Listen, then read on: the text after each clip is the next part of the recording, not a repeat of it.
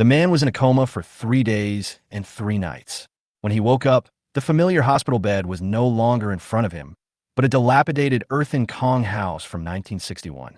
His sister's eyes were full of despair, and she was almost biting his nostrils with hunger. The calendar on the wall showed that it was the last year of the 3-year natural disaster.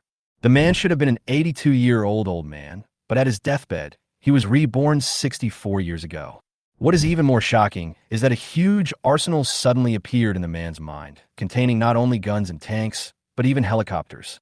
The most shocking thing about this arsenal is that it is not only a super backpack, it also has the function of stopping time. Once any prey is put in, it will always remain fresh. This sudden golden finger instantly makes the man realize that he is more powerful than Doraemon's pocket. From AK-47 to ghillie suits, from first aid kits to helicopters, everything is available so that men can deal with any situation at any time. But when the man searched through the armory and saw the empty space, he was dumbfounded. There was no food. On this snowy night in northeast China with the temperature dozens of degrees below zero, the sister was dying and was too hungry to speak. In order to avoid repeating the tragedy of his previous life, the man resolutely decided to go into the mountains to hunt. The man thought he could kill a pheasant to save the day, but through the thermal imaging helmet, he accidentally discovered the traces of the wolf pack. With a light touch of his fingertips, the bullet from the silenced sniper rifle instantly penetrated the wolf king's head. However, how long can this secret be kept secret? When the man returned to the village with the wolves on his shoulders, the villagers' eyes became complicated and deep. In this famine-ravaged land, is the man who is reborn with an arsenal the savior of fate, or is he a predestined death warrant? Niu Hong walked into the house and whispered, "Brother Dongsheng's sister-in-law, I'm back." The man placed the 2 wild wolves and 4 flying dragons on the open space in the house, then turned around and closed the door, isolating the cold air outside. "Brother, why did you come back just now?" Niu Xianhua rubbed her sleepy eyes and complained softly. "Xianhua, look what I brought you." Niu Hong pointed to the 4 flying dragons piled on the ground. "Oh, a pheasant." Niu Xianhua suddenly became excited. She jumped off the edge of the Kong and stroked the beautiful feathers on Fei Long's body, unable to let go. Zhang Xiaoying and Niu Dongsheng looked at each other, feeling both surprised and happy.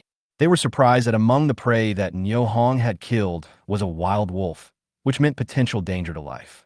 Zhang Xiaoying and Niu Dongsheng were happy that there were actually 2 wild wolves. This way, they no longer had to worry about starving in the short term. Zhang Xiaoying swallowed her saliva. She hadn't eaten meat for almost 2 years, ever since Niu Dongsheng's waist was broken by a tree. Now, when Zhang Xiaoying saw Niu Hong bringing back so many prey, she couldn't help but feel excited, and there was an unusual gleam in her eyes when she looked at Niu Hong. "Brother Hong, you actually shot a wolf back?" Zhang Xiaoying couldn't help but be surprised. "Well, if my old rifle hadn't exploded, I could have shot a few more." Niu Hong repeated calmly. "Ah, it exploded? Are you okay?" Zhang Xiaoying hurriedly picked up the kerosene lamp and prepared to walk up to Niu Hong to check. "Sister-in-law, I'm fine. Let's cook the meat and eat it quickly. Everyone must be starving." Niu Hong said quickly. Okay. Zhang Xiaoying responded repeatedly. After putting down the kerosene lamp, she picked up 2 flying dragons from the ground and said softly, "Brother Hong, come and help light the fire." "Okay, sister-in-law." Niu Hong agreed, walked a few steps to the stove, picked up a small wooden stick and used it to dig out the ashes in the stove. After clearing the gas path, the flames in the stove instantly rose. Niu Hong took the opportunity to put some more dry firewood into the stove. At this time, Zhang Xiaoying had already added a few scoops of cold water to the pot, covered it with a lid, and then walked to Niu Hong, squatted down, looked at Niu Hong sideways and said, "Brother Hong, don't go to the back mountain after dark. You were lucky to meet the wild wolf today and come back safely. You may not be so lucky next time." "Yeah." Niu Hong pulled the bellows and lowered his head to concentrate on adjusting the fire. He heard the scent of the opposite sex emanating from Zhang Xiaoying. He was slightly stunned and responded softly. "The pot is boiling. Hongdi, turn down the fire in the stove." Zhang Xiaoying reminded when she heard the gurgling sound of water in the pot. Zhang Xiaoying stood up, lifted the lid of the pot, scooped hot water into a large ceramic basin, and began to pluck the dragon's hair. "Brother Hong, you are so lucky today. In this cold winter, the pheasant you caught is not only not thin, but also weighs more than half a pound after plucked." Zhang Xiaoying said as she held up the plucked pheasant in front of Niu Hong for display. Her eyes pierced through the mist and looked at Niu Hong with a hint of tenderness in her eyes.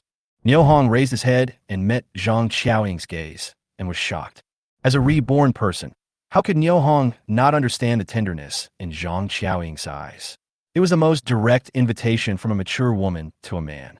Niu Hong's eyes rolled, and he smiled and said, "Sister-in-law, there are 6 of us. I'm afraid 2 flying dragons are not enough to eat. I'll cut another wolf leg and bring it over to cook together." "Well, we have a good harvest tonight, so let's eat more." Under the dim kerosene lamp, Zhang Xiaoying's face bloomed with a flower-like smile. Tonight is destined to be a beautiful night. Under the dim kerosene lamp, Niu Xianhua held the bowl and ate happily, with her cheeks bulging like a little hamster. Niu Hong saw this and was filled with joy. He finally didn't have to worry about his little sister, Niu Xianhua, going hungry anymore. At this time, Zhang Xiaoying walked up to Niu Hong with a rice spoon and said softly, "Brother Hong, I have already tidied up the Kong in the west room. It is very warm. You and Xianhua can stay there after dinner." Niu Hong raised his head and saw Zhang Xiaoying's almond-shaped eyes looking at him, with a charming gleam in her eyes. Niu Hong's heart was slightly moved, and he was about to refuse, but when he thought of the collapsed old house at home that was no longer habitable, he couldn't help but reveal a helpless, bitter smile on his face, and said, "Sister-in-law, that will cause you trouble." Niu Dongsheng, who was leaning against the Kong, listened to the conversation between the 2 people, holding the bowl and eating silently. His eyes were dim, and he felt that the broth in his mouth tasted particularly bitter. "Dad, give this." Xuan Bao took out a half-eaten piece of meat from his mouth and handed it to Niu Dongsheng's Kong. Niu Dongsheng looked at his son with a look of genuine joy on his face. "Good boy, eat it while it's hot." "Dad, eat it." Xuan Bao raised his little hand, determined to let Niu Dongsheng eat it. Zhang Xiaoying heard the voice and turned around to see this scene. She said in a scolding tone, "Brother Dongsheng, Xuan Bao is really sensible. He knows how to be filial to you at such a young age. He will definitely be a good child when he grows up." Niu Hong, who was sitting beside him, praised him repeatedly. Xuan Bao will definitely be a good kid when he grows up." Niu Dongsheng smiled, moved the chopsticks to his left hand, caressed Xuan Bao's head lovingly, then lowered his head and opened his mouth to eat the piece of meat handed to him by his son. When Zhang Xiaoying saw the heartwarming scene between the father and son, her nose felt sore and her eyes became moist.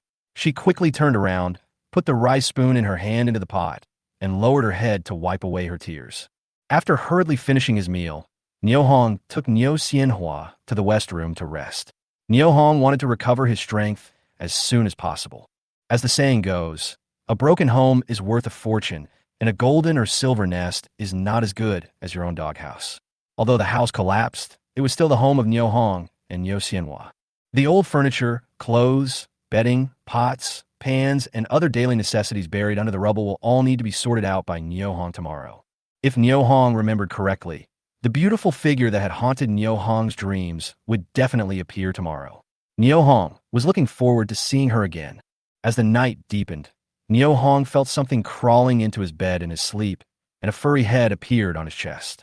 The familiar scent of a woman instantly penetrated his nostrils.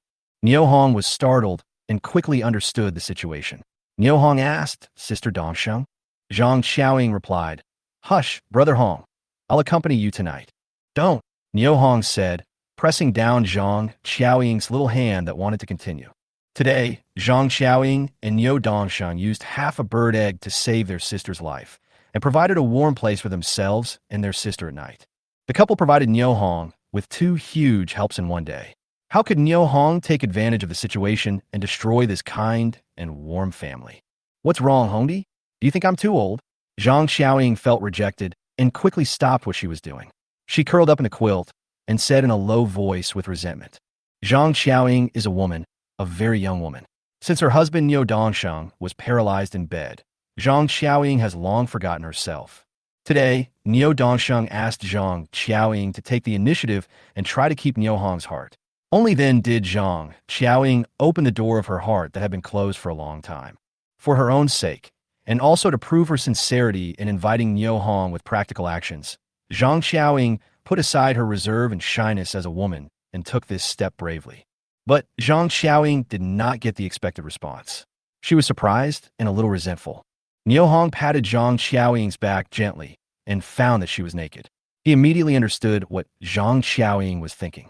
Zhang Xiaoying was determined to let him help her family get involved. Sighing in his heart, Niu Hong hurriedly sat up, covered himself with the quilt, tidied everything for Zhang Xiaoying, and said, "Sister-in-law, you have my brother. You can't do this to me. Brother Hong, you have seen the situation of my family. If you don't help us, our family will not survive this winter and will have no choice but to die." Zhang Xiaoying sobbed softly, her voice trembling. In the past 2 years, Zhang Xiaoying has been supporting the family alone, but now she has reached the end of her rope. Zhang Xiaoying's family didn't have any food stored, and it was snowing heavily outside. Finding something to eat was harder than climbing to heaven. Everyone could foresee what was going to happen next. Fortunately, the prey that Niu Hong brought back today allowed Zhang Xiaoying, Niu Dongsheng, and their family to have a full meal after a long time. The remaining prey can also be used as food storage, and life seems to have new hope. Zhang Xiaoying and her husband Niu Dongsheng were surprised and grateful for the hunting skills demonstrated by Niu Hong. They also hoped more eagerly that Niu Hong could join the family and help them overcome the difficulties. Niu Hong felt Zhang Xiaoying's sadness and comforted her. "Sister-in-law, help. How could I not help you? You and Brother Dongsheng are both good people. Your family's difficulties are only temporary. When Xuanbao and Area grow up, life will definitely get better. Listen to your brother, go back and discuss it with Brother Dongsheng." After hearing this, Zhang Xiaoying's tears welled up again, as if she wanted to vent all her grievances.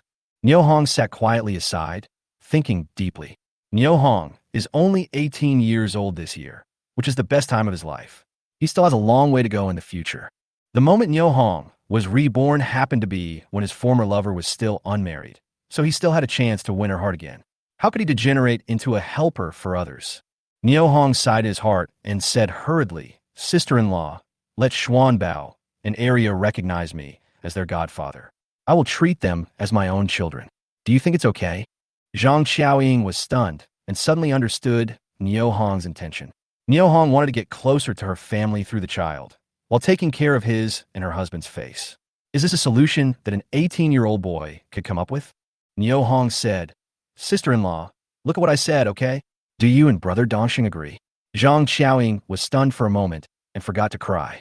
"Okay, sister-in-law agrees, Brother Hong, then tonight." "Sister-in-law, don't accompany me tonight. Go back and discuss it with Brother Dongsheng to see if he agrees," Niu Hong said. Niu Hong couldn't help but shiver. Even though he was wearing clothes, he still wanted to get into the warm bed immediately. "Oh," Zhang Xiaoying nodded happily, wiped the tears from her face, hurriedly put on her clothes, and went back to the east room. Niu Hong lay back on the bed, quietly feeling the remaining warmth left by Zhang Xiaoying, with mixed feelings in his heart.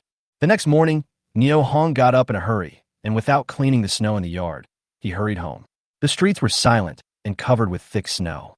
When Niu Hong approached his yard, he found a row of fresh footprints on the snow, indicating that someone had entered the yard and had not left. Who could have come to his house so early in the morning?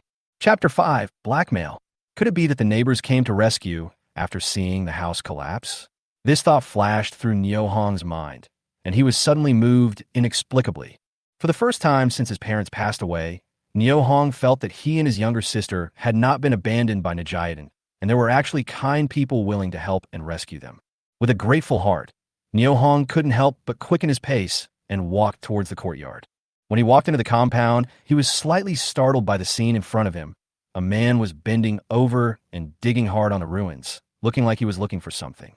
In order not to disturb the other person, Niu Hong deliberately slowed down his pace and gently approached the busy man.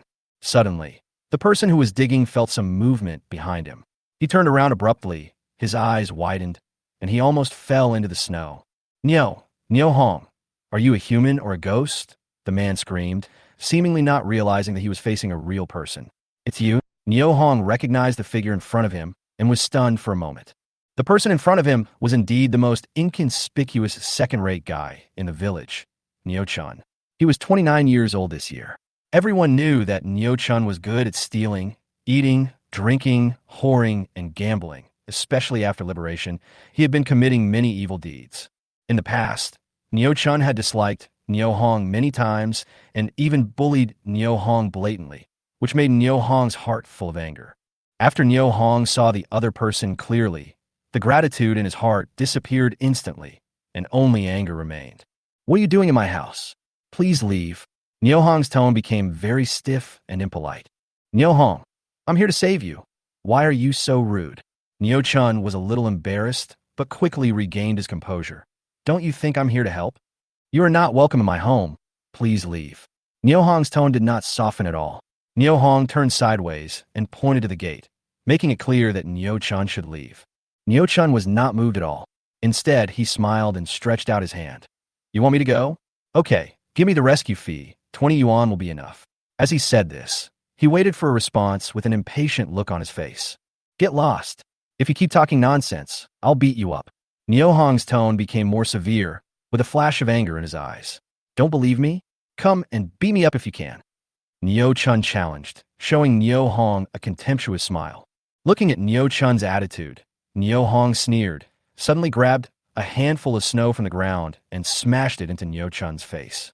While Nio Chun was dodging subconsciously, Nio Hong quickly took out a baseball bat from his arsenal and hit Nio Chun hard on the butt. Ah, it hurts, Nio Hong, you.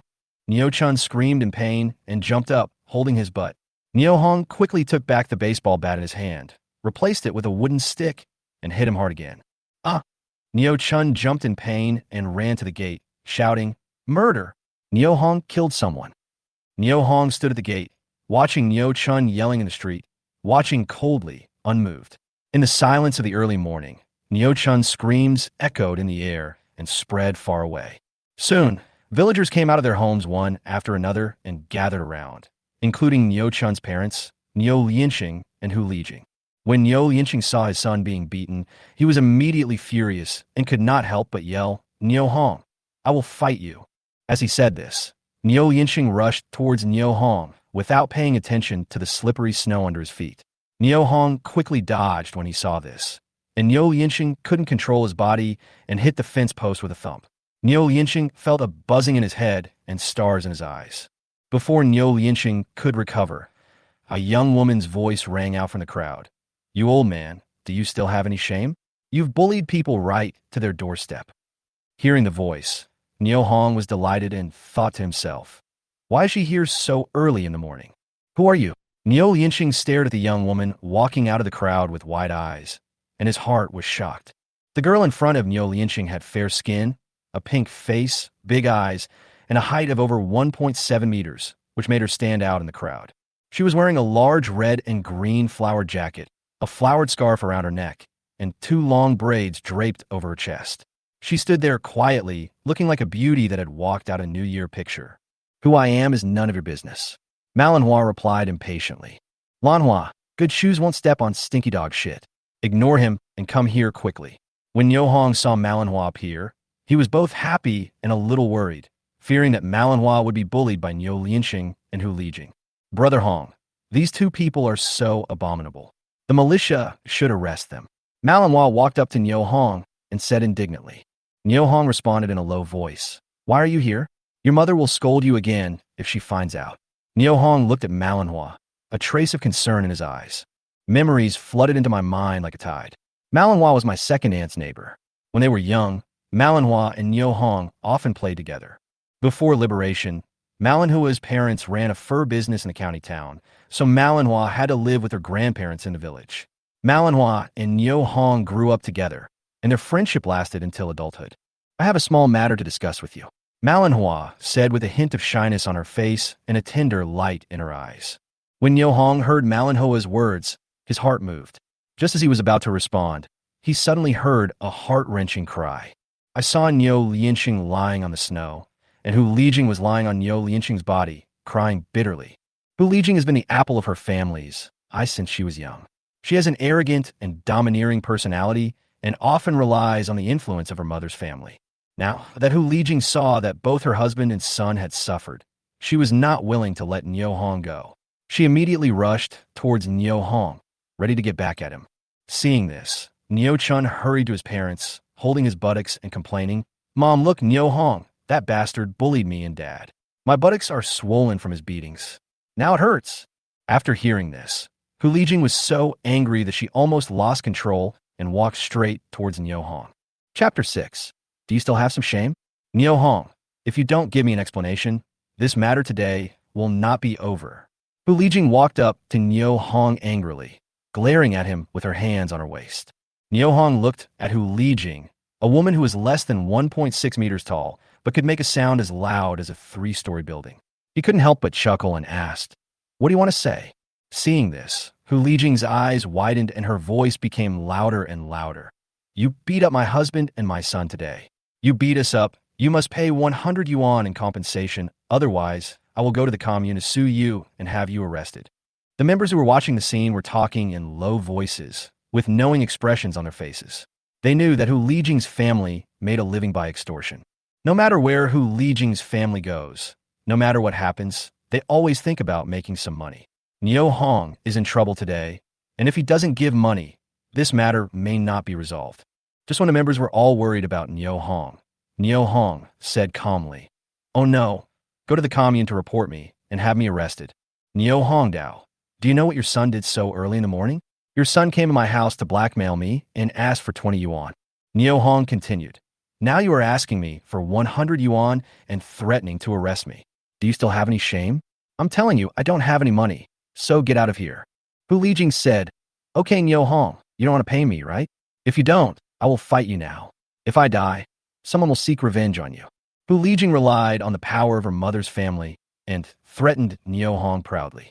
Hu Lijing had 5 brothers and 20 or 30 nephews to back her up, so Hu Lijing dared to be so arrogant and threaten Niu Hong. At this time, a voice suddenly came. Are you all so bored that you have nothing to do after eating? Don't you see that there is such a thick snow in the village and no one is cleaning it? Go and clean the snow. The voice was very loud, and then 7 or 8 people came over from not far away. Leading them were Niu Tiankai, the captain of the Najaidan production brigade, and Niu Shengli, the company commander of the militia. Behind them were several militiamen carrying rifles. The crowd watching this scene all breathed a sigh of relief. The arrival of Niu Tiankai and Niu Shengli seemed to hold up an umbrella for Niu Hong. Captain, you have to stand up for our family. Look at what Niu Hong did to Lian Sheng and Chun'er. Wu.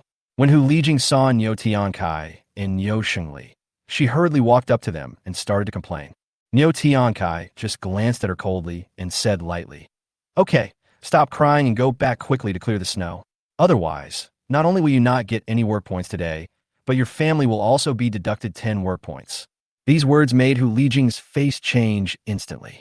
Hu Lijing knew that no matter how powerful her mother's family was, they could not change the work point punishment in this matter. Work points are very important to rural people, as they're directly related to the food rations distributed at the end of the year. If work points are deducted this time, not only will the food rations be lost, but you will also have to pay money to settle the account. Hu Lijing was anxious, and a panicked expression appeared on her face. Seeing this, Niu Yinxing quickly stood up from the snow, looked at Niu Hong fiercely, and cursed, just wait and see. Then, Niu Yinxing hurriedly left the scene with Hu Lijing and Niu Chun. The onlookers also dispersed and went home to prepare to clean up the snow in the village. Seeing that the situation had calmed down, Niu Tiankai nodded and left with Niu Shengli and others. But Niu Tiankai never looked at Niu Hong. Niu Hong saw this and sneered in his heart. It seems that I was too honest and too dutiful in the past, so I was looked down upon by others. An even greater bullying and humiliation seemed to be waiting for Niu Hong. Suddenly, a familiar figure came into Niu Hong's sight. It's Sister Dongsheng. Why is she here? Could it be that my younger sister Niu Xianhua wants to see me for something? Niu Hong hurriedly walked over with manhwa. Sister-in-law, why are you here? Did something happen to the flowers? Zhang Qiaoying said, no, the flowers are still sleeping. I heard you arguing with someone on the street, so I came out to see what happened. Uncle Tiankai and Brother Xingli are not too late, right? Niu Hong was moved when he heard this. He looked at Zhang Qiaoying's concerned eyes and asked doubtfully, Sister-in-law, did you call them here? Zhang Qiaoying said, well, when I went out, I saw Niu Lianxing and his wife walking towards this side, cursing. I was worried that something might happen to you, so I went to the brigade headquarters and called Uncle Tiankai and Brother Xingli to come and help.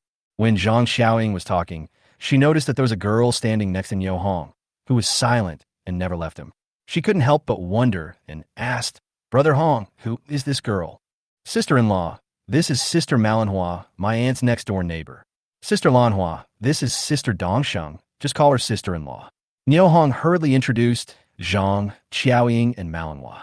After hearing this, Zhang Qiaoying came over with a smile and held Manhwa's hand affectionately. Lao Hua girl is so pretty. How old are you this year? Sister-in-law, I'm just 17 this year. Manhwa responded with a smile. Her manners were graceful and her voice was neither humble nor arrogant. Zhang Qiaoying said, Brother Hong, since you have friends over, why don't you take Sister Lanhua home for a meal? It won't be too late to clean up the snow after breakfast. After hearing what Zhang Qiaoying said, Manhwa looked at Niu Hong sensitively, then turned around and politely refused. Thank you, sister-in-law. I came here to talk to Brother Hong about something today, and I'll leave after I'm done. Seeing this, Zhang Qiaoying understood what Manhwa meant and found an excuse to leave. Manhwa looked at Zhang Qiaoying's leaving back and couldn't help but feel upset. Over the years, Brother Hong has never mentioned a woman named Sister Dongsheng to Manhwa. But now, this Zhang Qiaoying actually speaks to Brother Hong in a family-like tone. What is going on? Could it be that, between Zhang Qiaoying and Brother Hong? Manhwa's mood suddenly became heavy, her brows slightly furrowed, and she fell into deep thought. At this time, Niu Hong did not notice Manhwa's strangeness at all and asked softly, Sister Lanhua, is there something you want to talk to me about so early this morning? Niu Hong remembered that today was Lanhua's blind date. Manhwa came to him, probably to ask for his opinion. Should she go on a blind date today? At that time, he suggested to her go because the boy's conditions were indeed good.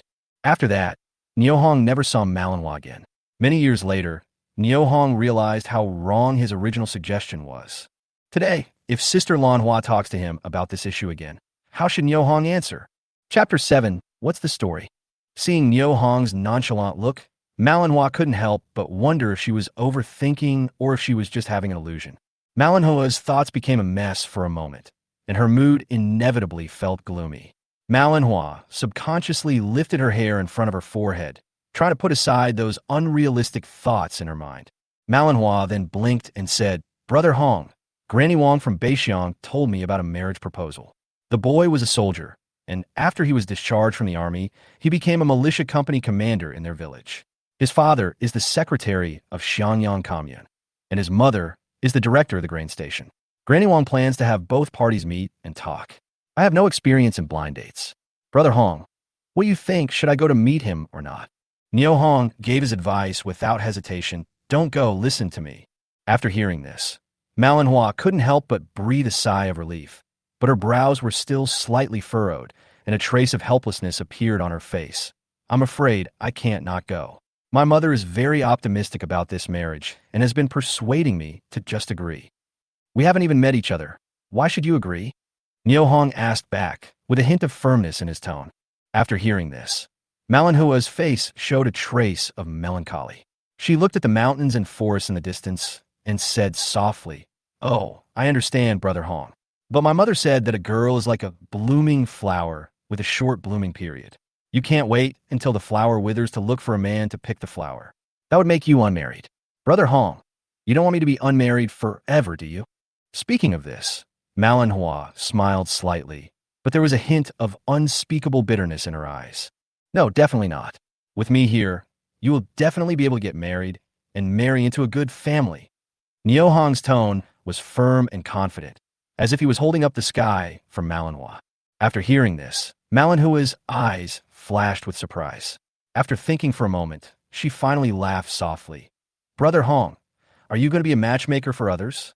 Niu Hong's expression became serious, but his tone was still slow and serious. Well, what are you thinking?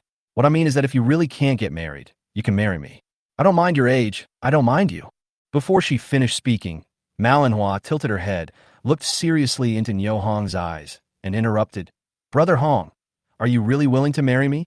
Of course. If others can give you happiness, I can definitely give it to you. If others cannot give you happiness, I can still give it to you. I have the capital and the ability to do so. Niu Hong's eyes were very solemn, and his words were full of promises. Manhwa looked at Niu Hong's serious and determined face, and her heart instantly felt warm, as if all her confusion and anxiety were swept away. Manhwa's eyes sparkled with anticipation. Brother Hong, is what you said true? Of course it's true. I never speak nonsense. Niu Hong nodded like a mountain, his tone extremely firm.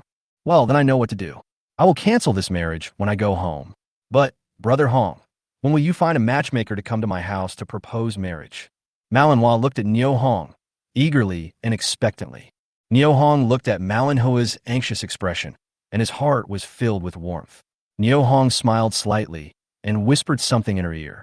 Malinhua sometimes frowned, sometimes showed a look of surprise, and finally Malinois nodded heavily and cheered. Brother Hong, I'll wait for you. You must come. Niu Hong looked at the amaranth flowers in front of him, and it was as if the flowers in spring suddenly bloomed, gorgeous and colorful, and his heart was filled with happiness and anticipation. As Zhang Xiaoying was walking on the way home, the youthful face of Malinhua kept appearing in her mind, causing a dull pain in her heart. Last night, although Niu Hong did not ask Zhang Xiaoying for anything, in Zhang Xiaoying's heart, Niu Hong had already become a part of her, and she had silently regarded him as her half-man. And now, the beautiful girl Malinhua suddenly appeared beside Niu Hong, and Zhang Xiaoying couldn't help feeling inexplicably jealous. Reason told Zhang Xiaoying that this idea was wrong, but she couldn't control herself and felt pain for no reason. It was not until she slipped and almost fell that she came to her senses and quickly focused on the road ahead. When approaching the door, Zhang Xiaoying saw Niu Xianhua looking out the door. Zhang Xiaoying smiled and greeted her. Xianhua, are you awake? Well, sister-in-law, where is my brother? Niu Xianhua asked in a low voice. Your brother has gone back to your house to pack up his things. He'll be back soon. Wash your hands and have dinner. Zhang Xiaoying replied with a smile. Okay.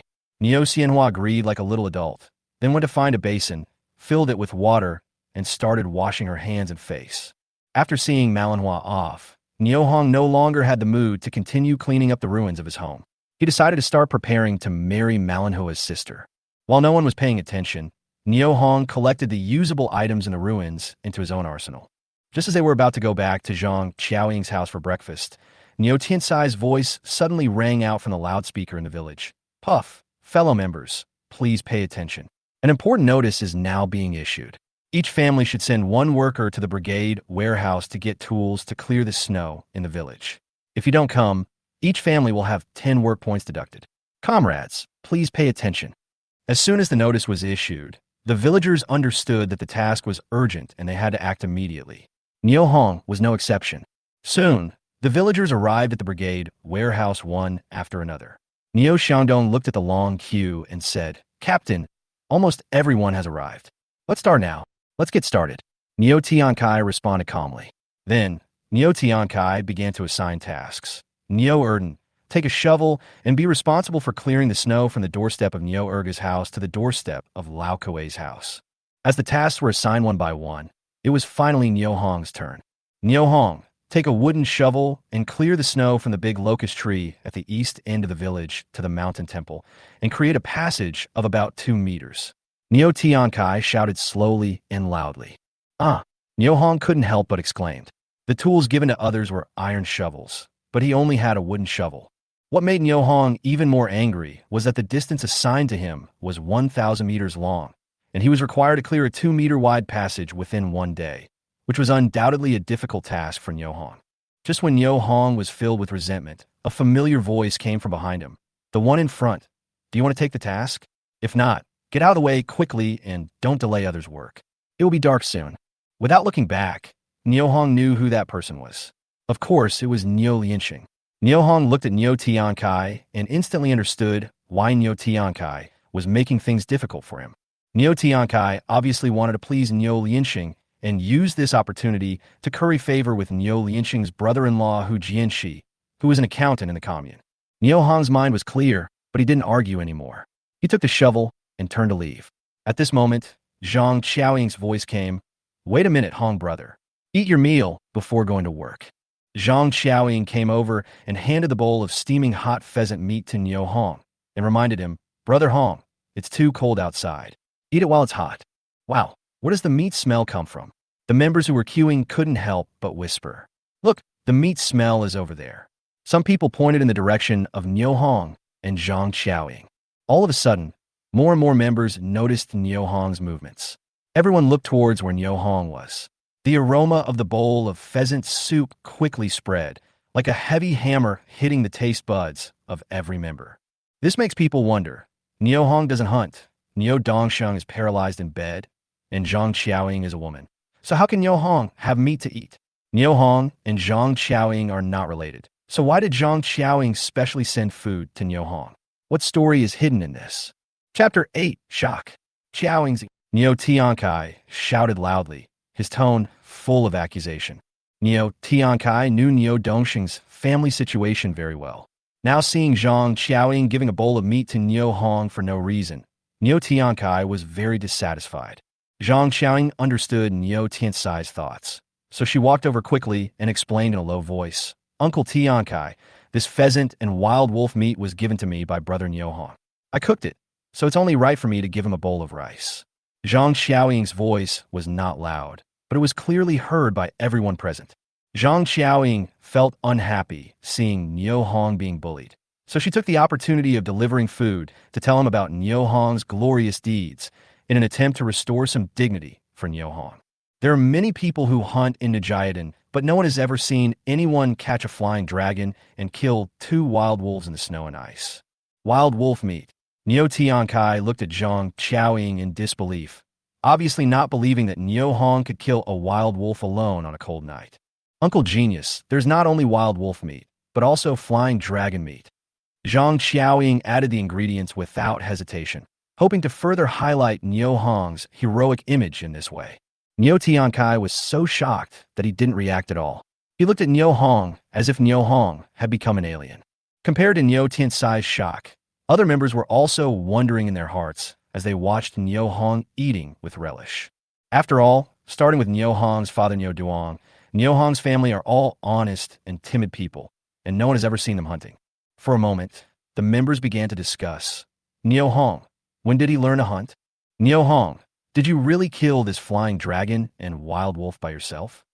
Niu Tiankai couldn't help but walk up to Niu Hong and asked loudly. Ha! I picked them up behind our village. The wild wolf was hit to death by branches, and the pheasant was frozen to death by the heavy snow. I happened to pick them up. What luck, ha! Niu Hong smiled proudly, handed the empty bowl to Zhang Qiaoying, then picked up the wooden shovel and walked towards the east end of the village. Niu Hong was not willing to explain to the person who was trying to make things difficult for him. After all, there were some things that Niu Hong did not want outsiders to know. So, Niu Hong simply laughed it off and dealt with it casually.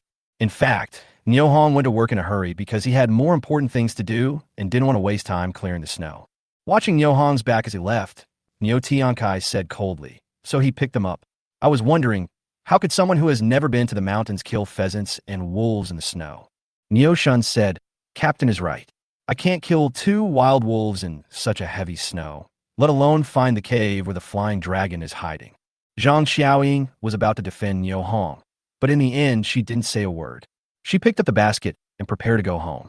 Haha, Niu Shun, you are so old and you still can't kill 2 wild wolves. The team behind Niu Shun started to make fun of him. As an experienced hunter, Niu Shun could not show weakness and immediately fought back. You can go and see if the wild wolf will eat you until not even a bone is left. Niu Shun's words caused a moment of silence. Wild wolves are particularly ferocious in winter, and because of food shortages, they will even attack humans. For a moment, everyone began to re-examine what Niu Hong said. Niu Hong came to the big locust tree at the east end of the village and looked around. He saw only a vast expanse of white. There was no other figure except Niu Hong himself. In the distance, the mountain temple stood quietly like a small black dot. Clearing the snow from the big locust tree to the mountain temple was obviously an almost impossible task. If you don't clear the snow from the big locust tree to the mountain temple, you won't get any work points. Without work points, you won't get food rations at the end of the year, and you'll have 10 work points deducted. This deduction of 1 yuan and 50 cents is a considerable loss for a family like Niu Hong's. What is even more confusing is that the snow in the village is cleared to make it easier for the villagers to walk. But what is the point of clearing the snow from the mountain temple? In such cold weather, who would go to the mountain temple to burn incense and worship Buddha? The more Niu Hong thought about it, the angrier he got. He looked up at the big locust tree and couldn't help but curse Niu Tiankai in the most vicious way. Niu Tiankai, you bastard, you will die a miserable death. Niu Hong's voice echoed across the vast mountains and fields, and the only response was the howling of the cold wind. Suddenly, Neo Hong had an idea. Since the arsenal could carry inanimate objects, could also carry snow, Neo Hong no longer hesitated. He looked around and saw that no one was paying attention. With a sudden thought, he moved a large piece of snow into the armory, revealing a large area of black land. Then, Neo Hong moved the snow back to the roots of the big locust tree as nutrients for the next year. This move in and out instantly cleared a large piece of snow, much faster than using a wooden shovel. Neo Hong had a rough estimate in his mind. The volume of the snow was at least 0.5 cubic meters. Without hesitation, Neo Hong began to use the arsenal more skillfully to clear the snow on the road. In order to conceal his tracks, Neo Hong used a wooden shovel to shovel the snow and threw it to the roadside, while using the arsenal to quietly move a large amount of snow. The coordination was seamless. From a distance, Neo Hong was seen wielding the shovel like flying snow flying in the air, like a white waterfall pouring down. The 2-meter-wide black road was also extending continuously, progressing rapidly. When Neo Lianxing came to the big locust tree and started working, Neo Hong had almost reached the mountain temple, and today's task was almost completed. Seeing this scene, Neo Lianxing's face suddenly became gloomy. Originally, Neo Lianxing wanted to supervise Neo Hong in this way to see if Neo Hong would be lazy, or to see Neo Hong's embarrassment when he could not complete the task. However, not only did Neo Lianxing not see Neo Hong make a fool of himself, but he became the first witness of Neo Hong completing the task. Thinking that Neo Hong would soon be able to pocket the 10 work points, Neo Lianxing felt both pain and anger in his heart, and couldn't help cursing his heart. Fuck, Neo Hong, you bastard. How long did he have to eat expired rat poison to complete such a task that no one else can do? Shocked, frustrated, and completely puzzled, Neo Lianxing felt even more miserable than if he had not received any work points. Not long after, Neo Hong, who had completed the task, came back carrying a wooden shovel. Seeing Neo Lianxing shoveling the snow bit by bit with an iron shovel, Neo Hong couldn't help but laugh in his heart. Neo Hong thought to himself, damn it, this old man Neo Lianxing is dishonest. He wanted to laugh at me. It's a pity that Neo Lianxing didn't see it. Ha ha ha, cool. When the team leader Neo Tiankai and the accountant Neo Xiangdong came to the site to inspect the task, they were also shocked by the scene before them. The 2-meter-wide road stretched from the big locust tree to the mountain temple for more than 2 miles, and there was not a trace of snow left. In just half an hour, such a large workload was easily completed by Neo Hong. It was incredible. Neo Hong looked at the stunned Neo Tiankai and felt a pang of relief. Neo Hong said loudly, Captain, I have completed my work task today. Can I leave now? Chapter 9. Can we find a house? Wait a minute. Neo Tiankai hurriedly reached out to stop Neo Hong, who was about to leave, with doubt in his tone that could not be ignored.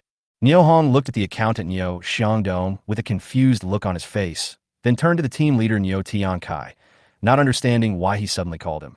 Are you sure you cleared the snow by yourself? Neo Tiankai asked an extremely stupid question, and even Neo Xiangdong next to him showed a surprised look. Captain, do you think Neo Lianxing will help me clear the snow? Neo Hong answered in a teasing tone, with obvious sarcasm in his voice. Neo Tiankai turned his head and glanced at Neo Lianxing, who was standing not far away. He suddenly felt speechless and realized how stupid his question was. Neo Lianxing had taken the initiative to ask for this labor task, and his purpose was very clear. Neo Lianxing wanted to see Neo Hong's embarrassment of not being able to complete the task. How could he possibly help clear the snow? Besides, Neo Lianxing hadn't even finished his own work tasks, so how could he help others? At this time, Zhang Xiaoying came closer with a thermos and an enamel pot, breaking the silence. Uncle Tiankai, Uncle Xiangdong, you are here too. Most people in Jiadan have the surname Neo, and only a few families have other surnames.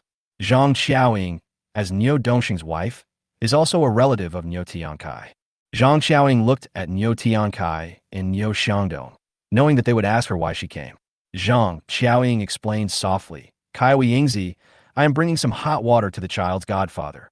Hearing Zhang Xiaoying's words, Neo Tiankai and Neo Xiangdong were both curious. Adopting a godfather is usually done by people with status and a family, but Zhang Xiaoying and Neo Dongsheng actually let their children recognize Neo Hong, a man who is not merry and honest, as their godfather, which is really puzzling. Zhang Xiaoying did not evade the question and said frankly, it was decided yesterday. Dongxing's illness will not be cured in a short time, and we can't do without a man to help with the big and small things at home. We discussed it and let the two children recognize Niu Hong as their godfather. Zhang Xiaoying's answer surprised Niu Tiankai and Niu Xiangdong, but Zhang Xiaoying continued as a matter of course. There was no godfather recognition ceremony yesterday, but it was Niu Hong who took the initiative to bring water to Niu Hong. Niu Hong felt a warm current in his heart when he heard this. In less than a day, Zhang Xiaoying helped him 3 times. First, she saved the life of his younger sister Niu Xianhua, then provided a warm place for him and his sister at night. And this morning she called the team leader to help him out when he was arguing with Niu Lianqing, and now she brought him water. Niu Hong looked at Zhang Xiaoying, and the gratitude in his heart grew stronger. Before Zhang Xiaoying finished her words, Niu Tiankai suddenly interrupted and said, "Xiaoying, did you help Niu Hong clear the snow today?" Zhang Xiaoying was stunned, looked at the section of work that Niu Hong was assigned to, and immediately took a breath of cold air. She saw that the snow on the road from the big locust tree to the mountain temple had been cleared cleanly.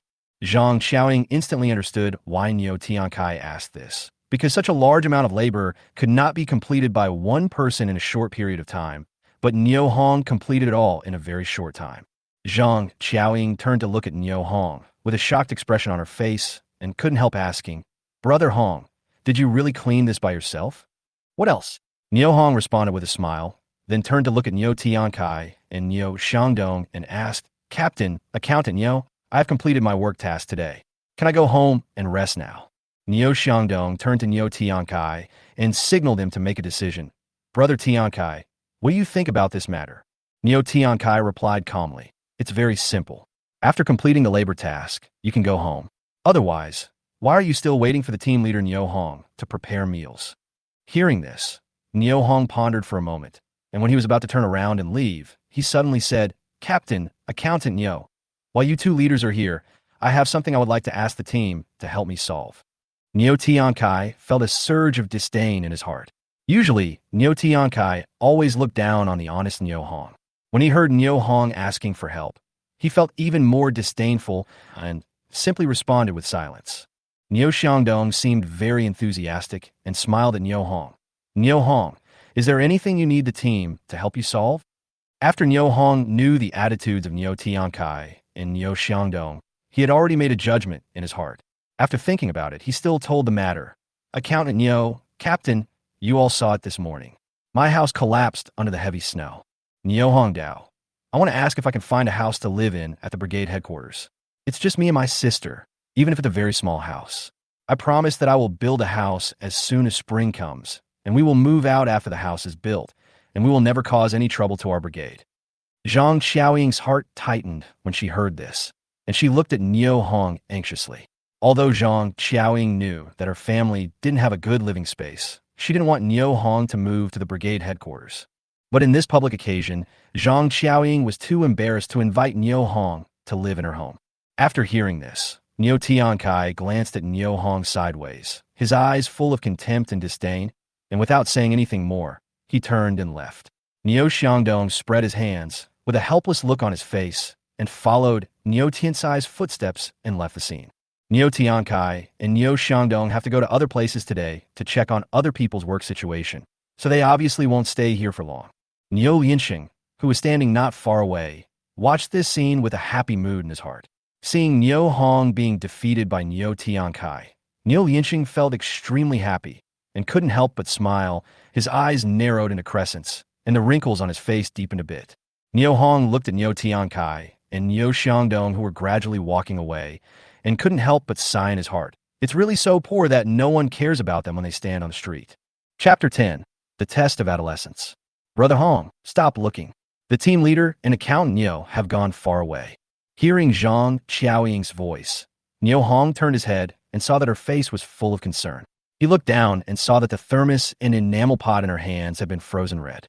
It was such a cold day, the road was slippery with ice and snow, but Zhang Xiaoying still brought hot water to me.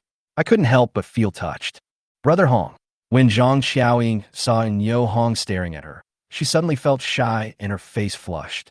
She called out softly and shyly.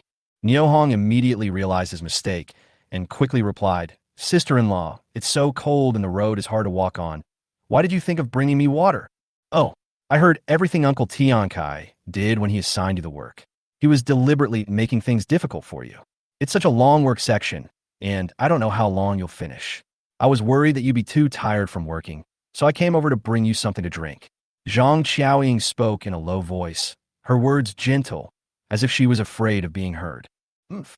Niu Hong snorted heavily, expressing his extreme dissatisfaction with Niu Tiankai, but did not continue to discuss this topic. Instead, he changed the subject. Sister-in-law, let me help you carry the thermos. Okay. Zhang Xiaoying glanced at Niu Lianxing, who was not far away, agreed softly, handed the thermos bottle and enamel pot in her hand to Niu Hong, then turned around and accompanied him to the village. Niu Tiankai and Niu Xiangdong, who had left earlier, walked side by side on the street, discussing Niu Hong's affairs in a low voice. Niu Xiangdong said, Brother Tiankai, do you feel that Niu Hong is different today than before? Niu Tiankai said, yes, a little bit. This guy's working speed is too evil. The snow on such a long road is more than half a meter thick and more than 2 meters wide. It's more than 1,000 meters long. In less than an hour, Niu Hong finished it all. It's really evil. Niu Xiangdong said, Brother Tiankai, didn't you notice that Niu Hong's eyes are much more lively today than before, and he is neither humble nor arrogant when talking to you, and seems to have his own opinions? Well, a little bit. Could it be that this kid has changed his personality? Niu Tiankai seemed to be answering Niu Xiangdong's question, but also seemed to be talking to himself. Niu Xiangdong said, Brother Tiankai, if it were you, you should have promised to help him find a small house in the brigade. The brother and sister are so pitiful, without a father or a mother, and even the 3 shabby houses were collapsed by the heavy snow. Niu Tiankai said, Stop.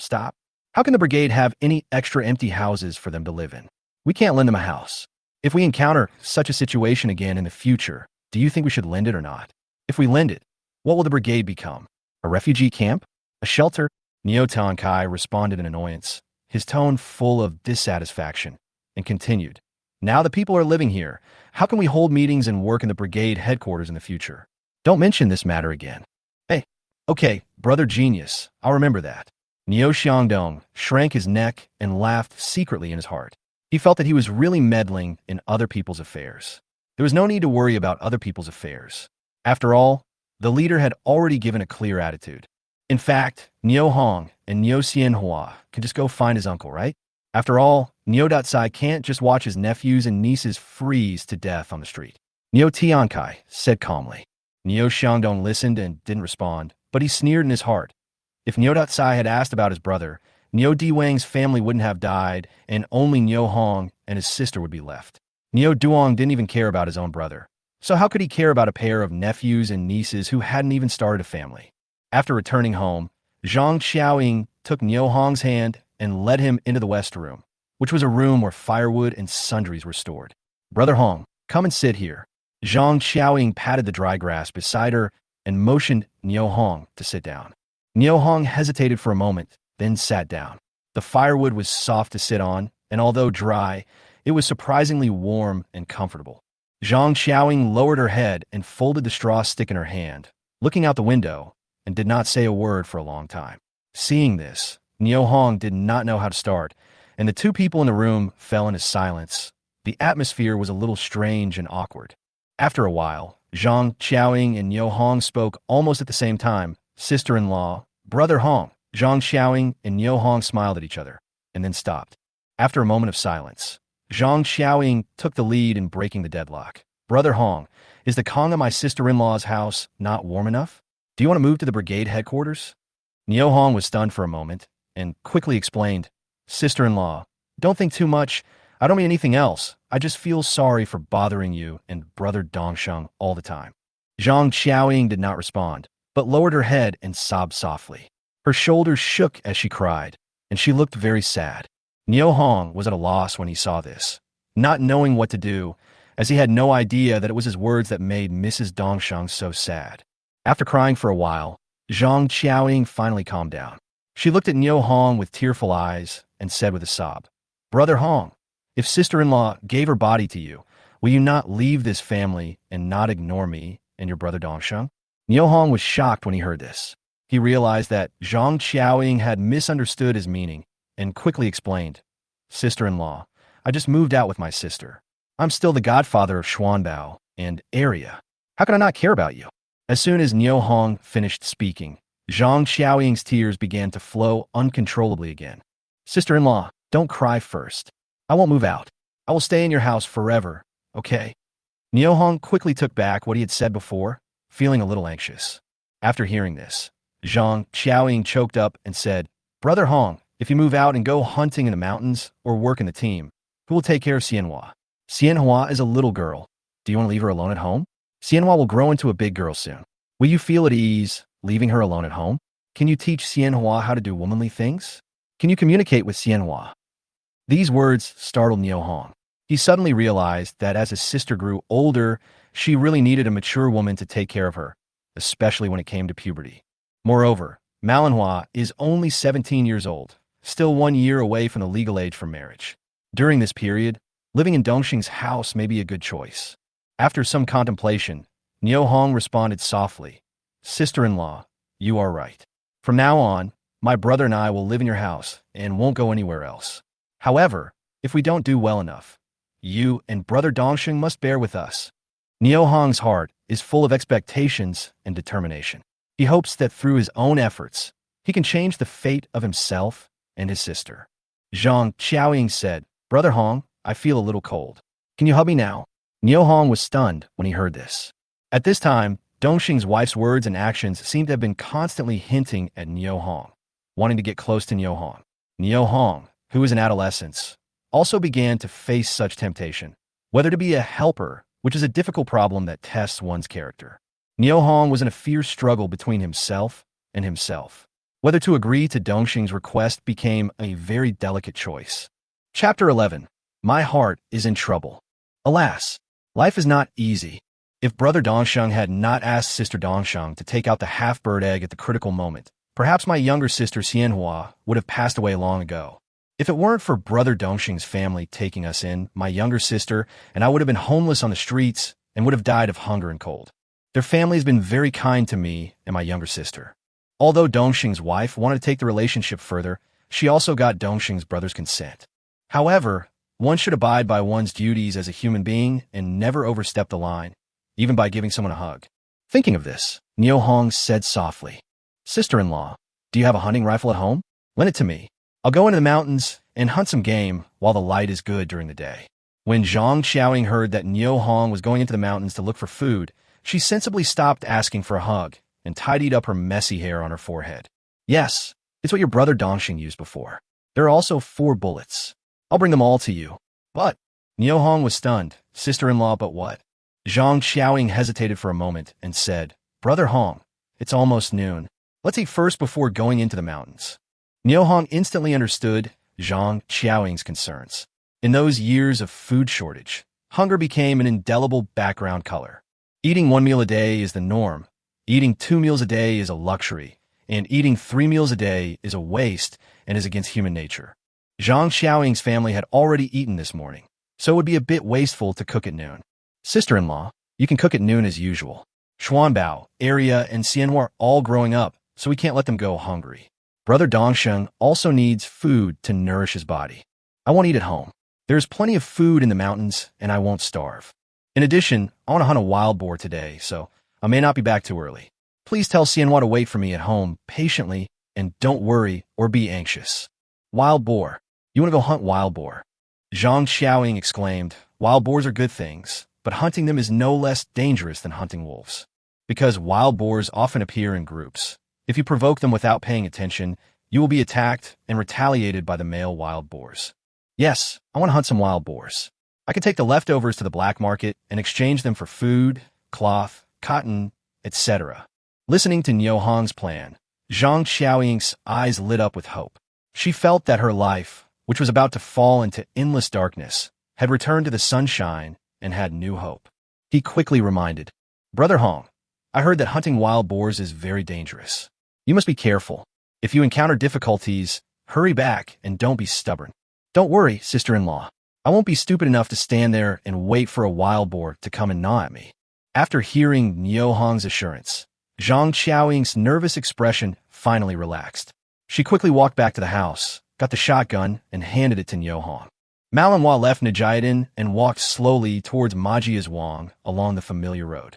Since she had already decided not to go on the blind date, she simply slowed down her pace on the way home, admiring the snow scenery around her as she walked.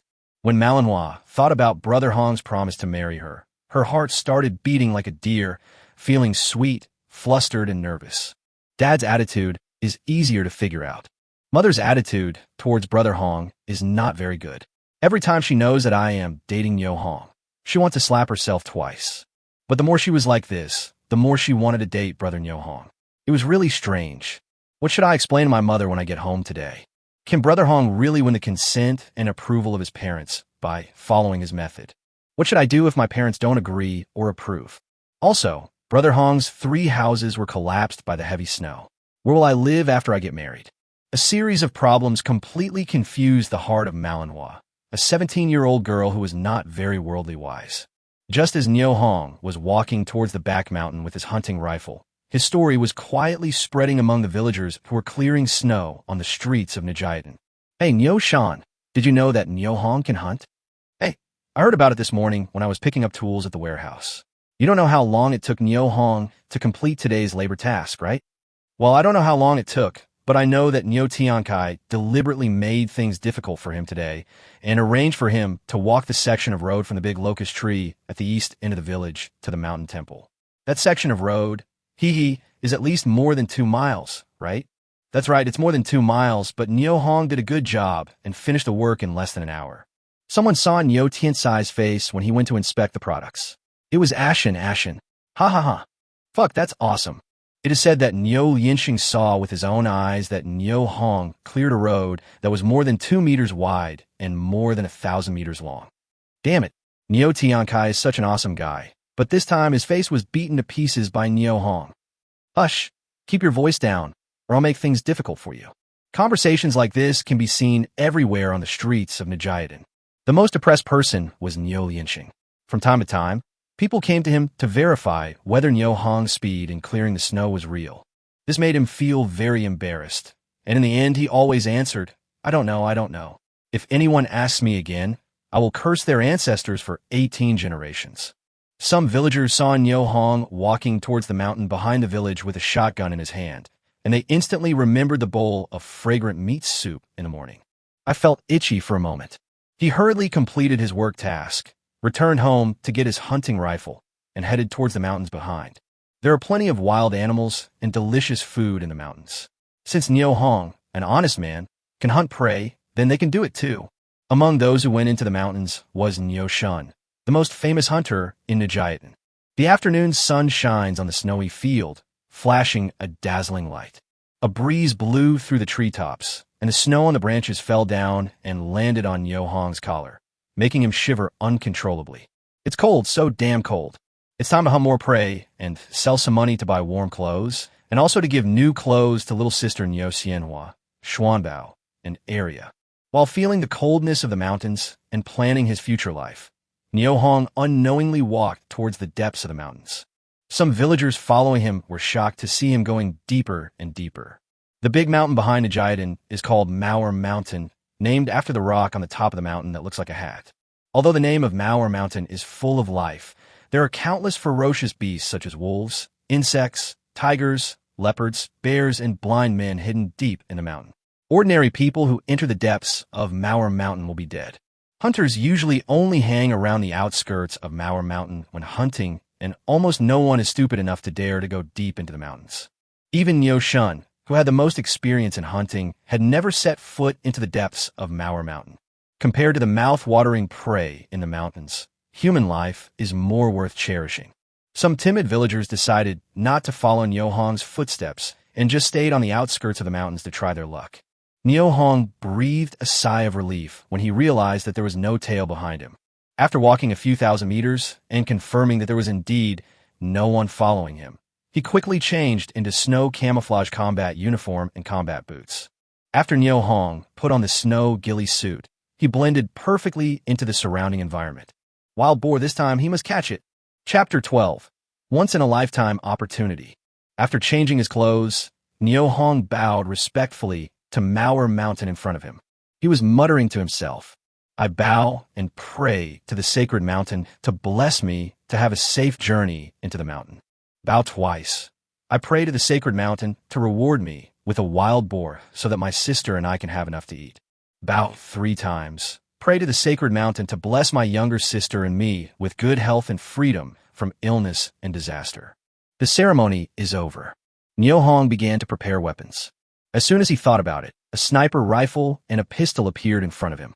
Check carefully to make sure all parts are functioning properly. Screw on the silencers one by one, and load the bullets into the chamber. He put it together with the old sleeve on his shoulder into the ammunition warehouse for use.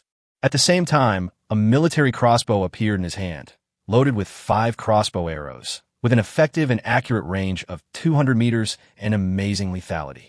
It is an ideal weapon that combines close combat offense and defense. Be prepared. Niu Hong picked up a military telescope and looked around, looking for prey. It's so quiet. After taking a look around and listening to the rustling sound of snow falling from the trees, Niu Hong felt emotional. My stomach growled at an opportune moment. Niu Hong quickly grabbed a handful of snow and put it into his mouth, and a chill instantly spread throughout his body.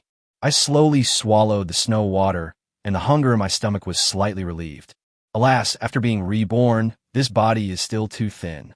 We must hurry up and find prey to eat. Otherwise, we will freeze to death in this mountain. Having made up his mind, Niu Hong skied slowly forward in the mountains and forests, trying his best not to make any sound so as not to alarm the potential prey in hiding. Walk and stop. He always paid attention to whether there were any animal tracks on the snow, or whether there were any birds or pheasants resting on the branches. Now, even if he finds a living thing, as long as it is edible, Niu Hong will put it in his pocket without hesitation. He was really hungry and needed food urgently. Only those who have truly experienced hunger know how terrible it is, and Niu Hong is experiencing it at this moment. Suddenly, a AJ sound came from the front, followed by a quack, quack sound. Grouse. There were males and females, and more than one. Based on the calls, Niu Hong instantly recognized the owners of the voices and their gender.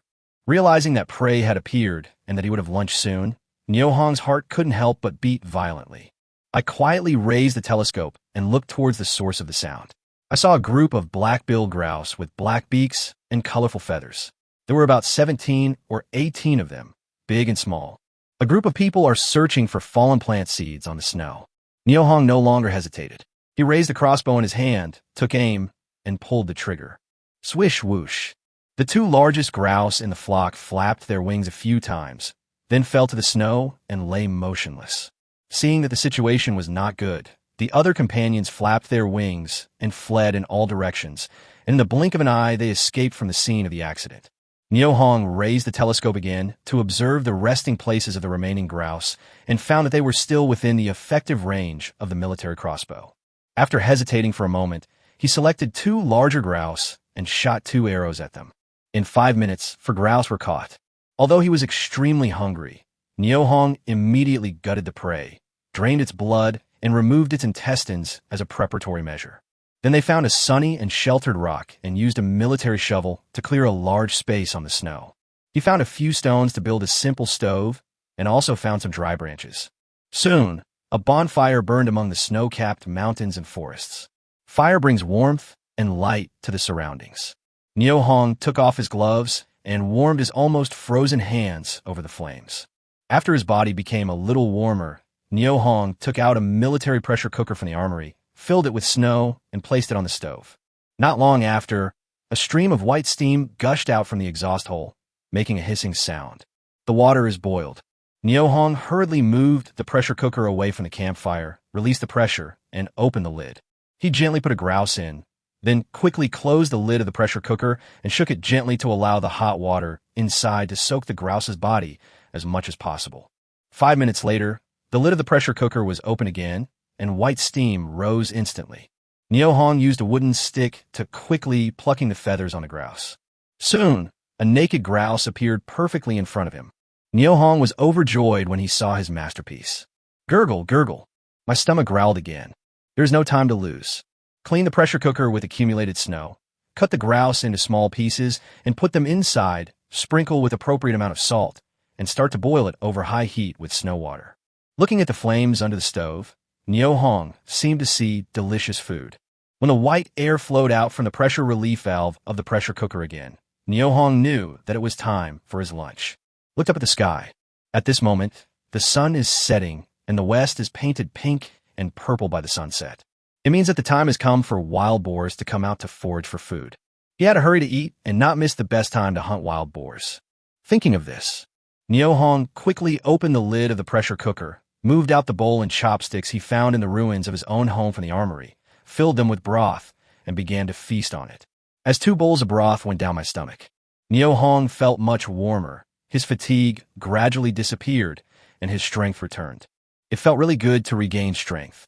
Just as Nio Hong was feeling emotional, a wolf howl suddenly came from not far away. Ouch! The sound is loud and long. The sound of wolf howling came one after another continuously. Oh no, this is a wild wolf calling for its companions. The wolf must have discovered itself and the burning flame. Not being sure of defeating the opponent, he called on his companions to come for help, intending to engage in a group fight. Wolf, so damn cunning. Everyone said that the depths of Mauer Mountain were full of dangers, and it was true. It had only been a short time since they encountered this cunning and treacherous wolf. Nio Hong couldn't help but shudder when he thought of the wolves all over the mountains. Looking around, there's only wilderness. If we retreat, where should we retreat to, and where is the safe place? Don't withdraw. There's a solid rock wall behind me. I have no worries if I stay here. Maybe fighting to the end is a way out. To retreat or to hold on. In an instant, countless answers flashed through Nio Hong's mind. At the same time, the outline of a huge arsenal appeared in my mind. Nio Hong instantly had an idea. He has numerous guns and ammunition. The wolf called his companions over. Instead, it provides him with the opportunity to kill as much as he wants, saving him the time and energy of going out to look for wild wolves.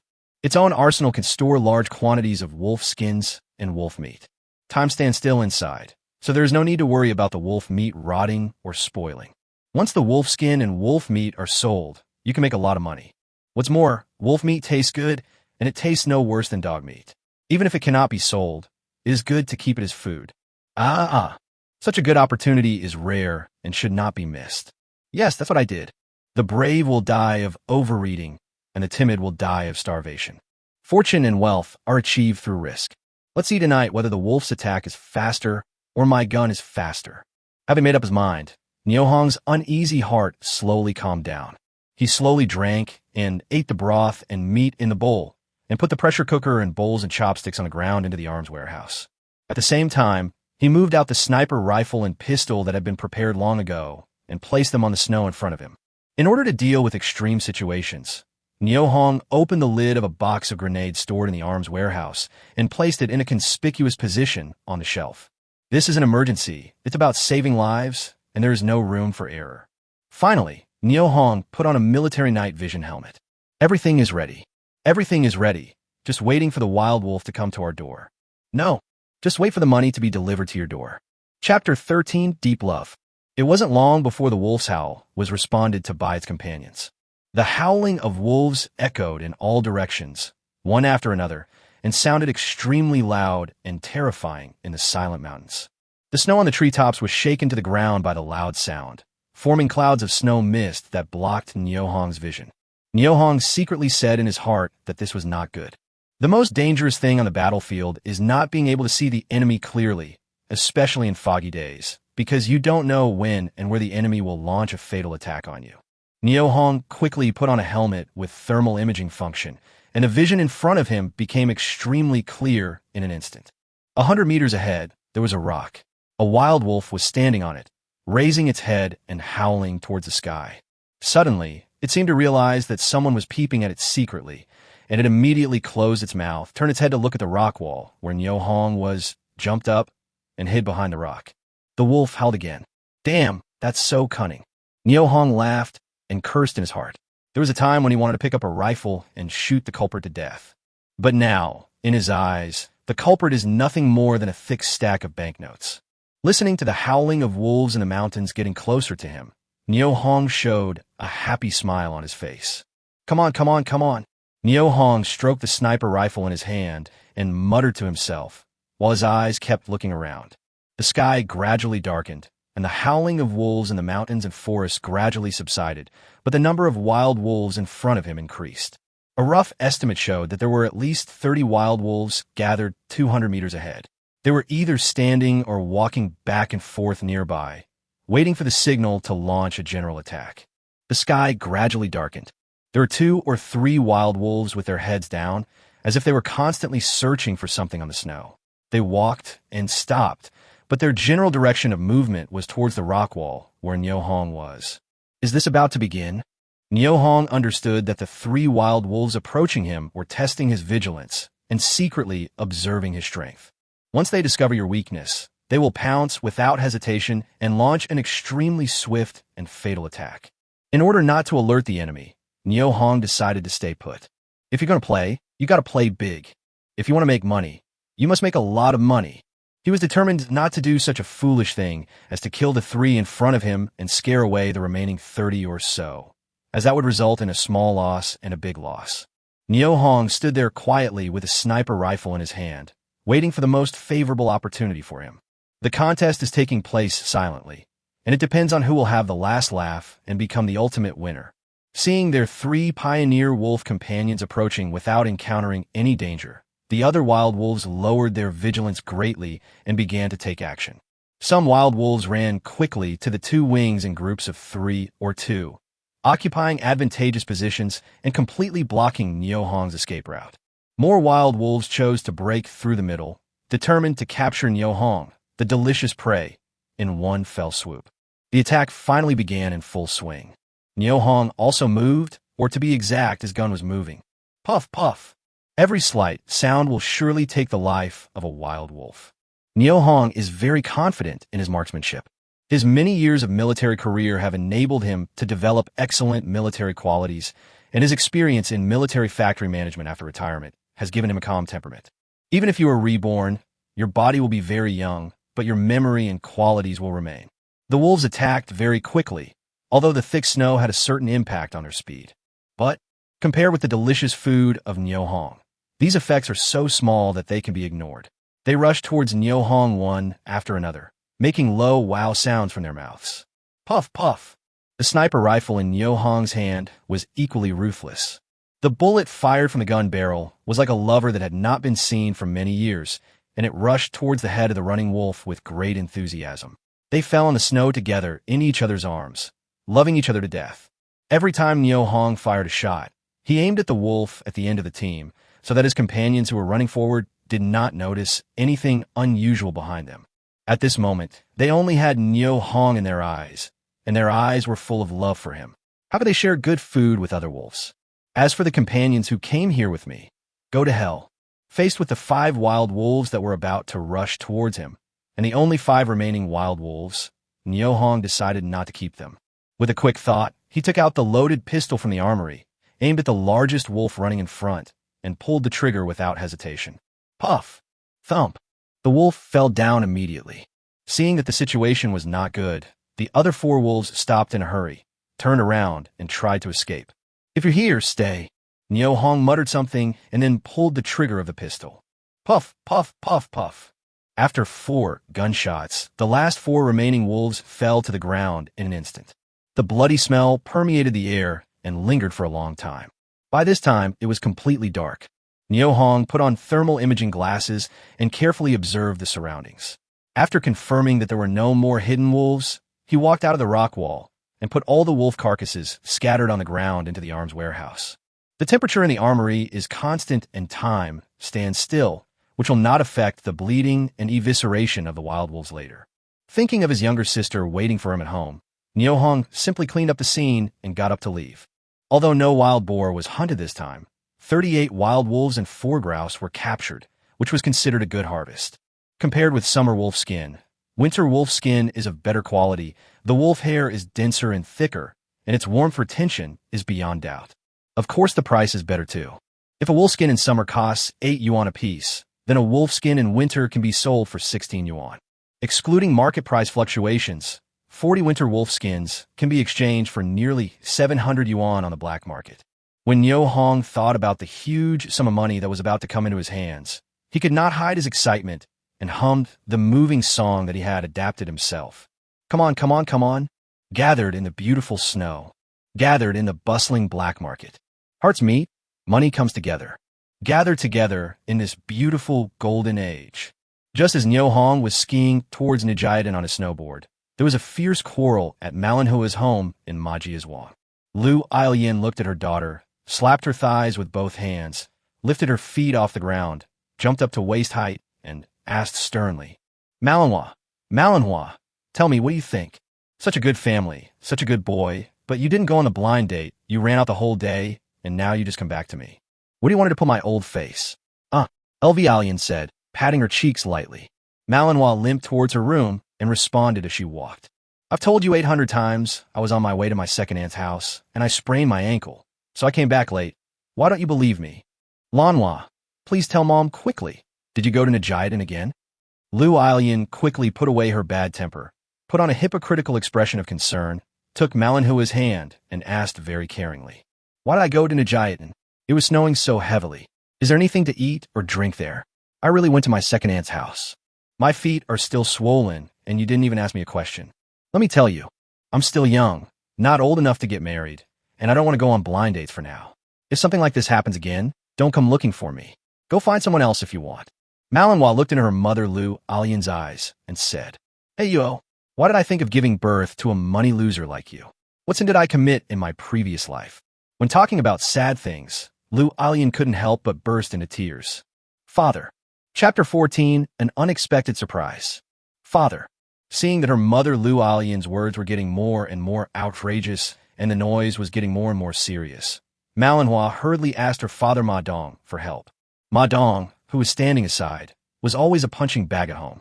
His wife despised him for being incompetent, and his father despised him for living a miserable life. He was like a mouse trapped in a bellows, being bullied from both sides. Faced with her daughter's request for help, she didn't dare to speak. She sighed helplessly and gave Malinhua a look. Upon seeing this, Malinhua understood instantly and hurriedly limped in her boudoir, closed the door, turned a deaf ear to what was happening outside, and just fell into a deep sleep. With the help of the night vision helmet, Nyo Hong was skiing towards Nijiadan. Suddenly, dozens of pig-like figures of different sizes appeared in front of him. Nyo Hong was overjoyed when he saw this. A family of wild boars. As soon as this thought flashed through his mind, the fast-moving snowboard was abruptly stopped. I'm so lucky today. It really fits the famous saying, you can never find something even if you search everywhere, but you can get it without any effort. The wild boar that I've been searching for so long actually appeared before my eyes in this way, and unexpectedly. Such good luck is really amazing. Haha, dear little wild boar, here I come. Nyo Hong couldn't help but cheer in his heart. As soon as he thought about it, a sniper rifle appeared in his hand. Based on the principle of killing the big ones and sparing the small ones, killing the males and sparing the females, he quickly raised his gun, aimed at the largest wild boar, and decisively pulled the trigger. Puff! A huge wild boar weighing more than 300 kilograms fell to the ground in the snow in an instant. The companions nearby didn't understand what was going on. They all stood there in a daze, looking blankly ahead and listening quietly to the noise around them. Facing the wild boar family he had been thinking about, how could one wild boar satisfy Nyo Hong's appetite? He decisively turned the muzzle of his gun and pointed it at the second largest wild boar. He muttered, "It's you," and then pulled the trigger again. Puff! Another wild boar fell to the ground. At this time, the other members of the wild boar family finally realized that the situation was not good. They no longer cared to figure out what was going on and ran away in all directions. The third largest wild boar don't run. Nyo Hong muttered again and pulled the trigger for the third time. Puff! A wild boar was running, and its body fell forward uncontrollably. Okay, 3 is enough. There will be plenty of opportunities in the future. You should hurry back so that your little sister won't worry about you at home. Nyo Hong muttered to himself as he quickly put the 3 wild boars into the arms warehouse. Ever since he discovered that the arsenal had constant temperature and constant time functions, he was too lazy to deal with the dead wild boar on the spot. Pig blood is a good thing and cannot be thrown away. He must keep it for Dongxing's wife's house to bleed the wild boar. Pig hearts, livers, lungs, large and small intestines, etc. are all edible. In those days of food scarcity, how could they be thrown away in the wilderness? This time Nyo Hong decided not to stop and ran towards Nijiadan at the fastest speed. The village was still as dead silent as usual. Neo Hong used his old sled to pull a wild boar weighing more than 200 kilograms and knocked on the fence gate of Dongxing's house. "Sister-in-law, I'm back." Before the voice fell, the door slammed open and the kerosene lamp in the room was lit at the same time. With the help of the dim light, a little head poked out of the door and spoke in a pretentious voice. "Brother, why are you back so late?" "Xianhua, why haven't you slept yet?" Neo Hong responded quickly. Hearing his little sister's loud voice, Neo Hong's heart instantly relaxed. The little sister spoke with full energy, which meant that there were basically no major problems with her body and her life was no longer in danger. "Waiting for you. I haven't seen you for a whole day." "Oh, it's a wild boar. Brother, you are so awesome." As Neo Hong approached, with the help of the bright moonlight in the sky, Neo Xianhua could clearly see the beast pulled on the sled. She clapped her hands and cheered. He ignored the cold outside and surrounded the wild boar, looking around and touching it, very curious. "Flowers, come inside quickly, it's cold outside." "Oh, okay." Neo Xianhua agreed and walked back to the room very reluctantly. "Yeah, Hongdi, you really killed a wild boar." When Zhang Xiaoying heard Neo Xianhua's voice, she hurried out of the house. When she saw the big wild boar lying on the sled, her eyes suddenly widened. "Sister-in-law, please bring a basin over here. I want to bleed the wild boar," Neo Hong said breathlessly and put down the tow rope on his shoulder. He was almost exhausted after pulling the sled for only a short distance. The sled was too difficult to use and the wild boar was too heavy. These two factors combined made Neo Hong suffer a lot. "Good." Seeing Neo Hong's condition, Zhang Xiaoying stopped talking and hurried back to the house, brought out an empty ceramic basin and handed it to Neo Hong.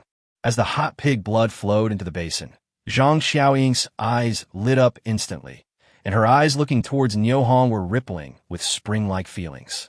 This wild boar weighs at least 200 kilograms. Together with the 2 wild wolves and 4 flying dragons killed last night, we will not go hungry for 2 months. Such days are so intoxicating. "Sister-in-law, do you have salt at home? Put some in," Neo Hong said while busying himself. "Yes, sister-in-law knows how to make pig blood. I'll help you." Zhang Xiaoying woke up from her daze and responded quickly. "Good." While Zhang Xiaoying was making blood clots out of the pig's blood, Neo Hong had already taken out all of the wild boar's internal organs and hung them on a wooden pole. In winter, the outside of the house in Xing'an Mountains is like a natural refrigerator. You don't have to worry about food going bad if you leave it outside. The only thing you need to be on guard against are the wild animals that come out to look for food at night and the thieves in the village. Zhang Xiaoying's eyes moistened when she saw her yard full of food. This was a scene that she had only dreamed of, but now it was actually happening before her eyes. Sensing someone behind him, Neo Hong turned around. "Sister-in-law, see which ones can be cooked and cooked tonight. We can have another meal while they are fresh."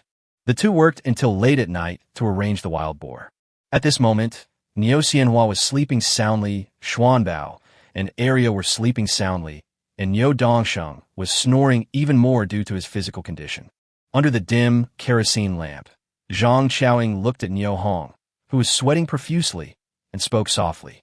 "Brother Hong, the work is done and it's past midnight. It's time to rest." "Oh, okay, sister-in-law." Neo Hong wiped the sweat from his forehead, agreed, and dragged his tired body towards the west room. There were slight footsteps coming from behind. Chapter 15, Not Authentic. Hearing the strange sound, Neo Hong stopped suddenly and turned back. Zhang Xiaoying, who was following closely behind, was caught off guard and threw herself into Neo Hong's arms, hugging his waist. "Sister-in-law."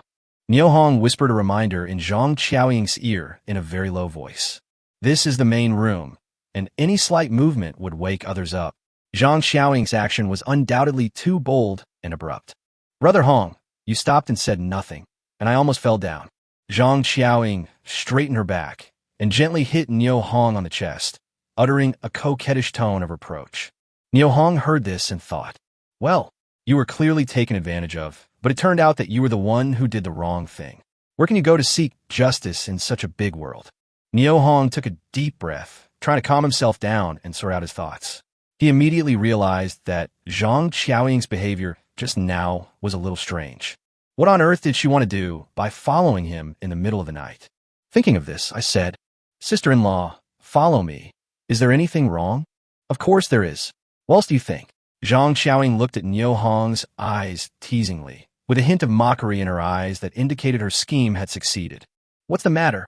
Nio Hong said, feeling even more confused.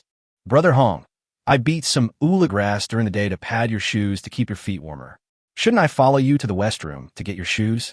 Zhang Xiaoying glanced at Nio Hong shyly, and her smiling young face looked like a blooming flower under the dim kerosene lamp.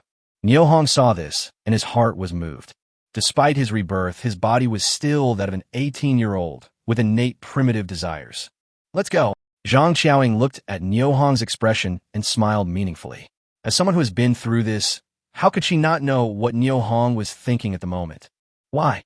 Nio Hong blushed, nodded softly, and quickly walked back to the West Room, sat on the Kong, took off his shoes, and held them in his hands.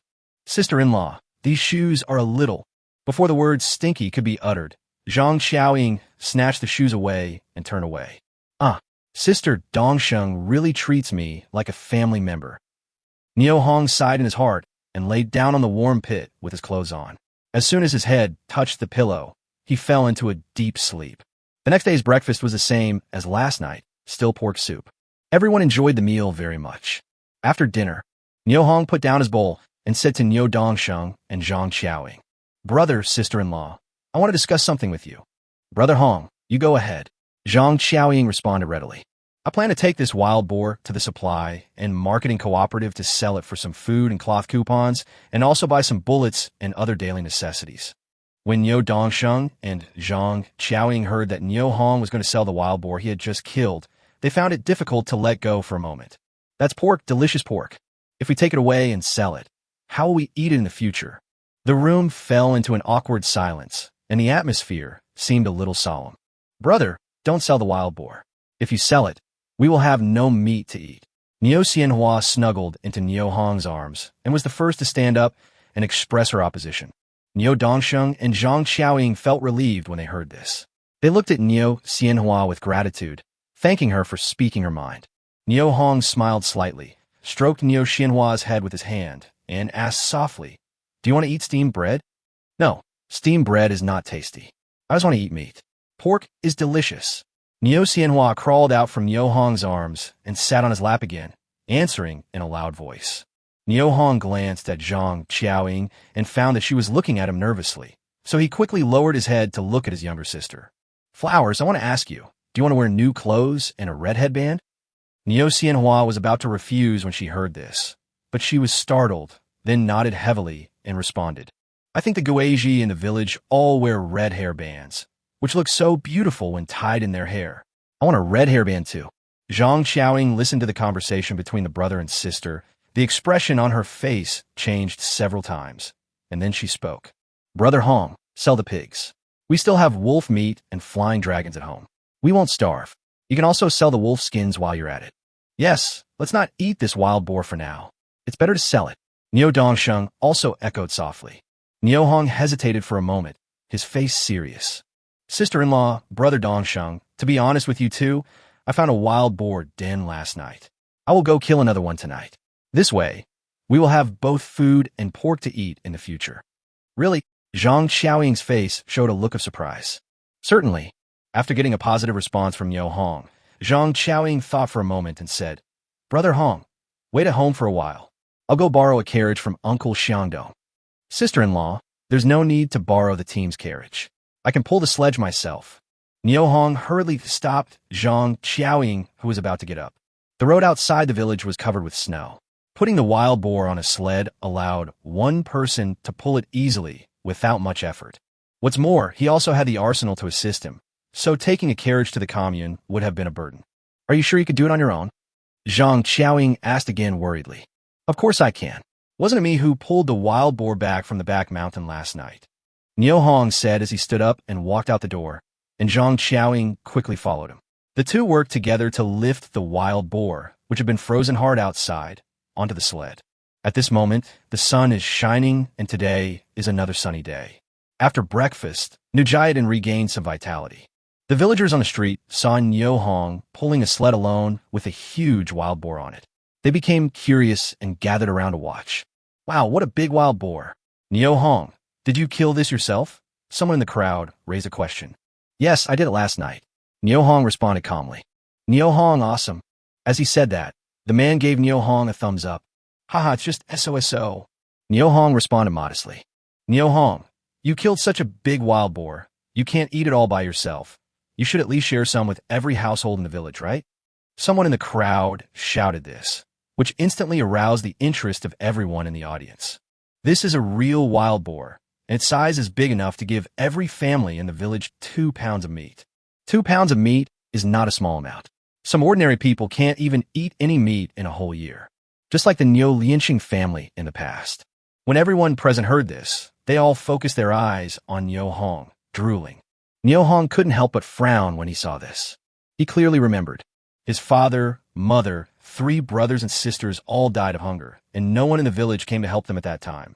The last time, his younger sister starved to death, and he ran all over the village looking for food.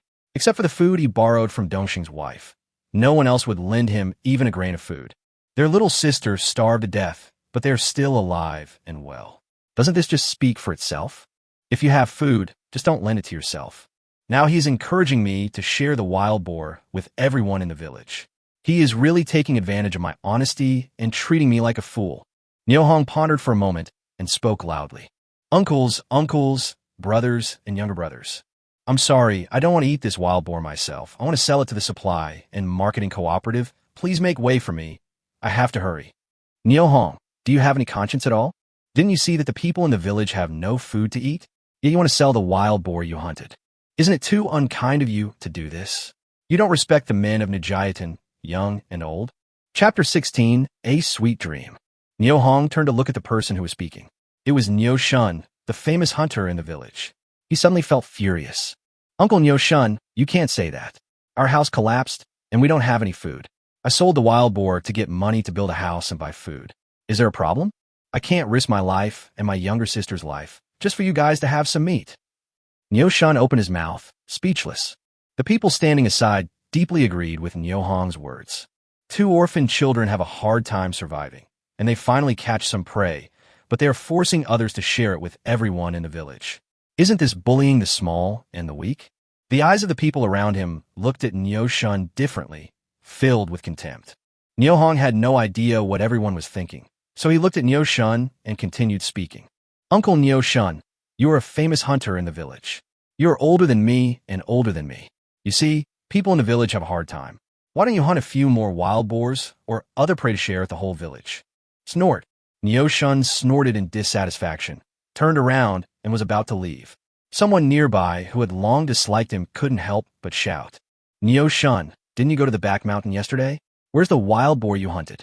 Hurry up and share it with everyone. Humph! Niuhi, you are so easy to talk without any pain in your waist. In such a heavy snow, do you really think that wild boars are as obedient as your wife and lie there without moving? Fuck you, bastard. How dare you talk to me like that? Niuhi cursed loudly, rolled up his sleeves, and fired a barrage at Niu Shun without reservation. Bang! Oh, Nima! The 2 men immediately started fighting. Seeing the chaos at the scene, Niu Hong hurriedly pushed aside the crowd and pulled the sled towards the Red Star Commune. Hongxing Commune is 8 miles away from Nijiadan, and it usually takes about half an hour to walk there. But now with a heavy sled dragging behind him, Niu Hong seemed to have some difficulty walking. In winter, the daytime in Greater Xing'an Range is very short. In order to return to Nijiadan before sunset, Niu Hong had to grit his teeth and use all his strength to move forward quickly. When no one was paying attention, he quickly put the sled, wild boar, and the 2 wolf skins underneath into the armory. The supply and marketing cooperative is located on the main street of the Red Star Commune. There's a big red 5-pointed star above the gate, with the 7 big characters Red Star Supply and Marketing Cooperative written on both sides. The recognition is very high. The person in charge of receiving Niu Hong was a middle-aged man wearing glasses with thick lenses like wine bottle bottoms. He was not tall, about 1.65 meters, with a slightly hunched back and a smiling look on his face. Little brother, the wild boar you sent weighs 226 kilograms and is of good quality. I will buy it from you at the price of a first-class live pig. Can you accept it? Brother, how much is the price of first-grade live pigs? It was Niu Hong's first time selling pigs, and he didn't know much about the current market conditions. The price of first-class pork is 34 cents per pound. The price of second-class pork is 31 cents per pound, and so on. Do you think the price I'm giving you is acceptable to you? As Lin Zhongjuan spoke, He pushed up his glasses on the bridge of his nose with his hand. Yes, big brother, can I exchange some food coupons and cloth coupons from you? Upon hearing this, Lin Zhongjuan looked at the thin clothes on Yo Hong, nodded thoughtfully, and said, Okay, wait a moment. I'll do the math for you first. The price I should pay you for the 226 kilograms of pork is 76.84 yuan, and for the wolf skins, I will pay you 16 yuan per piece. So the total for 2 pieces is 32 yuan. All in all, I owe you is $108.84. Lin Zhongjuan said this as he pushed the abacus in front of him towards Yo Hong. Little brother, do you think my calculations are correct? Yes, I want 60 yuan in cash, 10 yuan in food coupons, 10 yuan in cloth coupons, 10 yuan in oil coupons, and the remaining 4 cents can be used to buy me a 1-foot red hairband and a few boxes of matches. Yo Hong didn't even look at the abacus in front of him and told him the plan he had already thought of one by one. Okay, little brother, the matches are 2 cents a box, 100 a box, and the red hair string is 1 cent 3 feet. How much do you want to buy? Then bring me a 6-foot red hairband and a box of matches. I'll also buy some salt, cornmeal, wheat flour, a clay basin, some flour cloth, and more. Afterwards, Yo Hong started a crazy shopping mode and quickly spent most of the money he had just earned. Lin Zhongjuan looked at Yo Hong with interest and patiently asked the salesperson to help Yo Hong pack the goods one by one and help him put all the purchased goods on the sled. Back in the Jiadin, when Yo Xianhua was cheering with her red hairband in her hand, Zhang Xiaoying was looking at the 2 bags of flour in front of her with mixed feelings. He touched it again and again with his hands, opened the bag and looked at it again, and his eyes seemed to be glued to the bag with glue. Yo Hong stood aside and watched quietly. When Zhang Xiaoying calmed down, he quickly handed over the 20 yuan in his hand. Sister-in-law, this is the money left from selling the pigs and wolf skins. We'll split in half. These are yours. Please keep them. Why are you giving me money? I can't take this money. You hunted wild boars and wolves from the mountains with great effort, and I didn't do anything. How can I take your money? Zhang Xiaoying said this and pushed Yo Hong's hand aside. Sister-in-law, you're helping me take care of the flowers. Without your help, I would never have the chance to go hunting in the mountains. Hurry and take them. As Yo Hong spoke, he forced the money in his hand into Zhang Xiaoying's hand. Zhang Xiaoying wanted to refuse, but Yo Dongsheng, who was lying on the Kong, spoke up. Mother, this is given by Hongdi, so just accept it. Zhang Xiaoying tightly grasped the banknotes in her hand, with a mist in her eyes. There was money, food, and flour cloth on the Kong. This scene made her feel as if she was dreaming, a beautiful dream that she didn't want to wake up from. Everything before her eyes seemed so unreal. Yo Hong's voice brought her back to reality. Sister-in-law, I asked the salesperson about the size of the floral fabric, and I bought it according to her advice. It's for Area, you, and Xianhua. I'll have to trouble you to make the clothes for me when you have time. Well, I'll do it tomorrow. Zhang Xiaoying wiped her eyes with her hands and said with a smile, Sister-in-law, you should keep these remaining cloth coupons. You can decide what clothes to make in the future. Well, okay, I won't be polite with you on this one. Zhang Xiaoying said this and happily put away the cloth coupons. Mother, it's time to cook for Hongdi. Yo Dongsheng took a few deep breaths and reminded in a weak voice. Brother Hong, you haven't had lunch yet. Well, I was afraid that the road would be difficult to walk after dark, so I didn't dare to eat outside. Yo Hongxin thought that a meal in the state-owned canteen would cost at least several cents. In order to build a house in the spring and to marry his sister Lanhua as soon as possible, he had to use the money sparingly. Okay, sister-in-law will make you meat soup and golden cakes today. Sister-in-law, let's eat 3 meals a day from now on. With me here, we don't have to worry about food at home. You can cook this meal for everyone, and don't cook it for me alone. Zhang Xiaoying let out a cry of surprise. In this era, when people have no idea where to eat and don't know if they can survive tomorrow, Yo Hong actually said that he wanted to eat 3 meals a day. Zhang Xiaoying could no longer remain calm after hearing such a request. Chapter 17, Steady and Steady Flow. Sister-in-law, don't worry. With your brother here, we won't starve. Our lives will get better and better in the future. Zhang Xiaoying looked at Yo Hong, then at the 2 bags of flour on the ground. Thinking that the days to come would be as dense as the leaves on the trees, she would rather live a long and steady life. After a little thought, he looked at Yo Hong and said solemnly, Brother Hong, let's all eat together tonight. Starting tomorrow, let's still have 2 meals a day. 2 bags of flour may seem like a lot, but life is longer. Sister-in-law, as time goes by, won't we have more flour? After eating these 2 bags, I will buy 2 more bags, and then 3 bags. Just eat 3 meals a day, as I said. Health is the capital of revolution. Only with good health can you have everything. Ahem, ahem, ahem. Hong brother, you are right. Neo Dongsheng, who was lying on the Kong, felt the same way as Neo Hong and agreed with him strongly. Seeing this, Zhang Qiaoying sighed slightly and responded helplessly. I can't persuade you. Well, I'll do as you say, Hongdi. We'll eat 3 meals a day from now on. After saying this, he muttered to himself, this life is unbearable. But before she could finish her words, Neo Hong took out 2 pieces of white rabbit milk candies from his arms and handed them to Neo Xianhua and Xuanbao, while Arya received a box of biscuits with portraits of the heroic sisters of the grassland printed on them. Zhang Qiaoying saw this, and while she was happy, she was also worried that Neo Hong was spending money recklessly and didn't know how to live. Xianhua, come here.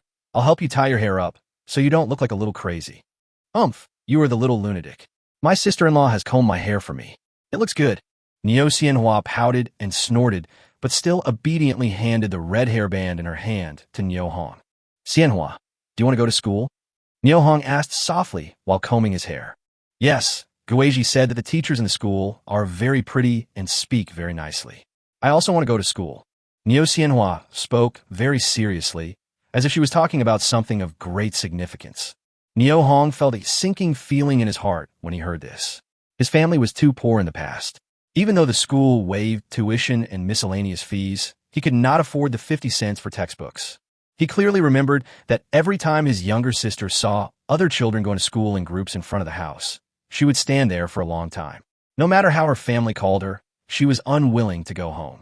The small figure makes people feel distressed. Now that I have money and can feed my younger sister, it's time to send her to school and receive an education. Neo Hong secretly made up his mind that he must support his sister to become a college student and a glorious state official after graduation. Thinking of this, Neo Hong said softly, Okay, I'll send you to the school in the village tomorrow. Godfather, I want to go to school too. Xuanbao, who was standing aside, opened his big round eyes and spoke loudly to Neo Hong. Okay, when you grow up a little bit, Godfather will send you to school, but you have to promise Godfather that you will study hard. Okay, I'll study hard. Xuanbao responded, skipping to the stove, looking up and saying to Zhang Qiaoying, Mom, I want to go to school. Zhang Qiaoying looked at her son and smiled sweetly, saying softly, When you grow up to be as big and tall as your aunt, you can go to school. Xuanbao nodded in agreement, not quite understanding what was going on. Neo Dongsheng, lying on the Kong, looked at the scene in front of him, feeling mixed emotions. But when she thought about how Neo Hong treated his son and daughter as his own, she forced herself to suppress the sadness in her heart, and only relief remained in her heart.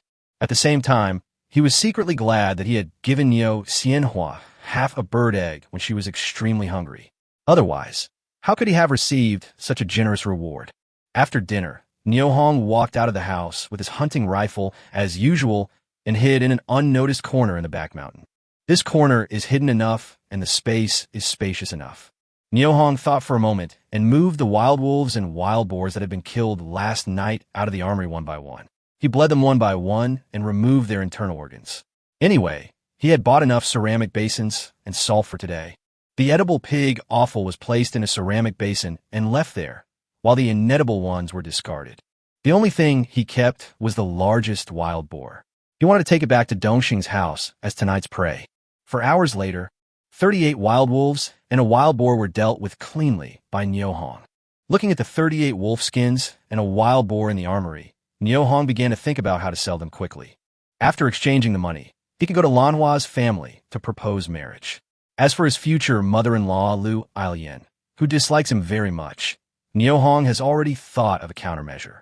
I have been to the Red Star Supply and Marketing Cooperative once and cannot go there again. Otherwise, going there too frequently will attract other people's attention and suspicion. Next time, I'll have to sell it somewhere else. As for the black market, it's time to find some time to go there and check out the market. Even if you're not selling anything, it's good to go and take a look. Having made up his mind, Neo Hong took out the pressure cooker he had used last night from the armory and also took out a set of bowls and chopsticks. He filled a bowl with the leftover broth and started eating. The broth is still in the same state as when it was put in last night. It tastes delicious, is at the right temperature, and tastes just right. Although Mrs. Dongsheng agreed to cook 3 meals a day, the amount of dinner was obviously not enough. If Niu Hong ate as much as he wanted, it would not be enough for him alone. There's a lot of time, and this way of cooking will not work. I must find an opportunity to do some ideological work on Mrs. Dongsheng and change her overly frugal habits. Now, he can eat to his heart's content. It was already past 10 o'clock in the evening when Niu Hong returned to Dongsheng's house.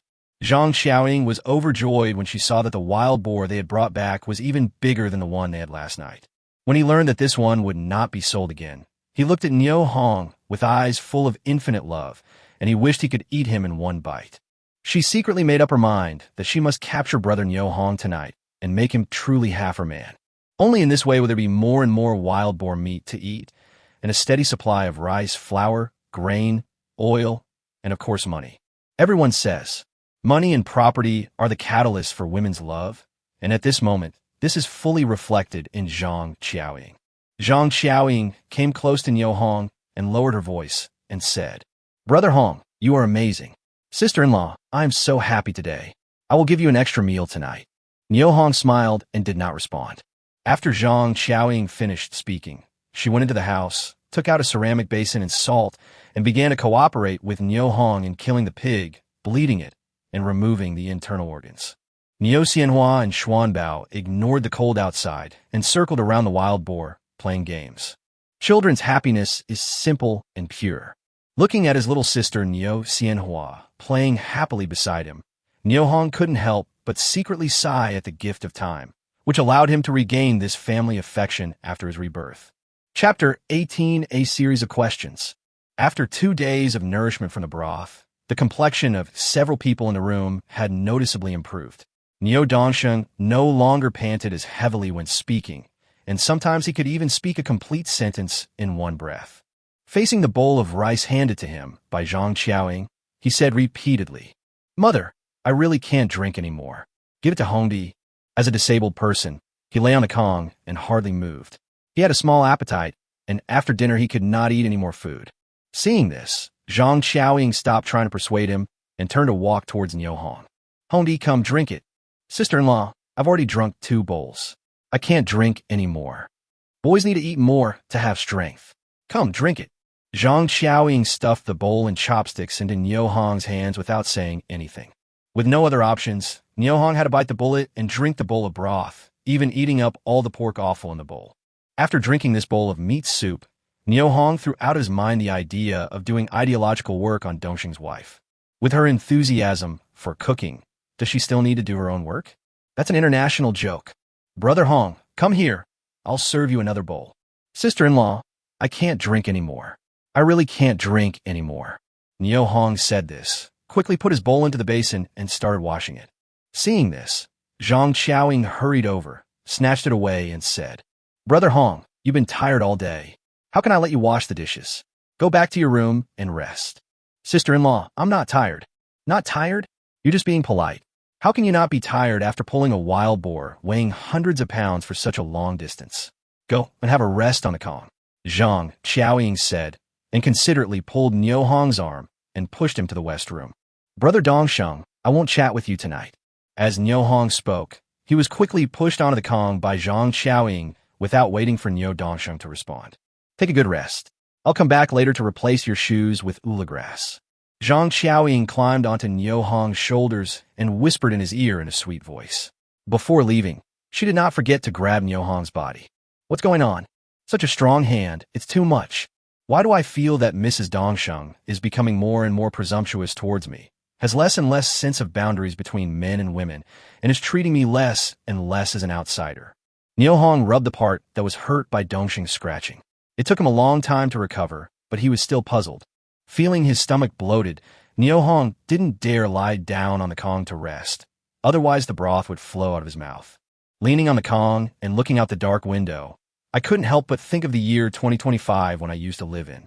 At that time, although I was already in my 80s, it was still quite pleasant to lie down on the sofa after dinner, turn on the TV, and watch an online drama, where you can open your mobile phone, go to the Qimao free novel website, and read or listen to your favorite online novels. Boring time also becomes very meaningful. It's not like now, when we can only count the legs of lamb over and over in our minds. There's a reason for being poor back then. It's because technology is too backward. Just when Nyo Hong was thinking about his worries, the voice of the team leader Nyo Tiankai suddenly came from the village's loudspeaker. Puff. Comrades, please pay attention. Comrades, please pay attention. Now an urgent announcement. An urgent notice. Following the instructions from the commune leaders. There's a snowstorm tonight. There's a snowstorm. Please take precautions early and clear the snow off your roofs in time to prevent the heavy snow from collapsing your houses. Following Nyo Tiansai's report, many villagers in Nijiadan became completely uneasy. Zhang Qiaoying ran to the west room with the oil lamp without waiting for the horn to stop. Brother Hong, there's a snowstorm coming. Yeah, this damn weather's really weird. That's right. There was a severe drought 3 years ago, and now there are heavy snows one after another.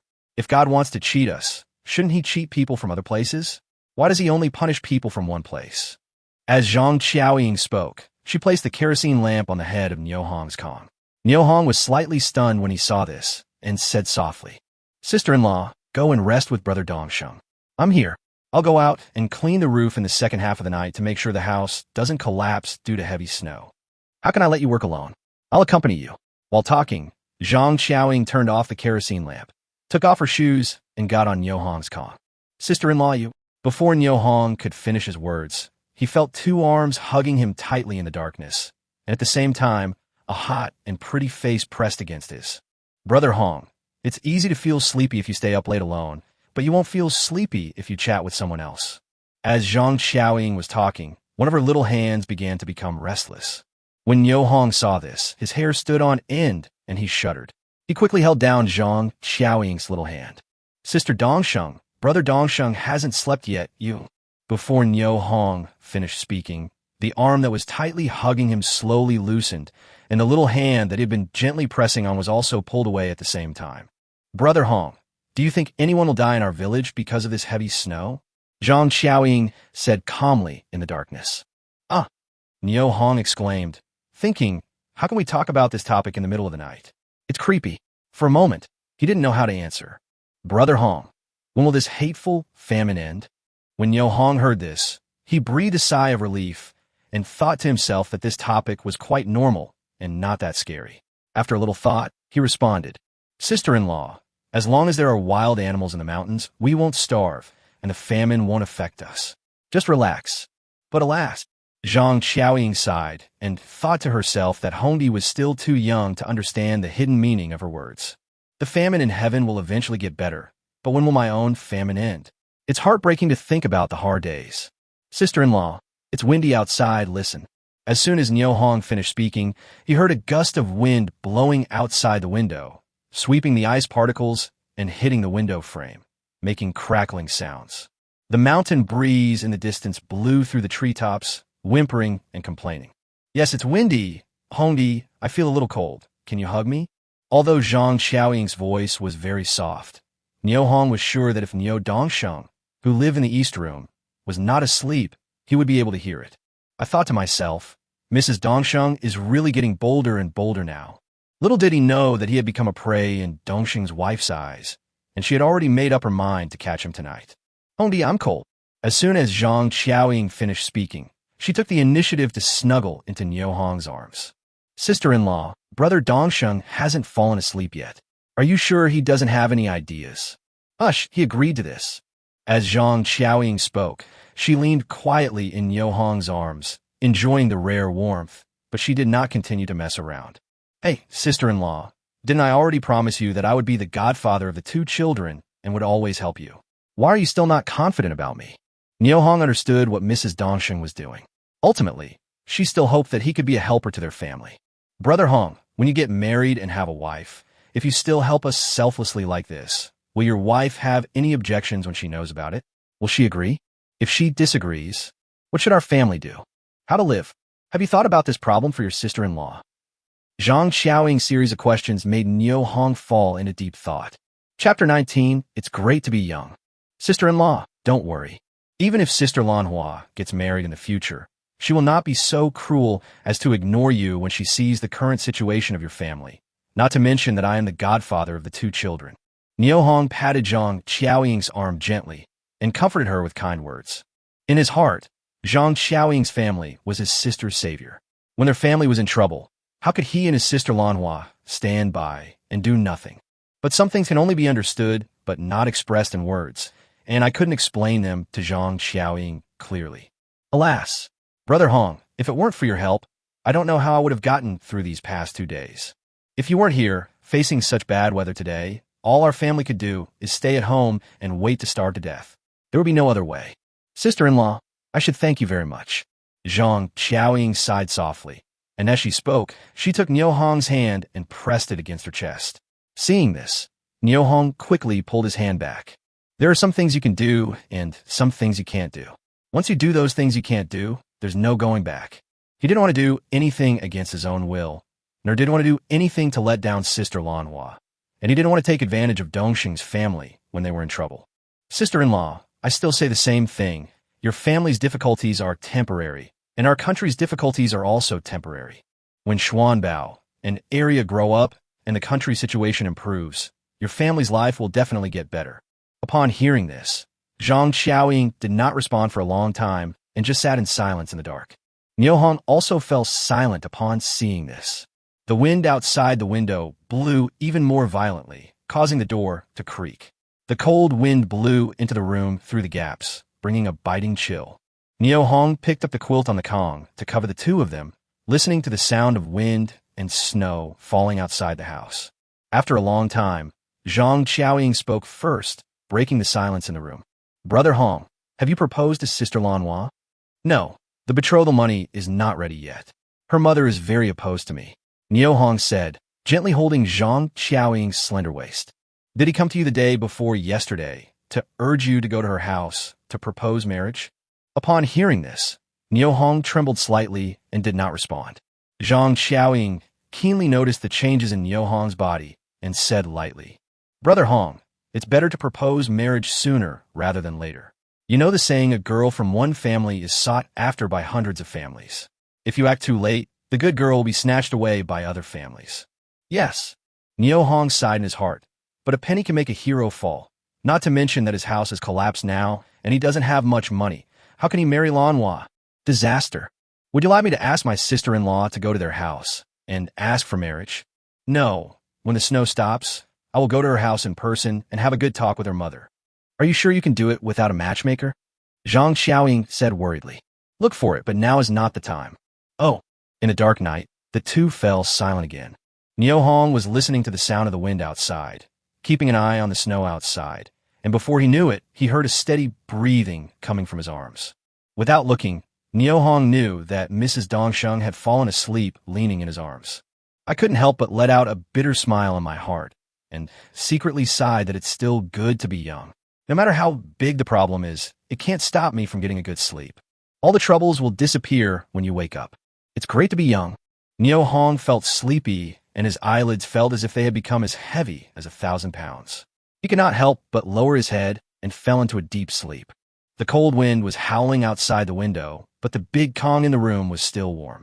When he woke up, Niu Hong found that Mrs. Dongsheng had already left his arms and was busy preparing breakfast for the whole family in front of the stove.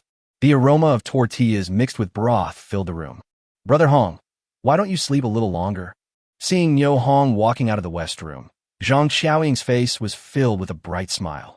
Niu Hong's face turned slightly red, and he responded awkwardly. I'm awake now. I won't sleep anymore. I'm going outside to check out the roof. As he was about to walk out, Zhang Xiaoying stopped him. Brother Hong, I have cleaned the roof. You don't need to go out to look again. It's very cold outside. Oh. Niu Hong thought that this matter was quite embarrassing and spoke quickly. Sister-in-law, while the snow is light, I will go to the school in the village and ask about Xianhua's schooling. Niu Hong knew a little about the primary school in Jiadan. Due to the small number of students, only grades 1 and 2 are offered. When the children are older, they will be merged into larger schools in the village. There are only 2 teachers in the Jiadan primary school, and both are female. One is about 40 years old, surnamed Du, and is called Teacher Du. The other is about 20 years old. His exact age is unknown, surnamed Yao, and is called Teacher Yao. Both teachers are very caring for students and perform their duties conscientiously. They have always had a good reputation in the village and are deeply respected and loved by the villagers. Hearing that Niu Hong was going to school, Zhang Xiaoying straightened up in front of the stove and said with a smile, "Well, go ahead, come back quickly. It will be time for breakfast soon. Don't forget that you still have to go to Majia's Wang today." "Okay, sister-in-law." Niu Hong agreed, opened the door, and walked out. Niu Hong walked on the street on the thick snow. He looked around and saw no one.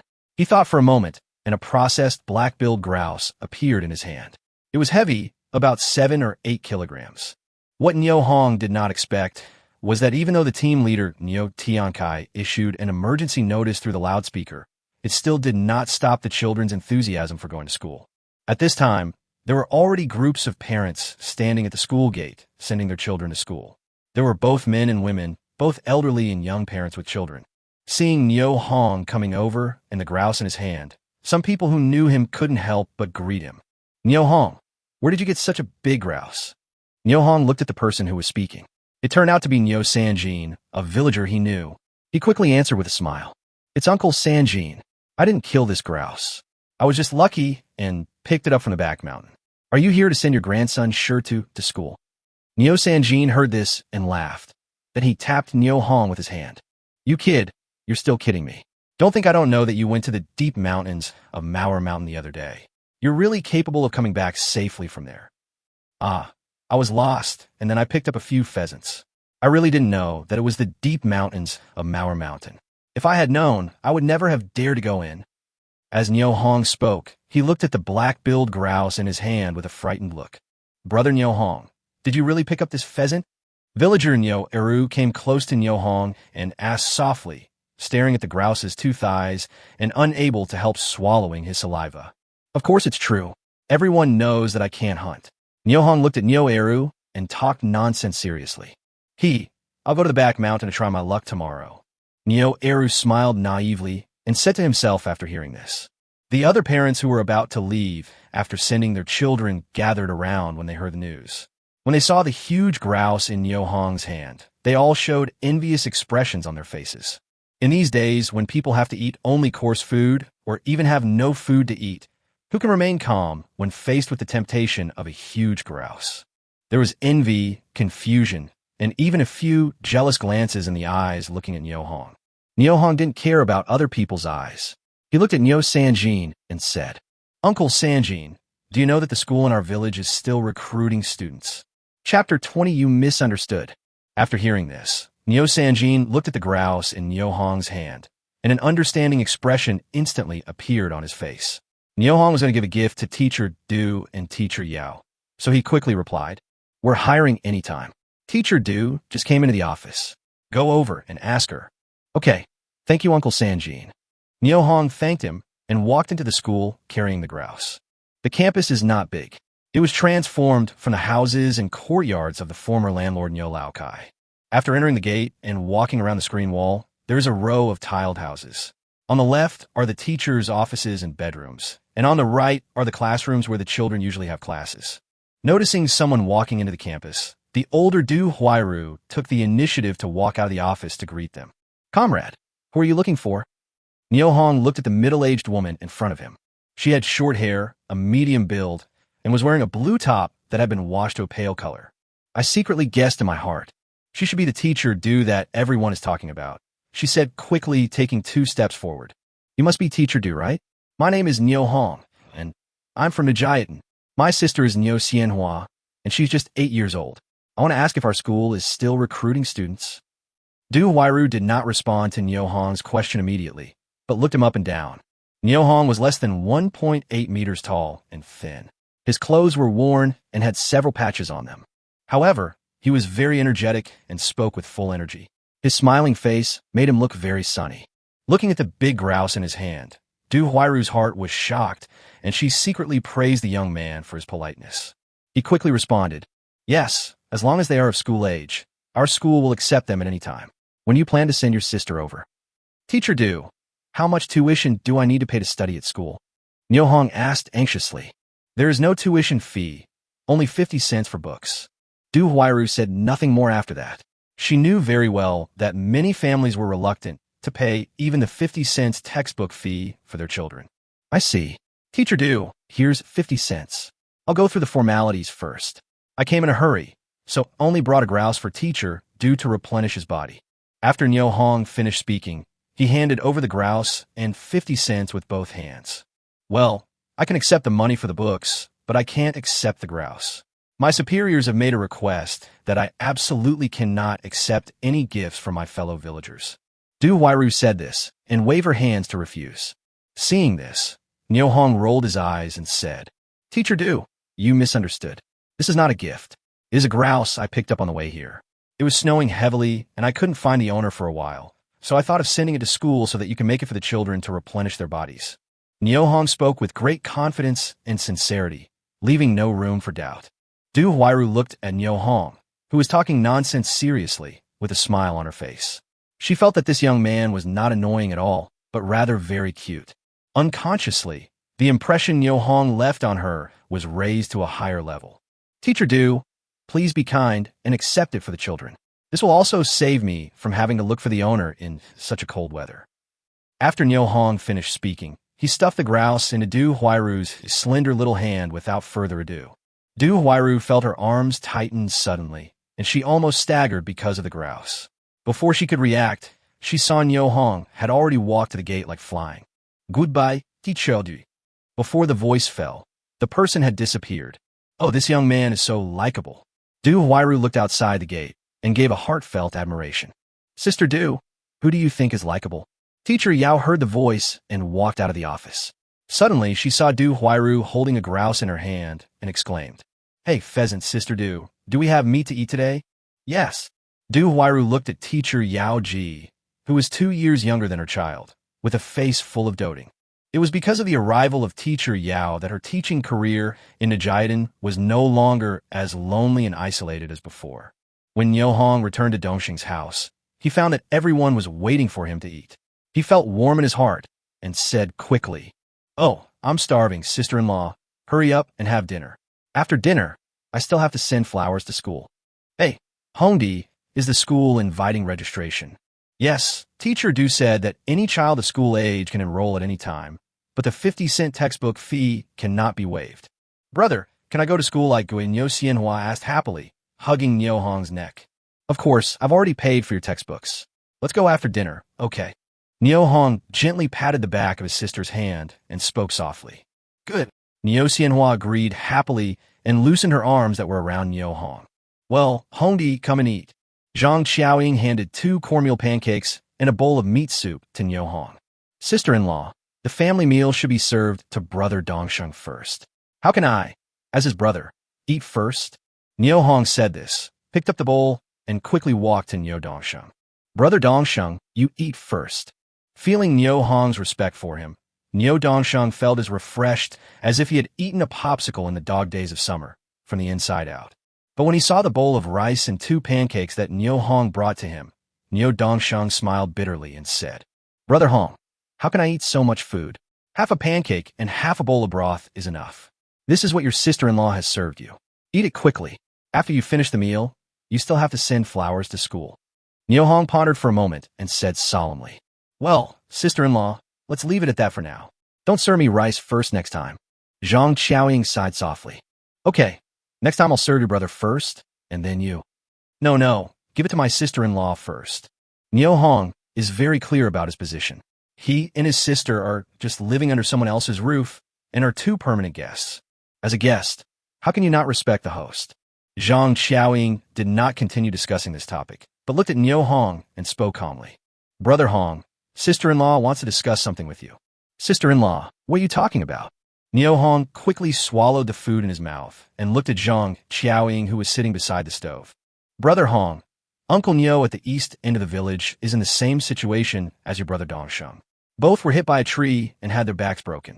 It's hard for his family to go out to find food in this weather. I'm a little worried. I want to send them 2 pancakes and a bowl of meat soup. Do you think it's okay? Niu Hong exclaimed in thought. Why would Mrs. Dongxing ask for his opinion on such a matter? He is just a guest of this house. Zhang Xiaoying's heart sank when she saw this, and she quickly said, Since Hongdi disagrees, just pretend I didn't say anything. When Niu Hong heard this, he thought that Mrs. Dongsheng had a serious misunderstanding of him this time, and hurriedly explained, Hey, sister-in-law, you misunderstood. How can I not agree? I'm just sighing that my sister-in-law and brother Dongsheng are really a good couple. As long as I have a stutter, I will think of those who are in difficulties. I can't wait to support what you are doing. How can I not agree with it? Zhang Qiaoying stared at Niu Hong's eyes and laughed. Brother Hong, your brother Dongsheng and I are not as close as you say. Chapter 21 Crazy for Love. Niu Hong smiled slightly and said nothing. He was thinking, if there really are people in this world who are willing to sacrifice themselves for others, then Dongxing's wife and brother are among them. Although they are poor, they are kind. Although they are in difficult circumstances, they are still willing to help those in need. Without their generosity, Niu Xianhua, the younger sister, would still not be able to avoid the fate of premature death, even if she met her reborn self. Food. In these famine years, it is more valuable than any other property. Dongxing's family must understand this truth. But they're still willing to give out their limited food, even their only half-bird egg, to help others and themselves. Such good people deserve to do more for them. Thinking of this, he said softly, Sister-in-law, when are you going to Uncle Nyo's house? I'll stay and take care of Xuanbao and area for you. No need. Xuanbao is already over 3 years old and can take care of his sister. Your brother Dongsheng can also look after them at home. You just need to do your own thing. There is pride in Zhang Qiaoying's cheerful tone. Her child is the apple of her eye, her pride, and the driving force that keeps her alive. When talking about her 2 children, Zhang Qiaoying's eyes are filled with love. Oh well. Seeing this, Niu Hong tactfully agreed and started to eat. Last night's strong winds gradually died down, and large flakes of snow fell from the infinite sky, turning the whole world into a blanket of silver. After sending his little sister Niu Xianhua to school, Niu Hong became a snowman, but he didn't care about his image. Looking at the snow flying all over the sky, a crazy idea kept growing in his mind. Right now, he was very eager to see Sister Orchid and wanted to run and play with her under the sky where snowflakes were flying. Just like in their childhood, they enjoyed the wonderful time that belonged to them alone. This thought made it impossible for him to remain calm any longer. It was as if a voice was constantly calling out to him. Come quickly, brother Niu Hong. Niu Hong was very surprised. Even with his character and cultivation from living for more than 80 years, he couldn't suppress such a thought. Then I understood. This is what it feels like to be young, crazy about love. I simply ignored the current bad weather and followed my heart and walked towards Majiazhuang. Majiazhuang is located in the northeast of Nijiadan. The 2 villages are less than 5 miles apart and are both located on the outer edge of Maur Mountain. As we walked out of the village, the snow in the mountains and fields fell even harder and harder. There was no one in sight except the falling snowflakes. What a secluded environment. Niu Hong sighed, thought quickly, and quickly changed into hunting clothes and equipment and put on snowboards that were more suitable for snow sports. We slid quickly along the mountain path towards Majiazhuang. Looking at the snowflakes and trees that were receding behind him, Niu Hong shouted excitedly, Sister Lanhua, I'm here. This time, I finally have the chance to make up for the regrets of my previous life that I had longed for and could not fulfill. Love that transcends time. Late but arrived. Niu Hong was skiing fast on his snowboard. Suddenly, out of the corner of his eye, he noticed some animal digging for food in the snow on the hillside, not far away. He stopped quickly. With a flash of thought, a sniper rifle appeared in his hand. Through the scope, Niu Hong discovered that the animals grazing were a group of roe deer. The snow inside the mountain was too thick, so they had to come to the outskirts of the mountain to find a place with thinner snow. They kept digging up the snow with their front hooves and eating grass. 1, 2, 3, 9. Niu Hong stood in place, aiming one by one with the scope, and saw that there were so many roe deer. So he put down the rifle in his hand, looked at the hillside not far away, and sighed slightly. He really couldn't understand how his father, mother, and 3 younger siblings could have starved to death while he was guarding a place full of wild animals and birds. Why? Alas, no wonder everyone in the village looks down on me. Niu Hong sighed again in his heart, unwilling to delve into the reasons. During those special years, it was not just his family that starved to death. The person is gone, and it is meaningless to pursue or investigate further. Those who are alive need to live well. Niu Hong shook off the snow on his head and picked up the rifle again. Aim and shoot all in one go. Puff, puff. As the sniper rifle emitted a slight roar, the grazing roe deer continued to fall to the ground. 2 roe deer were frightened and ran to a higher hillside, standing there quietly looking back. Seeing this, Niu Hong sighed in his heart. Silly roe deer is worthy of its reputation. The bellies of these two roe deer were slightly bulging, indicating that he had deliberately spared them. When it comes to hunting, Niu Hong has principles. He would rather let it go than kill the wrong person. He would never kill any wild beast that was suspected of being pregnant. Niu Hong quickly came to the scene on a snowboard, and without thinking, he put the 6 roe deer on the ground into the armory. Then he took out a clay basin and salt from the arsenal and began to bleed the remaining roe deer. Roe deer blood is edible, and Niu Hong never wastes it. Niu Hong also stored some of the roe deer's internal organs in the ammunition warehouse, where time stood still and food would never spoil. Roe deer blood is a good thing. It has extremely high nutritional and medicinal value and is worth cherishing. The gutted roe deer can be used as a gift to Sister Lanhwa. If you are not close to others, then respect them. Before bleeding and removing the internal organs, this roe deer weighed about 70 to 80 kilograms. It is considered a big one among the roe deer. Niu Hong just didn't believe that such a big roe deer was such a big gift. Lu Ailian could kick me out of the house and prevent me from meeting my sister Lanhwa. When he thought of manhwa, Niu Hong couldn't help but speed up his work again. Not long. They put the ceramic basins filled with roe deer blood and the processed roe deer into the arms warehouse. We set off again on the snowboard and soon arrived outside Majiazwang. Niu Hong is very familiar with this village. His second aunt married here, just across the wall from Malanhua's house. In a secluded place, Niu Hong changed back into his original attire. He looked down at his clothes and couldn't help but smile bitterly. You want to date a girl when you're dressed so poorly and you want her to marry you. No wonder I missed Sister Lanhua in my previous life. The reason was that I was not confident enough at that time. Today, I still look the same as before, but my inner self has changed tremendously. This time, he must marry Lanhua's sister. Niu Hong carried the frozen roe deer on his shoulders and walked towards the village with great confidence. In the snow and wind, the streets of Majiazwang were empty and unusually quiet.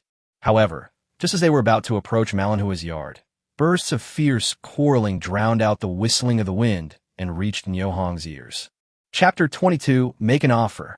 This is the voice of a mature woman, high-pitched and full of energy.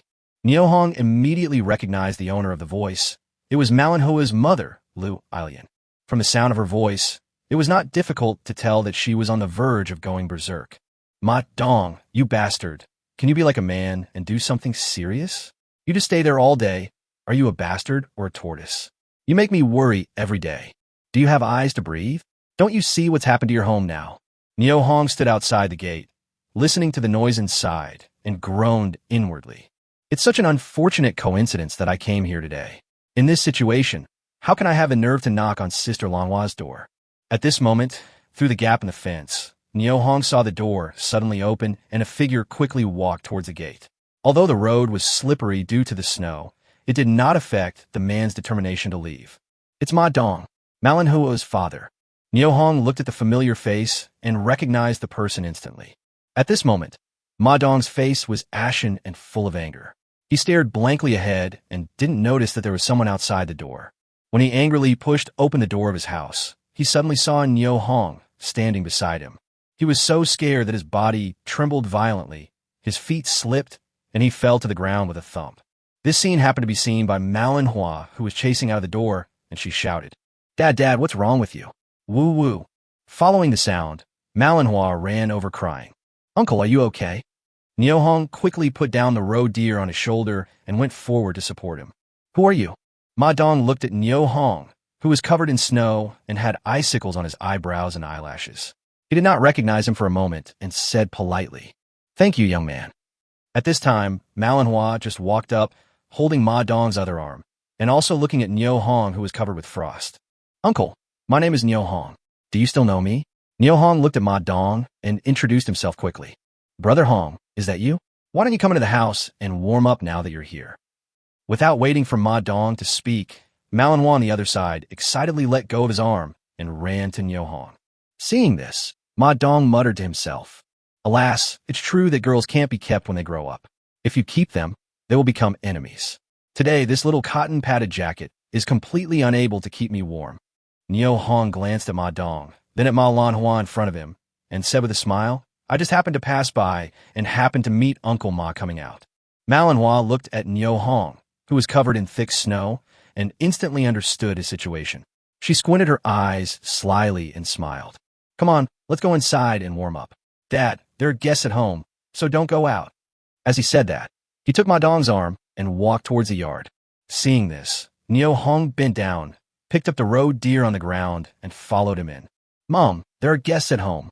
Manhua's voice was already shouted before she even entered the house. Lu Alian was sitting in the room sulking. When she heard Manhua's reminder, she muttered, Guests are coming, guests are coming. There is not a grain of rice in the house. What can we use to entertain the guests? All they know is to talk. I just sat in my seat in a huff without moving. Mom, look who's here, Manhwa said happily, pointing at Nio Hong who followed into the room. At this moment, even though Lu Alian was angry with Ma Dong, she had to stand up to greet the guest who walked into her house. But when she was about to say hello, she found that the person who walked into the room was covered in snow, with icicles hanging on his eyebrows and eyelashes. She didn't recognize him. He looked at Nio Hong suspiciously. Who are you? And it's me. I'm Nio Hong. As Nio Hong spoke, he put down the roe deer he had been carrying on his shoulders and deliberately slowed down the speed of putting it down in front of Lu Alian without making a sound, so as to fully display the prey. When the last word Hong was uttered, Lu Alian's tone had far exceeded the octave. Get out, you're not welcome in our house. As Lu Alian spoke, she walked towards Nio Hong and was about to push him out the door, but Manhwa stepped forward and stood in front of Nio Hong. Mom, how could you treat brother Nio Hong like this? He just came into the house. You damn girl, how do you want me to treat your brother Nio Hong? Lu Alian opened her eyes wide, looked at her daughter angrily, and asked back in a harsh voice. Mom, we're guests as soon as we enter the house. How can you talk to me like that? Manhwa stomped her feet angrily, venting her dissatisfaction. And I was just passing by and happened to see Uncle Ma Dong going out. I'll leave now. Nio Hong put the roe deer on his shoulder again and was about to take a step, but after thinking for a moment, he put the roe deer down, looked at Manhwa, and said, Sister Orchid, I just got this spoor. It's very fresh. Look at this blood. It's just coagulated. I'm giving it to you to replenish your body. As Nio Hong spoke, he pushed the roe deer to Manhwa with both hands. Brother Hong, this is too valuable. I can't accept it. Please carry it away. Manhwa waved her hands repeatedly to refuse. Snort. Seeing this, Lu Alian snorted in dissatisfaction, stepped forward, took the roe deer that Nio Hong pushed over, and said, I've accepted this roe deer on behalf of our Lanhwa. You can go now. Okay. Annie, I'll be leaving right away. Seeing that Lu Alian was willing to keep the roe deer, Nio Hong breathed a sigh of relief. He looked at Manhwa, gave her an imperceptible look, put down the roe deer, turned around, and walked out. Nio Hong, come often when you have time. Ma Dong on the side extended an invitation enthusiastically. Okay, uncle. I came in a hurry this time and forgot to bring you a bottle of wine. I will remember it next time I come. Nio Hong looked at Ma Dong and responded with a smile. Ma Dong also smiled and nodded. Brother Hong, I'll take you there. Hearing Manhua's voice behind him, Nio Hong stopped abruptly, turned around, looked at Lu Alian, and said, Aunt, I want to marry Lanhwa. Please name a price. What? Like a vicious dog whose tail was stepped on, Lu Alian began to roar again. You want to marry our Lanhwa, but why don't you use a steel yard to weigh yourself? Nio Hong was not moved at all when he saw this. He walked back to her slowly and spoke word by word. Aunt, I want to marry Lanhwa. Please name a price now. I will accept any price you offer and I can pay it to you. I only ask you to let me marry Lanhwa. Ha ha ha ha. Lu Alian laughed out of anger, secretly mocking Nio Hong in her heart for being a toad, wanting to eat swan flesh, a pipe dream. Mother. Seeing this, Manhwa frowned and warned loudly. Lu Alian glanced at her daughter, stopped laughing, looked at Nio Hong, and said, Okay, Nio Hong, I watched you grow up, so I know you inside and out. I will tell you the truth today, so that you don't tell others that I am bullying the weak. Okay, Andy, go ahead. Nio Hong spoke with a very respectful attitude. Lu Alian looked at Nio Hong with a sneer on her face. Although it is said that a girl from one family is sought after by hundreds of families, anyone can come into my house and propose marriage. But only you can't. You're a child without a father or a mother. A person who has no place to live. A person who has no food to eat. What qualifications do you have to come to my house to propose marriage? How can I feel at ease to let my daughter marry you? I have already said it. You can give up this idea, leave quickly, and don't come to my house again. You are not welcome in my house. Chapter 23, An Opportunity. After Lu Alian finished speaking, She looked at Nyo Hong with contempt. He just lowered his eyes, looking very shocked. I felt very proud. Although Nyo Hong was his daughter's childhood playmate, those were just things between children and should not be taken seriously. Now, since it involves my daughter's marriage, we can no longer treat it lightly. We must be extremely cautious. She must find a wealthy family for her daughter so that her daughter's future life will be happier. Not only did 5 of Nyo Hong's family of 7 starve to death, but he was also a very honest person who couldn't even fart. In such a family, such a person actually wants to be his son-in-law. It's like a toad jumping onto your feet. It's so disgusting. If Nyo Hong hadn't sent him a big roe deer today, his family would have been on the verge of running out of food. Kicked him out long ago. Seeing Nyo Hong standing there unwilling to leave, Lu Ailian felt a little anxious. Just as she was about to urge him, she saw Nyo Hong open his eyes. "Aunt, you've finished what you're saying. Can you listen to me for a few words?" When Lu Ailian heard this, her expression froze. She thought, how could Nyo Hong not have any self-awareness? Doesn't he know his own worth? And he still has to say a few words to me. Say the fuck out of you. He snorted coldly. Well, go ahead. Aunt, I really like Sister Lanhua and am willing to give everything for her. What's the use of saying these nice things? You should leave now if you don't have enough food or clothes. Lu Ailian urged with a look of disdain. Aunt, can you let me finish what I'm saying? Nyo Hong puffed out his chest and displayed the same aura he had when he was a factory director. His tone was full of confidence, and his demeanor was overwhelming. The aura is fully open, overwhelming the place. Lu Ailian was in a trance for a moment, as if she was facing a big shot whom she could not afford to offend. Nyo Hong didn't give her a chance to respond and continued. Aunt, you need to take a betrothal gift when you marry a daughter-in-law. To express my true love for Sister Lanhua, and to express my sincerity in marrying Sister Lanhua. This time next year, I will be willing to give out $100 as a betrothal gift. As for the problem you mentioned about having no place to live, after the spring, I asked someone to renovate the house to ensure that it was bright and clean, and I would never let little Sister Lanhua follow me around. There's also the problem of food and clothing.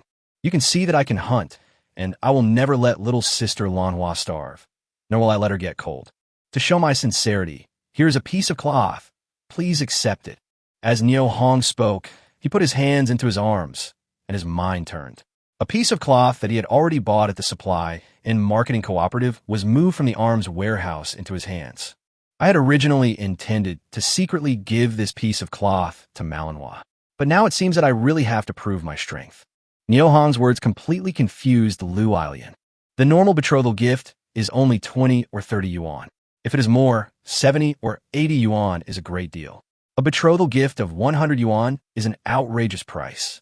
Now Nyo Hong actually said that he would pay a betrothal gift of 100 yuan? It was beyond her expectation. Lu Ailian thought about it calmly and immediately concluded that Nyo Hong was bragging to her. He immediately smiled coldly and curled his lips. I thought, who doesn't know how to brag? Even if you brag to the sky today, I won't believe a word you say. At this moment, she suddenly saw Nyo Hong handing her a piece of Georgette silk fabric, and her eyes widened involuntarily. This is a piece of silk fabric. This kind of fabric is placed in the most conspicuous position of the supply and marketing cooperative counter all year round, and it is no exaggeration to call it the treasure of the counter. Unexpectedly, he appeared in front of me now. It can't be fake, right? Thinking of this, Lu Ailian snatched it away, rubbed it in her palm, and made sure that what she was holding was indeed silk fabric. Then she breathed a sigh of relief. Suddenly, he realized that this matter was a little unusual, and looked at Nyo Hong and said, Nyo Hong, where did you get the money to buy such expensive fabric? Could it be that you stole it? Upon hearing this, Nyo Hong smiled bitterly and said seriously, Aunt, you watched me grow up, and you should know my character. From childhood to adulthood, when have I ever stolen things from other people's homes? I bought this piece of cloth with the money from selling a wild boar I shot on Mauer Mountain. It was earned through my labor. How did it become stolen? Lu Ailian really liked the piece of cloth in her hand and couldn't let it go, and she didn't care about Nyo Hong's rebuttal. He looked at Nyo Hong and nodded with satisfaction. As a junior, it's really hard for you to be so filial. How about this? I'll give in and give you a chance. He received a large roe deer from Nyo Hong and also a piece of Georgette silk fabric. This gift was quite valuable. If I don't give him another chance, what if Nyo Hong gives up and asks for the gift back? Wouldn't all my efforts be in vain? She is well aware of the importance of this matter. After repeatedly weighing the pros and cons, Lu Ailian decided to propose a condition to Niu Hong that was almost impossible to fulfill. "Aunt, please tell me." Niu Hong was very happy to see that his combination of punches finally worked, and he began to use the respectful title "you" in his conversation with Lu Ailian.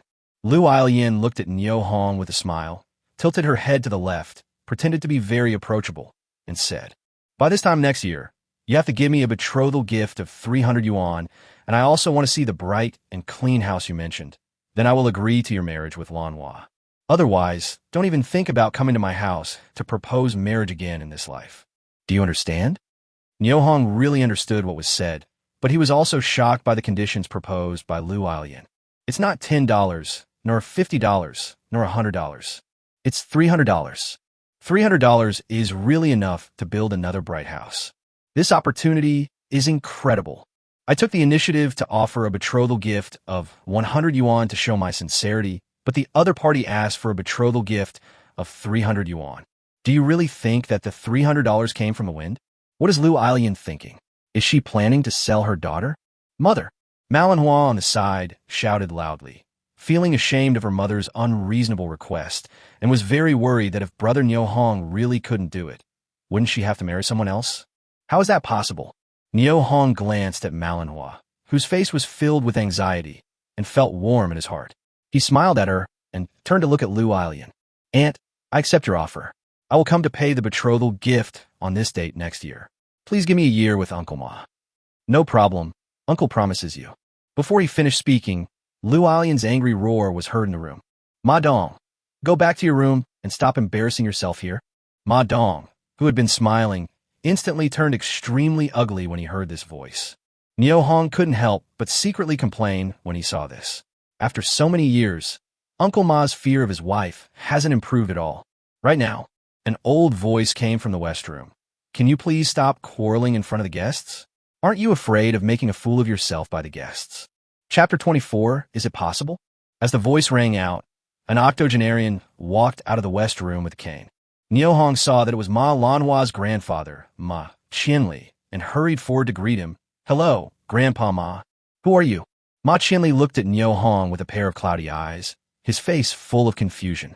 "Grandpa, this is the brother Niu Hong I often mention to you. He is the nephew of Aunt Pingshuan next door. He often came to visit us when he was a child." Manhwa quickly introduced Niu Hong. "Oh, there are guests at home. Why don't you sit down and talk? Why are you standing? Sit down quickly. Lanhua, go and pour the guest a cup of hot water to warm him up." Ma Qianli warmly invited Niu Hong to sit down and talk, completely forgetting the quarrel and unpleasantness that had just occurred at home. "Grandpa Ma, you're welcome. I have something else to do at home. I'm leaving now. I can't sit still." Niu Hong looked at Ma Qianli and said politely, "As I recall, Ma Qianli was once a very good hunter. The prey he captured was not only enough to meet his family's needs, but he could also sell the excess in the market.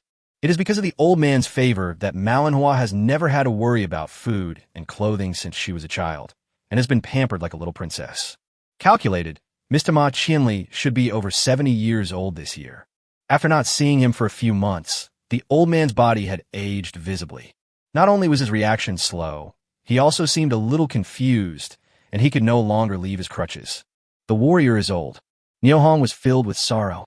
Suddenly, Ma Qianli's cloudy eyes flashed with a gleam of light. He stared at the roe deer on the ground and muttered to himself, "Silly roe deer in this season are good things." "Grandpa, it was sent by brother Niu Hong. You just got it." "Oh, you shot that boy." Although Ma Qianli is old and still a little confused, he still retains a trace of clarity in his heart, and that is hunting. As a hunter, he knew how difficult it was to hunt prey in heavy snow, and he also knew that in these terrible years of famine, a prey was extremely precious. Now Niu Hong actually sent a whole roe deer to his home, and it was just caught. A happy smile appeared on his old face. Niu Hong was worried about picking up his sister from school, and his heart had already flown back to Nujiden. Hearing Ma Qianli's question, he had to stop and answer respectfully. "Grandpa Ma, I was the one who shot him." Lu Ailian looked at Ma Qianli sitting there and frowned. "Lanhua, the outer room is cold. Quickly send your grandfather back to the West Room." "Why? Etc." Ma Qianli rejected Lu Ailian's suggestion without hesitation, stood up from his seat, staggered to the side of the roe deer, squatted down tremblingly, and stroked the roe deer on the ground with his hand. Praised repeatedly. One shot killed him, and the quality of the leather was not damaged. Excellent marksmanship. Young people are really to be feared. Ma Qianli said this, standing up with difficulty and looking at Niu Hong with admiration on his face. Haha, Grandpa Ma, thank you for your compliment. Grandpa Ma, I still have to go home to pick up my sister from school. I'll chat with you another day. After Niu Hong finished speaking, he politely declined Manhua's offer of farewell and turned around and walked out quickly. Lanhua, quickly help your grandfather back to his room. It's so cold, he might get frozen to death. No need.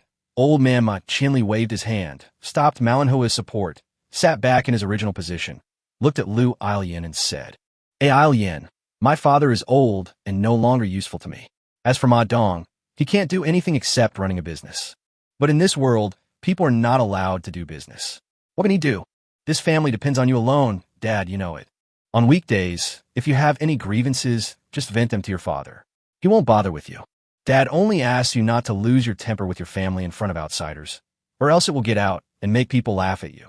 Ma Qianli looked calm, but there was a hint of helplessness in his tone. Dad, there is no rice or noodles at home. We're going to run out of food soon. I was just anxious at the time and said a few harsh words. Dad, please don't take it to heart. Lu Ailian still has great respect for her father-in-law. Alas, if Dad hadn't been so old, how could our family have? Ma Qianli couldn't bear to say any more and poked the ground hard with his crutch. Manhwa saw this and felt a pang in her heart, with tears welling up in her eyes. Dad, you said Niu Hong's shooting skills are very good. Ma Dong, who had been sitting aside and remained silent, suddenly spoke, breaking the dull atmosphere. As soon as I hear topics like marksmanship and hunting, Ma Qianli instantly became alert, stood up excitedly again, walked to the side of the roe deer, pointed with his hand. You see, the wound is on the head, and the prey falls to the ground instantly, which minimizes the wear and tear of the fur. It's very difficult to hit the head accurately in the heavy snow with blur vision. Such good marksmanship is really rare. Dad, are you sure Niu Hong's shooting skills are so good? Ma Dong asked again worriedly. Are you sure who is your father when it comes to hunting? When your father was young, no one in the surrounding area dared to say he was second to none.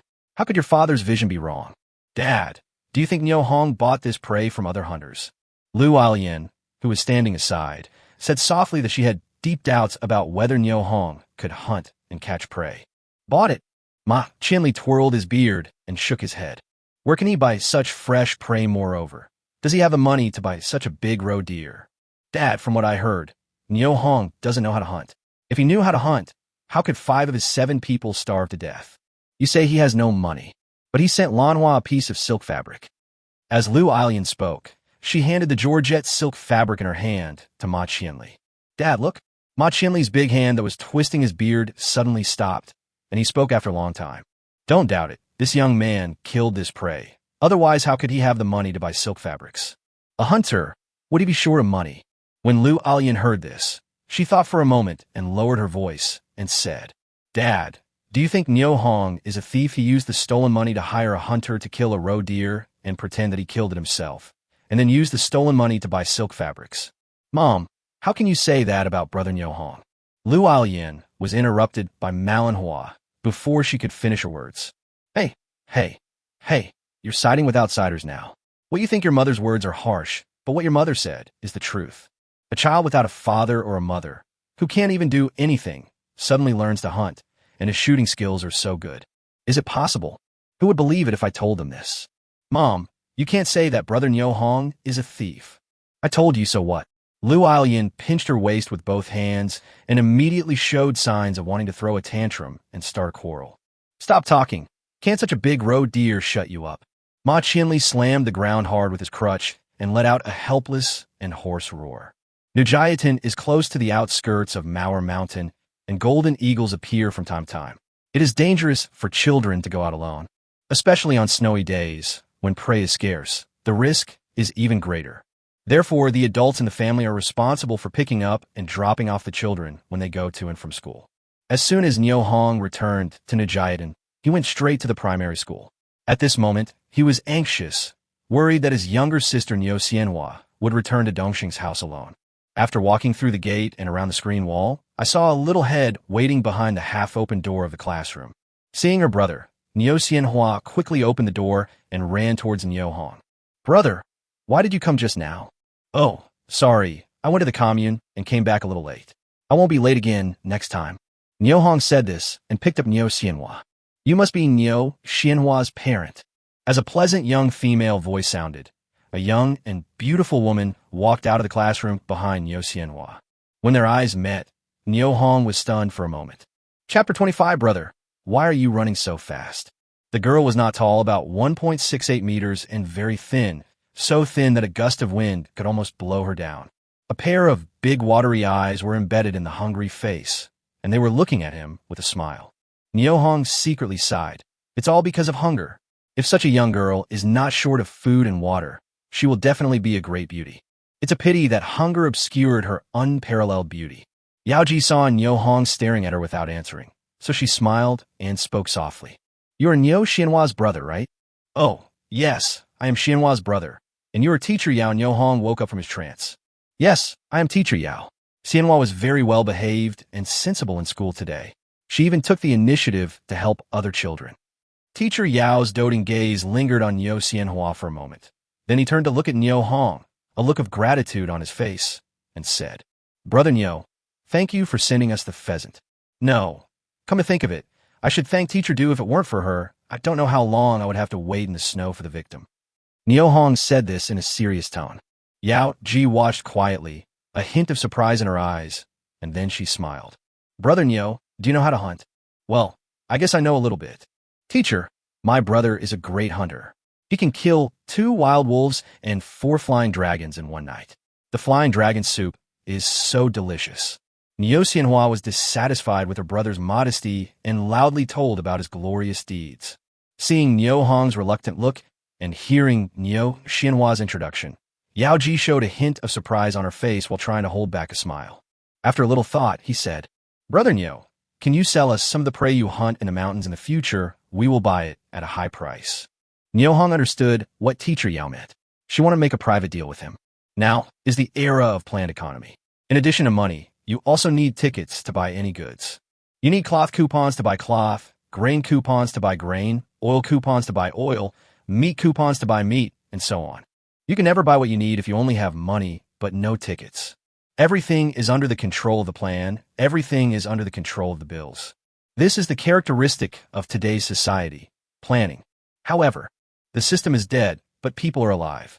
As long as there is a need, there will be a market, even if this market is shady and not allowed to exist. However, it is still active among a limited number of people and exists tenaciously. It is the black market that is deeply welcomed by the lower class people. The needs of people in the black market cannot be met through formal channels. These people either want money or goods, and even various bills can be traded to get what they need. The biggest advantage of transactions in the black market is that all goods avoid various bills and can be paid entirely with cash. Teacher Yao is in this situation. He has money, but no meat coupons. Can? Niu Hong answered without hesitation, then thought for a moment and said, Teacher Yao, please take my sister to the house to warm up for a while. I will be back within half an hour. After saying that, he gently placed the cow flour on the ground, turned around, and walked away quickly. Teacher, let's go inside first. My brother said he would come back. He will definitely come back. Niu Xianhua, like a little adult, took Teacher Yao Ji's hand and ran towards the classroom. Snow was still falling from the sky, and it was already around 4:30 in the afternoon. At this time, the greater Xing'an range was completely shrouded in darkness. Niu Hong walked on an empty street and looked around. There was no one there. He quickly changed his mind, moved a roe deer from the armory, carried it on his shoulders, and ran towards the school. The road was slippery, and I fell in the snow several times, but I had to get up and continue running. When they arrived at the school, Niu Hong and the roe deer on his shoulders were covered with snowflakes, looking like a snow monster. Teacher Yao, I'm back. Hearing the shout, Teacher Yao and Niu Xianhua walked out of the office together. Brother, we are here. Hey, Brother Niu, you are so fast. Yao Ji saw the prey on Niu Hong's shoulder and let out a scream. No, this is already very slow. Niu Hong quickly explained. Teacher Yao, where is your kitchen? I'll help you kill the prey while it's still hot. Here. Teacher Yao said this, and quickly took Niu Hong to the room next door. Du Huairu, who had been lying on the Kong to rest, had heard the conversation between the three people. Now when she heard that Niu Hong had come back, she hurriedly put on her clothes, got out of bed, and came out to greet Niu Hong. Brother Niu, thank you. It'll teach you. Niu Hong took a glance at the shirt Du Huairu was wearing and realized that she had not had dinner tonight. Yao Ji lit the oil lamp and said, Brother Niu, is there enough space in this room? It's enough. Could you please bring a basin and put some salt in it so I can drain the roe deer's blood? This blood is a good thing. We must not waste it. Yeah, did you just catch it? Du Huairu exclaimed, surprised at Niu Hong's inefficiency. As a teacher, she has a precise grasp of time. It would never take Niu Hong more than a quarter of an hour from the time he left the school to the time he came back. Du Huairu couldn't help but exclaim in surprise that the prey was captured in such a short time. Yes, Niu Hong responded, took the pottery basin handed over by Yao Ji, and said, Please take shelter. The scene is very bloody. It's okay. We are all teachers. We are not afraid of this. Brother Niu, don't worry. Yao Ji answered very calmly. Ugh. Niu Hongxin said that knowledge is power, and people armed with knowledge are indeed invincible. Without further hesitation, he began to bleed the roe deer, skin it, and remove its internal organs. Du Huairu, Yao Ji, and Niu Xianhua watched from the sidelines with great interest, helping out from time to time. In less than an hour, Niu Hong cut the whole roe deer into pieces of varying sizes and placed them on the kitchen table. Okay, the work is done, and it's time for the flowers and I to go back. Brother Niu, how much is the total? I'll get the money for you. Du Huairu looked at Niu Hong excitedly and asked softly, No money, not a penny. You two teachers come to our village to teach us for free. How can I charge you money? Niu Hong said this, holding Niu Xianhua's hand and walking out. Brother Niu, wait a moment. Teacher Du, I have something else to do. I need to hurry back. Niu Hong was not willing to stop. After he finished speaking, he bent down, picked up Niu Xianhua, and ran out of the school like the wind. Brother, why are you running so fast? Haha, bro, I'm training my running speed. The faster I run, the faster I can catch up with my prey. Well, I want to run fast like my brother in the future. Sister Du, Brother Niu is such a good person. Yao Ji blinked her big eyes and looked at Du Huairu and said, Chapter 26 Conversation on a Snowy Night. Niu Hong is a nice guy, polite, and knows how to hunt. Do you want me to help you with some arrangements? Du Huairu looked at Yao Ji with a smile. Sister Du, you're making fun of me again. I'm ignoring you. Yao Ji twisted her waist and was about to leave when she heard Du Huairu say softly, Don't go. This roe deer blood needs to be processed immediately, otherwise it will be difficult to store. And here are these. Du Huairu said this and started to take action. Sister Du, are we still going to have 2 meals today? The young Yao Ji looked at Du Huairu with a pair of shining eyes, her face full of desire. We'll have some extra food tonight, so let's be extravagant, haha. Sister Du, a roe deer this big should be enough for the 2 of us to eat for half a year, right? Well, that's enough. Don't forget, we still have a black-billed grouse. With food and no longer having to worry about being hungry, Du Huairu was in a good mood and was in the mood to continue chatting. Yao Ji, you're 18 years old this year, right? Yeah, it's full. Alas, how can your parents feel at ease with a girl of your age coming to such a remote village to teach? Du Huairu sighed and felt sorry for her young colleague. Yao Ji looked at Du Huairu, who was busy, and her expression suddenly became solemn. Sister Du, we have many children in our family. If I come out to teach, there will be 1 less mouth to feed at home. My parents will have 1 less burden to bear, and I can earn a salary. At the end, a hint of relief appeared on Yao Ji's face. As soon as he returned to Mrs. Dongxing's house, Niu Hong clearly felt the heavy atmosphere in the house. Brother Hong is back. How is Xianhua doing at school? Zhang Xiaoying came forward and greeted him warmly, but Niu Hong still saw a clue from her words and actions. Mrs. Dongxing just cried. Sister-in-law, the school is very lively. I even shared the bread she brought me with the other children. They all said it was delicious. Niu Xianhua responded excitedly. Well, are you full? Zhang Xiaoying touched Niu Xianhua's head lovingly. I'm full. I ate the food they brought, and the teacher even gave each of us a bowl of broth. When Zhang Xiaoying heard this, her heart moved, but she did not show any abnormality on her face. Sister-in-law, is Uncle Niu in good health? Niu Hong quickly changed the subject. Upon hearing this, Zhang Xiaoying couldn't help but burst into tears. When Niu Hong saw this, his heart skipped a beat, and he thought to himself, Something bad has happened.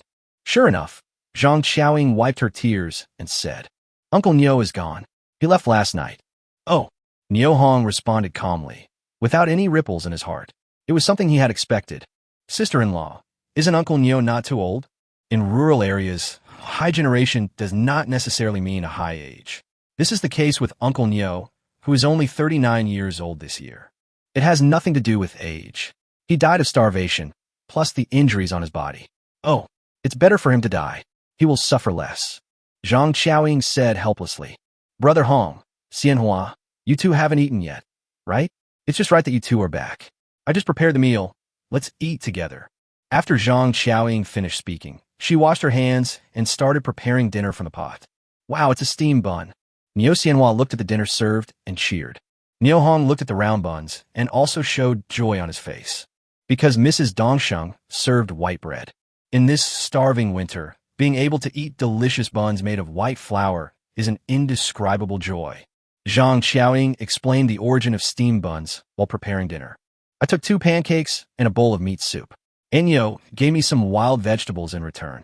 I also cut some wolf meat and mixed it with pheasant meat to make dumplings. Come and try it. Are they delicious? It's delicious. It must be delicious. Niu Hong praised repeatedly, picked up a bun, walked to the edge of the Kong, and handed it to Niu Dongsheng. Brother Dongsheng, eat buns. Brother Hong, let's eat together. Niu Dongsheng took the bun, took a bite, and suddenly started coughing violently. Ahem.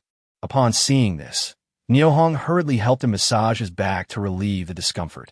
It took a long time for Niu Dongsheng to breathe a sigh of relief. With an awkward smile, he said, I ate too fast and choked. Don't worry, don't worry. My sister-in-law has packed a lot. Eat slowly.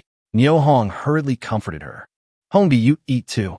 Zhang Xiaoying listened to the conversation between the two and sighed secretly, thinking about Uncle Niu and then looking at her man Niu Dongsheng. Can the same disease lead to different outcomes?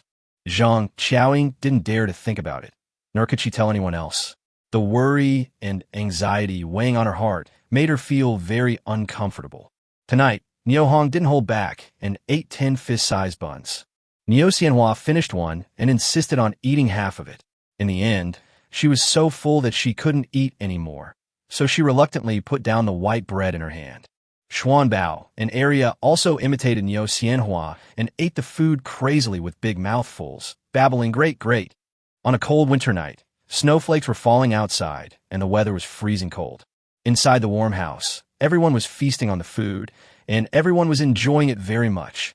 Sister-in-law, your cooking skills are almost as good as the great chefs in state-owned restaurants. During the meal, Niu Hong still did not forget to praise the chef Zhang Xiaoying. Brother Hong, if it's delicious, just eat more. Sister-in-law will take care of it. Eating is a happy thing. Who wants to be in a bad mood when eating? Eating this rare white bread, Zhang Xiaoying's mood also became lively and cheerful at this moment. Niu Hong felt the happy atmosphere in front of him, and couldn't help but think of his sister Lanhua from Majia's Wang and the 2 conditions her mother Lu Ailian had put forward for him. A sense of urgency suddenly swept over him, forcing him to hurry up and plan how to make enough money in the shortest time to marry Sister Lanhua. However, facing the heavy snow outside the door, no matter how good his plan is, how can he implement it? Niu Hong took the tea handed to him by Mrs. Dongsheng and couldn't help falling into deep thought. Zhang Xiaoying saw this and suddenly felt nervous.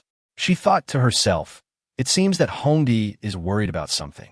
Is he thinking about leaving here? No, we can't let Hongdi leave. I must find an opportunity to communicate with Hongdi tonight and never let him have the idea of leaving here. With something on her mind, Zhang Xiaoying seemed absent-minded when she was cleaning up the dishes and other kitchen utensils. Niu Dongsheng looked at Niu Hong sitting there in a daze and had the same idea as Zhang Xiaoying, so he coughed twice to clear his throat and said, Brother Hong, are you worried? Haha, I don't have anything on my mind. I was just thinking about the taste of the white bread I just ate. Niu Hong smiled awkwardly and laughed it off as his response to Niu Dongsheng. How could he casually tell others about how he was trying every means to make a lot of money in order to marry a wife? Zhang Xiaoying heard this and immediately realized that Niu Hong was not telling the truth. She was already worried about Niu Hong, and now she was even more worried. There was a deep reluctance in his eyes when he looked at Niu Hong. Chapter 27: The door to wealth slowly opens. Please give good reviews and vote for must read. Who wouldn't miss the days when they could eat white flour and meat buns, and who would be willing to give up such a good life? Zhang Qiaoying looked at her two children and Niu Xianhua, and a strange thought suddenly came to her mind. How great it would be if she and Niu Hong were really a family. Unfortunately, no. Zhang Qiaoying was washing the pots and pans while thinking about her own worries. The children had eaten and drunk their fill and were already lying on the Kong, enjoying a baby-like sleep. Niu Dongsheng stared at the dark ceiling with his eyes wide open, wondering what he was thinking. The only sound left in the room was the sound of Zhang Qiaoying washing dishes underwater, which seemed particularly loud in the silent night. Seeing this, Niu Hong stood up, quietly returned to the west room, laid down on the warm Kong, stretched his tired body, and felt an unprecedented comfort. I felt sleepy and fell into a deep sleep. I don't know how long I slept. In my dream, Niu Hong felt his clothes being undone, and a gust of cold wind blew over him, causing him to shiver unconsciously. The brain is also awake at this moment. When I touched it with my hand, I found a furry head resting on my chest, sleeping soundly. A familiar head, and a familiar person again. Sister Dongsheng. Why is she here again? Didn't I already explain it clearly to her? Why did he come to my bed again? What if this gets out and people know about it? How can I find a wife in the future? Brother Dongsheng is the same. He doesn't think highly of his wife and is only thinking about forming a gang. You can find those older bachelors to help you. There are quite a few of them in the village, like Niu Erden, Niu Ertsuzi, and the like.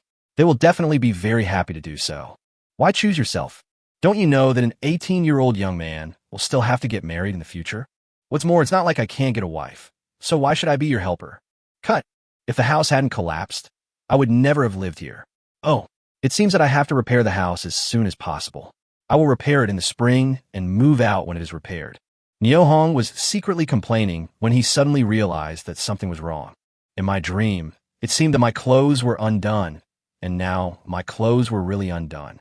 It is obvious that this was done by Mrs. Dongsheng, but she is sleeping soundly now. What does she mean by this? Just as Niu Hong was racking his brains for the answer, Zhang Qiaoying curled up in Niu Hong's quilt, not daring to move, pretending to be soundly asleep. She felt shy and embarrassed at the moment. She wanted to take advantage of Niu Hong's deep sleep to make it a done deal and keep his body in mind. When Niu Hong suddenly woke up, she was worried that she would be rejected like the last few times and didn't know how to face it, so she had to pretend to be asleep. However, before she could wait for Niu Hong's response, she fell into a deep sleep. After a busy day, Zhang Qiaoying couldn't resist the physical fatigue. She curled up in Niu Hong's arms and fell into a deep sleep. Niu Hong listened to the even breathing in his arms. He didn't want to create any more trouble in this dark night and disturb his rest. He simply did not disturb Zhang Qiaoying's sweet dream, but carefully covered her with a quilt and fell asleep again. The next day, the heavy snow that had lasted for a day and 2 nights finally stopped. When Niu Hong woke up in the morning, he found that breakfast was ready, and he felt warm in his heart. The days of having breakfast every day when he woke up were indeed something he could not get enough of. When I think about moving away from this place one day, I still feel a little reluctant. Brother Hong, get up, wash up, and have dinner. Okay, sister-in-law, thank you for your hard work. Haha, I should. Zhang Qiaoying tidied up the messy hair at her temples with her hands, and her pair of almond-shaped eyes cast a glance at Niu Hong silently. Then she turned around, lifted the lid of the pot, and began to prepare breakfast. When they met again, they tacitly avoided talking about what happened last night. After breakfast, Niu Hong went to school holding Niu Xianhua. Walking on the street, Niu Hong felt that more people greeted him than usual. Instant understanding. My behavior in recent days has changed my neighbors' views of my past. This is a good start to changing my self-image. Niu Hong, where are you going? As a man's voice sounded, Niu Hong saw a thin, middle-aged man with a sack on his shoulder greeting him across the street. He quickly stopped and responded. Uncle De Biao, I'm going to send my sister to school. Are you going to the commune to sell things? Well, it snowed heavily for a few days, and there was nothing to eat at home. I brought some mountain products to the commune to exchange for food.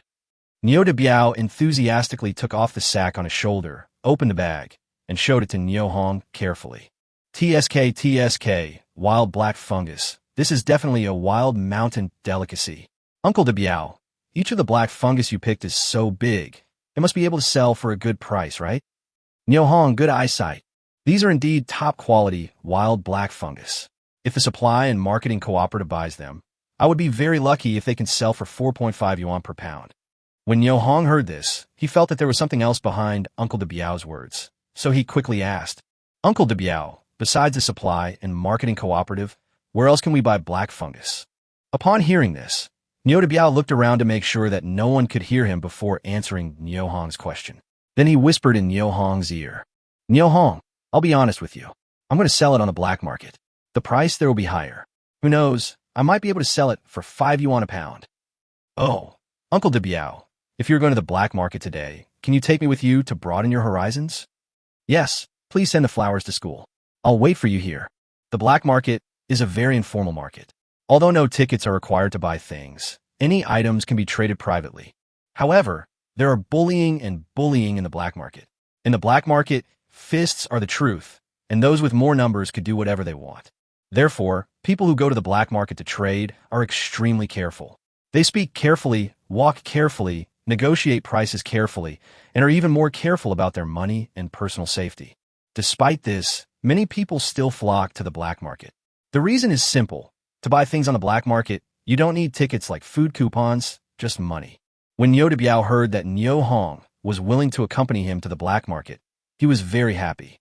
Nyo Hong didn't expect that Uncle de Biao would agree to his request so readily, and he responded quickly. Yeah, I'll be right back. After saying that, he picked up Nyo Xianhua and ran towards the school. Not long after, Nyo Hong came back, with icicles all over his eyelashes and eyebrows due to his rapid breathing. Uncle de Biao, let me carry Mu'er for you. No, it's only a few pounds. I can handle it myself. Upon hearing this, Nyo Hong glanced at the black fungus on Nyo de Biao's shoulder, and his heart moved. A pound of black fungus costs 5 yuan, 10 pounds is 50 yuan, and 20 pounds is 100 yuan.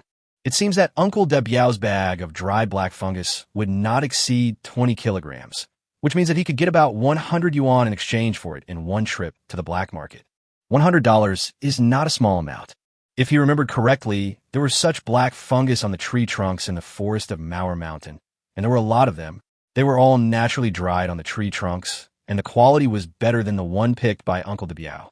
If I go to Manhwa Mountain more often, pick the black fungus from the tree trunks, and sell them on the black market, wouldn't I be able to collect enough 300 yuan for the bride price very quickly? What about adding to that the income from hunting?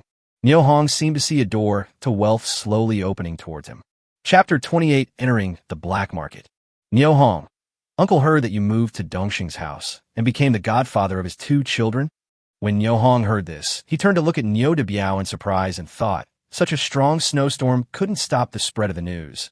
The people in the village are really idle. He admitted without hesitation. Yes, Uncle de Biao. When my house collapsed, my younger sister and I happened to go to Dongxing's house to beg for food, so we escaped. After Dongsheng and Dongsheng learned the news, they asked me and my younger sister to stay at their house temporarily. I didn't want to trouble them. I took the opportunity to find the team leader while clearing the snow and wanted to find a house in the team headquarters to live in until next spring, but the team leader Nyo Tiankai did not agree. After Nyo Hong finished speaking, he looked into the distance, but in his heart he was savoring the bitterness of life. Nyo de Biao didn't say anything for a long time after listening to this. Finally, he sighed and said, Alas, the genius went too far in this matter. He couldn't write 2 ox characters with one stroke. We are from the same clan, so why did he do this? Has your uncle looked for you? No, he didn't show up from the first heavy snow to the second heavy snow. Nyung responded indifférently. Thinking of his uncle Nyo Datsai, there was only hatred in his heart without any family affection. Your house was collapsed by heavy snow, and he didn't look for you and your sister? Nyo de Biao looked at Nyo Hong with an incredulous expression and said, Haha, brother Dongsheng and I are 5 generations apart, and sister Dongsheng and I are not even related at all, but she still gave my little sister something to eat so that Xianhua didn't starve to death. Let us brothers and sisters stay here temporarily so that we won't freeze to death. As for my uncle, Nyo Hong didn't say anything else. Is it necessary to continue saying some things? After hearing what happened to Nyo Hong, Nyo de Biao remained silent for a long time. As a clan elder, while I was happy for Nyo Hong, I also felt deep sympathy for him and his sister. When the 2 orphan children encountered a natural disaster, no relatives came to their aid. As the leader of the village, Neo Tiankai did not provide assistance to the orphans in distress on behalf of the organization, but instead rejected their requests for help. This shows the indifference and numbness of Nujayadin, which is extremely heartbreaking. Neo Hong, are you used to living at your brother Dongxing's house? If not, you can bring your sister to my uncle's house. My uncle's house is very spacious. Facing Niu Debiao's cordial invitation, Neo Hong smiled slightly. Thank you, uncle.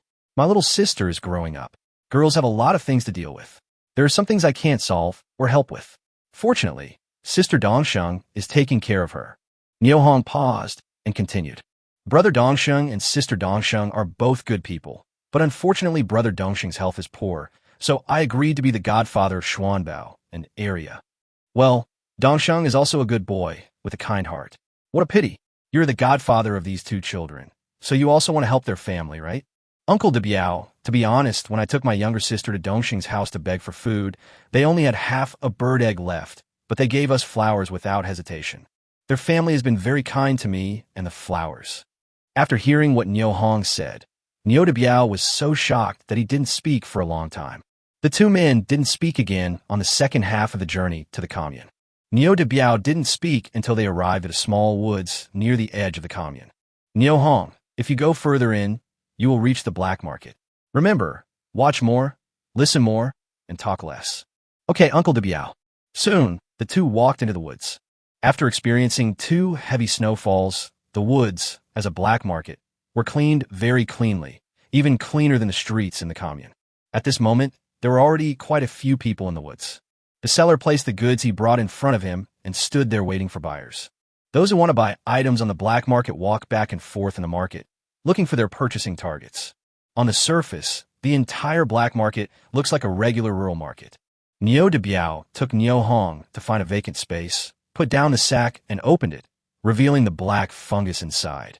Not long after, a young man came from the left side of the two men and asked the price. Uncle, how much is your black fungus per pound? Neo Debiao did not answer, but stretched out 5 fingers and shook them twice. 55 cents. The young man asked in surprise. No, it's $5.50. Neo Debiao said in a low voice. Oh, that's too expensive. Can you sell it for $4? If so, I'll take them all. Little brother, take a look at the color of this fungus. It's big and tender and tastes great. I'm definitely not giving you a high price of $5.50. As Neo Debiao spoke, he took a handful of black fungus from the bag, held it in his hand, and showed it to the young man. It's too expensive, let's forget it. The young man said, turned and left. Neo Hong watched the young man leave until his figure disappeared into the crowd. Uncle Debiao, you stay here first. I'm going to go to the market. Go ahead and be careful. Okowo. Neo Hong agreed and walked in the direction the young man had just left. Looking inward from the edge of the black market, due to the obstruction of trees, the entire market looks bustling with quite a few people. It was only when Neo Hong walked in that he realized that the entire market was not as prosperous as it looked from the outside. The merchandise on display for sale is very few and can be counted on one hand. However, Neo Hong accidentally found a pair of snowboards placed on the ground in front of a white-haired old man. From the outside, it looks like an old-fashioned wooden snowboard, completely weathered by the passage of time, and it is impossible to tell what material the snowboard is made of. Uncle, can you let me see your snowboard? Neo Hong squatted down, looked at the old man who was sitting there with his eyes slightly narrowed, and said, Sure, I've used this pair of snowboards all my life. They're very strong. I'm old now, and I don't need them anymore. I'll exchange them for some money to buy some food. Why? Neo Hong agreed and picked up the snowboard to examine it carefully. He found that the snowboard was very smooth to the touch, and it was obvious that it had been used a lot in traveling. There's not a single crack on the surface of the whole body. Just as the old man said, it is very solid. My dear, this pair of snowboard is made of 100-year-old oak wood. It is both flexible and very solid. I have been wearing it all my life. If I were not old, I would never sell it. The old man said this with a look of great reluctance. To be precise, Neo Hong has no shortage of snowboards, and the snowboards in the arms warehouse are made of metal, which are much better in quality and workmanship than the old wooden snowboards in front of him. But once it is taken out for use, the metal snowboard that does not belong to this era will definitely attract the attention of countless bystanders. Think about the crazy decade that followed. If a pair of metal snowboards caused unnecessary trouble, it would be a waste of time. Therefore, Neo Honkai decided to buy a pair of ordinary snowboards to use as cover so that it would be convenient for him to use. Uncle, how much do you want to sell this pair of snowboard for? Upon hearing this, the white-haired old man felt very reluctant, and after hesitating for a long time, he said, "Little brother, if you really want it, just give me $5. Seeing this, Neo Hong understood the old man's thoughts. The reason he sold the snowboard was that he didn't want to take it into the coffin. Maybe he really didn't care about the price. He had had this kind of thought before, and he could understand it by putting himself in her shoes. Uncle, this snowboard has been with you for most of your life. You will definitely be reluctant to sell it. How about this? I'll give you 5 more, a total of $10, so you can get a chance to have this pair of snowboards. Is that okay with you?" When the white-haired old man heard this, a gleam of light flashed in his cloudy eyes, and then a smile appeared on his face, and he said, "Little brother, in such a situation, I cannot take advantage of you. I give you this dagger for self-defense."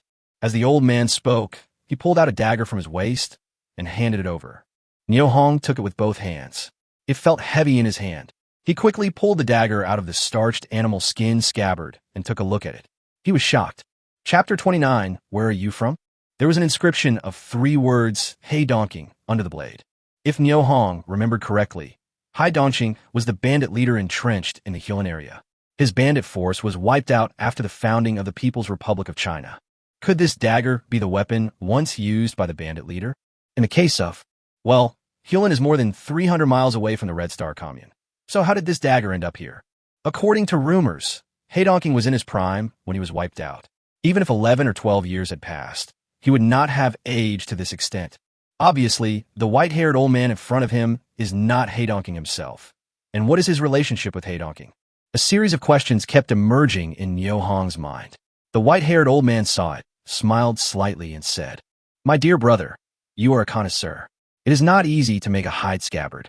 You must cherish it and never lose it." After saying that, he stood up tremblingly and walked out of the black market. Hey, money. It was not until this moment that Neo Hong realized that he had not yet paid the old man.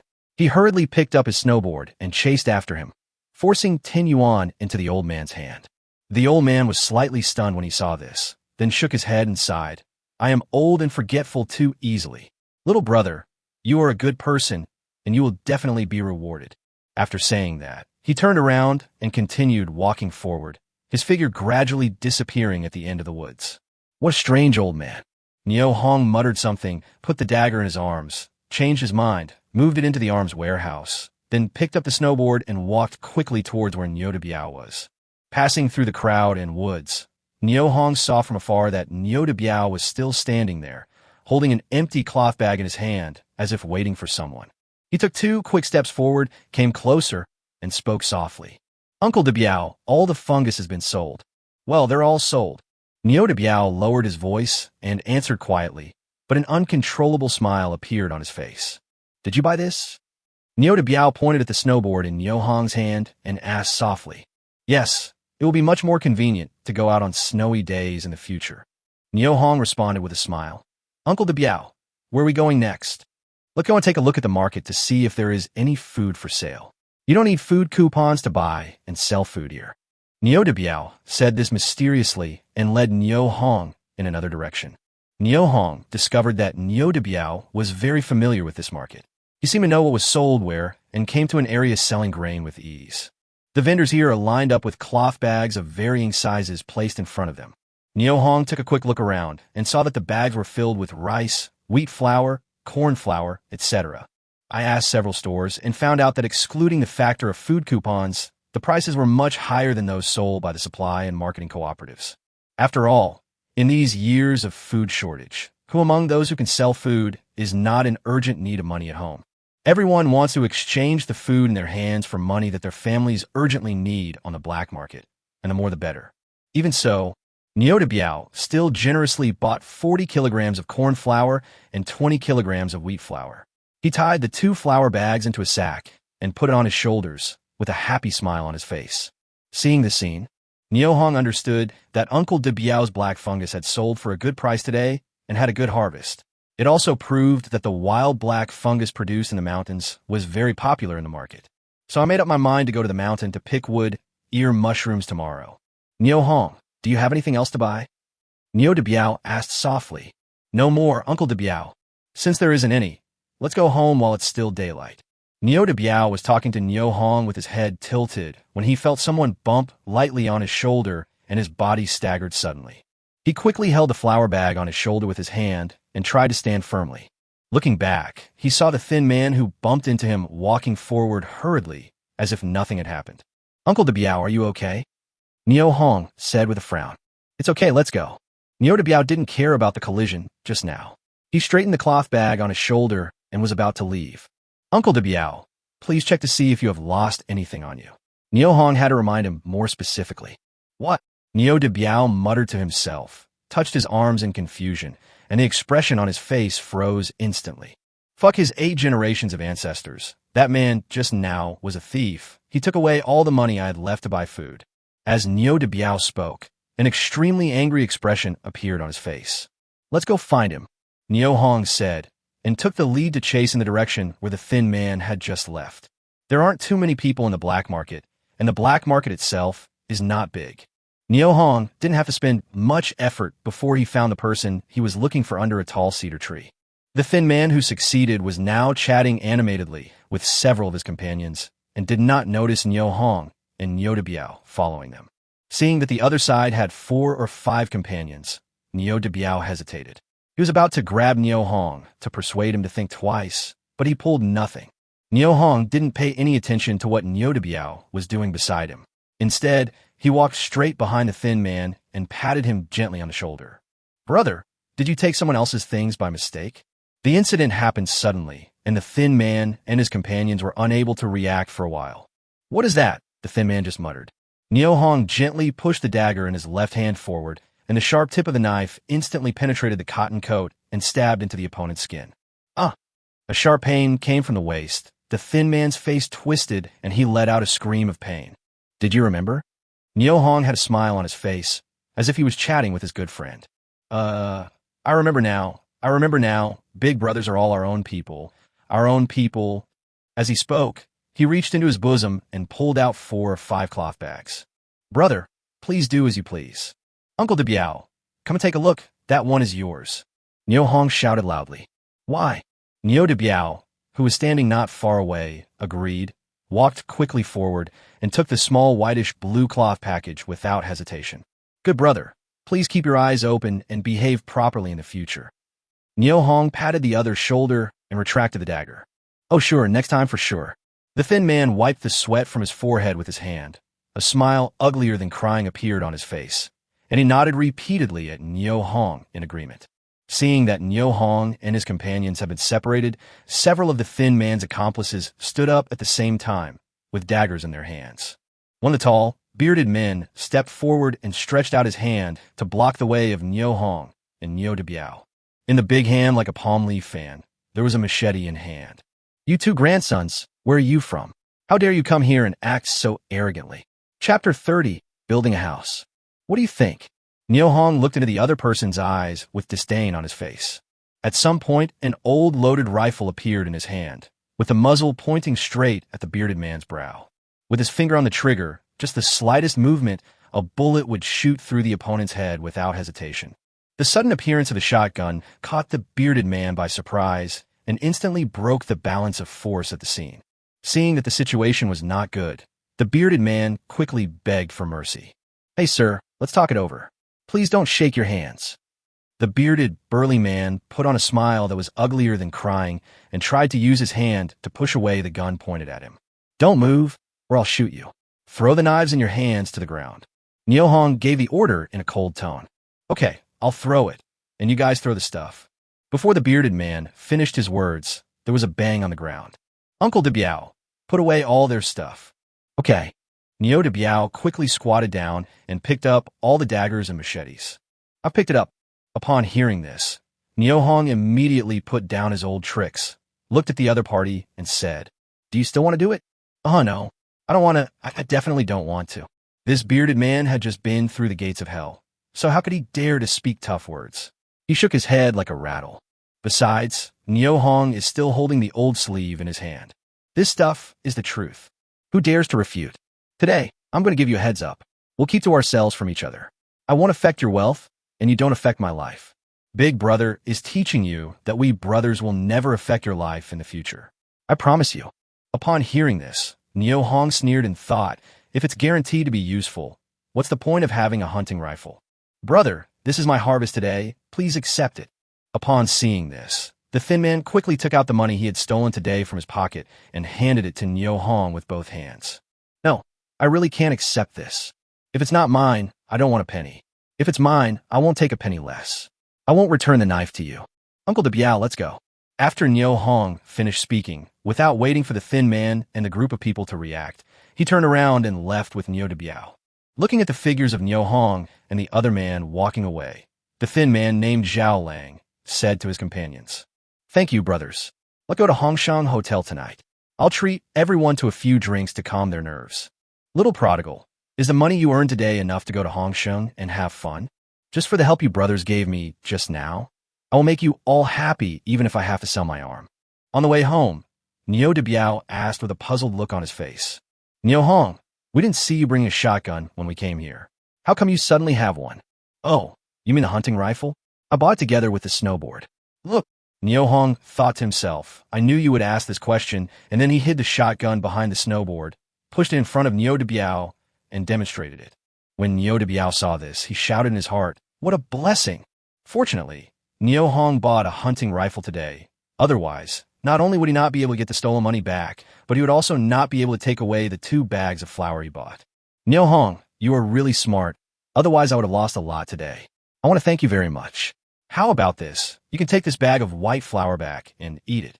Neo De Biao was about to take off the bag on his shoulder, but Neo Hong stopped him. "Uncle De Biao, why are you so polite to me?" "Uncle De Biao, don't tell anyone about what happened today when you return to the village. After all, it's not a good thing." "Yes, of course. It's too embarrassing to tell anyone." Neo De Biao still looked frightened when he spoke. Suddenly, he thought of his identity as a bricklayer and said quickly, "Neo Hong, when will your house be repaired? I will come over to help you then." Neo Hong was moved when he heard this. "Uncle De Biao, I want to build a 3-room tile house. How much does it cost to build it, including the labor and materials?" Although Neo Hong was reborn and lived to be over 80 years old in his previous life, he did not know as much about the local prices and labor costs in 1961 as Neo De Biao did, not to mention that Neo De Biao was just a bricklayer who built houses.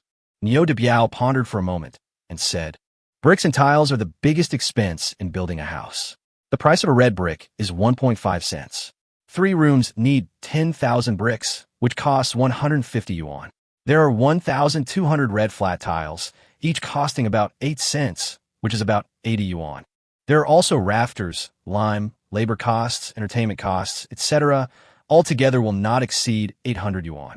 Uncle De Biao, I'll just prepare 800 yuan, right?" Neo Hong thought to himself, "My goodness, building a house costs 800 yuan, plus the 300 yuan dowry that Liu Alian asked for. The total is 1,100 yuan. Where can I earn so much money? Just thinking about it makes me feel overwhelmed." Neo De Biao glanced at Neo Hong, not wanting to dampen his enthusiasm, and patiently explained, 800 yuan is enough, but to buy bricks, tiles, and lime you need industrial tickets, which are hard to get. In fact, you might as well build the house in a different way, and the house you build will be more comfortable to live in than a tiled house, and it will save money." Neo Hong immediately became interested after hearing this. "Uncle De Biao, which method are you talking about?" "It is the dry-rammed earth method that has become popular recently. This method only requires a small amount of wood for doors, windows, and purlins to build. There is no shortage of wood in the mountain behind us, so we can cut it easily. So to build this kind of house, you just need to prepare more food and hire more workers, and it can be built with about 100 yuan." Neo De Biao really supports Neo Hong from the bottom of his heart, so he helps Neo Hong figure out how to save money when building a house. "Uncle De Biao, what are the differences between this kind of house made of dry-rammed earth and a brick and tile house?" "Hi, I'm talking to you, Neo Hong. The advantages of this type of dry-rammed house are its thick walls and roof, and its cold-proof and warm-keeping performance is much better than that of a brick and tile house. With a Kong and a flue, it is quite comfortable for people to live in. I've already planned to rebuild my house into a dry-rammed earth building by next summer." Looking at Neo De Biao's excited expression and thinking of his identity as a bricklayer, Nio Hong realized that he was not fooling him and immediately decided to build the house according to what Nio de Biao said. But when I thought about the fact that I chose to build a house in spring while Nio de Biao chose to build it in summer, was there any difference between them? So I asked, Uncle de Biao, to build a house made of dry rammed earth, do we have to wait until summer when the weather is warm? Nio de Biao heard this and said solemnly, in theory, construction can begin after the ground thaws in the spring, but workers don't have the energy to work because of lack of food and water in the spring. In the summer, there is food and wild vegetables, and the food supply is sufficient. The workers have endless energy to build houses, and the houses they build are of the best quality. Nio Hong suddenly realized what was going on. I secretly sighed in my heart. It's like a mountain between two different trades. Professional matters should be left to professionals. But on second thought, he felt that there seemed to be something wrong with what Nio de Biao said. After a little thought, Nio Hong couldn't help but smile. Haha, if I do this, can I save some money? Chapter 31, Disaster Strikes. In spring, all things come back to life and are full of vitality, carrying infinite beauty. However, these are the most difficult days of the year for ordinary people as they are in the period between the harvest and the harvest. The grain harvested last fall had been eaten after the long winter, while this year's crops were still growing and inedible. Therefore, people often starve to death at this time. If you start building a house in the spring after the ground thaws, as long as you can provide enough food for the workers, Nio Hong believes that there will be many people willing to help him build a house, and the labor remuneration can be reduced to the lowest accordingly, thus saving a lot of labor expenses. Providing food in the spring might be a difficult task for most people, but for him, it was a trivial matter. His arsenal also contains the meat of 36 wild wolves, 6 roe deer, 2 grouse, as well as pig blood, roe deer blood, etc. He will go hunting again in the future. With such abundant food reserves, are you still worried about not having enough food? After much thought, Nio Hong felt that building a house in the spring was his best option. He then made up his mind to build 9 dry ram houses in the spring of next year. Living room, bedroom, kitchen, storage room, grocery room, etc. Everything you need is available. He wants those who look down on him to see that he, Nio Hong, is not an ordinary person. Nio Hong and Nio de Biao were walking and talking when they met a middle-aged woman. He is not tall and is wrapped tightly like a big dumpling. The red scarf around her neck is particularly eye-catching in this snowy wilderness. When a middle-aged woman saw the flower on Nio de Biao's shoulders, she was surprised, hesitated for a moment, and then walked up to him and started a conversation. Brother, where did you buy your flower? Supply and Marketing Cooperative. Nio de Biao stopped and answered readily. When the middle-aged woman heard this, the surprise on her face became more obvious, but it instantly turned into a flower-like smile, and she looked at Nio de Biao earnestly. Brother, my daughter-in-law is in confinement and needs flour to nourish her body. Can you give me some? I have food coupons and can buy it at a high price. Nio Hong and Nio de Biao were very surprised when they heard what the middle-aged woman said. To buy rice, flour, grain, and oil, if you have money and grain coupons, why not just go to the supply and Marketing Cooperative and buy them? Why go through the motions and buy from others at a high price? Nio de Biao was especially reluctant. Does he need money? There is a blue cloth bag in his arms, which contains his savings. He is not short of money. What he lacks is food, rice, flour, grain, and oil. Nio de Biao thought for a while and said, Sister, since you have food coupons and money, why don't you go to the supply and Marketing Cooperative or the food store buy it? When the middle-aged woman heard this, the smile on her face disappeared in an instant. She was replaced by a sad brow. She sighed and said, Alas, the flour, grain, and even dried sweet potatoes in the supply and Marketing Cooperatives have all been sold out, and the grain store is also closed. I really don't have any other choice but to beg my eldest brother to give me some for the sake of my newborn grandson. I kneel down before you. As the middle-aged woman spoke, she hesitated for a moment, then bent her legs and knelt down to Nio de Biao with a plop. Hey, big sister, let's not do this. It's not good if someone sees us. Nio de Biao's concerns were not without reason. There were people coming and going on the street. What would it look like for a woman to kneel in front of 2 grown men?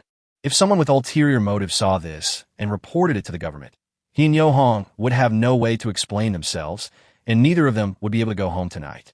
When Nio Hong heard the woman's speech, he immediately realized that another great famine and disaster was quietly approaching.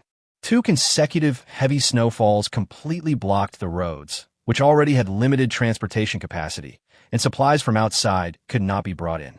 The supplies stored in the supply and marketing cooperatives were once again sold out. For those families who fail to grab food or have no money to buy food, what awaits them next will be endless hunger. Hunger. Nyohong didn't dare to think about it anymore. His parents, younger brother, and younger sister had all been victims of the Great Famine, and this was the situation he least wanted to see. Brother, look, I have money and food coupons. Please give me 3 to 5 kilograms of flour. If my daughter-in-law has nothing to eat or drink, she will have no milk, and without milk, my little grandson will not be able to survive. Brother, I beg you. The woman looked up and begged bitterly, and took out money and food coupons from her pocket to prove herself. She tried every means to get Nyo de Biao to give her some of the flour on his shoulder. Uncle de Biao, you see this lady is in a really difficult situation. Just give her some of the money. Nyohong felt really sorry for the woman and quickly pleaded for her. Big sister, please get up quickly, and I will give you 5 caddies of flour at the original price. Nyo de Biao had no choice but to give up reluctantly. Thank you so much, brothers. I want to thank you for your kindness on behalf of my grandson. You are both great people. As he spoke, he took out the cloth bag he carried with him. After seeing the middle-aged woman off, Nyo de Biao sighed softly and said, Nyohong, it's not that I don't want to share the flour with her. These days, whoever has food in their hands can survive. Food is life. Nyung no det sinoli. How could he not understand this truth? Uncle de Biao, if you knew I wouldn't buy this pair of snowboards, it would be great if I could exchange it for food. Ah, are you still short of food? Nyo de Biao looked at Nyohong meaningfully. Let's go. Don't you have to go back to pick up your sister from school? The snow in front of Nujiden Primary School has been cleared. From time to time, the sound of reading aloud could be heard from the courtyard, and the childish voices were full of passion. Nyohong stood outside the door and listened quietly. He knew that among those reading voices was his younger sister, Nyo Xianhua. Children mean the future, and studying is hope. Times are good when my little sister is around. Nyohong was thinking about his own things.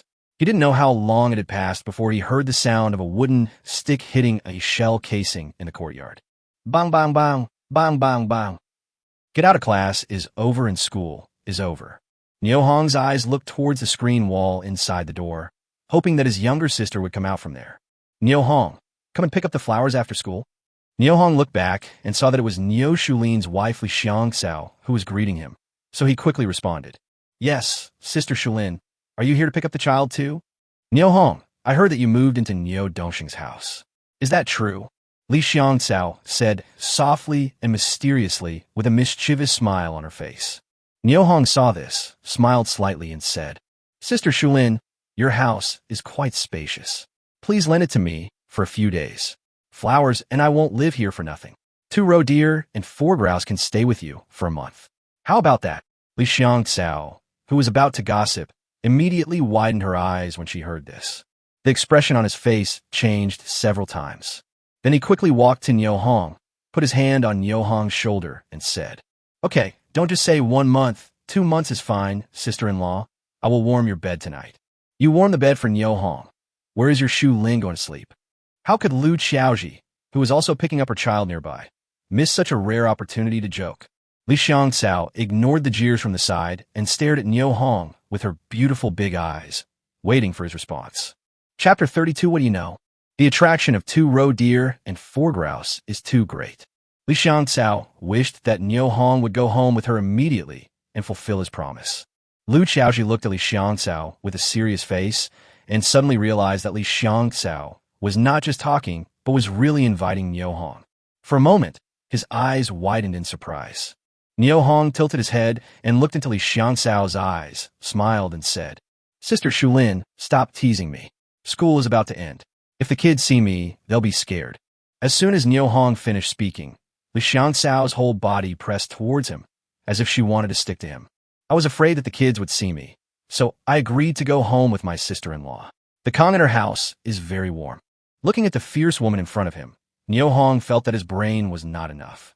With an awkward smile, he said, Sister-in-law, if I want to go home with you, Brother Shulin will have to break my legs.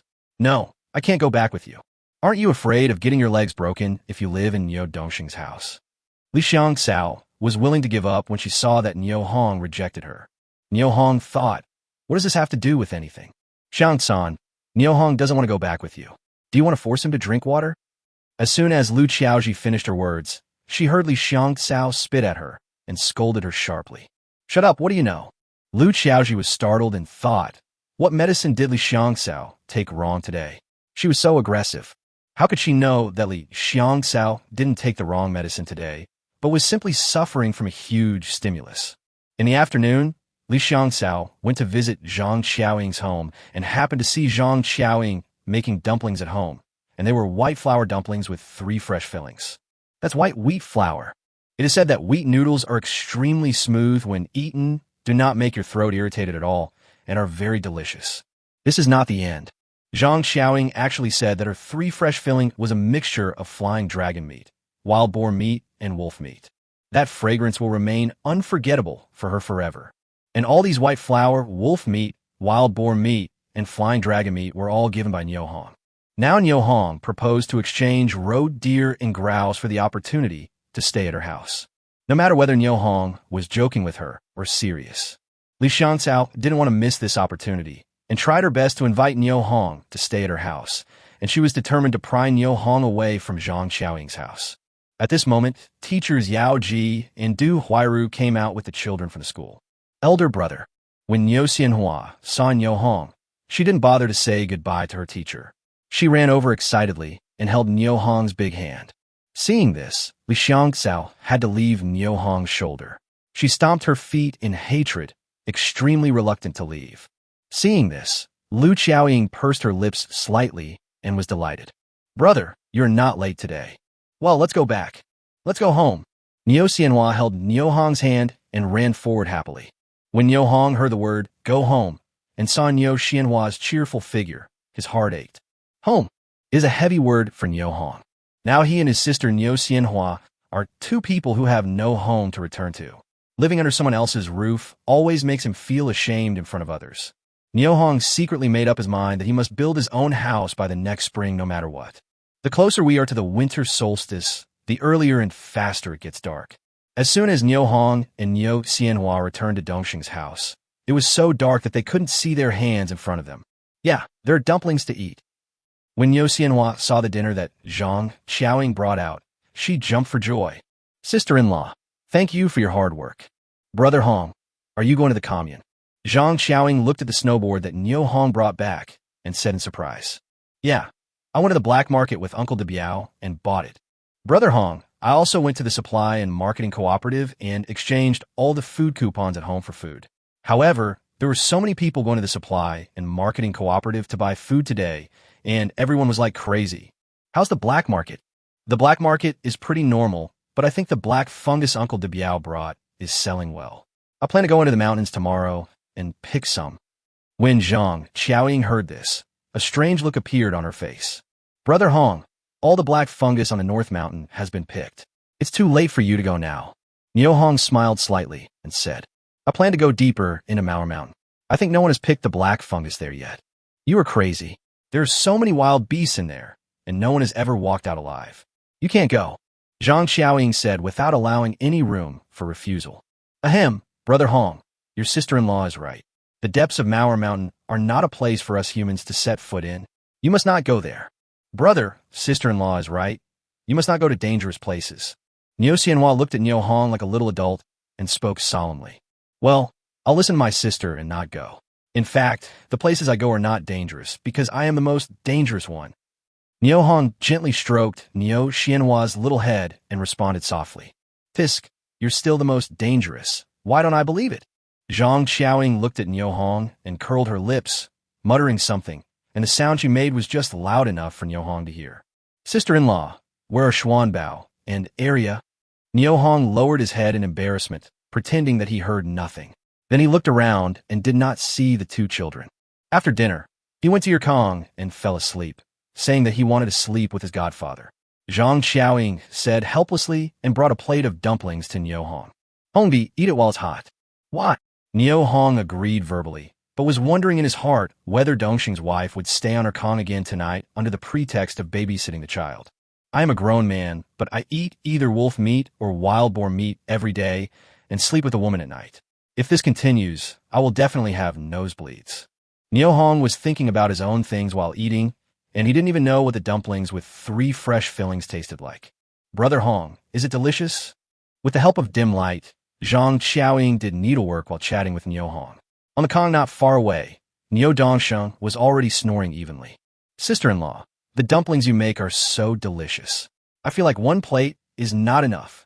After Neo Hong finished speaking, he subconsciously glanced into the pot. Brother Hong, there's still some food in the pot. Eat as much as you want. I went to the supply and marketing cooperative and bought 10 kilograms of flour today. Zhang Xiaoying's tone was full of pride. Neo Hong heard this, thought for a moment, put down his chopsticks, looked at Zhang Xiaoying, and said seriously, Sister-in-law, I feel like there's going to be a famine soon. Famine. A hint of panic appeared on Zhang Xiaoying's face, but she quickly covered it up. Neo Hong ignored Zhang Xiaoying's surprise and continued speaking. There were 2 consecutive heavy snowfalls, and all the roads were blocked by the snow. For at least 10 days, or half a month, the traffic was blocked. Without traffic, supplies cannot come in. If supplies don't come in, won't everyone starve? Hongdi, what should we do? I've been relying on flour for the past 2 days, but now we're running low on flour. Am I being too wasteful? At this moment, Zhang Xiaoying no longer had the heart to continue doing needlework. She looked at Neo Hong pitifully, with a helpless look on her face. Neo Hong saw this and secretly laughed in his heart, thinking, Sister Dongsheng is okay. She is not the kind of person who can't tell the difference. She will understand it with a little guidance. But how should I explain to her what comes next? Will Chapter 33 make a fortune? The clock goes back to the moment when school is over. Li Xiangxiao looked at the backs of Neo Hong and her younger sister Neo Xianhua as they left, looking a little lost. It was not until her son Neo Xiaotian came up to her and called her that she woke up from her trance, took her son's hand, and walked towards home. Lu Xiaoji saw this and felt that it was her responsibility to persuade her next-door neighbor, so she pulled her daughter over and said, Vanilla, what's wrong with you today? You look like you've lost your soul. Li Xiangxiao looked back at Lu Xiaoji, stopped, and said unwillingly, Xiaoji, tell me, what kind of luck did Zhang Xiaoying have that Neo Hong ended up staying at her house? When Lu Xiaoji heard Li Xiangxiao say Neo Hong, when she opened her mouth, and Neo Hong, when she closed her mouth, she became very curious, so she moved closer and asked in a low voice, Tell me, do you have any new gossip?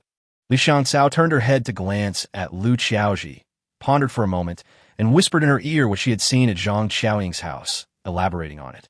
Lu Xiaoji was so shocked that her mouth opened wide, her eyes widened, and she murmured, Is what you said true? Of course it's true. If you don't believe me, you can ask your little Yi Zi whether he drank meat soup at school at noon. Before Li Xiangxiao finished speaking, Neo Xiaotian said, Mom, we had meat soup again at noon today. Teacher Yao said that what we drank today was roe deer meat soup, which was also donated by Uncle Neo Hong to our children. He also said that our classmates must say hello to Uncle Neo Hong when they meet him in the future. Yes, we drank grouse soup yesterday and roe deer soup today. Both were donated by Uncle Neo Hong. Neo Yi, who was standing beside Lu Xiaoji, added softly, and at the end he did not forget to praise, the broth is delicious. After listening to the 2 children's stories, Li Xiangxiao was even more shocked.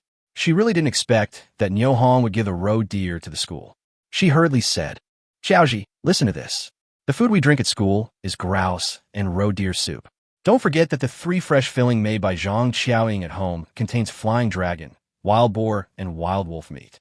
These are all the prey that Neo Hong got. Tell me, why aren't the men in our family as capable as Neo Hong? This. Hearing Li Xiangxiao's complaint, Lu Xiaoji took a breath and said with regret, No wonder you did that just now. If it were me, I would also let Neo Hong stay at my house. This is definitely a long-term food coupon. That's right. You just said that to me. Do you regret it now? Don't talk yet. Let me think about it. I have a cousin from my mother's family who seems to be just 18 years old this year. She is very beautiful. I will go back to my mother's family tomorrow and arrange a marriage between her and Neo Hong. Lu Xiaoji, you are a treacherous woman. You have told Neo Hong about his wife. Can you still have any intentions towards him? Shang San, what nonsense are you talking about in front of the children? If Neo Hong becomes my brother-in-law and his house collapses, wouldn't it be legitimate for him to live in my house? A smug look appeared on Lu Xiaoji's face. Mom, do you want Uncle Neo Hong to be my uncle-in-law? That's great. Upon hearing this, Niu Yi on the side jumped for joy, making Niu Xiaotian on the side envious. Mom, don't I have an aunt too? Li Xiangcao seemed not to have heard her son's question. She widened her eyes in surprise. She couldn't help but admire Lu Qiaoji's astuteness and cunningness. Why didn't she think of this? She just happened to have a younger sister in her natal family who was about the same age as Niu Hong. Seeing this, Lu Qiaoji smiled and said, "Let's go quickly, it's getting dark." Under the dim light, Niu Hong looked at Zhang Qiaoying's face full of regret, smiled slightly, and said, "Sister-in-law, I just bought a pair of snowboards. With snowboards, it will be much more convenient to travel in heavy snow. The commune has no food. I can go to the county town to buy some." Yes, let's go to the county town to buy it. It will be hard for you, Hongbi." Hearing Niu Hong's comfort, Zhang Qiaoying's uneasy heart suddenly calmed down. She looked at Niu Hong with affection, and there seemed to be surging waves in her eyes. Niu Hong was shocked when he saw this, and thought, judging from Mrs. Dongxing's attitude, tonight will be another extraordinary night. My body had just turned 18 and was full of vigor. Every night, I would sleep in the arms of a beautiful young woman. This won't be a long-term problem. Alas, it would be better to build my own house as soon as possible and leave here. Brother Hong, the dumplings on the plate are getting cold. I'll serve you some hot ones." Zhang Qiaoying tactfully withdrew her gaze, stood up, snatched the plate from Niu Hong, and walked towards the stove. Niu Hong saw it and sighed inwardly. What a good woman. It's a pity that her husband is paralyzed. Her life is really bad. "Hong, do you eat?" Zhang Qiaoying brought another plate of hot dumplings and placed it in front of Niu Hong. "Sister-in-law, do you think we can make a lot of money by hunting more game and selling it during the famine?" "Yes, definitely." Zhang Qiaoying strongly agreed with Niu Hong's idea, but after thinking about it, she felt something was not right and quickly said, "Brother Hong, I heard that most of the prey outside Mao Mountain has been hunted. If there is another famine, how can we find so much prey to hunt?" Niu Hong nodded slightly after hearing this. "Sister-in-law, there really aren't that many prey items around Mao Mountain, but if you put in a little effort, you can still get something." As the two chatted, Niu Hong quickly finished the whole plate of dumplings. That night, Zhang Qiaoying unexpectedly did not disturb Niu Hong's rest, allowing Niu Hong to sleep quite peacefully and comfortably. When Niu Hong woke up the next morning, he felt relaxed all over. After breakfast, Niu Hong asked Zhang Qiaoying for a few bags. He then sent his younger sister Niu Xianhua to school, put on his snowboard, and headed straight for the back mountain. After the heavy snow, the temperature in the mountains and forests became even lower. In order to resist the severe cold, Niu Hong had to make himself exercise quickly. Use your arms to slide the snowboard vigorously to warm up your body. However, I didn't dare to ski too fast. If I skied too fast, the wind would easily blow through my clothes and reach my skin, making it unbearable cold. I could only slowly ski toward the back of the mountain. Suddenly, a familiar figure appeared in front of me. "Hey, Uncle de Biao, are you going into the mountains too?" Niu de Biao turned around and saw that it was Niu Hong and responded quickly and enthusiastically. "We have to go into the mountains. The flour we bought yesterday is not enough for a few days." "Oh, that's true," Niu Hong responded, and the image of Niu de Biao's family appeared in his mind. There are 6 people in Niu de Biao's family, including 4 sons.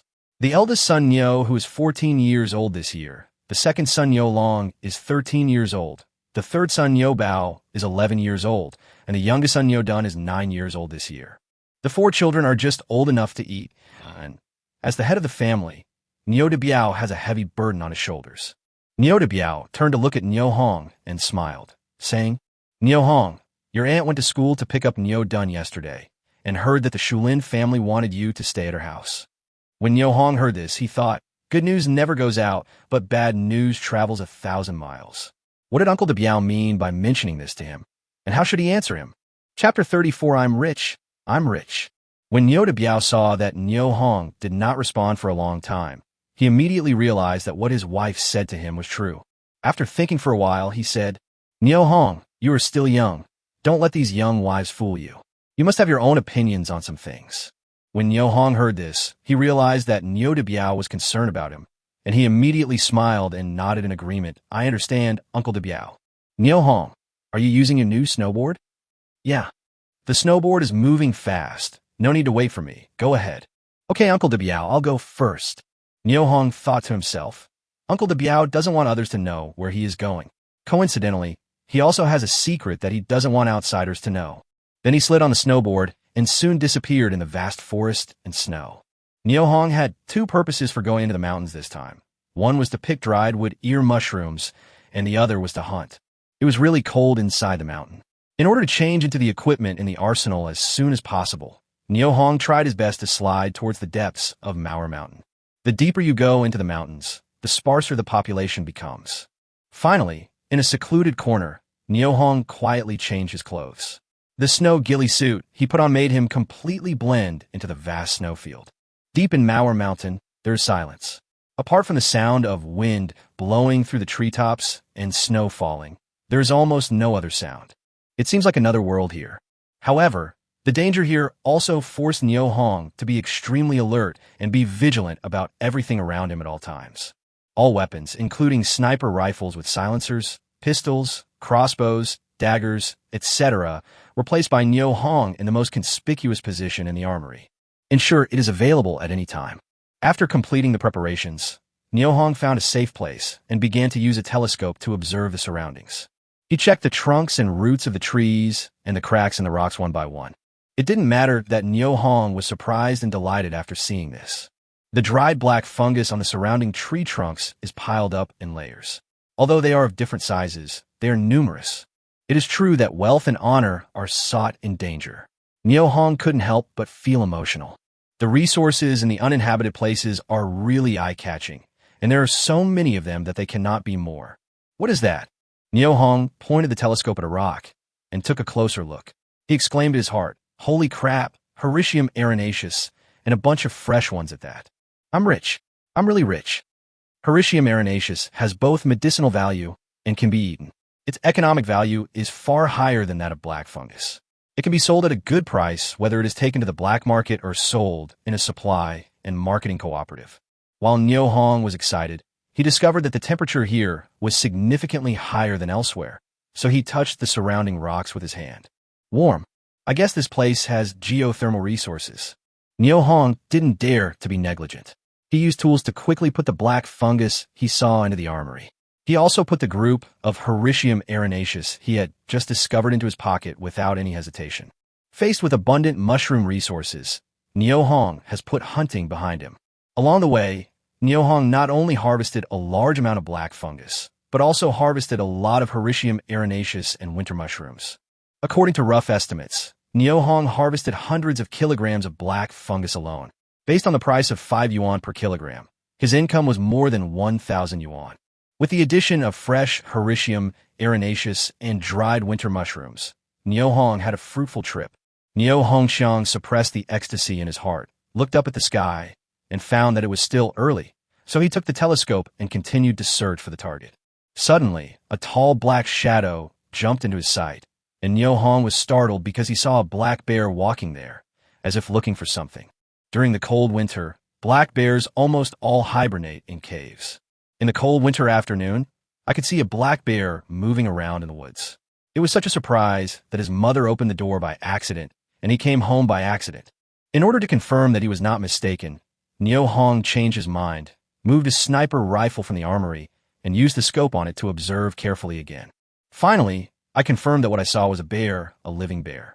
However, its chest was soaked with blood and then turned into frost. Apparently, its hibernation cave was discovered by other animals or hunters who attacked it. It is looking for its enemy. Realizing this, Niohong shot without hesitation. The black bear was already injured, and the bear skin, bear paws, and bear meat could all be sold for a good price. How could he miss the opportunity to make a fortune? Puff! Call out! A bullet broke through the silence of the forest and pierced the black bear's head without mercy. The black bear's head seemed to be hit by something heavy.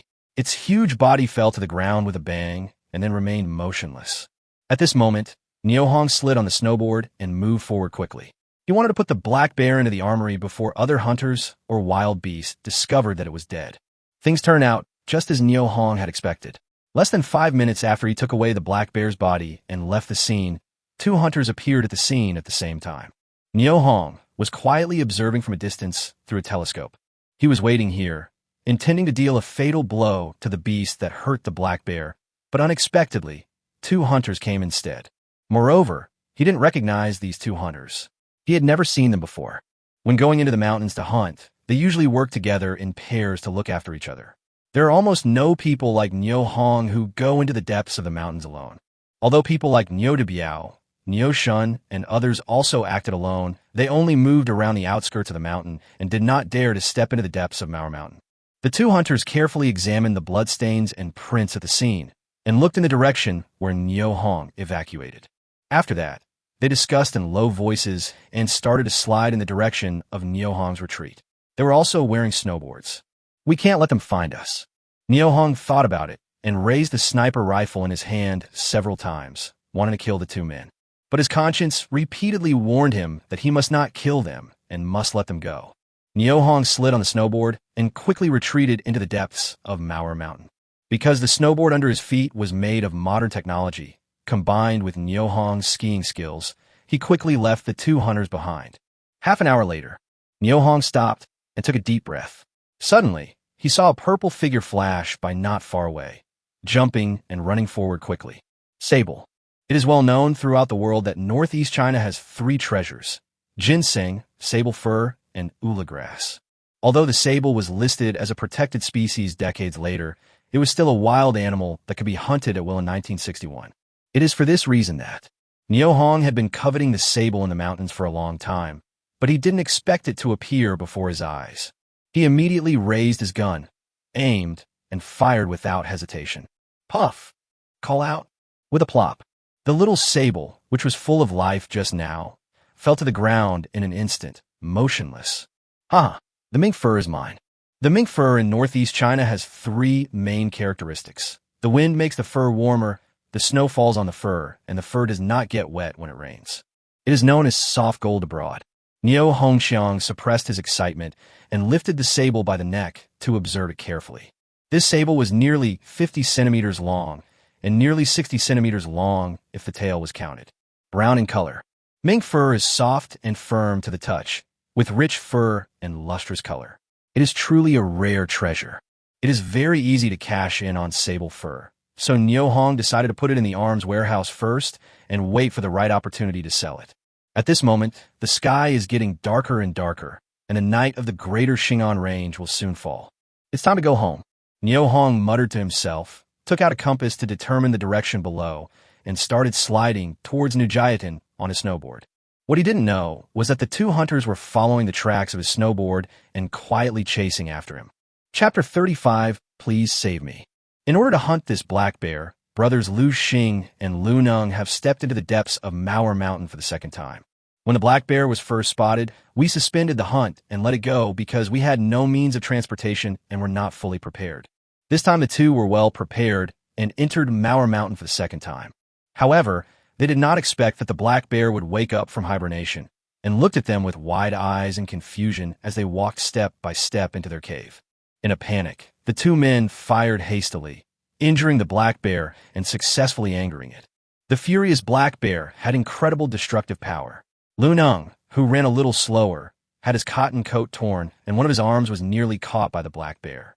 The two had to temporarily avoid the sharp edge. However, when they were fleeing in panic, Lu Xing turned back suddenly and found that the black bear had mysteriously disappeared. The two hurried back to check and found only slight traces of the snowboard left on the ground. Such a scene shocked the two brothers beyond words. After a long time, Lu Xing spoke first. "Brother, look at these traces. It must be some bastard who stole our prey." "Hush, that's the weird thing. Logically speaking, a black bear of that size, weighing 200 to 300 kilograms, would never leave such a shallow mark on the snow. Brother, look at this place. There are only black bear footprints and snowboard marks. No traces of other wild animals. This person must have stolen our prey. From the traces, I can also conclude that there is only one person on the other side. Let's chase him and see who is so bold as to dare to walk into Mauer Mountain alone." Good. After Lu Xing and Lu Neng discussed it, they followed the traces left by Niu Hong on the snow and continued to chase him. At this moment, Niu Hong opened the compass to confirm the direction of home, then started sliding on the snowboard and quickly ran towards Nujiatin. The sky is getting darker and night is approaching. Thinking about picking up his little sister from school, Niu Hong skied on the snowboard at a very fast speed, like a flash of white lightning across the mountains. When he put on the helmet with night vision function, the dim vision became clear instantly. Suddenly, I discovered that about 200 meters ahead, there was a red human-shaped light spot running towards me. Oh my god, these two really are not giving up, they are chasing me. Neo Hong looked at the snowboard under his feet, then looked back at the traces he left on the snow, and couldn't help but smile bitterly. Sighing secretly, there's always a loophole. I forgot to deal with the tail behind me. Neo Hong did it as he thought. He quickly took out tools from the arms warehouse and began to clean up the traces behind him as he walked. Although this operation slows down the speed of returning home, the effect is significant. After walking several hundred meters, Neo Hong looked back. It was discovered that the brothers Lu Xing and Lu Neng were standing under a big tree discussing something. From their expressions, it seemed that they were very confused and didn't know which direction to chase next. Seeing their confused looks, Neo Hong laughed in his heart. Let's go. I won't play with you anymore. After saying that, he put away his tools and skied out of the mountain again at lightning speed. 2 hours later, Neo Hong hurried to the gate of Nijiden Primary School and found 2 militiamen with rifles standing guard on both sides of the gate. When I walked in, I knew everyone and hurried forward to say hello. Jinxiu Monsong, why are you two standing guard here? Oh, it's Neo Hong. The captain is discussing work inside. No one is allowed to enter. Neo Jinxiu spoke in a very friendly manner, but Neo Monsong was not so friendly and said impatiently, Neo Hong, why are you running to the school gate instead of staying at home? I'm here to pick up my sister from school. Can you please go in and call out Neo Xianhua for me? Neo Hong looked at Neo Jinxiu and Neo Monsong and said, This doesn't seem possible. The captain has issued a strict order that no one can disturb him while he is discussing work. Neo Jinxiu explained very awkwardly, No, my sister is still in school. If you don't help, I will go in and shout by myself. Neo Hong said this and walked towards the compound. Hey, stop. Neo Monsong stretched out his arm and blocked the way. You can't go in. You've disturbed the captain's work. If something goes wrong, can you take the responsibility? Monsong, what do you mean? It seems like your sister is in there, right? Under the captain's order, no one can enter. Neo Monsong was determined, and his outstretched arm remained motionless. Seeing this, Neo Jinxiu moved his lips, wanting to say something, but in the end he said nothing. Monsong, I advise you not to go too far. Tonight, either you go in and bring my sister out, or I will go in and pick her up myself. When it comes to his younger sister Neo Xianhua, Neo Hong also refuses to give in. Neo Hong, you know the captain's temper. He doesn't like to be disturbed when he's working. Seeing that the two sides were on the verge of a fight, Neo Jinxiu quickly spoke up to ease the atmosphere. I don't care whether he likes it or not. I just want to see my sister right away. You, get out of my way. At some point, a shotgun was pointed at Neo Monsong's forehead. Hey, Neo Hong, you are incredible. You dare to point a gun at me. Come on, shoot. Shoot. If you don't, you are my grandson. Neo Monsong shouted rudely. I'm going to fuck you. Neo Hong did not shoot, but hit him on the forehead with the butt of the gun. Ah! Neo Monsong let out a scream. His body went limp, and he fainted on the ground. Neo Hong stepped forward, snatched the rifle from his shoulder, removed the magazine, and threw it on the ground. Jinxiu, I just want to see my sister, nothing else. After saying that, he walked towards the compound without looking back. Before I even reached the office door, I heard a young woman's low pleading voice coming from inside the room. Captain, please, let me go. Don't come over here. Don't come over here. Then there was a loud crashing sound in the room, and the dim kerosene lamp went out instantly. Neo Hong understood what Neo Tiankai was talking about, and seeing that the situation was critical, he quickly spoke up. Teacher Yao. Is Teacher Yao here? Where's my little sister? Neo Tiankai, who was about to take further action in the room, heard the sound coming from the courtyard. His body stiffened, and he stopped moving. Teacher Yao Ji struggled to break free from her restraints and fled in a hurry, covering her chest with her hands and staggering out of the room. Seeing that it was Neo Hong standing in the courtyard, he hurriedly ran behind him and pleaded in fear. Brother Neo Hong, please save me. Yao Ji's hand, which was holding Neo Hong's, was shaking constantly, and her heart was filled with fear. Well, don't be afraid. I'm here. After Neo Hong finished speaking, he looked at the office door calmly. Suddenly a loud voice came from the school gate. Neo Hong, you are so impatient to live. Immediately afterwards, a figure ran in. It was Neo Monsong. At the same time, a middle-aged man walked out of the office door and looked at Neo Hong with a sinister look under the starlight. Neo Tian Kai hated Neo Hong in his heart because his good thing was interrupted. Chapter 36, Don't Let It Go. Neo Hong, I'm going to fuck your ancestors for 8 generations.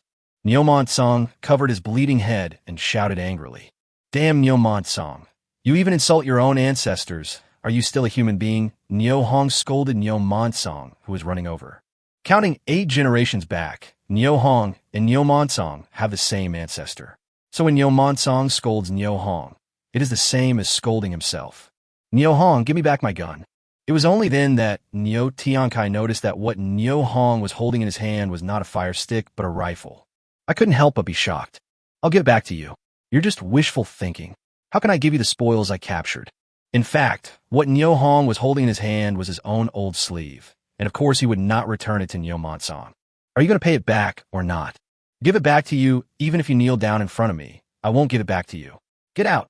Neo Hong roared when he saw Neo Song still approaching him, and raised the old sleeve in his hand. Seeing this, Neo Song couldn't help but stop for a moment, then slowly walked forward. He couldn't be timid in front of the captain Neo Tian Kai. Otherwise his career as a militiaman would be over. Nima. Neo Hong let out a low roar, and no one could see clearly what happened. Neo Song only felt a sudden pain between his legs and fainted instantly. He fell to the ground like a dead dog. Neo Hong was moved when he saw this. The armory is really a good helper to me. It can make the objects inside appear wherever I want them to. A hard baseball bat suddenly appears at the most vulnerable part of man, which can indeed bring out a different style. Neo Tian Kai was so shocked when he saw this scene. Is this still the usual Neo Hong who is honest and can't even do a thing? With such momentum and skills, there is no one else like him in the entire Nijayatan. Uncle Genius, Captain, as an elder and a leader, are you going to talk to a female teacher about work in such a dark place? Neo Hong said this, pointing to the office behind Neo Tian Kai. Humph, Neo Hong, you beat up the militia in front of me. I haven't even questioned you yet, but you're asking me about my affairs instead. Who gave you the courage? Neo Tian Sai's words were full of disdain and indifference. Neo Hong thought to himself, good words cannot persuade a damned ghost. It seems that Neo Tian Kai is so bad that he doesn't want to change. In that case, don't blame me for being rude. Then he sneered and said, Neo Tian Kai, you have done something so evil, don't you know in your heart? Tell me, should I tie you up and send you to the Forest Public Security Bureau or to the County People's Committee? If you think these 2 places are too far and inconvenient, I can be flexible and send you to the commune so that everyone there can come and judge the case. I believe that Teacher Yao will be very willing to testify for you. She will definitely explain your glorious deeds clearly in front of everyone in the commune. When Neo Tian Kai heard this, the muscles on his face couldn't help but tremble. Then he gritted his teeth and forced himself to calm down, laughing up to the sky. Ha ha ha, Neo Hong, I think you've been blown crazy by the strong wind. You dare to threaten me? Do you believe that I will have the militia arrest you and send you to the commune tonight? Yeah. Neo Hong said as he walked towards Neo Tian Kai. He was determined to go all out tonight. It didn't matter if he hit 1 or 2. Neo Hong decided to teach this team leader, who had repeatedly bullied and made things difficult for him, a lesson tonight. As soon as he thought about it, a baseball bat appeared between Neo Tian Sai's legs without warning and hit him 3 times in a row in an instant. Each time, Neo Hong controlled the strength extremely well, ensuring that he would not knock Neo Tian Kai unconscious while at the same time making sure that he caused Neo Tian Kai to suffer unbearable pain. Caught off guard, Neo Tian Kai felt that he had lost contact with his body. After a period of numbness, severe pain swept through the body. It made him tremble all over. His tall body was bent like a shrimp in pain. Neo Tian Kai clenched his teeth to prevent himself from howling in pain. Seeing this, Neo Hong raised his hand and slapped Neo Tian Sai's fat face. Pa pa pa. A series of slaps echoed in the silent school compound. Yao Ji looked at the scene in front of her, and her frightened and uneasy heart gradually calmed down. There was uncontrollable anger in his eyes as he looked at Neo Tian Kai, swearing loudly, Neo Tian Kai, you beast, you will not die well. As she said this, she was about to pounce on Neo Tian Kai, but Neo Hong held her back tightly. Teacher Yao, let me do it. At this moment, Neo Tian Kai finally got over the initial pain, slowly straightened up, looked at Neo Hong with disdain, and said, Neo Hong, don't give me that. If I don't lock you up tonight, I'm not named Neo. Good, very good. Before Nyo Hong finished his words, he hit Nyo Tiankai in the face with a stick, knocking him to the ground instantly. Yao Ji was considerate and brought a rope. "Brother Nyo Hong, this is for you." "Good." Nyo Hong took the rope and tied Nyo Tiankai up in no time. At this moment, Nyo Man Tsang, who had been in a coma, woke up slowly. Seeing the scene in front of him, he was shocked and muttered to himself, "Hurry up and make me faint again." Then his eyelids fluttered and he fainted again, but this time he was pretending. Not long after, Nyo Tiankai woke up from his coma and felt a burning pain on his cheek. Then he found himself tied up. I immediately understood that Nyo Hong was serious about sending me to the commune, the Forest Public Security Bureau, and the County People's Committee. Whether it is the public trial of tens of thousands of people in the People's Commune, the interrogation room of the Forest Public Security Bureau, or the reception room of the County People's Committee. Those are places where people speak the truth. Tell the truth. Tell the truth. If I really tell everyone everything I did just now, what will be the consequences? Will I still have a chance to survive? Thinking of this, Nyo Tiansai's eyes went dark, and he almost fainted. He bit the tip of his tongue hard, and the intense pain brought his brain back to reason. Suddenly, I remembered the life motto left by our ancestors. A good man never suffers a loss in front of him. A real man never takes revenge too late, even after 10 years. A real man is one who can bend and stretch, etc. So he rolled his eyes, looked at Nyo Hong, and said softly, "Nephew Nyo Hong Da, you can't write 2 characters for Nyo with 1 stroke. Let's talk it over. Quickly untie the rope for your uncle." Seeing that Nyo Tiankai finally gave in, Nyo Hong smiled coldly and responded with contempt. "Nyo Tiankai, do you regret it now?" "Yeah, uncle, I regret it so much now. I regret it so much." Nyo Tiansai's attitude was extremely sincere. "You want me to give you a chance to reform, right?" Nyo Hong's tone of voice also became quite cordial. Upon hearing this, Yao Ji's face suddenly changed, and she quickly shouted, "Brother Nyo, we can't let him go. We must send him to the commune." Nyo Hong ignored Yao Ji and looked at Nyo Tiankai and said, "Uncle Genius, since you want a chance to reform, I, as your nephew, cannot but give you this honor. How about this?" Before Nyo Hong could finish his words, Yao Ji fell to her knees in front of him and begged bitterly, "Brother Nyo, you can't let him go. If you let him go, I will die. Please, don't let him go." Chapter 37. Brother Nyo Hong, do you think it's okay? Feeling Yao Ji's grief and fear, Nyo Hong hesitated for a moment, then stepped forward and pulled her up. "Teacher Yao, can you write down what happened tonight? I need a written document." Upon hearing this, Yao Ji opened her bright big eyes and stared at Nyo Hong under the starlight. She knew very well, writing down the entire incident would mean that her humiliation tonight would be made public, which would be a major blow to her reputation as a young girl. It will also have unpredictable impacts on her future life path. Should she write this written material or not? Nyo Tiankai saw Yao Ji's inner struggle and spoke quickly. "Teacher Yao, you are a good girl, so young, and have a bright future. You can't write this material carelessly, and you must not make it up. Shut up. If you keep yelling, I'll cut you." "Hey, nephew Nyo Hong Da, I'm only thinking about Teacher Yao's reputation." Hearing the word reputation, Yao Ji's body trembled slightly. Then she looked at Nyo Hong and said, "Brother Nyo Hong, I will write it right away. I must hand this beast over to the government for disposal." After a fierce ideological struggle, Yao Ji finally made up her mind to write down how Nyo Tiankai bullied her. She would accept it no matter how heavy the price had to be. After saying that, he turned and walked towards the office. With a slight crackling sound, a match was lit, and the kerosene lamp in the office was lit again. A long shadow passed through the door under the flickering light and was cast on the snow outside the house. When Nyo Tiankai saw this scene, a bad premonition came to his mind. He felt that the Nyo Hong in front of him was so strange, completely different from his previous honest and cautious image. It gives people a feeling of being unfathomable and terrifying. Nyo Tiankai took a deep breath. The coldness from his nose made his brain clearer.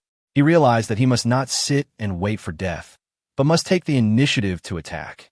He said tentatively, "Nephew, why do we have to write a written document when we can just talk it out?" Nyo Hong heard Nyo Tiansai's voice, came up to him, squatted down, and said coldly, "Nyo Tiankai, you are the leader of the team, but don't you know that if a child doesn't go to school, he will have no future when he grows up? If you drive the teacher away, who will teach the children knowledge. The children in Nijiadan are all uneducated. Is this the result you want to see? No matter who you bully, you should not bully Teacher Yao. If you bully her, you will be digging a retreat for us Nijiadan and cutting off the hope of every family in Nijiadan. You are the sinner of our Nijiadan. When Nyo Tiankai heard this, he thought to himself, when did this honest boy like Nyo Hong learn to preach and put accusations on others? If he really accuses me of this crime, won't I be shot? Nyo Mont Song, who pretended to be unconscious, listened to every word Nyo Hong said. Although he was beaten by Nyo Hong, he still agreed with what Nyo Hong said. After the spring, his child Nyo Jin also reached school age. If there were no teachers in the village, where could his child go to school? Going to the commune? Can a child of 7 or 8 years old endure the hardship of long-distance travel? How can we go when snowing so heavily? The more Nyo Monsong thought about it, the more he felt that Nyo Hong was right. At this moment, Teacher Yao Ji came out of the office, holding a piece of paper and a box of ink in her hand, and came to Nyo Hong and said, "Brother Nyo Hong, I have finished writing it. Please take a look." Yao Ji was calm at this moment. Seeing this, Nyo Hong thought to himself that he was illiterate when he was 18 years old. It was only after he retired that he learned the knowledge and recognized the words by attending night school. Since I was reborn, I might as well continue my past image and pretend that I couldn't read. So I smiled awkwardly and responded, "Teacher Yao, I can't read. If you think the above situation is true, let Nyo Tiankai put his fingerprints on it." Upon hearing this, Yao Ji felt relieved. It was better that the fewer people knew about such a shameful thing, the better. "Brother Nyo Hong, I have written it in great detail and can submit it to the government as evidence. But let me do it." Nyo Hong saw that Teacher Yao Ji was worried. To be more precise, she didn't want to have physical contact with Nyo Tiankai. So he took the materials and walked in front of Nyo Tiankai and said, "Nyo Tiankai, I'll give you 2 choices. First, put your fingerprints on this document and promise not to bully Teacher Yao again. I will just pretend that this incident never happened. Second, you can refuse, and I will hand you over to the government for disposal." Brother Nyo, when Yao Ji heard Nyo Hong's advice on how to deal with the situation and was about to say something, she was interrupted by Nyo Tiankai. I press, Nyo Hong, please untie my rope quickly." "Can't we press it without untying the rope?" Nyo Hong said coldly. Yes. Nyo Tiankai responded hurriedly, with a very humble attitude. Nyo Hong smiled coldly, took Nyo Tiankai's index finger and pressed it lightly in the ink, then pressed it on the material. "Nyo Tiankai, I'll accept this information on behalf of Teacher Yao. If I find out that you bully Teacher Yao again, we'll meet at the public trial. Teacher Yao, I'll keep this material for you. Is that okay with you?" "Brother Nyo Hong, I have no objection." Yao Ji knew that Nyo Hong was illiterate, so she didn't feel the slightest bit of burden about him keeping the materials for her. "Okay, I'll put this material away." After Nyo Hong finished speaking, he put the materials in his arms, then changed his mind and put the materials into the arms warehouse. At this moment, Nyo Hong felt extremely sad. "I thought to myself, Nyo Tiankai, from now on, your little braid is in my hand. I wonder if you dare to show off in front of me again. Nephew Nyo Hong, can you untie me?" At this moment, Nyo Tiankai was ecstatic. He finally didn't have to be sent to the commune, or even the Forest Public Security Bureau or the County People's Committee. Today's events were finally settled. Isn't it just a guarantee? I made so many promises, but they're all useless. Nyo Tiankai, I hope you can learn from this lesson and never do it again. Yes, of course. Nephew Nyo Hong, please help me untie the rope. After seeing Nyo Tiankai and Nyo Monsong leave the school compound, Nyo Hong lowered his voice and asked, "Teacher Yao, such a big thing has happened. Why hasn't Teacher Du shown up yet? What's going on with her?" Teacher Du had an emergency at home, so she left school early in the morning. Left school. Nyo Hong repeated this sentence and thought to himself, what a coincidence. Nyo Tiankai came to school just after Teacher Du left and after school. But he said, "Oh, no wonder, Teacher Yao, you must pay more attention to safety in the future. Is my little sister, Nyo Xianhua, still in school?" "Yes, I had dinner and fell asleep on the Kong." "Thank you, Mr. Yao. I am sorry for causing you trouble with this matter involving my little sister." Nyo Hong secretly blamed himself for not thinking of telling Sister Dongsheng in advance and asking her to help pick up his younger sister. "Brother Nyo Hong, I heard that your house collapsed, and now you are living in someone else's house?" "Yes." Niu Hong's old face turned red, and he felt very embarrassed. Listening to the sound of the drums and the tone of the words, Yao Ji sensed Niu Hong's inner uneasiness and quickly changed the subject. Brother Niu Hong, you haven't eaten yet. I'll cook for you. I won't bother you anymore. We should go back now. Niu Hong glanced at the sky. It was already late at night. If he took his younger sister to Dongxing's house at this time, not only would he disturb others' rest, but he would also feel embarrassed. He took his little sister away from school. Where should they go? Niu Hong felt extremely confused and helpless at this moment. He felt that the world was so big, but he had no place to stand. Yao Ji keenly noticed that Niu Hong was in a bad mood and made a considerate suggestion. Brother Niu Hong, classmate Xianhua has already gone to bed, so let her sleep in school tonight. There's an empty room next door. If you don't mind, you can stay in school for one night to give me courage. I live here alone, and it's really scary. Brother Niu Hong, do you think this is okay? As Yao Ji spoke, her big watery eyes stared at Niu Hong, hoping that he would agree to her. Chapter 38, The True Face of Niu Tiankai. While the two were talking, a figure suddenly ran out from behind the screen wall. Niu Hong was startled and was regretting that he forgot to close the door when he heard the figure shouting in a low voice. Hongdi, is Hongdi here?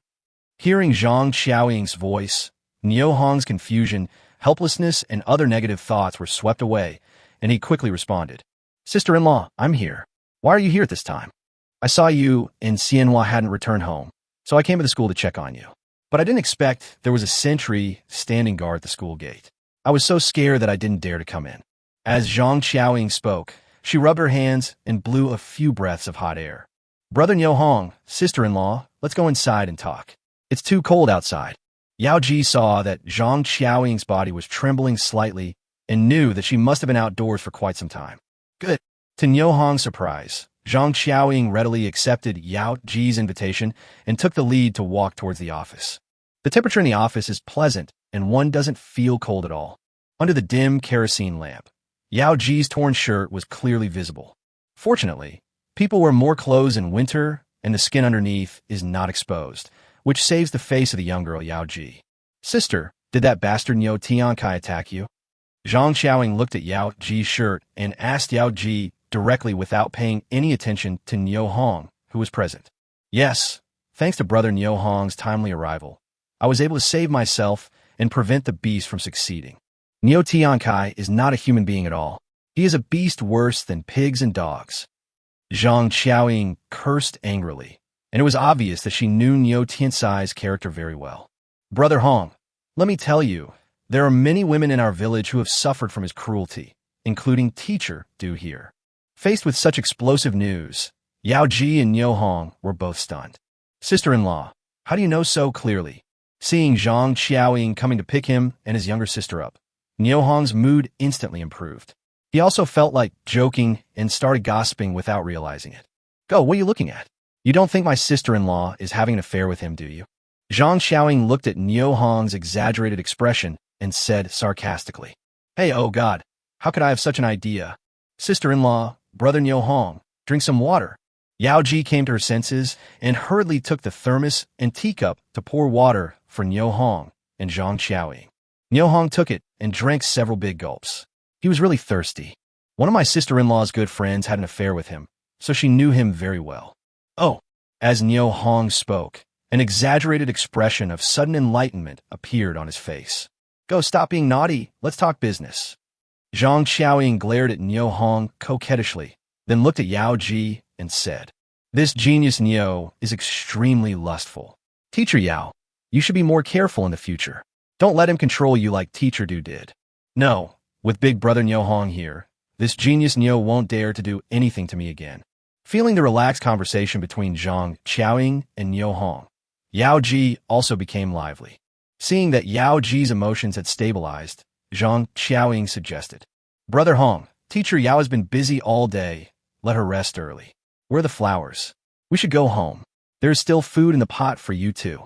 Yao Ji looked at Zhang Xiaoying with envy in her eyes and said, Sister-in-law, classmate Xianhua has already had dinner and gone to bed. Can you let Brother Niu Hong stay with me tonight to keep me company? I'm really scared living here alone. Zhang Xiaoying heard this and sighed inwardly, looking at Niu Hong and said, Brother Hong, you haven't had dinner yet. Come home with me have dinner, and then come over to accompany teacher Yao. Yeah. Niu Hong didn't hesitate to agree and took out a dagger from his arms and handed it to Yao Ji. Teacher Yao, take it. Use it for self-defense. Thank you, brother Niu Hong. Yao Ji happily took the dagger and thanked him repeatedly. On the way home, there was silence all around. Zhang Qiaoying naturally put her arm around Niu Hong, looked at him with admiration, and spoke in an extremely sweet voice. Brother Hong, I saw you beat Monsong. It was really satisfying. When did you become so skilled? Ah, so you came early. Although Niu Hong was surprised, he felt warm in his heart when he spoke, and felt that Mrs. Dongsheng really cared about him and his younger sister. Yes, it has been dark for so long, and Xianhua should have gone home from school, but she still hasn't seen you too. I was worried, so I thought of going to the school to ask around, but I found someone standing guard at the gate. While I walked in, I saw it was that bastard Niu Monsong. Wherever Niu Monsong is, there must be Niu Tiankai. So I left the school gate and stood in a corner away from the wind, waiting. When Niu Hong heard this, he said to himself, "Oh my God, Mrs. Dongsheng is not afraid of freezing herself." But he complained, "Sister-in-law, it's so cold, and you're waiting there all the time. What if they don't leave tonight? Are you going to wait for them there all night? Fisk, are you still waiting for him all night? You think too highly of talented people. His physique is good for bluffing, but if it comes to a real fight, he won't last more than 2 minutes." Zhang Qiaoying curled her lips, her tone full of disdain, which was a woman's contempt for a man from the bottom of her heart. Niu Hong, who was standing by, was shocked when he heard this and thought, it seems that Mrs. Dongsheng often chats with her bestie about the private matters of the captain of Nijidan. He has been studied extremely thoroughly. Sister-in-law, you are amazing. You are perfect for intelligence work. I admire you so much. Niu Hong gave Zhang Qiaoying a compliment at the right time. That a bit off topic, Hongdi. I want to remind you of one thing. Oh, Niu Hong responded, turned to look at Zhang Qiaoying, and waited quietly for her explanation. Brother Hong, this Niu Monsong is very close to Niu Tiankai. If you beat him up, be careful that he will find an opportunity to attack and retaliate against you in the future. Hearing Zhang Qiaoying's reminder, Niu Hong's heart trembled, and he responded lightly. Sister-in-law, you are right to remind me that we should not have the intention to harm others, but we should always be on guard against others. If they really shoot me secretly or something, wouldn't it be unfair for me to die? So, next time you go hunting in the mountains or walk alone, you must be more careful. Zhang Qiaoying's repeated kind reminders made Niu Hong remember many things. Nijidan is not too remote, but it is located on the outskirts of Maor Mountain, and the people there have been tough since ancient times. It is not uncommon for people to be shot in the back. Niu Datu, a man from the village, was shot in the back on a cold winter night and died. I have offended 2 people today at once, and I can't guarantee that they will dare to stab me in the back in the future. Thinking of this, Niu Hong changed his mind and put on a bulletproof vest under his clothes. At the same time, Zhang Qiaoying's arm around Niu Hong seemed to be rubbed artificially, and her pretty face turned red instantly. I thought to myself, it turns out that Hongdi likes being outside. He murmured and shouted, Brother Hong, Tsupte 39 widuli. Niu Hong keenly sensed Zhang Qiaoying's mood changes and quickly changed the subject. Sister-in-law, I plan to go to the commune tomorrow to sell the black fungus I picked today. If the price offered by the commune is not good, I will go to Jinshan County, and it may be dark when I come back. Can you pick up the flowers for me after school? Okay, of course. Brother Hong, how about I pick up and drop off the flowers at school every day? My sister-in-law is a woman, so it will be convenient for her to communicate with teacher Yao. Zhang Qiaoying hugged Niu Hong's arm tightly, raised her head, and said coquettishly, thank you, sister-in-law. You still have Xuanbao, an area to take care of. When I'm free, I'll pick them up. Upon hearing this, the smile on Zhang Qiaoying's pretty face gradually disappeared. She pouted her lips slightly and said coquettishly, Brother Hong, why are you still being so distant with your sister-in-law? Niu Hong shook his head slightly and said slowly, Sister-in-law, it's a good thing I went to receive the flowers today. Otherwise, Teacher Yao would have been ruined by that beast Niu Tiankai. If Teacher Du and Teacher Yao leave the school, where can children like Xianhua, Xuanbao, and Arya go to school in the future? After listening to Niu Hong's explanation, Zhang Qiaoying finally regained the smile on her face. Brother Hong, what method did you use to subdue Niu Tiankai today? I saw the 3 of them walking away in dejected ways. They limped along like a few dogs who had lost their homes. Haha, that's called a lost dog. Actually, I didn't use any methods but my fists and brains. Ah, Zhang, Xiaoying screamed, the sound echoing far away in the dark. She was so scared that she quickly covered her mouth, grabbed Niu Hong's big hand, and ran towards home. As soon as she stepped into the house, Zhang Xiaoying suddenly stopped, looked around the yard, and said, "Brother Hong, where the fungus you picked?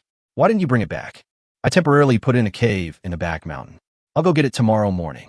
As soon as Niu Tiankai, Niu Monsong, and Niu Jinxiu stepped into the brigade office, a chair near the door was kicked away. It hit the wall with a bang, and then fell to the ground with a crash. Damn it, damn it, damn it. Captain, come, have a drink to calm your nerves.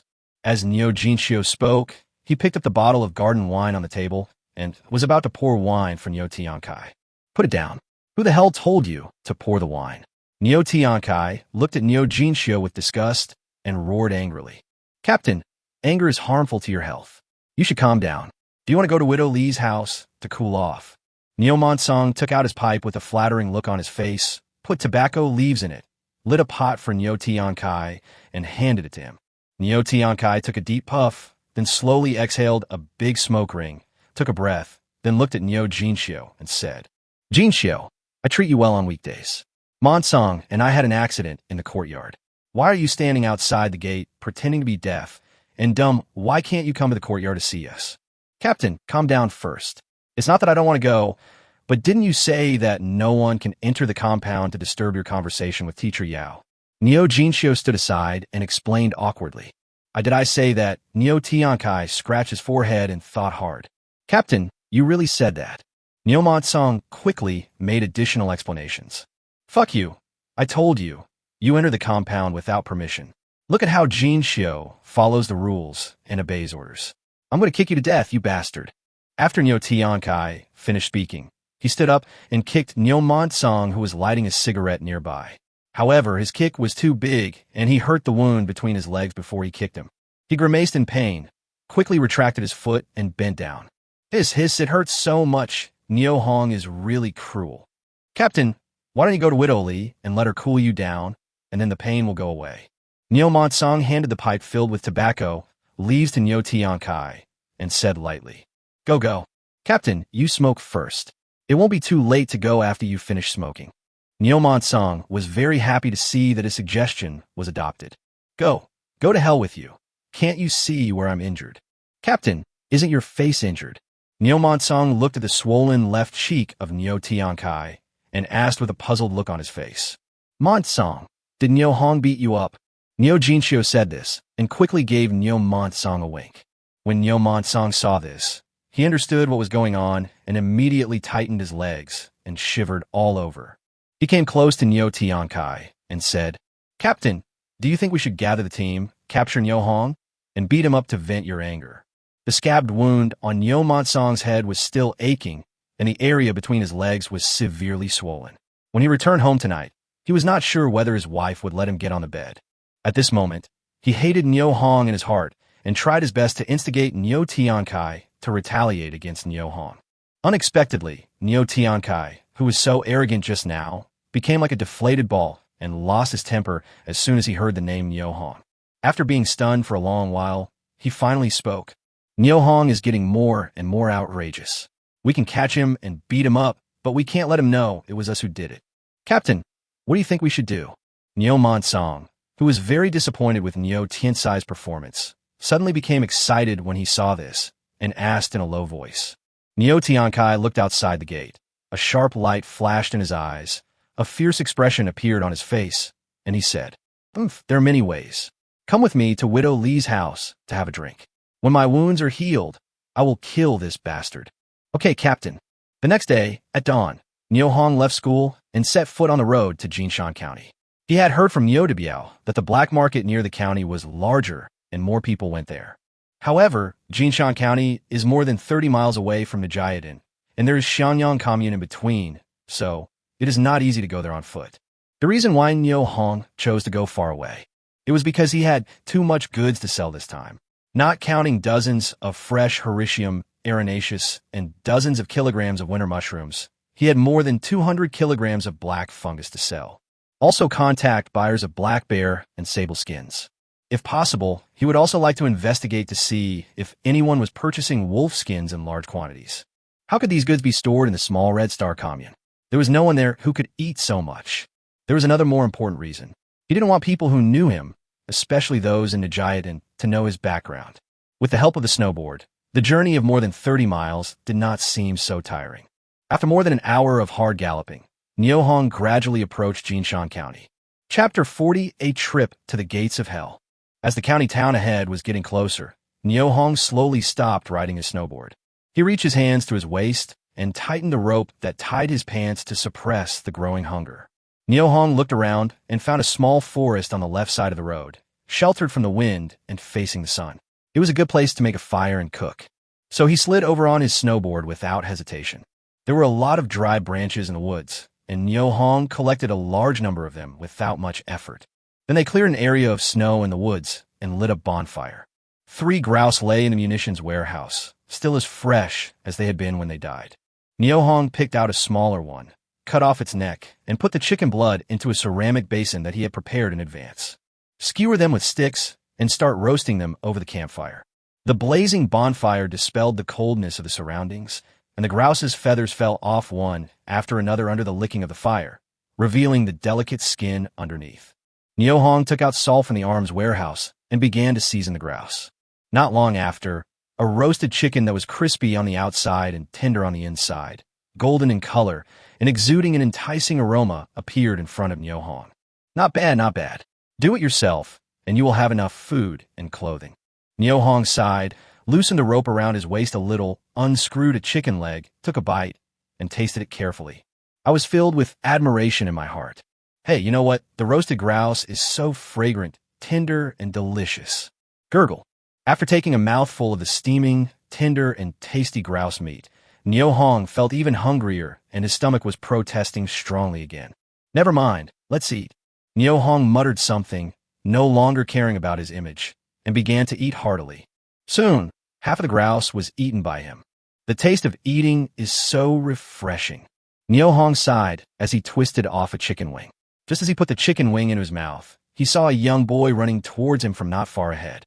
He is about 1.70 meters tall and as thin as a stick. He was about 16 or 17 years old, with unkempt hair and ragged clothes, and his eyebrows and forehead were covered with thick frost. As he walked, he kept sniffing the air around him and finally focused his eyes on Nyohong's hands. His throat moved up and down continuously, and he spoke in a hoarse voice. Big brother, can you give me something to eat? Nyohong saw that the other party had no ill intentions and was just asking for food. Without saying a word, he picked up the dagger, cut off a large piece of roast chicken, and handed it over. Little brother, where are you from? Dezhuang took a big bite of chicken, chewed it twice, and swallowed it before responding to Nyohong's question. Brother, my name is Dezhuang, and I'm from Sandaegu. Sandaegu should belong to Jinshan commune, right? Yeah. Dezhuang simply responded and buried his head in eating. Jinshan commune is a commune surrounding Jinshan County. Logically speaking, the people here shouldn't be so hungry, right? With doubts in his heart, Nyohong continued to ask, Dezhuang, why are you running out so early in the morning instead of staying at home to sleep? Brother, I was so hungry that I couldn't sleep at home, so I thought about going out to find something to eat. Didn't I meet you? Dezhuang finished the roasted chicken in his hand in a few bites and looked at Nyohong's big hand again. Fearing the dagger in Nyohong's hand, he could only watch helplessly, not daring to show the slightest disrespect. This time Nyohong did not give in the chicken generously, but asked, Dezhuang, do you know where the black market is in the county? Take me there, and all these chickens are yours. After Nyohong finished speaking, he waved the chicken in his hand at him. I know.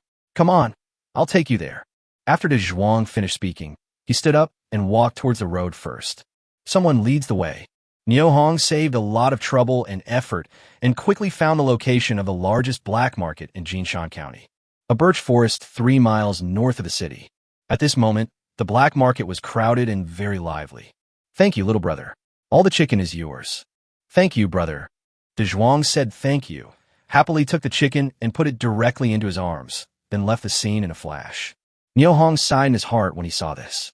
He understood that Dezhuang was taking the chicken home to share with his family, and perhaps this food could save one of his family members. Now that he had found the black market, Nyo Hong decided not to waste any more time and went straight to a corner where no one was paying attention. With a thought, he moved 2 large bags of black fungus from the arms warehouse, which together weighed more than 60 kilograms. Moreover, the quality of each black fungus is no lower than the ones Nyo De Biao sold on the black market last time. Nyo Hong followed Nyo De Biao's example and found an empty spot in the market, opened the bag, and waited quietly for buyers to come. Not long after, 2 middle-aged men came. One of them was of medium build, with a fat head and big ears and a bloated stomach. The other was tall and thin and well-mannered. The 2 of them came to Nyo Hong's stall together, and the tall and thin man asked softly, "Little brother, how much are your black fungus?" $7 a pound. How much do you want? Nyo Hong said this, picking up the beam scale beside him and preparing to weigh them. The 2 middle-aged men looked at Nyo Hong in surprise, then looked at each other, and the tall and thin middle-aged man spoke again. "Little brother, I want all your 2 bags of black fungus. Can you help me deliver them to the store?" Nyo Hong thought for a moment and asked, "How far is your store from here?" "Not far away, just on Hushi Street in Jinshan County." "What's the name of the store?" Nyo Hong asked again worriedly. "Hey, little brother, where is the name of the store now? Are you going or not?" The tall and thin middle-aged man said with a smile on his face and a low voice, "No, if you want to buy, you can pay for it here." Nyo Hong's attitude was very firm. Jinshan County was 3 miles away from here, and who knew how much further it would take to get to Hushi Street. Nyo Hong avoids all these unknown risks. "Okay then, let's go somewhere else and come back." The 2 middle-aged men looked at each other, turned, and left. "Yeah." Nyo Hong simply responded and ignored the 2 middle-aged men who left. When their backs disappeared in the crowd, a middle-aged woman selling corn ran up to Nyo Hong and whispered, "Brother, you have walked through the gates of hell." "Oh, sister, what do you mean?" "Shoo, just remember this lesson next time," the middle-aged woman said, twisted her waist, and turned away. What does it mean to have a longer memory? Nyo Hong repeatedly thought about the reminder from this kind lady, and suddenly realized that this lady wanted him to remember the appearance of those 2 people just now and never be fooled by them again. At this moment, an old man in his 50s came to Nyo Hong's stall. The old man had a fair face and was wearing a neat blue shirt with a pen neatly inserted in the pocket of his shirt. "Young man, how much are your black fungus?" "Uncle, 9 yuan a pound. How much do you want?" $9. The white-haired old man was shocked and felt incredible about Nyo Hong's offer. "Uncle, if you want more, I can give you a cheaper price." Nyo Hong took the opportunity to give the other party a way out. Chapter 41, The White-Haired Old Man. "I want both your bags of black fungus." "How much is 1 pound?" The white-haired old man asked with a smile. "Again, all of them." Nyo Hong was startled, but then responded calmly. "Uncle, look at the quality of my black fungus. It's big and tender, and it's a real wild delicacy from the Shingan Mountains. If you want all of it, I'll give you another 30 cents off and charge you 8.70 yuan per pound." Upon hearing this, the white-haired old man shook his head and said with a smile, "Brother, I can't make any money with your price. You should at least leave me some hard work fee. So, $8.50 a pound. I want them all. Is that okay with you?" Nyo Hong lowered his eyes, thought for a moment, raised his eyes, and looked at the old man curiously, and said, "Uncle, do you have enough money?" "Haha, you're such an interesting guy.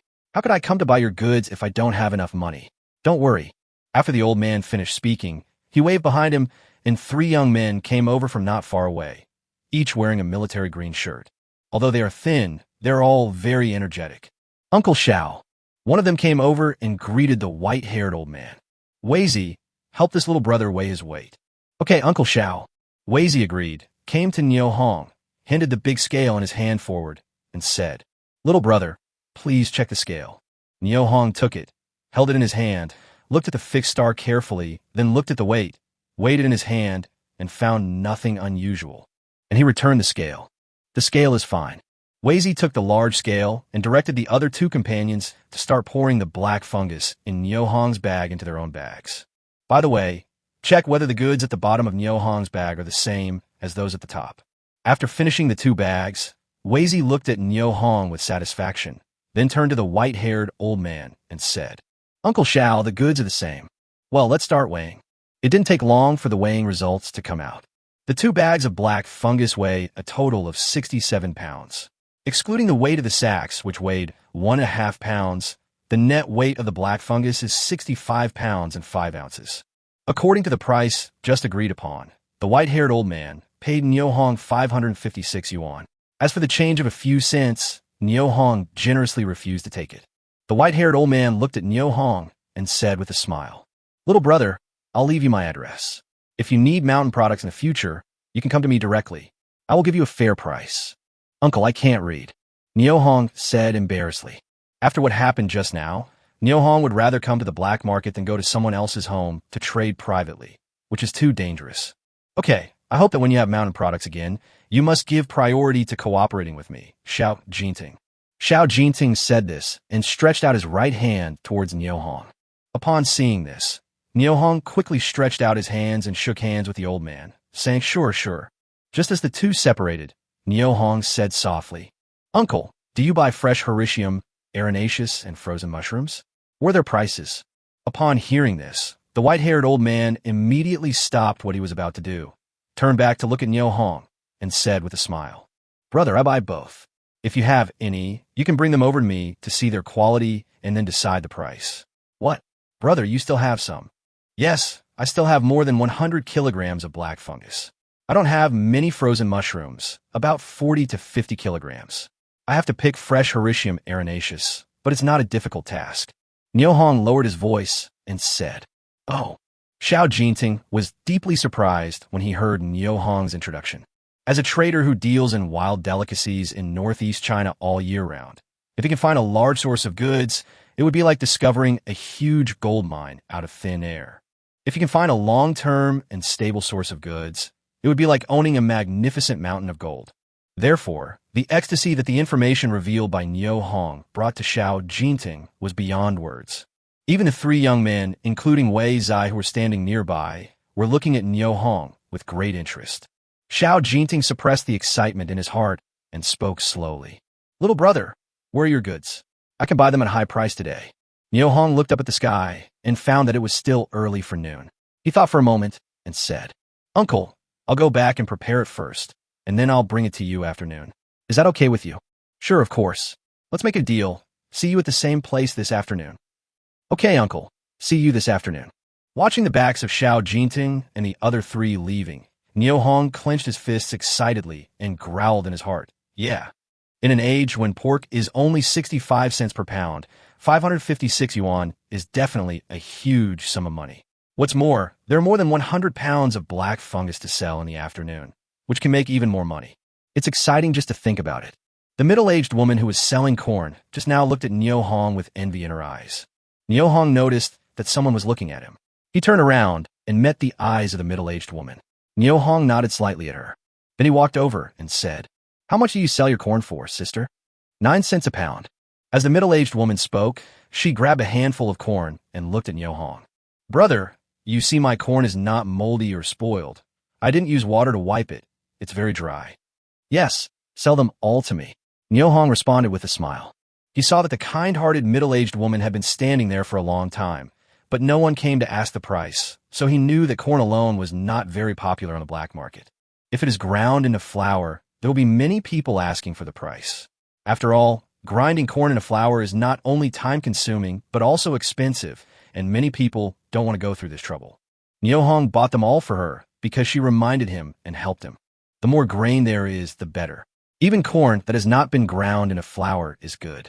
When the middle-aged woman heard that Niu Hong wanted to buy them all for her, she was very happy and said sincerely, "Brother, I won't take advantage of you. If you want to buy all of them, you can charge me 8 cents per pound." "No, let's just charge 9 cents a pound. Do you weigh it or do I weigh it?" After saying this, Niu Hong took out the beam scale he had prepared in advance. "Come on." "Good." Niu Hong picked up the bag and hung it on the hook, then skillfully moved the weight and started weighing. "Look, big sister, the total is 34.6 gene. I'll calculate it as 35 gene for you." "That won't work. The weight of the bag hasn't been removed yet." The middle-aged woman was also an honest person and did not want to take advantage of Niu Hong. Niu Hong picked up a branch and started scratching the ground. "It weighs 35 gene, and it's 9 cents a gene, so the total is $3.15. "Big sister, I'm going to give you $3.20, so take this money." Niu Hong said this and handed over the money in his hand. "Oh, brother, you gave me too much." As the middle-aged woman spoke, she reached out and took the money. Neo Hong poured the coin into his cloth bag, said hello, and walked out of the market. He still had to prepare for the afternoon trading. What he didn't know was that behind him there were several pairs of eyes staring at him closely, following him closely like a shadow. Chapter 42, A gentleman is innocent, but he is guilty of possessing a treasure. Neo Hong left the black market and walked along a narrow path covered with snow. The snow was almost knee-deep, and the path led directly to the mountains behind the county town. A pair of eyes at the edge of the black market looked at this scene in surprise, but did not continue to follow and quickly turned back to reunite with his accomplices. After walking for a while with difficulty, Neo Hong entered a dense forest. Looking back, I found that the dense forest had completely blocked my view. Only then did he let out a long sigh. In the black market, it is difficult to earn more than 500 yuan at one time without attracting other people's attention. Neo Hong, who has lived for more than 80 years, knows this deeply. A gentleman is innocent unless he possesses a treasure. To put it simply, we are not afraid of thieves stealing, but we are afraid of thieves thinking about it. He quickly changed his mind, moved the snowboard out of the arms warehouse, and put on his feet. Among the 36 strategies, running away is the best one. With the help of the snowboard, Neo Hong was like a dragon returning to the sea or a bird flying in the blue sky, and his speed quickly soared to the extreme. In the blink of an eye, the black market was left miles away, and some potential hidden dangers were completely eliminated. The danger of the mountains became his amulet at this time. In a hidden corner, Neo Hong stopped, grabbed a handful of snow, and stuffed it into his mouth. At this moment, he felt his throat was so dry that it was smoking. He hadn't drunk a drop of water since eating the barbecue in the morning. Coupled with the intense exercise just now, his body was extremely dehydrated, and he was extremely thirsty. After a few handfuls of snow entered his stomach, the hunger and thirst in his body were slowly diluted, and all the discomforts caused by hunger and thirst also dissipated in an instant. Neo Hong skillfully cleared a space, placed a few stones, and cut some dry branches, and a simple kitchen was built.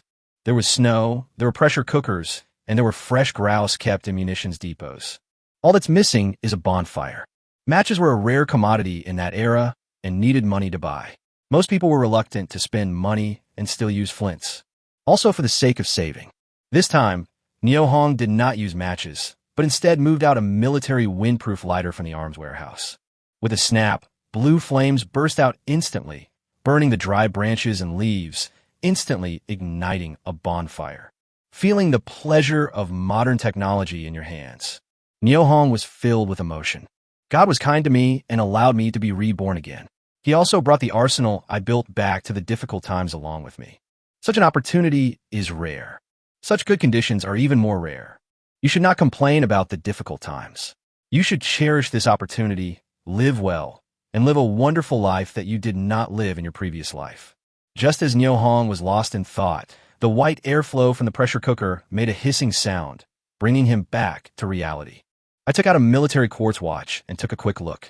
The time shown on it was already 11:30 noon, which was very close to the delivery time in the afternoon. There is no time to delay. Neo Hong took the pressure cooker off the simple stove and opened the lid. A delicious aroma instantly filled his nostrils, arousing his strong appetite.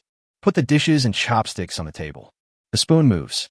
Neo Hong ate a lot of meat and soup, which made him feel a long-lost sense of comfort and satisfaction. After eating and drinking, Neo Hong extinguished the campfire with snow and loaded all the equipment into the arsenal. Then he put on his snowboard and ran quickly towards Jinshan County from another direction. 1 o'clock in the afternoon. A young man was walking towards Jinshan County, dragging a heavy sled behind him. He was walking quickly in the direction of the birch forest where the black market was located. The sled was loaded with 3 sacks of different sizes, and the top of the sacks were covered with a thick layer of dead grass. The young man stopped from time to transfer the tow rope from one shoulder to the other and recover his strength. This person is Neo Hong. He rushed to Jinshan County and moved a sled with ear mushrooms, frozen mushrooms, fresh Hericium arenaceus, and dry grass prepared in advance from the arsenal into a secluded alley. Hurrying to the black market. It's more than 3 miles away. It took him more than half an hour to arrive. Not far from the agreed location, Neo Hong stopped, squatted on the ground, and waited quietly for Xiao, Jinting, Wei Zai, and the other 3.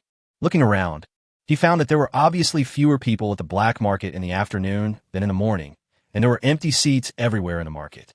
Those who were wandering around were mostly uninterested and seldom asked the vendors for prices. On the contrary, the cargo I was pulling on the sled attracted a lot of attention, and people kept coming over to take a look. Since he had already made an agreement with Xiao Jinteng, Niu Hong did not show his goods to the outside world. Seeing this, many people had to leave in disappointment. He didn't care about it.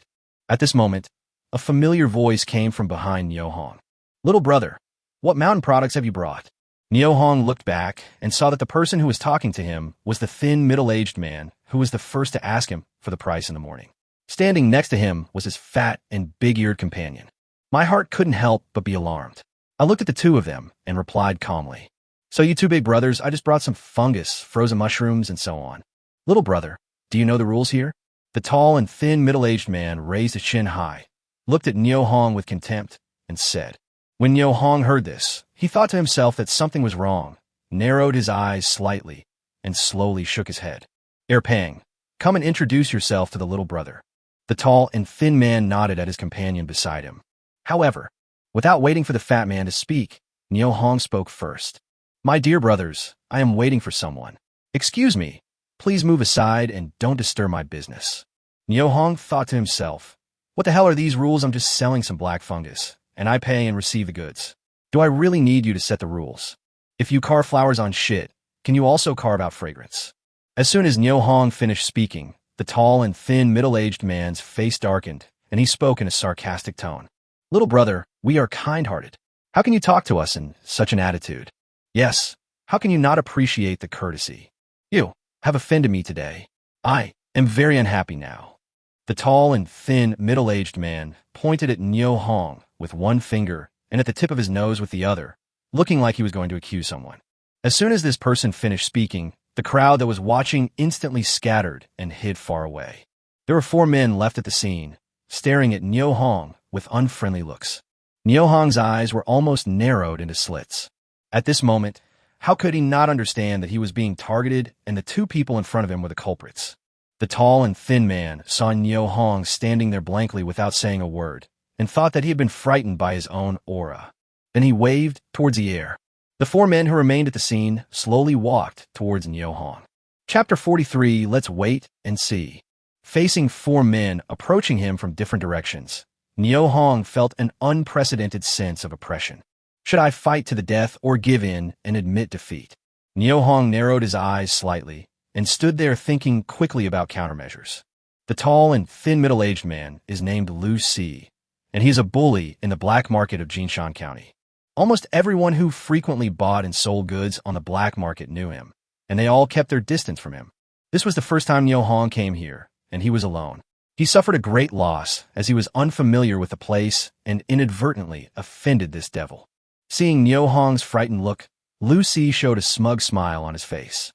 "Fourth brother, look at how cowardly that kid is. He's going to pee his pants in 2 minutes. Fatty Pang on the side said with disdain on his face. "Umph, you dare to do big business in our brother's territory and still refuse to pay tribute.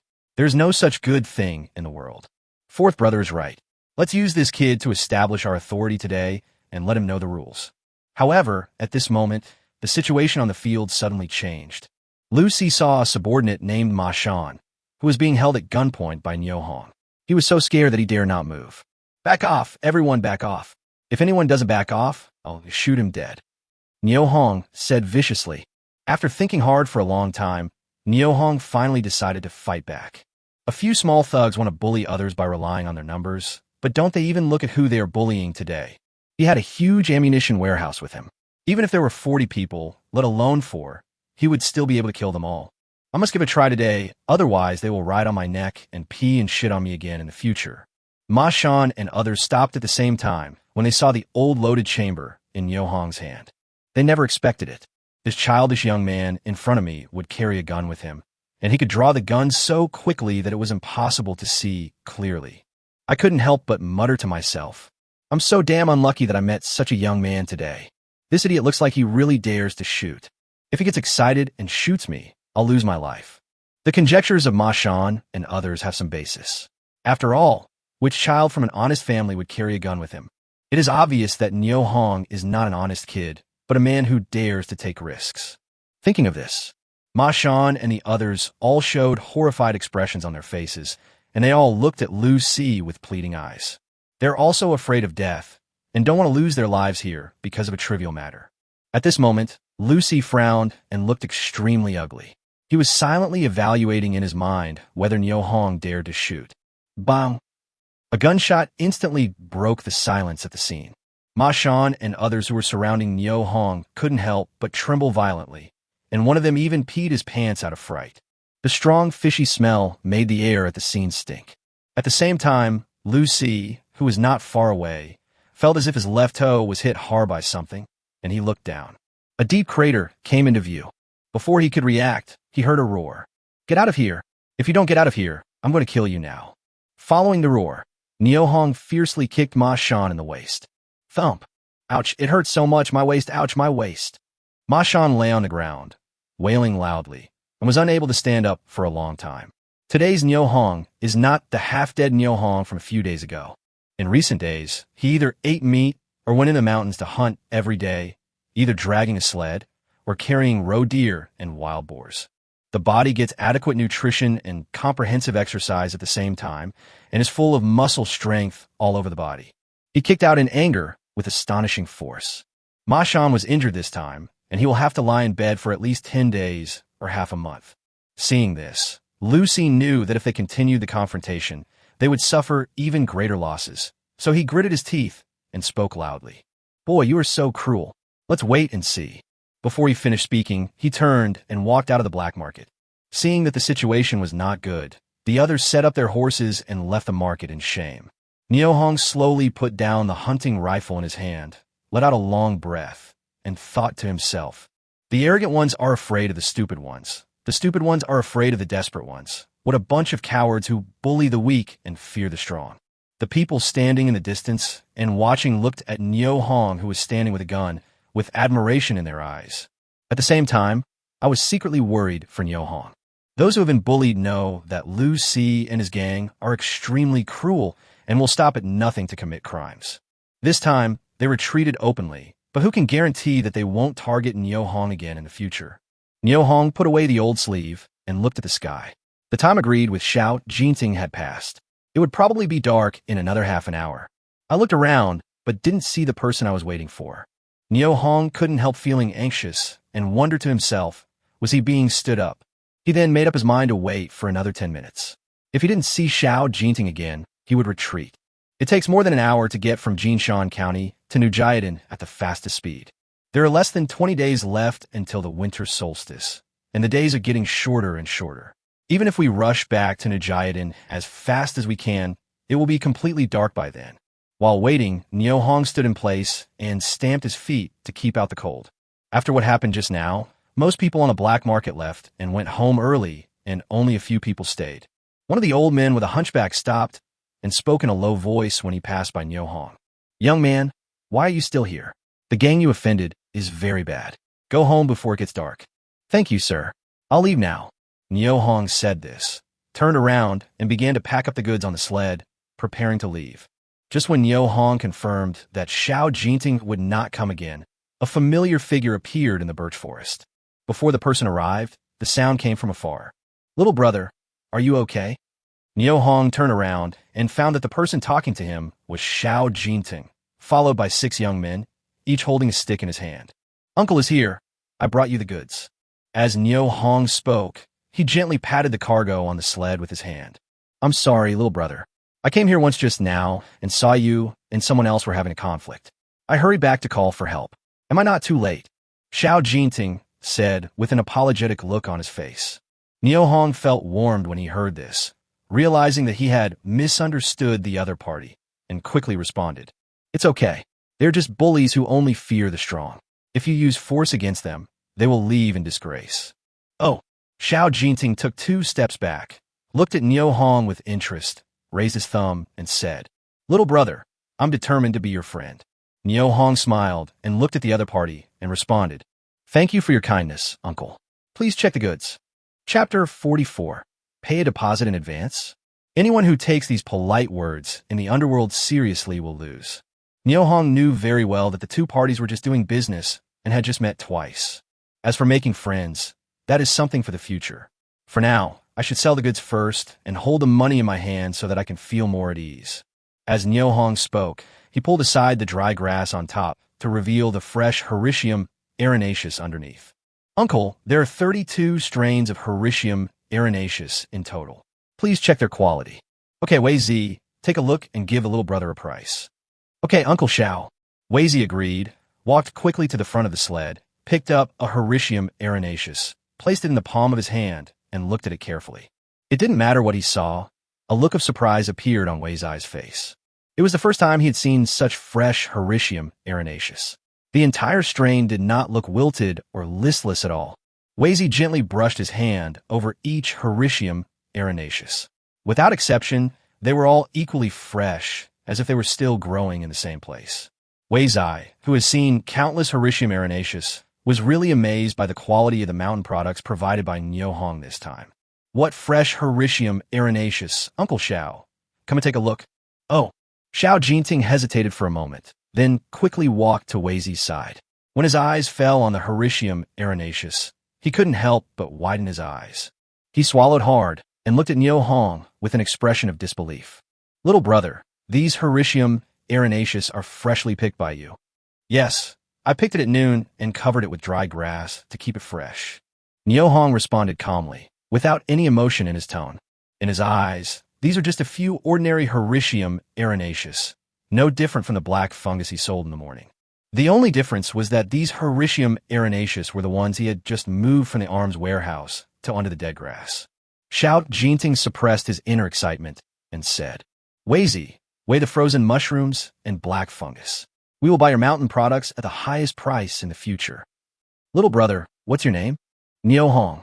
I, Xiao Jinting, and he, Luo Wei. We'll let Wei Zi contact you if I don't have time to come over. Is that okay with you, little brother? Xiao Jinting spoke in a very kind tone and with a humble attitude. This surprised the group of men behind him. Lo stood aside and looked at Niu Hong with a smile, without saying anything. No problem. Niu Hong Xin said, as long as you give me the money, anyone can come. Little brother, if you have mountain products in the future, please go to Jinshan County and trade them at my residence. It is safer there than here. Niu Hong smiled slightly and did not comment. It's not impossible to go to Xiao Jinting's house to trade, but it's not the right time yet. Uncle Xiao, the weights of the 3 kinds of mountain products have been weighed. Oh, report it. 2 sacks of black fungus, a total of 187 kilograms, 46 kilograms of frozen mushrooms, and 14 kilograms of fresh Hericium erinaceus. Upon hearing this, Xiao Jinting pondered for a moment, then looked at Niu Hong and said, Brother Niu Hong, I'll keep the black fungus price of 8.5 yuan per pound, as it was this morning. The frozen mushrooms will be 7.5 yuan per pound, and the Hericium erinaceus will be 20 yuan per pound. Do you think these prices are okay? Niu Hong nodded slightly. Sure, but Uncle Xiao, do you have enough money? Price is one aspect, but Niu Hong is more concerned about whether the other party can afford such a large sum of money. When Xiao Jinting saw Niu Hong asking the same question again as in the morning, he couldn't help but laugh and felt that Niu Hong was a very interesting guy. Then said, Brother Niu Hong, don't worry. I won't owe you a penny for your goods. On the contrary, I will pay you a deposit in advance. I hope that when you have mountain products in the future, you will give priority to selling them to me. Give me a deposit in advance? Aren't you afraid that I will take the money and run away? Niu Hong said lightly. Haha, Brother Niu Hong, you're a real person. If someone else said that, I would really have to think carefully about whether to give him the deposit. As for you, I'm not worried. You will not give up making more money for this little money. Xiao Jinting looked at Niu Hong confidently, with a warm smile on his face.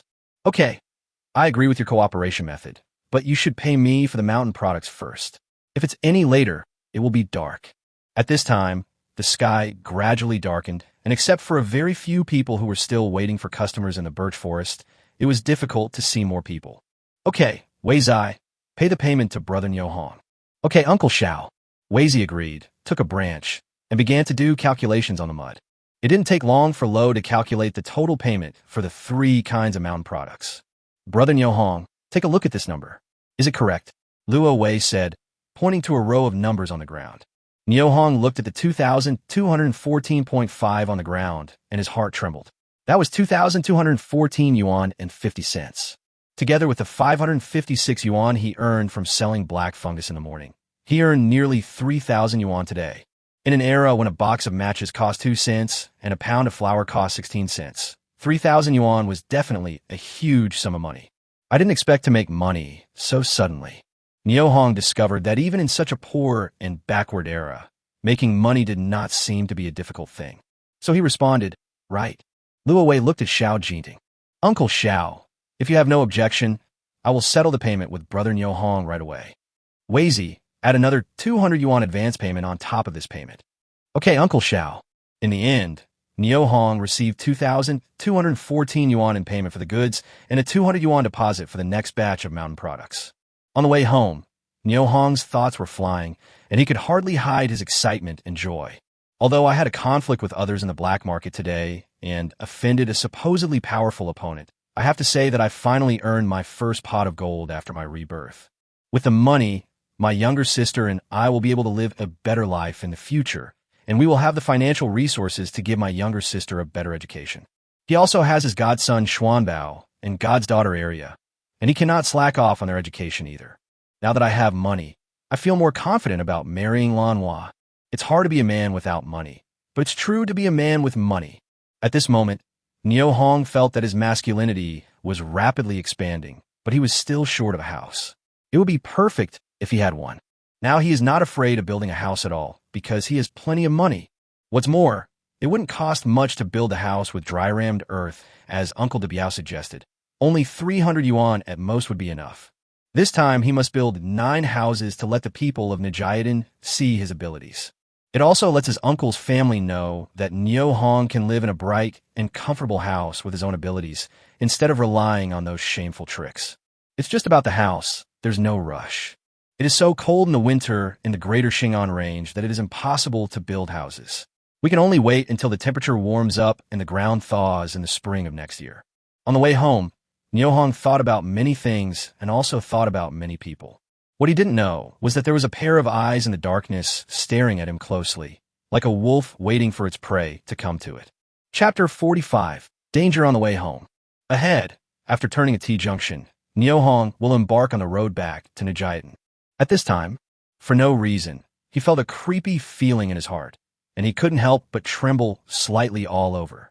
Could it be that after being reborn, his sixth sense had been enhanced, allowing him to foresee the danger ahead? Was he warning himself, or was it an illusion or hallucination caused by the cold weather? Niu Hong stopped, and his brain was thinking and analyzing quickly. Whatever the reason, this feeling made him feel extremely uncomfortable, and it became increasingly stronger. Niu Hong said to himself that something was not right, and suddenly turned around and ran in the direction he came from, trying to get away from the T-junction in front of him as fast as possible. At the same time, he thought about it and put on a bulletproof vest. There is a dense forest in front of the right side of the road, but the road is covered with snow. Niu Hong could no longer care about anything else and ran wildly towards the dense forest. Suddenly, he felt a heavy blow on his back, causing his body to fall forward uncontrollably and fall on the thick snow, creating a deep human-shaped snow pit. Fuck his ancestors! How dare he shoot me with a black gun? Although he was wearing a bulletproof vest, the huge impact force of the bullet still caused Niu Hong to feel a sharp pain in his back. He lay in the snow without daring to move. The knee-deep snow buried his body, allowing him to perfectly avoid the opponent's second shot. Not moving gave the other party the illusion that he had already killed him. The sky was dim at this moment. Although it was only a little after 3 in the afternoon, it was approaching evening, and the distance that people could see was getting closer and closer. Damn, luckily I put on a bulletproof vest in advance, otherwise I would have been shot to death today. No need to guess, it must have been done by those people who had a conflict with me in the afternoon. The kind old man's warning was indeed true. These bastards are really bold and reckless. They will do anything to do evil. While assessing the current situation, Niu Hong thought for a moment and took out a military helmet with far-infrared night vision function from the arms warehouse and put on his head. He also wrapped himself in a snow ghillie suit. Then he crawled forward quietly, leaving a deep snow ditch behind him. In just a few minutes, a burst of hurried and scattered footsteps came from afar. Although it is called running, it is actually not much faster than walking. Along with the sound of footsteps, There was also the sound of conversation that was deliberately suppressed. Fourth brother, I saw that he didn't move after he fell down. So he must be dead. Yes, I saw it too. As usual, if I find anything good on him, I'll give you 20 of it. Fourth brother, Ma Lu's marksmanship is getting better and better. He can hit the target with one shot at such a long distance. My ancestors of 8 generations ago were really beaten by you beasts. The familiar voice confirmed Niu Hong's guess, and he couldn't help but curse again. Then it stopped crawling forward and quietly poked its head out. Through the far infrared night vision lens, 3 figures appeared clearly in the field of vision, one of whom was holding a rifle. It turned out to be a Type 38 rifle that the Japanese had once used. It is impolite not to return the favor. Niu Hong muttered something in his mind, raised the sniper rifle in his hand, pointed it at the arm of the gunman, and pulled the trigger. Puff! A slight sound was heard, and a pig-slaughtering scream was heard from the front. Ah! My hand! Lu Si, who was concentrating on looking ahead, was frightened by Ma Lu's sudden shout. Just as he was about to scold, he suddenly saw Ma Liu's rifle fall on the snow. His left hand was pressing his right wrist tightly, and blood was dripping down his fingers. Fourth brother, that kid is not dead. Congratulations, you guessed it right. I'm still alive. If you want to live, get the hell down. Otherwise, it won't be your arms that get hurt, it might be your heads. Okay, I'll get down right now. The second fat man lay down on the snow without saying a word. The cold penetrated into his muscles and bones, but he didn't care at the moment. Fourth brother, Ma Liu, get down quickly. Lu Si closed his eyes in pain, knowing that he had fallen into Niu Hong's hands again this time. The situation was stronger than he was, so he had to slowly lie down on the snow. Ma Lu pressed the bleeding wound tightly and immediately lay down in the snow hole. Niu Hong looked around and found that there were no other potential threats within the field of view of the far infrared night vision goggles. Then he stood up and walked towards where Lu Si and others were lying. At the same time, he changed his mind and put his snow ghillie suit, helmet, etc. back into the arms warehouse. He was still holding the old socket in his hand. You 3 are really brave. You want to kill me and silence me. Do you also want to steal my money? Brother, we will never dare to do it again. Please let us go. The middle-aged fat man, who was fat and bloated, knelt down at Niu Hong's feet and kowtowed for mercy. You want to die? Why don't you kowtow to me? Niu Hong kicked Lu Si in the abdomen. The kick was so powerful that it sent him flying more than 3 meters away. Ouch! Lu Si fainted from the pain. What are your names? Niu Hong pointed his gun at the fat man and spoke sternly. Uncle, my name is Goshen, and people in the underworld call him Fattier. That's my eldest brother. His name is Shurtu, and people in the underworld call him Sai. This is my younger brother. His name is Sanzuzi, and people in the underworld call him Sanzuzi. We were blind and did not recognize the great man, and we will never dare to do it again.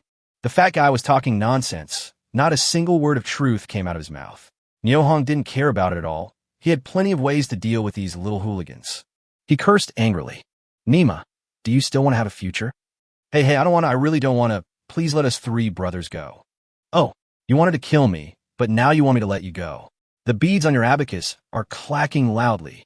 Sir, it's a misunderstanding. It's all a misunderstanding. Please don't take it to heart. You are a magnanimous person, and you can hold a big boat in your stomach. The second fat man quickly changed the subject. Killing you is no different from crushing an ant. When you die, your bodies will be carried away by wild beasts very soon, and not even a hair of yours will be left. Tell me, am I right? Yes, what the master said is very right. The second fat man kowtowed repeatedly, begging Niu Hong to release the 3 of them. Forget it. Killing people is not my hobby. How about this? Each of you cut off one of your hands, leave the money on you, and then you can leave. Niu Hong said calmly and threw out a machete. He got this knife on the black market in Red Star Commune, but he didn't expect it to come in handy here. When the fat man heard this, his face suddenly became extremely ugly. If he was missing a hand, wouldn't that mean he would be disabled? How could he live a carefree and happy life in the future? Niu Hong didn't say anything and slowly raised the old socket in his hand. Master, I'm coming. Ma Lu saw it most clearly at this time. If Fattier didn't agree in another 2 seconds, the other party would definitely pull the trigger. Just as the other party said, if you kill someone here, no one will even find the body the next day. Because in these snowy and icy mountains, there are hungry wild beasts everywhere. Ma Lu picked up the machete on the ground and chopped it hard on his injured wrist. There was a scream even louder than the previous one, and at the same time, a severed hand appeared on the ground. Ma Lu also fell straight to the snow beside him, fainting from the pain. It's your turn. Niu Hong pointed his gun at the fat man and urged him expressionlessly. Chapter 46, Sister-in-Law, what's the matter? You have to choose between sparing your hands or saving your life. Hurry up. Niu Hong had completely lost his patience with the fat guy in front of him. Master, I will spare your life. The middle-aged man, nicknamed Erpang, glanced at the old socket in Niu Hong's hand, gritted his teeth, made up his mind, picked up the machete on the ground, and chopped it hard at his left hand.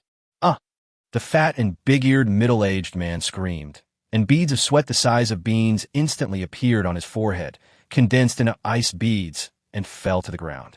Uncle, is it okay? Erpang said, panting heavily. Give him a knife. Niu Hong pointed his gun at Lu Si, who was lying not far away. Master, please don't cut off my hand. I'm willing to follow you like a cow or a horse. When Lu Si saw that Niu Hong's butcher knife finally hit his head, he immediately gave in and lay on the ground begging for mercy. Why are you following me? I don't raise livestock. Cut them down quickly and don't waste my time. Niu Hong is worried about his sister Niu Xianhua, and he doesn't want to stay here any longer. Brother, I can give you money. I have a lot of money. Oh, you have money.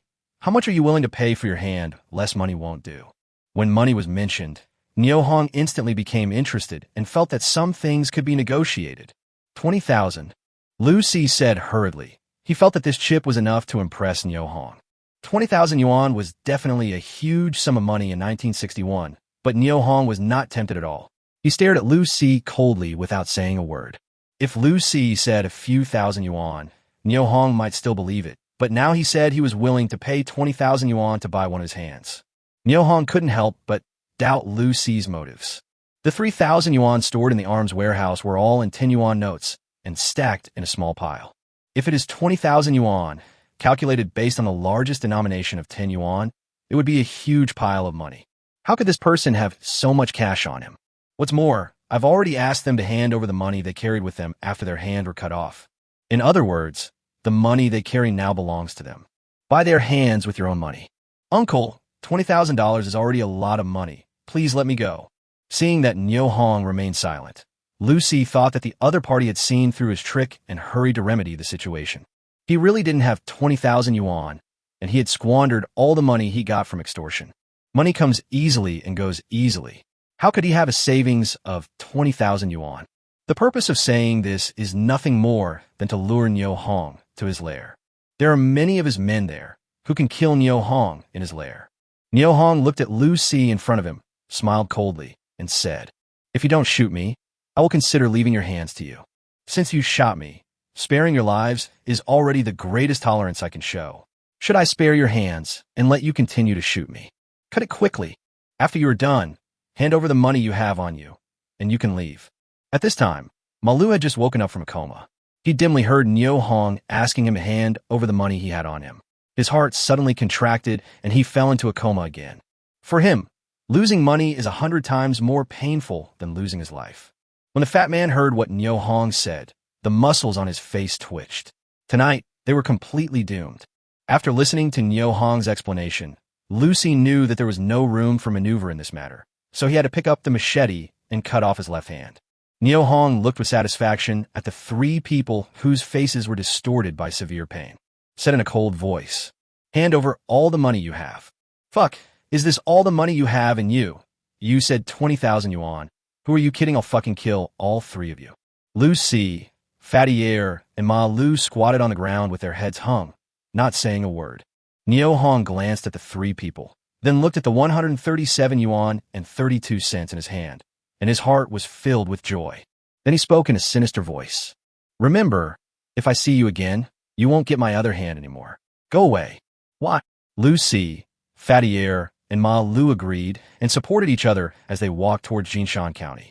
As for the black market in Jinshan County, as long as Niu Hong is there, they can't even set foot in.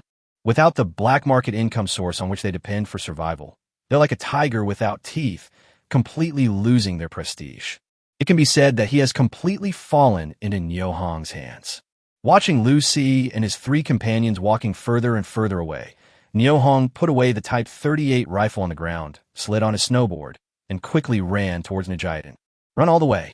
With the help of the starry sky, Niohong finally returned to Nujayatan an hour later. When he pushed open the door of Dongxing's wife's house, he immediately noticed a faintly disharmonious atmosphere in the room.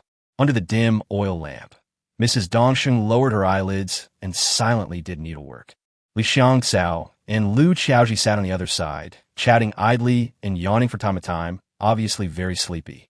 The aroma wafting from the stove indicates that the family has not yet eaten. What is going on? How come these two are here? Besides, how could Sister Dongxing ignore the two of them? This is not in line with Sister Dongxing's usual style of being approachable and helpful. Hearing the creaking sound of the door, the three of them looked towards the door at the same time. Hey, Hongdi is back. Zhang Qiaoying put down the needlework in her hands, stood up, patted her clothes, and came over. Sister-in-law, I bought this today. As Niu Hong spoke, he handed the bag containing 35 kilograms of corn to Zhang Qiaoying. Seeing this, Li Xiangxiao and Lu Qiaoji looked at each other, and both of them showed envy in their eyes. Brother Hong, haven't you eaten yet? Zhang Qiaoying looked at Niu Hong and said with a smile, Have you eaten yet? Aren't they all waiting for you? Zhang Qiaoying said this as she walked towards the stove carrying the bag of corn. Brother Niu Hong, where did you go to make a fortune today? Li Xiangxiao, who was standing by, took advantage of this gap to greet Niu Hong from a distance. Sister Shulin, Sister Jindo, are you here too? Niu Hong responded with a big smile on his face. Brother Niu Hong, my sister-in-law came here today specifically to see you. As Li Xiangxiao spoke, she tidied the messy hair on her forehead with her hand and took the opportunity to cast a coquettish glance at Niu Hong. Niu Hong felt a pang in his heart when he saw this. Thinking secretly, would that slutty bitch Li Xiangxiao come here specifically to ask me to stay at her house? If Dongxing's wife knew about this, I would be so embarrassed. Sister Shulin, what do you want to talk to me about? Brother Niu Hong, my sister-in-law came here today specifically to see you. Lu Qiaoji did not wait for Li Xiangxiao to respond and quickly pulled Niu Hong aside. Lu Qiaoji, I haven't finished talking yet. What are you doing? Li Xiangxiao was very angry about Lu Qiaoji's interference. Hee, let's talk about your matter later. Mine is more urgent. As Lu Qiaoji spoke, she held Niu Hong's arm tightly and refused to let go. Sister-in-law Jindo, what's the matter? Tell me. As soon as Niu Hong finished speaking, Zhang Qiaoying said, Brother Hong, come and have dinner. If you have anything to say, we can talk after dinner. Why? Niu Hong agreed and thought to himself, what's wrong with everyone today? They give people such a weird feeling. Chapter 47, The Purpose of Visiting. Xiang San, Qiaoji, Hongdi has been busy outside all day and hasn't eaten or drunk a drop of water. It's freezing cold out here, so you two can talk after dinner. Brother Niu Hong, Sister Qiaoying is right. You should eat first. After you finish eating, sister-in-law will talk to you. As Lu Qiaoji spoke, she quickly let go of Niu Hong's arm and sat back in her original position awkwardly. Li Xiangxiao looked at Lu Qiaoji with a gloating smile on her face, and she sat on the stool obediently. Brother Hong, come and eat at the Kong table. Zhang Qiaoying placed 2 steamed buns and a bowl of meat soup on the Kong table and handed over a pair of chopsticks. Sister-in-law, are we eating white flour buns today? Niu Hong did not think carefully about why Dongxing's wife asked him to eat at the Kong table. He just felt very close to her when he saw the 2 white buns. The white flour steamed buns that were very ordinary before his rebirth have become top-level luxury items nowadays, making Niu Hong sigh at the changes of time. This is specially made for you. Eat it quickly. Zhang Qiaoying looked at Niu Hong with a smile and said, then went to the west room and called Xuanbao, Area, and Niu Xianhua, who were playing on the Kong, to come out for dinner. Niu Hong saw Zhang Qiaoying give each of Xuanbao, Area, and Niu Xianhua a cornmeal pancake and a bowl of meat soup. My heart moved. He quickly picked up a steamed bun, broke it open, walked to Xuanbao, and Area squatted down and said, Xuanbao, Area, Godfather will give you white steamed buns to eat. Area reached out to take it, held it in her hand, and started eating it in big mouthfuls. Xuanbao raised his little face and said, Godfather, Mother said that the white flour buns are made for Godfather. We can't eat them. After saying that, he looked at the steamed bun in Niu Hong's hand and took a big bite of the cornmeal cake. My godfather gave it to me. Take it quickly. Niu Hong stuffed the steamed bun into Xuanbao's other hand without saying a word. Xuanbao, be obedient and return the buns to your godfather. Zhang Qiaoying stood in front of the stove and reminded loudly. For a moment, 3-year-old Xuanbao, stood there at a loss. Niu Hong saw this and looked at Zhang Qiaoying and said, "Sister-in-law, give the white flour buns to the children from now on. They need nutrition as they are growing. I have only the pancakes and meat soup." Niu Hong stood up, walked to the stove, took 2 cornmeal cakes, and walked back to the Kong table. "Brother Dongsheng, this steamed bun is for you." Niu Hong handed the remaining steamed bun to Niu Dongsheng, who was leaning against the head of the Kong. "Brother Hong, I don't eat much, so I'll just have some soup tonight. You should eat it while it's hot." Niu Dongsheng waved his hand. Niu Hong thought about it, picked up the steamed bun, and walked to Niu Xianhua. "Xiahua, this steamed bun is for you." "Brother, I don't want to eat. I have bread." Niu Xianhua said this and hid aside with the bowl in her hand. "Hey, take it." Niu Hong forced the steamed bun onto his younger sister Niu Xianhua without saying a word, then sat back on the Kong and started eating. As for Li Xiangxiao and Lu Qiaoji, who were standing by, they were not included in his reception because he was also a guest in this house and could not take the spotlight. "You two should also try the pancakes I made." At this time, Zhang Qiaoying took out a cornmeal pancake the size of a child's palm from a pot, broke it in half, and handed each to Li Xiangxiao and Lu Qiaoji respectively. "Oh, how can this be so embarrassing?" Li Xiangxiao said, reaching out to take it, stuffing the biscuit into her mouth and starting to chew it with big mouthfuls. She was really hungry. All the food in the house was given to her husband Niu Shulin and her son Niu Xiaotian.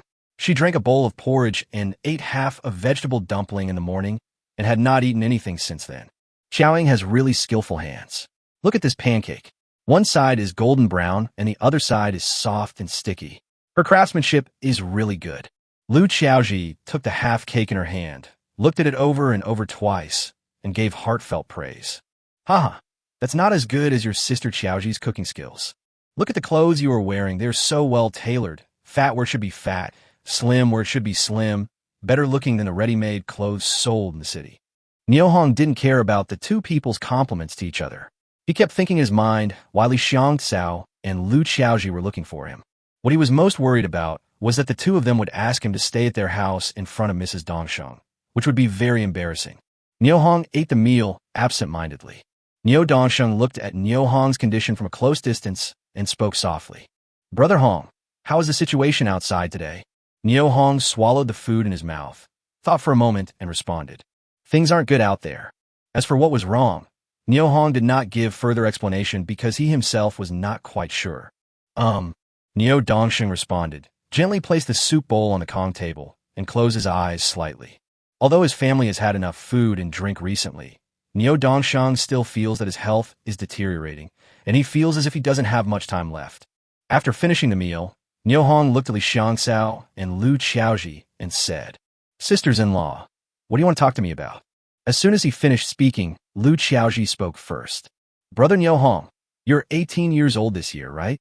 "Yeah, I have a cousin from my mother's family. She's just 18 years old this year. She is as pretty as a flower and very beautiful. I want to bring you two together. When are you free? I will take you over to meet her, and you two can chat."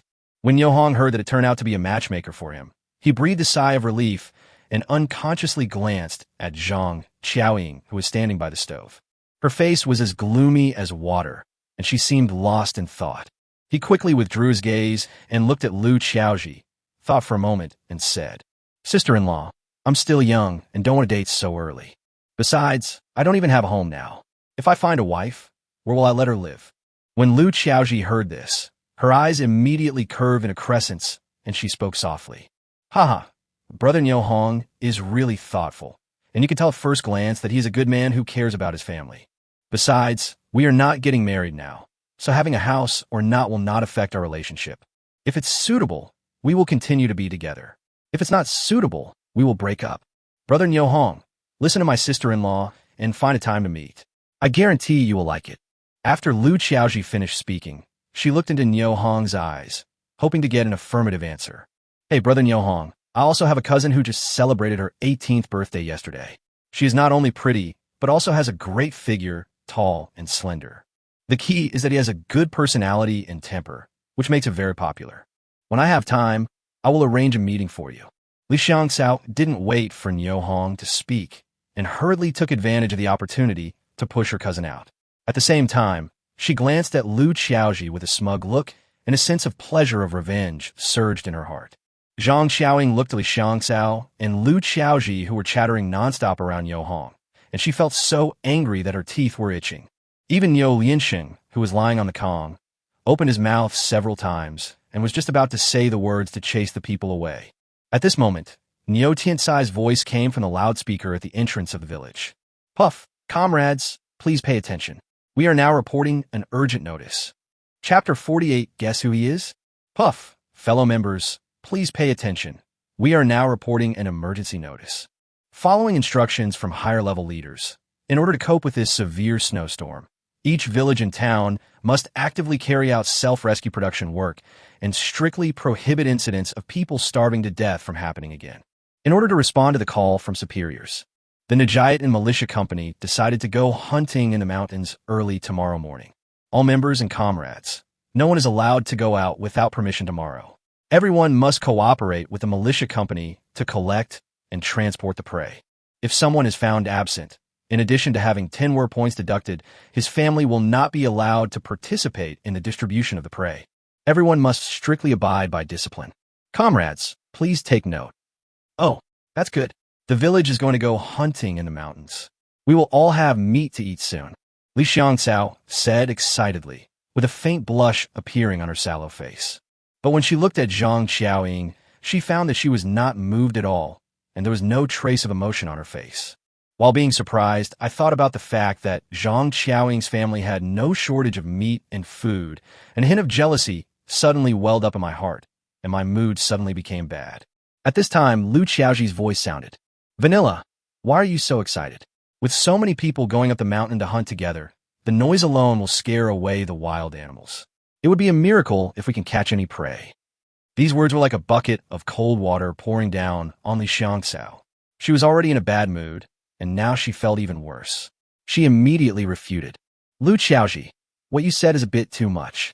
Brother Niu Hong can catch prey by himself, but so many militiamen can't catch any prey when they go up the mountain together. Niu Hong heard this and smiled faintly, but he didn't say anything. However, he had a bad feeling in his heart.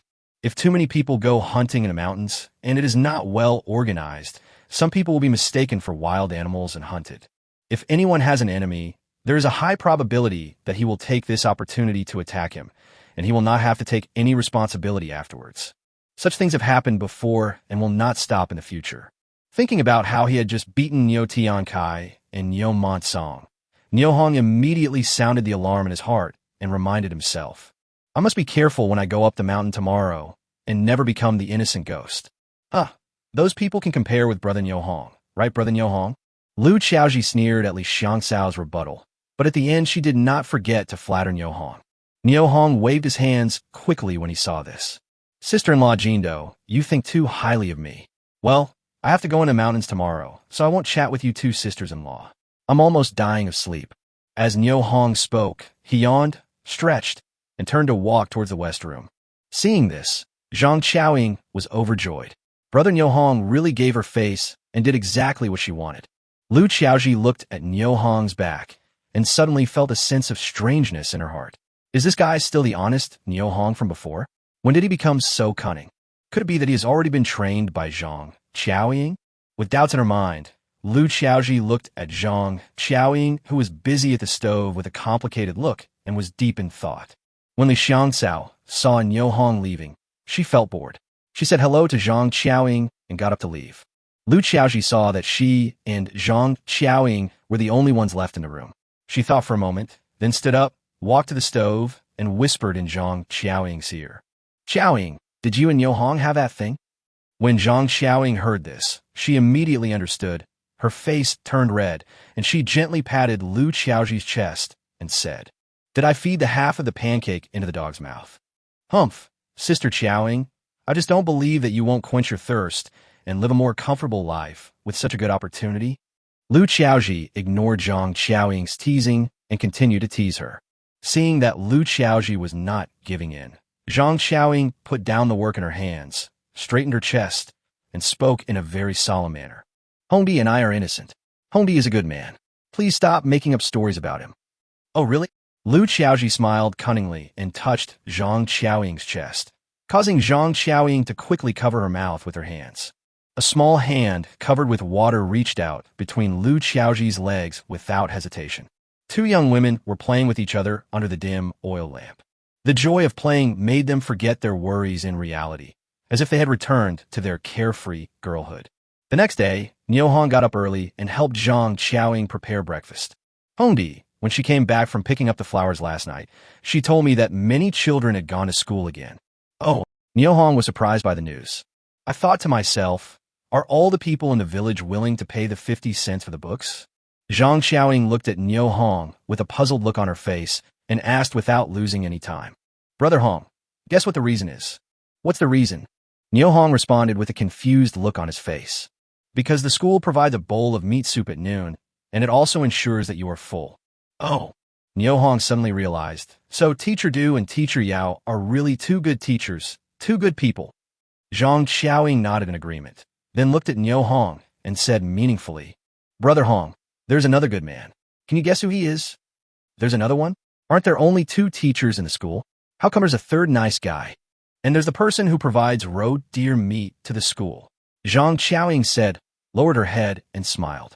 Only then did Niu Hong understand that what Mrs. Dongsheng had been saying for so long was actually that she already knew that he provided roe deer meat and grouse to the school. He smiled and said lightly, I'm not a good person. I just feel embarrassed to accept money from Teacher Yao and Teacher Du. Brother Hong, are you saying that they wanted to buy your prey? You didn't sell it, but gave it to them for free? Well, I saw that they are both women, and they left their hometown to come to our village to teach the children, and they don't charge us tuition. It's just a matter of convenience for me to hunt prey. How can I have the nerve to take their money? You are right, sister-in-law.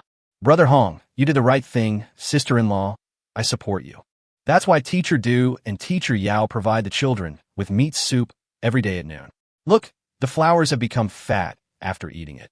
Haha, that's because the food you cook is delicious.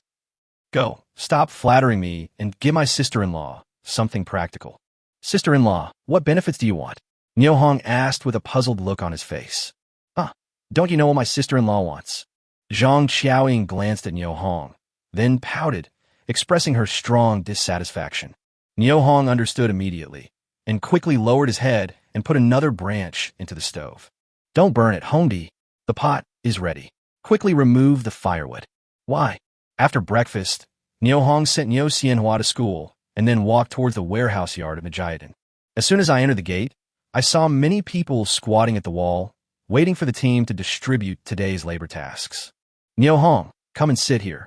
Chapter 49, What is going on? Niu Hong turned around and saw that the person talking to him was his uncle Niu Detsai. He was very surprised. The two families haven't had any contact for many years, but today he actually called me to go to his side for the first time. What does that mean? Niu Hong, come here. Uncle has something to say to you. Niu Detsai saw Niu Hong standing at the door motionless and invited him again.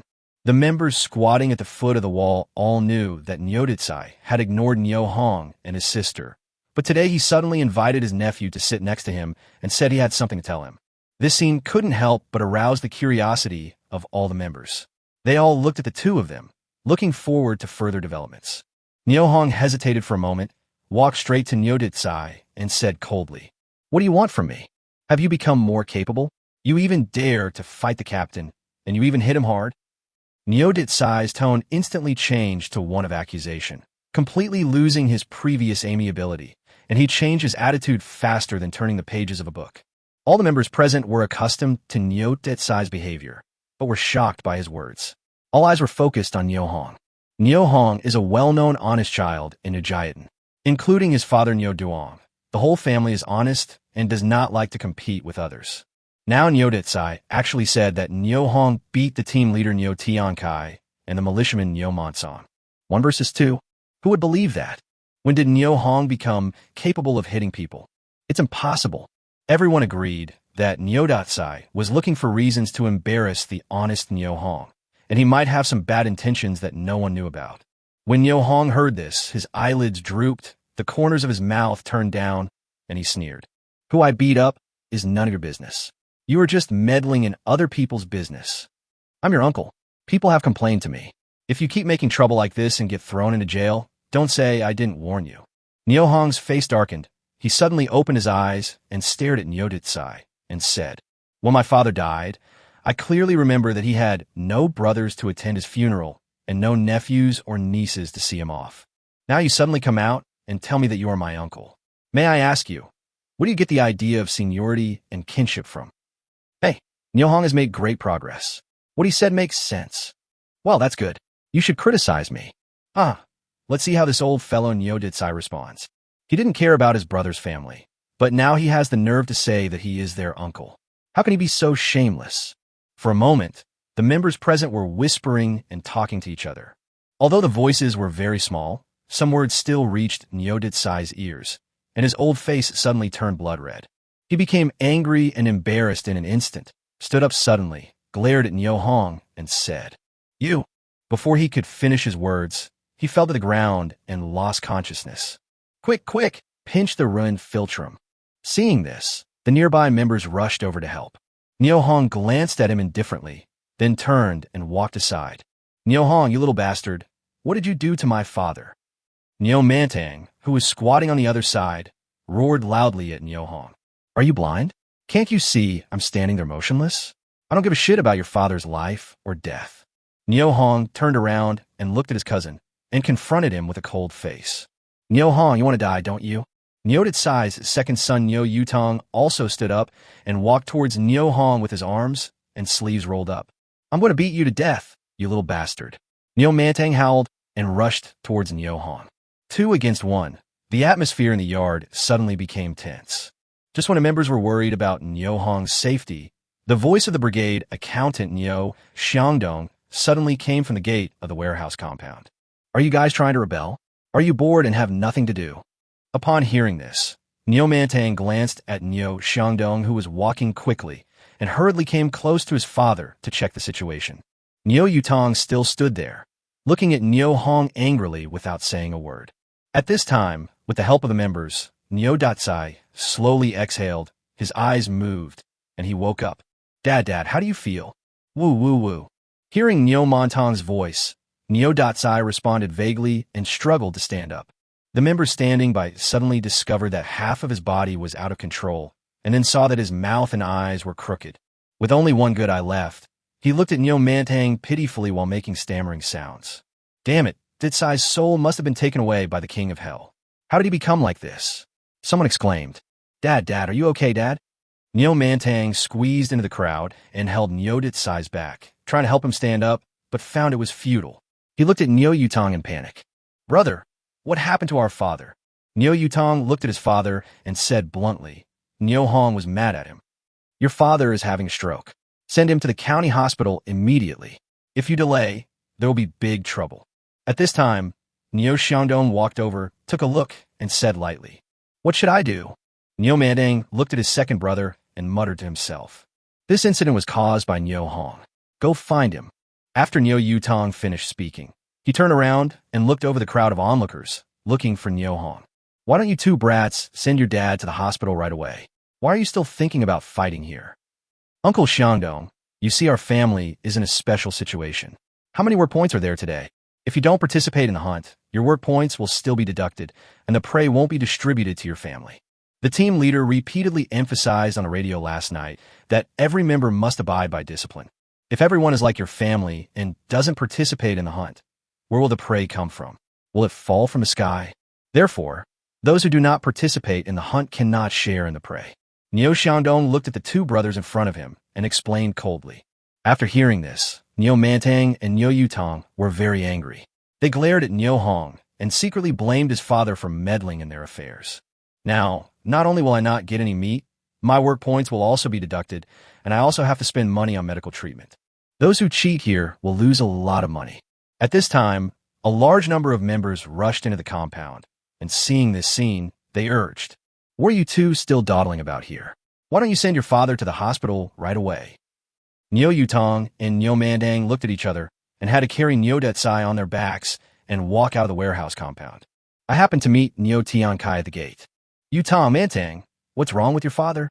Nyo Mantang swallowed his saliva and said, "Uncle Genius, my dad taught Nyohong a lesson for you, and he got so angry that he had a stroke. Teach Nyohong a lesson for me?" Nyo Tiankai showed a puzzled look on his swollen face and turned to look at Nyo Mantang. Neo Monsong quickly lowered his head, looking as if it had nothing to do with him. Neo Tiankai blinked his eyes, pondered for a moment, and then shouted harshly. You two brothers, stop talking nonsense here. Neo Hong didn't offend me. I don't need your father to teach him a lesson for me. Get out, get the hell out of here. Neo Tiansai's voice was loud and clear, and every word was heard by every member in the compound. What is going on here? Chapter 50, Neo Tiansai's Thoughts. Faced with Neo Tiansai's overwhelming anger, Neo Mantang pulled his second brother and hurriedly left with Neo Datsai on his back. You two loser bastards, stop bringing your own affairs to bear on me in the future.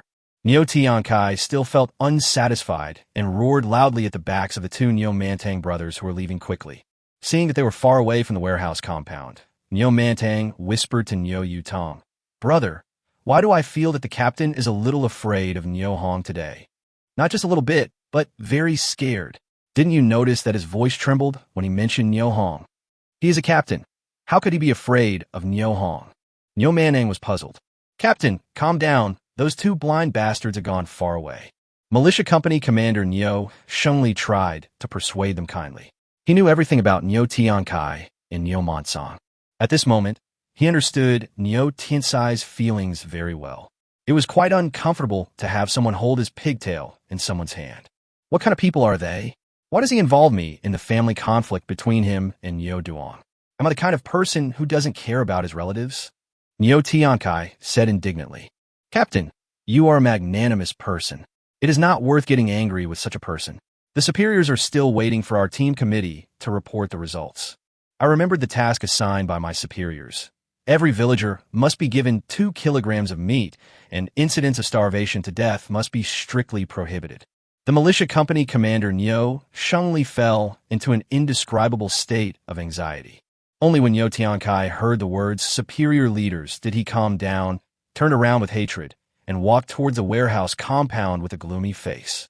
Neo Hong saw Neo Tiankai, Neo Shengli, and others coming in from afar, and quickly hid behind the crowd.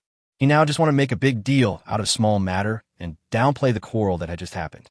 He didn't want to attract the attention of other members. Has Neo Hong arrived? Before Neo Shengli reached the door of the warehouse, he called out loudly, looking around as if he would not give up until he found Neo Hong. I am here.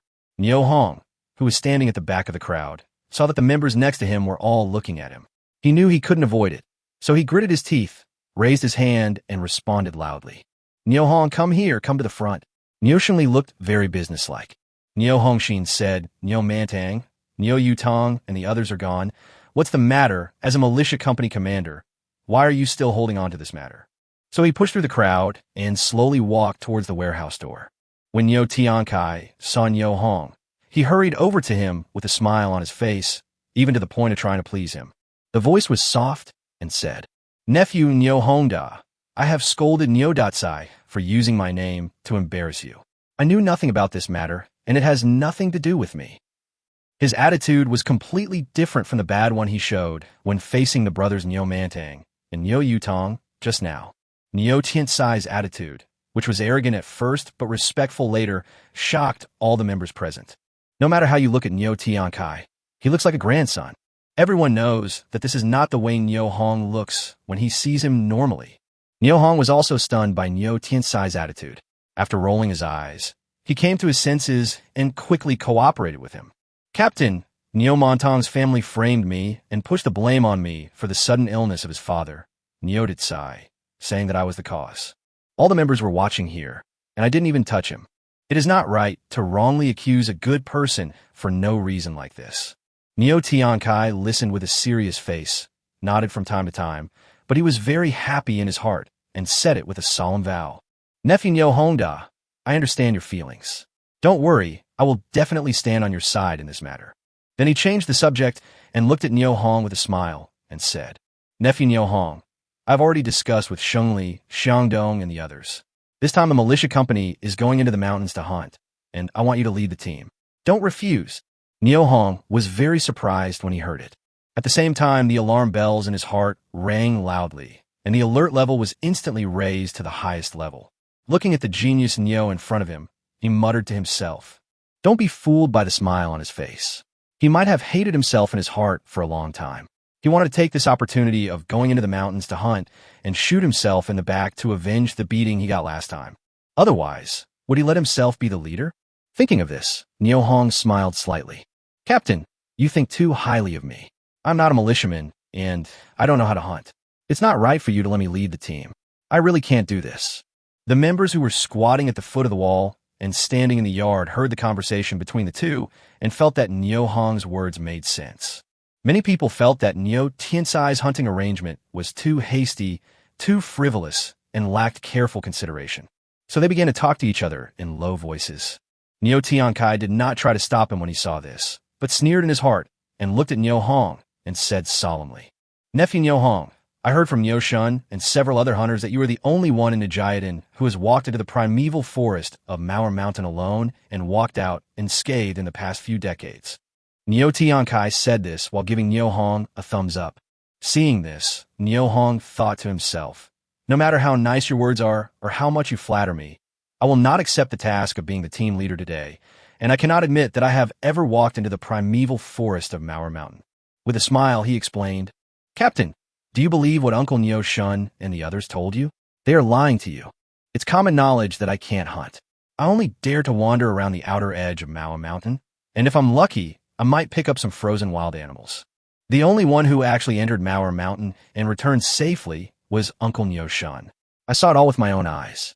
It would be more appropriate for Uncle Neo Shun to take on the task of leading the team. The members all agreed with Neo Hong's proposal because Neo Shun was too old. He started hunting in the mountains with his father when he was 12 years old. He is 47 years old this year and has nearly 40 years of hunting experience.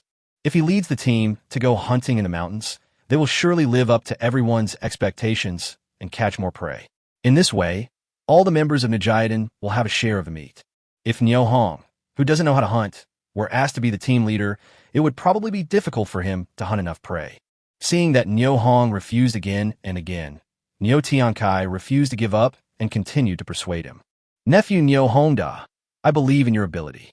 Please do not refuse for the sake of all the members of Nijiadan. Neo Hong thought to himself, today, even if you talk a lot, I will not agree to you. Captain, for the sake of all the members of Nijiadan, I cannot serve as the leader. Such an important position must be held by an experienced hunter. If I, who don't know how to hunt, serve as the leader, wouldn't that be a hindrance to things? Neo Tiankai wanted to continue persuading him, but Neo Xingli came over and spoke softly. Captain, stop trying to persuade me. Let's follow Neo Hong's suggestion and let Uncle Neo Shun lead the hunt this time. Let's try to bring back more prey for Nijiadan and share it with everyone. Genius, please don't make things difficult for Neo Hong. He's an honest boy who might be able to pick up some frozen animals, but I think it's better not to let him go hunting with real knives and guns. Accountant Neo Xiangdong, who was standing at the door of the warehouse, walked up to Neo Tiankai and spoke softly. Chapter 51, What? You want to take action? Seeing that Neo Xingli and Neo Xiangdong were both trying to dissuade him, a look of disappointment flashed in Neo Tiansai's eyes. Neo Hong saw it and cursed in his heart. What a hypocritical bastard. He must be up to no good. Upon seeing this, Neo Xingli looked at Neo Tiankai meaningfully and urged him. Captain, it's getting late. Quickly distribute tasks and tools to everyone. Neo Tiankai turned his head to look at Neo Xingli, nodded, then looked at Neo Hong and said, Nephew Neo Hongda, if you don't want this opportunity to show off, don't blame me for not thinking of you first when I have something good to offer. Neo Hong, Neo Hong. Neo Hong smiled slightly, turned around, and left the scene. Just as he was about to find a place to squat against the wall, he heard someone calling him. Looking in the direction of the voice, he saw Neo He waving at him with a shotgun in his hand, and he hurried over. Brother Neo He, you are going into the mountains with a hunting rifle. Are you planning to hunt some prey? Neo Hong whispered, squatting down beside Neo He. A shotgun is for self-defense. It has been snowing heavily recently, and the wild animals in the mountains are starving and fierce. When we get into the mountains, follow me. Okay, then I'll cause trouble for Brother Neo He. In Neo Hong's impression, Neo He should be about 31 or 32 years old this year, about 1.7 meters tall, and not very strong. However, he is honest and enthusiastic. What's the trouble? We all have the surname Neo, so isn't it normal for us to help each other? Neo He patted Neo Hong's shoulder and said in a low voice, This time, you were smart and didn't take the job of team leader. Why, Doesn't it mean that being a team leader can give you more things and more work points? What's wrong with being a team leader? If I knew how to hunt, I would definitely strive to be the leader. What a great opportunity. You see, Uncle Nyo Shun didn't refuse. Nyo Hong said this with an envious expression on his face. Are you really stupid or just pretending to be stupid? The leader looked at the glory. If he got the prey, it would be fine. But if he didn't, he would be scolded by the villagers. It was a thankless job. Oh, Nyo Hong thought to himself. Nyo Tian Kai asked him to be the team leader, not just to be scolded, but also to take the opportunity to shoot him in the back and take his life. But he whispered, Brother Nyo He, with so many of us going out together, is it possible that we still can't catch any prey? Nyo He gave a meaningful laugh. As they were talking, each member received a piece of tool and set out one after another under the leadership of the militiamen. Nyo Hong received a basket and Nyo He received a rope, and the two of them followed the team towards the back mountain. At Nyo He's signal, the two walked slower and slower and gradually walked to the end of the team. In Nyo He's words, that is, if there is work, the person in front will do it first. If there is any danger, the person in front will bear it. Once the leader says, hunting is over today, the rear team becomes the front team. They can also get home before others. No matter how you look at it, those who follow behind will not suffer any loss. It can be said that there are only benefits and no harm. Nyo Hong had no intention of showing off and was happy to follow Nyo He and slowly walk to the end of the team. The snow in the mountains and forests had not melted at all after 2 days of wind and sun, and it still made a crackling sound when stepped on. Fortunately, someone had already trampled a path on the snow, so Nyo Hong and Nyo He just had to follow it. Nyo Hong, it seems that we have entered the heart of Manhwa Mountain. Nyo He stopped and pointed at the mountains not far away. Nyo Hong looked up and saw that, just as Nyo He said, all the people who had gone into the mountains to hunt had already walked into the depths of the terrifying Manhwa Mountain. The team is still moving forward. Brother Nyo He, it seems that Uncle Nyo Shun will never return to the village unless he catches prey this time. Have you found a problem? Nyo He said mysteriously. What's the problem? Nyo Hong asked in confusion. Hunting, in theory, we only need to organize experienced hunters to go into the mountains and kill some wild animals and bring them back to the village. Why do we mobilize the militia this time and mobilize all the members to go into the mountains to hunt together? Brother Nyo He, why do you think that is? Haha, if I knew why, I would have told you earlier. Nyo Hong grinned, and suddenly an idea appeared in his mind. Could it be that we went into the mountains not just for hunting this time, but for other purposes? For example, to capture spies, bandits, or criminals. Hey, Nyo Hong, when did you become smart? Maybe this time we went into the mountains to catch the fugitives. Brother Nyo He, I was just saying it casually. Why do you take it so seriously? Besides, how could there be spies and bandits in today's society? Even if there really are criminals who have committed crimes, they would not come to Manhwa Mountain in such cold weather. Wouldn't that be courting death? Nyo He disagreed with Nyo Hong's explanation and said solemnly, although Manhwa Mountain is dangerous, it is a good place for a desperate criminal to go. Upon hearing this, Nyo Hong couldn't help but think of himself and the 2 hunters who chased him when he killed a black bear last time. As he was speaking, the person in front stopped moving forward. Seeing this, Nyo He lay down on the snow beside him and stretched comfortably. He heard an inappropriate gurgling sound from his waist. Damn it, I just had breakfast and I'm hungry again. As Nyo He spoke, he reached down to his waist and tightened his belt, then smiled at Nyo Hong and said, it's no problem to tighten the belt and hold it up for a while. Upon seeing this, Nyo Hong quickly reached into his arms and took out 2 cornmeal cakes, one side of which was brown and the other side was soft and glutinous, exuding an enticing aroma. Oh wow, Nyo Hong, you are really good. You are definitely a wealthy man. Nyo He said this, swallowed his saliva, and stared at the cornmeal cake in Nyo Hong's hand with envy. He felt that even if he tightened his belt, he could not stop the feeling of hunger. Brother Nyo He, come here, 1 piece each. Nyo Hong said, handing the pancake in his hand to Nyo He who was lying on the snow. Good brother, thank you. Nyo He rolled over like a lazy donkey, stood up from the snow in an instant, took the pancake and took a big bite and said incoherently, hey, it smells so good. Before he finished speaking, Nyo Hong reached into his arms, took out 2 fist-sized pieces of wild boar meat, and handed one to Nyo He. Fuck Nyo Hong. You're not some wealthy man. You are definitely the god of wealth. I have to kowtow to you. After Nyo he finished speaking, he picked up the piece of meat and took a big bite. His eyes suddenly lit up. Oh wow, this meat is so delicious. It's so fucking delicious. After saying that, he took another big bite. Unexpectedly, his words instantly attracted the attention of people who were resting nearby. Seeing the golden cornmeal cakes and the fragrant wild boar meat, many people's stomachs began to rumble. One of them looked at Nyo-hee and roared. Nyo-hee, can you please stop making so much noise while eating? You're making me hungry again. Nyo-shulin, I'm just making a fuss. What does it have to do with you? If you have the guts, go ahead and make a fuss too. You. Nyo-shulin waved his fist at Nyo-hee, who was a head shorter than him. Why? You want to take action? Chapter 52, it's all Nyo-hong's fault. I can't fucking beat you to death. Nyo-shulin said this, and was about to walk towards Nyo River. Nyo-hong saw this, and quickly stood in front of him. Brother Shulin, this is Mauer Mountain, not a place for fighting. Nyo-hong, get out of here. This is all your fault. As Nyo-shulin spoke, he pushed Nyo-hong's left shoulder hard with his hand. Nyo-hong was prepared, and just when his palm was about to touch his shoulder, he gently turned sideways. His palm had no fulcrum and continued to rush forward. In this brief moment, Nyo-shulin lost his balance and fell into the snow pit next to him with a thud. Such a funny scene caused bursts of laughter. Well done, Nyo-hong. Good hiding. Nyo-hong hid beautifully. Nyo-shulin, where is your energy? Have you given it all to your wife? Get out of here. Nyo-shulin roared, hurriedly climbed up from the snow, and was about to attack Nyo-hong again. Don't move, or I'll kill you.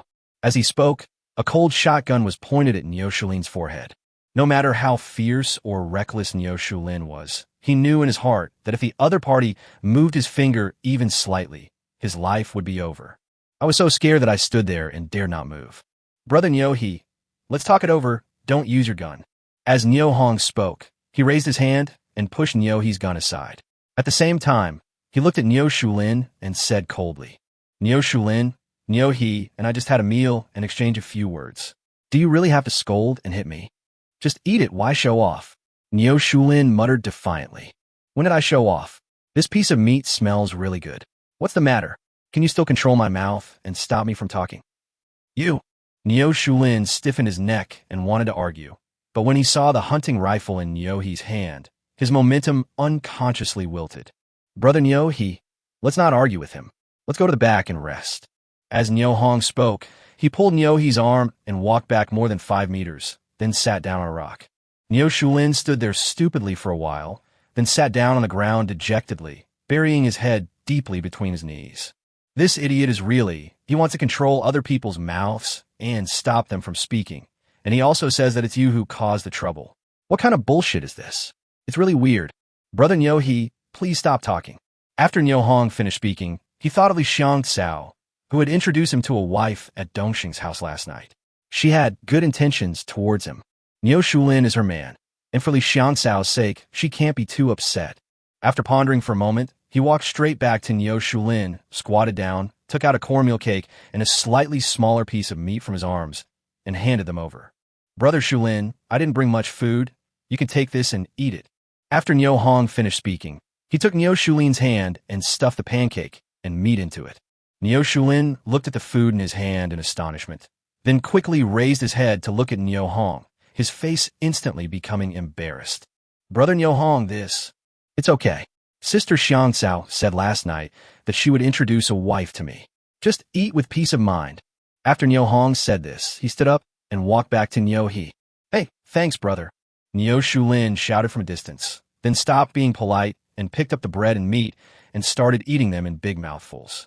Hey, you know what? This piece of meat is really fucking delicious. As soon as Nyo-shulin finished speaking, he realized that he had let the cat out of the bag and looked around in panic. I saw a lot of mocking eyes looking at me, and then I glared at them. What are you looking at? The meat that Brother Nyo-hong gave me is really delicious. After hearing this, everyone laughed and turned away, pretending nothing had happened. Brother Nyo-hong, you are so generous. Nyo-hee gave Nyo-hong a thumbs up. Oh. Nyo-hong waved his hand, indicating that it was just a trivial matter and not worth mentioning. 20 minutes later, the hunting team set off again. We walked for about half an hour more. Nyo-hong and other logistics personnel were signaled to stay behind and wait. The militiamen in charge of hunting, led by Nyo-shun and Nyo-shungli, began a large-scale search in the mountains ahead. Hunting officially begins at this moment. It was noon at this time. The sunlight shines through the gaps between the branches onto the snowy field, casting a dazzling white light. Niu Shun and Niu Xingli were in the middle of the formation. With them, as the center, all the militiamen were distributed symmetrically, with one person standing every 10 meters, forming an impenetrable net, and rushed towards the forest ahead. Niu Hong saw this, and felt that although this hunting method was simple and crude, it should be the most effective.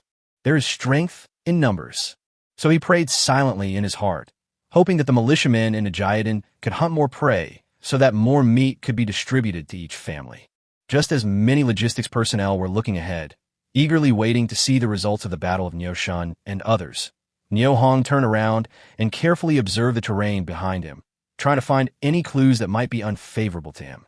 "Brother Niu Hong, what are you looking at?" He noticed Niu Hong's abnormality, leaned close to his ear, and asked in a low voice. "Sure, it's okay." Niu Hong agreed, but did not relax his observation of the person behind him. Instead, he became more vigilant. He looked at it for a while and suddenly realized. Niu Shun and Niu Xingli deployed all their forces to the front, but completely ignored the danger behind them. If a wild beast suddenly appears behind everyone and attacks, it will cause irreparable damage. It turns out that brothers Niu Hong are worried about this. He couldn't help but admire Niu Hong's attentiveness and caution. At this moment, Niu Hong walked straight to a sturdy tree, cleared the snow, and sat down, silently leaning against the tree. The deep snow covered Niu Hong's body, leaving only his head exposed. The tree trunk, which required several people to hug, perfectly covered Niu Hong's head. Niu Hong could take precautions on both sides, but if he wanted to attack from behind, he would have to shoot through the entire trunk. Upon seeing this, he hurried over, sat beside Niu Hong, leaned against the tree trunk, closed his eyes, and took a rest. Unlike Niu Hong never relaxed for a moment. He kept his eyes wide open and looked around from time to time, alert to any abnormal situation in the forest. Time passes by every second. Niu beside me was already snoring evenly. Niu Hong thought for a moment and quietly put on a bulletproof vest. At the same time, he took the hunting rifle from Niu's arms, checked it carefully, and only felt relieved after confirming that it was in good condition. At this time, Niu Shun and Niu Xingli, with all the militiamen in Nijiadan, were conducting a dragnet search. What's embarrassing is that, let alone large wild animals like wolves, bears, tigers, and leopards, we didn't even encounter any small animals like hares and grouse. If they come with a large army but fail to touch a single hair of the beast, this news will spread. The entire Nijiadan will become a laughingstock in the Red Star Commune. Chapter 53. This voice is not right. The further Niu Xingli walked, the more uncertain he felt. The more he thought about the tasks assigned to him by his superiors, the more flustered he became. He turned to look at Niu Shun and whispered, "Uncle Niu Shun, can we catch prey if we keep going this way?" Hearing Niu Xingli's question, Niu Shun stopped and answered in confusion. "At first I checked the nearby terrain and found fresh footprints and feces left by wild boars on the snow. Some are from roe deer, and some are from red deer. So I chose this place as my hunting ground." Niu Shun paused and continued. "Whether it's wild boars or red deer, once we find them, with our militiamen and so many rifles, it won't be a big problem to kill dozens of them. The question is, how come we haven't seen any of them after walking so far?" When Niu Xingli heard Niu Shun say, "There are wild boars and red deer ahead, it's no problem to kill dozens of them," he instantly regained his confidence. At the same time, he secretly praised Niu Shun, saying that he was indeed an experienced old hunter who could easily find such abundant and high-quality wild animal resources. Wild boars and red deer are both large wild animals, especially the elk. The lightest one weighs about 100 to 200 kilograms, and the heaviest one can reach 400 to 500 kilograms. More importantly, they live in groups. Once you find a trace, it means you have discovered a large group. If we kill dozens of them casually, the task assigned by our superiors can be easily completed. Thinking of this, Niu Xingli forced himself to suppress his inner excitement, thought carefully for a moment, and said, "Uncle Niu Shun, are we moving too slowly and letting them escape?" Niu Shun nodded his agreement and responded, "Our search is indeed a little slow. Let's speed it up." "Good." Niu Xingli agreed and whispered to those around him, "Everyone, keep your distance and speed up the march." The order was spread by word of mouth and quickly reached the ears of every militiaman. Although there was thick snow in the mountains and forests, it increased the difficulty of walking. But the moment they received the order, everyone sped up a lot. Who wouldn't want to hunt more prey and bring it back when visiting Manhwa Mountain? First of all, whoever catches the prey will have glory and honor on his face. Secondly, being able to hunt prey means that everyone has meat to eat, and you can get more meat, which is a real, visible, and tangible benefit. Therefore, every militiaman put in a lot of effort and rushed forward. As a result, the hunting team distanced themselves from the members who stayed behind to transport the prey, and soon disappeared in the vast forest and snowfield. Seeing this, the members in the rear knew that they could not help at the moment, so they looked for a suitable place to sit down and rest, waiting for notification of the next action. Nyo Shulin also wanted to find a suitable place to rest. Looking around, I saw Nyo Hong and Nyo, he leaning against a big tree to rest, and Nyo, he was sleeping soundly despite the cold. He hurried over and reminded softly, "Brother Nyo Hong, we can't let Nyo he sleep here. He will freeze to death." When Nyo Hong heard this, he secretly blamed himself for only paying attention to the dangers around him and ignoring the safety of his companions. He hurriedly patted Nyo he's shoulder. Brother Nyo he, wake up. Don't sleep anymore. You'll freeze to death. Stop making trouble. Let me sleep a little longer." Nyo, he muttered something, gently pushed away the hand that was patting his shoulder, leaned towards Nyo Hong again, closed his eyes, and continued to look for Zhou Gong in his dream. Don't be fooled by his thin appearance. Nyo, he is a very powerful guy.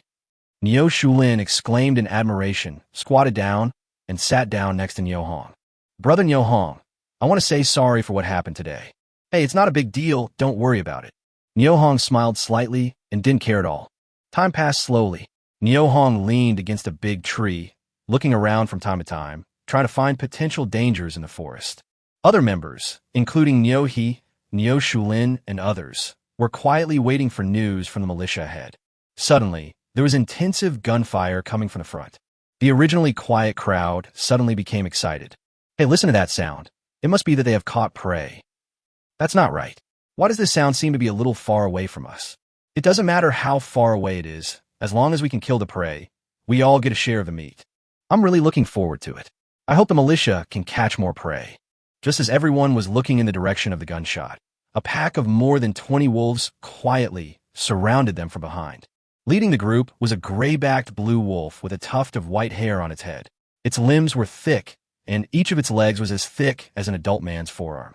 He is nearly 150 centimeters long and about 80 centimeters tall, which means he is tall. A huge wolf's tail hung behind it like a hammer. The whole wolf gives people a feeling of majesty and dominance, an awe-inspiring power without even being angry. Now, it walked and stopped, constantly sniffing the air in front of it with its nose, and its two golden wolf eyes stared at the members who were whispering there. Since the location where the wolves appeared was blocked by big trees, Nyo Hong knew nothing about it. There was another person who knew nothing about wolves like him. This man's name is Nyo Erden. He is a militiaman from Nujayatan and also Nyo Monsong's cousin. His most dazzling identity is that he is the leader of the 3 bachelors in Nujayatan. When he came, he was commissioned by Nyo Tiankai and Nyo Monsong to try to take advantage of the hunting opportunity to shoot Nyo Hong in the back, completely settle the feud between Nyo Tiankai, Nyo Monsong, and Nyo Hong. At this time, he was quietly lying in ambush behind the logistics members, about 50 or 60 meters away. A pair of eyes were staring at the members of Nujayatan, trying to find Nyo Hong himself among them. Because he was too focused, he didn't even notice when the White Wolf King quietly walked up behind him. Suddenly, Nyo Erden felt someone patting his shoulder gently from behind. He quickly turned his head and saw a dog's mouth full of sharp white teeth aimed at his neck and bit down hard. A scream echoed throughout the mountains. The screams were loud and short, and seemed extremely abrupt and terrifying in the silent forest and snowy plains, making people feel terrified. Nyo Hong jumped up and ran towards the source of the screaming, holding Nyo He's hunting rifle. However, before he ran 20 meters away, he saw more than 10 wild wolves surrounding him more than 30 meters ahead. Each one is the size of a calf. Fuck, these wolves are so damn cunning. Nyo Hong, give me the shotgun. At this moment, Nyo He followed up, snatched the hunting rifle from Nyo Hong's hand, aimed at the wild wolf in the front, and pulled the trigger. Bang! Chapter 54, The Company Commander and the Others Are Back. A bullet jumped out of the gun and shot toward the wolf. I don't know whether he was too hasty and panicked, or whether the wild wolf had foresight. The bullet missed the wolf's head perfectly, passing through its ear and into the snow. Ouch! The wolf was frightened by the gunshot and the severe pain in its ear, so it turned around and ran away. Seeing this, the other companions followed him and fled to the rear without hesitation. The white-haired Wolf King and several of his men, who were feasting on Erden's body at the moment, heard the noise and immediately raised their heads, just in time to see their companions fleeing in panic. I instantly realized that something was wrong. Over the years, the survival experience accumulated deep in Manhwa Mountain reminded it that there was danger and it must retreat immediately. The white-haired Wolf King howled to the sky. Ouch! The sound resounded through the sky. The wolf howls were orders. In the blink of an eye, more than 20 wild wolves disappeared without a trace. The members of Nijiden were completely shocked by this sudden scene. How did the wolves suddenly appear behind him? Fortunately, someone discovered it in advance and took measures. Otherwise, the consequences will be disastrous. This incident is extremely terrifying when one thinks about it carefully. One has to say that the danger deep in Manhwa Mountain is indeed as dangerous as its reputation says. Just as the members were stunned, someone cried out in surprise. Look, this Hong. Is he trying to kill himself? How dare he chase those wild wolves with his bare hands? Amid the discussions of the members, Hong quickly chased in the direction of the fleeing wolves on the thick snow. He went after the wolf, all by himself. Did one die?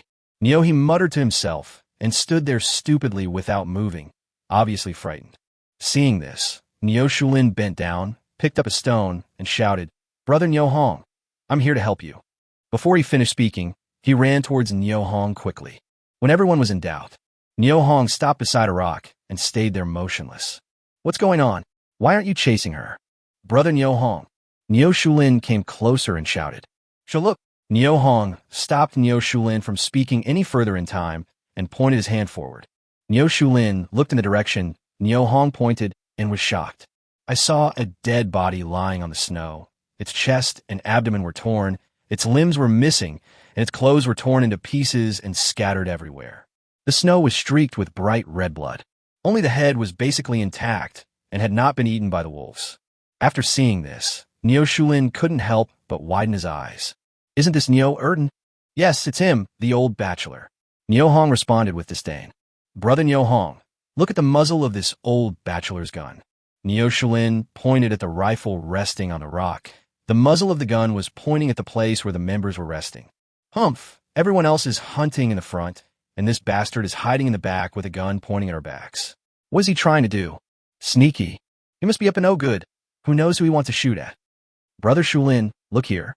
He was probably lying here with his gun pointed at us when he was accidentally ripped out of his throat by a wolf from behind. Hong pointed to the footprints under the rock and analyzed and explained. Shulin agreed with Hong's words. He looked at Hong meaningfully, thought for a moment, and said in a low voice, Brother Hong, you have to be more careful. Hong glanced at Shulin and responded without hesitation. The wild wolves have all run away. What should I be worried about? Oh my God, isn't this that old pervert Erden? How did he die here? At this time, Nyohae and several brave members came over, looked at the head with wide-open eyes on the ground, and screamed in surprise. Fuck, this bastard is pointing his gun at us. No wonder he was ripped out of his stomach by a wolf from behind. He deserved to die. One of the men, named Chen Onping, cursed angrily. Chen Onping is one of the few people with a surname other than his own in Nijiden. His ancestor was a live-in son-in-law of a family surnamed Neo in Nijiden. I was often bullied by Erden on a daily basis, and now seeing him die tragically, I felt indescribably happy. Hey, we are all witnesses. The old bastard death was his own fault. It has nothing to do with any of us. Shulin said loudly in front of everyone present. How can it be unrelated? He pointed a gun at us, and God saw through him and saved him. Otherwise, some of us won't be able to return home. Thinking about the conflict between himself and Erden, Chen Onping first thought whether he was Erden's target. When Shulin heard this, he laughed and did not refute. Onping is right. This old pervert deserves to die. I suggest that we don't collect his body. Just leave him here to feed the wild animals. He also took the opportunity to express his own views. Collecting corpses, bah. Whoever collects the corpse of a person who has been taken away by God will be unlucky for the rest of his life. When everyone present heard this, they looked at each other in bewilderment. After Chun Onping finished speaking, he turned around and walked back angrily. Seeing this, Niu Hong pulled Niu Shulin and Niu He with his hands, and the three of them left the scene at the same time. With the curse cast by Chun Onping, no one else would want to collect Niu Erden's body, and they all turned around and retreated. Then several groups of members came to investigate the situation. When they saw the rifle placed on a rock, they all sneered at Niu Erden and cursed him, "You deserve it." As the sun set and the sky was filled with colorful clouds, the sharp-eyed members cheered in unison. "Look, the company commander and the others are back." "Oh yes, you came back so late. You must have caught a lot of game. Come on, everyone, go and take some of the food. There might be a lot of prey today that needs our help in transporting." "Aha, now we all have meat to eat." "Yes, there's meat to eat." However, the cheering members did not wait for the joy of a good harvest. What arrived was the dejected Niu Shengli, the embarrassed Niu Shun, and the exhausted militia comrades. Of course, there are also rabbits that are hard to catch. Still 2 rabbits. The scene was plunged into an unspeakable awkwardness for a moment. No one spoke. Someone shouted, "Report to the company commander. Niu Erden is dead." "Who's dead?" Niu Shengli asked back loudly in disbelief. "Reporting to the company commander, it's Niu Erden. He was eaten alive by a wolf and died behind that rock. Please send someone to check it out." Niu Shengli's big face suddenly became gloomy. Not only did they not catch any prey, but they also killed a person. Such a brilliant record made him, as the company commander, feel ashamed. At this moment, he wished Niu Erden would come back to life, grab him by the collar, and slap him more than 100 times. "Lai Fu, go and drag Niu Erden's body back to me." Niu Shengli whispered to the team members beside him. "Captain, I have a thorn stuck in my foot and I still can't walk properly." As Niu Lai Fu spoke, he squatted on the ground and began to pretend to stroke the soles of his shoes with his hands. Niu Shengli was very angry, but he couldn't get angry at Niu Lai Fu. "Niu Lai Kai, you go." "Ouch, Captain, my stomach hurts so much right now, ouch." Niu Lai Kai said this and lay down on the ground, feeling excruciating pain. Niu Shengli knew that both of them were pretending, but he could do nothing about it. He looked around the crowd and suddenly saw Niu Hong leaning against a big tree. He was moved and shouted, "Niu Hong, Chapter 55, are you going or not?" "Brother Shengli, what do you want to talk to me about?" Niu Hong looked at Niu Shengli in surprise, having a bad feeling in his heart. "Brother Niu Hong, please don't agree to carry the corpse." Niu Shulin on the side whispered a warning. "They said that you were the first person to discover that Niu Erden had been killed by wolves, so you should carry his body back." When Niu Hong heard this, he smiled coldly in his heart, realizing that he was indeed asked to carry the corpse. "Captain Niu, I remember Niu Erden was one of your militiamen, right? As a leader, you didn't go, but instead asked me, an ordinary citizen, to carry the responsibility. What's the logic behind this?" When Niu Shengli saw that the honest Niu Hong dared to contradict him in public and asked him to carry the corpse himself, he couldn't help but feel furious. He took 2 quick steps forward, came to the big tree, stared into Niu Hong's eyes, and said, "Are you going or not?" Seeing this, Niu Hong thought to himself, a good horse is often ridden by others, and a good person is often bullied. Isn't it because he is usually honest and does not like to fight with others? A militia company commander actually bullied me like this in public. Niu Shengli looked at the changing expressions on Niu Hong's face. A smug smile appeared on his face, and he thought, "You are too young to fight me." "No." Niu Hong's indifferent answer was like a basin of cold water that extinguished the pride and joy in Niu Shengli's heart. "What did you say?" Niu Shengli's voice unconsciously rose an octave, becoming even more domineering. "Nothing. I'm here to help the production team transport the game, not to carry dead bodies. I can help you carry those 2 rabbits." Niu Hong's voice was not loud, but it was clearly heard by everyone. As soon as he finished speaking, the scene fell into silence. Suddenly, someone burst out laughing. Niu Shengli's face turned pale in an instant. "Captain Niu, we are all here to carry the prey. It is not appropriate for you to ask Niu Hong to carry the dead body." Niu Shulin narrowed his eyes and looked at Niu Shengli, his expression full of contempt and disdain. "Niu Shengli, since you don't agree with Niu Hong carrying it, You can carry it for him. Bullshit. Niu Shengli, if you say that to me again, I'll cut you into pieces, believe it or not. Niu Shulin glared at him, rolled up his sleeves, and was about to take action. The four brothers Niu Shulin are all tall and strong. Although they are thin due to food shortage, they still have the strength and bloodiness of young people. In the village, most people really don't dare to mess with these four brothers. Niu Shengli was in a bad mood at the moment. He glared at Niu Shulin and roared, "Someone, tie them up for me." Before the voice fell, Niu Shulin rushed forward and slapped Niu Shengli on the cheek. "Fuck you, you dare to tie me up? I'll kill you with my sword."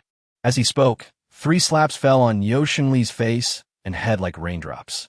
Niu Hong stood aside and watched quietly, with no intention of trying to stop the fight. At this time, more than a dozen militiamen hurried over and were about to take action when they saw Niu Shulin pointing his finger and roaring, "Damn it! Whoever dares to touch me, I will fight him to the death." "What the hell? What do you want to do?"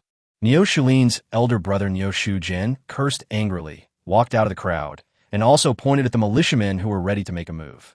"Whoever dares to touch my brother, I will beat the shit out of him." The second brother Niu Shusan also stood up.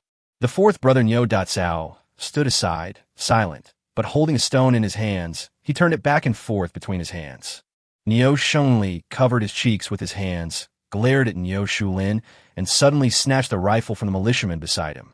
With a click, he loaded the bullet into the chamber and aimed it at Niu Shulin. Seeing this, Niu Shun, who was standing by, tightly held the rifle in his hand. "Shengli, what are you doing? What do you want to do in front of so many people?" "Snort." Niu Shengli snorted, gave up struggling, turned to look at the militia behind him, and said loudly, "Come on, follow me to collect Niu Erden's body." After saying that, he walked towards a rock. The militiamen nearby saw what was happening and quickly followed. Just when I walked about 20 meters away, I heard a gunshot. Niu Shengli, who was at the front of the team, felt his arm go numb. He looked down and saw blood dripping down his arm and then falling to the ground. "Something's happening. Protect the company commander." The militiamen behind him shouted and lay on the ground one by one. No one cared about Niu Shengli's safety. "Oh yeah, down there? This is Niu Erden's rifle that shot you."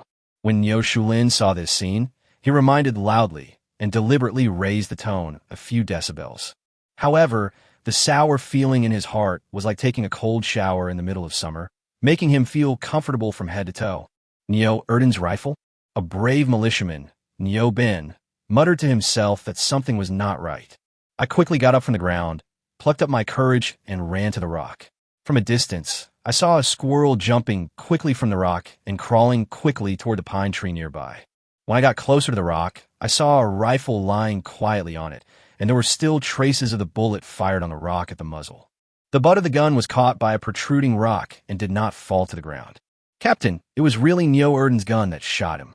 Niu Bin shouted to Niu Shengli, who was bandaging his wound not far away. "Damn it, Niu Erden is dead. How could it be his gun that shot him?" Niu Shengli came to the rock cursing and was stunned when he saw what was happening. "This gun. Captain, look, this is the trace of a bullet that was just fired." Niu Shengli. "Captain, it was a little squirrel. I don't know how it pulled the trigger." Niu Bin told the truth about what he saw. "Snort." Niu Shengli snorted and turned away. Seeing this, Niu Bin picked up the rifle from the rock and quickly followed. "Captain, Erden's body. Go away. Don't mention corpses to me. It's bad luck." Upon hearing this, Niu Bin quickly retracted his neck, slowed down his pace, and put some distance between himself and Niu Shengli. Chenamping's curse has come true. I don't know who muttered quietly. It was already 4:30 in the afternoon when Niu Hong and others returned to Nijiadan, and it was completely dark. At this time, the moon is bright in the sky and the stars are shining. Niu Tiankai, who had been waiting at the entrance of the village, finally saw the team returning from the mountains with the help of the starry sky, and hurriedly said to the director of women's affairs, "They're back, they are back. Quick, beat the gongs and drums to welcome the heroic comrades who have returned with a full load." "Okay, Captain." Widow Li, the women's director, agreed and shouted to Zhang Xiaoying, Li Xiangxiao, and others behind her. "Sisters, beat the gongs and drums, dance the yanga, and welcome our heroes back home with a great harvest." Chapter 56 Wine. Boom, boom, boom, cling, cling, cling. Donklang, donklang, dong-donklang. Under the old locust tree leading to the mountain temple in Nijiadan, the stirring sound of gongs and drums rang out. Torches lit up, illuminating the wide country road. Two Yanko teams composed of young women sang and danced as they welcomed the hunting team returning from the mountains. The two sides are about to meet.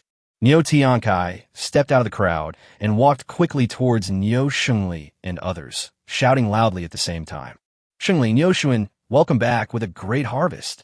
Seeing this, Nyo Shun quickly lowered his head and did not respond.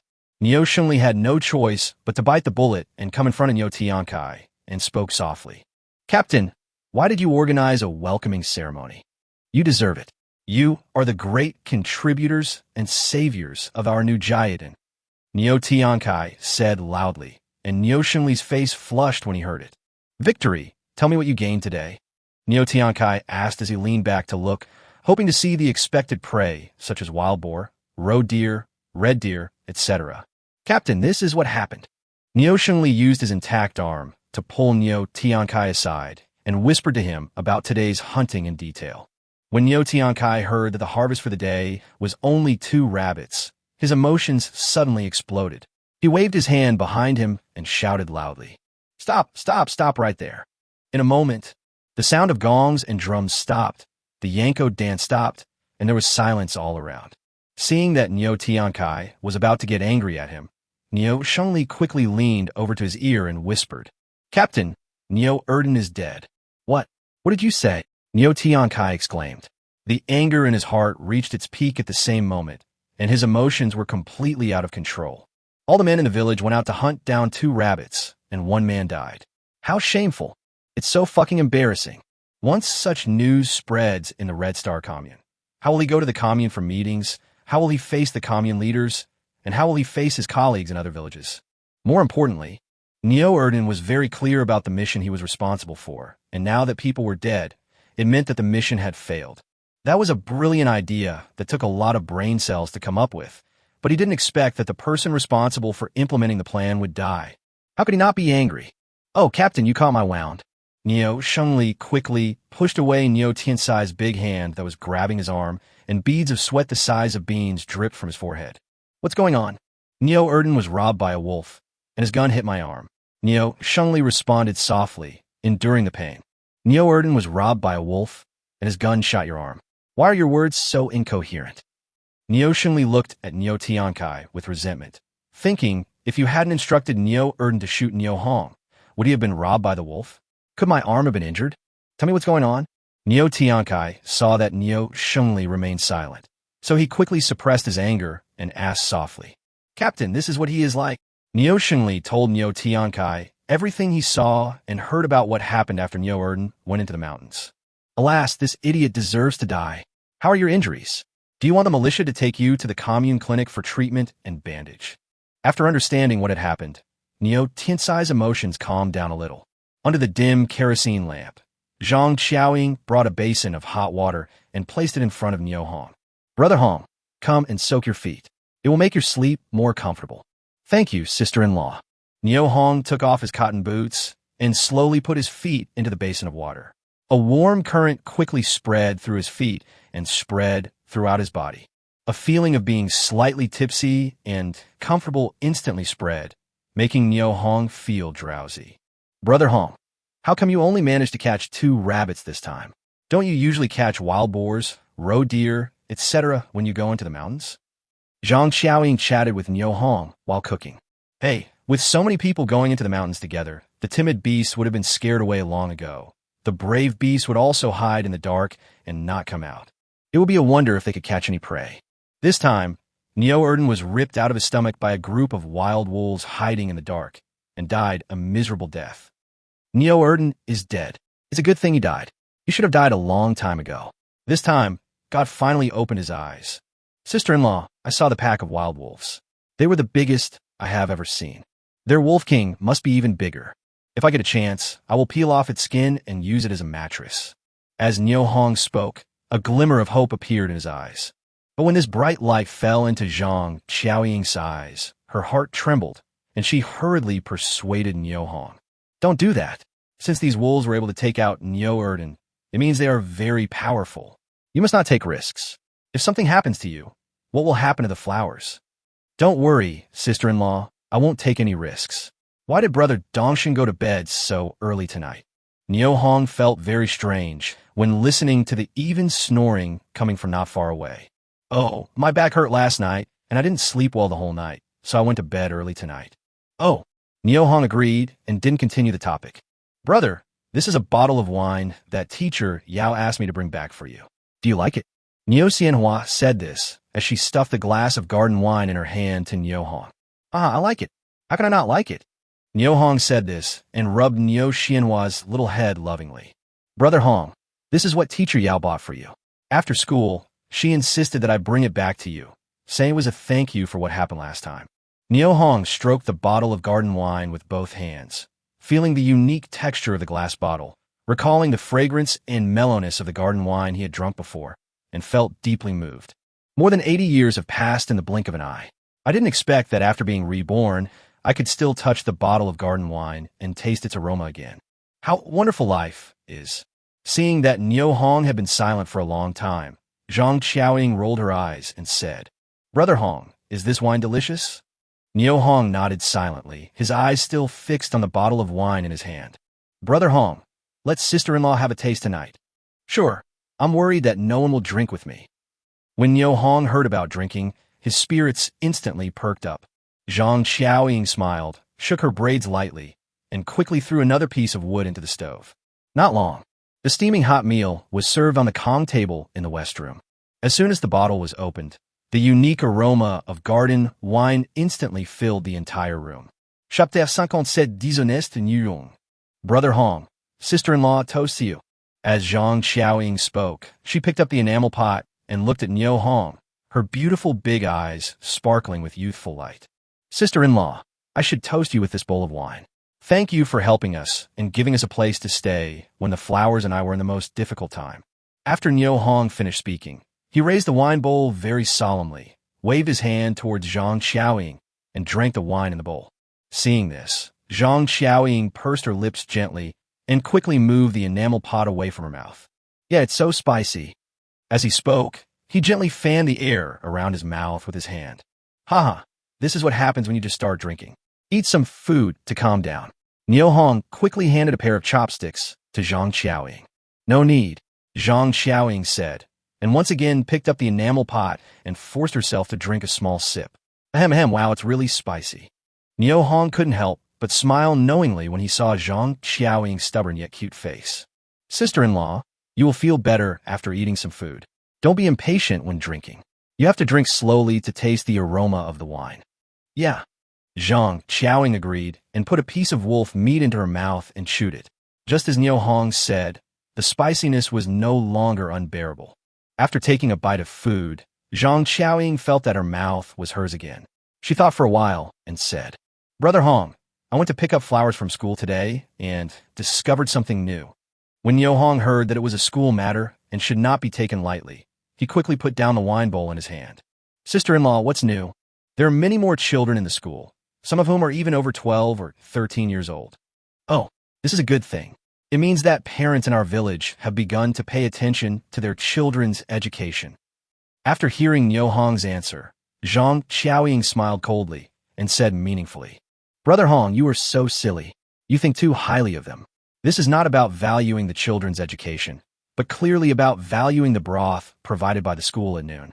When he heard that it was about the meat soup at noon, Nio Hong frowned slightly, then relaxed his brows in an instant and looked quietly at Zhang Qiaoying under the light.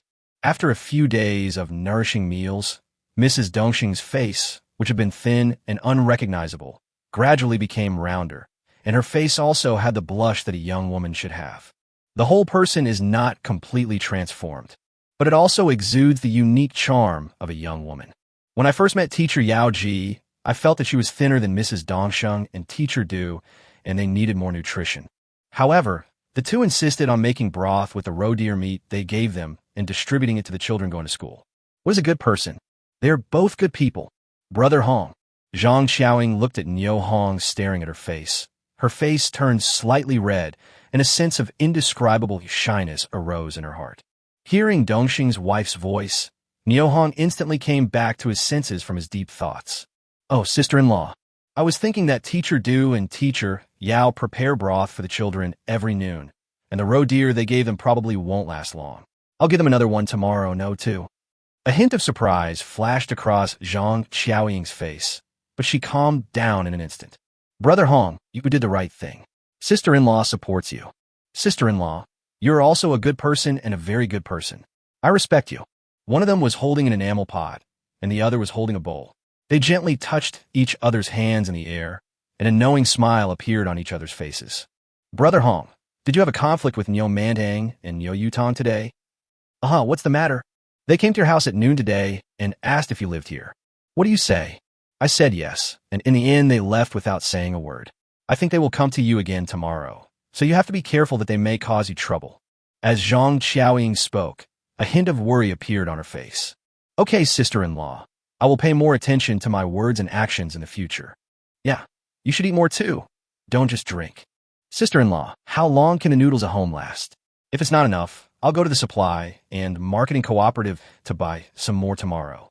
Zhang Xiaoying put down her chopsticks, sighed slightly, and said, I heard from people in the village that the supply and marketing cooperative has no food to sell now. All the dried sweet potatoes and wheat bran have been sold out. But it doesn't matter, we still have pork and wolf meat at home, enough to last for 2 months. When Niu Hong heard this, he realized that there was very little flour left at home. He thought for a moment and then spoke. Sister-in-law, I'm going to go to the county town tomorrow to see if there's any food for sale there. I'll buy some more. After hearing this, Zhang Xiaoying quickly got up and went to the east room. Soon she brought back a cloth bag. In front of Niu Hong, she opened it layer by layer, revealing banknotes and coins wrapped inside. The denominations of 1 cent, 2 cents, and 5 cents and a dime accounted for the majority, while $1 and $2 were very rare. Niu Hong knew that what Mrs. Dongxing took out was probably all of their family savings, which she was going to use to buy food for him.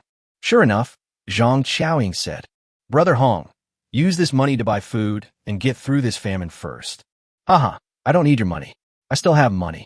Even if I don't have money, can I still exchange the prey for money? Niu Hong said this and gently pushed the cloth bag back to Zhang Xiaoying.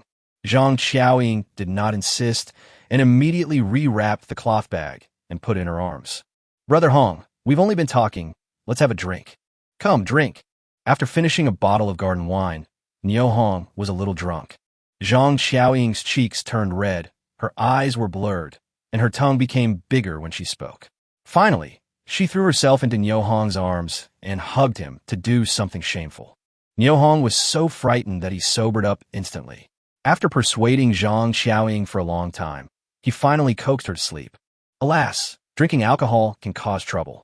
I'd better try to drink less alcohol in the future. Niu Hong couldn't help feeling emotional, and then he blew out the kerosene lamp, leaned against the head of the Kong, and thought of his sister Lanhua. He hadn't seen her for a few days, and wondered how she was doing now.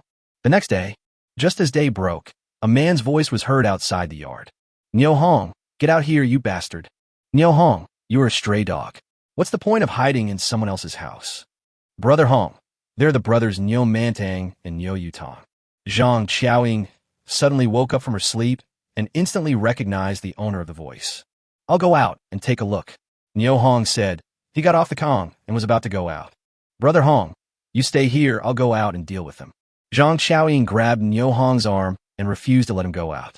Sister-in-law, don't worry, look at what this is. As Niu Hong spoke, he raised his hand and an old socket appeared in his hand. That's the truth. If I go out and reason with them, they will listen. Seeing this, Zhang Xiaoying gently patted Niu Hong's chest with her hand, smiled and said, Brother Hong, what did you learn to be dishonest? Chapter 58, what do you want to talk to me about?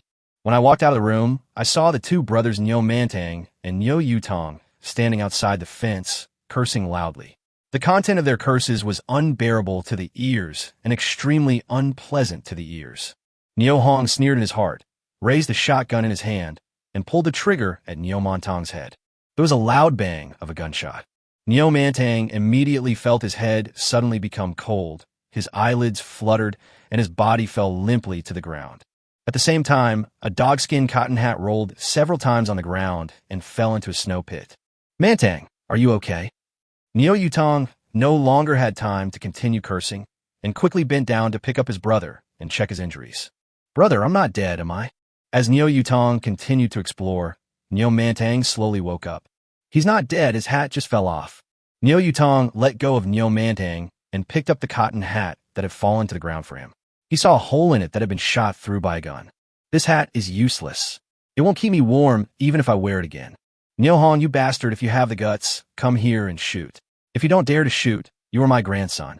Neo Mantang looked at his beloved dogskin cotton hat and felt so distressed that he almost fainted again. He jumped up and started scolding Neo Hong again.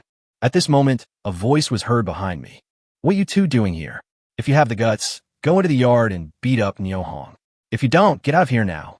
Neo Mantang turned around and saw that the person who was speaking was Neo Tian Kai, accompanied by Neo Shengli, Neo Xiangdong, and the women's director, Widow Li. It can be said that almost all the leaders of Nijiadan gathered here. Captain, look, my dogskin hat was shot by Neo Hong. How can I wear it now?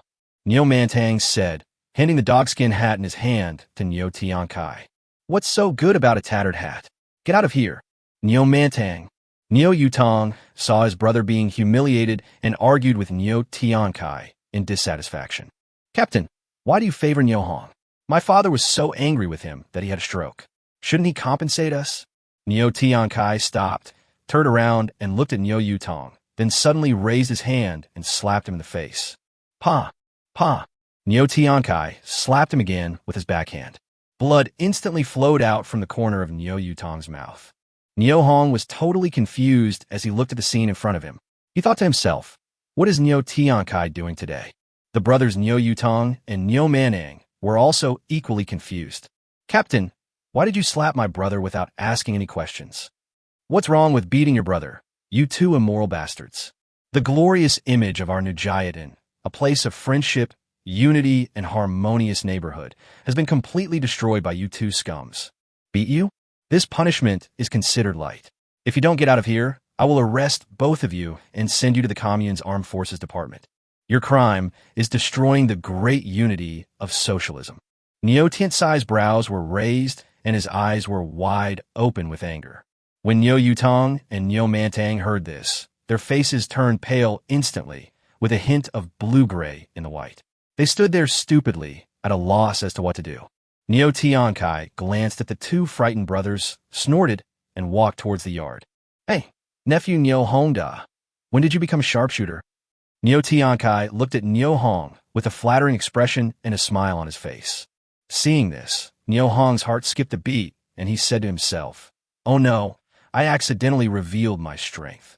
He quickly responded, Captain, Uncle Xiangdong, Captain Neo, Director Li, why are you all here so early in the morning? Nephew Neo Hong, I've come to ask you for a favor today. Please don't lose my respect. Facing Neo Hong, Neo Tian Kai was extremely humble, completely different from the ferocious look he had just shown. Neo Hong, our team really needs your help today on an important matter. You must help no matter what. Neo Xiangdong came up to Neo Hong and spoke kindly. Neo Shengli, who was standing by, blushed and said nothing, looking very embarrassed. Neo Mantang and Neo Yutong were standing not far away and heard the conversation clearly. They looked at each other in surprise and were extremely shocked. Neo Tian Kai actually went to Neo Hong for help when he had something to do. What else can an honest guy who can't even fart do anything provide? Leaders, please come into the room and talk. Zhang Xiaoying, who walked out of the room with Neo Hong, extended an invitation to Neo Tian Kai and others at the right time. Captain, please tell me what you need. After everyone sat down, Neo Hong spoke first. Neo Tian Kai glanced at Neo Shengli first, then turned back to look at Neo Hong and said, Nephew Neo Hong da, to be honest with you, Captain Shengli led his men to go hunting yesterday because he had a mission assigned by his superiors to go into the mountains. Neo Hong nodded slightly, admitting that he knew about this matter, but what does this have to do with what happened today? Neo Tian Kai thought for a while, organized his words, and said, This mission requires us to do our best to distribute 2 kilograms of meat to every household in the village, and no one should starve to death. And we were asked to complete it within 3 days. You also saw, yesterday we only caught 2 hares, and there are only 2 days left. The time is tight and the task is heavy. Our team is under a lot of pressure. Well, nephew Neo Hongda, I heard that the meat used for the broth served every day in the primary school in our village was provided by you. You are a great man who never shows off. Even Neo Shun admires you very much. Now the whole village is facing difficulties in survival. As a member of our village, you can't just sit back and do nothing. Nyo Hong was surprised when he heard this. Captain, you flatter me too much. I picked up those frozen wild animals in the back mountain. Since we couldn't finish them at home, I gave some to our school. I also participated in hunting yesterday. The wild beasts deep in Manhwa Mountain are really cunning. Captain Shunli and Uncle Nyo Shun were setting up a net to search in the front, while the wild wolves surrounded them from behind and captured Nyo Erden. It's not that we didn't try hard, but the wild animals in Manhwa Mountain were too cunning, so it's understandable that our militiamen failed to catch any prey. Upon hearing this, Nyo Shunli looked at Nyo Hong with gratitude and continued with a serious face. Captain, the facts are indeed as Nyo Hong said. Uncle Nyo Shun clearly found fresh wild boar footprints and feces, but he was unable to catch these beasts. And those red deer are usually silly, but you can't find any trace of them in Manhwa Mountain. It's really weird. When Nyo Tiankai heard this, he was stunned. He thought to himself that Nyo Hong's words clearly showed that he was unwilling to help, but Nyo Shunli naively thought that he was making excuses for their failure to catch any prey. How stupid he was. A face unconsciously became gloomy. Widow Li saw that things are going to get bad, glanced at Zhang Xiaoying, and smiled. Brother Nyo Hong, don't be so quick to refuse. Listen to me. Chapter 59, 3 Conditions. Women's director Li Tsuehua successfully diverted the attention of everyone present with just one sentence. Nyo Tiankai looked at his old lover, and his heart was full of anticipation for what she was going to say next. I hope Li Tsuehua can use her eloquent speech to persuade Nyo Hong to complete the task assigned by her superiors. The originally gloomy expression also softened at this moment. Director Li, go ahead. Nyo Hong keenly noticed that Li Tsuehua glanced at Dongxing's wife before talking to him, and knew that the two of them had a very good relationship and could talk about almost anything. At this time, his heart became inexplicably tense, and he had to be extremely alert to deal with it. I'm afraid I might say something wrong and get caught. Seeing Nyo Hong looking like he was facing a formidable enemy, Li Tsuehua smiled slightly. Brother Nyo Hong, if you can help the team complete this production task, the team will not treat you unfairly. In the spring of next year, the production team will build you 3 large tiled houses free of charge. After Li Tsuehua finished speaking, she looked at Nyo Hong quietly. She knew that the bait she threw out was heavy enough to impress the young man in front of her. Upon hearing this, Nyo Hong laughed in his heart. If he had not experienced rebirth and was still the young man he was before, he might have been moved by this condition. Now, he could only laugh at such an unrealistic promise. Nephew Nyo Hongda, what Director Li said is what our brigade means. Your house will be built for you free of charge by the production team after the spring. Nyo Tiankai quickly followed Li Tsuehua's instructions and continued to paint a rosy picture for Nyo Hong. When Nyo Hong heard Nyo Tiankai say the same thing, his eyes rolled twice. An idea flashed in his mind, and a sincere smile instantly appeared on his face. Captain, Director Li, I don't need you to help me repair any tiled houses. I just need you to agree to my 3 conditions, and I will agree to help the production team complete the task. Zhang Xiaoying felt relieved when she saw Nyo Hong refuse the production team's help in building a house for him. But when she heard that he was going into the mountains to hunt, her heart suddenly tightened again. Nyo Tiankai was overjoyed when he saw that Nyo Hong's attitude had softened, and he quickly spoke. Nephew Nyo Hong, tell me, what are the 3 conditions? First, I need the production brigade to issue me a hunting permit for entering the mountains, and this permit is valid for a long period of time. Second, I need 2 rifles and 1,000 rounds of ammunition. Third, the meat of the prey I hunt belongs to the brigade, and the hides belong to me, and I am not allowed to distribute them to Nyo Ditsai's family. If you agree, I will go into the mountains today. If you disagree, just pretend I never said the 3 conditions. Agree. I agree with everything. Nyo Tiankai responded excitedly. He really didn't expect Nyo Hong to ask such 3 simple questions. Hunting licenses are of no use to ordinary people who are almost starving to death. In order to make a living, no one cares whether or not they're the license as long as the prey can be hunted in the mountains. Nyo Tiankai never expected that Nyo Hong would actually put forward such a condition. As for the condition of 2 rifles and 1,000 rounds of bullets, Nyo Tiankai also felt that what Nyo Hong proposed was not excessive. How can you go hunting in the mountains without guns and bullets? These are basic hunting tools, and 2 guns are safer. As for the last request of not giving any of the animal meat to Nyo Ditsai's family, Nyo Tiankai also found it understandable. After all, Nyo Hong is not a saint. He cannot not fight back when being beaten or refrain from retaliating when being scolded, and he can also hand over the prey he has caught to the other party with both hands. Nephew Nyo Hong Da, I will go back to the brigade headquarters to issue a certificate and send it to you later. Before he finished speaking, Nyo Tiankai hurried away with Nyo Shengli, Nyo Xiangdong, and Li Guafu without waiting for Nyo Hong's response. Zhang Qiaoying closed the gate of the yard, walked back to the room, and looked at Nyo Hong with a sad face. Brother Hong, you are still too young and impetuous. How can you so easily agree to let them go hunting in the mountains? What would you do if you couldn't catch any prey? What if something happens to you in Manhwa Mountain? What will happen to the flowers? Seeing this, Nyo Hong smiled and explained softly. Sister-in-law, this is the best opportunity to get Nyo Tiankai to help me get a hunting license. With this certificate, I can now go to the supply and marketing cooperatives and purchasing stations to sell the prey I hunted openly without having to worry about being reported by others. What's more, there is no shortage of wild animals in Manhwa Mountain, but what is lacking is a good hunter. Since I dare to promise Nyo Tiankai, I have the confidence and ability to catch the prey. Sister-in-law, you can rest assured. Xiaoingzi, how can you not believe in Hongdi's ability? Seeing that his wife was unhappy, Nyo Dongsheng, who was lying on the Kong, hurriedly spoke to comfort Zhang Qiaoying. Outside Mao Mountain, in front of the mountain temple, Nyo Hong looked at Nyo Shengli and other militiamen who accompanied him into the mountains and said, Since the captain and Uncle Xiangdong are not here, please don't accompany me into the mountains. If too many people go, it will affect my performance. I will definitely return to this place with my prey before 10 o'clock tonight at the earliest, or tomorrow morning at the latest. Nyo Hong, you want to go into Manhwa Mountain alone? Nyo Shengli was very surprised by Nyo Hong's sudden request. Everyone knows how dangerous Manhwa Mountain is, but it is incredible that Nyo Hong asked to go in alone. Well, going into the mountains alone has its advantages. You just need to wait for me here. Nyo Hong, do you have anything to tell me? Bah, Nyo Shengli, you want to curse me to death, right? No, I have no ill intentions. Don't think too much about it. Nyo Shengli hurriedly explained that at this moment, he did not dare to offend Nyo Hong, who was a big shot in the eyes of the captain.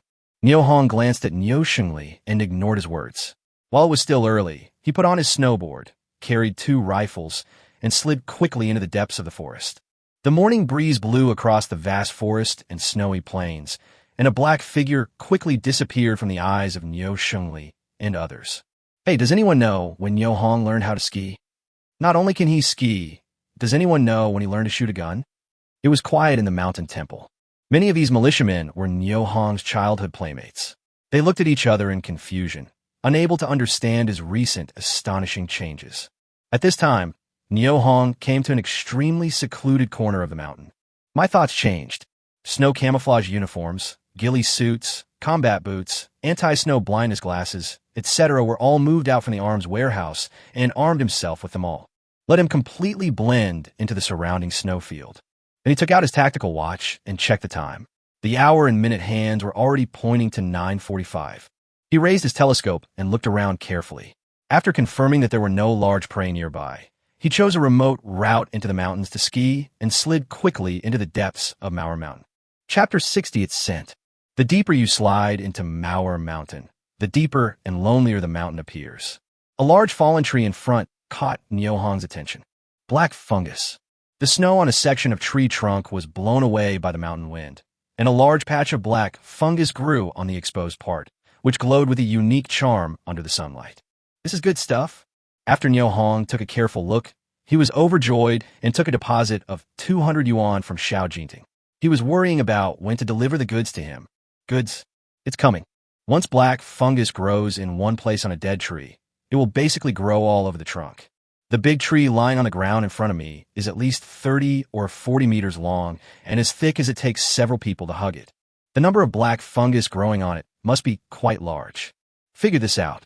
Nyo Hong couldn't wait to remove the snow from the big tree, and, as expected, the whole trunk was covered with dried black fungus. Due to the cold weather, the quality of the dried black fungus was not affected by the snow. Start harvesting. With a thought, Nio Hong found an engineer's shovel in his hand.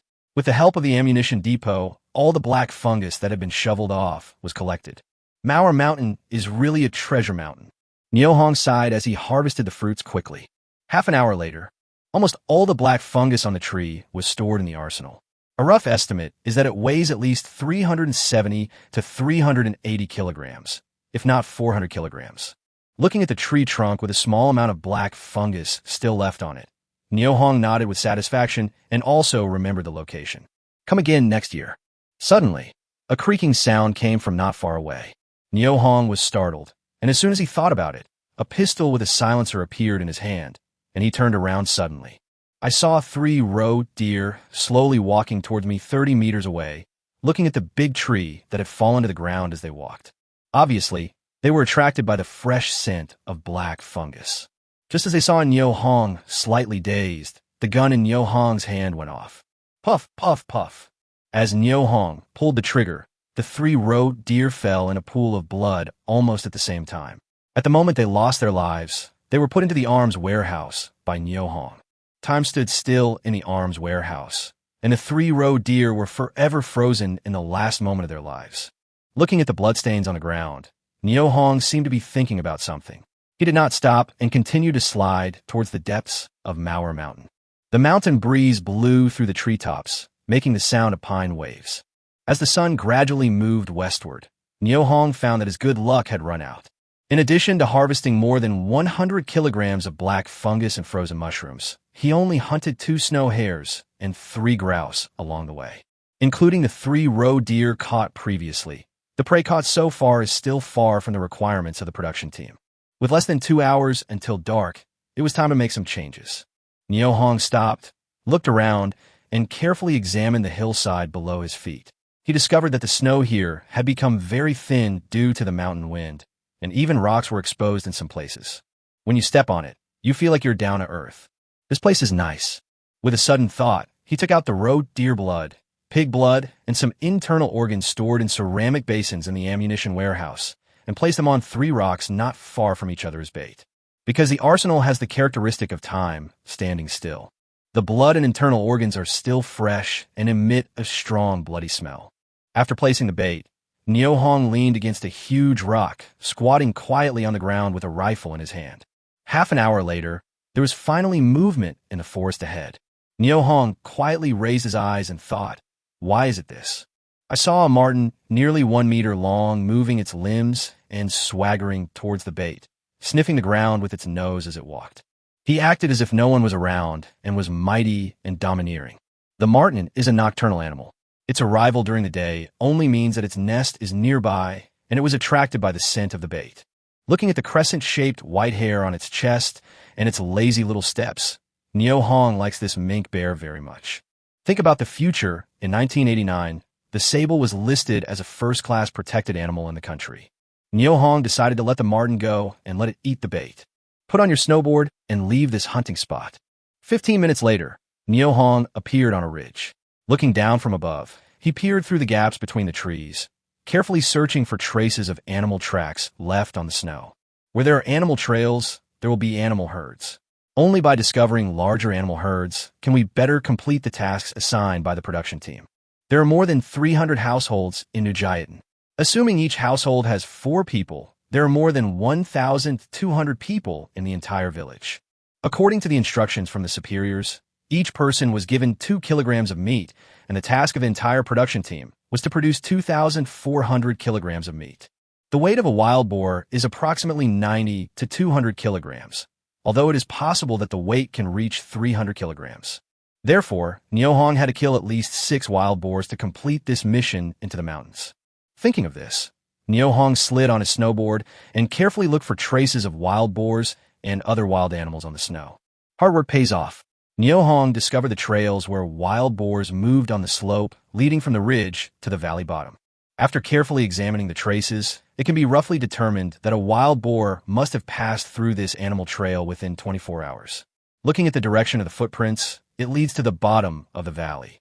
Nio Hong no longer hesitated and slowly slid the snowboard along the wild boar trail, slowly sliding towards the bottom of the valley. As the terrain continues to decline, From time to time, some wild boar feces began to appear on the animal trail ahead, and at first glance, they all looked very fresh. As he got closer to the bottom of the valley, Nyohong simply took out a helmet with infrared night vision function from the arms warehouse and put on his head.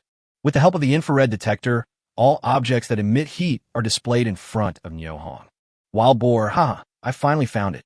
Nyohong muttered to himself, his eyes focused on a bush 30 meters ahead, where a nest of wild boars were curled up and sleeping soundly. 1, 2, 3, 9, 10, 14, 15. Oh my God, there are at least 15 wild boars in this litter. It's scent. Deep in a manhwa mountain, where hunters rarely come, the resources are really abundant, so abundant that it makes people salivate. Nyohong couldn't help but feel infinite emotion in his heart. Based on the principle of removing the big and keeping the small, removing the male and keeping the female, Nyohong took out a sniper rifle with a silencer. He aimed at the larger wild boar and pulled the trigger. Puff! Oomph! The wild boar, caressed by the bullet, couldn't help but let out a painful groan, then kicked its legs and died. Oomph!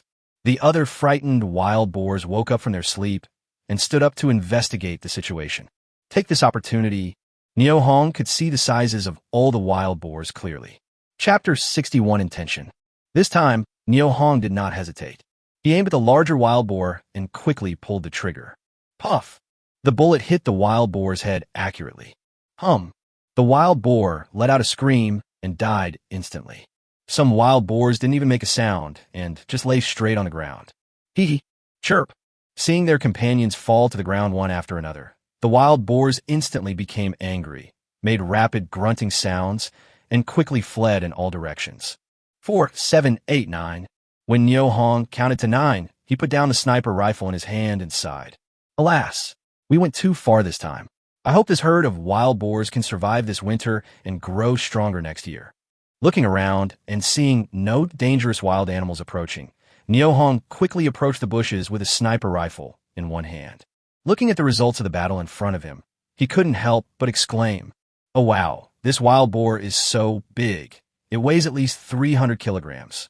Well, the second largest one is not small either, probably no less than 250 kilograms. The third largest." Nyohong examined the prey he had hunted, estimated their weight, and measured how far he was from completing the task assigned by the production team. The ninth largest one, estimated to weigh around 100 kilograms, is not small.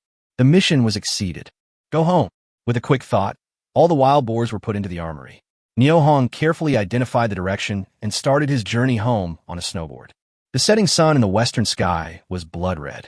As Nyohong walked, he was thinking in his mind, where should he put the prey so as not to expose the secret that he owned an arms warehouse? On the way back, with the help of the infrared night vision helmet, Nyohong killed 3 wild wolves patrolling their territory and 4 wild boars that came out to forage at dusk. Today's harvest can be described as a bumper harvest. On the outskirts of manhwa Mountain, on a small path leading to the mountain temple, a figure was sliding quickly on a snowboard with the help of the silver moonlight. When the outline of the mountain temple appeared in his sight, Nyohong stopped. After a quick thought, he moved the 6 largest wild boars out of the armory and began to bleed them one by one and remove their internal organs. The pig's blood could not be wasted and was all collected into ceramic basins and stored in the arsenal for future use. The wild boar's internal organs were placed on the snow aside. The severe cold in the greater Shingon range would quickly freeze them into a lump of ice. The offal of these wild boars cannot be wasted. Distributing them to hungry members can save a life.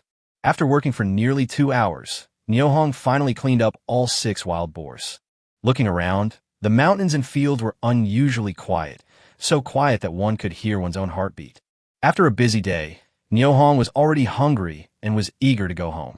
He bent down, grabbed a handful of snow on the ground, cleaned his hands, and walked quickly towards a mountain temple. At this time, the bonfire in the temple was blazing and it was warm like spring.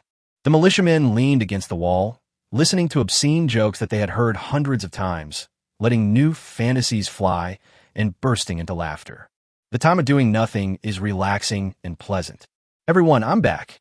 Nyohong, Nyo Shengli, who was closest to the temple gate, stood up in surprise. "Captain Nyo, I really can't drag it anymore. I put the prey in the tiger's mouth a mile away. Let everyone go over and help carry it back." "How much prey did you kill?" 6 wild boars. Niu Hong looked at Niu Shengli's nervous expression and responded indifferently. Wow, 6 wild boars. Hurry, everyone go out and help. Someone shouted, and the militiamen in the temple rushed outside. Brother Niu Hong, take us there quickly. Niu Hong, how did you drag the prey back? Faced with a barrage of questions, Niu Hong waved his hands breathlessly, indicating that he was so tired that he didn't even have the strength to speak. Tiger's mouth is actually a rock that looks very similar to a tiger's mouth. When more than 30 militiamen saw the 6 big wild boars lying on the ground, they couldn't help but stare with their eyes wide open and their mouths open for a long time. Niu Hong, did you really kill all of them yourself? Niu Shengli looked at the wild boar weighing 300 kilograms with an expression of disbelief on his face. I picked them up when I went into the mountains. Niu Hong frowned slightly, with a hint of impatience in his tone. The wild boar is right there on the ground. Who the hell would ask such a stupid question unless they're blind? Don't be ridiculous. What I meant is, when we get back, can we report to the captain that we all got it together? Niu Shengli stated his intentions awkwardly. Cannot. Niu Hong's voice was short and quick, but even so, it was still clearly heard by everyone present. There was an uproar at the scene. You. Faced with Niu Hong's flat refusal and the discussions at the scene, Niu Shengli didn't know what to say for a moment. At this time, the militiamen who came together began to lift up the wild boars on the ground in groups of 3 or 5, with their internal organs frozen into icy blocks, and walked quickly towards the village. There was a gleam of hope in everyone's eyes. What? 6 wild boars were killed. Niu Tiankai, who was drinking at Widow Li's house, was so surprised when he heard Niu Laifu's report that his hands trembled and the wine in the bowl spilled all over him. Well, the prey is all at the brigade headquarters, waiting for the captain to come over and arrange how to distribute it. Genius, stop drinking. Let's go over there quickly. Niu Xiangdong snatched the wine bowl from Niu Tiansai's hand and placed it on the Kong table. Laifu, who killed these wild boars? Li Tsuehua took off her apron and looked at Niu Laifu curiously and asked. Director Li, these 6 wild boars were all killed by Niu Hong, and he dragged them out of Mao Mountain by himself. As Niu Laifu spoke, an expression of infinite admiration appeared on his face. In his heart, Niu Hong had become a mountain that he could not cross. What? Upon hearing this, Niu Tiankai jumped off the Kong without even bothering to put on his cotton boots. Captain, what I said is true. All 6 wild boars were killed by Niu Hong. He went into Mao Mountain alone and killed them. What did you say? Niu Tiankai grabbed Niu Laifu's shoulders. His eyes widened in shock. His face looked ferocious and terrifying. Captain, all the militiamen in our station have been in the mountain temple for a day. Niu Hong went into the mountain alone. Niu Laifu was so frightened by Niu Tiansai's aura that he could hardly speak clearly. Genius, don't scare Laifu. Li Tsuehua came over and slapped Niu Tiansai's hand aside. Laifu, you're not lying, are you? No, Director Li. Niu Laifu glanced at Li Tsuehua timidly, then quickly lowered his head, cursing in his heart. What a bunch of bastards they are. As the accountant of an Ajiatan brigade, Niu Xiangdong seemed more steady in his words and deeds. He hesitated for a moment and said, Let's go to the brigade headquarters and take a look at the situation first. Niu Tiansai's eyes stared ahead blankly, and no one knew what he was thinking. Let's go there quickly. Li Tsuehua took Niu Tiansai's coat and put it on him. Belch! Niu Tiankai burped, and just as he was about to walk out of the room with the help of Niu Xiangdong, he suddenly tilted and fell to the ground. Chapter 62, What's the matter? Are you dissatisfied? Captain! Niu Xiangdong struggled to hold Niu Tiankai and called out loudly, trying to wake him up. Tiankai, what's wrong with you? Widow Li took Niu Tiansai's arm and asked with concern. Niu Tiankai looked at Li Tsuehua with drunken eyes, grinned and said, Xiangdong, you go divide? Before he could finish his words, his eyes closed, his body completely lost control, and he fell to the ground. Oh! Widow Li screamed. Alas! The captain drank a little too much tonight, Niu Xiangdong said considerately, but his eyes turned to Li Tsuehua. Director Li, look. Help him onto the Kong first and let him take a break. It would be bad if someone saw him like this. Hey you, come over and give me a hand. Li Tsuehua turned her head and looked at Niu Laifu, who was standing beside her. Okay, Director Li. Niu Xiangdong, Li Tsuehua, and Niu Laifu arrived at the brigade headquarters, only to see that 2 large pots had been set up in the huge yard. There was a blazing flame under the makeshift stove, the burning wood was crackling, and the water in the pot was boiling and bubbling. Someone scooped boiling water from the pot and poured it on the wild boar, used tools to remove the pig's hair, and made preparations before dividing the meat. Everywhere there were tents and busy militiamen, yet everyone's face was filled with an irrepressible smile. The hearty laughter that came from time to time made the busy people seem to forget their hunger and fatigue. Accountant Xiangdong, Director Li, you are here. Where's the team leader? Going into the mountains to hunt is related to the task assigned by the superiors. It was such an important matter, but Niu Tiankai, as the team leader, was not present, which made Niu Shengli feel very strange. The team leader is feeling a little unwell, so let Accountant Xiangdong come over to preside over the distribution of the meat. Li Cuihua responded in a low voice. Xiangdong, use the loudspeaker to notify the members to come and get the meat. Okay, I'll be in charge of registration. Director Li, you'll be in charge of distribution, and Shengli will be in charge of supervision and maintaining order. After Niu Xiangdong finished speaking, he turned and went to the broadcasting room. 3 minutes later, dear members, please pay attention. Dear members, please pay attention. I have good news for you. The good news is, the Najidan Production Brigade actively responded to the call from its superiors and decided to distribute 2 kilograms of meat to each member. You heard it right. Everyone will be given 2 kilograms of meat, regardless of age. Now, please ask each household to come to the brigade headquarters to collect it. No waiting after the expiration date. Comrades, please. The sudden sound of the horn seemed particularly loud in the quiet mountain village, waking up many members who were already sleeping soundly. Those members whose sweet dreams were disturbed were about to get angry and curse, but their faces suddenly changed, and they became ecstatic. In a hurry, without even having time to button his clothes tightly, he picked up the clay basin and ran towards the team headquarters, fearing that he would be the last in line and would not be able to get the good parts of the meat. In less than 5 minutes, a long line had formed outside the production brigade's warehouse yard.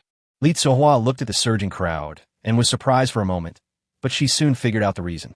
In these years of widespread hunger, the sooner you get a meal, the sooner you can avoid starving to death. There is food to be given away, and it's 2 kilograms of meat. Who wouldn't be enthusiastic?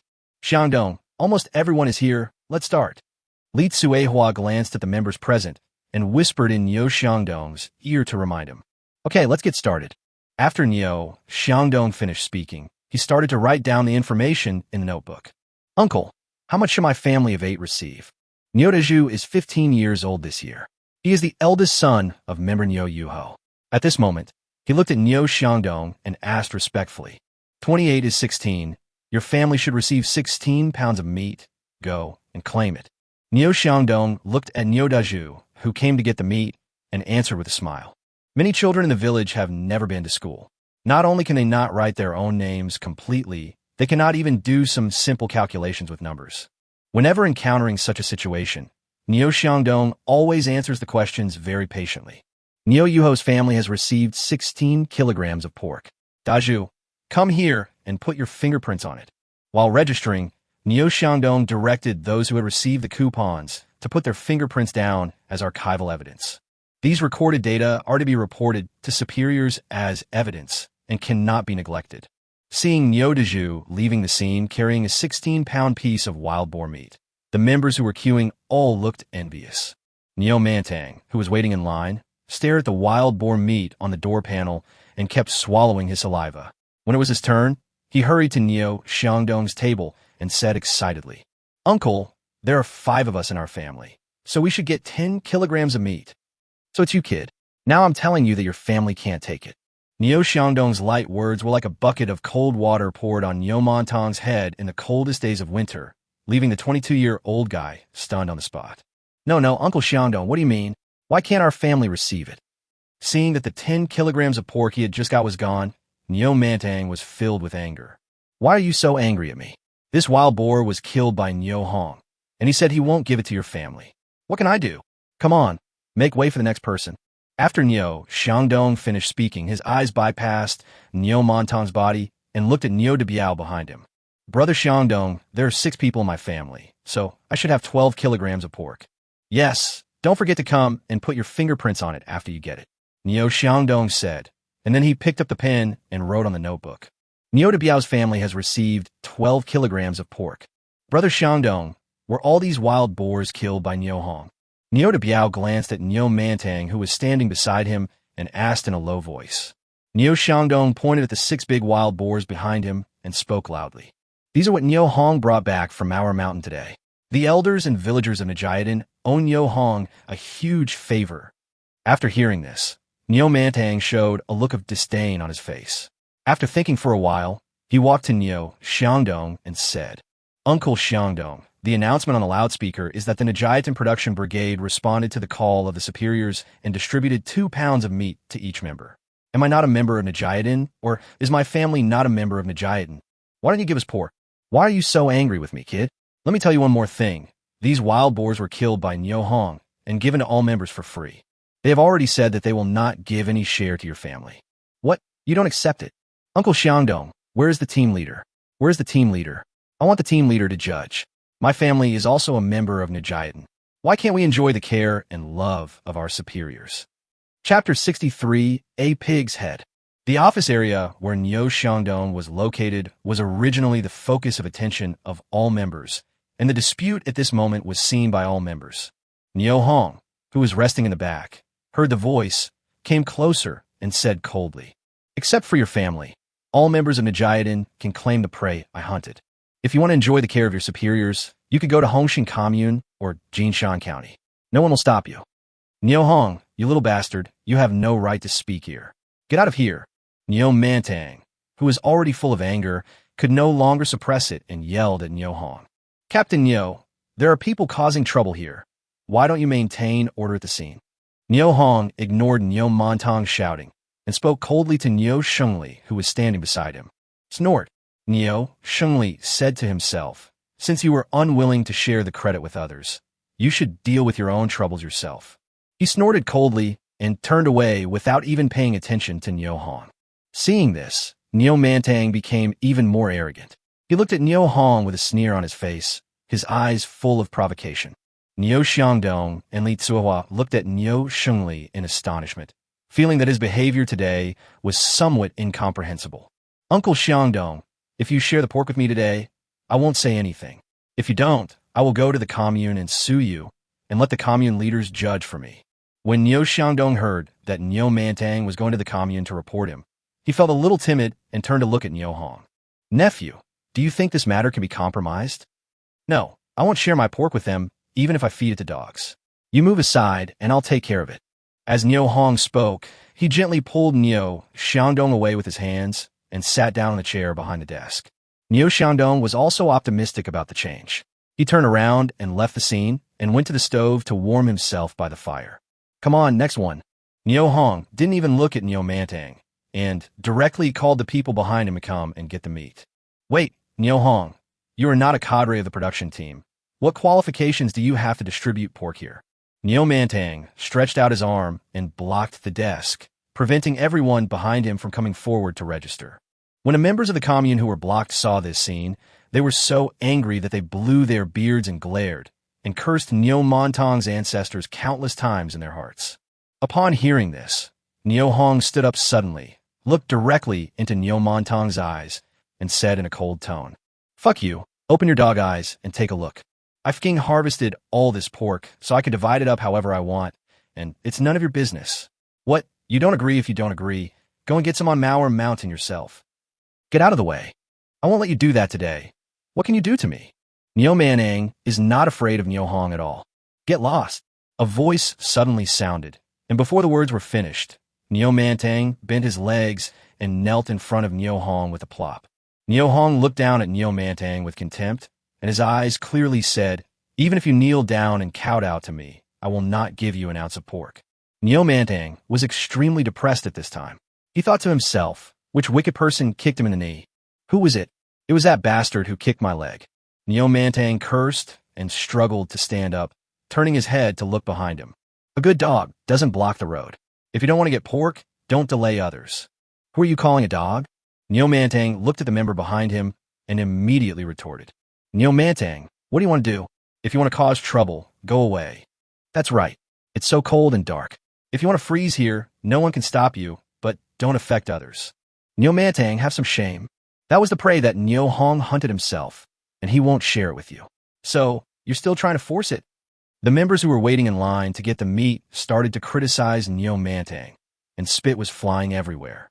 Seeing that he had incurred public anger, Neo Mantang dared not stay any longer. He pointed at Neo Hong and shouted at him, "Just wait for me, kid. I'm going to make you pay." Neo Hong smiled coldly and shouted at the people in line, "Whoever beats up Neo Mantang for me will be given a pig's head and a pig's liver. There are 3 spots in total, first come, first served." Neo Mantang, who was about to leave, was stunned when he heard this and thought to himself, "What is this kid Neo Hong up to?" Just as he was stunned, he heard someone shouting, "I'll sign up. I'm signing up too." "And me." Neo Hong took a look and saw that the people who responded to him were Neo Shulin, Chun Onping, and Neo Whaleyong. They were looking at him excitedly. "Neo Hong, can I join?" Neo Hong looked at Neo Chun, who was talking to him, and nodded. "Okay, go ahead and start. Just don't kill them." "Okay." Neo Shulin agreed happily and took the lead in launching the attack. "What do you want to do? I'm telling you, don't come over here." "Ouch. Fuck you guys, you're really going to hit me." 4 against 1. In less than 2 seconds, Neo Mantang was thrown to the ground, letting out a heart-wrenching howl, the shrill sound echoing far away in the dark night. Neo Shulin, Neo Chun, Chun Onping, and Neo Whaleyong took turns punching and kicking Neo Mantang. "Hey, what are you doing?" Not long after, Neo Yutong arrived at the scene and hurriedly pulled Neo Chun and others away. "Go to hell, don't delay me from making money." Neo Shulin pushed Neo Yutong to the ground. "Okay, everyone can stop now. Later, everyone can come to me and get a pig's head and a pig's liver." "Brother Neo Hong, who else do you want to fight?" Neo Chun came close to Neo Hong, but his eyes were looking at Neo Yutong, who was supporting his brother, with a look of being unsatisfied. "Let's get down to business first." Seeing that a lot of time had been wasted because of Neo Mantang, Neo Hong responded and shouted at Neo Xiangdong. "Uncle Xiangdong, everything is fine now. You should come and register." "Hey, here I come." Neo Xiangdong looked at Neo Mantang, whose nose and face were swollen, and felt as if he had drunk a glass of honey water, feeling sweet from inside to outside. "You bastard, I let you threaten me. Now you'll be obedient. Come on, next one." "Neo Hong, you dare to order someone to beat my brother, I will kill you." Neo Yutong finally understood who the culprit was at the scene. He glared at Neo Hong, rolled up his sleeves, and was ready to take action. But as soon as he finished speaking, Neo Shulin, Neo Chun, Chin Onping, and Neo Whaleyong surrounded him in an instant. "What do you want to do?" "Beat you." "How stupid." Neo Shulin's words had just fallen. Neo Chun, who was standing by, reached over and, with a bang, kicked Neo Yutong right on the calf. Chin Onping was also unwilling to fall behind and punched Neo Yutong in the face. Neo Whaleyong was even more direct. He swept his leg across and kicked Neo Yutong right at the bend of the leg, knocking him to the ground in an instant. The tragic scene that just happened to Neo Mantang was happening again to Neo Yutong at this moment. Chapter 64 tonight, I am destined to be sleepless. I'm gonna fucking fight you guys. Neo Mantang, who was standing by, watched his second brother being knocked to the ground. Regardless of the pain on his body, he rushed towards Neo Shulin and others, howling, "I'm gonna fuck you." Seeing this, Neo Hong thought to himself, if not now, when? With a flying kick, Neo Mantang was immediately knocked to the ground. "Hey, Neo Hong, you little bastard, stop being so arrogant. I'll go to the commune and sue you tomorrow morning. You can go now. If you have the ability, go to the director and secretary of the commune and ask them to judge the case for you. Neo Mantang, if you don't go to the commune tomorrow, you're not a fucking human being." Neo Hong looked at Neo Mantang, who was sitting on the ground with mud on his face, pointed in the direction of the Red Star commune, and roared. "As far as I can remember, these 2 cousins have been bullying me since they were little. My father's cowardice and my uncle's indulgence contributed to their arrogance and also made the young me suffer terribly. After being reborn, Neo Hong doesn't want to tolerate his uncle's family any longer. Everyone calm down and talk it over nicely." Li Tsuehua quickly pulled Neo Hong aside and said, "Neo Hong, why are you arguing with him? Good shoes should not step on stinky dog shit." "Director Li, this is the first time in my life that I have met someone who begs for food so confidently, as if I was born to owe him pork. You even have the nerve to go to the commune to complain about this and that. Should stop talking. Xiao Ying is here. Do you want to go over and say hello to her?" While Li Tsuehua was speaking, she glanced forward at Neo Hong. Neo Hong turned his head and met Zhang Xiaoying's eyes. He quickly collected his thoughts and nodded slightly. There were so many people around at this time that he couldn't show how close he was to Dongxing's wife. The rules in the mountain village are strict, and spit can drown people. Niu Hong doesn't want to do anything that will make people gossip about him behind his back. Zhang Xiaoying also wisely turned her gaze away subtly and pretended nothing had happened. Li Tsuehua saw what was happening between the two and pursed her lips again and again, trying not to show any strange expression on her face. Niu Hong hesitated for a moment, looked at Li Tsuehua, and said, "Director Li, I calculated that after the people in our village divide up the wild boar meat, there will still be some left over. I would like to donate the remaining part to our Nijidan primary school. Do you think it is feasible?"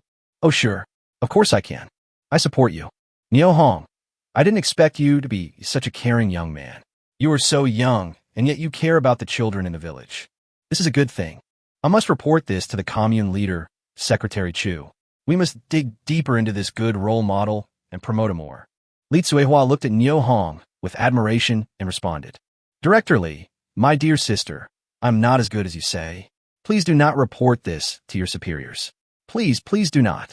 Niu Hong looked at the charming and pretty widow in front of him who was not much older than himself, and a trace of helplessness appeared on his face. He doesn't want to be a role model, nor does he want more people to know and understand him.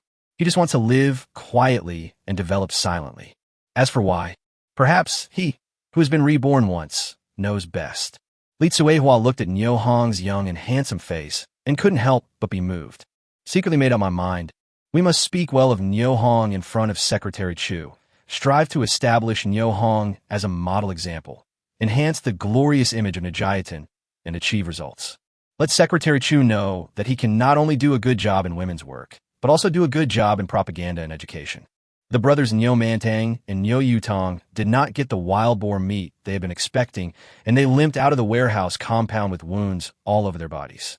Back home, under the dim kerosene lamp, Niu Mantang said with a fierce look on his face, "Brother, we can't be beaten in vain tonight. Brother, what do you want?" Seeing his brother's face covered in bruises, Niu Yutong also felt a burning rage in his heart. "I will go to the commune to find Secretary Chu tomorrow and sue them." "Who are they?" "I want to sue Niu Hong for hunting without a license and misappropriating state property. Suing Niu Shulin, Niu Chun, Chun Onping, and Niu Weiliang for innocently assaulting others. There is also the accountant Niu Xiangdong, who was accused of violating the instructions of his superiors and treating the people differently. I'm going to make them pay for it." Niu Mantang said indignantly. "Sue, I'll go with you. If we don't teach Niu Hong and the others a lesson, they won't know how many eyes Lord Horse has." The two brothers hit it off immediately, unlike Niu Mantang and Niu Yutong, who were dejected. In addition to receiving their own share of pork, Niu Shulin, Niu Chun, Chen Anping, and Niu Weiliang each carried a pig's head and a pig's liver and left the warehouse compound happily, returned with a full load. Especially Niu Chun, who specially said goodbye to Niu Hong before leaving, hoping to narrow the distance between them and deepen their friendship. In response, Niu Hong just laughed. On winter nights, the temperature gets lower and lower. The enthusiasm of the members who stayed in the compound was still high. They chatted and laughed while patiently queuing, looking forward to getting their share of pork.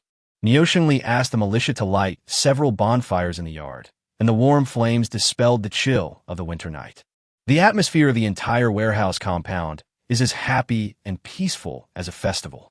After receiving the wild boar meat, Zhang Xiaoying walked towards Niu Hong unexpectedly. When she came to his side, she greeted Li Tsuehua, who was standing next to her. "Sister Tsuehua, come to my house and sit down when you have time. I'll make dumplings for you." "Oh, definitely, definitely," Li Tsuehua responded, glancing at Niu Hong intentionally or unintentionally, only to see that he looked like an old monk in meditation, without any emotion on his face. "Brother Hong, I'm going to take your and Xianhua's share of pork as well." Zhang Xiaoying obviously didn't want to let Niu Hong go, so she walked closer and took the initiative to talk to him, and while speaking, she waved the pork in her hand towards Niu Hong. The wild boar meat that the 6 people received weighed a total of 12 pounds. It was a very spectacular piece of meat, which made some members of the cooperative drool with envy. "Thank you, Sister Dongsheng. I hope the flowers didn't cause any trouble to you today." "No, flowers are very well-behaved and sensible, and very lovable." Li Tsuehua listened to the conversation between the two and was thoughtful. An 18-year-old youth led an 8-year-old sister, all alone and helpless, yet he was willing to spread his love to more children. The more Li Tsuehua thought about it, the more she felt that the effect of setting up Nyo Hong as a role model would be more shocking.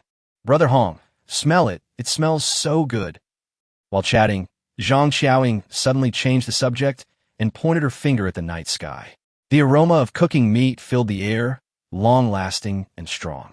Yes, Nujiatan is destined to be sleepless tonight. Nyo Hong's words sounded like an exclamation of emotion, but also like a response to Zhang Xiaoying. Chapter 65, Compression, Compression, and Compression again. Perhaps intentionally, perhaps unintentionally, Zhang Xiaoying chatted with Li Cuihua and stayed until the last member had received the wild boar meat. During this period, not only did Li Cuihua not urge Zhang Xiaoying to leave, she also always intentionally or unintentionally brought her closer to Nyo Hong. From time to time, I would chat with Nyo Hong. It not only reflects her concern for the members as a leader, but also takes the opportunity to narrow the distance between Zhang Xiaoying and Nyo Hong. It was already early morning, the bonfire in the yard had gone out, and the chill was growing. Looking at the little wild boar meat left, Li Cuihua looked at Nyo Hong. Brother, after distributing the 6 wild boars, there are still 46 kilograms of pork, 2 pig heads, and some pig offal left. What are you going to do with them? Nyo Hong rubbed his tired face, forced himself to be energetic, and responded. Director Li, let's carry out the plan we discussed in advance.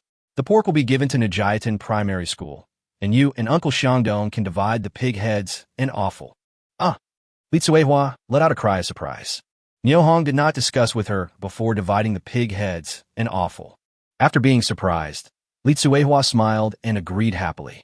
Okay, it's still my brother Nyo Hong's turn. While Li Cuihua was praising Nyo Hong, she secretly glanced at Zhang Xiaoying beside her. She saw a faint smile on the corner of her mouth and no emotion on her face. I couldn't help but curl my lips and thought, this little girl is pretending really well. When Nyo Xiangdong heard Nyo Hong mention him, he yawned and patted Nyo Hong's shoulder gently. Thank you, nephew. I won't be polite with you. See you tomorrow. Nyo Shengli, who was standing not far away, saw that Nyo Hong did not leave any benefits for him, snorted, turned around, and left. The bright moonlight illuminates Nujiatan. At this time, the air in the village was filled with a strong fragrance. One whiff of it would make one feel refreshed, and Nyo Hong knew it well. The members who took the meat home are busy in the kitchen. The moonlight shone on Nyo Hong and Zhang Xiaoying, stretching the shadows of the 2 people walking side by side on the road to unusual length. Nyo Hong walked forward woodenly, too tired to talk. Zhang Xiaoying felt the dull atmosphere, sighed slightly in her heart, and spoke softly. Brother Hong, you must be exhausted tonight. Ugh. Nyo Hong responded calmly and didn't continue talking. He was indeed very tired. Brother Hong, you are amazing. Your sister-in-law admires you very much. Nyo Hong didn't know how to respond to Mrs. Dongxing's sudden praise for a moment and let out a cry of surprise. Sister Cuihua praise you for daring to go hunting in the forest of Maor Mountain alone and for bringing back 6 wild boars by yourself. You are really capable and amazing. Oh. Nyo Hong waved his hands tiredly and said no more. Compared to Nyo Hong's silence, Zhang Xiaoying said more. Tell me how you did it, sister-in-law. Nyo Hong gently patted his forehead to make his brain clearer, thought for a while, and replied. Move one first, then the next, little by little. Nyo Hong Xiang suppressed a yawn and spoke nonsense in a serious manner. Zhang Xiaoying looked at Nyo Hong's tired expression, and the words she wanted to say came to her lips, but she swallowed them back. Nyo Hong turned around and looked at Zhang Xiaoying, who was accompanying him home. I sighed secretly in my heart. At this time, the eastern sky was already slightly pale. Sister-in-law, it's almost dawn. Yeah. A trace of loneliness appeared on Zhang Xiaoying's face. It was already noon the next day when Nyo Hong woke up. He took the cotton boots and was about to put them on when he found that the ula grass inside had been replaced with new ones by Dongxing's wife. A touch of emotion instantly welled up in my heart. It's time to go to Jinshan County to deliver the black fungus ordered by Xiao Jinting and buy some clothes, shoes, hats, etc. for myself and every member of my family. Brother Hong, you're awake. Yeah. Nyo Hong saw a pair of dark circles under Zhang Xiaoying's eyes. Obviously, she didn't get enough rest last night. Sister-in-law, I'm going to the county town this afternoon to look around the black market and the supply and marketing cooperative to see if I can buy some more food. Zhang Xiaoying blinked and nodded. Okay, you have to be more careful on the way there and back. Brother Hong, there is something I haven't had time to tell you. Oh, what's that? Sister Lanhua came to see you this morning. I told her that you were busy all night and didn't go to bed until this morning. She left first because she didn't want to disturb your rest. She said she would come to see you in a few days. She didn't say anything, did she? Nyohong's heart moved, and he asked quickly, No, get up and eat. After Zhang Xiaoying finished speaking, she began to bring the reserved food in the pot to the Kong table in the west room. Brother Dongsheng, have you eaten? They've already eaten. This is reserved for you. As Zhang Xiaoying spoke, she sat quietly beside Nyohong and began to do needlework. A new piece of clothing was gradually taking shape in her hands. Sister-in-law, is this Xuanbao's new dress? No, it's for flowers. She can't wear anything too shabby when she goes to school. Furthermore, she is the oldest of the 3 children, so make clothes for her first. If the clothes become worn out, they can be altered and given to Arya. As Zhang Xiaoying spoke, she rubbed the needle on her hair and began to sew stitch by stitch. Nyohong felt very uncomfortable when he heard this. In these years of extreme material scarcity, all people can do is to try their best to suppress their desire for material needs. Compress, and compress again.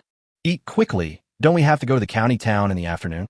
Zhang Xiaoying noticed that Nyohong was staring at her face. Her face turned red, and she urged him. Okowo. Nyohong suddenly came to his senses and realized that he had just lost his composure. He agreed and buried his head in eating. Zhang Xiaoying looked at Nyohong, who was concentrating on eating, and suddenly felt that Nyohong had created a gap between her, and the distance between them was widening. This strange feeling made her feel very bad, and she felt extremely uneasy. Zhang Xiaoying stopped what she was doing and said awkwardly, Brother Hong, can you tell me how you killed the wild boar in Mauer Mountain? Oh. Nyohong raised his head, looked at Zhang Xiaoying quietly, thought for a moment, and said, Well, it's very simple. You just need to find the route the wild boars walk, and then based on the age and direction of the footprints, you can follow the trail to find their lair. Then all that was left was to shoot. Bang, bang, bang. Nyohong described the process of beating the wild boar vividly, using both words and gestures. Zhang Xiaoying listened with great interest and kept nodding her head to confirm that Nyohong's fabricated story was true. Language is a bridge of communication, a good medium to resolve barriers between people, and a magic weapon to bring people closer together. With pleasant conversation, Zhang Xiaoying's uneasy heart gradually calmed down. She has become accustomed to Nyohong's presence and regards him as half a man in the family. She has developed a deep dependence on him in her heart. She didn't want to see a rift between her and Nyohong. Sister-in-law, if I come back late today, it means I went hunting in the mountains. Tell the flowers not to worry. Yeah, don't worry. You should also pay more attention to safety when you are outside. Zhang Xiaoying said, standing up.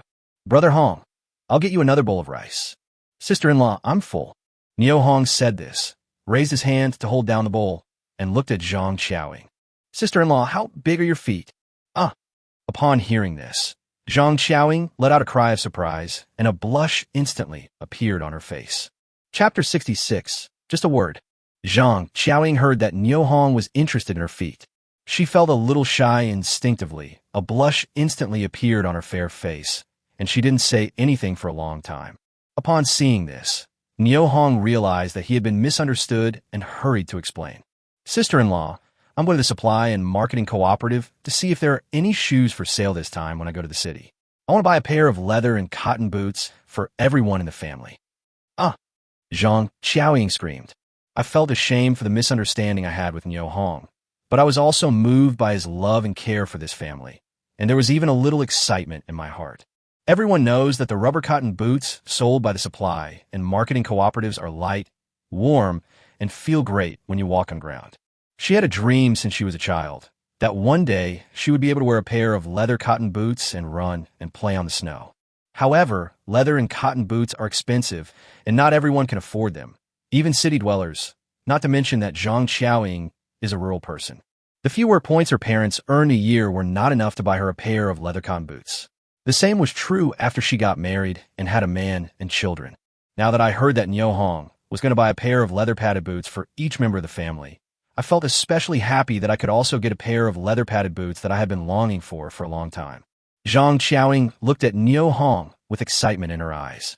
But when he thought about the huge cost of buying leather and cotton boots, he couldn't help but feel heartbroken again.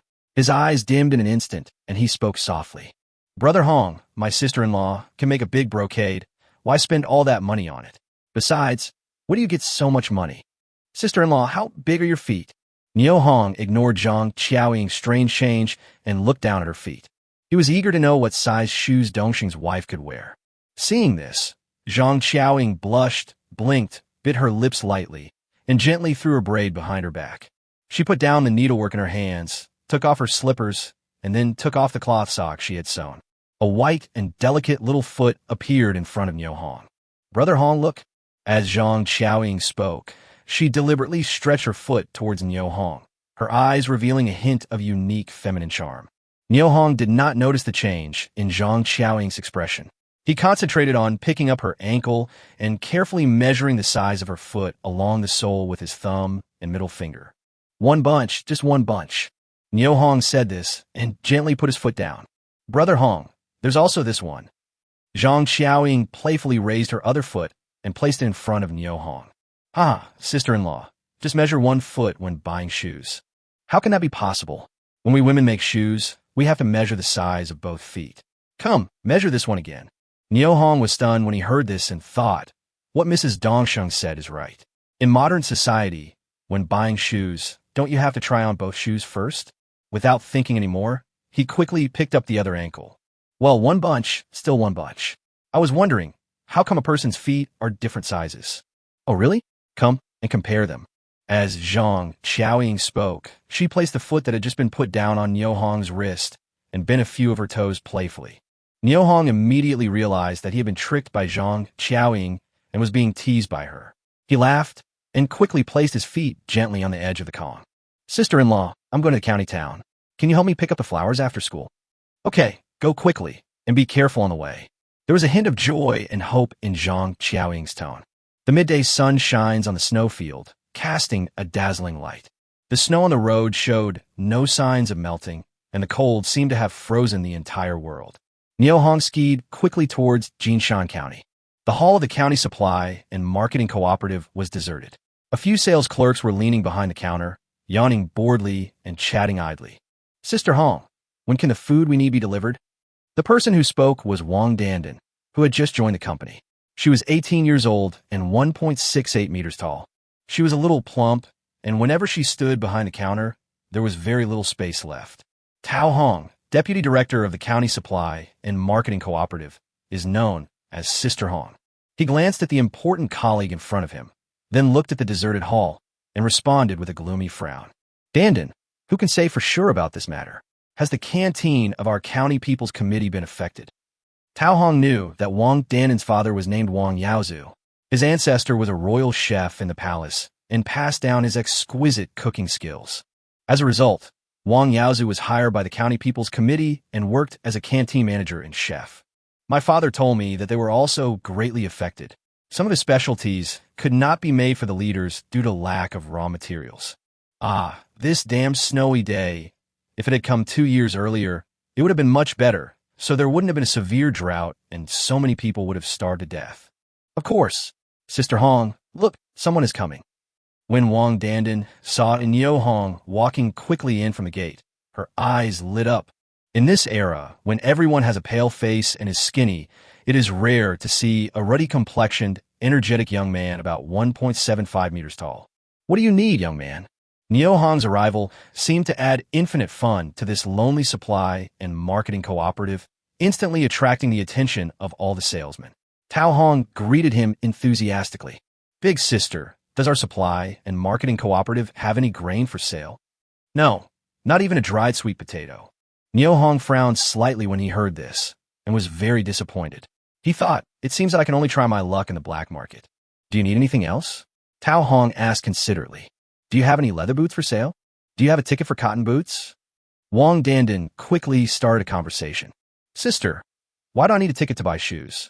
Niu Hong knew about grain coupons, oil coupons, meat coupons, and so on, but he had never heard of cotton boots coupons.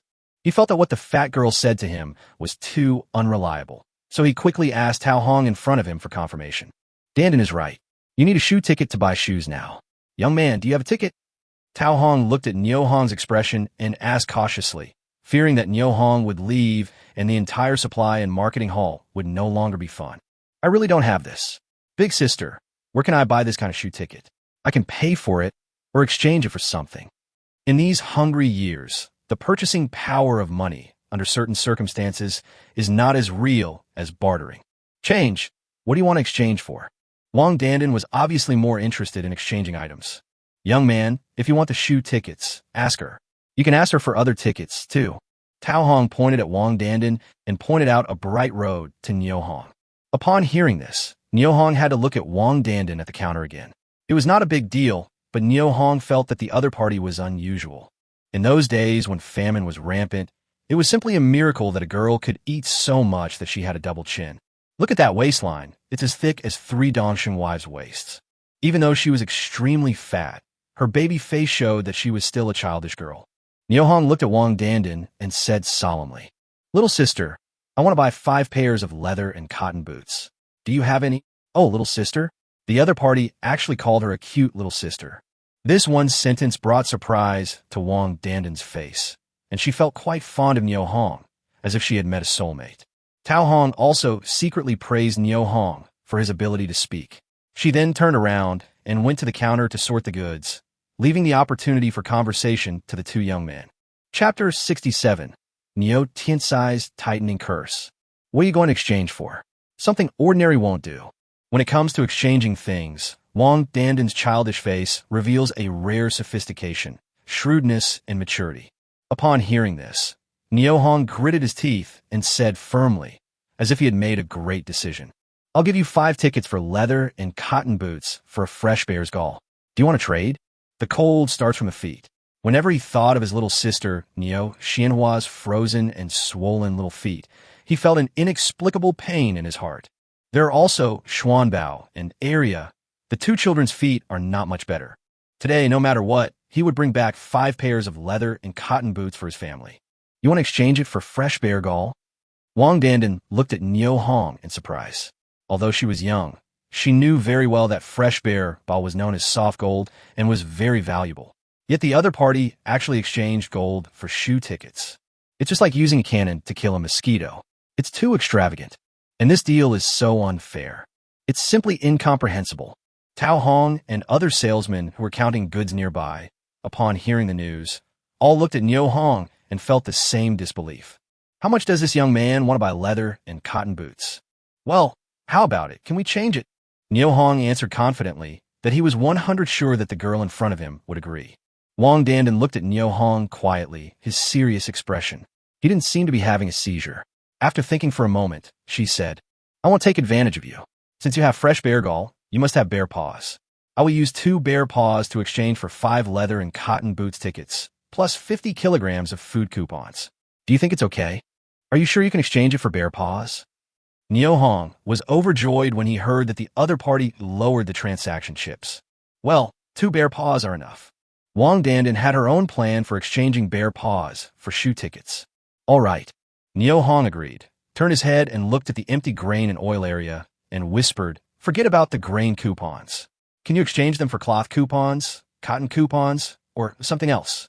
Wang Dandan glanced at Niu Hong's thin cotton coat, understood his thoughts, pursed her lips, and spoke. "Okay, I'll give you 10 kilograms of cotton coupons and 6 feet of cloth coupons. How about that?" Niu Hong smiled and nodded. "Switch. Wait a moment. I'll go back and get the bear paw." "Why?" Wang Dandan looked at Niu Hong, who was leaving in a hurry. Just as she was about to say that she didn't have the tickets for leather and cotton boots with her, she saw Niu Hong had already walked out of the supply and marketing cooperative. "What's up, Dandan?" Seeing Wang Dandan looking anxious, Tao Hong hurried over to comfort her. "Sister Hong, I don't have the ticket for the leather-padded boots and the 6-foot cloth ticket with me. How am I going to exchange them with him later?" "So that's what you're talking about. It's easy. I'll lend it to you first. Just remember to return it to me tomorrow." "Oh, Sister Hong, you are really my sister." As she spoke, Wang Dandan hugged Tao Hong's slender arms. "Gently, gently, you little girl have such a strong grip." Tao Hong patted the pair of strong arms that were hugging her lovingly and said, "Dandan, why don't you want fresh bear gall? It's so expensive. If you exchange it for fresh bear gall, you will definitely make a lot of money." "It's because fresh bear gall is too expensive, so I can't exchange it. I made a lot of money by exchanging 5 shoe tickets for 2 bear paws, and my father is worried about not having enough ingredients to cook. So here I come." Hey, I didn't realize that our Dandan is such a filial daughter. Liangfen on the side praised with a smile. Just as Niu Hong was hurriedly looking for a secluded place in Jinshan County to intercept the bear paw, a war was going on in the yard of a family in Nijiatan. Hu Guiying chased Niu Tiankai everywhere with a club in her hand, cursing at him all the time. Go Slayer, you are so overwhelmed now. I can't accommodate you here anymore, right? Dare to stay out all night. I'm going to beat you to death, you bastard. Oh, we're doing research there. Do you know what research is? Bah, I don't understand. What kind of work requires staying up all night to study? You are kidding me. Hey, stop. I'm going to be honest with you. Niu Tiankai waved his hands repeatedly at Hu Guiying, who was chasing after him. Tell me, if you can't satisfy me, I'll cut you off with a pair of scissors. Seeing Hu Guiying's gesture, Niu Tiankai was so frightened that his body trembled violently. He quickly covered his stomach and said softly, Mother, this is his situation. Last night, I did drink a little too much. In addition, Niu Hong suggested that the meat should not be shared with Niu Ditsai's family. I didn't want to be blamed for this, so I just pretended to be drunk. Just let Xiangdong and Cuihua go. Result, after they left, I really passed out and lay there unconscious. Later, Cuihua came back, woke me up, and told me her idea. Do I want to sleep with you? When Hu Guiying spoke, the corners of her mouth turned downward, revealing a look of contempt. I would like to, but people just don't think highly of me. Then why are there rumors about you two outside? Hu Guiying pressed on. How should I know I forgot what I was talking about when you interrupted me? Or was I just now? Ideas, she told your ideas. TSK, look at your memory. It's strange that she would like you. That is, I don't dislike you. Niu Tiankai smiled awkwardly and continued. Cuihua wants to establish Niu Hong as an advanced model and wants to take me with her to see the commune's secretary Chu. Fisk, it's just a trivial matter, and you think it's work you don't have to stay out all night. Stop fooling me. As Hu Guiying spoke, she was about to raise the mallet in her hand again. You, a spendthrift woman, don't know shit. Once Niu Hong is established as a model, not only will he be honored, but our Nijiatan will also be honored. Don't we still have a brigade secretary in Nijiatan now? Taking this opportunity, as the captain, can I take a step forward and move up a level? Oh, that's right. We should discuss this matter. The more detail, the better. What does Cuihua think? Only then did Hu Guiying understand her man's good intentions. As for her, our Nijiatan can't accommodate a great god like her. I feel that her mind is at least in the commune, or maybe in the county town. Niu Tiankai said this and pointed upwards. Hu Guiying saw this with disdain on her face and said coldly, Fisk, isn't she just a little younger and prettier than me? What's so great about that? With her bad luck, it's already a blessing for her to be the head of the women's department in the village. But why does she go to the commune and the county? Why doesn't she go to heaven? Alas, a beautiful woman who became a widow at a young age and has no children, it is impossible for her to stay in Nijiatan for a long time. Niu Tiankai sighed and continued. There's no need for us to offend Cuihua, and there's no need for you to have a prejudice against her. What if she becomes very successful one day? Tengda is shit. It's good enough if it's not yellow. Hu Guiying did not have a very good impression of Li Cuihua. Her ears were already filled with rumors about her husband and the women's director in the village. You have long hair, but little knowledge. Niu Tiankai muttered something, put his hands behind his back, shook his head slightly, and walked back to the house. Niu Hong came to a secluded alley, and with a thought, he moved a black bear out of the arms warehouse. With 2 snaps, a pair of bloody bear paws fell to the ground. While no one was paying attention, Niu Hong thought again and took the bear paw and black bear on the ground back to the armory. It was not until he returned to the gate of the supply and marketing cooperative that he took the pair of bear paws out of the arms warehouse. In a moment, the cold outside froze the blood in the wound. Seeing that there were no more flaws in the bear's paw, Niu Hong held it in his hand and walked into the door of the county supply and marketing cooperative without hesitation. Chapter 68, When a Trade? Niu Hong gently pushed open the door of the county supply and marketing cooperative, walked straight to Wang Dandan, and stretched out his hands. Little sister, I brought the bear paw. Please check it. After Niu Hong finished speaking, he looked at Wang Dandan with a worried look on his face, worried that such a young girl would be frightened and scared when seeing the bloody bear paw. They may even scream when stimulated. However, Wang Dandan's performance made Niu Hong's worries unnecessary. Wang Dandan took the bear paw calmly, held it in her hand, and examined it carefully, as if she was looking at a girl's red hairband. Occasionally press the bear paw with your hands to feel whether the meat is plump. Sometimes he would put the bear paw under his nose and smell it to confirm whether it had any peculiar smell. When Wang Danden's eyes touched the broken part of the bear's paw, a hint of surprise flashed across her face, but she quickly regained her composure. Look up at Niu Hong. Yes, big brother, your bear paws are very fresh and the meat is very plump. There is no problem with the goods. Here are 5 shoe tickets, 10 kilograms of cotton tickets, and 6 feet of cloth tickets. You can check them too. As he said this, he handed the 3 bills to Niu Hong. No need to check. Please exchange all the bills for goods. I will make up for the difference. Niu Hong said happily. Oh, okay. Wang Danden agreed, but did not move. Instead, she carefully wrapped the bear paw in oil paper and placed it on the windowsill where the temperature was lower. Just then he turned around and looked at Niu Hong. Brother, besides these 2 bear paws, would you like to sell other parts of the bear? I can offer a high price, or I can trade with you. Would you like to consider it? Wang Danden blinked her beautiful eyes, and her lively gaze was full of kindness. This was the result of a group of salesmen giving advice to Wang Danden after Niu Hong left, especially Liang Fun, who strongly encouraged her, saying that such a good opportunity to make money must not be missed. Niu Hong was immediately interested when he heard this. He was worried about finding a buyer for the black bear, and now he was very happy to hear that Wang Danden wanted to buy it. After thinking for a while, he said, consider it, little sister. I still have roast deer meat, wild boar meat, wild wolf meat, and pheasant meat. Do you need more? This one sentence instantly aroused the interest of all the salesmen in the supply and marketing cooperative. They looked at Niu Hong with envy and even a hint of jealousy. The fact that Niu Hong could name a series of prey meant that he had no shortage of food. In this special time of famine, food means everything. Without food, life will be put to the test. In a sense, food is the heaven and life of ordinary people, which shocked the salesman. Wang Danden was also full of surprises. Her father was worrying about the source of food, but Niu Hong in front of him had it in his hands, and it seemed that the quantity was large and filling. A bright smile instantly appeared on his face, and he quickly responded, yes, I will accept your mountain products as long as they are in good condition. You see, we still have space. As he spoke, he pointed to the empty grain and oil area. Young man, which village are you from? At this time, Tao Hong walked over and asked softly, interrupting the conversation between Niu Hong and Wang Danden. Niu Hong looked at the other party, smiled, and responded, please help me pack the goods I bought. I have to go home soon. Wang Danden glanced at Tao Hong, secretly blaming her for interrupting her in Niu Hong's friendly business negotiations at the wrong time. Seeing that Niu Hong was not interested in her questions, Tao Hong tactfully did not continue to ask them. Instead, she arranged for the salesperson to calculate the price difference for Niu Hong and take the goods. Brother, please wait a moment.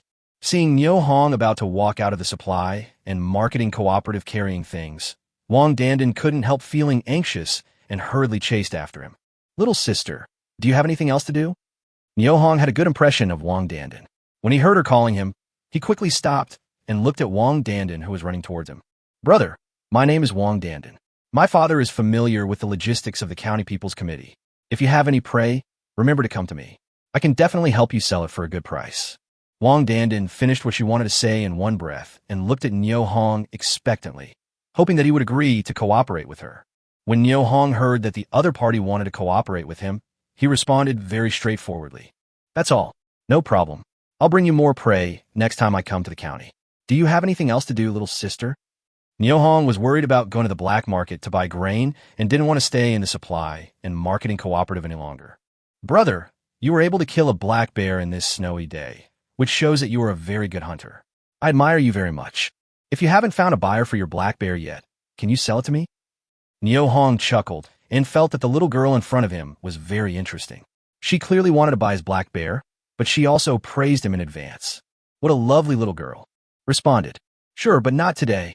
I have other things to do. I'll bring it to you next time I come to the county town. When Wang Danden heard this, her face suddenly turned gloomy, but then she returned to normal and gently persuaded.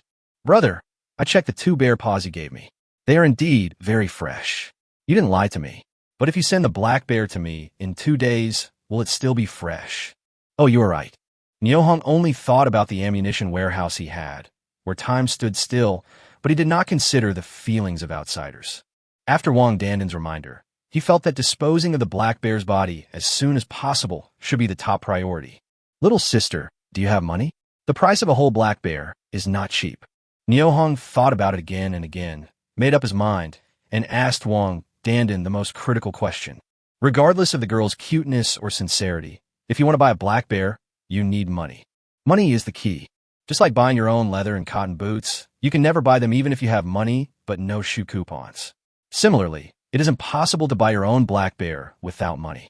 The girl might be able to afford the price of 2 bear paws. However, if Niu Hong wanted to buy the whole black bear, he had a big question mark in his mind about the financial resources of this young girl. Sure enough, when Wang Danden heard Niu Hong mention the payment for the goods, her expression changed several times, and then she said firmly, "Brother, based on the freshness of the bear paw, if the gall of your black bear is still there, I am willing to buy it for 1,500 yuan. Is that okay with you?" When Niu Hong heard this, he secretly sighed. It is true that you cannot judge a book by its cover. Although Wang Danden in front of us is young, she has the potential to do great things. Wang Danden noticed the strangeness in Niu Hong's eyes. Her face slightly flushed, and she said softly, "Brother, the price I'm offering you is not low. Do you think it's okay?" "Well, little sister, when are you going to trade?" Hearing that Niu Hong finally agreed to sell the black bear to him, Wang Danden suppressed the ecstasy in his heart and said expectantly, "Brother, I'll give you half an hour to pick up the goods. Do you think you've seen enough?" "Enough." Niu Hong nodded heavily and was about to turn around and leave, but suddenly he thought of something and stopped in his tracks. "Little sister, can your money be ready in half an hour?" 1,500 yuan is not a small amount of money, similar to 100,000 or 200,000 yuan in modern society. If an ordinary person is asked to come up with so much money in just half an hour, Niu Hong believes that almost 90% of people will not be able to do it. So, he was very worried that the other party would not be able to pay so much for the goods. "Yes, don't worry about the money. I'll call my father right away and ask him to send the money over personally." When Niu Hong heard this, he suddenly realized that the county-level supply and marketing cooperatives were equipped with landlines, and Wang Danden's father must also have a telephone. Then he no longer doubted Wang Danden's words, turned around, and was about to leave. Then he heard Wang Danden's voice behind him. "Brother, please wait a moment." Chapter 69, What's Wrong with Hongmei? "Little sister, what else do you want?" Niu Hong looked at the cute little fat girl in front of him patiently. "Brother, can I know your name so I can report to my father? Otherwise, if you take out such a large sum of money at once, my father will definitely suspect that you're joking with him." Niu Hong looked at Wang Danden's serious baby face with a nervous expression, smiled slightly in his heart, and quickly answered, "My name is Niu Hong, and I'm a rural hunter." "Niu Hong. Okay, brother Niu, I'll remember your name. See you in half an hour." After Wang Danden finished speaking, she waved at Niu Hong and turned to leave. "Good, we finally found a buyer for this black bear." Niu Hong muttered to himself as he walked out of the gate of the county supply and marketing cooperative and came to a place not far away. He took out his tactical watch and took a look. It was already 1:50 in the afternoon, and there was not much time left before dark. It seems that he can't go to the black market today. Thinking about the fact that he hasn't bought any food yet, Niu Hong can't help feeling sad. We can't stay here any longer. The most urgent thing is to find a secluded place, move the black bear out of the arms warehouse, and complete the transaction. Niu Hong made up his mind and walked forward along the street. The streets were deserted, with almost no pedestrians to be seen. Only the slogans posted on the walls, welcoming leaders to inspect, fluttered in the wind, telling of the bustling times that once existed here. This damn weather is so damn cold. Niu Hong couldn't help but shrink his neck into the collar of his clothes. With a change of mind, he moved the bag containing 10 kilograms of cotton, 6 feet of floral cloth, and 4 pairs of leather and cotton boots that he had just bought into the arms warehouse.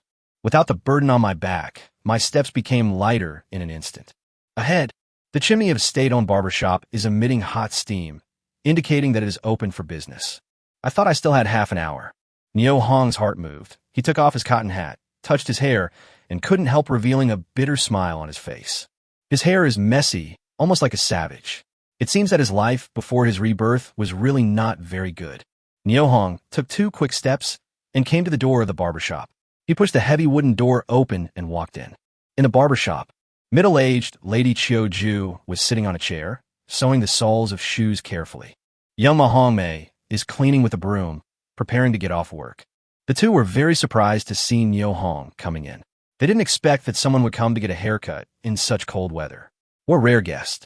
Niu Hong glanced at the two of them, looked at their surprised expressions, smiled slightly, and said, "Excuse me, how much is a haircut for men?" 2 cents and 2 cents each time. Sit down. Qiu Ju put down the shoe in her hand, stood up, and motioned Niu Hong to sit on the barber chair. "And Ju, let me do it." Ma Hongmei threw back the braids that fell on her chest, walked to the sink with a kettle in hand, and poured hot water into the wooden barrel above. "Brother, come here and wash your hair first." "Yeah." Niu Hong agreed, stood up, walked to the pool, sat on the wooden bench, and bent down to cooperate. "Brother, is the water hot?" "Not hot, just right." As soon as Niu Hong finished speaking, he felt a warm current instantly flooding his head. Soon, the shampoo brush began to slide back and forth along the scalp, making a rustling sound. While cleaning the scalp and removing dirt, it also provides a meticulous massage to the head.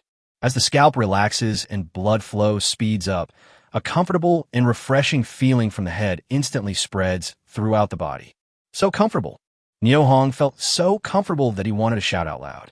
Not long. As the water droplets on the hair were wiped clean, a pleasant voice reached Niu Hong's ears. "Brother, you're done. Go sit in the barber chair." "Yeah." Niu Hong agreed, and just as he sat down in the barber chair, he heard Ma Hongmei say, "Brother, what kind of haircut do you want?" "Hairstyle? How about a slick back hair? It's easier to maintain." Niu Hong thought to himself, "If I want to have other trendy hairstyles, you guys don't know how to do it." "Brother, where do you work? Why haven't I seen you before?" Ma Hongmei's words interrupted Niu Hong's thoughts. After thinking for a while, he answered, "I'm from the countryside. I came to the city to do some work, and I'm going to get my hair cut." "Oh, the countryside is great. I can tell from the elder brother that he is a very particular person. How old are you this year?" 18. Niu Hong thought, "Why does this girl talk so much nonsense? Can't you just cut your hair more seriously?" But he didn't dare to offend her, for fear of ruining his hairdo. I could only respond in a mixed manner. "What a coincidence, you and I are the same age."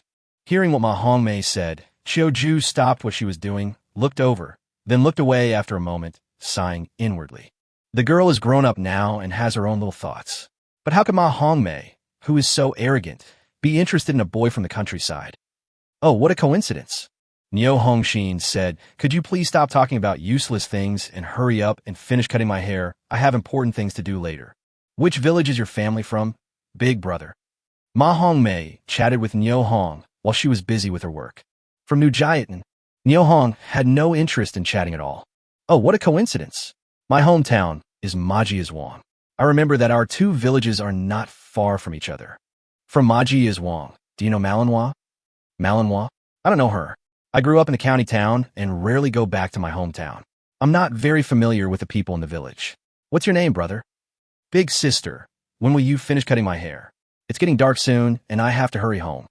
Seeing that Niu Hong had no interest in answering her question, Ma Hongmei's face turned red and her hands shook unconsciously, leaving a big gap in Niu Hong's hairstyle that was almost finished.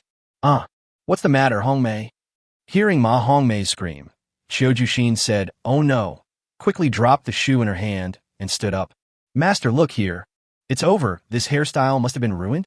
Niu Hong thought to himself, "Today was supposed to be a happy day, but how come I ran into such an unreliable barber? It's okay. Just trim the sideburns a little, and it will be fine." As Qiu Ju spoke, she took the clippers from Ma Hongmei and began to trim Niu Hong's hair. Niu Hong looked in the mirror and saw his hair getting shorter and shorter. Before long, he had a military-style buzz cut. "Brother, how do you like this hairstyle? Are you satisfied?" Niu Hong stared at himself in the mirror, speechless. Where was the slick-back hairstyle he had agreed on? What do you think of the whole shaved head? Besides, this hairstyle doesn't keep you warm. "Brother, I won't charge you for this haircut. Is that okay?" Seeing Niu Hong's dissatisfied expression, Qiu Ju tentatively threw out a trump card. "Free haircut." Niu Hong. "Brother, I'll compensate you after I get my salary. What do you think?" Ma Hongmei was completely panicked when she saw Niu Hong's silence. The mistake she made today was not big, but it was not small either. It was enough to make her lose her job as a hairdresser. Chapter 70 Wang Yaozu. Niu Hong looked at Ma Hongmei's nervous, uneasy, and helpless expression in the mirror and the anger in his heart instantly dissipated. Whispering, "You don't have to pay for it. The hair will grow back. Just don't do it again." Having said that, he stood up and was about to leave. Seeing this, Ma Hongmei breathed a sigh of relief and quickly apologized again. "Brother, I'm so sorry. Next time you come and get a haircut, I'll give it to you for free." Ma Hongmei said, looking at Niu Hong with her big watery eyes, without blinking, her eyes full of anticipation. "Brother, you are an open-minded person. Come often, and we will give you free services." As Choju spoke, she winked at Ma Hongmei. Seeing this, Ma Hongmei's face suddenly turned red for no reason, and a hint of panic appeared on her face. Niu Hong laughed at the two people's statements. Whoever takes this kind of thing seriously will lose. After walking out of the barber shop, Niu Hong still felt a chill on his head, even though he was still wearing the hat. Thinking of the transaction time agreed upon with Wang Dandan, he couldn't help but quicken his pace. In winter in the Xing'an Mountains, especially around the winter solstice, the days are exceptionally short. At this moment, the sky is as dark as dusk. When he reached the entrance of a remote alley, Niu Hong looked around and saw that there was no one around. He walked in quickly, took out his pocket watch, and was shocked. The time was 2:30 in the afternoon, a full 10 minutes beyond the agreed time. "I'm going to be late." With a quick thought, a sled carrying the body of Black Bear was moved out of the arms warehouse. Niu Hong pulled the tow rope and ran forward madly. 5 minutes later, he pushed open the door of the county supply and marketing cooperative and spoke repeatedly. Sorry, I'm late." After Niu Hong finished speaking, he found that everyone was looking at him quietly, but no one responded. He felt very strange, and at the same time, he also noticed that the atmosphere at the scene was a bit weird. "What is going on?" "Excuse me, is Wang Dandan here? Are you the young man who wants to sell the Black Bear?" Tao Hong on the side came over, looked Niu Hong up and down, and said, "It's me. Is Wang Dandan here?" She answered a phone call and went out. She should be back before get off work. Please wait for her for a while. "Hey, thank you, big sister. What time do you get off work?" "It's 3:30. There's not much time left. Please wait patiently." After saying this, Tao Hong went back to her own business. Seeing that there was nothing to do, Niu Hong wandered around the counter of the supply and marketing cooperative, looking for products that interested him. "Young man, what do you need to buy?" A lady in her 40s at the counter looked at Niu Hong and asked with a smile, "Sister, what products here can be purchased without a ticket?" "They all need tickets." Liang Fen glanced at the empty hall and said in a low voice, "What do you want to buy? I'll help you." When Niu Hong heard this, his eyes lit up and he pointed at the fortified malted milk on the shelf. "Big sister, how much is that can of malted milk?" "Maltese won't work. That requires a special permit. I can't help you. Try something else." "How about the vanishing cream? How much is a box?" $1.50 a box, but if I help you, the price." Liang Fen didn't say anything else. The expression on her face gave the answer. "The price is negotiable," Niu Hong quickly stated. "Young man, I see that you are a very honest person. If you use my coupons, I will charge you $1.83 for a box of vanishing cream. After all, my coupons also take up my share of the family, right?" "Thank you, big sister. Please give me 3 boxes. "Yeah," Liang Fen agreed, took 3 boxes of vanishing cream from the counter, fiddled with the abacus for a while, looked up at Niu Hong, and said, "That's $5.49, young man." "Big sister, don't worry. Please help me get 4 more boxes of matches, 30 pieces of White Rabbit milk candies, 2 bottles of garden wine, 3 boxes of Prairie Hero Sisters biscuits, and..." As Niu Hong continued to point at the merchandise on the shelves, the sales clerks on site were shocked again. The hall was silent. Of course, except for Niu Hong's voice. These sales clerks were well aware that the total price of the goods that Niu Hong wanted to buy was very high and was simply beyond the reach of ordinary working people. How could a young man from the countryside, who is so young, be so rich? Every salesperson looked at Niu Hong with a mixture of shock, curiosity, envy, and even jealousy. Tao Hong, who was busy, was also shocked by Niu Hong's madness. After thinking for a moment, she decided to remind the young man in front of her. "Don't spend too much ahead of time. It's not good to spend money lavishly before you get the money from selling the Black Bear. What if Wang Dandan's father doesn't agree to the transaction and she can't get the payment for the goods? Wouldn't she be able to pay for all the things she bought? By then, it will be embarrassing or not." Tao Hong was just about to get up and go over to persuade Niu Hong when the door was pushed open again and a chubby man walked in accompanied by a chubby girl. The people who came were Wang Dandan and her father Wang Yaozu. Nio Hong heard the noise and turned around to see this scene. He instantly felt that Wang Dandan was a girl who was reliable in both her words and deeds. Brother Nio Hong, you pulled the black bear on the sled outside the door, right? Well, did you bring the payment? As Nio Hong spoke, his eyes unconsciously turned to the middle-aged man next to Wang Dandan. Brother Nio Hong, this is my father. Let him talk to you about the black bear. Well, hello, uncle. Nyung grited politely. Well, I just checked out the black bear outside. It's missing 2 front paws. It's relatively new, but I think the 1,500 yuan Dandan offered you is a bit too high. Wang Yaozu snorted lightly and began to express his views on the deal. When Nio Hong saw this, he instantly understood that the middle-aged man in front of him was not a decent person and was going to kill him on his way to the destination. He rolled his eyes twice and responded politely. Uncle, please wait a moment. I'll pay for the goods on the counter first. After saying that, without waiting for Wang Yaozu's response, he walked to the counter. Big sister, just choose these first and calculate how much I should pay you. At this moment, Liang Fin smiled so much that her eyebrows and eyes curved into crescent shapes. She pointed at the abacus on the counter and said, Look, young man, the total is $278.36. Okay, please help me pack all my belongings. Nio Hong didn't even look at the abacus.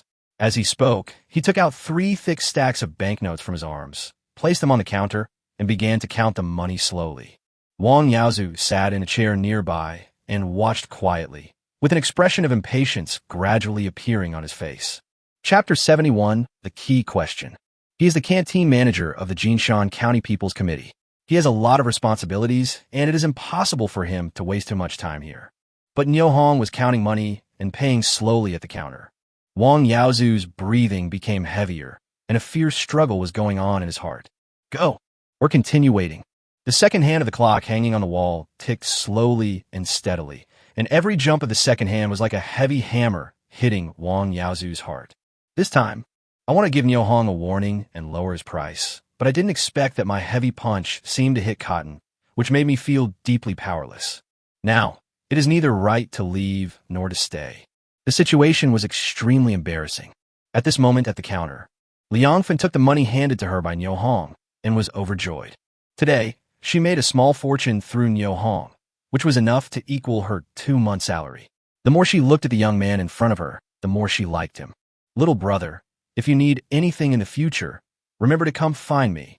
Liang Fin's tone became infinitely gentle when she spoke to Nio Hong. If she hadn't taken her age into consideration, she would have spoken in a coquettish tone.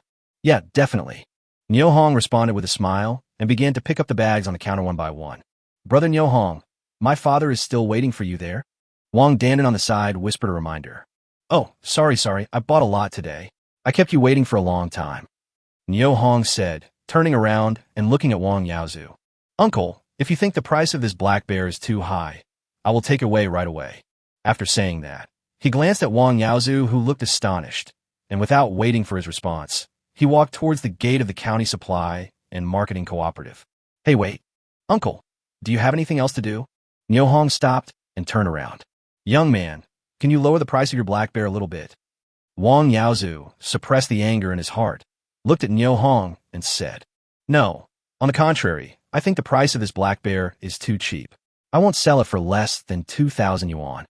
After Nio Hong finished speaking, he continued walking towards the door without looking back. Father. Wang Dandan stomped her feet and hurriedly chased after Nio Hong. Brother Nio Hong, don't leave yet. Is there something we can discuss?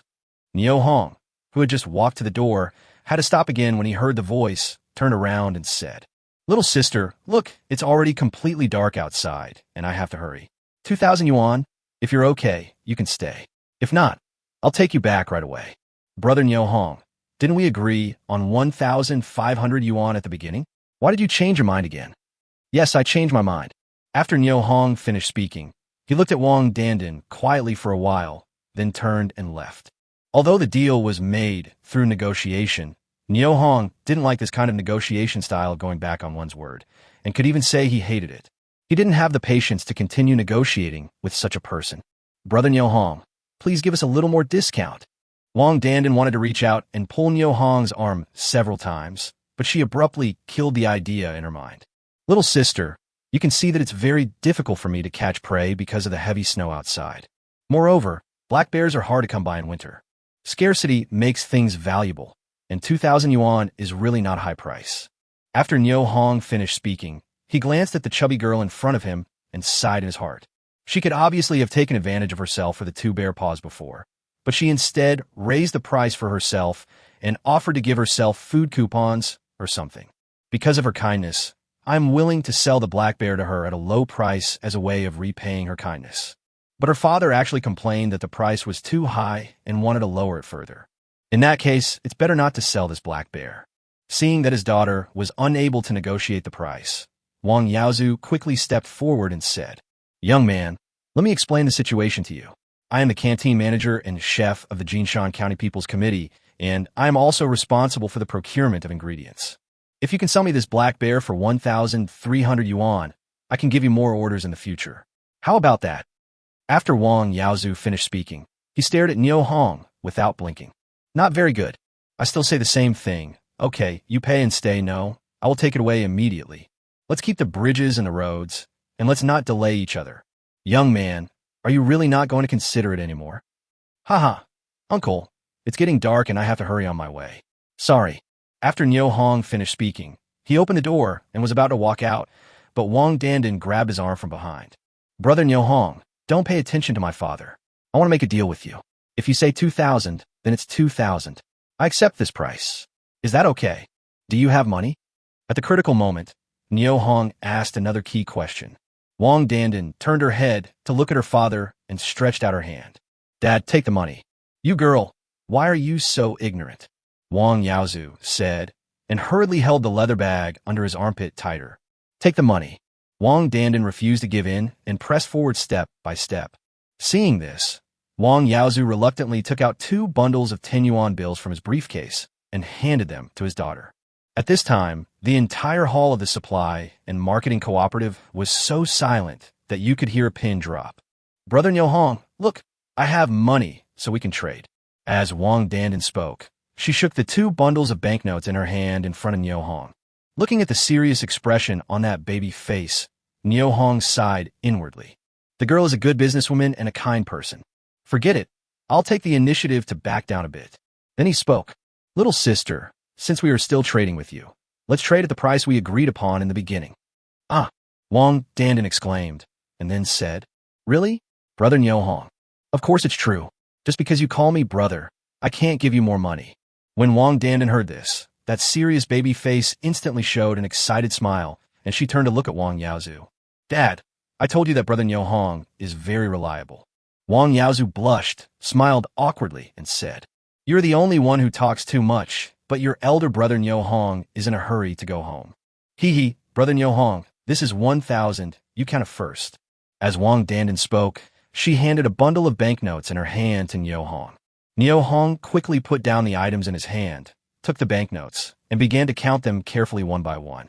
The sales clerks looked at the banknotes that kept flipping through Niu Hong's hands with an expression of great envy on their faces. The salary of a salesperson in a supply and marketing cooperative is as high as 40 to 50 yuan a month, and as low as 20 to 30 yuan. Compared with Niu Hong's income of thousands of dollars, their salary is pitifully small and not worth mentioning. Seeing Niu Hong put the payment into his pocket, Wang Yaozu walked over and stretched out a chubby hand. "Niu Hong, you are welcome to visit our home when you have time." Chapter 72. Cool. The money is safely in your pocket. Seeing that the other party took the initiative to show goodwill, Niu Hong quickly stretched out his hands, held Wang Yaozu's fat hands, shook them gently, and responded, "Of course, I will come to your house to bother you when I have time." "Haha, you kid." Wang Yaozu laughed and pulled back his right hand. He felt that Niu Hong in front of him was not as honest as he looked. Instead, he was very smart and intelligent. Wang Yaozu likes such young people from the bottom of his heart. After a moment's hesitation, he said, "Remember to come." "Well, uncle, let me help you send the black bear back. You still have to hurry home, don't you? We brought our own horses and sledges. Just help me carry them over." Night falls and the sky is filled with stars. The cold wind blew up the snow on the ground and hit Niu Hong's face from time to time. Niu Hong lowered his head unconsciously. Although he didn't buy any food today and was starving, Niu Hong couldn't suppress the excitement in his heart. Another $1,500 went into my pocket. What a great feeling. Money, though, is not everything. But without money, nothing is possible. In this era, when pork costs only a few cents, thinking about the huge sum of more than 4,000 yuan in his pocket, Niu Hong suddenly felt heroic and filled with indescribable strength. It costs several $100s to build a house in the spring. The gift to marry Lanhua's sister is 300 yuan. But, compared with my own huge sum of 4,000 yuan, is this money a big deal? What's more, there are more than 400 kilograms of black fungus, 41 wild wolves, and more in the arms warehouse. Once it is sold, it will definitely make a lot of money. The feeling of being reborn seems pretty good. Although he was excited, Niu Hong gradually calmed down when he thought about not buying food today and facing famine again. I also realized more clearly that money is really not omnipotent. Food is omnipotent. Only if you have food in your hands and are not worried, you will live longer. When you are alive, everything is possible. These are the lessons Niu Hong learned from his bloody life experiences, and he remembers them particularly clearly. Food. How can we get more food? On the way home, Niu Hong kept thinking about this question in his mind and unknowingly arrived at the entrance of Nujayatan village. Look around you and listen. Nujayatan was still as quiet as ever, without any sign of disturbance. The occasional painful moans and howls of women were so melodious and touching that they added a bit of vitality to this lifeless village. Dad, why did you leave? Oh, Daddy. Suddenly, a shrill and painful cry broke the silence of the night. Something happened. Niu Hong immediately stopped and looked in the direction of the sound. After confirming the approximate direction, he couldn't help feeling sad. Alas, another person has left this world. Such extremely sad things have happened more and more frequently in recent years, and people have become numb to them. Niu Hong sighed and walked towards Dongxing's house on his own. As he approached his home, Niu Hong looked around and saw no one. As soon as he thought about it, a roe deer, a bag filled with 10 kilograms of cotton, 6 feet of floral cloth, and 4 pairs of leather and cotton boots appeared on the sled behind him at the same time. With a creaking sound, Niu Hong pulled the tow rope and the sled hard and pushed open the gate of the yard. In the house, hearing the creaking sound of the fence gate, Niu Xianhua excitedly opened the door and looked out. "Brother, you're back," he shouted and ran out of the house. "Well, go back to the house, it's cold outside." As Niu Hong spoke, he took Niu Xianhua into the room in 2 steps and started moving the goods on the sled into the house. "Brother Hong is back. Drink some hot water to warm yourself up first." Zhang Xiaoying said this as she handed over a cup of hot water with both hands. "Thank you, sister-in-law. How is Brother Dongsheng doing today?" "Oh, I fell asleep again." Zhang Xiaoying sighed, looked at the bundle beside her, and asked in surprise. "Brother Hong, what is this big bag you brought back?" "Haha, cotton, sister-in-law. Today, I bought 10 kilograms of cotton, 6 feet of flowered cloth, and 5 pairs of leather and cotton boots from the county supply and marketing cooperative. Come, everyone, try it and see if it fits you." As he spoke, Niu Hong put the water cup aside, opened the bag, and took out the leather and cotton boots one by one. "Oh, Hongdi, these are worth a lot of money." Zhang Xiaoying took the leather cotton boots handed to her by Niu Hong and hugged them tightly in her arms. Her long-cherished wish came true. Zhang Xiaoying looked at Niu Hong with undisguised surprise in her eyes. "Well, sister-in-law, don't worry, these are exchanged for prey." Fearing that Mrs. Dongsheng would overthink it, Niu Hong quickly began to explain. "Hongdi, hunting must be very hard. As a mature woman, Zhang Xiaoying knows the hardships of life and the difficulties men face. Although the leather cotton boots in her arms are nice, she is more concerned about Niu Hong's efforts. For this reason, she looked at Niu Hong and treated him gently. Niu Hong saw this, laughed, and responded, "It's not hard at all. I've already put mine on my feet. Sister-in-law, you guys should try them on and see if they fit you well." "Why?" Zhang Xiaoying agreed and began to distribute the boots in her hands. After putting on their new cotton boots, the 3 children jumped and danced with excitement and were overjoyed. "Look what this is." As Niu Hong spoke, he took out some white rabbit milk candies and biscuits from his bag and shook them in front of Niu Xianhua, Xuanbao, and Arya. "Brother, it's white rabbit milk candy." "Godfather, I want cookies." Sugar, I want sugar."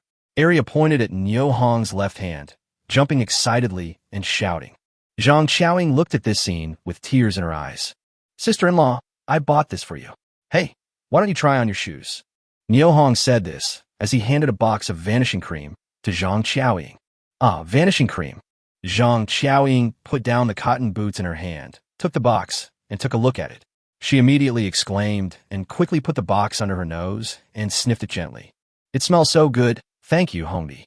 As he said that, he opened his arms and hugged Niu Hong tightly. Niu Hong was caught off guard and was hugged by Zhang Qiaoying. He held his hands up, not knowing whether to hug back or not. For a moment, I felt very embarrassed. After a moment, Niu Hong gently reminded me, Sister-in-law, the children are watching here. Don't scare them. Yes, thank you, Hongdi.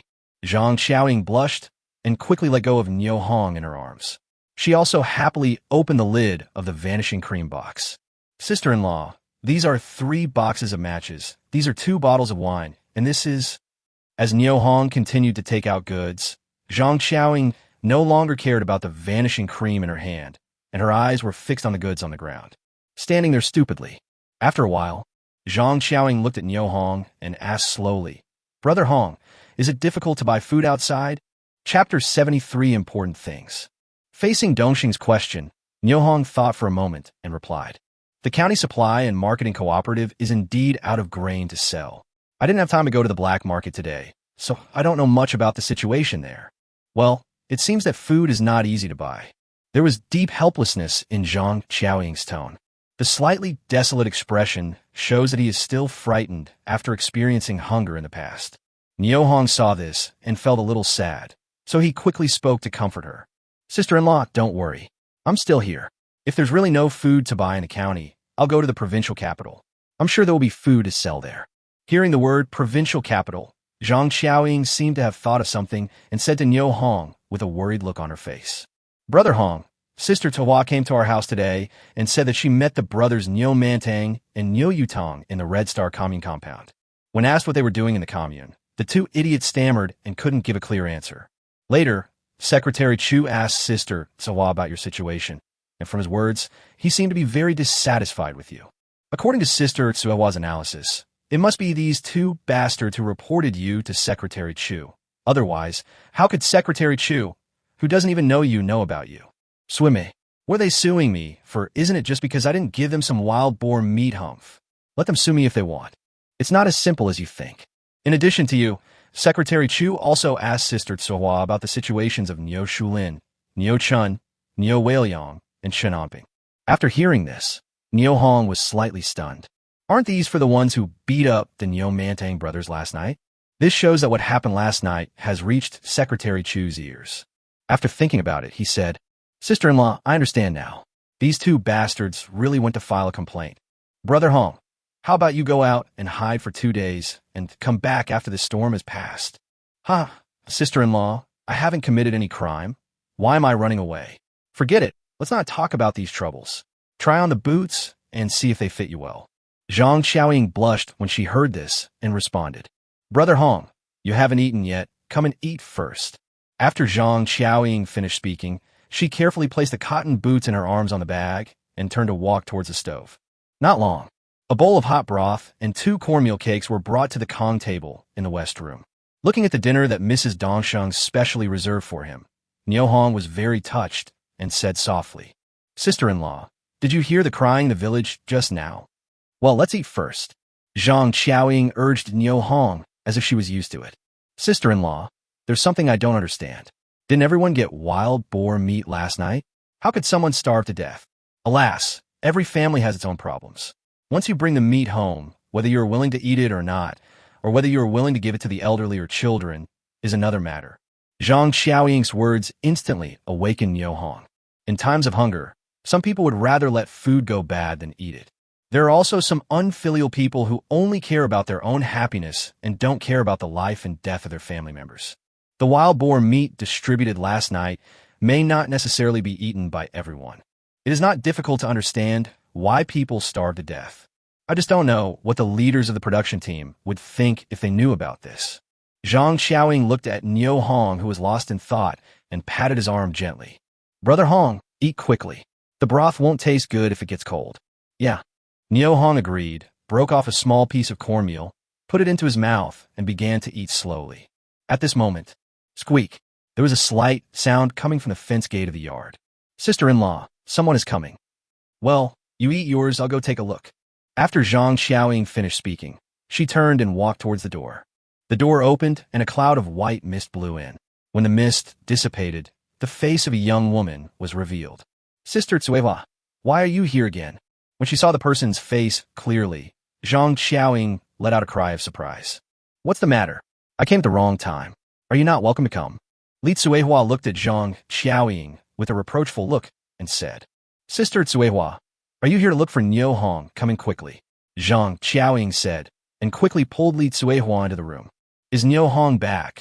Li Tsuehua patted the frost off her body and responded indifferently. Just got back and is eating in his room. As Zhang Xiaoying spoke, she gently closed the door to block out the cold air outside. Oh, cotton so much. Walking into the room, Li Tsuehua saw the cotton sticking out of the bundle on the ground. She walked over, squatted down, and gently stroked it with her hand. Wow, what beautiful leather cotton boots. Li Tsuehua exclaimed again. He quickly picked up the leather cotton boots and tried them on his feet.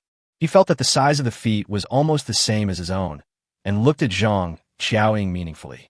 Sister Xiaoying, these boots are yours. Yeah. As Zhang Xiaoying answered, a blush unconsciously appeared on her face. Niu Hong bought it for you? Li Tsuehua asked enviously, turning her head to the side. Yeah. Zhang Xiaoying felt her cheeks burning and couldn't help but touch them with her hands, hoping to cool them down and hide her embarrassment. TSK, this pair of leather and cotton boots is really well made. They look warm. It would be great if someone could give me a pair. Li Tsuehua exclaimed in admiration, not noticing Zhang Xiaoying's abnormality at all, and couldn't let go of the leather cotton boots. Is Director Li here? Hearing the noise, Niu Hong came out with a bowl of rice and a pair of chopsticks in his hand. Brother Niu Hong, why didn't I realize you were so capable before? You really impressed me. Director Li, stop making fun of me. It's so cold and late. Why did you want to visit someone alone?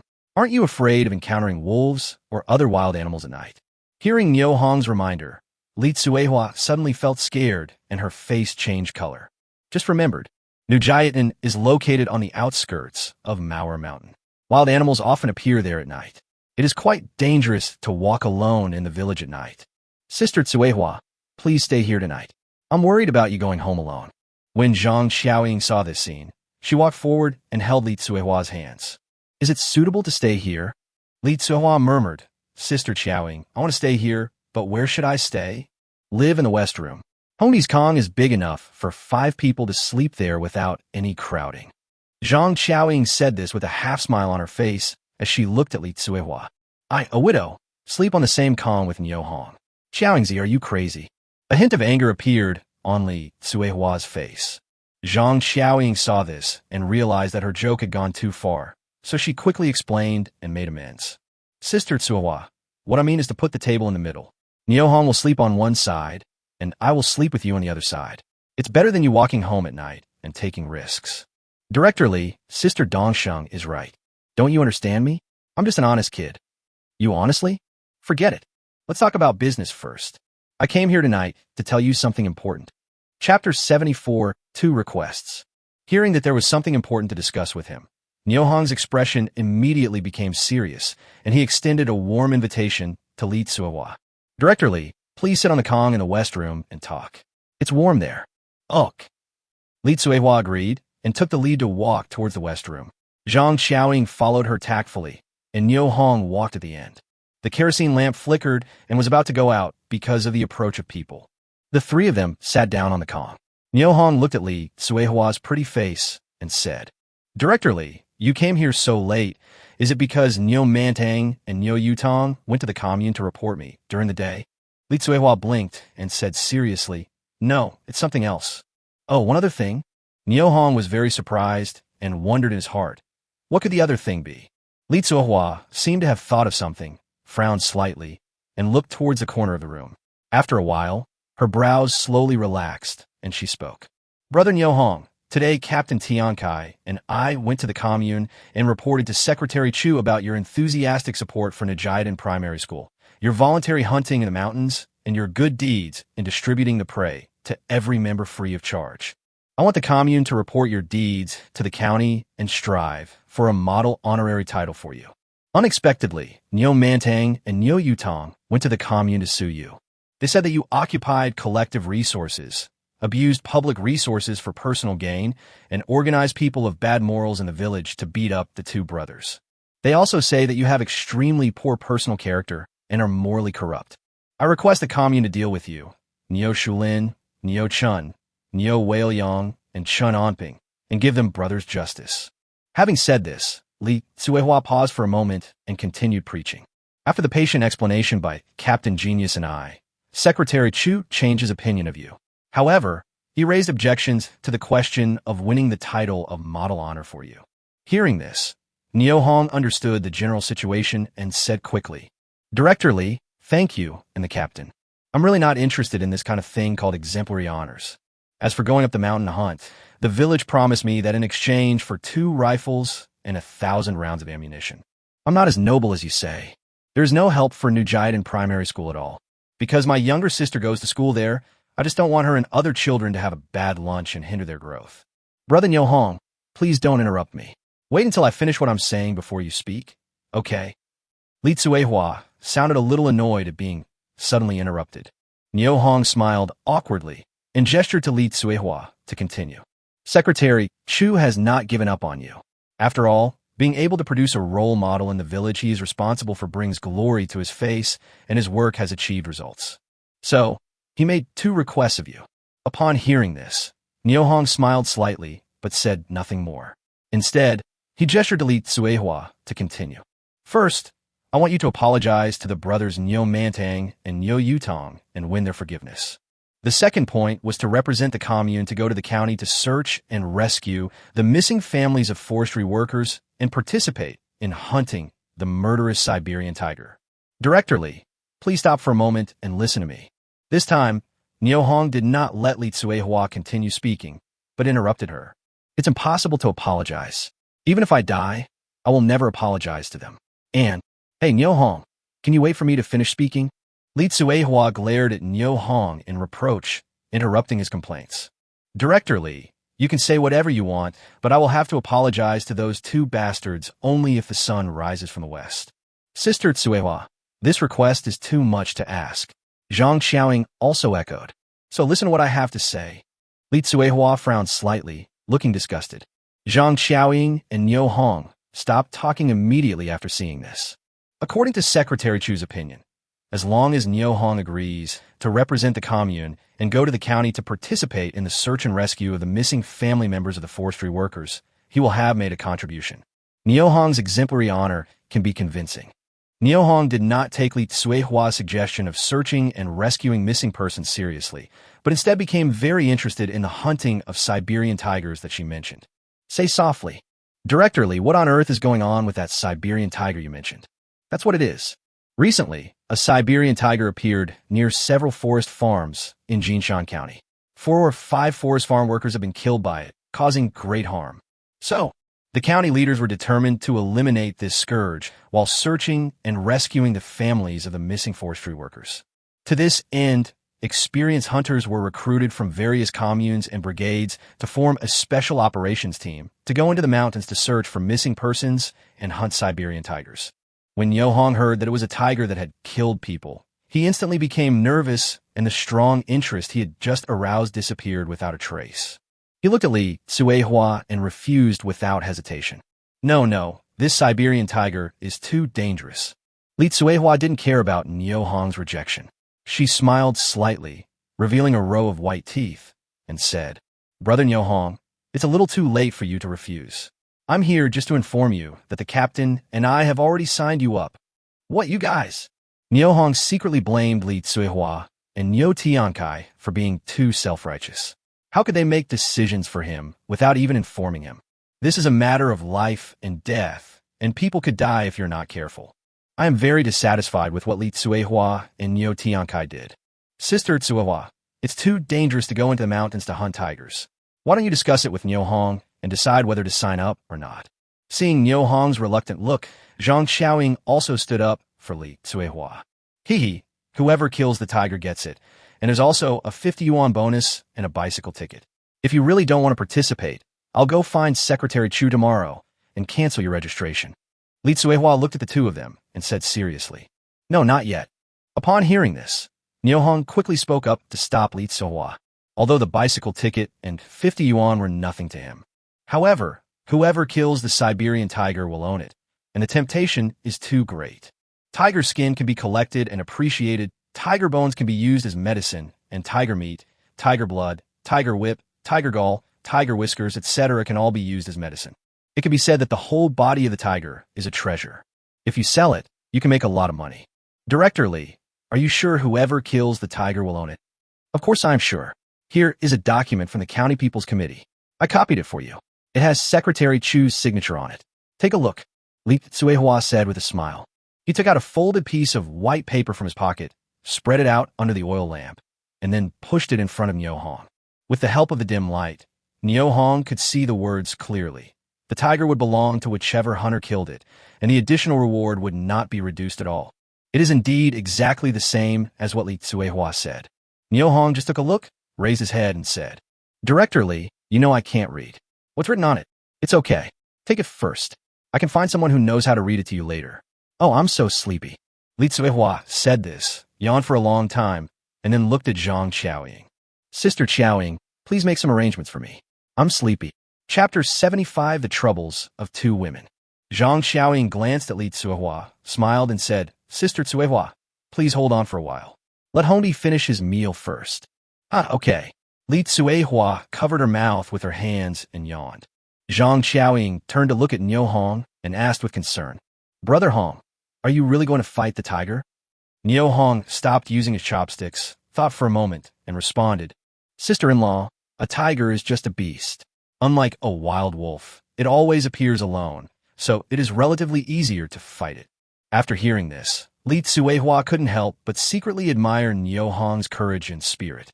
"Knowing that there's a tiger in the mountain, I still go there. This is a real man."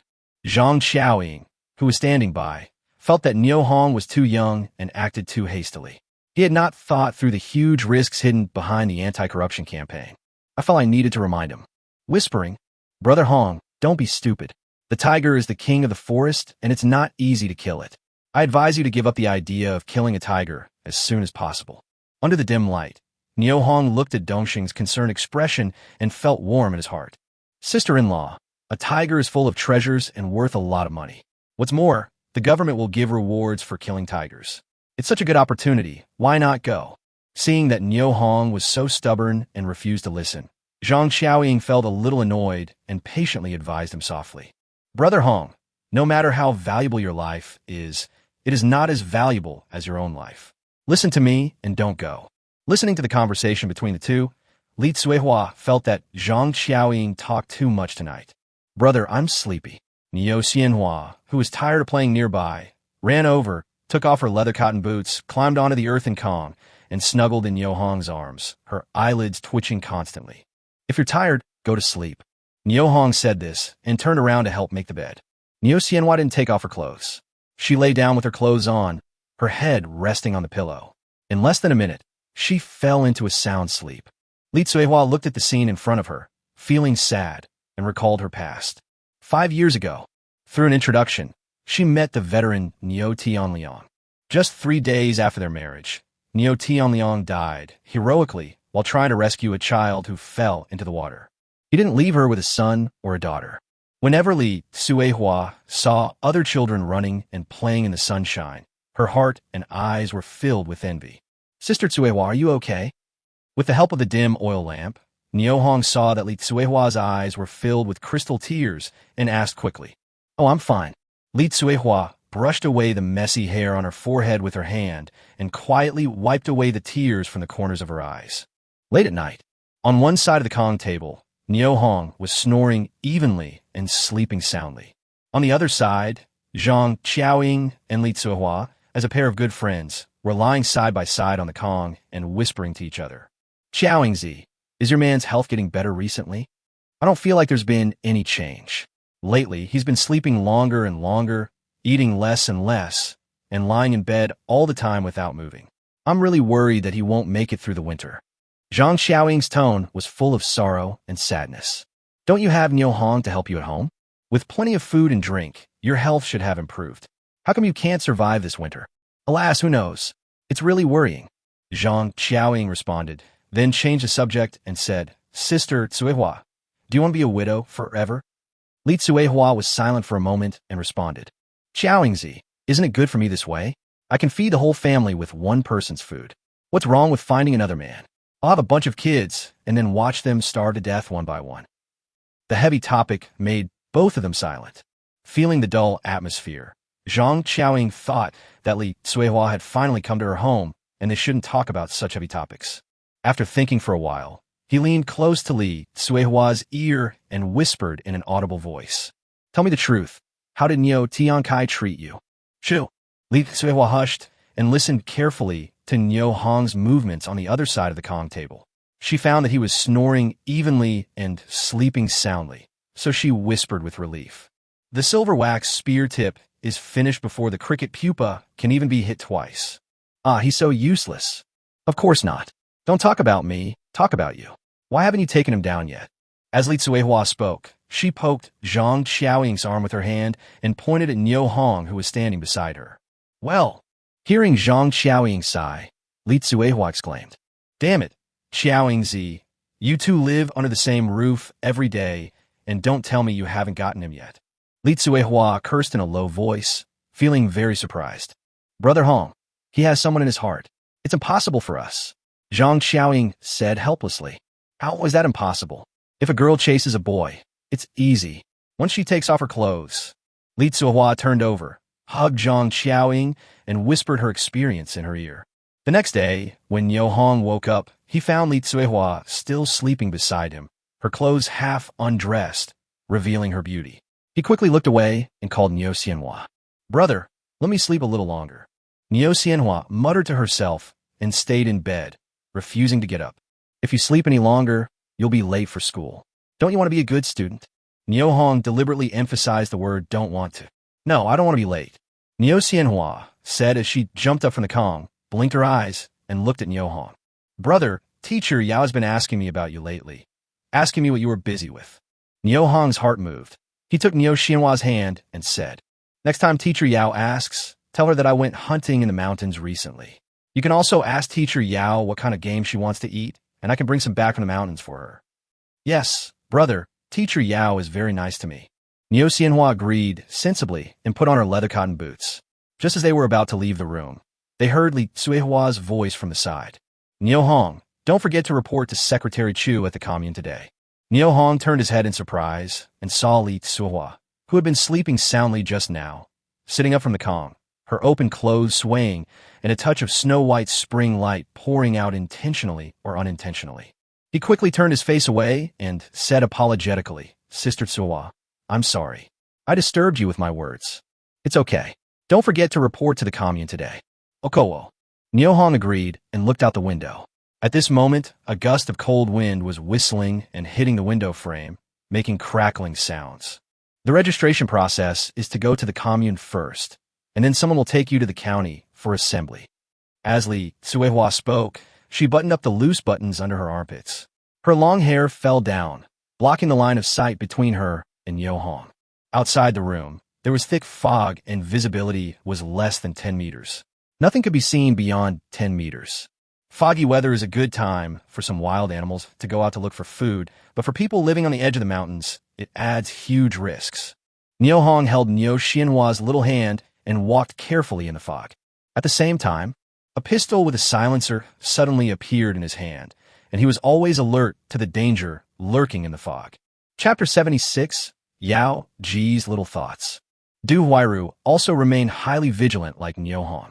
At this moment, the two were standing in front of the gate of Nujitan Primary School, welcoming the students coming to school. Looking at the figure that appeared and disappeared in the mist, the woman's natural sensitivity made the two of them feel an inexplicable fear in their hearts.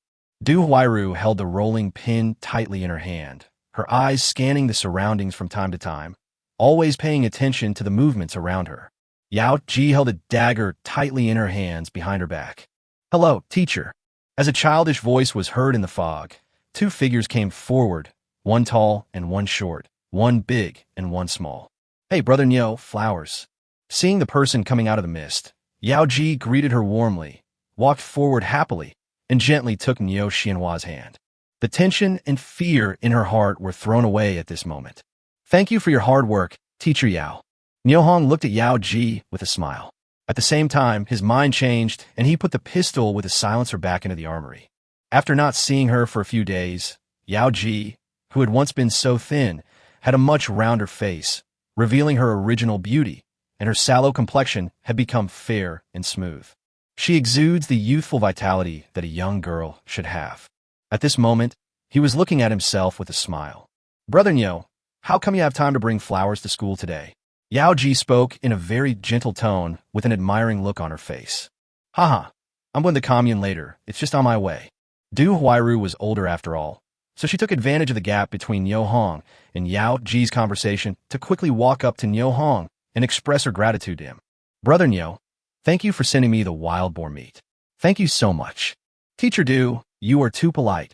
Before Niu Hong finished speaking, he heard a woman's voice behind him. Isn't this Brother Niu Hong? How come you have time to send your sister to school today? Hearing the voice, Niu Hong turned around and saw Li Xiangxiao standing not far away and waving at him, with her best friend Lu Qiaoji standing next to her. Sister Shulin, Sister Jindo, you guys are here to send the kids to school too. Yes. Brother Niu Hong, come here for a moment. Sister-in-law has something to tell you, Li Xiangxiao said, waving quickly at Niu Hong, as if she had something important to say. Niu Hong ignored the situation and turned back to look at Du Huairu and Yao Ji and said solemnly, Teacher Du, Teacher Yao, if the school needs any help in the future, please let me know. Don't be polite to me. Du Huairu looked at Niu Hong with a smile and nodded. I definitely will. Hey, Brother Niu, wait for me. After Yao Ji finished speaking, she turned around and hurriedly ran towards the school compound. 2 minutes later, she ran back panting, holding a glass bottle in her hand. Niu Hong had sharp eyes and recognized at a glance that it was a bottle of garden wine. I was surprised. Didn't she just give me a bottle not long ago? And, judging from the situation, she was going to give me this bottle too. A bottle of garden wine is not cheap these days. Brother Niu Hong, this bottle of wine is for you. Drink it to warm your body when you go hunting in the mountains. Yao Ji looked at Niu Hong with a blushing face and forced the bottle into his hands with both hands. Seeing this, Niu Hong quickly refused. Teacher Yao, this wine is not cheap. I can't accept it. Don't waste your money on it in the future. As she was about to return the bottle in her hand, Yao Ji quickly took 2 steps back and distanced herself from Niu Hong. Her intention was self-evident. He smiled and explained, Brother Niu, my father asked me to bring this bottle of wine to you. It didn't cost any money, so you can drink it without worry. Oh, does her dad know me? Niu Hong was very surprised. How could Yao Ji, a girl, introduce himself to her family? There's a difference between men and women. How embarrassing. Yes, I introduced it. As she spoke, the blush on Yao Ji's face grew deeper and deeper, making her look more and more charming. Du Huairu looked at the scene in front of her with a smile, her eyes full of kindness, then turned and left to take care of other children who came to school. Li Xiangxiao, who was standing not far away, had a meaningful expression on her face. Give my regards to your parents later. Niu Hong sighed in his heart, put the bottle of wine in his arms, and reminded with a smile. Yeah, Yao Ji agreed, looking at Niu Hong with her eyes as if she was looking at the whole world. Seeing that there was a steady stream of parents sending their children to school, Niu Hong felt that he could no longer take up the 2 teachers' precious time, so he quickly found an excuse to say goodbye and leave.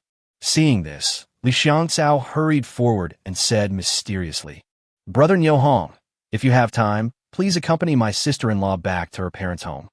When Niu Hong heard this, he exaggeratedly showed a frightened expression on his face. You are really my sister-in-law. Are you dissatisfied with the fact that I haven't been beaten in the past 2 days? Do you want Brother Shulin to beat me up so that you can feel better? Li Xiangxiao's eyes rolled. She stepped forward, grabbed Niu Hong's arm, and winked at him. Don't be afraid. I won't let your brother Shu Lin know about our relationship. Don't worry. As he spoke, a hand began to touch Niu Hong's body dishonestly. I didn't expect that Brother Niu Hong has really grown up and knows the benefits of women. Niu Hong quickly stopped Li Xiangxiao's arm. Sister Shulin, stop making trouble. We are on the street. If people see us, they will gossip about us. After teasing Niu Hong for a while, Li Xiangxiao let go and spoke solemnly. Brother Niu Hong, I want you to accompany me back to my mother's house, meet my sister, chat, and see if you two could be a couple or something. Oh, so that's what happened. Thank you for your concern, sister-in-law. I don't have time today. I really don't have time. Let's talk about it another day. As Niu Hong spoke, he took big strides towards the fog. He was going to the commune to report to Secretary Chu. The Siberian tiger was still waiting for him to hunt. The opportunity to make a fortune is right before your eyes. Time is precious. How could he be willing to waste it? Niu Dongxing's home. Niu Hong had just left, and Li Tsuehua was about to leave. Seeing this, Zhang Xiaoying quickly spoke up. Sister Tsuehua, is there anything going on today? Li Tsuehua glanced at the thick fog outside the door, thought for a moment, and responded. Tell me, what do you need my help with? Help me with my work. After Zhang Xiaoying finished speaking, she turned around and brought in a roe deer from outside. Oh, a roe deer. It looks quite fat. Was it killed by Niu Hong? Li Tsuehua screamed. What else? Zhang Xiaoying said this with a smug smile on her face. TSK, I envy you so much for finding a good brother like Niu Hong. Sister Tsuehua, why don't you marry brother Niu Hong again, and you two can live together in my house? Well, I think your suggestion is feasible. Li Tsuehua looked at Zhang Xiaoying with a smile and nodded seriously to show her agreement. After leaving the village, Niu Hong found that the fog outside was thicker and visibility was worse. He couldn't help but worry about today's trip to the county town for the gathering.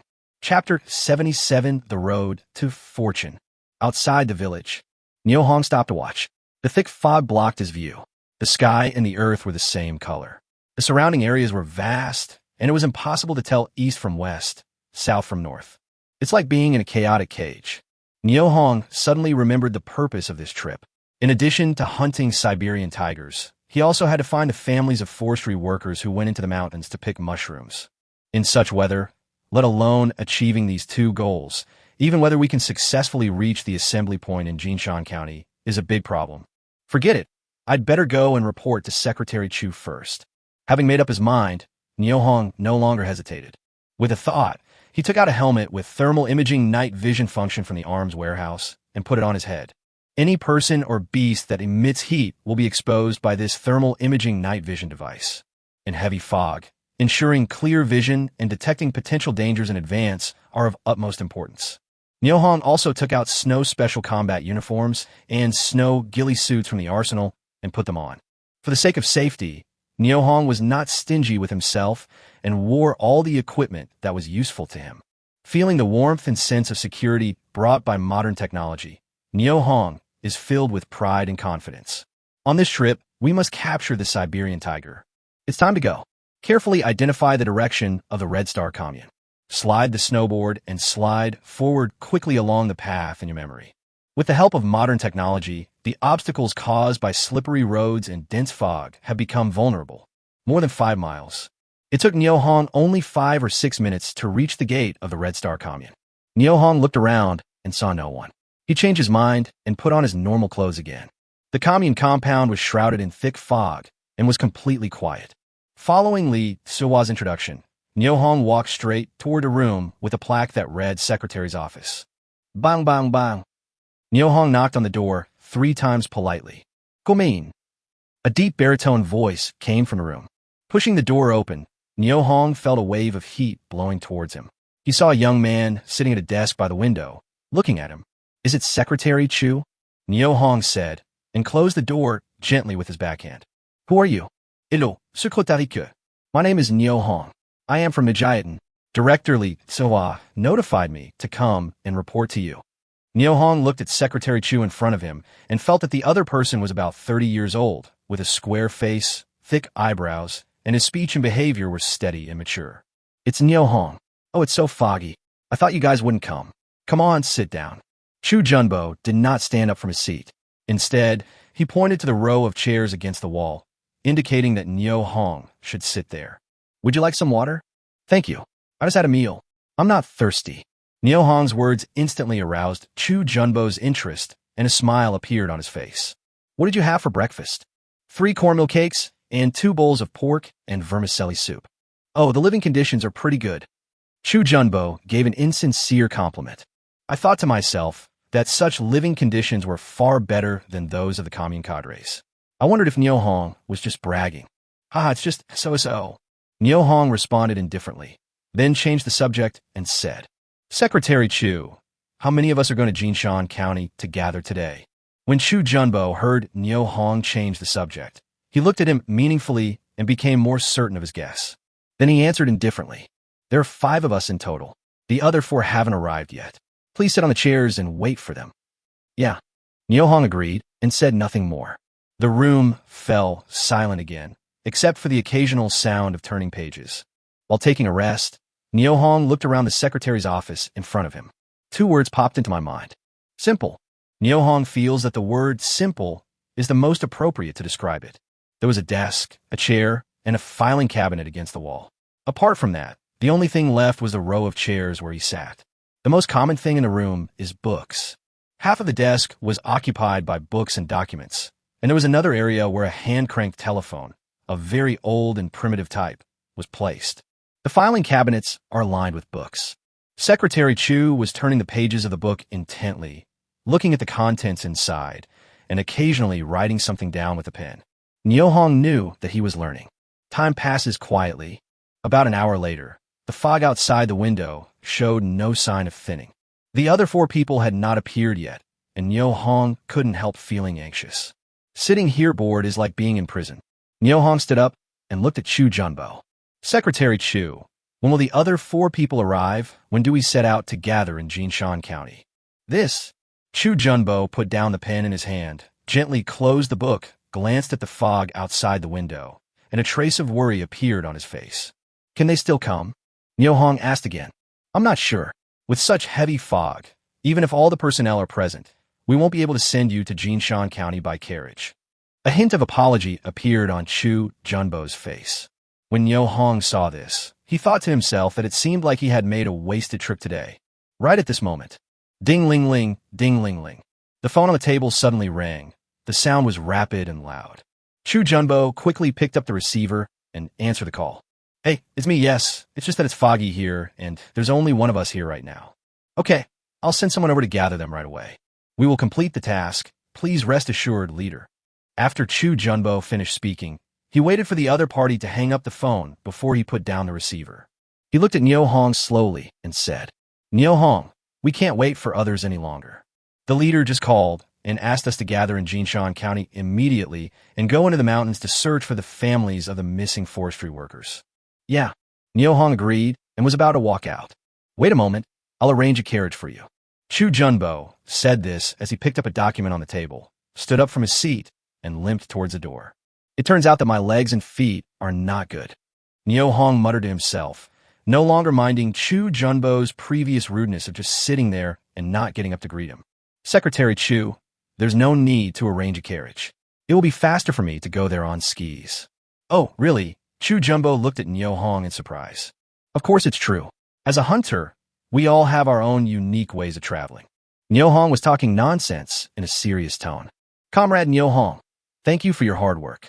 Here is the letter of introduction issued by the commune to the 5 of you. Please keep it for now. Chu Junbo said this and handed the document in his hand to Niu Hong. Secretary Chu, I want to ask you something. You say, it's that Siberian tiger. Does it belong to whoever kills it? Chapter 78. There are rewards for getting rich? Chu Junbo did not answer Niu Hong directly. Instead, he turned around and walked back to his desk, opened a drawer, and took out a piece of paper. Niu Hong, look, this is a document issued by our County People's Committee. Niu Hong took the document and took a quick look at it. He felt relieved and found it was almost the same as the one Li Tsuihua had handwritten. Secretary Chu, your copy has a red seal, so it should be authentic. Chu Junbo looked at the honest young man in front of him and was not displeased by Niu Hong's questioning. He smiled and explained, Haha, of course it's true. Documents can't be forged. In order to hunt down this Siberian tiger, the County People's Committee held a special meeting. Clearly stipulate that whoever kills the tiger owns it. In addition, there will be a reward of 50 yuan and a bicycle ticket. Chu Junbo looked at Niu Hong's indifferent expression, feeling a little surprised, and continued. The most important thing is honor. If you can catch and kill a tiger, you will first be recognized as a tiger hunting hero by the County People's Committee, and secondly, you will be awarded a great merit by the County People's Committee.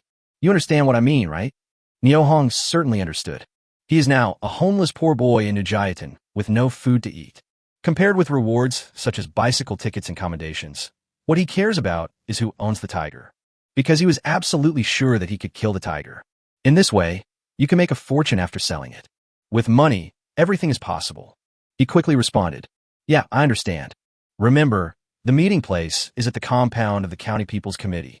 When you arrive, just hand the letter of introduction to the person in charge of the operation. Go ahead and pay attention to your own safety." "Yeah," Nyo Hong responded, opened the door, and walked out. It was already around 10 o'clock in the morning. The dense fog showed no signs of abating. If it continued at this rate, it might last for a whole day.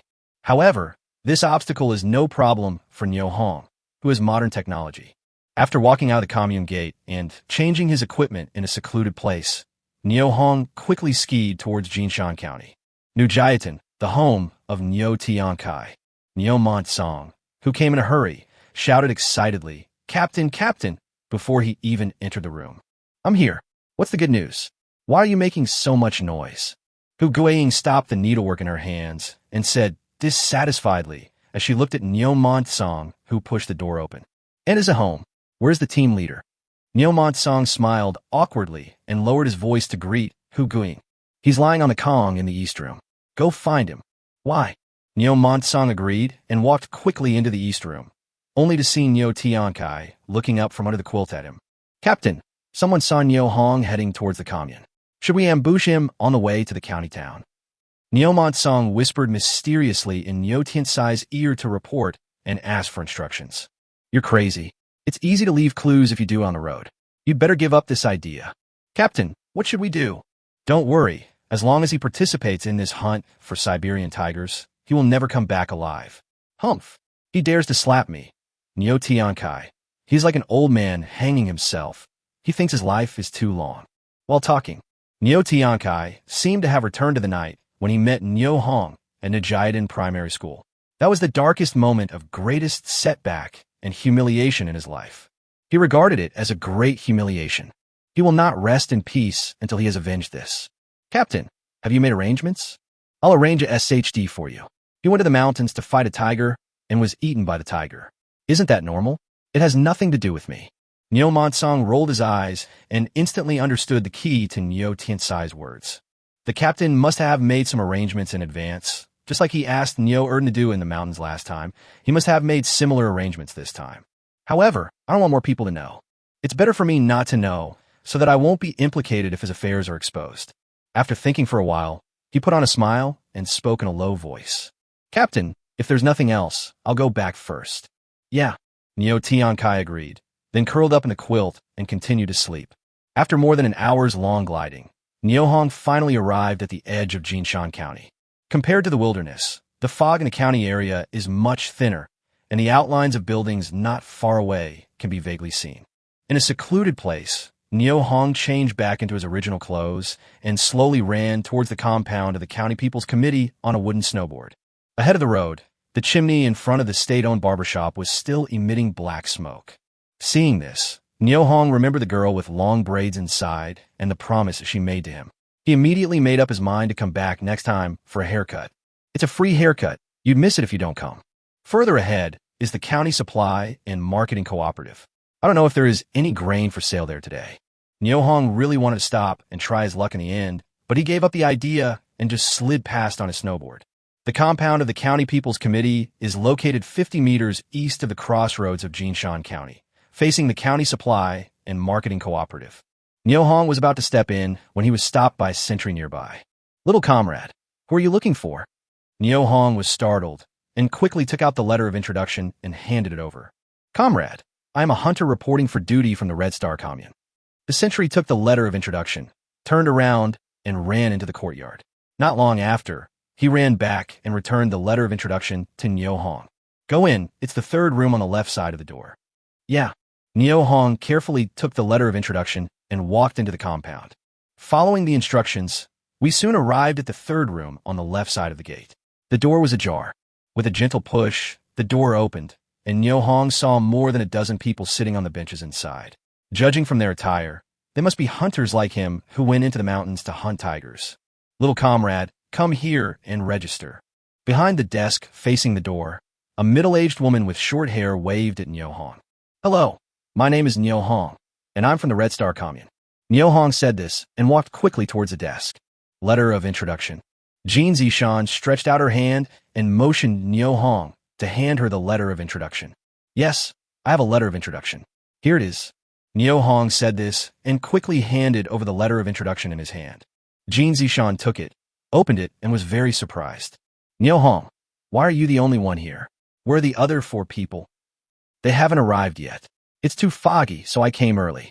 What the hell is Chu Junbo doing? Jin Zishan complained softly, then turned around and handed the letter of introduction to the Deputy County Magistrate Wang Mingyi next to her. Deputy County Magistrate Wang, look.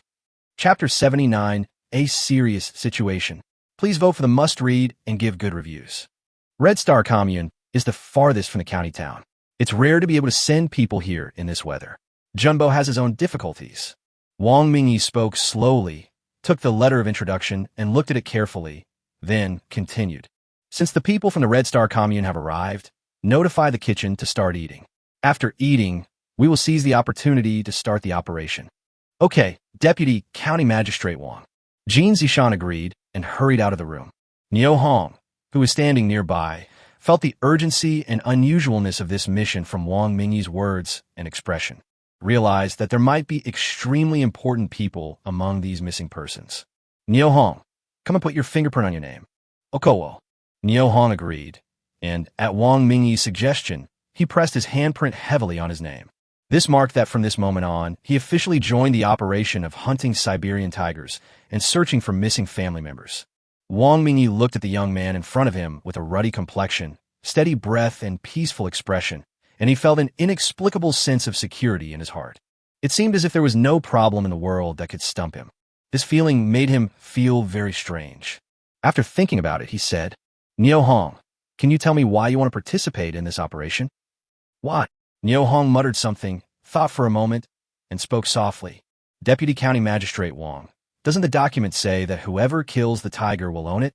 Niu Hong's question immediately aroused Wang Mingyi's interest. Oh, so you came here for the tigers. How rare. Young man, you are truly a young man to be admired. Wang Mingyi exclaimed in surprise and gave Niu Hong a thumbs up. Niu Hong's heart skipped a beat when he saw the excited face of the man in front of him, who was about 40 years old, with thick eyebrows, big eyes, and a slight beard. Is he bragging about himself? This is clearly bringing hatred to yourself. Everyone knows that competitors are enemies. A tree that stands out in the forest will be destroyed by the wind. It would be strange if Deputy County Chief Wang did not arouse the jealousy of others when he praised himself so much. Niu Hong's guess was absolutely correct. The other hunters in the room looked at Niu Hong with eyes full of dissatisfaction and disdain. It is generally agreed that this young man, named Niu Hong, is ignorant of the immensity of heaven and earth and is extremely arrogant. They all planned in their minds that once they got to the mountains, they would definitely trip up this arrogant boy a few more times. Let him know that there are always people better than you. When you get out there in the future, remember to keep your tail between your legs. One of the hunters looked at Niu Hong calmly, but in his heart he was thinking about the benefits that Niu Tiankai promised him. If Wang Mingyi knew that his unintentional action would bring so much trouble to Niu Hong, he would never praise Niu Hong in public. Niu Hong thought about it, and felt that at this moment, he should remain humble and low-key and try his best to get along with other hunters in the room. Then he spoke loudly. Deputy County Magistrate Wang, aren't we all here for the tigers? Niu Hong's kind words seemed to have ignited a hornet's nest. Heavy breathing could be heard in the room, and many people were cursing him madly in their hearts. Pretending, where did this idiot come from? Can a tiger be beaten so easily? This grandson is so good at pretending. I'm just here to make up the numbers and earn some more points. Who the hell really wants to go and fight a tiger? If you want to die, just go ahead. No one will stop you. Why do you have to drag me along? This idiot's words are so fucking irritating. Wang Mingyi sighed slightly and said, Niu Hong, you may not know this yet, but this Siberian tiger has killed 6 or 7 people and is currently in extreme danger. If you encounter one in the mountains, don't be reckless. Protect yourself before hunting it. Yes, thank you, Deputy County Chief Wang, for reminding us. So far, what else do we know about this Siberian tiger? Only by knowing yourself and your enemy can you win every battle. Niu Hong didn't think about what others would think. He just wanted to learn more about the Siberian tigers and the missing families before entering the mountains to facilitate his next actions. Wang Mingyi thought about it carefully and began to use his hand to dip the tea in the cup and draw the movement trajectory of the Siberian tiger for Niu Hong on the table.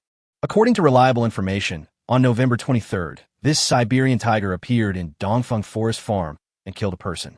On November 25th, it appeared in Shingen Forest Farm and injured 2 lives. On November 26th, appeared in. At last, Wang Mingyi pointed to a primeval forest deep in Mauer Mountain. On November 28th, which was yesterday, we don't know where the tiger was and whether it hurt anyone. Niu Hong stared at the winding line on the table and couldn't help falling into deep thought. After a long time, he spoke. Deputy County Chief Wang, were the missing family members of the forestry workers last seen? Here, Wang Mingyi pointed to the location of Songjiang Forest Farm. The time is the afternoon of November 27th. Niu Hong frowned slightly, thought for a moment, and said, Deputy County Magistrate Wang, this Songjiang Forest Farm looks very close to the primeval forest of Mauer Mountain. Yes, we have already gone deep into the primeval forest. Hiss. Except for Niu Hong, almost all the hunters in the room gasped after hearing this. According to Wang Mingyi, they must be going to the primeval forest to hunt tigers and search for the missing family members of the forestry workers, although they were considered good hunters in their respective communes. But once they entered the primeval forest deep in Mauer Mountain, their skills became a joke. The facts are in front of us. From ancient times to the present, there are only a handful of hunters who have been able to walk out alive from the depths of Mauer Mountain. Even the hunters who managed to escape alive kept silent about their experiences in the mountains. In this way, Mauer Mountain appears even more mysterious and strange. The reason why the forestry workers dared to move the forestry farm into the primeval forest was that before that, they had to build a road that was wide enough for large machinery, such as ivy, to pass through. Otherwise, no matter how many people go in, they cannot escape the fate of death. Today, the hunters, are asked to rescue people and hunt in the primeval forest deep in Mauer Mountain. What is the difference between this and taking their lives? At this moment, many people have already started to back down in their hearts. Some people even plan to escape as soon as they entered Mauer Mountain or find a safe place and wait until dark before retreating. What the hell, tiger? Save the fucking man. Save your own life first and live well before thinking about other things. Niu Hong had no idea what his colleagues were thinking. He was already impatient to go into the mountains as soon as possible to find the families of the forestry workers and hunt the Siberian tiger. Deputy County Magistrate Wang, when are we leaving? Have lunch. Who will provide the weapons and ammunition? County Armed Forces Department. After getting the answer he wanted, Niu Hong showed a happy smile on his face. Wang Mingyi saw this and was secretly amazed. When others heard that they were going into the primeval forest deep in Mauer Mountain, they would more or less show a look of fear on their faces. He, on the contrary, was very excited and happy. Did I have an illusion at the beginning? Is he stupid, or is he sure of himself? Just as Wang Mingyi was wondering whether Niu Hong was mentally normal, someone gently pushed the door open and walked in. Chapter 80, The Missing Beauty. Jin Zishan gently pushed open the door and came close to Wang Mingyi. Deputy County Magistrate Wang, lunch is ready. Let's go to the restaurant and eat. Good. The lunch prepared by the County People's Committee was not as sumptuous as expected, and was even worse than what we had at Dongxing's house. Niu Hong looked at the 2 cornmeal steamed buns and a bowl of vegetable soup in front of him. He frowned slightly. The thin vegetable soup was actually just 2 wild vegetable leaves floating in a bowl of boiling water, and the steamed bread was only the size of a baby's fist. Going into the mountains to hunt and search for missing persons is a very physically and mentally demanding task. So how can this little meal be enough for that? It seems that after entering the mountains, the first priority is to eat and drink well and maintain sufficient physical strength. However, the food in front of you cannot be wasted. Niu Hong picked up a steamed bun and took a bite when he found that some people had already finished their lunch and were looking around with an unsatisfied look. Oh my God, how long have you been hungry to eat so quickly? Niu Hong had just let out a sigh in his heart when he heard someone talking.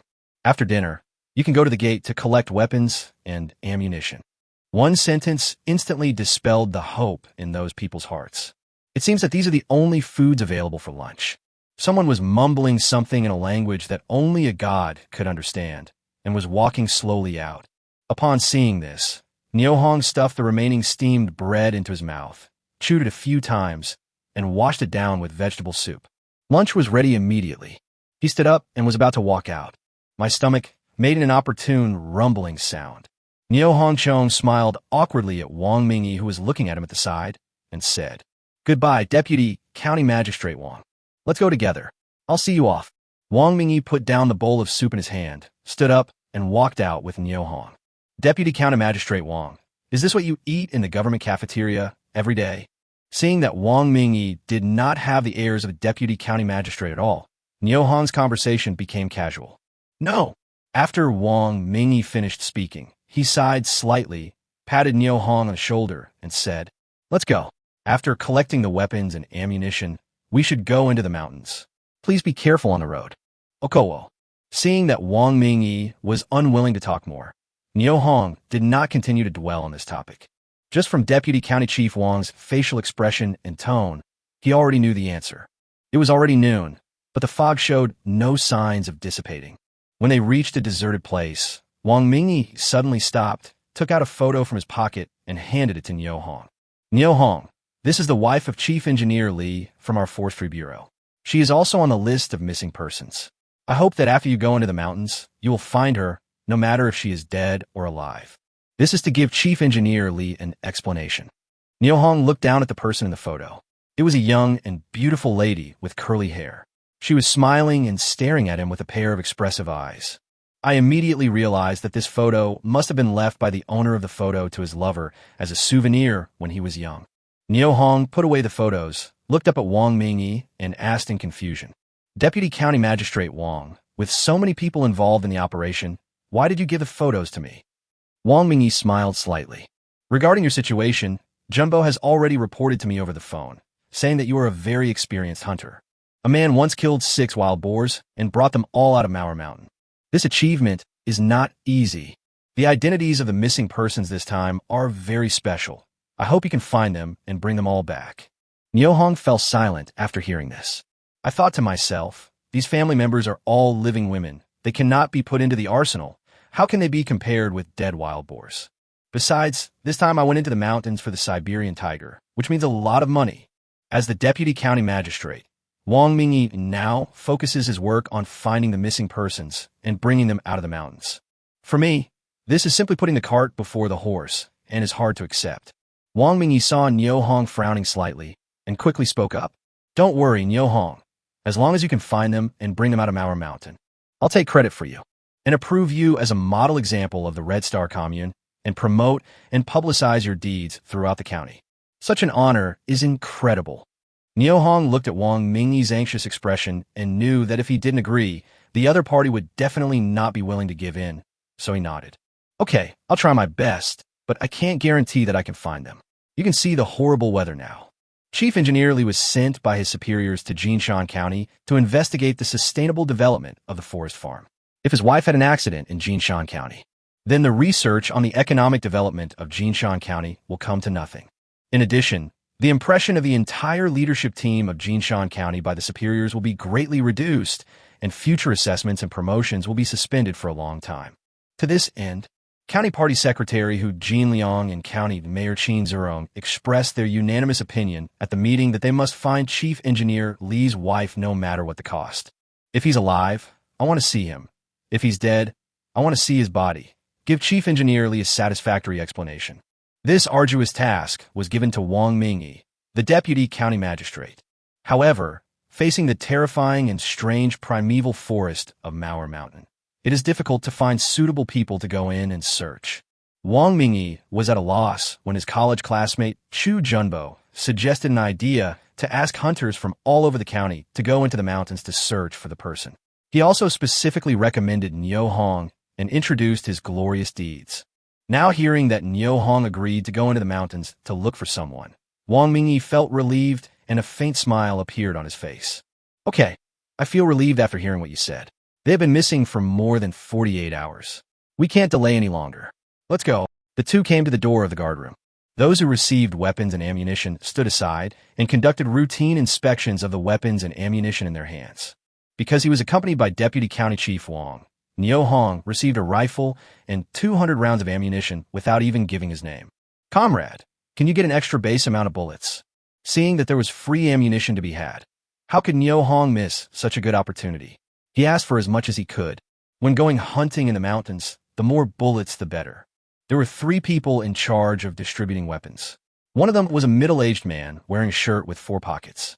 He looked at Niu Hong and said with a smile, "Comrade, a base number of bullets is not too few. Why, yours is not enough. Minister Yang, give him a little more credit. This operation is a little special." Hearing that Deputy County Chief Wang was also speaking for Niu Hong, Yang Jintang couldn't help but re-examine the young man in front of him. Niu Hong is not tall, about 1.75 meters, and his clothes are very ordinary, with many patches and even some stains on them. But Niu Hong had a ruddy complexion, a steady breath, bright eyes, and was wearing a pair of brand new leather-padded boots. All of this made him look different. In those hungry years, everyone had a sallow complexion and was extremely malnourished, but the young man in front of me could eat so much that his face was rosy. It was obvious that he had special skills that no one else could match. Yang Jintang couldn't help but feel admiration for talent and said with a smile, "What's your name, little comrade?" "Niu Hong, the bull of the bull demon king, the Grand Hong." "Oh, that's a good name, grand and bright. I'm Yang Jintang, the head of our county's armed forces department. Are you interested in joining the army?"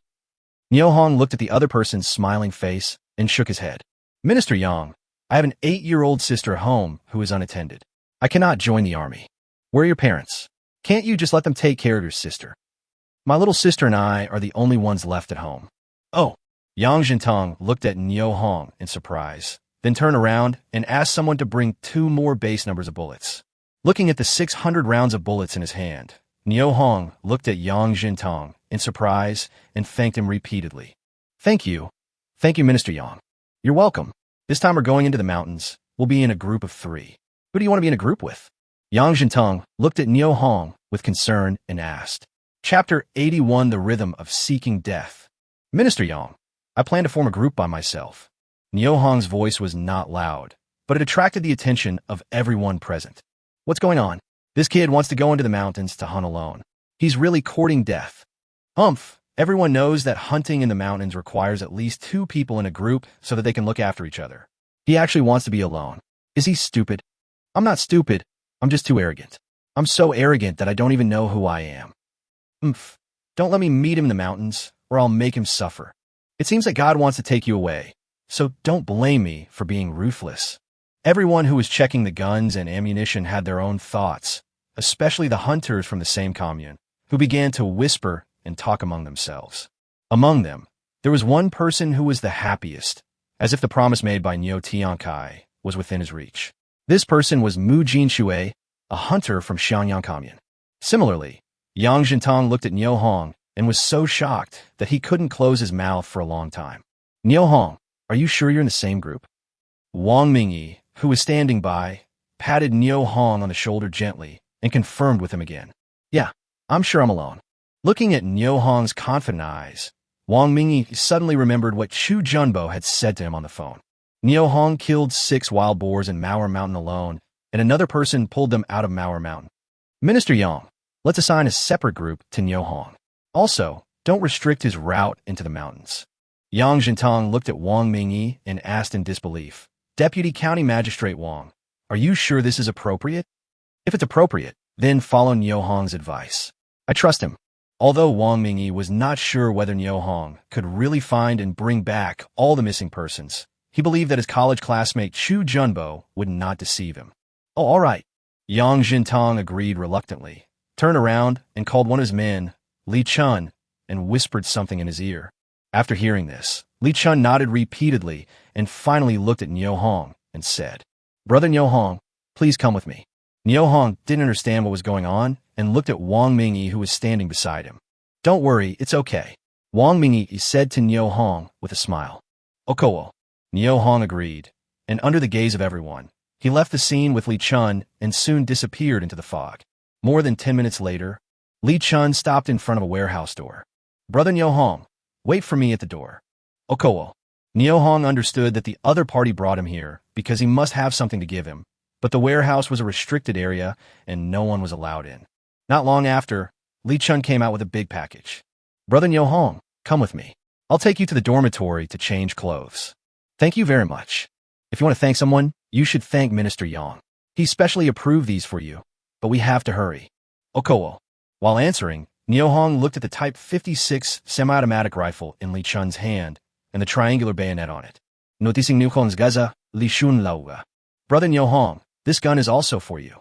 Please return your Type 53 to me. Good. Niohong quickly took off his Type 53 rifle from his shoulder and handed it to Li Chun. Although the Type 56 semi-automatic rifle is not as advanced as the weapons in his own arsenal, it also represents Minister Yang's good intentions and kindness. You have to acknowledge this favor. 10 minutes later, Niohong came out of Li Chun's dormitory, already wearing a military cotton coat. Even when facing the cold wind blowing in your face, you no longer feel cold. Brother Niohong, let me take you into the mountains. No, I could travel alone.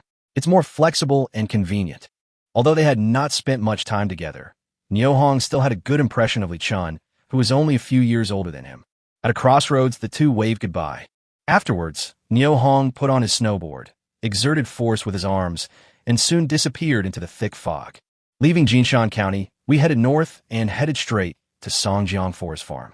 The thick fog in the wilderness obscured everything and also made it convenient for Niohong to change clothes.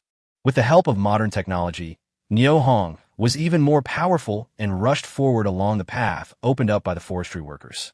10 minutes later, we entered the primeval forest deep in Manhwa Mountain. Follow the main road further, and you will reach the Songjiang Forest Farm in less than a kilometer. Perhaps because of the higher terrain, the fog here is much thinner. We can't go any further.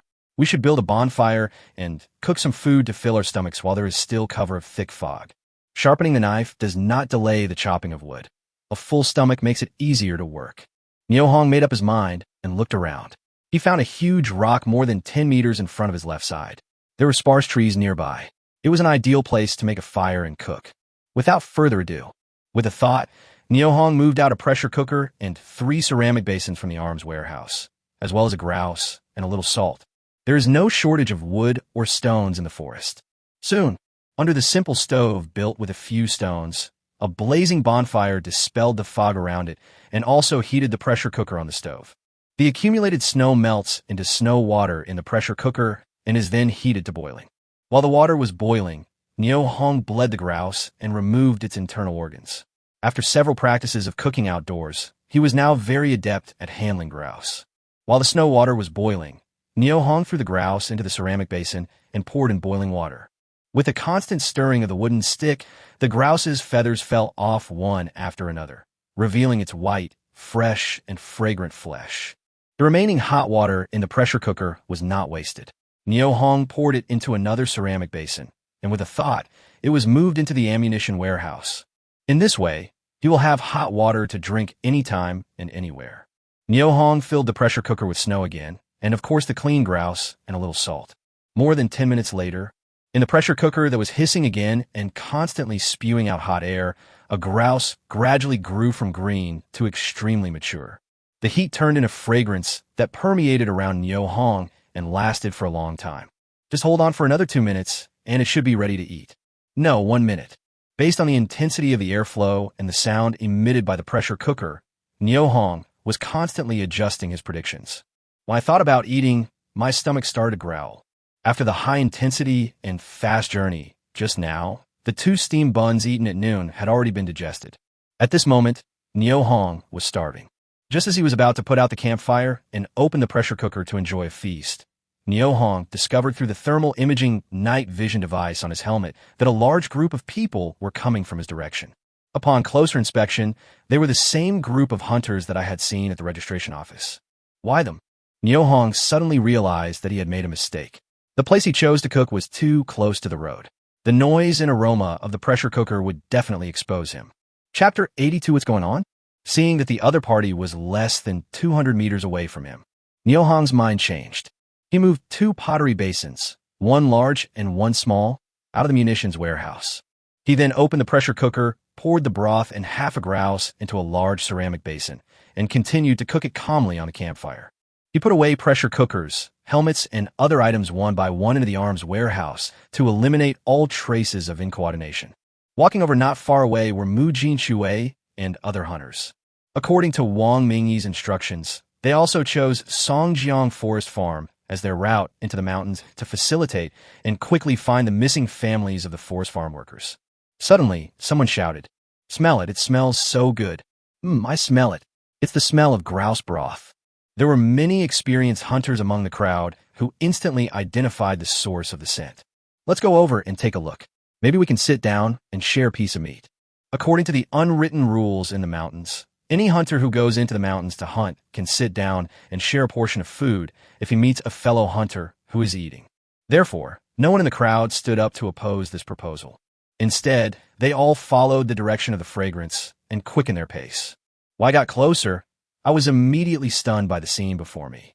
A young man in military uniform was holding a clay basin and a dagger, eating voraciously.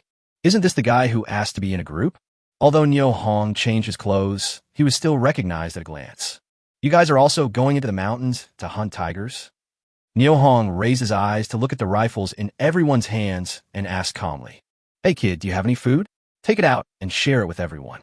Someone in the crowd shouted at Nyo Hong, and everyone else's eyes instantly focused on Nyo Hong's face. "I'm sorry you're late. This is all that's left in the basin."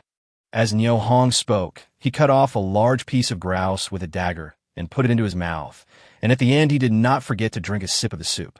Everyone couldn't help but feel angry, while their stomachs started to growl. There wasn't much meat on half a grouse to begin with, and after Nyo Hong wolfed it down, the amount of grouse left in the ceramic basin was even less. The soup was thin and the leftovers were cold. Nyo Hong's indifferent attitude was seen as arrogant and rude by everyone present, and the anger in his heart continued to burn and grow. Those who already had opinions about Nyo Hong could no longer tolerate it and cursed, "Humph, you bastard who doesn't know the rules." In this desolate wilderness, facing a group of strangers, how could Nyo Hong tolerate others' abuse of him? He glanced at the people in front of him and asked coldly, "It's that grandson who has an opinion. Stand up. I'm going to educate him." Before he finished his words, a middle-aged man who was closest to Nyo Hong raised the butt of his gun and smashed it hard on Nyo Hong's head. "Fuck you. Why are you pretending to be so arrogant? Boy, I'll make you crazy." Following the sound, another person joined the battle to beat Nyo Hong. The situation instantly turned into a 2-on-1 situation. Nyo Hong stepped back and shook his hand violently at the man who attacked him first, and the clay basin with noodle soup smashed straight into his head. Bam! That's... The clay basin happened to hit the man in the face, and the greasy smell of noodle soup got into his eyes, instantly making him lose his fighting ability. As for the other person, Nyo Hong suddenly ducked to avoid the punch and took the opportunity to punch him in the lower abdomen. Bang! Ouch! Nyo Hong's punch hit the man really hard. The man wailed, held his stomach, and fell to the ground, rolling over and over. The entire battle was over in the blink of an eye. It happened quickly and ended even more suddenly.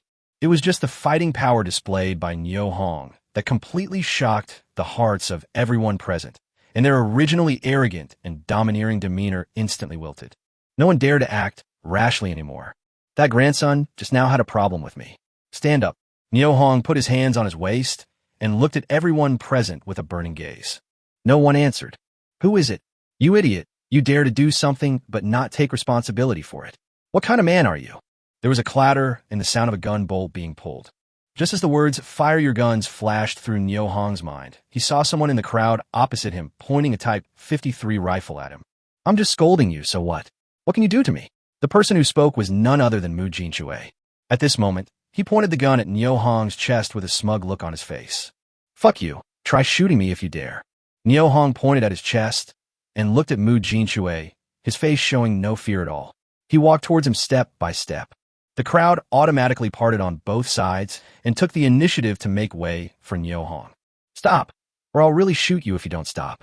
Mu Jinchue looked at Nyo Hong, who was getting closer and closer and slowly raising the rifle in his hand, and he suddenly became panicked.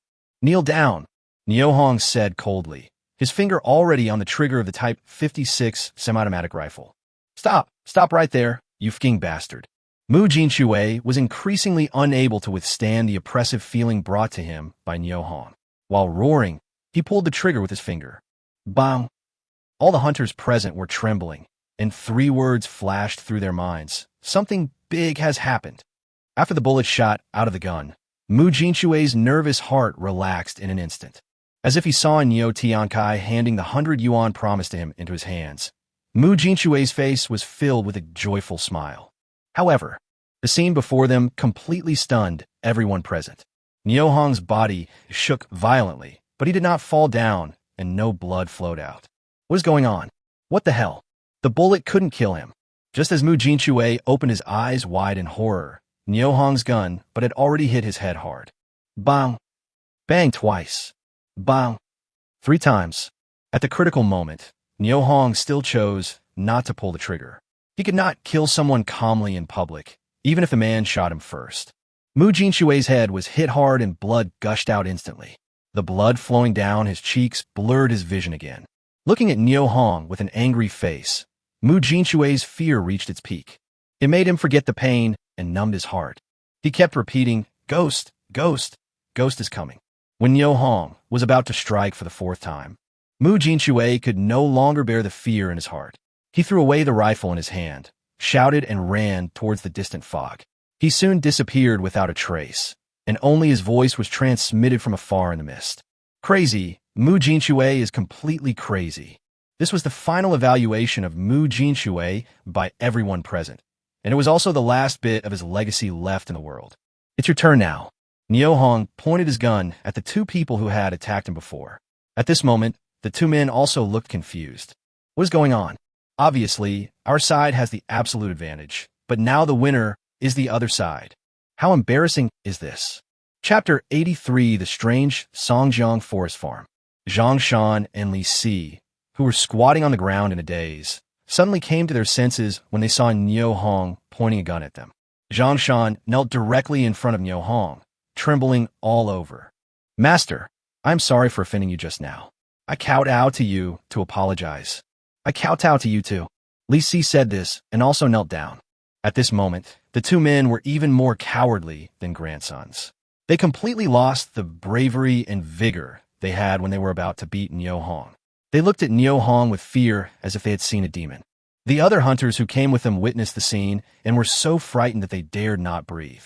"Leave your guns and bullets behind and get out of here." Niu Hong looked at the 2 of them and uttered a cold sentence through his teeth. "Ah!" Zhang Shan and Li Si were both stunned, thinking, in such an environment, what is the difference between handing over the rifles and bullets in their hands and seeking death? "Will you hand it over?" Niu Hong's tone showed that he had lost his patience. "Hand it in right away." As Zhang Shan spoke, he put the rifle and bullets on the ground. Seeing this, Li Si also hurriedly handed over his weapons and ammunition. "Go away. Don't let me see you again." "Hey," the 2 men answered, hurriedly got up, and ran towards the mountain road they came from. "Aren't you going into the mountains to hunt tigers? What are you still standing here for?" Hearing Niu Hong's order to leave, the crowd left instantly. A bunch of cowardly bastards who bully the weak and fear the strong. Niu Hong cursed, then changed his mind and moved all the 3 rifles and 400 rounds of bullets on the ground into the arms warehouse. There was a dull pain in my chest where the bullet had hit me. Niu Hong touched his hand and picked out a bullet from the bulletproof vest. He looked down at the bullet hole and felt even more distressed. The new cotton padded jacket that Minister Yang had just given me had a black hole on it within less than an hour of me wearing it. At this moment, Niu Hong was so angry with Mu Jinchue, the culprit who caused this situation, that he wanted to find him immediately and shoot him in the head. Niu Hong sat back in his original dining position, took a deep breath, and tried to calm his restless heart. 5 minutes later, Niu Hong used the accumulated snow to put out the remaining campfire, identified the direction of Songjiang Forest Farm, slid his snowboard, and ran forward quickly. Wan Shanhong, the temporary head of Songjiang Forest Farm, had just sent off a group of hunters who had gone into the mountains to look for people when he saw Niu Hong skiing over on a snowboard and hurried forward to say hello. "Comrade, you're late. Your team just left." "I don't have a team. I am a one-man team." Niu Hong told the truth to the thin man in front of him. "You are a team all by yourself?" Wan Shanhong repeated in disbelief, looking at Niu Hong. His eyes widened involuntarily. "Yes, what's the problem?" "Little comrade, there's no problem, right? Your problem is really big. You went into the mountains alone. It's getting dark soon. Don't you want to live?" Niu Hong looked at the man opposite him with a smile. Although his words were harsh, his concern for him was real. "Listen to me. Go back to where you came from before it gets dark. The sooner the better." Wan Shanhong said this and pushed Niu Hong's shoulder with her hand, trying to push him back to where he came from. "Hey, uncle, You don't know what I'm doing here, so you're sending me away? Aren't you going into the mountains to look for someone? Yes, if you knew that, why are you still chasing me away? Alas, you little comrade, how can you not know what is good for you? I saw that you were very young, and I didn't want you to go into the primeval forest and die in vain. As Wan Shanhong spoke, he couldn't help but clench the rifle in his hand. Niu Hong looked at the nervous, middle-aged man in front of him, pondered for a moment, and spoke slowly. Uncle, can you tell me from which direction the family members of the forestry workers entered the forest on the afternoon of November 27th? I don't know about that. If I had been there, I would have stopped them from entering the mountain. No one would have been allowed to enter. What a pity. Wan Shanhong couldn't help but shook his head as he spoke, feeling deeply sorry for what had happened. Niu Hong was not moved at all by the words of the man in front of him. He looked at him and spoke with great respect. Uncle, can you help me find someone who knows about this? Those who knew about the situation have all returned to Jinshan County. Only Lao Kong and I are left here to guard the supplies in the forest farm. Wan Shanhong said this and pointed to a row of thatched houses in the middle of the forest farm. Old Kong is in the room, right? Yes, he and I are in charge of the forest farm together, and he doesn't know about this matter either. Niu Hong looked at the middle-aged man in front of him and knew that he would not get any information if he continued asking. So he simply ignored him and walked straight toward a row of thatched houses in the center of the forest farm. Alas, young comrade, why are you so unwilling to listen to advice? It will soon be dark. Uncle, I'm going to check out the rooms where the families of your forestry workers live. Niu Hong spoke lightly, glanced at Wan Shanhong, who was following closely, and without stopping, he soon arrived near the thatched house. Just as I was about to push open the door of the first room, I heard a cold voice behind me. Boy, this is a restricted area of the forest farm. No outsiders are allowed to enter. Please leave. Niu Hong turned around and saw that the middle-aged man who was so enthusiastic just now seemed like a different person. He looked at me with cold eyes, as if to keep me at a distance. Uncle, I followed the instructions of Deputy County Chief Wang to go into the mountains to search for the family members of the missing forestry workers. You're also a forestry worker. It's fine if you don't cooperate with my work, but why are you stopping me from entering the room to investigate clues? I repeat, no strangers are allowed to approach here. You'd better leave. As he spoke, Wan Shanhong's right hand moved quickly towards the trigger of the rifle. This scene caught Niu Hong's eyes and made him instantly alert. There is something wrong with the person in front of me. It must be a big problem. Thinking of this, Niu Hong smiled slightly. Uncle, I'm just going to go in there and take a look. Can I not rummage through the items inside? As Niu Hong spoke, he pointed to the right side of the thatched house. Just as Wan Shanhong looked in the direction of Niu Hong's finger, Niu Hong kicked him in the lower abdomen. At the same time, the muzzle of the Type 56 rifle that had been carried on his shoulder was pointed at Wan Shanhong's head. Don't move. If you move, I'll beat you to death. How come you don't know what's good for you, little comrade? Wan Shanhong looked at the black muzzle of the gun pointing at him, his face pale. Drop the gun from your hand now. Why? When Wan Shanhong was about to drop the rifle in his hand, his head seemed to be hit hard by something heavy, and he fell to the ground unconscious. Chapter 84. Lao Kong. Can you tell me in detail? Niu Hong did not delay at all. He stepped forward, pulled off Wan Shanhong's belt, tied her hands behind her back, and dragged her under the eaves. With a change of mind, Wan Shanhong's rifle that fell to the ground and his own Type 56 rifle were moved into the armory. Holding a dagger tightly, he walked quickly towards the first room on the left like a civet cat. The foggy forest seemed particularly quiet. The mountain breeze blew occasionally, bringing with it pieces of remaining snow that hit Niu Hong's cheeks, making them cold and stinging. Listening carefully, there was no sound in the entire row of thatched houses. Didn't that guy say that Lao Kong was in the room? How come there was no movement at all? With doubts in his mind, Niu Hong quickened the pace of searching room by room, and finally at the end of the row of houses, he found a man lying on the floor with his hands and feet tied. The dried blood on the man's head indicated that he was subdued after falling unconscious. When the man saw Niu Hong coming in, there was no sound from his throat, nor did his body struggle at all, and his face was surprisingly calm. Are you Lao Kong? The gag man looked at Niu Hong's kind face and nodded slightly. Niu Hong saw this and took away the rag that was blocking Lao Kong's mouth and said, Can you still speak? Yeah. Why are you tied here? Niu Hong did not untie the rope around Lao Kong as soon as they met. Little brother, who are you? Lao Kong has a hoarse voice and a very humble attitude. My name is Niu Hong. I was assigned by Deputy County Chief Wang, to go into the mountains to search for the families of the missing forestry workers. Please answer my questions. Brother Nyo, my name is Kong Ling Xiang, and I am the 76th generation descendant of Confucius. Where's Wan Shanhong's grandson now? You must be careful of him. I was tied up here because of his conspiracy. Kong Ling Xiang finally breathed a sigh of relief when he heard that Nyo Hong was one of his own. So that grandson's name is Wan Shanhong. Humph. I knocked him unconscious, tied his hands, and threw him under the eaves at the other end of the house. Brother Nyo, go and tie up his feet. Otherwise, this grandson will definitely run away. Don't let him run away. One sentence woke Nyo Hong up. Okay, I'll go out and take a look. Hey, Brother Nyo, untie my ropes for me first. Before Kong Ling Xiang finished speaking, Nyo Hong's footsteps had disappeared in the distance. He passed through the fog and came to the place where Wan Shanhong was placed. At this moment, his figure was nowhere to be found. Wan Shanhong, who had woken up, had already escaped. Damn it, you want to run? No way. Nyo Hong muttered something, and his mind turned. The Type 56 rifle returned to his shoulder from the arms warehouse again, and the helmet with thermal sensing night vision function was also put on his head. In front of the thermal imaging night vision goggles, the thick fog in the air became a decoration, while Wan Shanhong's footprints left on the snow became clear signposts. After chasing for less than 1,000 meters, Nyo Hong saw Wan Shanhong staggering on the snow with his hands behind his back, 200 meters ahead. You little bastard, I'll let you run again. Nyo Hong cursed and immediately raised the Type 56 in his hand. Bang! Bang!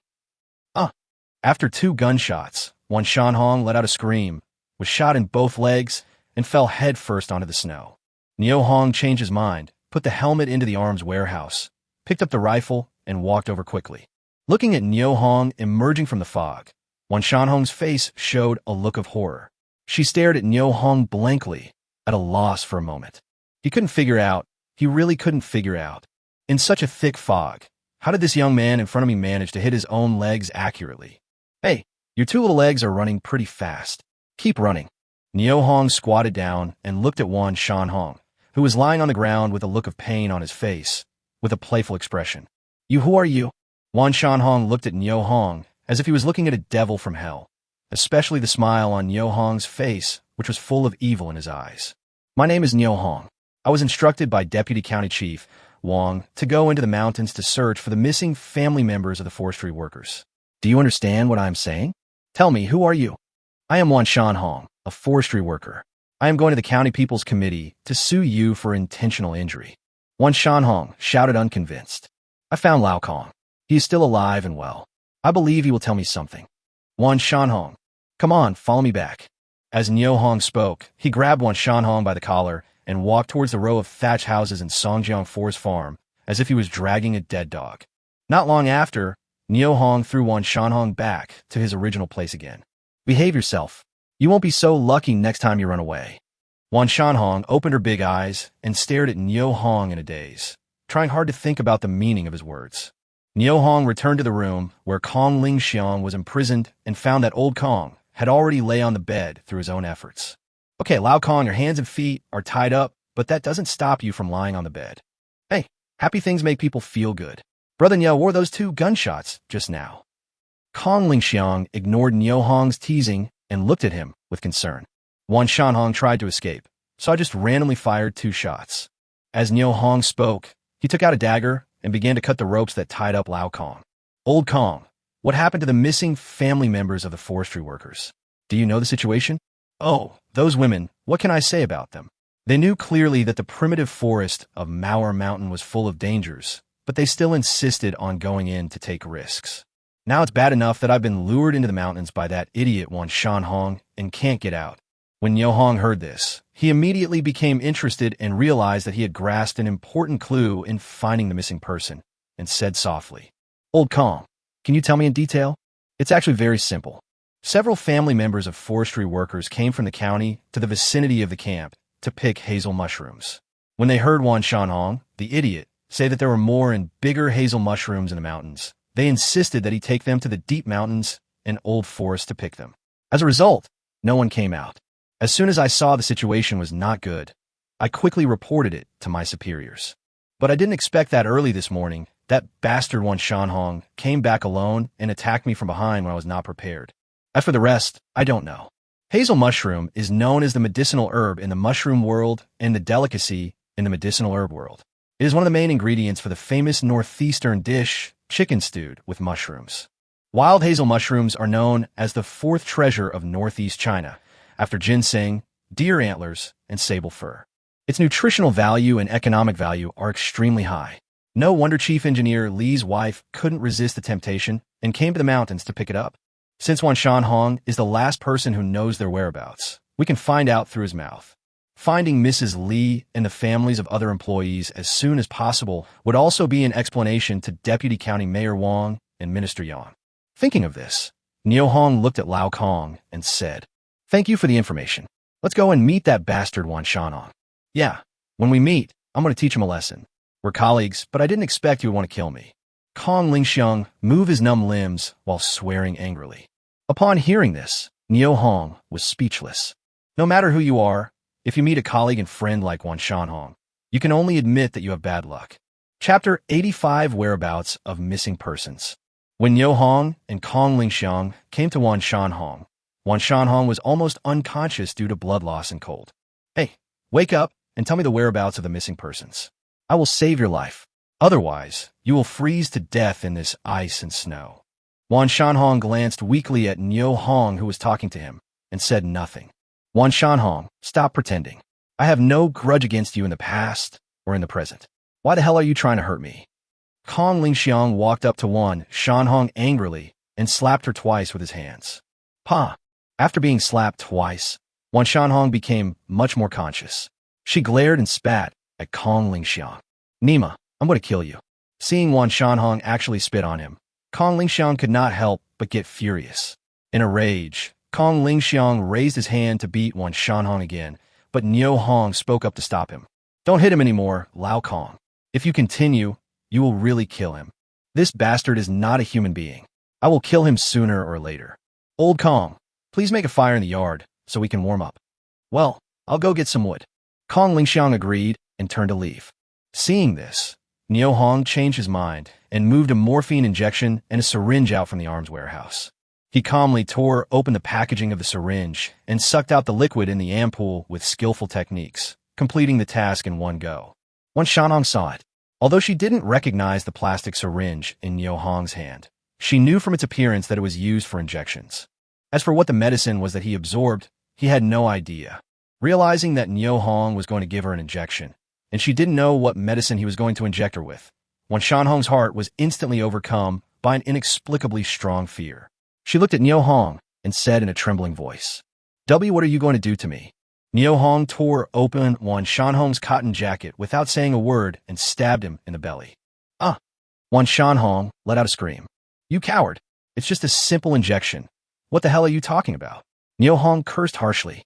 As the medicine was slowly pushed in, Wan Shanhong felt the pain in his body recede quickly like the tide, and he felt much more energetic. "It feels magical in my heart. I even had the idea of giving myself another injection will make me feel better." Niu Hong calmly put away the syringe and packaging waste, looked at Wan Shanhong quietly, and said coldly, "Tell me, where are the families of the missing forestry workers now? How do I know where they are?" Wan Shanhong responded without hesitation. "How could you not know?" Lao Kong said, "You brought the family members of the employees who came to the forest farm to pick hazel mushrooms into the forest. Don't you know where they are now?" Wan Shanhong blinked a few times and said solemnly, "As soon as we entered Maor Mountain, the women ran around like crazy looking for mountain products. There is one here and one there, and none of them is worry-free. Finally, everyone went their separate ways. How would I know where they are now?" Niu Hong glanced at Wan Shanhong with contempt, knowing that he was not honest and did not tell the truth. Then he said coldly, "Tell me your route into the mountain." "Brother Niu, I know their route into the mountains." Kong Lingxiang, who was holding a bundle of firewood, happened to come nearby. When he heard Niu Hong's question, he answered loudly. When Niu Hong heard this, he asked doubtfully, "Do you know their route into the mountains?" "Brother Niu, they entered the mountain from the northwest gate of the forest farm, and then went inward. I don't know which route they took." When Kong Lingxiang finished speaking, his face turned red, and he felt that what he had said just now was too full of confidence. "It doesn't matter. Niu Hong responded indifferently, but he was happy in his heart. With Kong Lingxiang's evidence, the direction of going into the mountains to find people would not be wrong. Tell me, which route do you take into the mountains? Niu Hong stared into Wan Shanhong's eyes and asked. Have no idea. Wan Shanhong answered very simply. Niu Hong looked at the stubborn middle-aged man in front of him, and the anger in his eyes grew stronger and stronger. It seems that you're not simple. Tell me, what is your purpose in bringing these women into the mountains? Why not bring them out of the mountain? As Niu Hong spoke, he pulled out a sharp dagger from his arms, weighed it in his hand, and issued an ultimatum. If you don't tell the truth, I will torture you to death today. You want to force a confession? Wan Shanhong looked at the dagger in Niu Hong's hand with fear in her eyes. Niu Hong said nothing more, stepped forward and twisted Wan Shanhong's left ear and placed the dagger on it. At the same time, he whispered, 1, 2, 3. Without waiting for Wan Shanhong to speak, Niu Hong exerted force with his arm and pressed his wrist down. With a swish sound, an ear was cut off alive. Blood immediately flowed down his neck. Perhaps because she had just been injected with morphine, Wan Shanhong did not feel much pain. Just seeing the left ear thrown to the ground by Niu Hong, the fear in his heart instantly exceeded the limit of what he could bear. I was about to faint as soon as I saw my eyelids fluttering.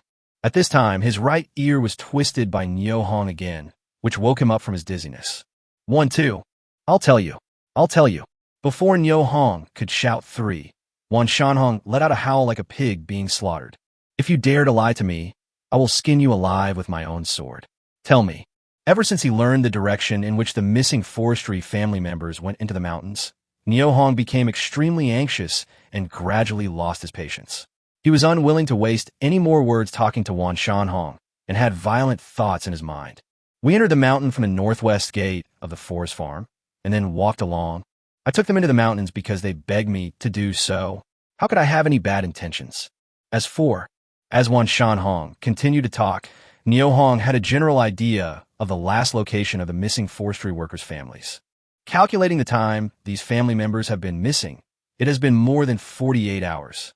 Decided not to delay any longer and set off immediately. Brother Kong, please keep an eye on him and don't let him die. As for why this grandson did this, we must find out his motives. Deputy County Chief Wong said that the recent enemy spy activities have been rampant, so let us all be vigilant. When I come out of the mountains, I will hand him over to the County People's Committee. Upon hearing this, Wan Shanhong closed her eyes slightly and lay on the ground motionless. Kong Lingxiang looked at Niu Hong with concern, nodded, and pointed to the sky. Brother Niu, it's getting dark soon. Do you still want to go into the mountains? Go in. We can't delay any longer in finding the families of the missing forestry workers. We must set off immediately. Goodbye. After Niu Hong finished speaking, he turned around and walked quickly into the fog. Brother Niu is really courageous. Wow, I admire you so much. Kong Lingxiang expressed sincere admiration towards the direction where Niu Hong left. Suddenly, he turned his head to look at Wan Shanhong lying on the ground and let out a sinister laugh. You bastard, you never thought you would end up like this. After saying that, he kicked Wan Shanhong's injured leg hard.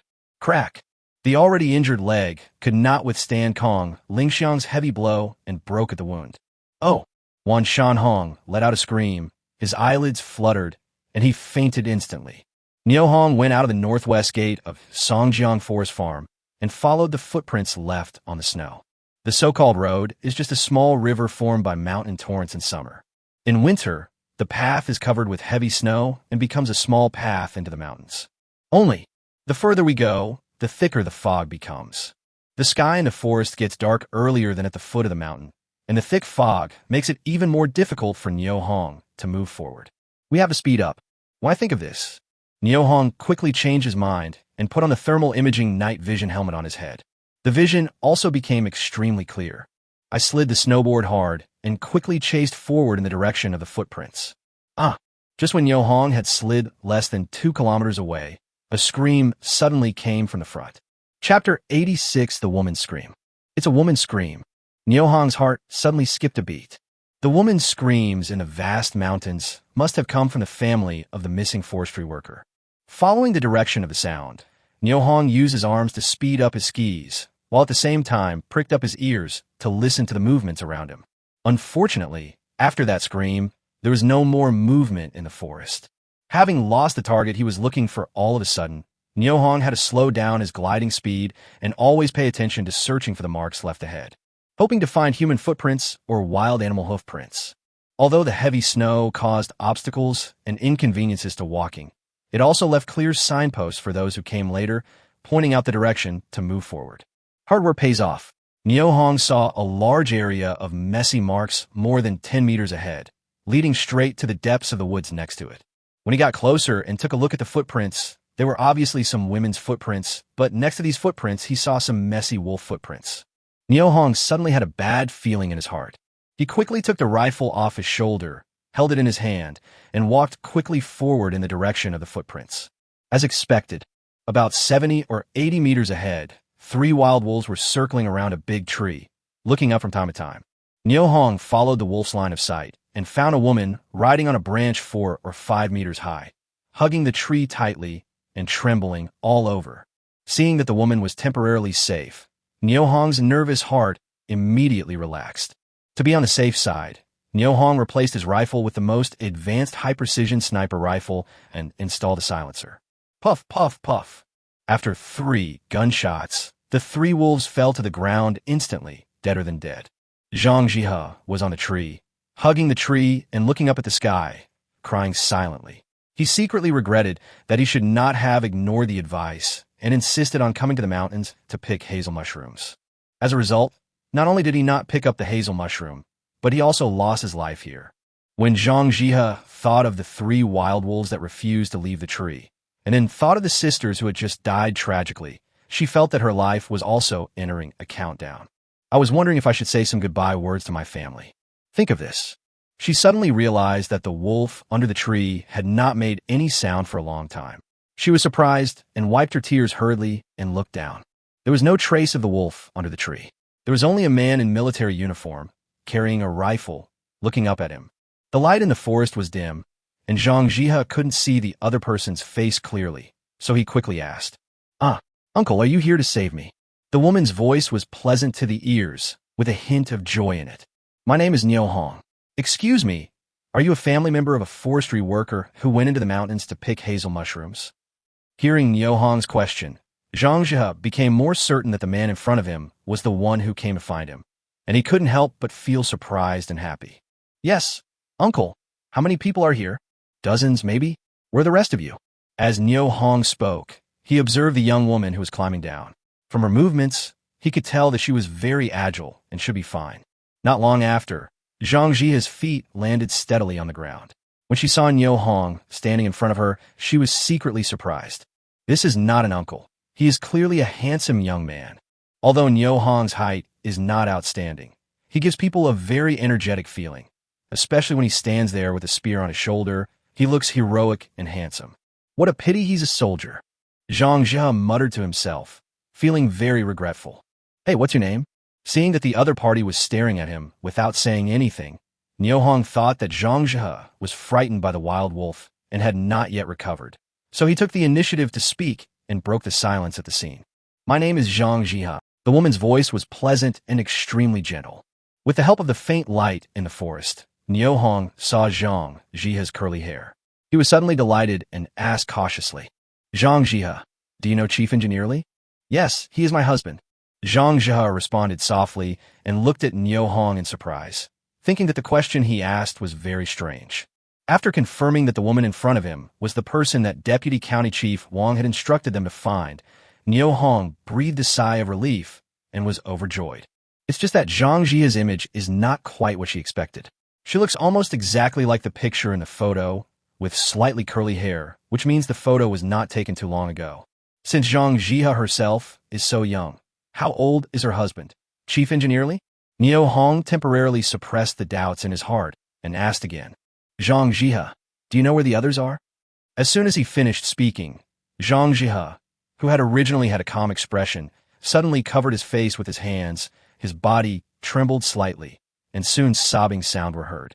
Niu Hong's heart skipped a beat, and he thought, "This is not good. It seems that the others are in great danger." He sighed slightly and stood aside, waiting silently. More than 10 minutes later, Zhang Jihe's emotions gradually calmed down. He took out a handkerchief to wipe the tears from his face, looked at Niu Hong, and spoke with a sob. They were all killed by wolves. Fortunately, I can climb trees fast enough. Well, where did you encounter the wolves? Niu Hong asked cautiously and tentatively. Right there. Following the direction of Zhang Jihe's finger, Niu Hong saw corpses lying in all directions on the snow. Without exception, the snow beneath them was dyed red with blood. What's worse, his chest and abdomen were hollowed out by wolves, and he stared blankly at the sky with a pair of big, empty eyes. Niu Hong couldn't bear to watch any longer and quickly turned around and said, Didn't all of you get separated in the forest? How did you get together again? Getting separated? We are all women. How dare we act alone in this vast forest? Zhang Jie looked at Niu Hong strangely and felt that the young man in front of her had some problems with his IQ. If it weren't for the fact that Niu Hong saved her, she would not want to talk to Niu Hong anymore. Niu Hong noticed the change in Zhang Jihe's tone, and after a moment's hesitation, he said, Can you still walk? If you can, this place is not far from Songjiang Forest Farm. I will take you out of the forest. Able. When Zhang Jie heard that Niu Hong wanted to send him away, he expressed his attitude without hesitation. Okay, let's get out of here right away. When there are outsiders around, Niu Hong will never reveal the secret that he owns an arsenal, nor will he reveal any technological products in the arsenal that are beyond this era. This will avoid causing yourself unnecessary trouble. However, without the technological support of the thermal imaging night vision helmet, Niu Hong had to be extra careful when walking in the forest. Dusk was falling and the fog was getting thicker as the temperature dropped. Niu Hong, holding a three-edged military bayonet in his hand, walked cautiously in front. After 10 steps, he heard no movement behind him. He turned around and found that Zhang Jihe was still standing there without moving. He was very surprised. Zhang Jihe, why don't you leave? Chapter 87. Brother Niu, do you have any more? I don't have the strength anymore. Just now, under the sudden attack of the wolves, her hasty escape had consumed almost all of her physical strength, and the fright had consumed almost all of her energy. At this moment, Zhang Jihe was trying hard to keep herself from falling down. If she were to follow Niu Hong through the snow back to Songjiang Forest Farm, she no longer has the strength and energy. Seeing this, Niu Hong thought about it, reached into his arms, and with a sudden thought, he moved the other half of the grouse leg out from the arm's warehouse and held it in his hand. He came close to Zhang Jihe and handed it to him. Here you go. Zhang Jihe saw the whole process of Niu Hong taking the chicken leg and instantly realized that what Niu Hong had just done was to get food for himself. How could she eat the food stored in another man's arms? So she resisted the urge to vomit, pursed her lips, looked at Niu Hong, and shook her head. Thank you, I'm not hungry. When Niu Hong saw this, he knew that he was being disliked. He smiled faintly, said no more, put the chicken leg in his mouth, and started eating it in big mouthfuls. The warm chicken legs gave off an alluring aroma that floated in the air and soon reached Zhang Jihe's nostrils. Oh, it smells so good.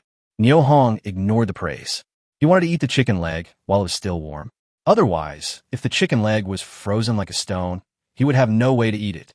After eating a chicken leg, Niu Hong felt very comfortable. Turning his head to look at Zhang Jihe beside him, he saw that she was swallowing her saliva with difficulty, her eyes fixed on the bone he threw out. He felt very funny in his heart. Zhang Jihe noticed that Niu Hong was staring at him. His face turned slightly red, and he asked tentatively, Brother Niu, do you have any chicken legs left? Niu Hong did not respond immediately. Instead, he bent down, grabbed a handful of snow, wiped the oil off his hands, frowned slightly, and shook his head. He spoke only after a moment. I only have this chicken leg left. I kept it in my arms and never wanted to eat it. Now it's completely gone. Let's go and leave this place as soon as possible. After listening to Niu Hong's explanation, Zhang Jihe felt his cheeks getting hot and secretly regretted that he had missed the most precious opportunity. At this moment, she had to muster up her strength again and follow Niu Hong step by step out of the forest. Niu Hong, who was walking in front, just wanted to send Zhang Jihe back to Jinshan County as soon as possible, and then go into the mountains to hunt Siberian tigers. As for the bodies of the families of other missing employees, he only needed to inform Deputy County Chief Wang of the location and ask him to arrange people to go into the mountains to collect the bodies.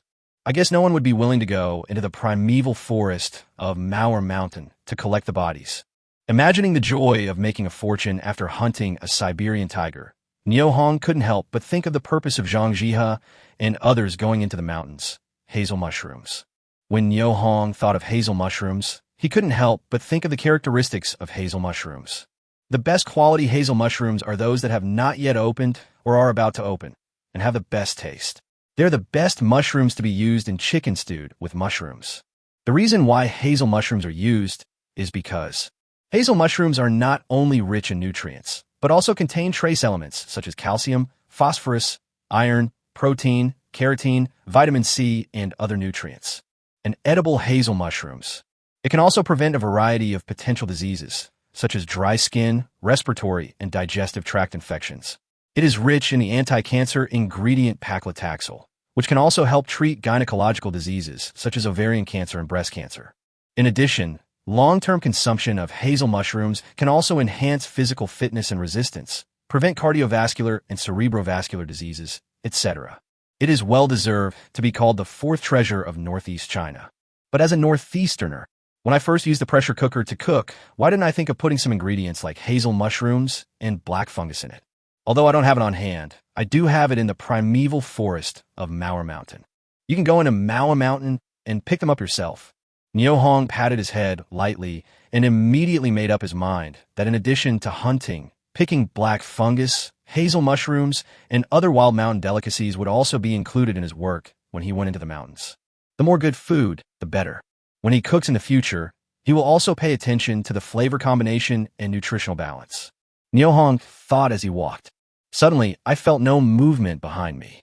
I turned around and looked back, only to see Zhang Jihe squatting on the snow to rest not far behind me. We are about to return to Songjiang Forest Farm, so why should we stop to rest? Niu Hong rolled his eyes and growled. The wolf is coming, run. A voice. Zhang Jihe was so frightened that it seemed as if a spring was installed on his legs, and he jumped up with a whoosh. Without even looking back to confirm the situation, he ran towards Niu Hong's location with all his might. With that speed, if it were used in the 100-meter short track event in the Olympic Games, it would probably be able to make it out of the group and into the finals. Niu Hong grinned and quickly ran forward, trying to pretend to be more convincing. Brother Niu, wait for me. Niu Hong refused to listen and ran forward recklessly. Seeing this, Zhang Jihe became even more convinced that there was a wolf behind him. She was already afraid of wolves, and now she didn't care about her hunger or exhaustion. She burned her potential again to increase her speed of escape. The night is deep and foggy. Niu Hong took the initiative to slow down his pace, not daring to be too far away from Zhang Jihe. He looked back from time to time to make sure that no wild beasts launched a surprise attack from the woods. Worrying about accidents eventually led to accidents. Just when Niu Hong turned around to look, he happened to see that there were indeed 2 wild wolves chasing Zhang Jihe closely not far away. Oh my God, get down. While shouting, Niu Hong moved the high-precision sniper rifle from the ammunition warehouse into his hand, raised his hand, and pulled the trigger at the 2 wild wolves that were chasing him. Zhang Jihe was smart. When she saw Niu Hong holding the gun, she quickly jumped forward and lay on the snow. The bullet grazed her head and directly hit the heads of the 2 wolves. Niu Hong's mind changed, and he put the sniper rifle in his hand back into the armory. He walked towards Zhang Jihe with the rifle on his back.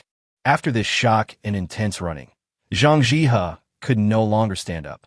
She supported herself with her hands on the snow, barely squatting on the ground and gasping for breath, no longer having the reserved demeanor that a woman should have. Seeing Niu Hong coming over, he said, "Thank you, Brother Niu.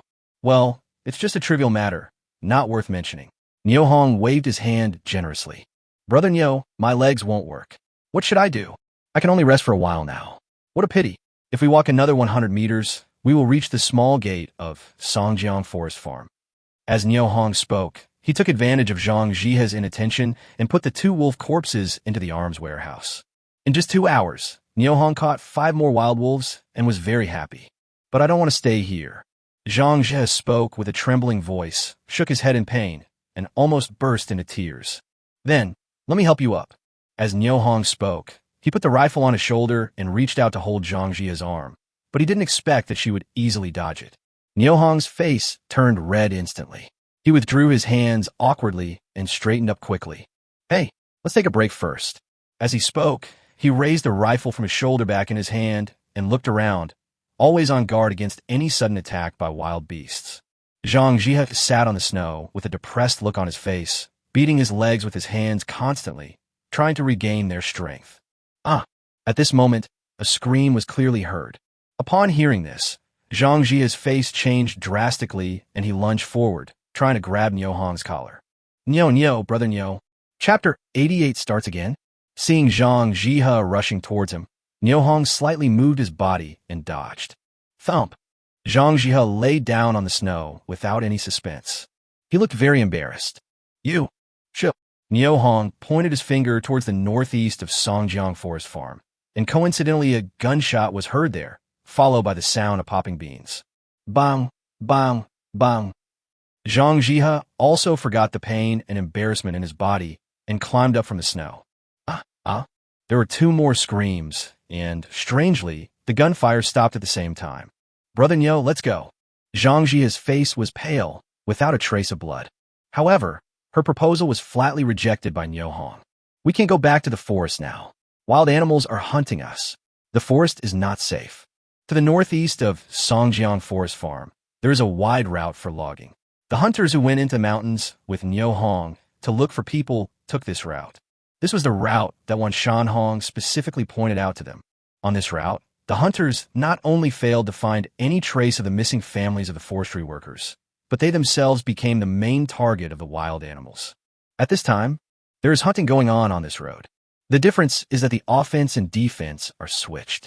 The hunters who went into the mountains to look for people became the prey, and the wild wolves that should have been the prey became the hunters. The bright light from the hunters' Tiger Head brand flashlights was like a guiding light, telling the wolves which targets to attack. In just a moment, 3 hunters were dragged into the jungle beside the road by wild wolves in the darkness and fog. After screaming, there was no possibility of survival. The hunters who had not been attacked for the time being all looked pale and extremely nervous, and they all pulled the trigger at the same time. Everyone, stand back to back and form a circle. Quick, come closer to me. At the critical moment, Hunter Sun Shurtu stepped forward and roared, immediately alerting the survivors present. It didn't take long before everyone formed a circle, relying on each other and protecting each other.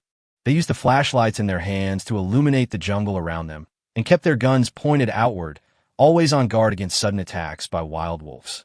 Our flashlights won't last long. After calming down the nervous emotions, someone raised a new question. Yeah, let's turn on a flashlight for every other person. Someone suggested in a low voice. There are too many wolves. We can't stay here and die.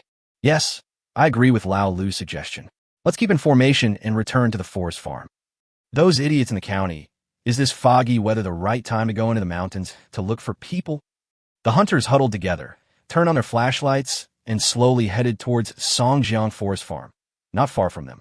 The wolves were like elves in the night. Relying on the cover of the fog, they slowly followed the group of hunters in the dark.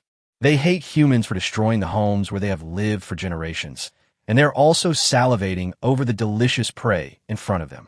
How could they be content without biting them all to death? In the dark night and heavy fog, a group of hunters and wolves were slowly moving towards Songjiang Forest Farm. Brother Niu, are you saying that wild animals are hunting? Zhang Jia seemed to remember something, and his voice trembled a little. Well, if I'm not mistaken, these people are another group of hunters who went into the mountains to look for you. They are in big trouble now. Big trouble? Zhang Jia asked doubtfully. Yes, it's a big problem. Once they retreat back to Songjiang Forest Farm, the wild beasts will follow them, and their situation will be very grim. If we go back now, won't we be cannon fodder for them? Zhang Jia was very smart. After being surprised, he immediately understood what Niu Hong meant. He squatted on the snow and stopped talking. More than half an hour later, Zhang Jia was just about to stretch his legs, which were numb from squatting, when he heard gunshots again. Bang! Bang! It's happening again? Niu Hong muttered as he looked towards the forest farm not far away. In the dark night, he had a pistol with a silencer in his hand. Kong Lingxiang, who was sleeping soundly in bed, was awakened by the fierce gunfire. He jumped out of bed, picked up a long stick, and held the door tightly. Through the gaps in the wooden door, I saw more than a dozen flashlights illuminating the center of the forest. Wild wolves kept appearing and disappearing in the light beams, like ghosts. When Kong Lingxiang saw this scene, he took a deep breath and cursed inwardly. Where did this bastard come from to attract so many wolves? After cursing, he hurriedly exerted force again and pulled a table to push behind the door. After taking a look, he was still worried, so he picked up Wan Shan Hong, who was curled up in the corner. Grandson, Lie down on the table and don't move. Otherwise, if the wolf rushes in, we will both die. Lao Kong, you're scared now. Wan Shanhong was about to laugh out loud when a piece of rag that had been used for unknown purposes was forced into his mouth in the darkness. Woo, woo, woo. Behave yourself, kid. Otherwise, I don't mind throwing you out before the wolves jump in. With just one sentence, Wan Shanhong was frightened so much that she dared not even breathe. Snort. Kong Lingxiang snorted coldly, pressed close to the wall, and carefully observed the movements in the yard through the gap in the gate. At this time, the forest farm compound was in chaos. On the way back to Songjiang Forest Farm, everything was safe and sound, and we were not harassed by wild wolves at all. I thought that once we entered the forest, the wild wolves would no longer dare to follow us. The hunters also let down their guard and looked for a suitable place to sit down and rest. Some of them had just put the tobacco into the pipe and hadn't even lit the flint when they saw black shadows rushing towards them from the thick fog. The wolf is coming. In an instant, 5 or 6 more hunters were killed by the wolves. Quick, back against the pile and fire together. Lung Due is the pile of wood stacked together in a sawmill, also known as Lung To. At the critical moment, it was Sun Shirtu who stepped forward again and called on the remaining hunters to lean against the pile and set up an effective defensive position. Under the bright light of the flashlight, rifle bullets rained down on the wild wolf that was trying to rush over. Hit me hard. Sun Shirtu is a retired veteran with rich practical combat experience on the battlefield. Once the position is built, the battle will enter a rhythm controlled by him. Bang, bang, bang. The hunter's bullets hit the target every time, and a large number of wolf corpses were left in front of them in an instant. Well done, you beasts. Come on, come on. Some people were shooting and shouting wildly at the same time, and the shouting also had the effect of scaring off the wolves. The wolves were so frightened that they dared not act rashly.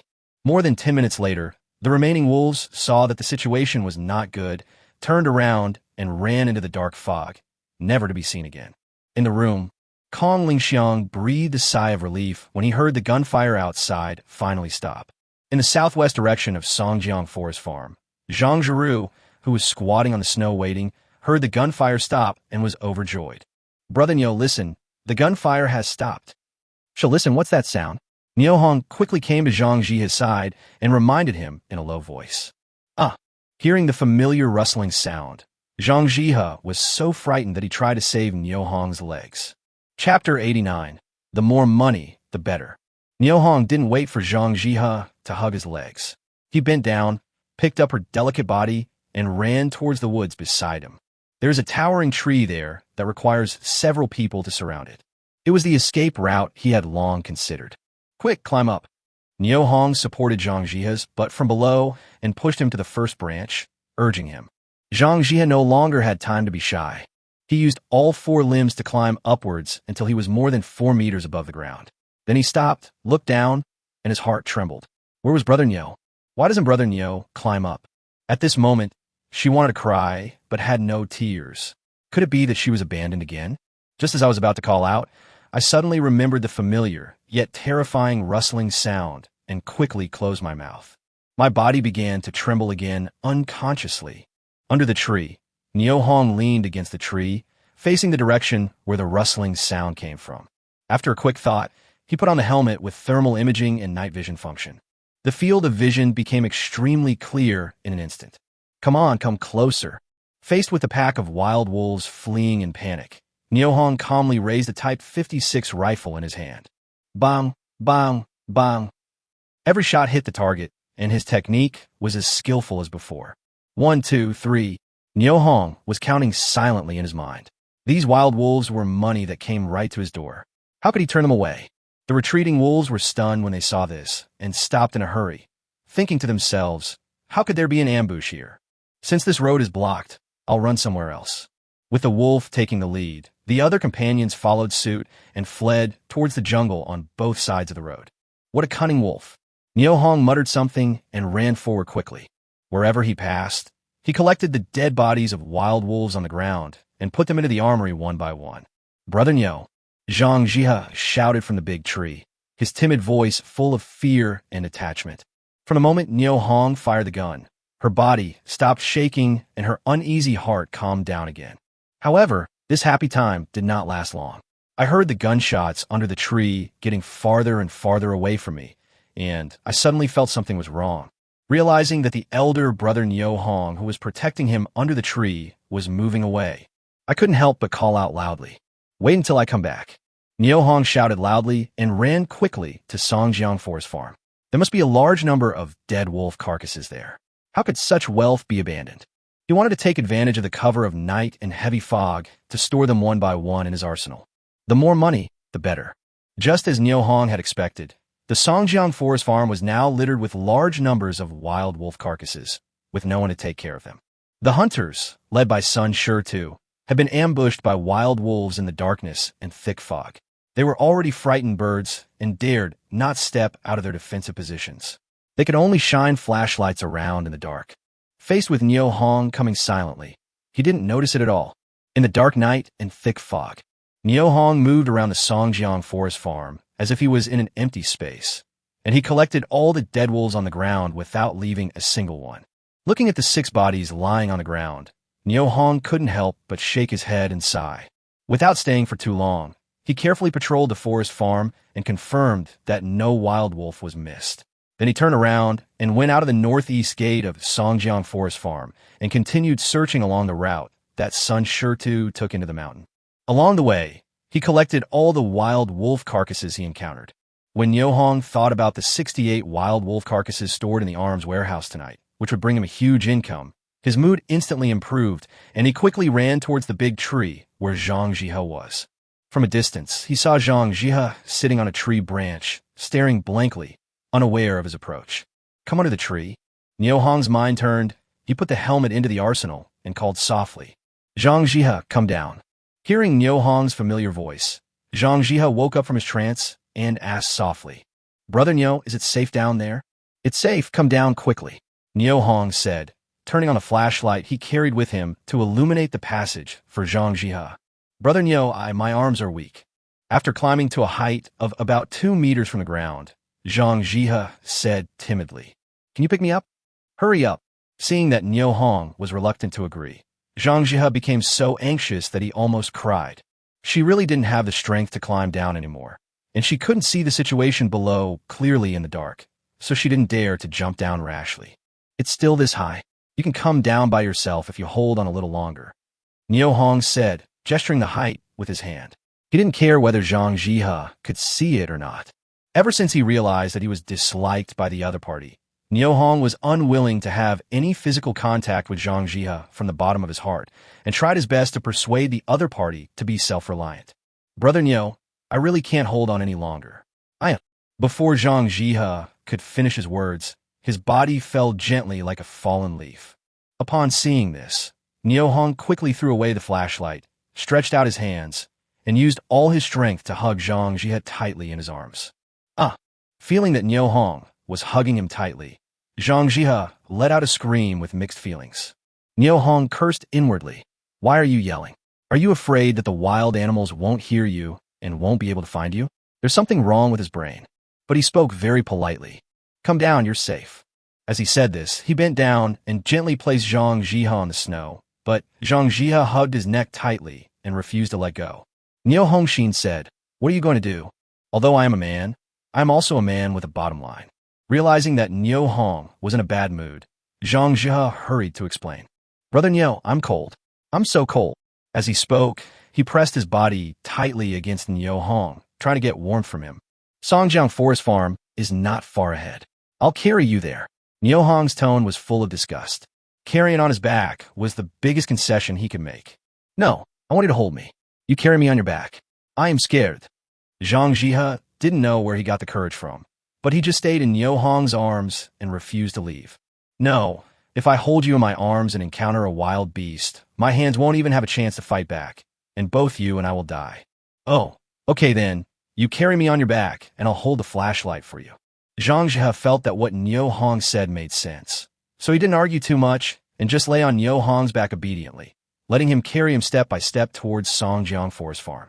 On the way, Zhang Jihe said gently, "Brother Nyo, how old are you this year?" "Brother Nyo, where are you from?" Seeing that Nyo Hong remained silent in response to his 2 questions, Zhang Jihe rolled his eyes and continued to ask questions. Brother Nyo, I'll ask Chief Engineer Lee to find you a formal job at the Forestry Bureau. Do you want one? No, thank you. Nyo Hong's tone was cold. Seeing Nyo Hong finally speak, Zhang Jia breathed a sigh of relief and continued. Brother Nyo, you saved me. Can I be your friend in the future? Zhang Jia was dissatisfied when she saw Nyo Hong was silent again and complained in a tender voice, Oh, how can you ignore me like this? I'm a woman. Zhang Jia, we're about to reach Songjiang Forest Farm. You'd better stay quiet or you'll be shot as a thief. This time, it was Zhang Jia's turn to remain silent. Chapter 90, the shouts were louder this time. The two were not far from Songjiang Forest Farm, and with Nyo Hong's legs exerting force, they soon arrived outside the northwest gate. Turn off the flashlight and don't talk. Nyo Hong lowered his voice and reminded Zhang Jia. Now, Sun Shirtu and others in Lingduwei were on high alert, always on guard against another sneak attack by the wild wolves. Nyo Hong didn't want to cause misunderstanding to the other party and be shot by him. I don't want to give any of them the opportunity to launch a sneak attack on me. Okowo.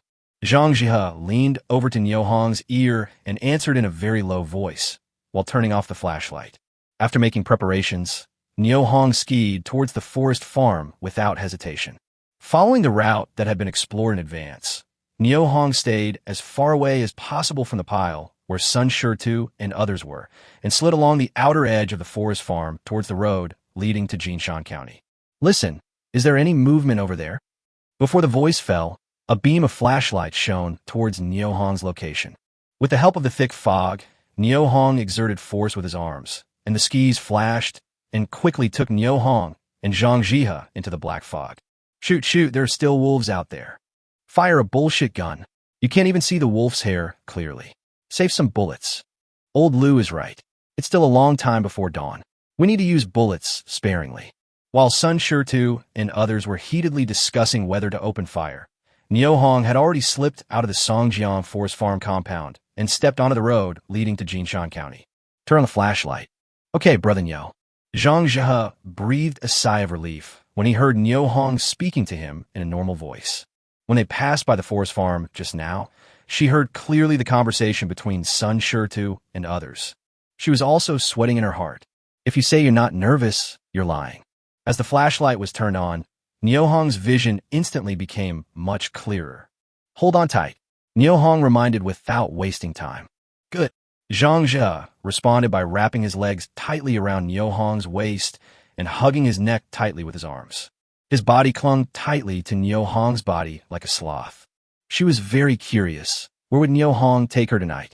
In the dark night, after a rustling sound, Zhang Jia felt as if he was traveling through clouds and mist, flying quickly forward. The night is so dark. The fog is so thick again. How dare Brother Nyo skate so fast with only the light from the flashlight? What if it hits a tree or a rock? Thinking of this, Zhang Jia closed his eyes nervously and fearfully. The sound of wind whistling in her ears and blowing on her face made it difficult for her to breathe. She had to lower her head to make her breathing easier. It was so fast that I didn't know how long I had been running. Zhang Jia quietly opened his eyes and saw the scenery around him rapidly receding. My eyes widened in shock. What does it feel like? It is thrilling, exciting, and makes people deeply intoxicated and fascinated. Speed and passion coexist. Youth and dreams dance together. For a moment, Zhang Jia actually forgot about being afraid and terrifying. On Nyo Hong's back, she enjoyed the youth and passion that only young people have. Just as Zhang Jia was slowly becoming intoxicated by it, she felt Nyo Hong suddenly stop moving, and the speed of both of them was slowly decreasing until they stopped. Zhang Jia, we have arrived at the county town. Where do you live? I'll take you home. There was a slight panting in Nyo Hong's voice. Ah, Zhang Jia exclaimed. She never thought that she had arrived in Jinshan County. What is going on? You may be experiencing life and death in the mountains one moment, and you can go home immediately the next. This rapid switch between ice and fire left her at a loss for a moment. Why does Zhang Jia like to shout so much? It was pitch dark, and this kind of shouting could easily give people a heart attack. After being surprised, Zhang Jia looked around. The night was dark and foggy, and I couldn't see any houses or streets clearly. Home? Where else? The excitement I just felt suddenly became extremely bad. Brother Nyo, there's such a thick fog. Where are we? Jinshan County. Niu Hong saw Zhang Jihe looking confused and at a loss, thought for a moment, and said, I'll take you to the County People's Committee and ask your man to pick you up. Oh, all right then. Zhang Jihe responded softly, then lay on Niu Hong's back and stopped talking. At this moment, she only felt dizzy, her head was splitting, and her relaxed body was close to the limit of what it could bear. Zhang Jihe and the gangster lay heavily on Niu Hong's back, letting him carry them forward. There was no snow on the street ahead, so Niu Hong put away his skis and held them in his hands. The fog slowly moved behind me. Quiet night. Niu Hong thought of his sister Niu Xianhua, who lived far away in Jiadan. When he was not around, he wondered if she would be scared or have nightmares at night when she was alone. Well, Niu Hong sighed, slightly in his heart, lifted up Zhang Jihe's thighs with both hands, and moved her body upwards a little bit to make it easier for him to carry her. Sensing Zhang Jihe's increasingly heavy body, Niu Hong thought to himself, should I let her get down and walk a few steps? She would feel comfortable if I carried her like this all the time, but I would be so tired that I look like a fool. As soon as Niu Hong shifted his attention to Zhang Jihe, he noticed something strange behind him. Zhang Jihe was breathing heavily, his body was burning, and his body was still shaking slightly. I thought to myself, this is not good. Niu Hong asked hurriedly and concernedly, Zhang Jihe, how are you now? Brother Niu, I'm fine. What's wrong? Zhang Jihe knew her own condition. At the moment, she had a splitting headache and her body was burning hot, but she was trying hard to keep herself from falling down. Because she knew that once her body could no longer hold on, Niu Hong would abandon her in the wilderness without hesitation, and she would have no chance of survival. Faced with Niu Hong's questioning, she stubbornly denied it. Niu Hong was not moved by her words at all. He quickly found a sheltered corner and gently put Zhang Jihe down from his back. With the help of the flashlight, I could see that Zhang Jihe's cheeks were flushed and his breathing was rapid. Niu Hong gently placed his big hand on Zhang Jihe's forehead and then withdrew his hand in an instant. It's too hot. You have a high fever? I'm fine. I can still hold on. In response to Niu Hong's question, Zhang Jihe answered in a panic. Don't be afraid. Hold the flashlight for me. Niu Hong tried to speak in a gentle tone, so as not to cause any discomfort to Zhang Jihe. Okay, brother Niu. Zhang Jihe obediently took the flashlight and shone the light for Niu Hong. Niu Hong reached into his arms again. Seeing this, Zhang Jihe exclaimed in his heart and realized that brother Niu was taking something out again. Sure enough, Niu Hong's mind turned, and he moved out a small enamel pot from the arms warehouse, which contained half a cup of hot water.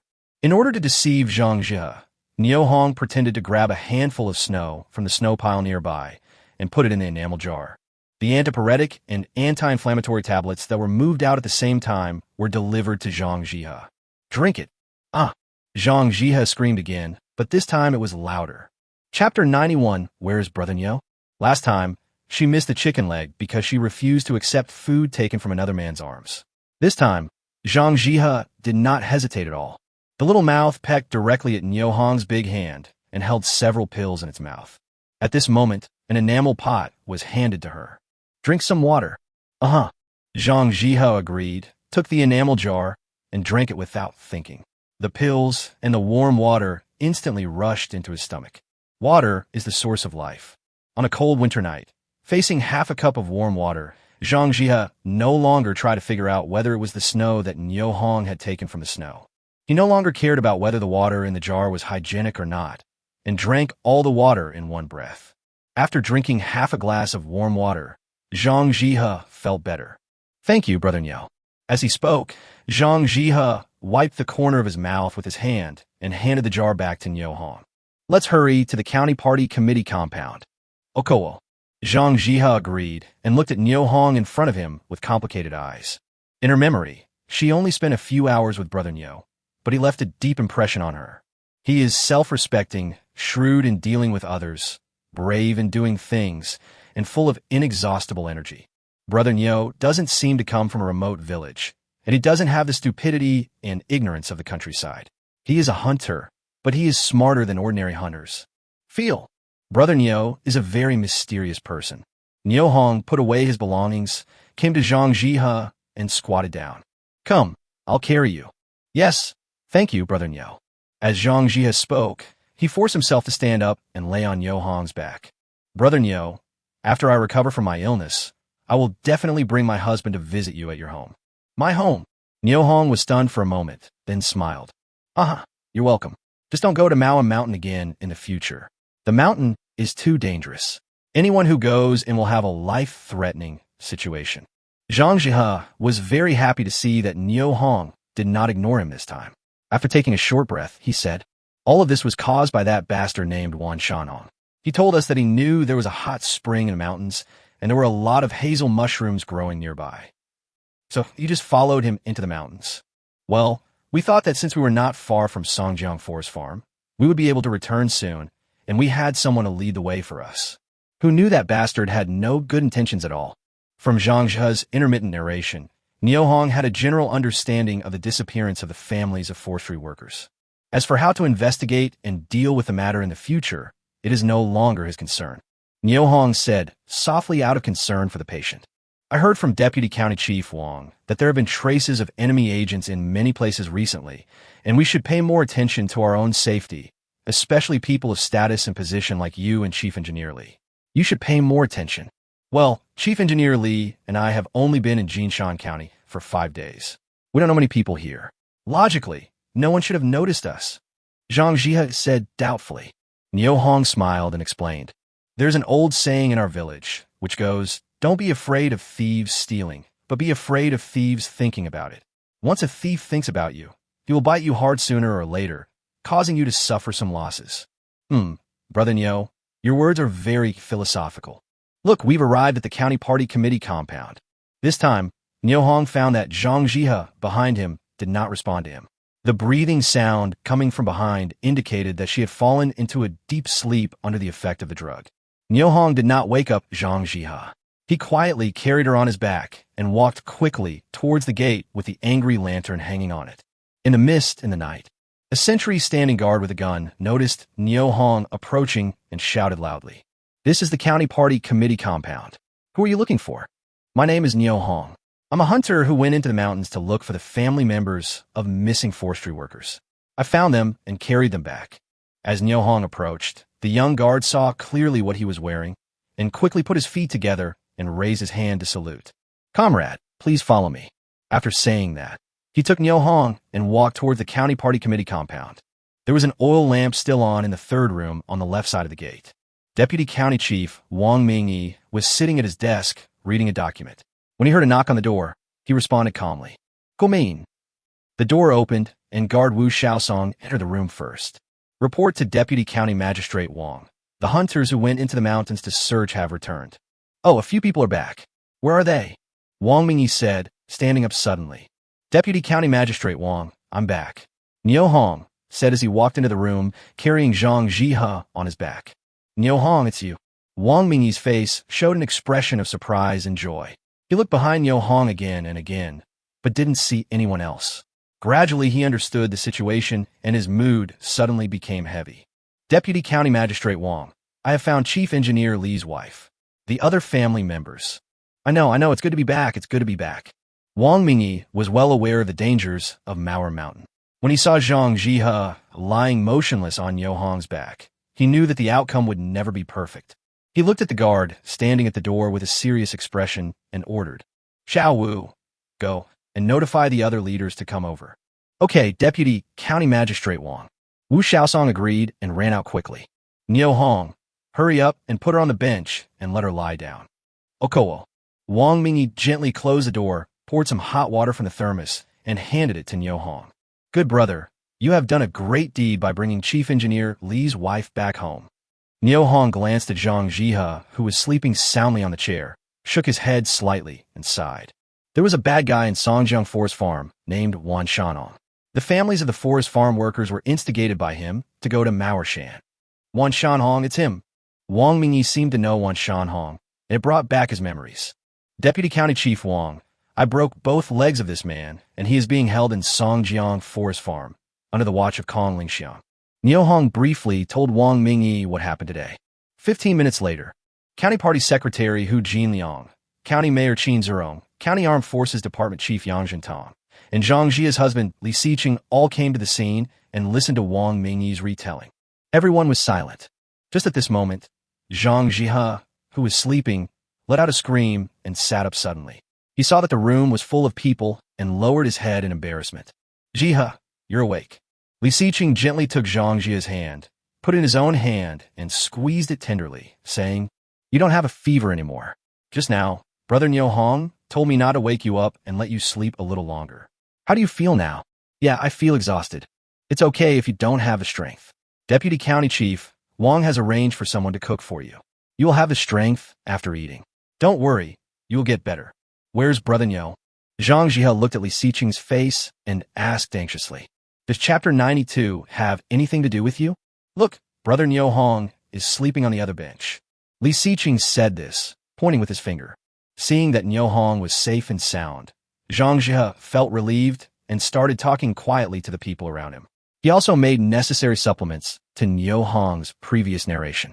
Today, Niu Hong was really exhausted and his physical strength was severely overdrawn. After settling Zhang Jia down and having a brief chat with Wang Mingyi, he lay down on a chair and fell asleep instantly. The next morning at 10 o'clock, Niu Hong woke up, or to be exact, he was woken up by the crying and shouting outside. Rubbing his sleepy eyes, Niu Hong found that there was no one else in the room except himself, so he quickly turned over and sat up from the chair. He realized that this was Deputy County Chief Wang's office, not a place for him to sleep. As he stood up and was about to leave the room, he felt weak all over with a strong feeling of fatigue that he couldn't get rid of. My stomach kept making gurgling sounds. Niu Hong was now tired and hungry, so he had to sit back on the bench to continue resting. The crying and shouting outside were louder and the noise more intense. Niu Hong looked out the window and was surprised to find that the sun was shining brightly in the sky, and the thick fog that had lingered for a day and 2 nights had quietly dissipated at some point. The courtyard of the County People's Committee was filled with men and women, many of whom were squatting on the ground, weeping and wailing. Niu Sigid. He knew very well that the families of these people who were experiencing pain might be the missing families who would never come back. With a squeak, the door was pushed open from the outside, followed by Deputy County Chief Wang Mingyi, County Armed Forces Department Chief Yang Jintong, and other personnel. Seeing Wang Mingyi and Yang Jintong looking worried, Niu Hong had a bad feeling and quickly stood up to greet them. Deputy County Magistrate Wang, Minister Yang. Yes, Niu Hong, you are awake. Come and sit down. There is something I want to verify with you. Wang Mingyi waved his hand down at Niu Hong unceremoniously. Niu Hong did not sit down again, but stood there waiting for Wang Mingyi to continue speaking. Niu Hong, what kind of beast attacked Songjiang Forest Farm last night? Do you know what happened? Niu Hong looked at Wang Mingyi quietly without saying a word. He felt that Wang Mingyi's way of addressing him was not very friendly, and his attitude towards him had changed compared to last night, which surprised him. Also, after you rescued Chief Engineer Li's wife, did you see the families of other forestry workers? Why didn't you rescue them?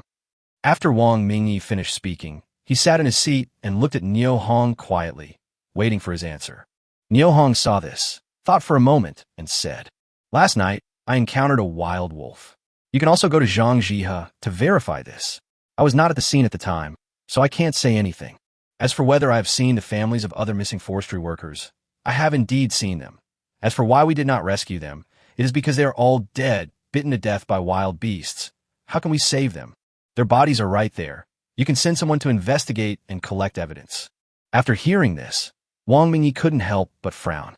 Niu Hong, but the people we sent out came back and said that there were no wolf carcasses there, only wolf footprints and bloodstains. I want to ask you, where did all the wolf carcasses go? The wolf's body is missing. Niu Hong cried out in surprise, but was thinking in his heart, so your goal, you bastard, is to get the wolf meat. Sorry, I can't give it to you. Yes, the wolf's body is gone. The people we sent out searched the entire Songjiang Forest Farm, but did not find a single wolf corpse. This is very strange, and I would like to ask for your opinion. After Wang Mingyi finished speaking, he stared at Niu Hong without blinking, trying to find some clues from his face. Seeing this, Niu Hong cursed Wang Mingyi in his heart. You are a hypocrite, and a villain. But he responded by saying, Deputy County Magistrate Wang, I have no opinion on this matter, because I really don't know what happened in Songjiang Forest Farm. If you don't believe me, you could go to Zhang Jia to investigate. You can also send people to the accident scene in Maorshan to investigate and collect evidence. If there is nothing else, I will go home first. I am still hungry. He didn't want to stay here any longer. Before going into mountains to rescue people, they were promised all kinds of benefits such as model workers and advanced examples. After rescuing people, let alone rewarding them, at least let them have a meal to fill their stomachs and recover their strength. Now, after rescuing someone, I am being interrogated like a criminal. Such a contrast made Nyo Hong very unhappy. Even a clay Buddha still has some earthly air, not to mention that he is a retired cadre who has been reborn and has lived for more than 80 years. The most important thing is that he is very hungry now and needs to eat. Don't leave in a hurry. Wang Mingyi looked at Nyo Hong and said lightly, motioning Nyo Hong to sit down again. Oh, Nyo Hong frowned slightly, agreed, and slowly sat back in his original chair. A total of 12 hunters died this time. Among them, the death of a hunter named Mu Jinshui is said to be related to you. Can you explain this matter? At this point, Wang Mingyi's tone was obviously cold and his attitude was very businesslike. The Minister of Armed Forces Yang Jintang looked at Nyo Hong with regret, and the expression on his face was intriguing. Mu Jinhui. I don't know him. I am in a separate group, and the lives of hunters in other groups seem to have nothing to do with me. Nyo Hong was also speechless. The grouping was done by Yang Jintang himself, and you, Wang Mingyi, were also there to witness it. Now, the hunters from other groups are dead, but he comes looking for me. Isn't this a huge joke? Nyo Hong, what's the matter with this bullet hole in your chest? Yang Jintang, who had been silent all this time, suddenly walked up to Nyo Hong, pointed his finger at his chest, and asked, I set out into the mountains first, and, on the way, I shot a pheasant. While I was grilling and cooking, a hunter from another group tried to snatch it away. I didn't give it to him, so he shot me. I'm not dead, he's crazy. This bullet hole was made by that bastard. Nyo Hong touched the bullet hole on his clothes with his hand and answered in a hoarse voice. After hearing this, Yang Jintang showed a look of surprise in his eyes. He nodded with satisfaction and gave Nyo Hong a thumbs up. You are such a tough guy. Nyo Hong did not respond to Minister Yang's praise. In his current situation, what qualifications does he have to have an equal dialogue with the County Armed Forces chief? Seeing Wang Mingyi sitting there in silence, Nyo Hong slowly asked, Deputy County Magistrate Wang, do you have any other questions? If not, I should go home for dinner. As he said this, he stood up from the bench and was about to leave, but was stopped by the guard beside him. Nyo Hong was shocked when he saw this and looked at Wang Mingyi and said, Deputy County Magistrate Wang, what does this mean? Nyo Hong, you said that Mu Jinshui's death had nothing to do with you. Let me ask you, did his madness have anything to do with you?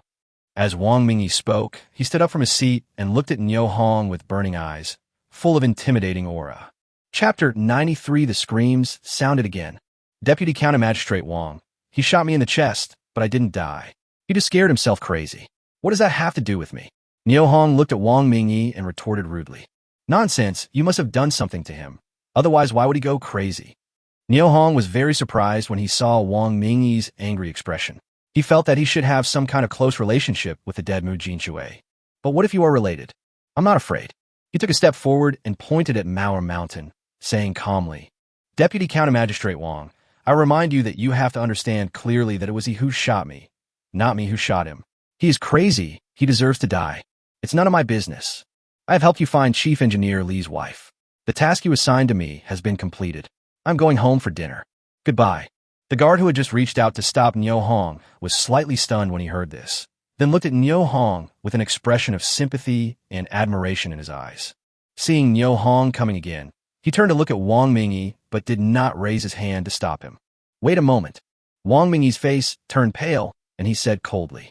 Seeing this, Nyo Hong snorted coldly and said in a hoarse voice, Deputy County Magistrate Wang, I haven't had a single bite of food since yesterday noon.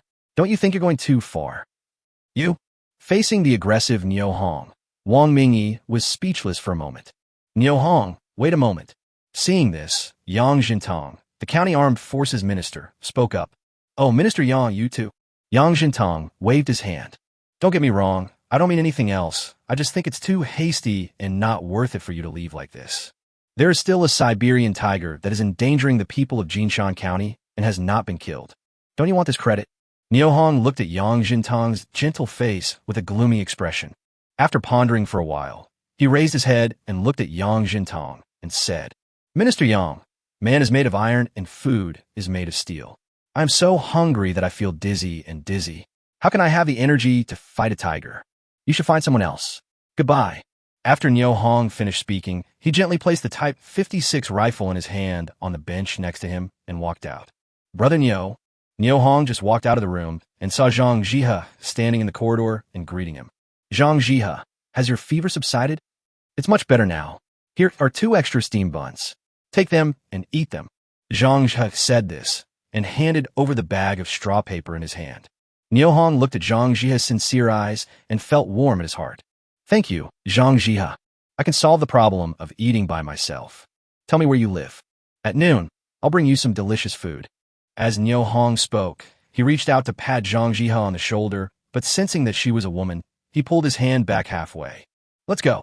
Niu Hong walked around Zhang Jihe, waved his hand, and strode out the door.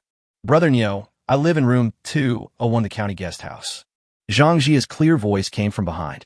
Niu Hong waved his hand and didn't look back. In the office, Yang Jintong looked at Wang Mingyi, who was stunned, and sighed softly. Mingyi, although it is true that Mu Jinshui is your nephew, he was the first to fire the gun after all, and the bullet hole in Niu Hong's chest cannot deceive anyone. What's more, Niu Hong really didn't do anything. I think you should just forget about this matter. Brother Jintong, don't you find it strange? The Type 53 rifle bullet didn't kill him at a distance of several meters. Isn't this a problem in itself? Wang Mingyi was obviously unwilling. What a ridiculous problem. This kind of thing has happened before on the battlefield. There's nothing to be surprised about. I have to say something to you. You were really too harsh on Niu Hong just now. Yang Jintong said very seriously. Niu Hong left the County People's Committee compound and walked quickly out of the city. The cold wind blows hard and bitingly. There was nothing to be seen except the white snow. This is a rare opportunity. Niu Hong muttered something, and as his mind turned, he moved a bowl of meat soup from the arms warehouse into his hands. Niu Hong drank it in 2 gulps while it was still warm. On the way ahead, Niu Hong drank the broth in the bowl while walking forward, feeling so comfortable. After a few bowls of broth, Niu Hong only felt that the fatigue in his body was slowly fading away, and his strength was returning to him. In a cave 3 miles away from Jinshan County, a bonfire was burning. A wolf's legs were placed above the campfire, and the color gradually turned golden. Niu Hong turned the wolf legs over from time to time to ensure even heating and used a dagger to poke holes of varying depths on them. The fragrance slowly diffused and lingered in the cave, lingering for a long time. Niu Hong used a dagger to gently slice off a thin piece of wolf meat, put it in his mouth and tasted it carefully, and felt that the taste was still a little bland. He picked up another pinch of salt and sprinkled it evenly on the wolf's legs. Continue roasting over the campfire.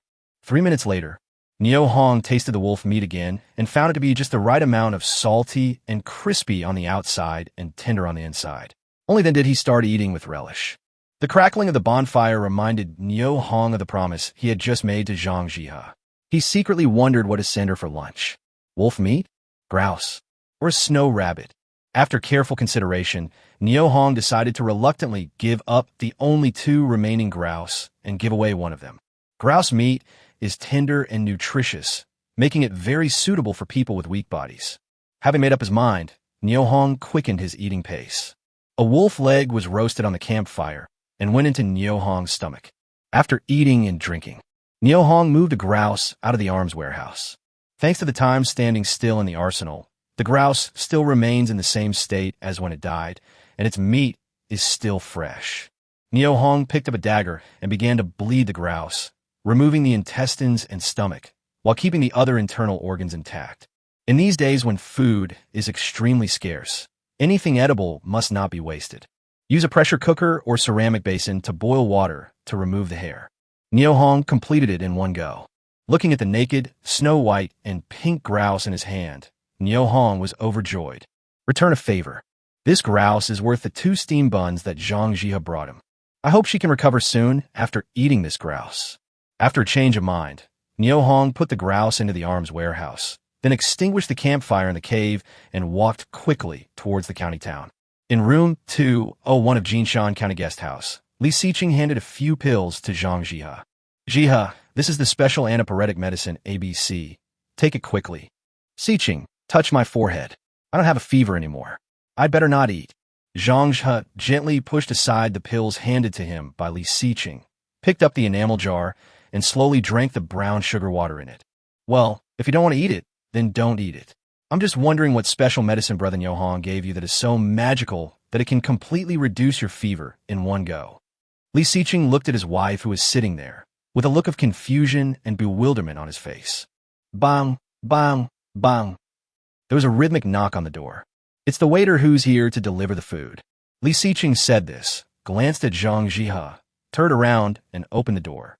The moment Zhang Jihe lowered his head to put down the enamel pot, he heard a plop sound coming from the door.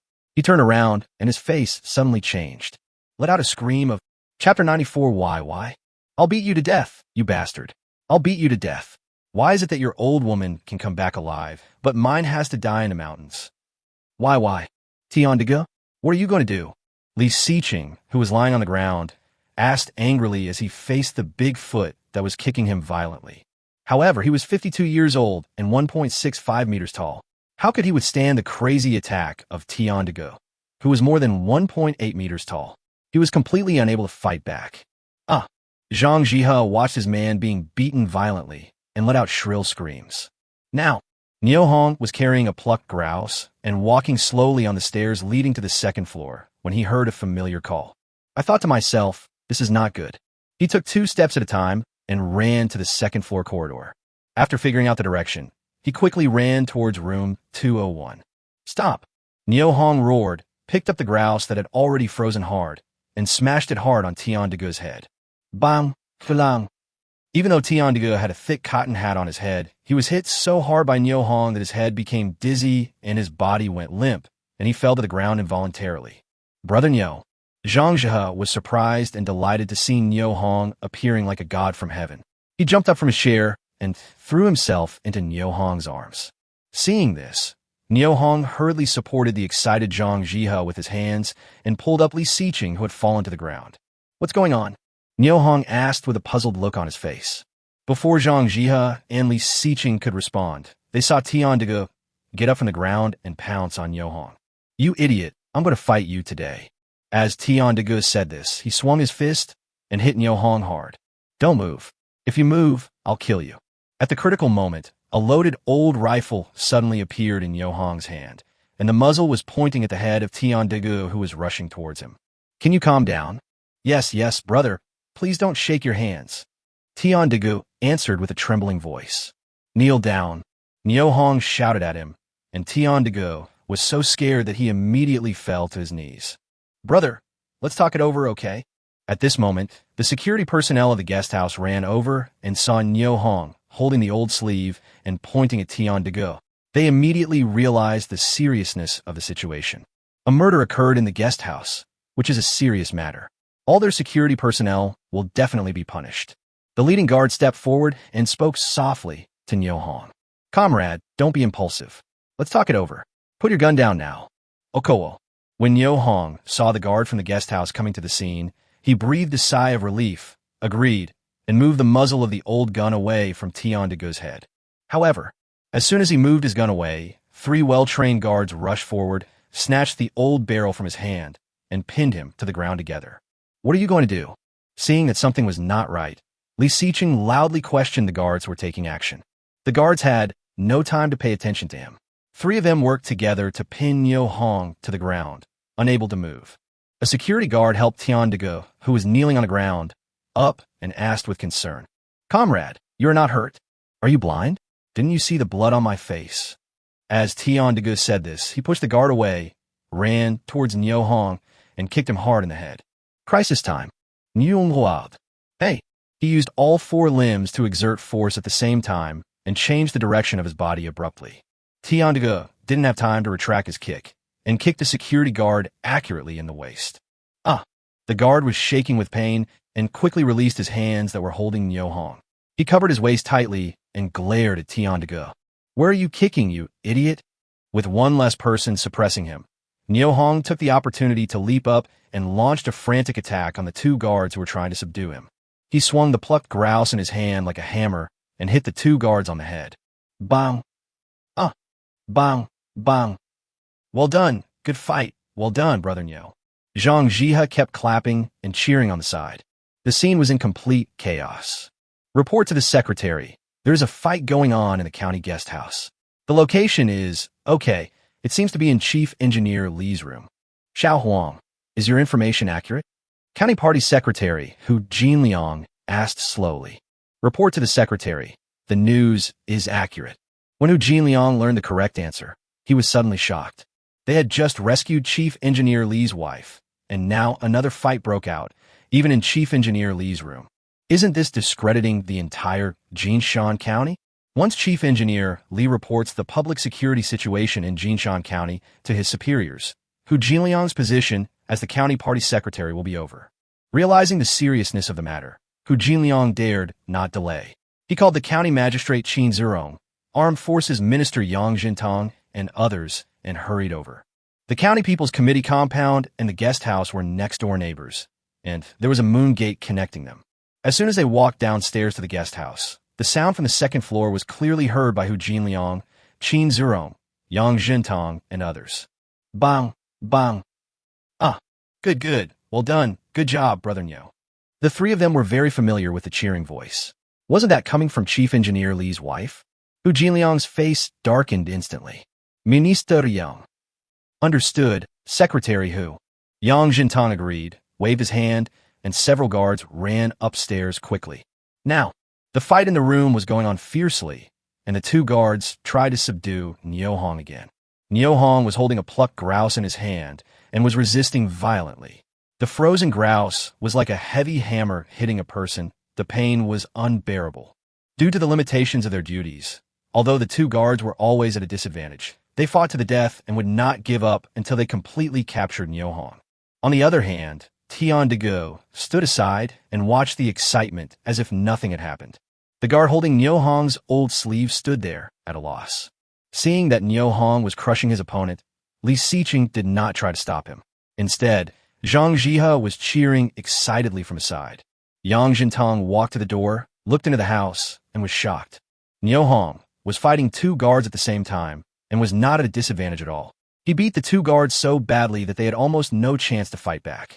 What is even more strange is that although he could have knocked the opponent down, Niu Hong just let him stand there and get beaten. This kind of crushing fight was the first time Yang Jintang had seen it, and he felt it was very novel. When he saw the weapon in Niu Hong's hand, his eyes widened and he cried out in surprise. How great! Hu Jinliang walked slowly and saw that Yang Jintang had already brought people upstairs, and the fighting sound upstairs had not stopped. I cursed inwardly, wondering what Yang Jintang was doing. Chapter 95, is it you? What's your name? Niu Hong had already seen Yang Jintang and others standing at the door. Seeing that the other party had no intention of stopping him, he smiled coldly in his heart and simply continued fighting. Moreover, the force of the slaps was even greater, and the crackling sounds of slaps were heard more frequently in the room. For a time, the two guards were beaten so hard that they screamed in agony. Minister Yang, please help us catch the bad guy. This guy is very troublesome. The guard holding Niu Hong's old sleeve came to Yang Jintang and shouted for help. Nonsense, Brother Niu is not a bad guy. You're the bad guys. You and that bad guy are bullying us together. Zhang Zhiru didn't know where he got the courage from, but he pointed at Tian Degu and shouted at the guard who asked for support. Seeing this, Yang Jintang looked at the security guard in front of him and said lightly, "You've caught the wrong person. Stop it." Yang Jintang's voice was not loud, but it was clearly heard by everyone present. "Ah!" The guard cried out in surprise and looked at Niu Hong, who was fighting. His brain buzzed. He shouted loudly, "Stop hitting him. You hit the wrong person. He's one of us.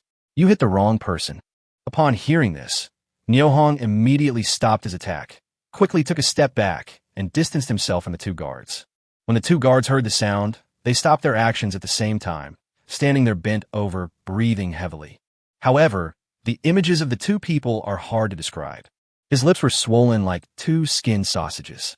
There were only two narrow slits left between his eyes, and his body kept swaying as he stood there, and he might fall to the ground at any time. It was obvious that the two men's physical strength had reached its limit. "Chief Engineer Lee, are you okay?" Hu Jinliang happened to arrive at the door and hurriedly greeted Li Xiqing in the room. "Secretary Hu, do you think I look okay?" When Li Xiqing saw the top leader of Jinshan County, he couldn't help but feel furious, and his voice sounded extremely cold and chilling. Who did this?" Hu Jinliang looked at Li Xiqing's swollen face and felt his heart skip a beat. He cursed inwardly, wondering who was the blind guy who beat Chief Engineer Lee. This is not an attack on Chief Engineer Lee. It is clearly a slap in his face and in the face of all the members of Jinshan County. It was him. He did it. Zhang Jihe pointed at Tian Degu, who was standing there, and shouted angrily. At this time, Tian Degu, the captain of the Forestry Bureau's logging team, no longer had the calmness and composure he had just had. He lowered his head, wishing he could find a crack in the ground to crawl into. It's you? What's your name? Hu Jinliang asked in a cold tone. Tian Big Dog. As Tian Degu spoke, he quickly glanced at Hu Jinliang and quickly lowered his head. Tell me, why did you beat Chief Engineer Lee? Hu Jinliang looked at the hesitant Tian Degu and was so angry that his teeth were itching. Is it easy to invite a talent like Chief Engineer Lee to Jinshan County? He had to beg for favors, use many connections, and take many shortcuts to get him here. In less than a week, he was beaten up and it was hit in the face. How could he, the county party secretary, feel embarrassed? Once the news spreads, in the future, which talented people will be willing to come to Jinshan County? Jinshan County is worthless if no talented people are willing to come. He, as the county party secretary, is worthless. The more Hu Jinliang looked at Tian Degu, the angrier he became. The more he thought about it, the more annoyed he became. He pointed with his finger and said softly, Minister Yang, arrest him and give him a thorough trial to find out what political motives and purposes he has for doing this, and whether he has colluded with enemy special forces. When Tian Degu heard Hu Jinliang raise his case to the level of politics, he immediately realized the seriousness of the matter. His eyes went dark and his body instantly went limp. Okay, Secretary Hu. How could Yang Jintang not understand Hu Jinliang's intention? With a yes and a wave of his hand, 3 guards rushed out from behind him. With a crash, they rushed forward, pulled off Tian Degu's belt, and tied his hand behind his back. Niu Hong witnessed the scene in front of him and realized that the matter here was over. So he came to Li Siqing, Zhang Jihe, and the old couple with the grouse in his hands. Said, Chief Engineer Li, Zhang Jihe, I was originally going to send you some food, but I didn't expect that sending food would turn out to be sending weapons. I hope you don't mind and accept it. After Niu Hong finished speaking, he forced the grouse into Li Siqing's hands and smiled at the two of them. Take care. After saying that, he patted Li Siqing's arm gently, then patted Zhang Jihe's thin shoulder, turned around, and walked towards a guard. You? Under the guard's astonished gaze, Niu Hong snatched his old sleeve and strode outside without looking back. Brother Niu, Zhang Jihe shouted from behind, tears rolling down his eyes. Niu Hong paused, still without looking back, and walked down the stairs. Siqing, Brother Niu is gone. As Zhang Jihe spoke, he leaned on Li Siqing's shoulder and sobbed softly. Li Siqing frowned slightly, and the hand holding the grouse was shaking constantly. He understood that Niu Hong not only saved his wife, but also saved him today. Moreover, Niu Hong also sent them a grouse so that Zhang Jihe could nourish his body. In these years of famine, this friendship is extremely precious. It is the biggest gain for Li Siqing during his visit to Jinshan County. But how can I see my friend Niu Hong again in the future? Li Siqing's brain was thinking quickly, trying to find the answer to this question. Seeing this, Hu Jinliang turned to look at Yang Jintang and asked in a low voice, Jintang, what on earth is going on? I don't know either. Yang Jintang said this, spreading his hands, but he felt regretful about Niu Hong's departure. Is the young man who just left called Niu Hong? Yes. This time, Yang Jintang answered very straightforwardly. Isn't he going to participate in the hunt for Siberian tigers? Why isn't he gathering at the County People's Committee compound?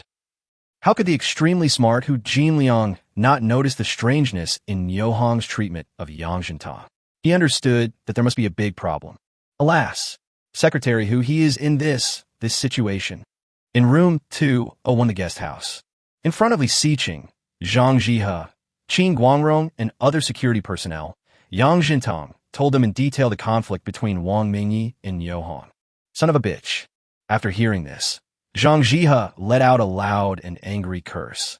Li Siqing clenched his fists even tighter, as if there was an active volcano brewing violently in his heart, ready to erupt at any time.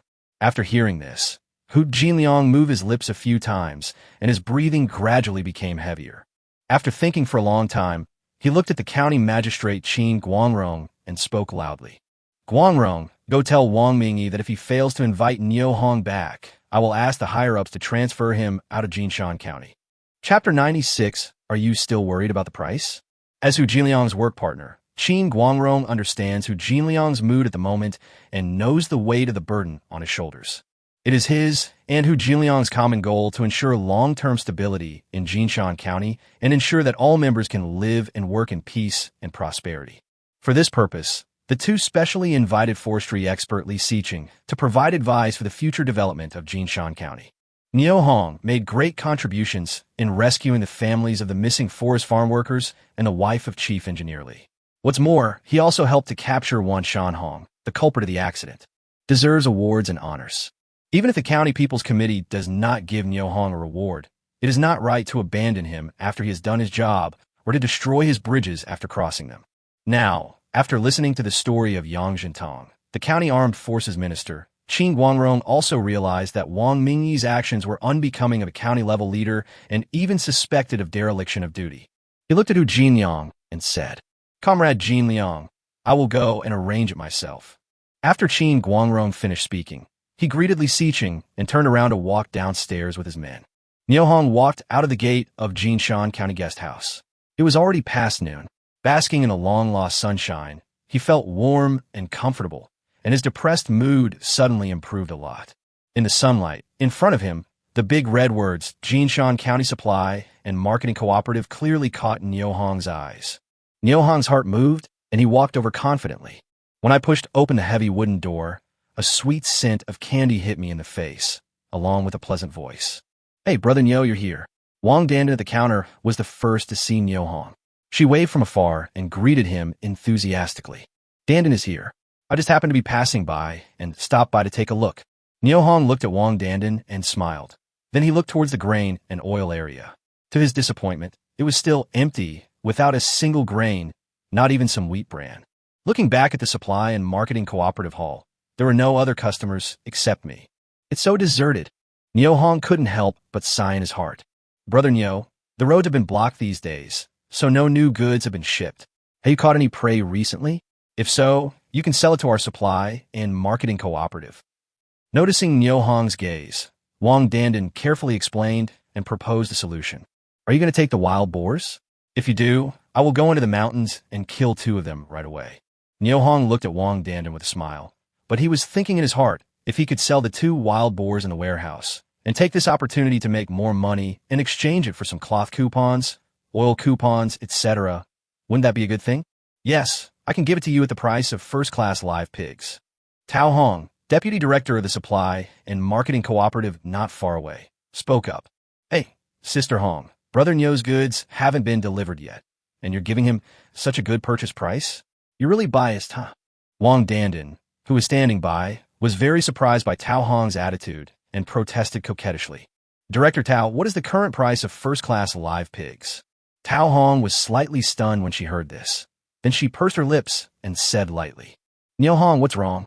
Are you still worried that I will lower your price?" That's not the case. I just want to find out the price of live pigs, and then compare and see if it's worth taking the risk of going to the mountains." "Yes, Sister Hong, I heard that there's a tiger in the mountains now, and it has injured many people. It is really dangerous to go hunting in the mountains now."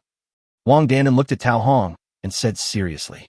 After hearing this, Tao Hong thought for a moment and responded, "This situation does exist, but the prices are set by our superiors, and I cannot change them without authorization.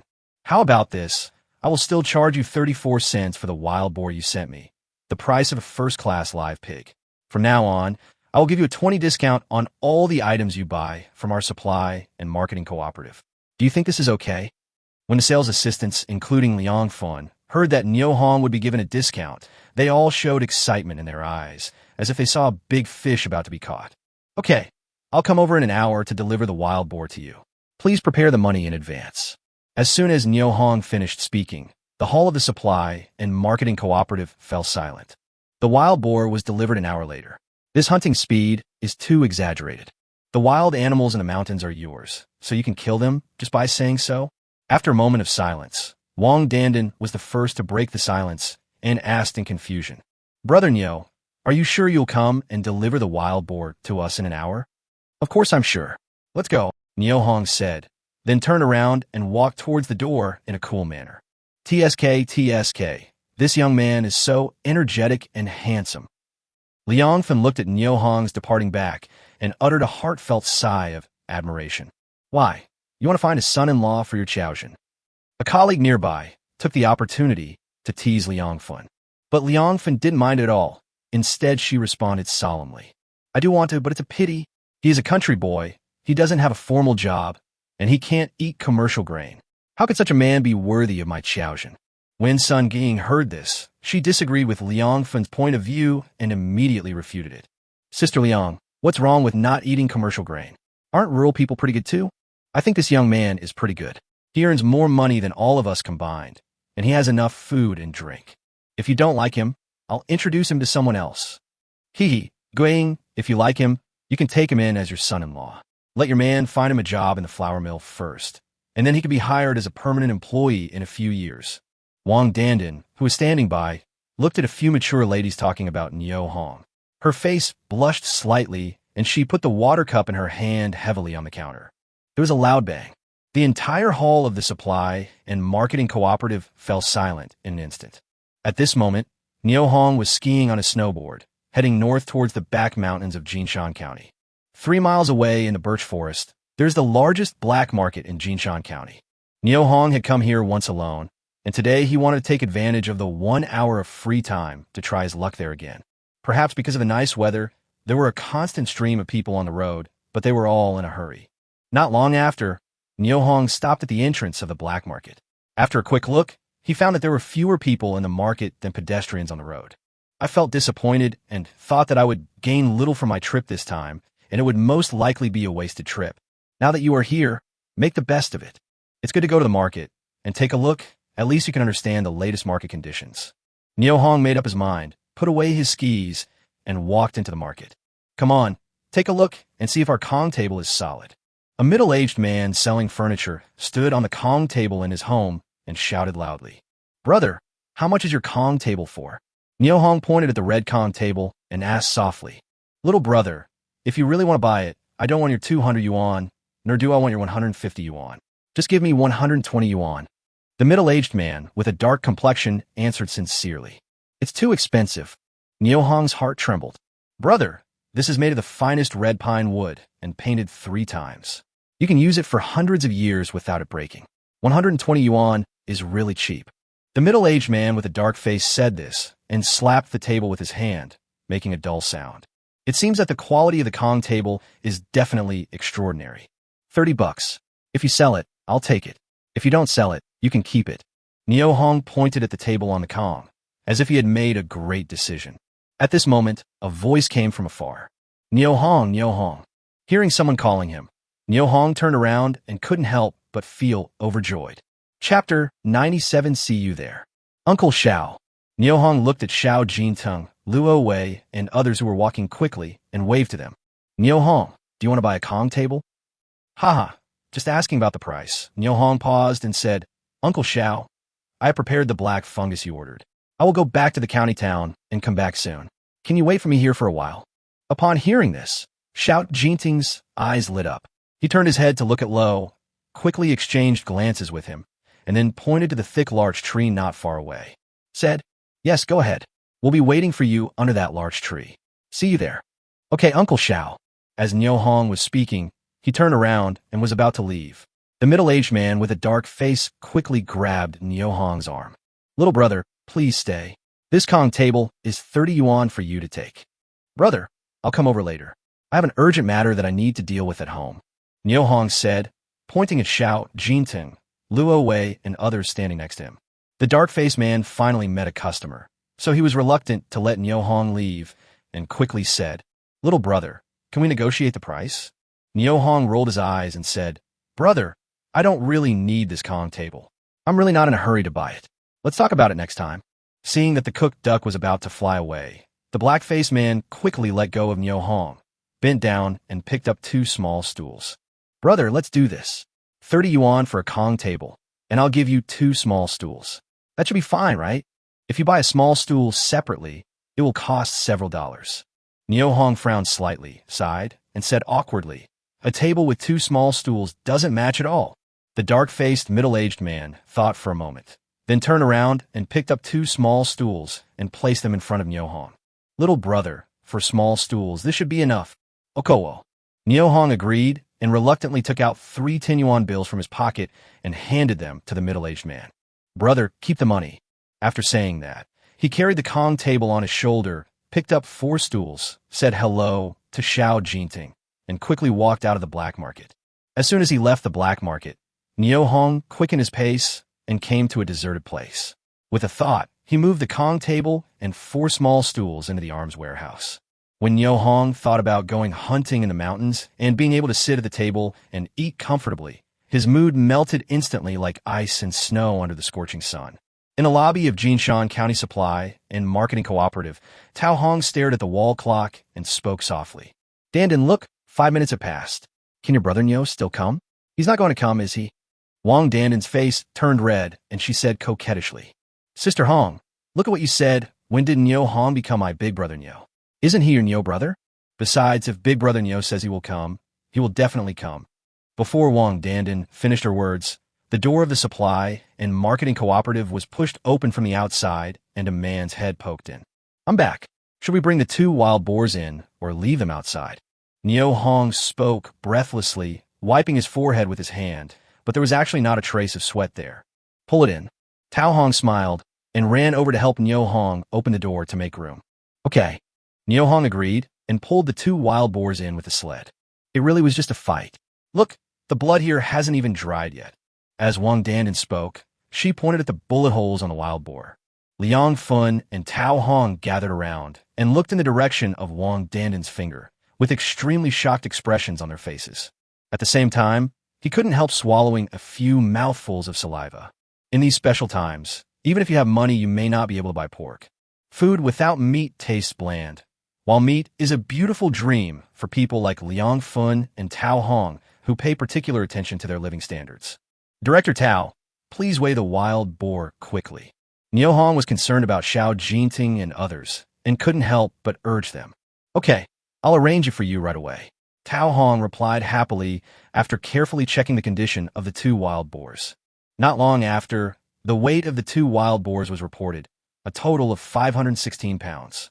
According to the price of live pigs at 34 cents per pound, Nyo Hong earned a total of 175.44 yuan this time.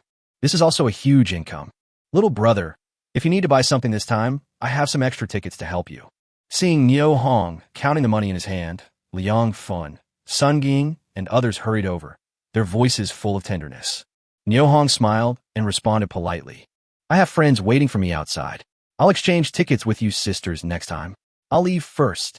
After Nyo Hong finished speaking, he pulled the sled, pushed through the crowd, and walked towards the gate of the supply and marketing cooperative. Brother Nyo, please wait a moment. Oh, Dandan, what else do you want? Nyo Hong stopped, turned around, and looked at Wang Dandan, who was walking towards him with some surprise. Brother Nyo, I want to reserve a wild boar from you for my father. As for the price, I'd like to keep it at the same price as before. Is that okay with you? Sure, when do you want the goods? Nyo Hong knew that he still had 6 wild boars in stock in his arsenal, and if anyone wanted to buy them, he would certainly accept them. Tomorrow, Wang Dandan responded timidly, and her attitude seemed a little reserved, fearing that she might not have done well enough and make Nyo Hong unhappy. Nyo Hong looked at Wang Dandan strangely and answered readily. Okay, I'll send the wild boar to this place for you after lunch tomorrow.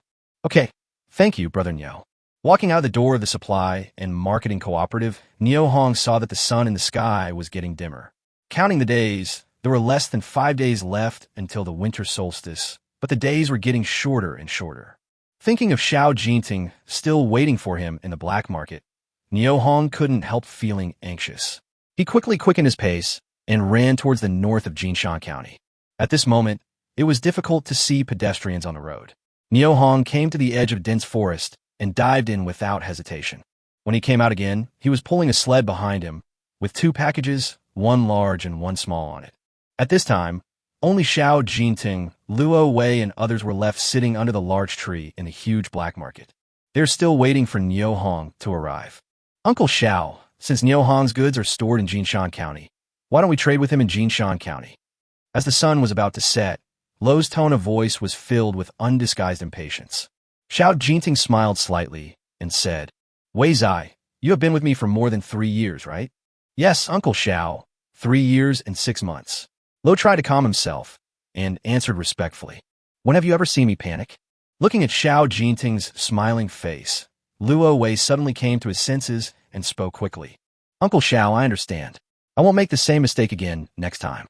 After hearing this, Xiao Jinting pondered for a moment and spoke earnestly. You must trust your own eyes, and more importantly, trust your own wisdom. Only in this way can you remain calm and composed when faced with difficulties. Chapter 98, Are All the Goods for Me? Lo looked at Xiao Jinting, who was sitting there. His hair had turned gray, and his figure was no longer as straight as before. I can't help but sigh in my heart. Time makes people grow old unintentionally, and I don't realize that my hair on my forehead has turned gray. 3 years and 6 months seem to have passed in a flash, and the scene when I first met Uncle Xiao 3 years ago seemed to have happened just yesterday. Lo calmed himself down and spoke softly. Uncle Xiao, today is already December 17th, and it's less than 50 days until the Lunar New Year. Will we come again when we go back this time? Whether we come or not depends on the demand in Hong Kong. If they can raise the price a little bit and make some money, we can come again. Xiao Jinting looked towards the south with a serious expression. Uncle Xiao, it feels like it's getting harder and harder to collect the mountain products here.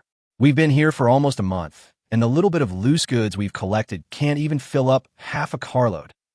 Haha kid, do you know what rare means? If they're as easy to collect as you say, and they're everywhere, how can we make money? Xiao Jinting chuckled and explained patiently. Uncle Xiao, you are right, but if we have more customers like Niu Hong who sell us hundreds of kilograms of black fungus at a time, wouldn't we be able to make a fortune? Luo Wei agreed with Xiao Jinting's statement, but also put forward his own different views. After hearing this, Xiao Jinting nodded and responded. It's hard to find a high-quality supplier like Brother Niu Hong, so we must have enough patience and trust in him. Believe that my eyes will not deceive us, and believe in my judgment. Brother Niu Hong will not break his promise. After listening to this, Luo Wei pursed his lips and nodded heavily, expressing his deep approval of Xiao Jinting's words. After thinking for a while, he spoke curiously. Uncle Xiao, it's been so long since you gave Niu Hong the deposit. How much mountain goods do you think he can bring us this time? There was a glimmer of hope in Lo's eyes. Xiao Jinting frowned slightly, thought for a moment, and responded. Recently, the mountain was first closed due to heavy snow, and then there was heavy fog. I am thankful that Brother Niu Hong was able to prepare all the mountain products worth 200 yuan that I gave him.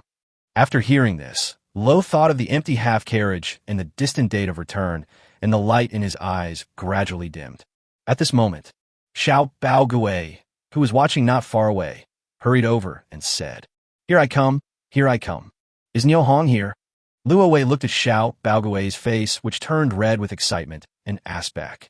Yes, he was carrying a big bag, and there seemed to be a small bag next to it. Xiao Baogui spoke and gestured, and it was obvious that the goods brought by Niu Hong exceeded his expectations. Xiao Jinting looked at Xiao Baogui quietly for a moment and said calmly, Let's go and welcome Niu Hong and see how many mountain products he brought us this time. Brother Niu Hong, why are you pulling the sled yourself instead of buying a horse? Xiao Jinting looked at Niu Hong, who was panting and sweating, and asked with concern. Well, to be honest with you, Uncle Xiao, people like you who want large quantities of goods are rare. How long will it take to raise a horse before it can be put to use? Oh, little brother, are all the goods on the sled for me? Xiao Jinting looked at the mountain of bags, big and small, in disbelief, and couldn't help but be overjoyed. Yes, they're all yours. Come and check the goods. Niu Hong stepped back and gave up his position. Luo Wei exchanged glances with Xiao Jinting and took Xiao Baogui and others to open the big and small bags on the sled. The top layer is all green in color, grayish-white at the bottom, and they are large, thick-fleshed, high-quality products. None of the fungus has any dirt or insect bites on it, and there are no curled or folded ears. Seeing this, Lo was overjoyed. Worried about the quality of the goods below, I forcefully turned the black fungus from the bottom of the big bag to the upper layer and found that they were still of the same quality. I couldn't help but feel shocked. He raised his head, looked at Niu Hong, and said, Brother Niu Hong, where do you get your black fungus from? Upon hearing this, Xiao Jinting couldn't help but frown and secretly blamed Luo Wei for breaking the rules by asking such a question. Niu Hong smiled without any concern, pointed to the mountains in the distance, and whispered a few words. The primeval forest of Mauer Mountain. Oh, these are all collected from the original mountain of Mauer Mountain? Lo felt that he had heard wrongly and asked again. Okowo. Niu Hong gave a brief and affirmative response. Seeing this, Xiao Jinting walked over in surprise, picked up a black fungus and looked at it carefully, and couldn't help but let out exclamations of admiration. The wild three treasures of the Northeast. These are the real wild three treasures, little brother Niu Hong. You let me see the real wild three treasures for the first time. Niu Hong smiled slightly and didn't give any explanation. Xiao Jinting's lips trembled with excitement. Luo Wei, Xiao Baoguwei, and others also showed excitement in their eyes when they looked at Niu Hong. Only with a good source of goods can they make a lot of money. Undoubtedly, Niu Hong is the one who can make them a lot of money. Uncle Xiao, there is no problem with brother Niu Hong's goods. Can we weigh them? Lo reminded quietly. Well, weigh it. Xiao Jinting carefully put the black fungus in his hand into his arms and delegated the power of transaction to Lo and others. It didn't take long before the weights of black fungus and frozen mushrooms were reported. 483 kilograms of black fungus and 64 kilograms of frozen mushrooms. Luo Wei looked at Niu Hong and asked hesitantly, Brother Niu Hong, what do you think of the prices of black fungus and frozen mushrooms this time? Let's stick with the old price of 8.5 yuan for black fungus and 7.5 yuan for frozen mushrooms. After all, these are the goods Uncle Xiao paid for, so the quality can't be compromised. Okay, Brother Niu Hong is open-minded. Lo smiled and exclaimed, then squatted down, picked up a branch, and began to calculate the payment on the ground. Soon, a group of numbers appeared on the ground. 4,585.5. Brother Niu Hong, do you think this amount of money is correct? Yes. Niu Hong agreed readily, thought for a moment, and said, just give me 4,385 yuan. Wei Zai, make up 5,000 yuan for little brother Niu Hong, and the extra money will be used as a deposit for the next shipment. Xiao Jinting on the side spoke up. Upon hearing this, Niu Hong thought to himself, I paid a deposit of 200 yuan last time, but this time I paid a deposit of 414.5 yuan, which is a bit too much. I felt something was not right. What if I couldn't deliver the goods? Wouldn't that ruin the quality of my products? He quickly said, Uncle Xiao, isn't the deposit you paid too much? Xiao Jinting was surprised when he heard this. A lot? Brother Niu Hong, look at how much goods you brought me. With this scale, even a deposit of 1,000 yuan is not too much for me. Stop being polite with me and take it. Okowo. After hearing Xiao Jinting's explanation, Niu Hong stopped being polite, agreed, and took the payment for the goods handed over by Lo. 510 yuan bills felt heavy in his hand, but also brought great joy to Niu Hong. Adding the proceeds from selling the 2 wild boars today, he can be said to have had a great harvest today. Niu Hong looked up at the sky. It was already dusk. Uncle Xiao, if there's nothing else, I'll leave first. Little brother, please wait a moment. Xiao Jinting said this as he walked over and looked at Niu Hong with a smile. Little brother, New Year's Day is coming soon. Are you interested in following me to the south to see the beautiful scenery there? When Niu Hong heard this, his heart moved. Chapter 99 Strange Night. Uncle Xiao, where are you from? Guangdong Province, Baoan County. Have you heard of it? An indescribable sense of homesickness emerged on Xiao Jinting's smiling face. Niu Hong saw this and shook his head slowly. I thought, it turns out they are from Shenzhen. But he said, Uncle Xiao, isn't Baoan County quite far from here? It's not far. It only takes 6 or 7 days by train. Yeah, it's not far. Niu Hong agreed casually. Brother Niu Hong, the scenery in our south is very different from yours. Do you want to go with me to take a look? Niu Hong pondered for a moment, smiled slightly, and responded, maybe later, if I have a chance, I will go with Uncle Xiao to take a look. Not now, I'm going home by. Thinking of his younger sister Niu Xianhua, Niu Hong did not delay any longer. After saying goodbye to Xiao Jinting, Luo Wei, and others, he skied all the way to Nujiadan. At this time, a bright moon hung high in the sky, casting silver light all over the sky. The return journey was free from the fog, and the air was fresh and open. Niu Hong walked much faster than when he came. Thinking about what happened in the past 2 days, Niu Hong's heart was filled with emotions and thoughts. I couldn't calm down for a long time. 5,000 yuan is a sum of money that many people in those days could not earn in their entire lives, but he earned it easily. But now that I have money, what meaningful thing should I do? As Niu Hong walked, he struggled to find the answer in his past memories. Before we knew it, we arrived at the entrance of Nujayatan village. Looking at the extremely familiar environment, Niu Hong, who had been busy outside for 2 days and 1 night, felt like he was really home, and his body and mind were extremely relaxed and comfortable. But when he arrived at the door of Dongxing's house, he suddenly realized that something was unusual at Dongxing's house tonight. The kerosene lamp was exceptionally bright, and the shadows projected onto the window showed clearly more than one person. The voice coming from the house was obviously not coming from the same man. What is going on? What exactly happened?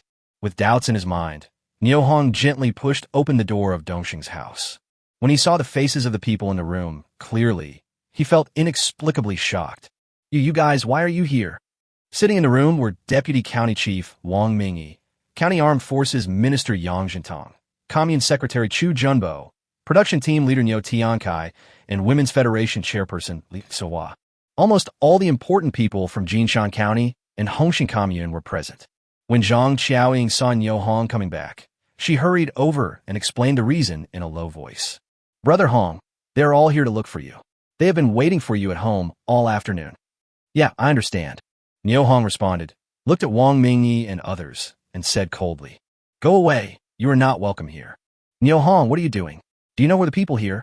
Li Sohua hurried over and patted Niu Hong on the chest, rebuking him in a coquettish manner. Director Li, I know what I'm talking about. Since they are willing to stay here, let's continue. After Niu Hong finished speaking, he walked towards the west room. As soon as he saw Wang Mingyi's face, he felt an uncontrollable nausea. It's so fucking ugly, uglier than a monkey's butt. Take off your leather and cotton boots, lie on the warm earth in Kong, and feel relaxed both physically and mentally. It didn't take long before he fell into a deep sleep. Zhang Qiaoying noticed that Niu Hong was in an abnormal state and became worried about him. So she quickly ran to the west room and saw that Niu Hong had fallen asleep so quickly. She couldn't help but feel distressed. Remembering that someone was waiting for Niu Hong in the main room, he walked back quickly and spoke politely to Niu Tiankai, Wang Mingyi, and others. Captain, and all the leaders, Brother Niu Hong has fallen asleep. Do you want to continue waiting or come back another day? Mingyi, it's getting late. I think we should come back tomorrow. Chu Junbo, Secretary of the Red Star Commune, looked at his old classmate and suggested quietly, Junbo, I'll just continue waiting here. As soon as Wang Mingyi finished speaking, Zhang Qiaoying's face instantly turned ugly. Although they knew that the other party's identity was not simple, from Niu Hong's attitude towards them, they knew that the relationship between the two parties must be not good. She couldn't tolerate the fact that this kind of person was still stubborn enough to stay in her house and refuse to leave, intending to continue to pester her. He looked at Li Tsuehua and said sincerely, Sister Tsuehua, I have patients at home who need to rest. I can't stand being disturbed. Please ask them to leave. Li Tsuehua looked at Zhang Qiaoying, opened her mouth, and seemed to be hesitant to speak. Finally, he looked at Niu Tiankai and said, Captain, let Deputy County Chief Wang, Minister Yang, and Secretary Chu go to the brigade headquarters to rest. Niu Hong won't wake up for a while. No, I'll wait here today and not go anywhere. When Wang Mingyi thought of the ultimatum given to him by County Party Secretary Hu Jinliang and Qin Guangrong's final warning to him, his expression became gloomy for a moment. Upon hearing this, Zhang Qiaoying looked at Wang Mingyi and said rudely, What's the matter with you, a grown man, staying in my house at this late hour? Please leave. You. Wang Mingyi looked at Zhang Qiaoying with contempt. Zhang Qiaoying was about to speak, but Li Tsuehua quickly pulled her aside and said softly, Sister Qiaoying, what are you doing? He is Deputy County Magistrate Wang of Jinshan County. How can you kick him out? Sister Tsuehua, the Deputy County Chief, is also a man. It would be bad if he stayed in my house all night. You should take him away. At this moment, Zhang Qiaoying was determined to kick Wang Mingyi out of the house. Wang Mingyi glanced coldly at Zhang Qiaoying, then at the Commune Secretary Chu Junbo, his expression extremely ugly. Just when the situation was getting dire, Niu Hong walked out of the west room, stood in the middle of the living room, and said, If you have anything to say, please go to the yard and tell me. Don't disturb others' rest, and don't scare the children. After Niu Hong finished speaking, he took the lead and walked out. The bright moonlight enveloped Niu Hong, giving him a layer of silver, making him look very cold. Not long after, Wang Mingyi, Yang Jintong, Chu Junbo, Niu Tiankai, Li Sehua, and others also followed out. The wind was so cold that everyone shivered. Niu Hong looked at the four people in front of him coldly and remained silent. Niu Hong, I treated you very badly this morning. I sincerely apologize to you. Please forgive me. As Wang Mingyi spoke, he bowed deeply to Niu Hong. Niu Hong dodged and escaped. No, I'm just a small member of the community. I can't afford your apology as a county magistrate. Wang Mingyi blushed and said solemnly, Niu Hong, on behalf of all the members of the county, I ask you to hunt the Siberian tiger and eliminate this safety hazard for everyone. Deputy County Magistrate Wang, I've already said it before, I'm just a small member of the community, a very ordinary person. I can't help with the Siberian tiger issue. You should seek help from someone else. I have one more thing to tell you. I've been busy for more than 30 hours, and now I need to rest urgently. Please go back. After Niu Hong finished speaking, he walked towards the house without looking back. When I arrived at the door, it opened instantly. When I entered the room, the door closed again in an instant, and the bolt fell at the same time. Niu Hong was shocked when he saw Zhang Xiaoying's strange movements. Chapter 100, The Lingering Ghost. Niu Hong was slightly stunned when he saw Zhang Xiaoying's skillful technique, but soon understood her intention and said softly, Sister-in-law, did they cause you any trouble when they came home? No, it's just that they were taking up too much time here. I didn't have time to pick up the flowers after school, so teacher Yao helped to bring them back. Zhang Xiaoying's tone was full of apology, and her expression was like that of a child who had done something wrong. Sister-in-law, I'm sorry for causing trouble for you and brother Dongsheng. These words came from Niu Hong's heart. If he and his younger sister Niu Xianhua did not live here, Dongsheng's family would not have been disturbed like this today. Brother Hong, you're being polite to your sister-in-law again, aren't you? Zhang Xiaoying gave Niu Hong a reproachful look, then opened her bright eyes and looked at him without blinking and said, Brother Hong, what happened to cause such a big commotion? Nothing, sister-in-law, I'm sleepy. We can talk about it tomorrow. Niu Hong said this and yawned loudly. He was now sleepy, hungry, and tired. He just wanted to find a place to have a good sleep. Well, go ahead. Zhang Xiaoying responded gently, standing where she was, with bright eyes open, quietly watching Niu Hong slowly walk towards the west room. Her family's life has changed a lot since Niu Hong came. From not having enough food in the past to having 3 meals a day now, from wearing big boots in the past to wearing leather cotton boots that are both warm and comfortable now.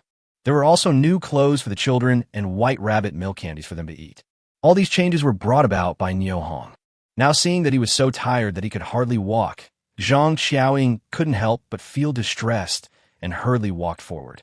Said gently, Brother Hong, let me help you get on the Kong. Sister-in-law, I can do it myself.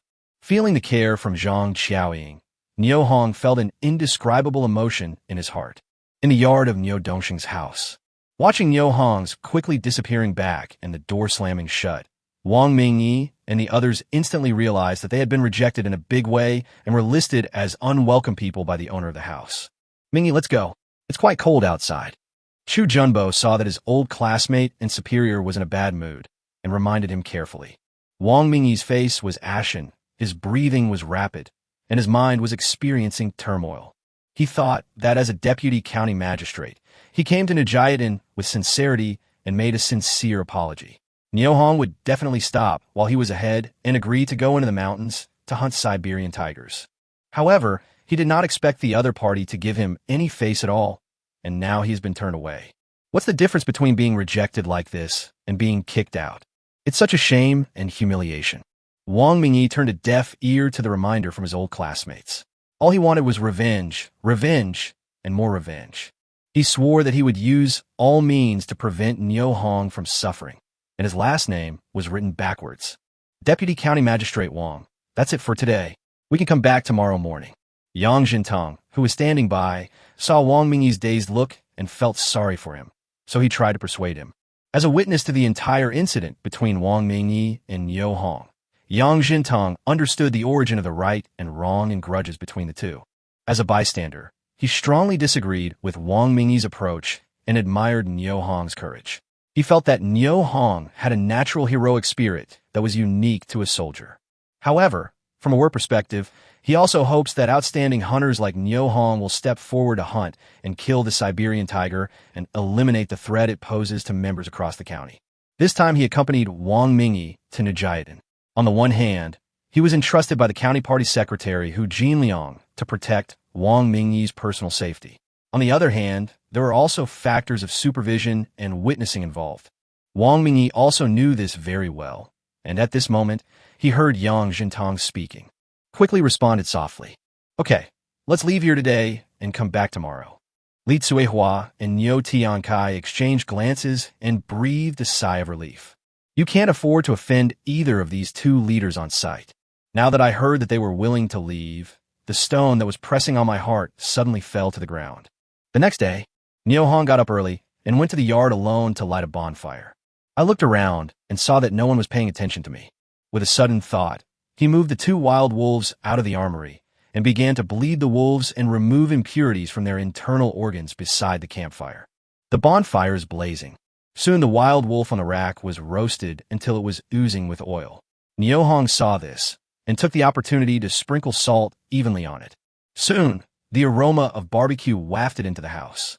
Zhang Xiaoying frowned slightly, put on her clothes, got off the Kong, pushed open the door, and took a look. She was instantly overjoyed. He walked quickly to Niu Hong's side, looked at the wolf that had been roasted to a golden color, and said, "Hongdi's barbecue looks so appetizing." Niu Hong gently cut off a piece of wolf meat with a dagger, inserted it with a sharpened branch, and handed it to Zhang Xiaoying. "Sister-in-law, you eat first." "Okowo." Zhang Xiaoying agreed, reached out to take it, blew it in front of her, then put it in her mouth and took a light bite. It just feels salty and delicious, soft and tender, and every taste bud on the tip of the tongue is stimulated to the maximum extent. I can't help but admire Niu Hong's craftsmanship. "Brother Hong, great cooking, it's delicious. I'll go get a plate from the house to prepare breakfast for Xianhua." "Sister-in-law, don't worry.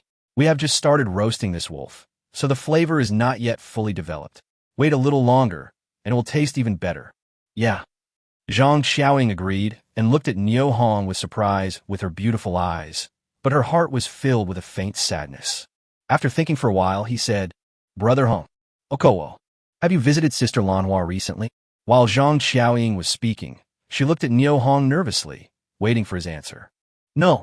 Niu Hong paused while rolling the wolf meat and looked into the distance.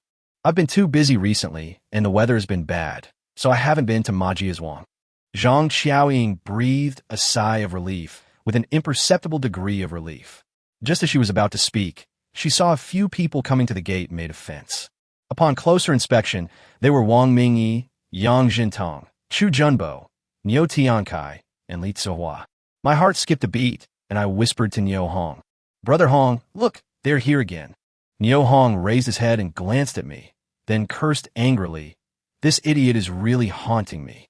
It's so early in the morning, and he doesn't let me have any peace at all. Brother Hong, what should we do?" Zhang Xiaoying was obviously a little flustered. "Sister-in-law, please help turn it over so it doesn't get burnt. I'll go deal with them." Niu Hong said this and stood up and walked towards the gate. At this time, Wang Mingyi and others had already come to a place 2 meters away from the fence gate. Just as they were about to push the door open, they heard Niu Hong say, "Don't come in yet. Let's talk outside." "Niu Hong, you've made a fool of yourself again, haven't you?" Li Tsuehua rolled her eyes at Niu Hong and took a step forward, pushed open the fence door, and walked in. Following closely behind was Niu Tiankai, then Yang Jintang and Chu Junbo, and last but not least was the protagonist of this incident, Wang Mingyi. Chapter 101, let's talk it over nicely. Brother Niu Hong, I'm telling you, don't do anything stupid today. If you have something to say, talk it over nicely. Okay. After saying that, Li Tsuehua used her body to push Niu Hong away and ran towards Zhang Xiaoying. "Sister Xiaoying, I'm here to help you." Niu Tiankai, who was following closely behind Li Tsuehua, looked at Niu Hong and said awkwardly, "My dear nephew, you are great. You have brought honor to our Nijiadan. I hope you can keep up the good work and live up to the expectations of all the members." After saying that, he patted Niu Hong on the shoulder gently, then quickly walked towards Zhang Xiaoying. He said loudly, "Kaiwei Yingzi, your bonfire is too weak. Let me add some more firewood for you." At this time, Yang Jintang walked in, put his arm around Niu Hong's shoulder, walked aside, and winked at Chu Junbo and Wang Mingyi. The two of them understood each other and walked into the compound in an instant. "Niu Hong, let me tell you something." Niu Hong still respected Yang Jintang from the bottom of his heart, and let him walk to an open space in the yard with his arm around his shoulder. Niu Hong, I know everything about you and Deputy County Chief Wang. First of all, you're not to blame for this matter. You have no fault at all. Yang Jintong paused here, and seeing that Niu Hong had no reaction, he continued. The missing Mu Jinshui is the nephew of Deputy County Chief Wang.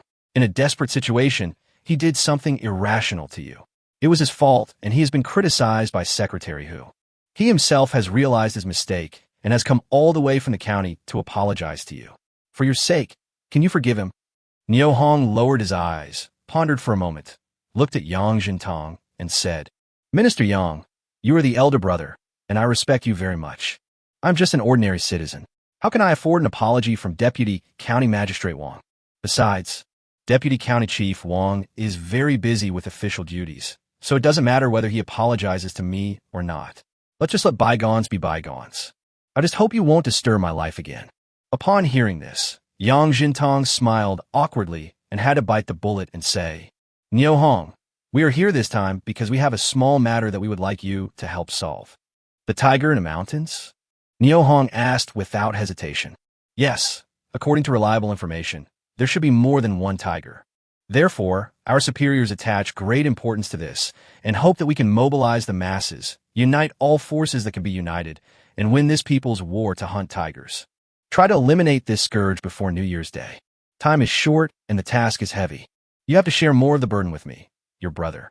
At the end, Yang Jintong's tone revealed a hint of helplessness. 3 years of natural disasters caused the population to decline and wild animals to proliferate. Some ferocious beasts have posed a serious threat to the surviving humans. Getting rid of the 2 tigers and even more beasts is imminent. When Niu Hong heard this, he was overjoyed. How could he miss such a rare opportunity to make a fortune? However, if I am asked to do something thankless again, I will never be so foolish as to agree to it. Never take action unless you give yourself enough benefits. Thinking of this, Niu Hong said lightly, Minister Yang, before we went into the mountains to search for missing persons last time, Deputy County Chief Wang promised, if I rescued Chief Engineer Li's wife, he would not only recommend me for credit, but would also approve me to become an advanced model of the Red Star Commune. You also saw that after I rescued Chief Engineer Li's wife, what did I get? Niu Hong said this, spreading his hands. Seeing this, Yang Jintong could not help but understand Niu Hong's meaning. His face turned red. As a man who came from a military background, he would never do such things as burning the bridge after crossing it and destroying the pot after eating. But Deputy County Mayor Wang Mingyi, who accompanied him, actually did something that was outrageous to both humans and gods. Therefore, Facing Yung, Yang Jintong felt ashamed and humiliated. Seeing Yang Jintong's embarrassment, Niu Hong smiled faintly and said coldly, Minister Yang, it's not that I'm unwilling to work hard, but the actions of some of your leaders are really chilling. Upon hearing this, Yang Jintong turned to look at Wang Mingyi and shouted, Mingyi, come here for a moment. When Wang Mingyi heard that Yang Jintong did not call him by his title, but by his name, he knew that things had taken a turn for the better and hurried over. He looked at Niu Hong and Yang Jintong with a smile on his face, nodded in greeting, and spoke at the same time. Brother Niu Hong, Minister Yang, Deputy County Magistrate Wang, when can you fulfill the reward you promised Niu Hong last time? Yang Jintong went straight to the point and directly pointed out the core of the problem. He hoped that Wang Mingyi could take some responsibility at this moment and fulfill his promise to Niu Hong as soon as possible so that he could carry out his work further. But Wang Mingyi heard that it was a matter of recommending Niu Hong for merit and approving him to become an advanced model of the Red Star Commune. His expression changed slightly, and he said hesitantly, Minister Yang, you also know that the disappearance of the family members of the forestry workers cannot be made public, so the matter of commending Brother Niu Hong and establishing him as an advanced model should also be. Seeing this, Niu Hong smiled coldly in his heart and interrupted Wang Mingyi's conversation with a wave of his hand. Merit and advanced model are too high-sounding for an ordinary member like me. It would be more practical to replace them with material rewards. Oh, what material reward do you want? Wang Mingyi looked at Niu Hong and asked in confusion. Minister Yang, what kind of material reward do you think can be worthy of the credit and honor I deserve? Niu Hong didn't want to pay any attention to Wang Mingyi. Seeing his bearded face was like seeing a monkey's butt. He felt indescribably nauseous and vomiting. Yang Jintang glanced at Wang Mingyi and secretly blamed him for not putting in any effort and having no enthusiasm at all. He sighed to himself and said, Niu Hong, your contribution and honor will be rewarded according to the reward standard for hunting tigers. Is that okay with you? Minister Yang, is this appropriate? That's a tiger, a bicycle ticket, and 50 yuan. Niu Hong is not stupid either. He will definitely ask for as many benefits as he can, especially for the stingy Wang Mingyi represented by Yang Jintang. But he doubted whether he could really make the decision about the reward that Yang Jintang had promised to give him in order to avoid it being all in vain in the end. Sure enough, Yang Jintang just smiled awkwardly and explained, I mean, just a bicycle ticket plus 50 bucks. When Niu Hong heard this, he looked at Yang Jintang in surprise and smiled slightly, turned around and walked towards the bonfire. Seeing this, Yang Jintang exchanged glances with Wang Mingyi and realized that they had messed up again this time. Niu Hong had lost interest in continuing the conversation with them. At this time, Niu Hong walked to the campfire and saw Niu Tiankai, Li Tsuihua, and Chu Junbo eating roasted wolf meat around the campfire. He was very dissatisfied and said loudly, Directorly, Captain, I didn't eat my wolf meat for nothing.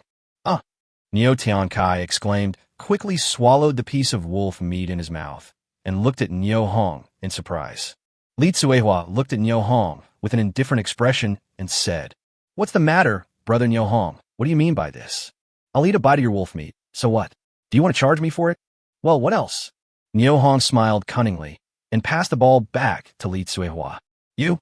Li Tsuihua was holding a piece of wolf meat in her hand, and she didn't know whether to eat it or put it down. Chapter 102 A Chance.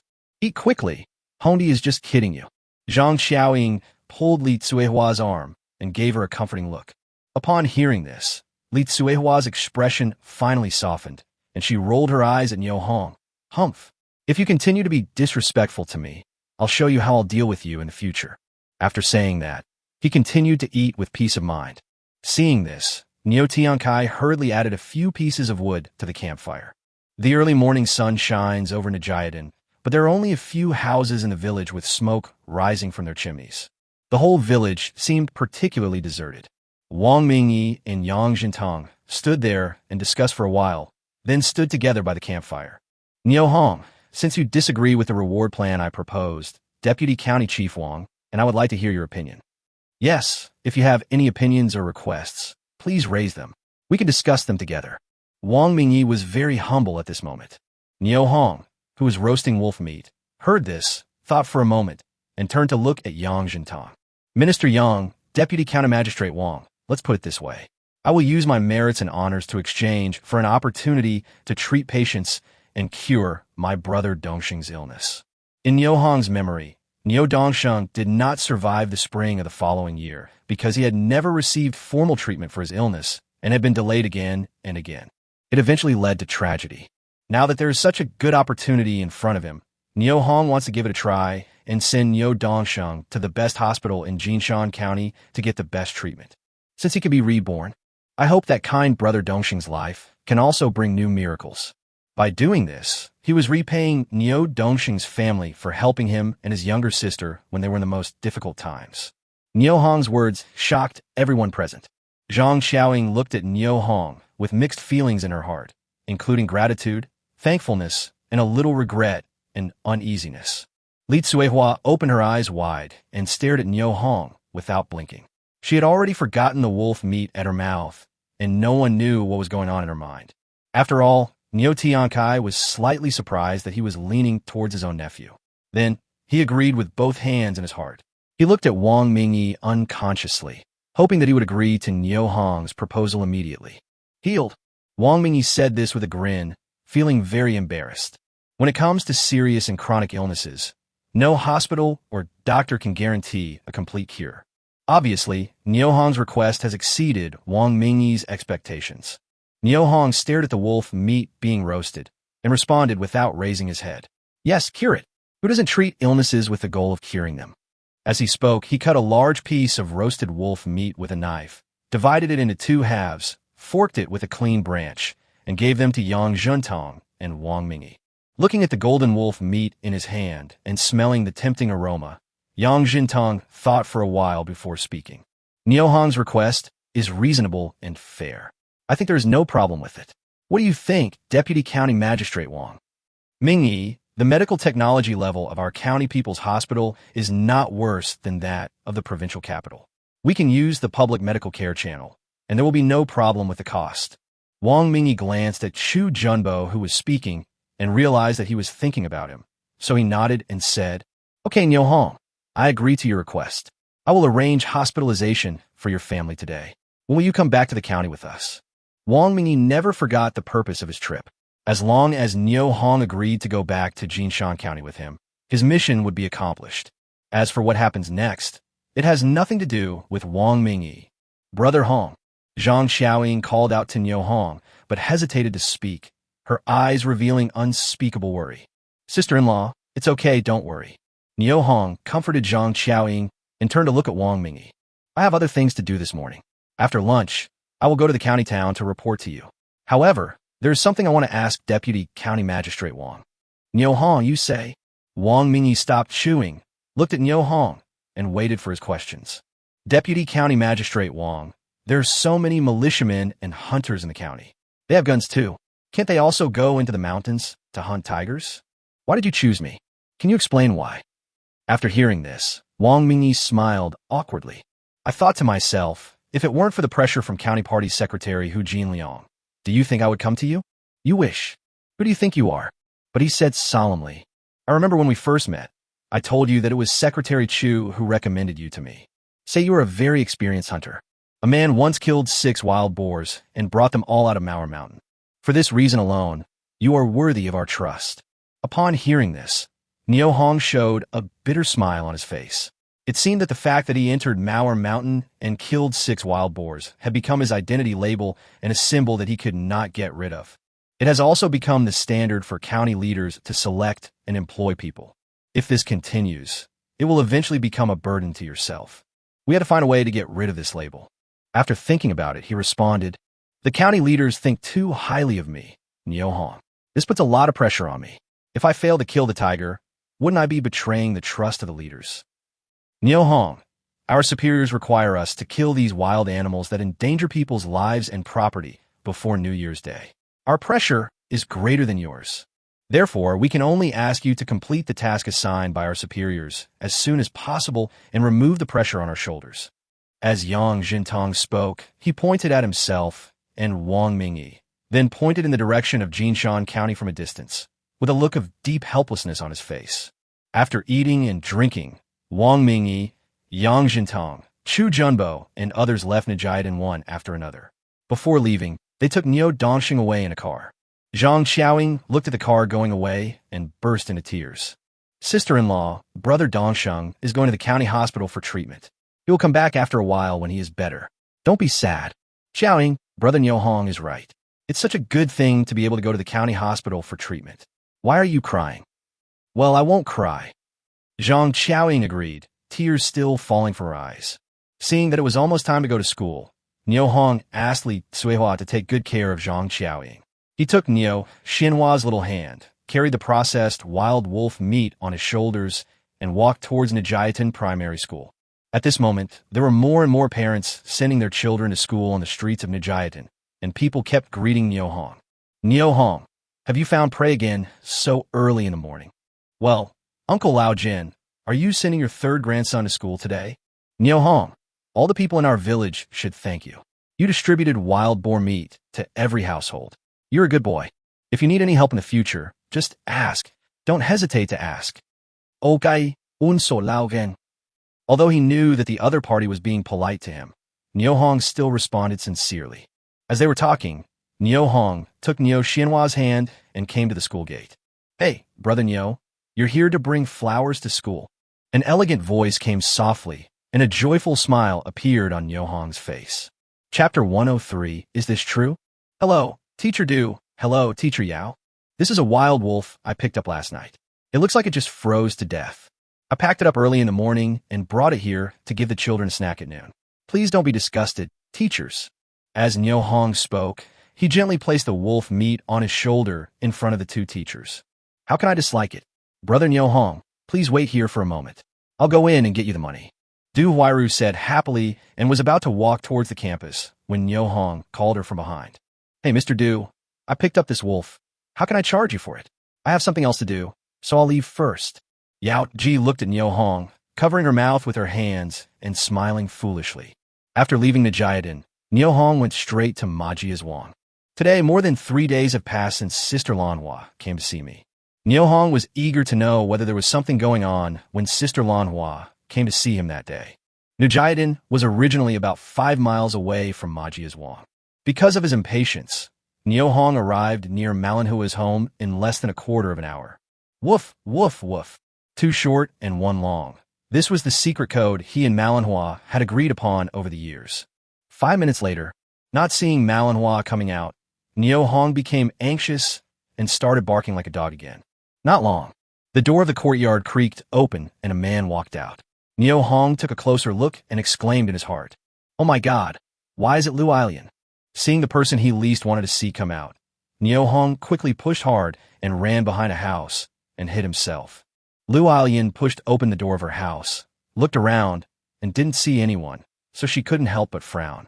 She had clearly heard a dog barking in the house just now, and it sounded familiar, but how come when she came out she didn't see even a single dog hair? How strange. A gust of cold wind blew, and Lu Ailian couldn't help shivering. She quickly wrapped her headscarf tightly and ran towards the house. "Mom, did you see the dog outside?" "Forget about the dog. There's not even a dog's paw print.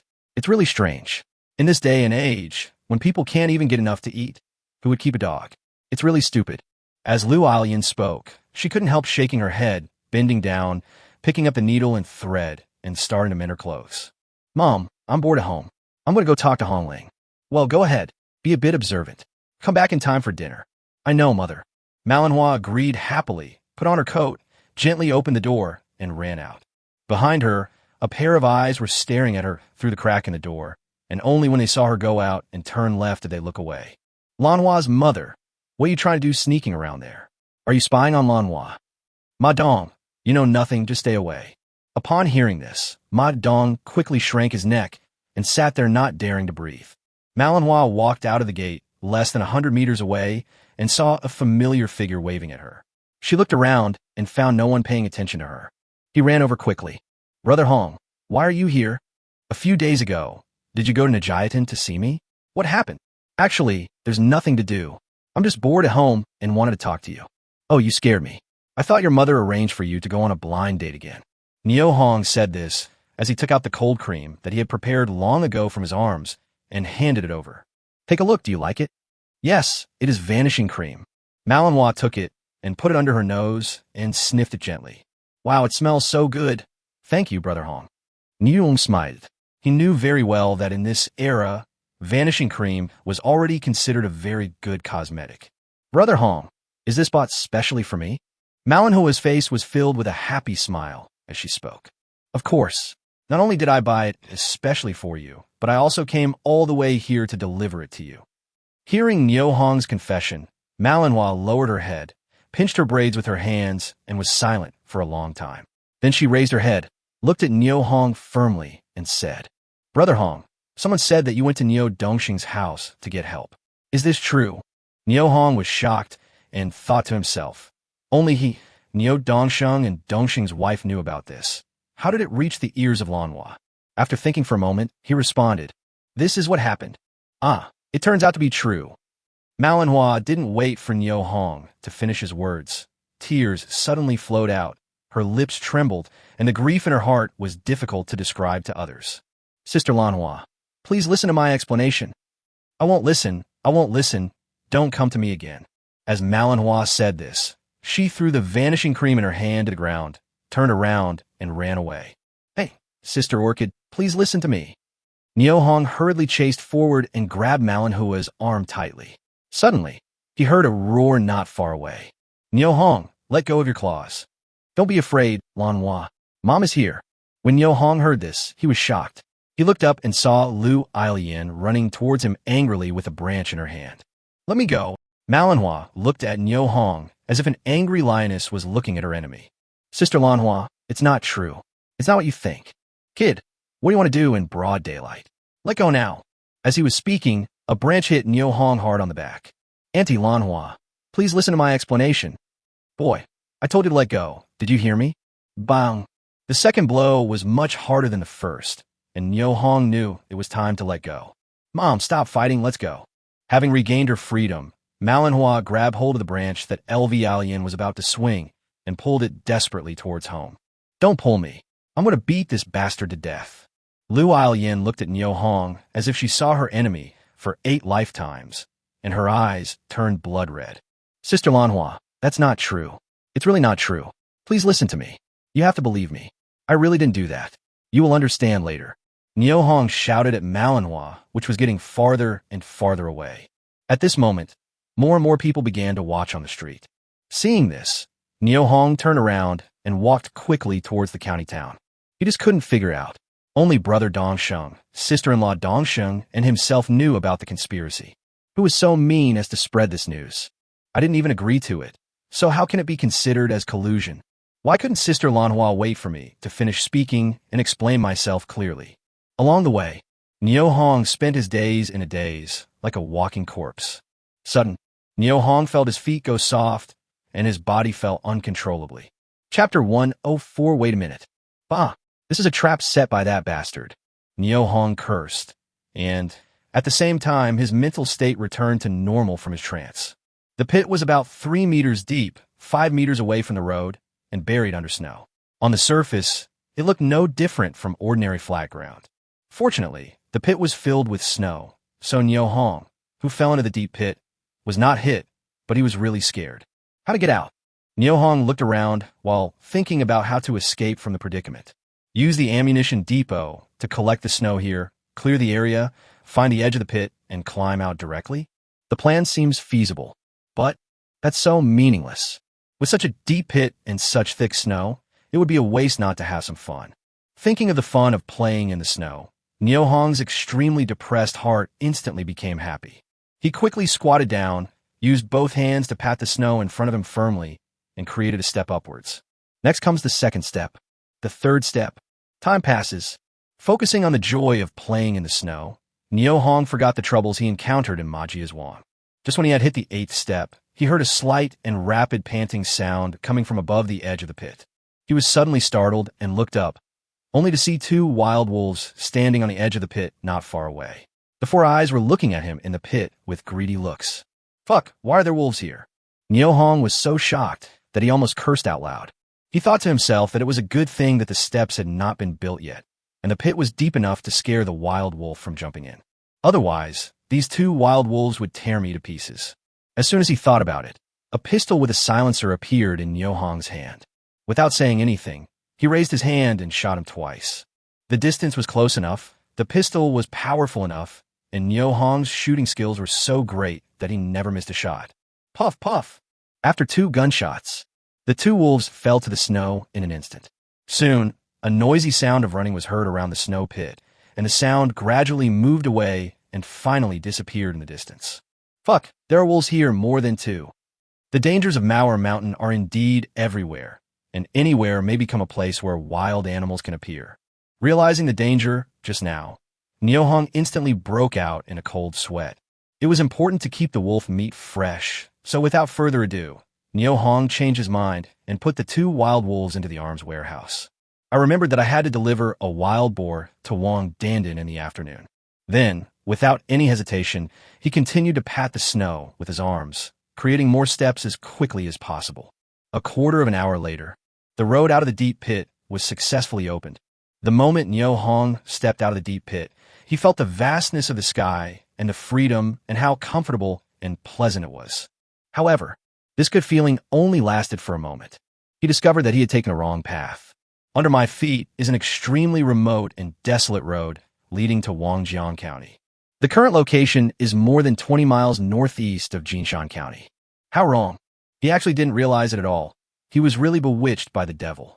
Nyo Hong sighed in his heart and looked up at the sky. At this moment, the sun was high in the middle of the sky. Obviously, it was noon. There is not much time left before the delivery time agreed with Wang Dandan after lunch. Then I thought about the fact that I still had to report to Wang Mingyi and Yang Jintang in the afternoon.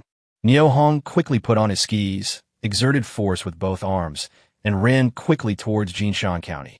Half an hour later, a young man pulled a sled carrying a wild boar and appeared at the gate of Jinshan County Supply and Marketing Cooperative. This person is Nyo Hong.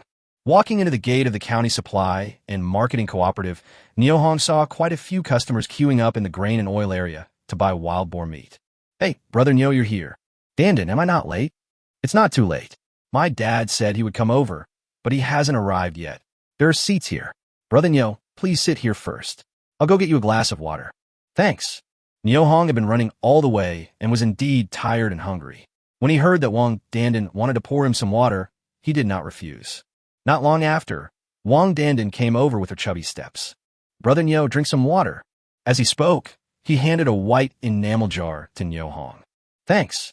Nyo Hong took the enamel jar and was about to put it to his lips when a fragrant scent of powder drifted into his nose from the enamel jar. This is the water cup that Wang Dandin uses. Are you familiar with her? It doesn't seem appropriate to use the water cup of a girl you are not familiar with, right? Thinking of this, Nyo Hong slowly placed the enamel pot in his hand on the counter next to him and looked at the people queuing.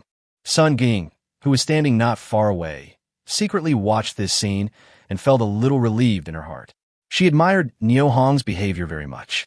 20 minutes later, Wang Yaozu hurriedly walked into the gate of the county supply and marketing cooperative. When he saw Nyo Hong sitting in the corner to rest, he went forward to greet him enthusiastically. It's Nyo Hong. Sorry to have kept you waiting. Uncle, you are too polite. I left the goods outside the door. Please take a look first. Nyo Hong said as he stood up. I've seen it. It was freshly hunted, right? I guess so. Nyo looked. Dad, why did you come just now? Brother Nyo has been waiting for you for half an hour. Wang Dandin complained coquettishly. I took on a revolutionary mission temporarily and prepared a meal for a special patient, so I came a little late. I have already apologized to Nyo Hong. Upon hearing this, Nyo Hong's heart moved slightly, and he asked in a low voice, Uncle, is one of our county leaders sick? He's not a county leader. I heard he's a relative of Deputy County Chief Wang. Even Secretary who took it very seriously and personally inquired about this matter. He asked our kitchen staff to prepare the food and send it to him. Oh, is that what happened? Nyo Hong pretended to be surprised. At this moment, he already knew the identity of the special patient. Brother Nyo Hong, let's check the scale. Wang Dandin reminded softly. Okowo. Nyo Hong agreed and quickly pulled the sled outside into the hall of the county supply and marketing cooperative. Not long after, the wild boar's weight data was reported. 427 pounds and 6 ounces. At the price of 34 cents per pound, Wang Yaozu handed over 145.38 yuan to Nyo Hong. Nyo Hong, can you count the money and see if there is anything wrong? Uncle, how can you miss my money without counting it? As he said this, Nyo Hong put the money into his arms. Uncle, I have something urgent to do, so I'll leave first. Hey, wait a minute. Wang Yaozu quickly grabbed Nyo Hong's arm. Nyo Hong, can you help me hunt some musk deer next time? Deer? Nyo Hong asked back in surprise and looked at Wang Dandin, who was standing beside him. Well, our leader likes this. Can you help me think of a solution? The price is negotiable. Nyo Hong looked at Wang Yaozu's, you know what I mean, expression and instantly understood the key.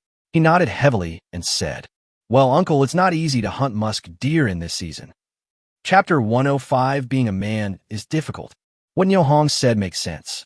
Musk deer are an animal with obvious seasonality and regional characteristics. In summer, musk deer prefer places with cool temperatures and plenty of sunshine, so they tend to go to higher grasslands and the edges of forests. In winter, in order to avoid the severe cold, musk deer often migrate to warm and humid places, such as deep in the forest or by the river where the temperature is relatively high. Now, the mountains are blocked by heavy snow. If you want to hunt musk deer, you can only go to the deepest part of the primeval forest. The temperature there is much higher than that at the edge of the forest, which is exactly where musk deer like to stay the most. The primitive forest of Maur Mountain is as dangerous as hell for human beings, not to mention that the mountain is now blocked by heavy snow, making it difficult to walk. Wang Yaozu was well aware of this situation.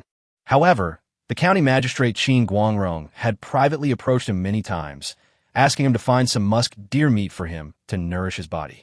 Last week, I looked for him 3 times, and this week, I looked for him 4 times.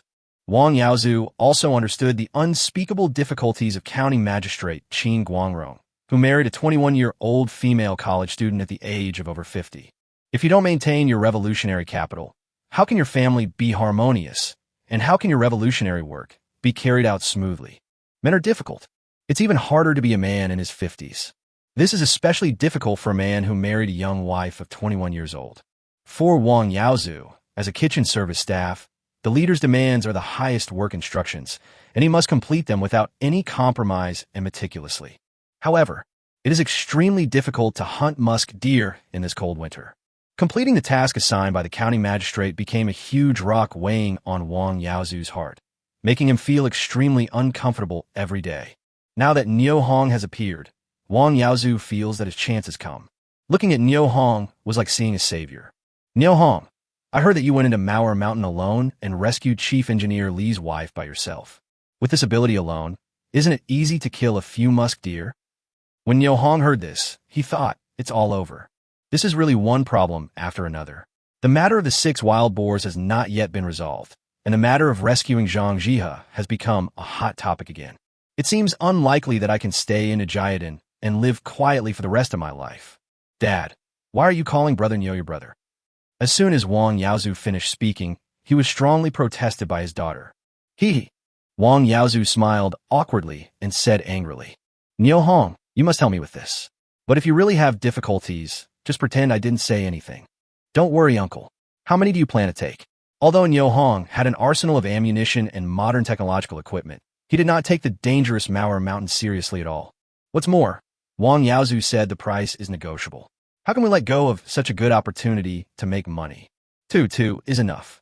Seeing that Niu Hong finally agreed to help, Wang Yaozu was delighted and quickly stretched out 2 fingers. Yes, don't worry, uncle. I will go into the mountains this afternoon and hunt down a musk deer for you as quickly as possible. Okay, that's great. Niu Hong, when you have time, you must come to my house for dinner and drinks. I have good wine at home. Yes, uncle, I have something else to do, so I'll leave first. Brother Niu, please wait a moment. Niu Hong was about to leave when Wang Dandan stopped him. Dandan, what else do you have to say? Niu Hong asked in confusion. Brother Niu, you promised to come to my house for dinner and drinks. Do you know which direction my front door faces? This. Niu Hong looked at Wang Yaozu and smiled awkwardly. Uncle, where do you live? Number 2 Courtyard, Dongshan Street. It's number 2 Courtyard. Don't make a mistake. Without waiting for Wang Yaozu to reply, Wang Dandan took the initiative to report her home address. Wang Yaozu looked at his daughter in surprise, and his heart moved slightly, realizing that his daughter had grown up and started to have her own little thoughts. He quickly echoed, Niu Hong, you must remember it. It's number 2 Courtyard, Dongshan Street. If you really can't remember it, go to the Supply and Marketing Cooperative to find Dandan and ask her to bring you home. Niu Hong looked. Okay, uncle. Okay, Dandan, I have to go into the mountains this afternoon, so I won't talk much more. Goodbye. He really couldn't stay here any longer. He hadn't had lunch and hadn't reported yet, so he had no idea what Niu Dongxing's current situation was. If you stay any longer, the daylily will probably get cold. At this time, the 3rd office on the left side of the main entrance of the Jinshan County People's Committee. Wang Mingyi, Yang Jintong, Hu Jinliang, Qin Guangrong, Li Xiqing and others gathered together, anxiously waiting for someone. Hu Jinliang sat there as gloomy as water, but the rapidly rising and falling chest revealed that he was not at peace at the moment. Wang Mingyi kept turning his head to look out the window and towards the gate, his face full of anxiety. Don't worry, everyone. Niu Hong said he would come, and he will definitely come. After all, Yang Jintong came from a military background and had an optimistic and cheerful personality. He saw that several leaders in front of him were secretly competing with themselves. He quickly spoke words of comfort. Humph, here he comes. It's already dark. How can he go into the mountains to hunt? Another day wasted. Guangrong, you must not say that. Hunting requires some preparations in advance. How can you just go and leave? Qin Guangrong wanted to say something else when he heard the voice of County Party Secretary Hu Jinliang. Jintong is right. Niu Hong has already agreed to go into the mountains to hunt tigers. We don't need to worry about these few hours. Everyone should be patient and wait. Minister Yang, are all the weapons you prepared for Niu Hong ready? Li Xiqing, who had been sitting there silently, looked at Yang Jintong and asked with concern. At this moment, a young secretary walked quickly to Hu Jinliang and whispered something in his ear. Are you sure? It's certain. Our people saw it with their own eyes. Okay, I understand. After Hu Jinliang finished speaking, he glanced at Wang Mingyi, Yang Jintong, Qin Guangrong, Li Xiqing, and others with a look of relief and laughed. Huh. Guess Wang Yohong hasn't come to report yet? This one sentence left everyone present completely confused, and they all looked at the county party secretary, Hu Jinliang. Seeing everyone's confused look, Hu Jinliang was very proud and explained. Niu Hong went to the county supply and marketing cooperative to sell wild boars. Selling wild boars? Didn't he say he would report today? Why is he hunting and selling wild boars? Is he treating the government's task as a joke? Qin Guangrong was obviously a little angry today. No, something is wrong. Wang Mingyi stood up and looked at Yang Jintong. Minister Yang, think about it. When we left Nujiadan this morning, Niu Hong hadn't left yet. It takes at least an hour to get from Nujiadan to Jinshan County. Now the wild boars have hidden in the mountains. If you want to kill them, you have to go into the mountains. Going in and out of the mountains is not something that can be done in just a few hours. Is it such a coincidence that Niu Hong was able to kill a wild boar and bring it to Jinshan County in such a short time? Ladies and gentlemen, do you think it is possible? When the county party secretary Hu Jinliang saw that Wang Mingyi had doubts about what he said, he felt very unhappy and snorted heavily. Said coldly, Comrade Mingyi, do you know how many wild boars Niu Hong sold at the supply and marketing cooperative yesterday? How many? Wang Mingyi asked back in confusion, thinking to himself, are wild boars like cabbages? You could just hunt them when you want and sell them when you want? Both. What? This time, Wang Mingyi was completely shocked. Chapter 106, Extraordinary Measures. Yes, too. Including the one he sold today. Niu Hong has sold 3 wild boars in 2 days. This guy is no ordinary guy. County Party Secretary Hu Jinliang praised Niu Hong highly, but he was thinking in his heart, how dare you question the correctness of what I said? I'll kill you with my anger. Qin Guangrong sensitively sensed that Hu Jinliang's tone was not right, and this time he remained silent. Wang Mingyi also heard the hidden meaning in Hu Jinliang's words. He moved his lips, seemed to want to say something, but stopped himself. In the end, he didn't say a word. But in my heart, my hatred for Niu Hong increased a little more. While we were talking, there was a knock on the door. Bang, bang, bang. Come in. Following Wang Mingyi's response, the door opened and Niu Hong stood at the door holding an old socket. Niu Hong, come in quickly. Seeing Niu Hong, Yang Jintong stood up excitedly. Minister Yang, I'm here to report. Yes, come in quickly. He turned to look at the middle-aged man next to him. Secretary Hu, Niu Hong is here. After hearing Yang Jintong's introduction, Hu Jinliang slowly stood up, looked at Niu Hong calmly, and said lightly, hurry up and complete the formalities. After saying that, he put his hands behind his back and walked out of the room silently, without saying a word to Niu Hong from beginning to end. Upon seeing this, County Magistrate Qin Guangrong hurriedly followed him out. Niu Hong, is this the weapon you use for hunting? Yang Jintong asked in surprise, pointing at the old sleeve in Niu Hong's hand. Okowo, how can you use this gun to kill a tiger? I'll have Li Chun take you to the warehouse to get a Type 56 rifle and 600 rounds of ammunition. Thank you, Minister Yang. You're welcome. In addition, your relative has been arranged by Deputy County Chief Wang to be admitted to the County People's Hospital, and his illness will be properly treated. We will definitely do what we promised you. Please rest assured. As Yang Jintong spoke, he opened the record book and began to register Niu Hong's information. How could Niu Hong not understand the hidden meaning of Yang Jintong's words? He hesitated for a moment and said, Minister Yang, do you have any information on Tiger's latest location? An hour later, the sun was setting and dusk was falling. Niu Hong appeared on a small road northwest of Jinshan County. He was rushing to the Youth Forest Farm as fast as he could. Youth Forest Farm is a logging farm under the jurisdiction of Jinshan County Forestry Bureau. It is located on the outer edge of Maoer Mountain, about 15 miles away from Jinshan County.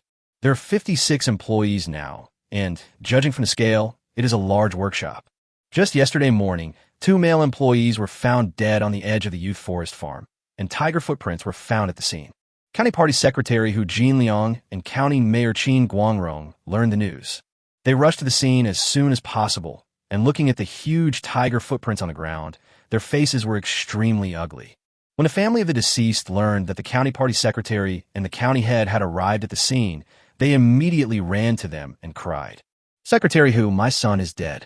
How are we going to live? County Magistrate Qin, the child's father is dead. How are we, a family of 5, going to live in the future?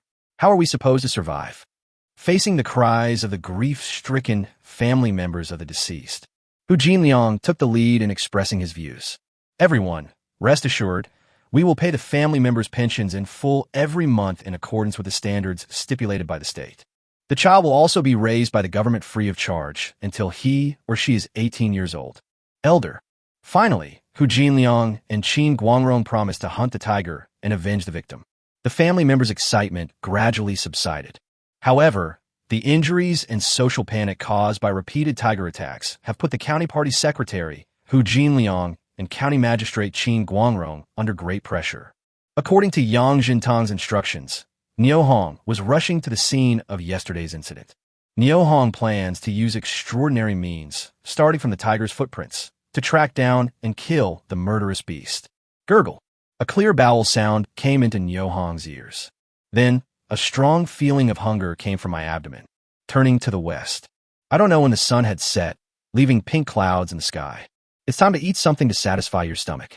In a secluded location sheltered from the wind and with less snow, Niu Hong stopped, found 3 branches of the same thickness, broke them into the same length, and carefully inserted them into the snow.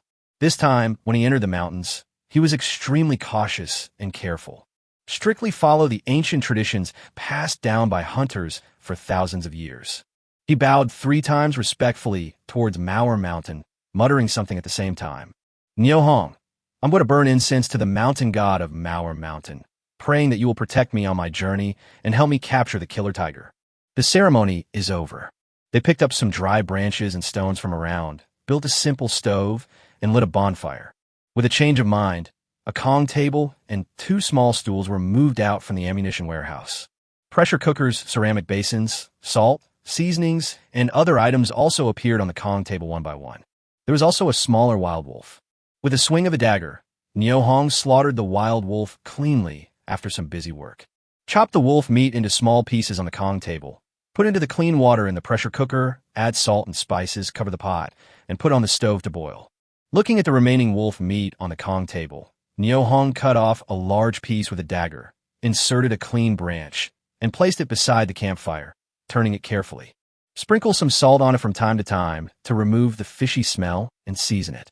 The bonfire flickered, dispelling the surrounding chill and illuminating the nearby mountains and forests. Niu Hong turned the branch in his hand while watching vigilantly for the danger lurking in the darkness around him. Tonight will be another sleepless night. Similarly, the cold nights on Manhwa Mountain will turn into a world completely dominated by wild beasts. Here, he can have no scruples and use all available means to achieve the goal of searching for wild animals and hunting prey. Therefore, in order to find and kill the tigers that are harmful to people as soon as possible, Niu Hong decided to use modern drones to conduct reconnaissance and search of the nearby mountains and forests tonight. To achieve twice the result with half the effort. The night enveloped the earth. Niu Hong sat on a small bench beside the campfire, eating his dinner with relish in the warmth of the flames. Eating meat and drinking soup is Niu Hong's greatest enjoyment at the moment. Occasionally, I look up at the stars in the sky and think of my younger sister Niu Xianhua, who lives far away in Nijitan. A sense of melancholy and longing instantly wells up in my heart. It's the first night that brother Dongsheng is not at home. I wonder if sister Dongsheng, Xuanbao, Aria, and the others can get used to it? Will my little sister be scared at night if she sleeps alone in the West Room? It is better to complete the task as soon as possible and return home to reunite with your family as soon as possible. Having made up his mind, Niu Hong quickened his eating pace. 10 minutes later, Niu Hong put all the items into the armory and moved a most advanced military unmanned reconnaissance aircraft out of the armory. With the help of the light from the campfire, they began to assemble and debug the machine. Chapter 107 Major Discovery. Although Niu Hong was unfamiliar with the operation of the drone, there were detailed instructions and video explanations. 2 hours later, the unmanned reconnaissance aircraft took off into the sky in Niu Hong's hands. Through the thermal imaging night vision lens, the figures of the wild beasts in the forest appeared one by one in front of Niu Hong. Modern technology is still good. It makes it possible for wild animals hiding in the dark to be discovered. People living in modern society are really the happiest. Food, clothing, housing, and transportation are so convenient. Niu Hong felt sincerely moved. Before he had time to savor the years before his rebirth, he was stunned by the information sent back by the drone. The drone control screen shows. On a hillside 2.9 kilometers away from where he was, a Siberian tiger was eating a wild boar with big mouthfuls. The wild boar's hind legs had disappeared. Its chest and abdomen were ruptured and bleeding.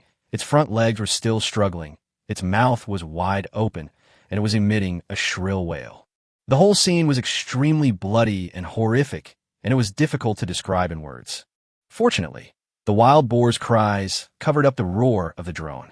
In order not to alert the Siberian tiger, Nyohong quickly withdrew the unmanned reconnaissance aircraft. We packed our bags, put out the campfire with snow, put on our thermal imaging night vision helmets, put on our snowboards, and quickly slid down the hillside where the Siberian tiger was. A horse will die if it runs too fast. Although Nyohong tried very hard, the road in the snow-covered primeval forest of Mauer Mountain was not smooth, especially at night. Thanks to the help of thermal imaging night vision goggles, Nyohong overcame all kinds of difficulties and moved forward.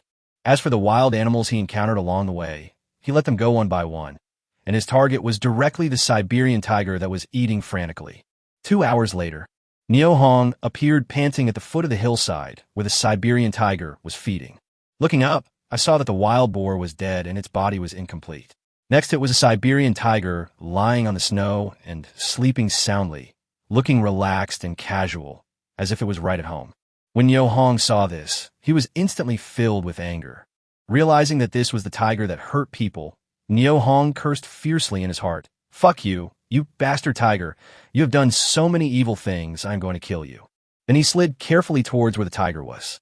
When Nyohong was still 50 meters away from the tiger, the sleeping Siberian tiger suddenly raised its head and looked at Nyohong. "Fuck, I've been discovered." Nyohong was suddenly startled. Looking into the tiger's eyes through the thermal imaging night vision goggles, he felt as if he was being stared at by the god of death and was in danger of losing his life at any time. In an instant, the hairs on my body stood up and cold sweat broke out unconsciously. Roar! The tiger roared. Nyohong felt as if the snow in front of him was swept up from the ground by a gust of wind and rushed towards him. "Fuck, so awesome." Roar! With the second tiger roar, Nyohong saw the tiger stand up from the snow, sit back, stretch itself, lick its mouth with its tongue, and look extremely pretentious in its lazy manner. "Fuck you, you bastard.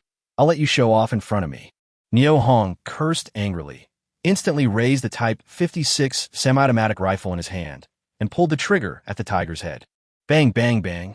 Maybe because he was too nervous and excited, he lost control and fired all 10 bullets in the magazine.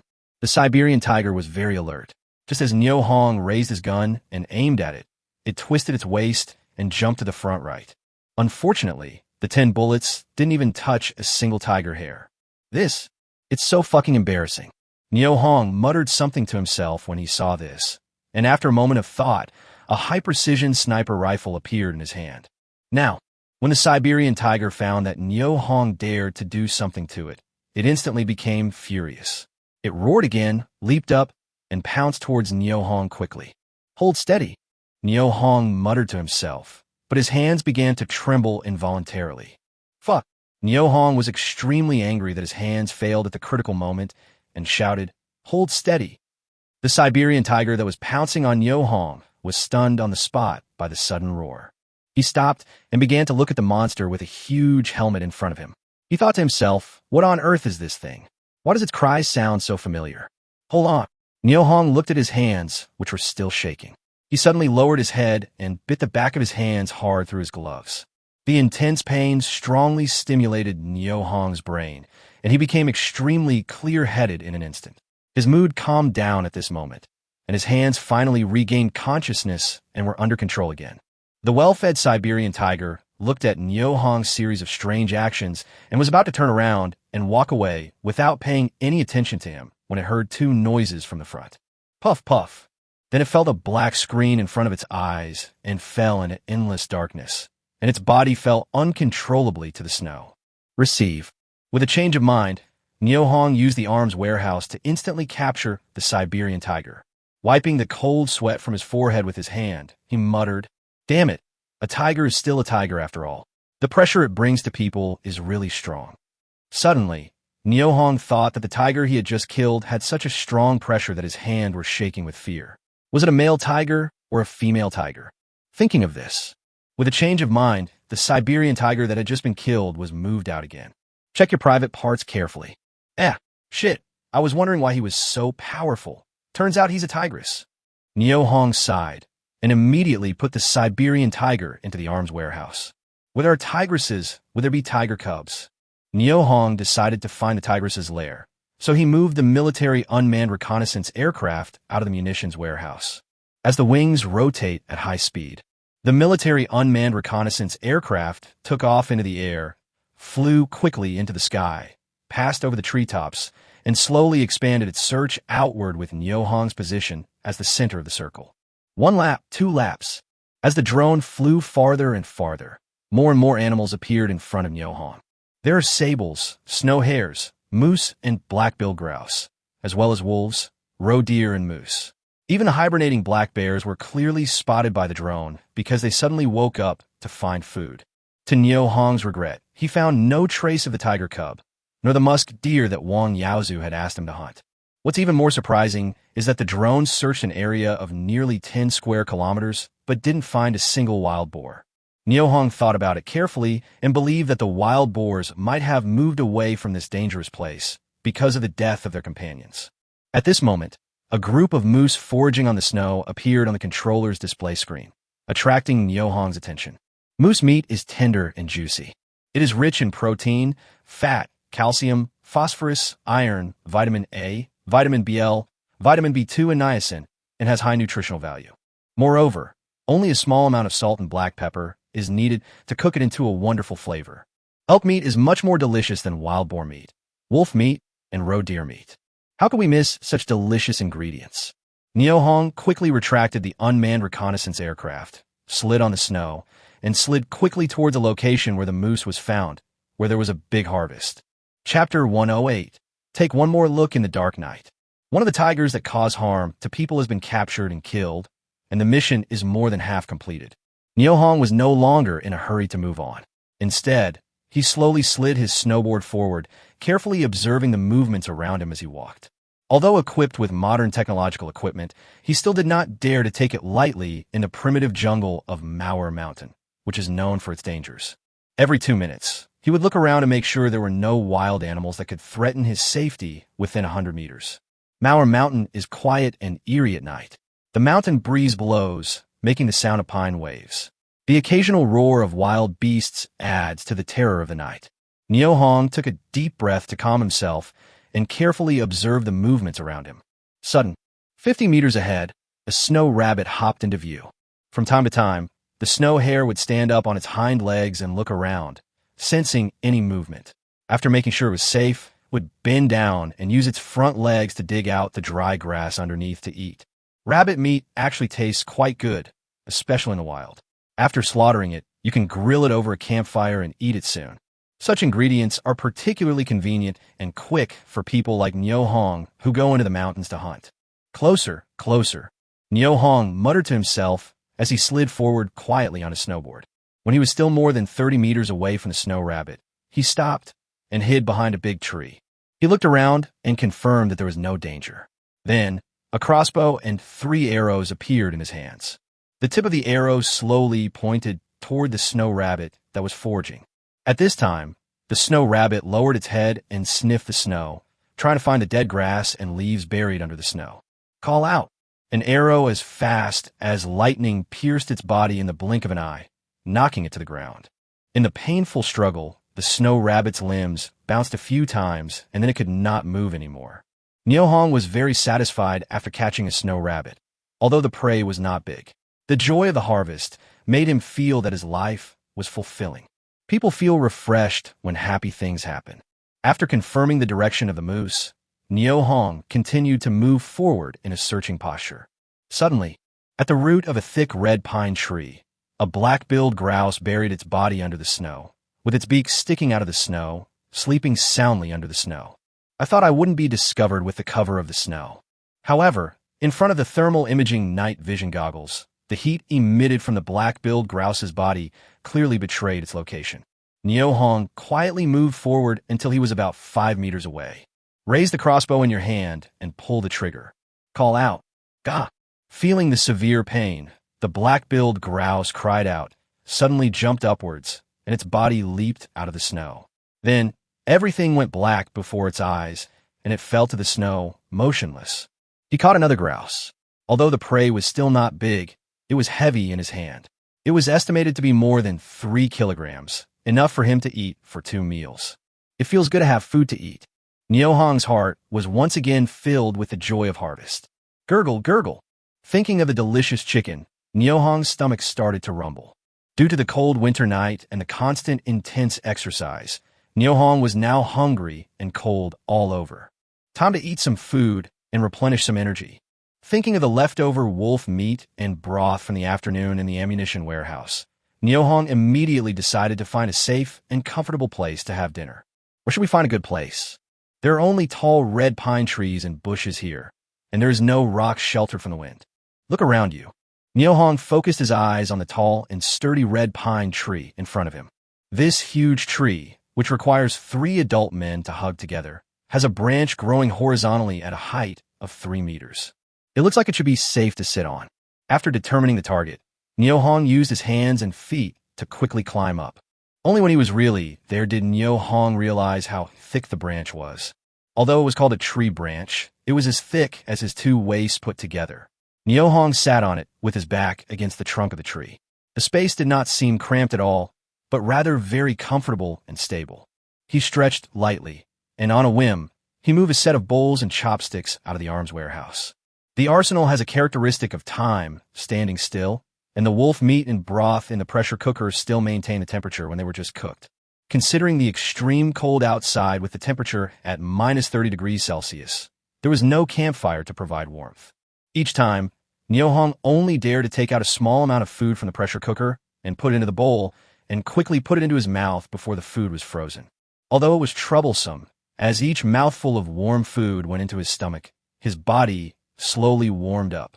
In winter, the nights in the mountains and forests are no longer so unbearably cold. Listening to the sound of pine trees and eating dinner, Neo Hong was thinking about how to spend the night safely in Manhwa Mountain. Leaning against the branch like you are now, although you can avoid wild beasts, the ubiquitous cold can also freeze people to death. Spending the night on a tree branch was obviously not an option. Looking for a cave? A bonfire was built in the cave, and a tent was taken out from the ammunition warehouse and spread out. It looked okay.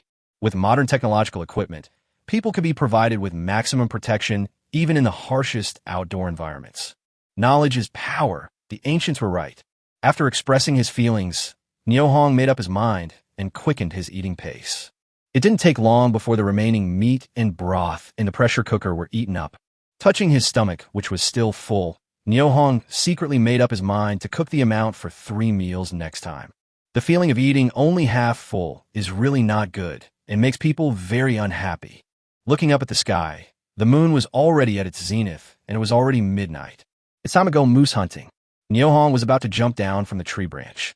The moment he looked down at the snow below, he saw 3 dog-like figures wandering on the snow nearby. He lowered his head and sniffed around, looking for food. Wild wolf. Fortunately, I didn't jump.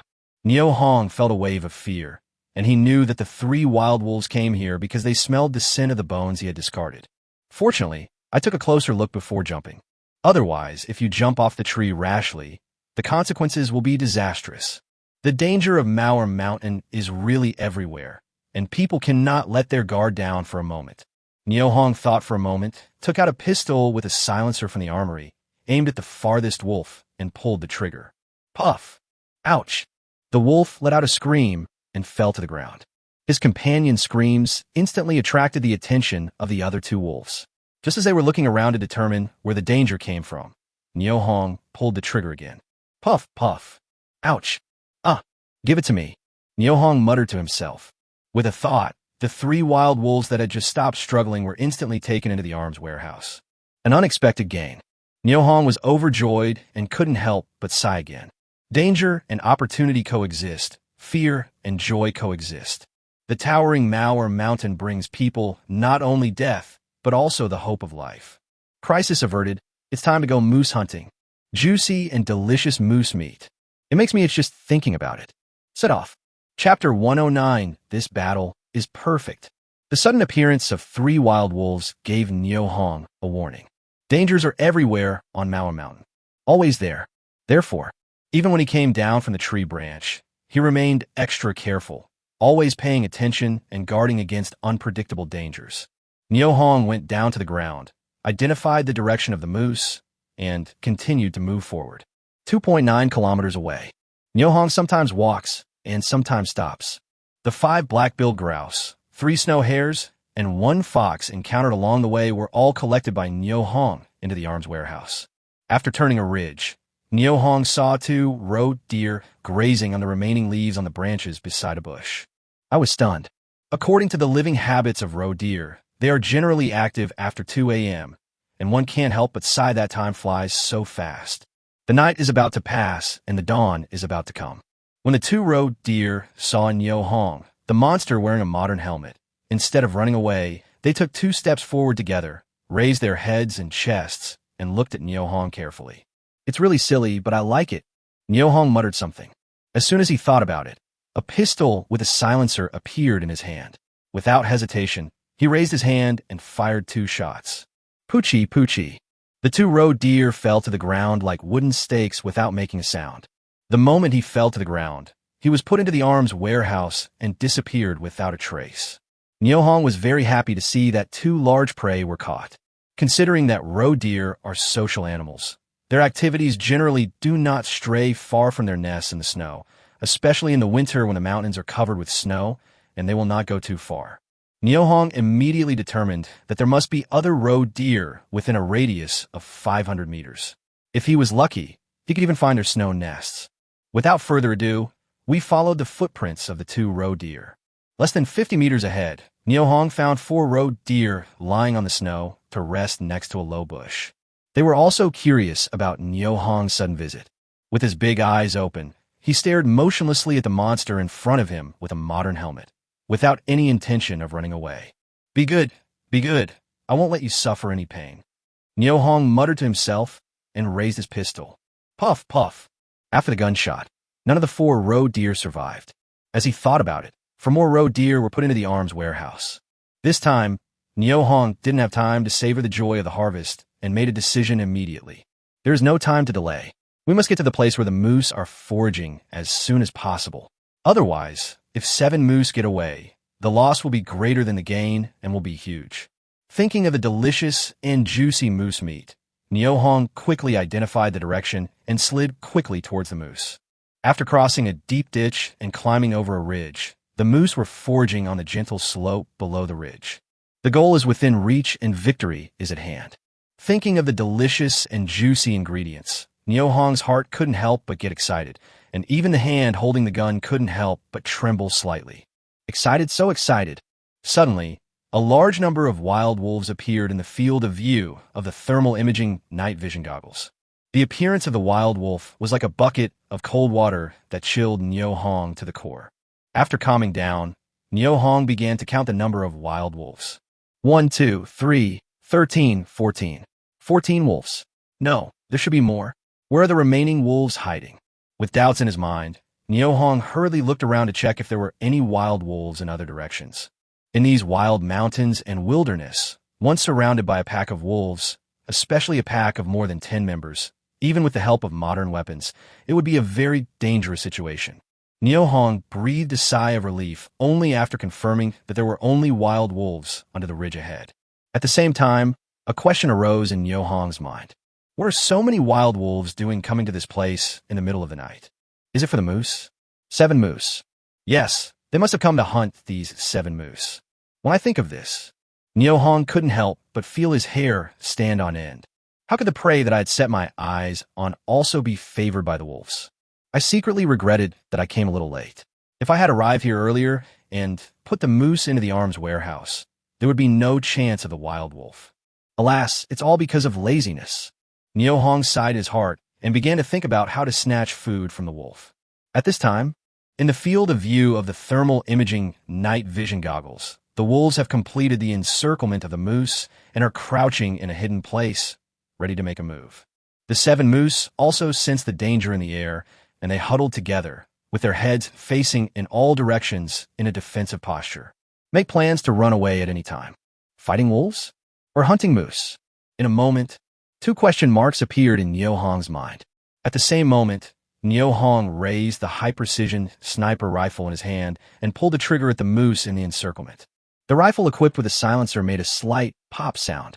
Before the moose could react, bullets instantly hit their heads, taking their young lives.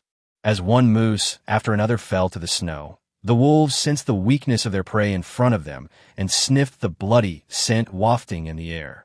One by one, they howled excitedly. They all jumped out from their hiding places and rushed madly towards the moose in front of them. The food is just ahead. How could I be willing to fall behind? This is what every wild wolf thinks. Come on, happy 98? Nio Hong was waiting for this moment. He hummed a moving song, and the rifle in his hand made an intoxicating sound again. A miracle happened. All the wild wolves that just ran close to the moose carcass were shot dead by Nio Hong, without exception. In the darkness. Finally, some wolves realized that the situation ahead was not good. Seeing that their companions did not move once they approached the moose, they dared not move forward any further. No matter how delicious the food is, you still have to be alive to enjoy it, right? They all stopped, sniffed the air, and carefully observed the situation ahead. Nio Hong would never give them a chance to turn the tables. Any wolf that stands still, all of them became fixed targets. Without exception, they were all covered in blood within the scope of the high-precision sniper rifle. The bloody smell permeated the air and lingered for a long time. This was a perfect annihilation battle. Nio Hong took advantage of the wild wolves' greed and used the tactics of besieging a point and attacking its reinforcements to the extreme. Not only did they successfully harvest 7 moose, but they also captured an additional 17 wild wolves. This battle was perfect. The majestic manhwa mountain always brings unexpected surprises to people. Excited, Nio Hong found 3 branches, broke them into the same length, stuck them into the snow, bent his legs, and knelt down. He muttered to himself, "Great mountain god, thank you for your blessing. I, Nio Hong, will always remember your kindness. Next time I go into the mountain, I will burn incense and offer sacrifices to you."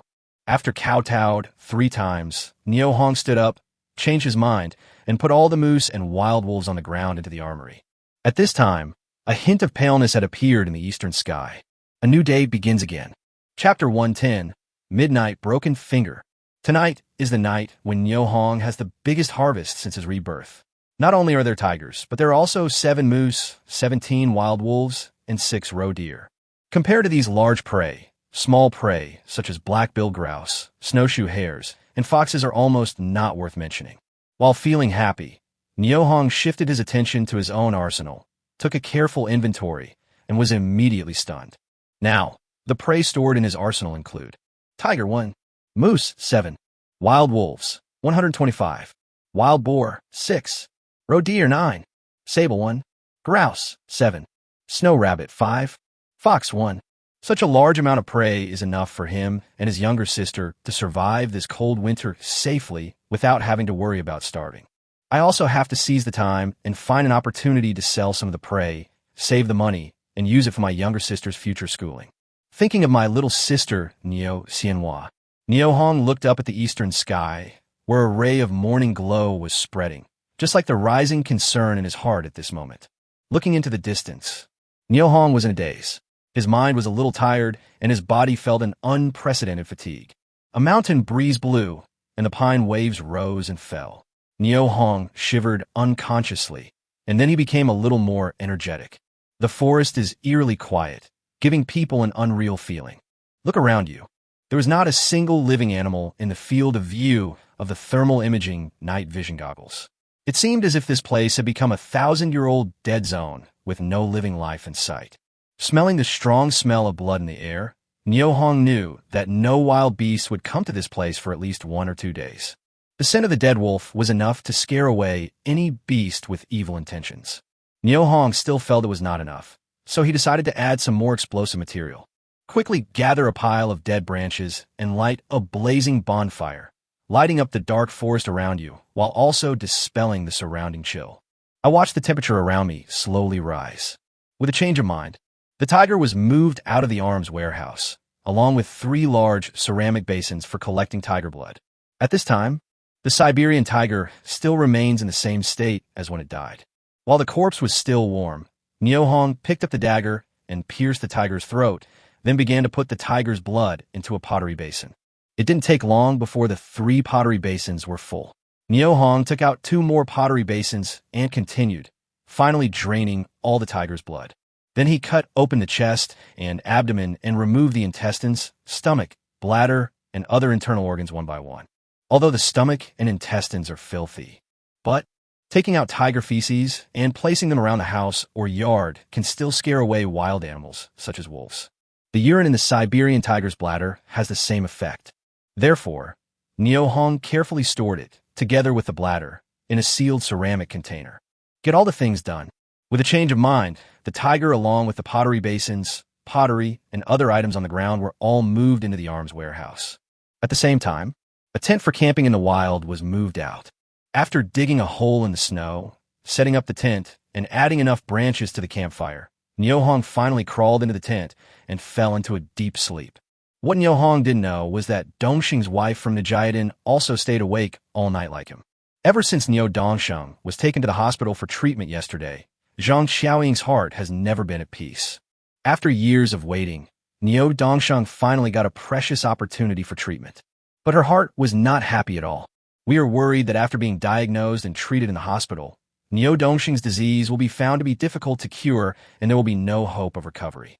She couldn't accept this kind of desperate pain. At the same time, she was worried that Nyo Dongxing's illness would be completely cured after treatment in a regular hospital, and her family would be reunited in harmony, but the Nyo Hong brothers would leave because of this. She couldn't accept such an ending. Nyo Dongxing's disease, whether it can be cured or not, makes her heart like boiling water, unable to calm down anymore. A pair of big eyes stared straight out the window, thinking about the future and unable to fall asleep. Sister-in-law, my brother, can you come back today? I don't know. Zhang Xiaoying agreed, only to then realize that this was Niu Xianhua talking in her sleep.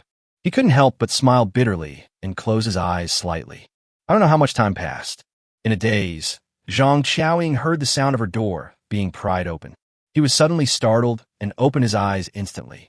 He put on his clothes, picked up the dagger left for him by Niu Hong, quietly got off the Kong, and came to the door. With the help of the dim moonlight, Zhang Xiaoying took a closer look and was so frightened that she almost fell to the ground. I saw 4 fingers stretched out from outside the door, groping for the bolt to try to open the door. Zhang Xiaoying thought to herself that if she had not discovered it in time, something unpredictable would have happened tonight. With a determined heart, he gritted his teeth, swung the dagger, and chopped off the 4 fingers fiercely. Ah! Someone outside the door let out a shrill scream, followed by the sound of thudding footsteps that gradually faded away and quickly left the compound. Zhang Xiaoying covered her chest with her hands, trembling all over, and squatted down involuntarily. In the dim light, 3 bloody fingers were scattered on the ground. Seeing this scene, Zhang Xiaoying was so scared that she sat down on the ground and closed her eyes tightly. In the night, a childish voice sounded softly. Sister-in-law, what's wrong with you? Xianhua, sister-in-law is fine. Why did you wake up? Come on, go back to sleep. Zhang Xiaoying stood up hurriedly and checked the door bolt carefully to make sure there were no flaws before returning to the Kong. Sister-in-law, whose voice was that just now? It was so scary. No, did you have a nightmare again? Your sister-in-law is here, don't be afraid. Zhang Xiaoying said as she gently held Niu Xianhua's hand to comfort her. Sister-in-law, I'm not afraid. You don't have to be afraid either. If there are bad guys who dare to bully us, wait for my brother to come back and let him beat them up. Yeah, let your brother cut him. It's not even daybreak yet. Come on, close your eyes and get some sleep. Okowo. Niu Xianhua agreed and closed her eyes obediently, and soon the sound of even breathing could be heard. Zhang Xiaoying recalled the fingers scattered on the ground, and her brain kept thinking, after dawn, should she report the matter to the production brigade and let the militia find the murderer for her? With 3 fingers, the murderer will definitely be able to find it. But will this incident have a negative impact on my reputation? Will someone stab me in the back because of this? Who is that person with evil intentions? What if it is someone you cannot afford to offend? Zhang Xiaoying kept her eyes open until dawn. The final decision was to wait for Niu Hong to come back and listen to his opinions before making further plans. In order to prevent Niu Xianhua and the children from seeing the severed finger at the door, Zhang Xiaoying plucked up the courage to carefully pick up the severed finger on the ground, wrapped it in rags, put it in a pottery jar, and buried it in the snow in the yard. Niu Hong woke up and crawled out of the tent, only to find that the morning glow in the eastern sky had long disappeared and the entire sky was covered with dark clouds. It seemed as if a snowstorm was brewing. Chapter 1:11, a series of questions. Morning glow does not leave the house, but evening glow can travel 1,000 miles. The snowstorm is coming again, and we can't stay in Mauer Mountain any longer.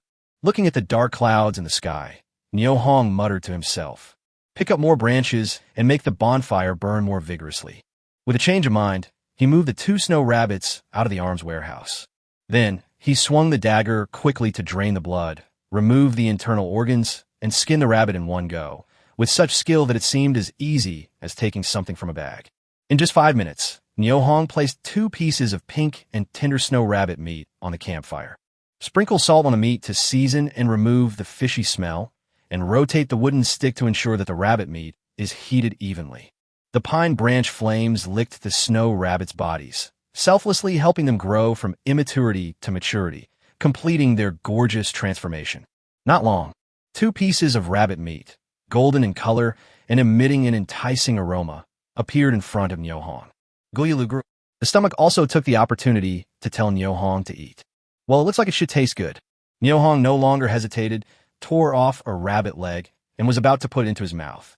Suddenly, he felt a pair of death-like eyes staring at him from behind, and that uneasy feeling made him very uncomfortable. He turned back suddenly and exclaimed, "Fuck, when did you guys get here?" Behind Niu Hong, there were 2 tigers staring at him and the rabbit meat in his hand. "Nima, you came to visit me without even saying hello. Do you want to scare your uncle to death?" As Niu Hong spoke, he threw the rabbit meat in his hand to the 2 tigers. Eat quickly, and get out of here after you finish eating." However, the 2 tigers didn't even look at the rabbit meat, and slowly approached Niu Hong at a leisurely pace. The body language seemed to be saying, "Boy, I'm going to scare you half to death." Niu Hong looked at the 2 pieces of delicious rabbit meat dropped on the snow with heartache. He yelled, "Fuck your ancestors for not eating such delicious barbecue. It's shameful to waste food. Do you understand?" Niu Hong's roar caused the 2 tigers to stop suddenly. They looked at Niu Hong in confusion, thinking that there must be something wrong with the brain of this human in front of them. Will eating such stupid food affect my IQ and make me as stupid as him?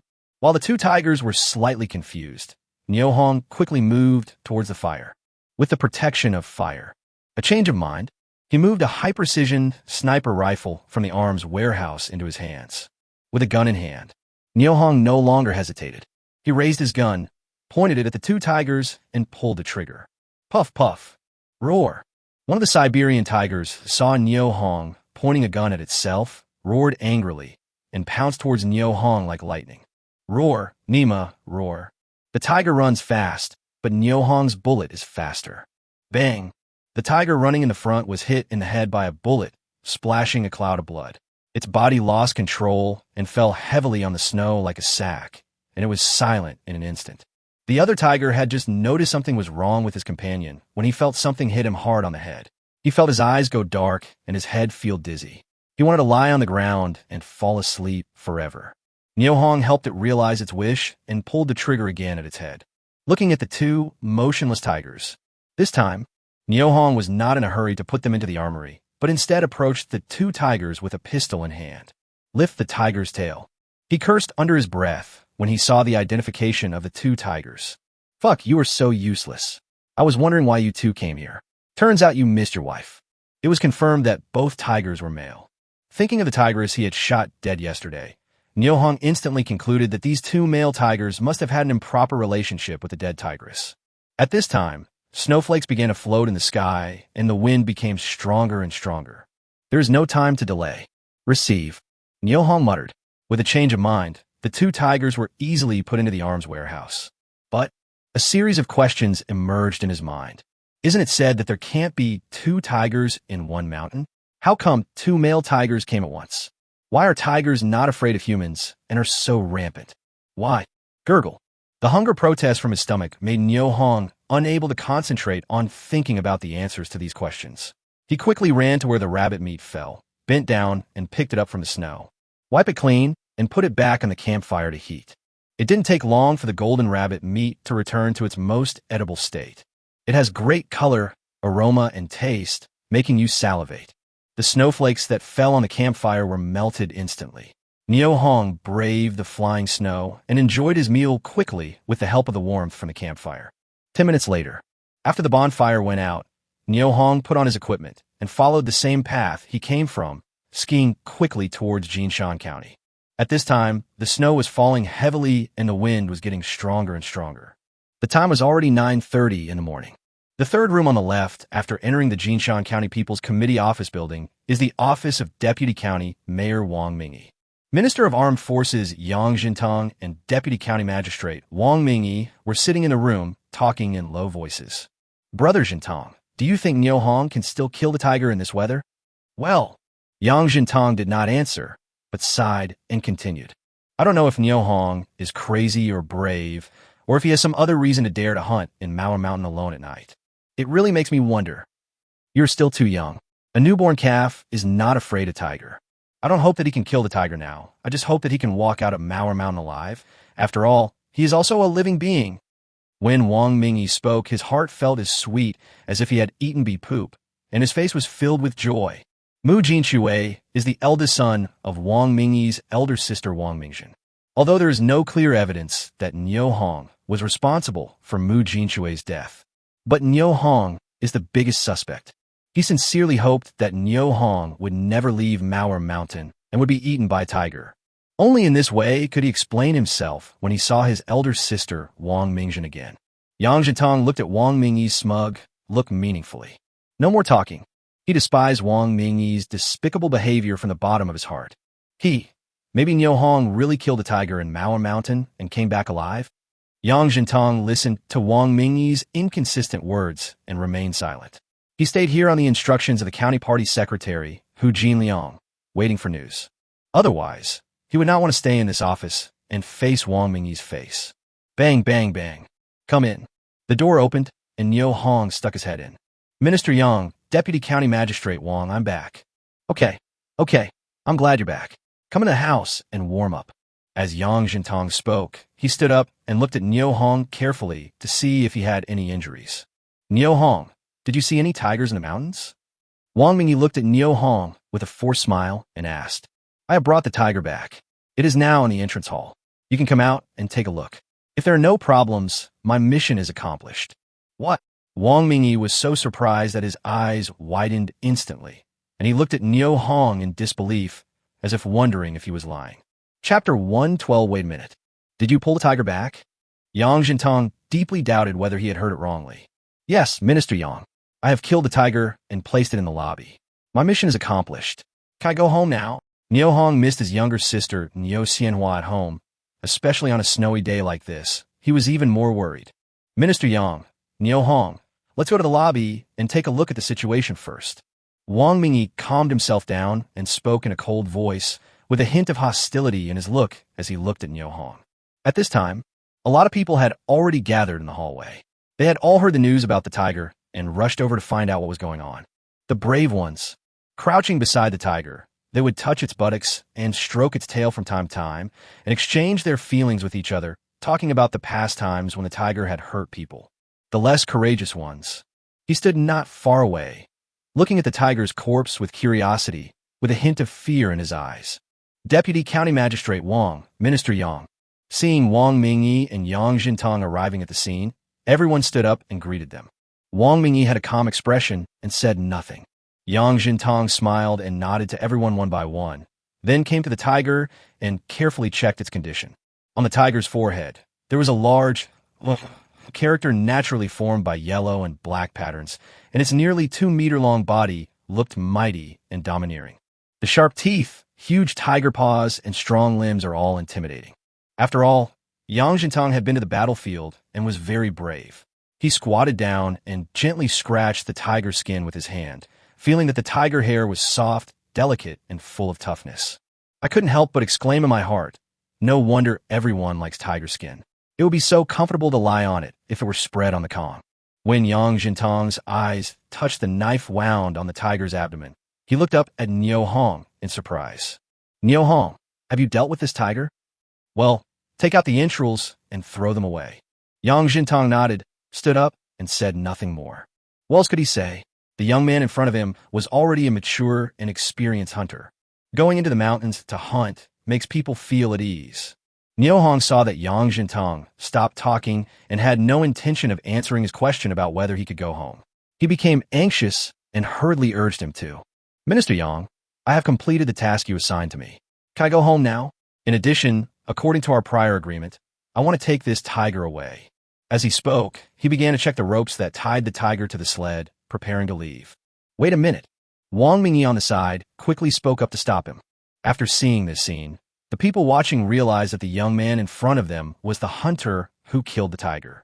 I couldn't help but feel a huge shock in my heart. I said to myself, isn't this just a child who has just grown up and is still immature?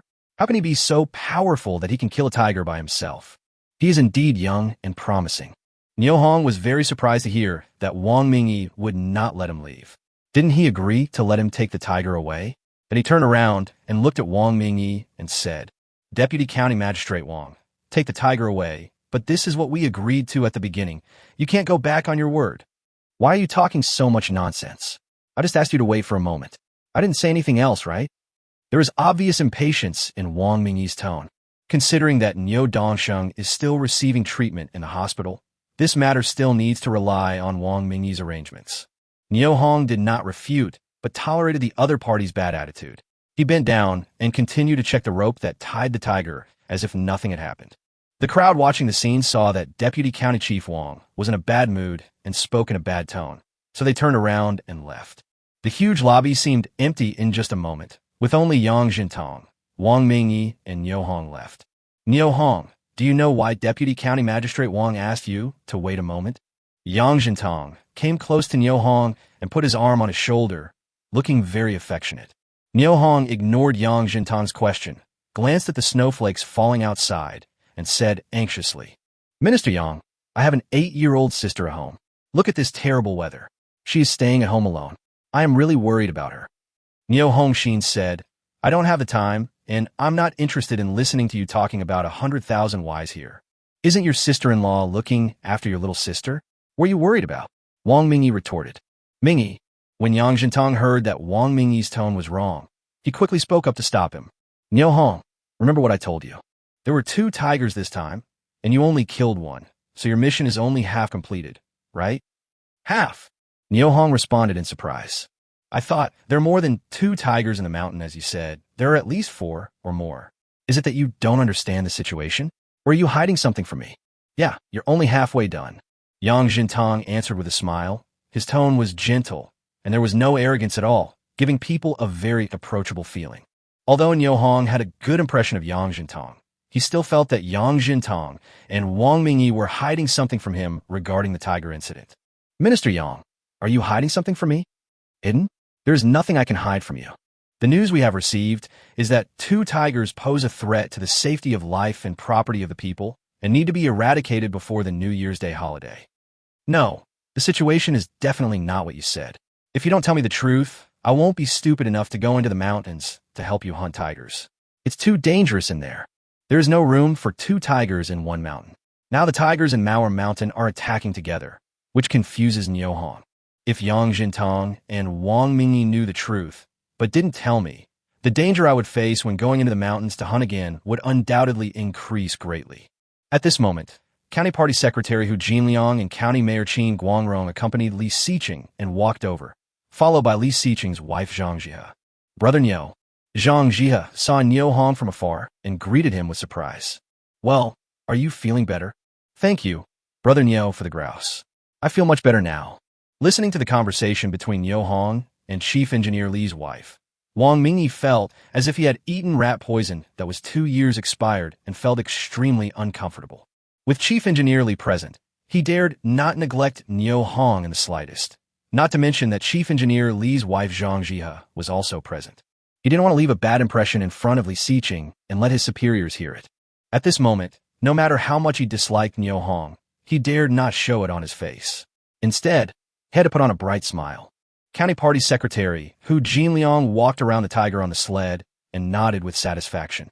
He said, "Niu Hong, you did a great job in capturing and killing this harmful tiger in such a short time. There's a situation that I think you deserve to know. Come on, go to my office."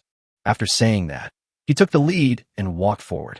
Seeing this, Qin Guangrong hurriedly walked to Niu Hong, pulled Niu Hong's arm, and whispered in Niu Hong's ear, "Brother Niu Hong, can I ask you for a favor?" Niu Hong was startled. He thought to himself that this old guy must be planning to target his tiger, because apart from his tiger, there was nothing else worth a county magistrate's concern. But he didn't dare show it on the surface.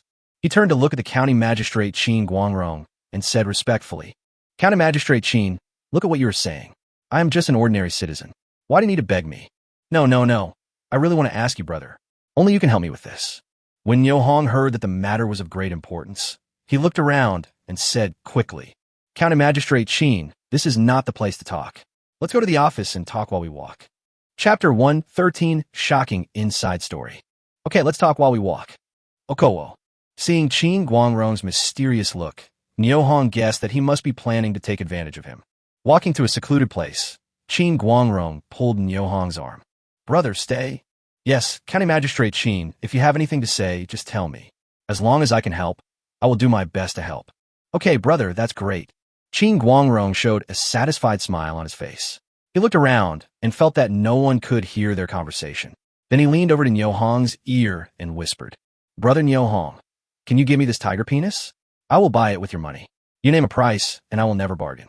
It is true, but the tiger he owns is a tigress, and it doesn't have a tiger whip. However, as the head of a county, it was too sensitive for Qin Guangrong to talk to him about this topic, and it also concerned his face as the county head. You have to deal with it with caution.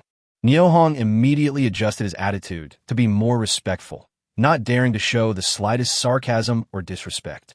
He looked at Qin Guangrong and said, "County Magistrate Qin, I really can't help you with this. Because..." Snort. When Qin Guangrong heard Niu Hong flatly reject his request, his face immediately turned gloomy and he snorted heavily. "I thought to myself, this kid is really shameless. He doesn't accept my toast and then drink to forfeit. If you dare to disobey me, Qin Guangrong, you can just wait to owe the production team work points." Niu Hong looked at Qin Guangrong's constipated expression, knowing that he had misunderstood, and explained with a smile. "County Magistrate Qin, please wait for me to finish what I am saying. To be honest, this tiger is a tigress." This. Qin Guangrong was petrified after hearing Niu Hong's explanation. He grinned and thought to himself, "What a fuss. How can a tigress have a tiger whip? Isn't this nonsense? Too careless.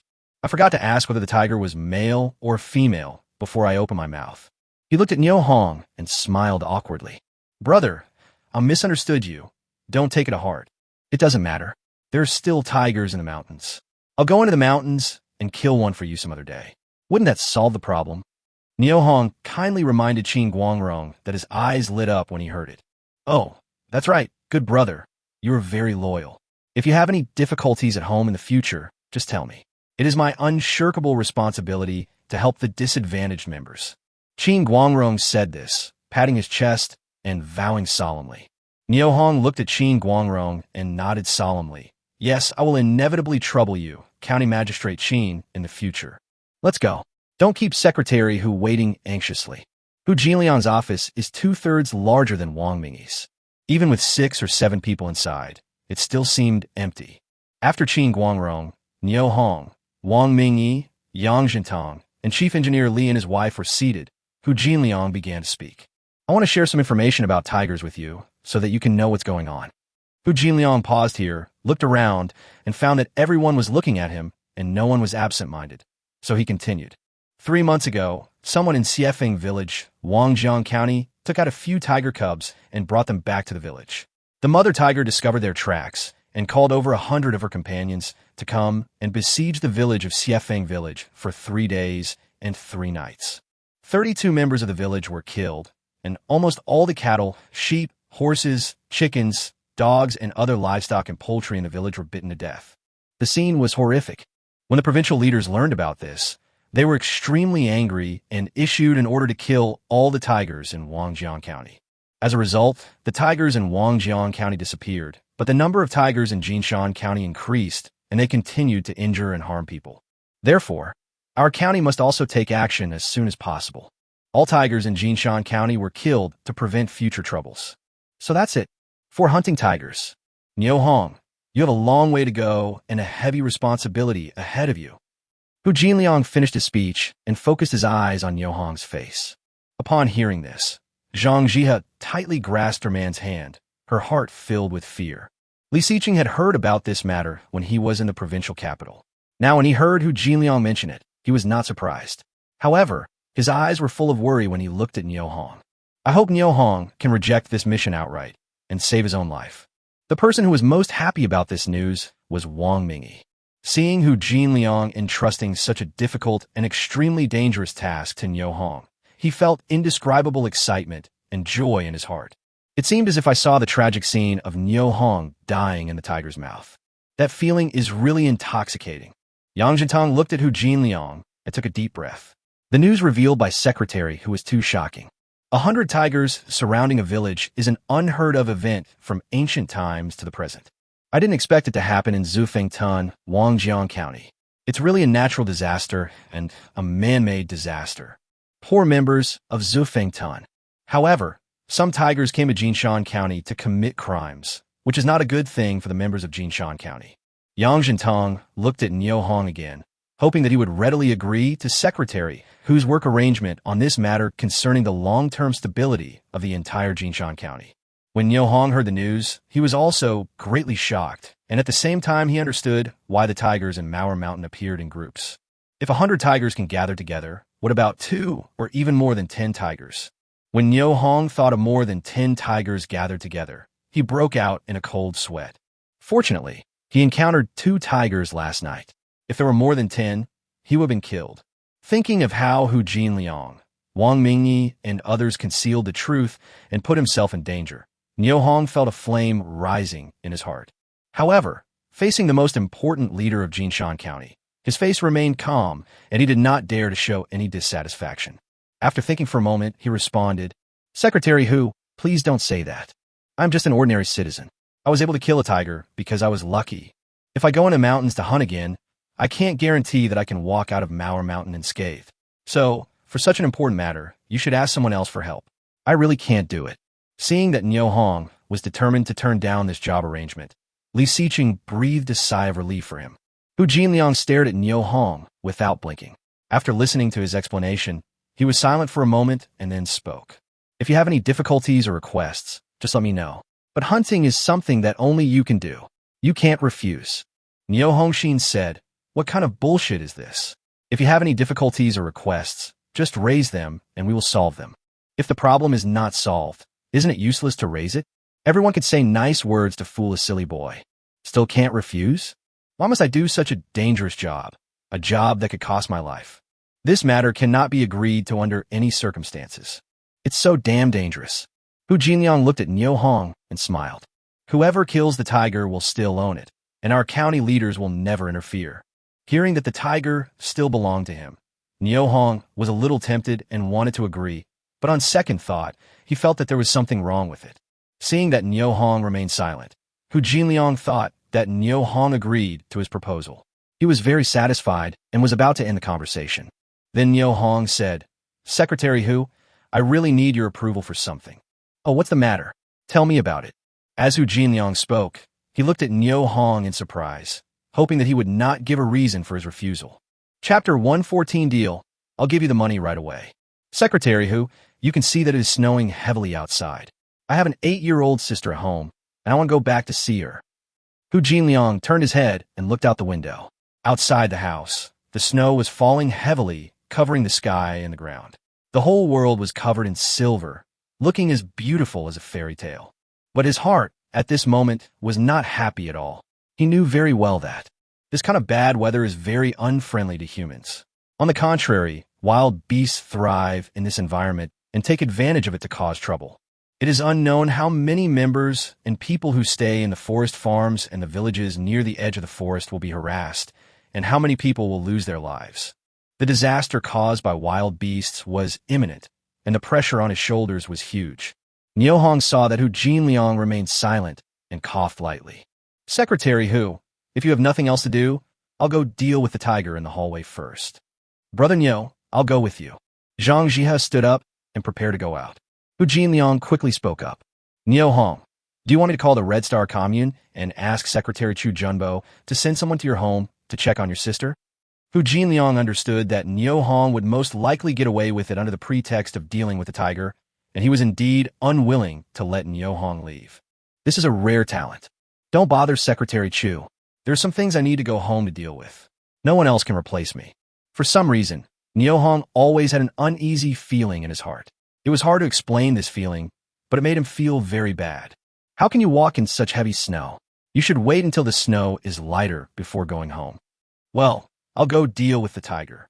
Hearing that Hu Jinliang finally agreed to let him go back, Niu Hong said perfunctorily and turned to walk out. Brother Niu, wait for me. Zhang Jiehe and Li Xiqing nodded and hurried out of the office. Secretary Hu, we can't let Niu Hong leave. What should we do if he leaves and never comes back? Wang Mingyi saw the door close gently and hurried to Hu Jinliang's desk and whispered his concerns. No, doesn't he have a family member receiving treatment at the People's Hospital? I believe Niu Hong will consider the overall situation. Hu Jinliang spoke slowly without even raising his head, as if everything was under his control. Zhang Jiehe, you came to the right time. I have something for you. Niu Hong stopped and turned to look at Zhang Jiehe, who was running towards him. Oh, Brother Niu brought me something again. A hint of surprise appeared on Zhang Jiehe's face. Although Niu Hong looks like a childish boy, his mature and steady demeanor and the way he handles things make Zhang Jiehe still willing to call him Brother Niu. Yes, let's go. It's on the sled. Seeing how friendly Zhang Jiehe was when she saw him, Niu Hong knew that this woman was a grateful person and that it was worth his saving her. Of course, I wouldn't mind helping her a little more. Turning a corner, Niu Hong suddenly saw an old acquaintance standing in the hallway. He was startled and hurried forward to greet him. Uncle Wang, why are you here? It's Niu Hong. I heard someone brought a tiger here. Come take a look. Did you catch it? Yeah, I caught it. Sharp. Wang Yaozu gave Niu Hong a thumbs up. Niu Hong responded with an apologetic look on his face. Uncle Wang, I haven't had time to catch the musk deer you mentioned last time. Let's go into the mountains next time. As he spoke, he untied the rope that bound the tiger and reached under the tiger's body with one hand. As soon as he thought about it, a black-billed grouse appeared in his hand. Niu Hong stood up and walked in front of Zhang Jiehe, holding the grouse by its neck. Here, Zhang Jiehe, I found this while I was in the mountains. I'm giving it to you. In this era of food shortage, the value of a grouse could not be measured by money, so Niu Hong just gave it away casually. Wang Yaozu, who was standing by, felt jealous. Brother Niu, you have already given me a grouse. I can't take this one. Although Zhang Jiehe really wanted to take the grouse handed to her by Niu Hong, her education told her that she couldn't. Haha, your brother Niu doesn't need these. Just take them if you're asked to. As Niu Hong spoke, he pulled Zhang Jiehe's arms behind her back and forced the grouse into her hands. Brother Niu, this. Zhang Jiehe was so moved that his face flushed and he was speechless for a moment. Since you call me Big Brother, you should take what Big Brother gives you. After Niu Hong finished speaking, he bent down and prepared to tighten the loosened rope again. Wang Yaozu came closer and spoke softly. Niu Hong, since you didn't catch the musk deer, can you sell me this tiger as an emergency measure? Niu Hong heard this, thought for a moment, and said, Uncle Wang, this is a tigress. Are you sure it's suitable? It's suitable. How much do you want to pay? Wang Yaozu couldn't wait to get the tiger and use tiger meat instead of musk deer meat to nourish Qin Guangrong's body. Niu Hong thought secretly when he heard this. This tiger is nearly 2 meters from head to tail, and its skin is worth about 500 yuan. Excluding the skin and bones, it weighs more than 250 kilograms, which means at least 150 kilograms of tiger meat. At the price of 3 yuan per kilogram, the tiger meat should be able to sell for 450 yuan. Tiger bones have medicinal value, so they are naturally sold at a higher price. A tiger's entire body of bones is worth at least 1,000 yuan. There are also tiger hearts, tiger lungs, tiger livers, etc. It's always possible to sell the whole thing for 2,200 yuan. After thinking through the cost, Niu Hong looked at Wang Yaozu and said, Uncle Wang, you and Dandan are both my regular customers, so just give me 2,200 yuan. When Wang Yaozu heard this, he frowned slightly and smacked his lips. Can you give me a discount? Uncle Wang, come and see. As Niu Hong spoke, he opened the tiger's abdomen with his hands, revealing the tiger's heart, liver, and other internal organs. Uncle Wang, these are all good things. Besides, my tiger is very clean and the meat is very fresh. Look at the fur. Uncle Wang, this tiger skin is only for you if you want to buy it. I will only sell it to you because you and Dandan are both my old customers. No matter how much money someone else offers me, I will not sell this tiger skin to him. Wouldn't it be nice if I kept it for myself? Niu Hong didn't want to sell the tiger skin from the bottom of his heart. He had an ammunition warehouse where time stood still. No matter how many years the tiger skin was stored, it would still maintain its original quality. If you sell in the 21st century, it will definitely bring a huge sum of money. If you sell it now, you will lose a lot of money. Wang Yaozu looked at the tiger on the sled and was very moved after listening to Niu Hong's words. Finally, he gritted his teeth and said, Niu Hong, can you give me another 200 yuan discount? Ah, Uncle Wang, you're bargaining too hard. You're even bargaining down to my ankles. Just now, I also said that if it weren't for our old acquaintance, I would never sell this tiger skin. Give it to me at a lower price. You eat the meat, and let me have at least some soup. If I buy it too expensive, Dandan will blame me when I get home. Niu Hong was speechless when he heard this, and said after thinking for a while, How about this, Uncle Wang? I'll give you another 50 yuan discount, and if it's more then, deal. Wait a moment, I'll be back to get your money. After Wang Yaozu finished speaking, he turned around and ran into the snow. Chapter 1:15 Niu Hong returns. Brother Niu, is it a deal already? Zhang Zhe looked at Niu Hong with a pair of surprised eyes. She heard clearly the conversation between Niu Hong and Wang Yaozu just now. 2,150 yuan. Li Xiqing's salary is considered high across the country, at 135 yuan per month. However, compared with Niu Hong's deal, it is a world of difference. The money she earns from selling one prey is equal to her husband's salary for a year and a half. This, Zhang Zhihe was extremely envious. Well, I need to go home. It's not convenient to drag a tiger on a road in the snow. I'll just sell it at a low price. Niu Nostrils de Academy. 2,150 yuan. Is it cheap? Zhang Zhihe was really shocked. After a long pause, he finally remembered what he wanted to say to Niu Hong. Brother Niu, I heard that you have a little sister at home? Yeah, she's 8 years old and very cute. Niu Hong said this with a happy smile on his face. Brother Niu, I haven't prepared any gifts. Please give this scarf to my little sister to keep her warm. As Zhang Zhihe spoke, he took off the red scarf that Li Xiqing had given him from his neck and handed it to Niu Hong. Zhang Zhihe, the flowers are still too young to use such a big scarf. You should keep it for yourself. Niu Hong knew at a glance that Zhang Zhihe's red scarf was very valuable, so he was unwilling to accept it. Brother Niu, this is not for you. This is a little gift from me, your elder sister, to your younger sister. Take it quickly. If you don't take it, I'll take the grouse. As Zhang Zhihe said this, he pretended to return the grouse to Niu Hong. Okay, I'll accept your gift of flowers for her first, and thank you on her behalf. In desperation, Niu Hong reached out to take the red scarf and was about to put it in his arms when Wang Yaozu, who happened to come over, saw it clearly. After a slight surprise, Wang Yaozu pretended nothing had happened and walked over. Niu Hong, this is 2,150 yuan. Please count the amount. Braving the wind and snow, Niu Hong skied and ran quickly towards Nijiadan. Walking on the thick snow on the road, he was very confused. I don't know what's going on with the weather lately. It snows heavily every few days, blocking roads and affecting lives. If this situation continues, it will undoubtedly cause a natural disaster no less severe than the 3-year drought. Alas, in this troubled time, I wonder how many more people will suffer. Let God take care of the weather. His most important task now is to hurry back to Nijiadan and see his younger sister Niu Xianhua. Find out why you're feeling uneasy. The cold wind was howling and snowflakes were flying. As soon as he left Jinshan County, Niu Hong put on the special warfare equipment in the ammunition warehouse and replaced his skis with composite material skis that were made with modern technology. The vision is clearer and the speed is improved by a level. Niu Hong had traveled back and forth from Jinshan County to Nijiadan many times and was familiar with the route. After 30 minutes, he arrived at the entrance of Nijiadan village. It was snowing heavily and the wind was bitingly cold. There was no one at the entrance of Nijiadan village. After changing his clothes, Niu Hong quickly arrived at Dongxing's house. I pushed the door gently, but it didn't move at all. Niu Hong's heart skipped a beat, and he said to himself, Oh no, something terrible has happened. He quickly called out, Sister Dongxing, are you home? Before the voice fell, The sound of tables and chairs being dragged was heard behind the door.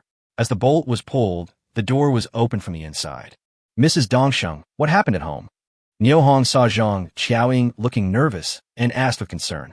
Brother Hong, you are back. How is your brother Dongsheng? He has been sent to the County People's Hospital for treatment. You can rest assured. What's the situation at home? Brother Hong, come with me. Zhang Qiaoying pushed the messy hair on her forehead behind her ears and walked to a corner of the yard with Niu Hong.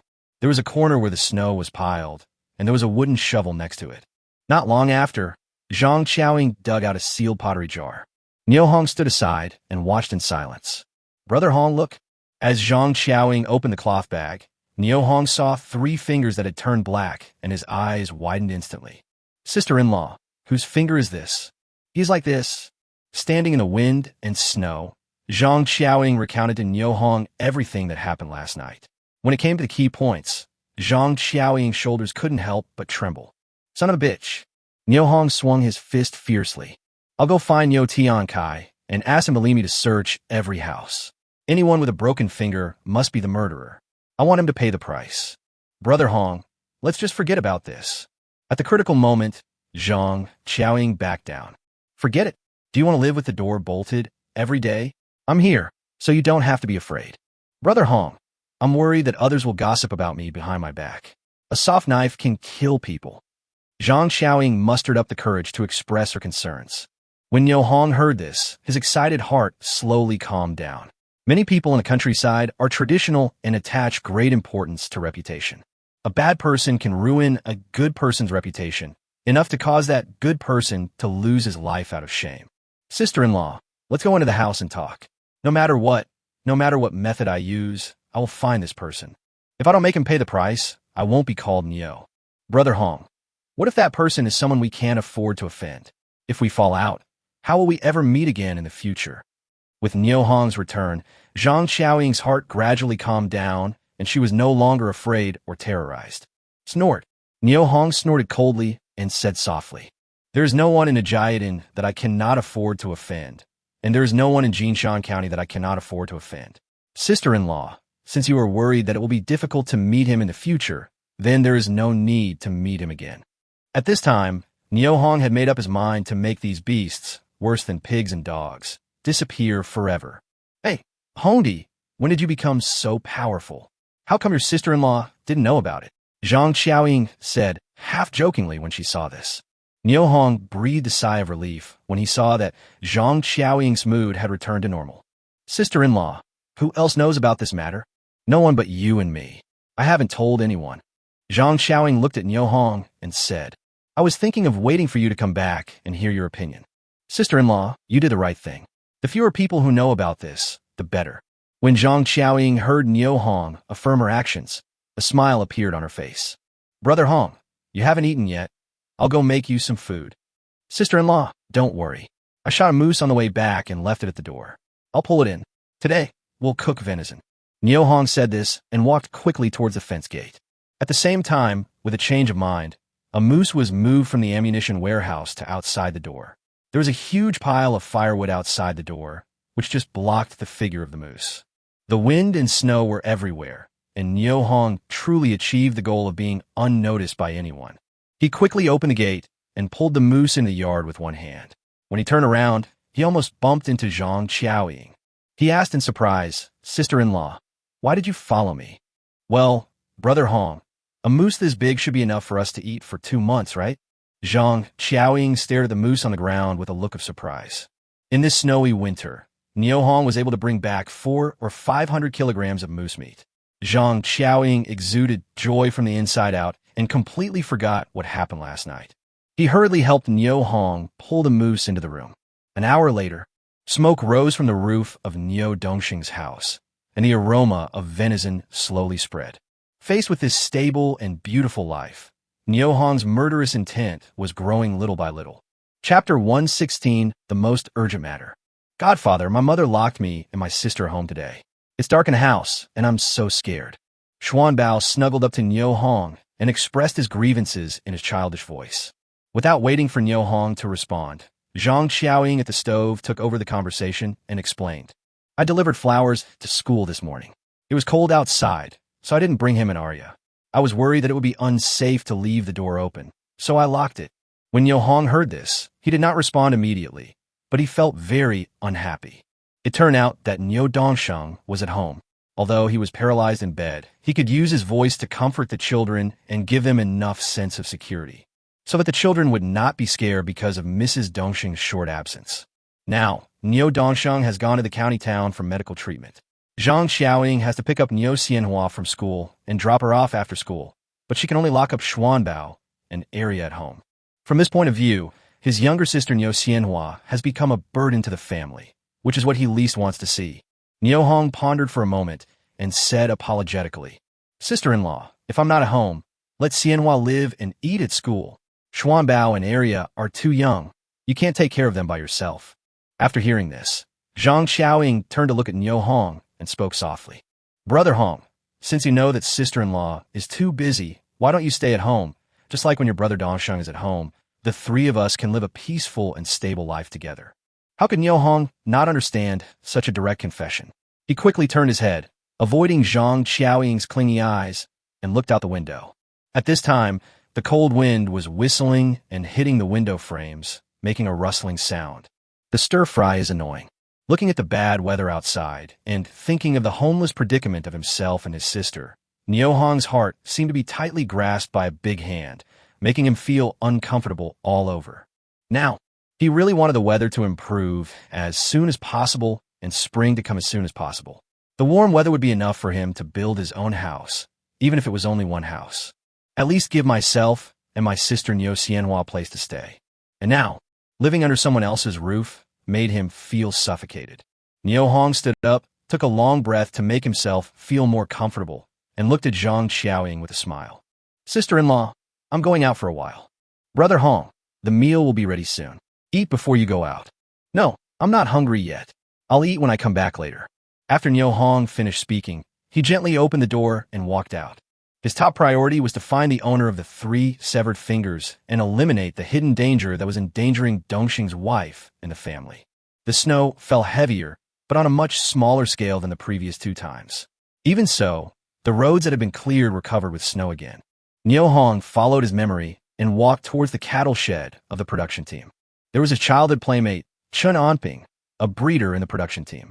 Being a breeder in a production team is an enviable job, but not everyone can do it.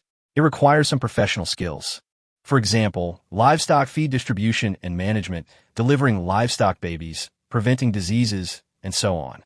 Of course, a more important task is to be responsible for the deployment and rotation of livestock during the busy farming season, ensuring that every animal participates in the busy farming season, works hard, and does not slack off at critical moments. Being a qualified breeder is not only laborious, but also a great responsibility. The ancestors of the brothers Chun Anping and Shenanghua were recruited as sons-in-law by a family in Nijiadan because they were good at taming livestock. Influenced by their grandparents, the 2 brothers naturally became breeders of the Nijiadan production brigade after liberation. When Nyo-hong arrived at the barn, the brothers Chun Anping and Shenanghua were busy chopping hay for the livestock, and their bodies were covered with hay scraps. Seeing Nyo-hong standing at the door, brother Chun Anping quickly stood up and was the first to greet him. "Nyo-hong, why are you here?" "I'm free, so I came out for a walk. Do you need any help?" "No, these fodders are chopped and saved for tomorrow. Please sit for a while. We will be there soon." As Chun Anping spoke, he pointed to a straw nest in the corner and motioned for Nyo-hong to sit down and rest. "Okowo." Nyo-hong agreed, came to the grass nest, sat down, and lay down. The grass nests in the greater Xing'an range are generally made of thick straw, covered with some soft grass. They are soft and warm, dry and breathable, making people feel very comfortable lying or sitting in them. Lying in the grass nest, Nyo-hong felt tired and fell into a drowsy state. After a while, he fell into a dream. After an unknown amount of time, a voice came and woke Nyo-hong up from his sleep. "Nyo-hong, you came here today. Is there anything you need our help with?" Nyo-hong rubbed his sleepy eyes, opened them, and saw Chun Anping sitting next to him. He smiled and responded, "How can I, a lazy man, ask you for help? I just have nowhere to go on a snowy day, so I came to see how you train your animals." Chun Anping looked at Nyo-hong for a moment and smiled suddenly. "Well, what's so interesting about domesticating animals? You've seen it before. Do you know that we have a rare thing in our village?" Shinamping said mysteriously. A rare thing? Tell me about it. I heard that a few days ago, several senior officials from the county came, accompanied by our production team leader and the director of the Women's Federation. They visited a family in the village. I heard that they visited at least 10 times. And then, Neo Hong felt amused. Wasn't this referring to him? There were no less than 10 trips. How come I didn't know there were so many trips? I don't know what happened afterwards. Shinamping said regretfully. Well, do you know? Neo-chun was wandering the street the night before yesterday and was nearly killed by a wolf. Shinangwa on the side interrupted. After hearing this, Neo Hong was moved and asked quickly, did a wolf break into our village at night? Yeah, I heard he's fine. He just lost a few fingers. I guess he won't be able to use chopsticks to eat anymore. Chun Ongwa said with lingering fear. Neo-chun lost the fingers of his right hand. Well, Neo-chun himself said that 3 fingers were bitten off, leaving only the thumb and the little finger on his right hand. Fortunately, he lost 3 fingers, otherwise he would have died. To be honest, I don't think this matter is that simple. Chun Omping glanced at his younger brother and said, I don't believe it either. How could he have bitten off his finger by such a coincidence? If I were the wolf, I would have bitten off his entire palm. Chenong said doubtfully but surely. Haha, Ngwa is right. If I were the wolf, I would bite his arm and pull him down first, then take a big bite on his neck. There's food and drink here. Why did it only bite 3 fingers? Do you think this wolf is stupid? Upon hearing this, Chun Omping laughed and said, Haha, Neo Hong, luckily you're not that wild wolf. Otherwise, Neo Chun would really be in danger of his life. Well, who knows, Neo Chun may not be so lucky next time. Neo Hong smacked his lips and said jokingly, Chapter 117 is waiting for you. No, I feel like Neo Chun didn't tell the truth. Maybe he did something bad and offended someone he shouldn't have offended, and someone cut off 3 of his fingers. Chun Omping expressed his guess with a serious expression. Brother, don't make blind guesses. Neo Chun's uncles are no pushovers. Who would dare to cut his finger? It must have been bitten off by a wild wolf. Ngwa is right. Looking around the surrounding area, no one dares to cut Neo Chun's fingers. Neo Hong also took the opportunity to echo the voice. I secretly wondered in my heart whether Neo Chun was arrogant or stupid. He just did something wrong, and then he came out to cover it up. He actually pulled it in the direction of the wild wolf. How stupid. Chenomping thought for a moment, shook his head slightly, and did not continue discussing this topic. He turned around and looked at Neo Hong with a sly smile on his face and said, Neo Hong, why did I hear that you want to help Neo Dongsheng? Fuck, it's that bastard who's gossiping about me behind my back. Who is it? Tell me, or I'll chop him to death. Neo Hong said as he suddenly stood up from the grass nest. The joy just brought by finding out that Neo Chun was the thief who harassed Dongxing's wife disappeared without a trace because of Chun Omping's words. When Chen Omping saw Neo Hong's furious look, he laughed in his heart and said repeatedly, Don't be so angry. I just asked casually, why are you so excited? As he said this, he pulled Neo Hong's arm and made him sit in the grass nest. There is no smoke without fire. Think carefully about what you did not do well enough to cause misunderstanding. Well, the mouth is on other people's body. Whoever wants to say whatever they want. I have nothing to fear from my own shadow. Neo Hong held the grass nest with both hands and looked indifferent. Brother Hong, no matter how hard your life is, you must not help others. From ancient times to the present, no one who helps others will have a good ending. Chenangwa is only 16 or 17 years old this year, and he speaks and acts in an old-fashioned manner. Neo Hong, do you want to find a wife? My wife has a younger sister from her family. She just turned 18 this year and is so pretty. I'll take you to meet her if I have a chance. Your wife's sister? Shui Ling. As Neo Hong spoke, he imagined what Chun Omping's wife looked like. A square face, broad shoulders, and a thick frame. From behind, she was definitely a man among men. How much worse could her sister be than her? Water spirit? I guess the only word that can be used is Shui Ling. Okowo. Chen Omping answered seriously. Can we meet and talk first? If we're a good match, we can move on. When Neo Hong heard this, he understood that this bullshit conspiracy was just an excuse. The purpose of gossiping is to get me to move out of Dongxing's house, so that I can find a wife for myself. These people are so calculating and will do anything to achieve their goals. After figuring out the situation, Neo Hong's depressed mood was immediately swept away. He quickly responded, Omping, I don't have a room, and I have some private land that is still vacant. Which girl is willing to jump into this pit of fire? Don't make fun of me. Niu Hong said this, looking outside the door.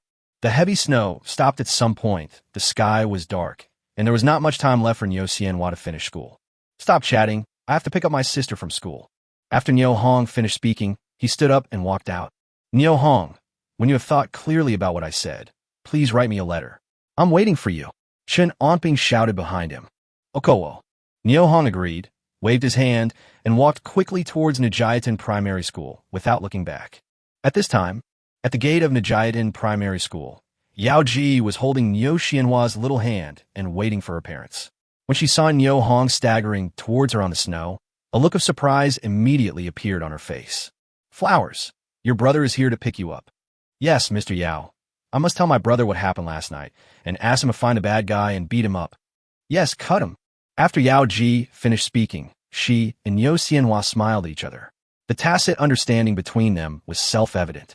As he was talking, Niu Hong came up on foot and said apologetically, Teacher Yao, Flowers, I didn't keep you waiting for long, did I? It's okay, Brother Niu. Today I heard from Xianhua that Dongxing's house was robbed last night. Okowo. Niu Hong did not hide anything and admitted it frankly. How dangerous, Brother Niu. I have an idea, but I don't know if I should tell you. Niu Hong saw that Yao Ji's face was a little fatter than a few days ago. She was no longer as thin as before. She looked more energetic and radiated youthful vitality. But at this moment, his face showed an extremely embarrassed look. He smiled slightly and said, Please go ahead.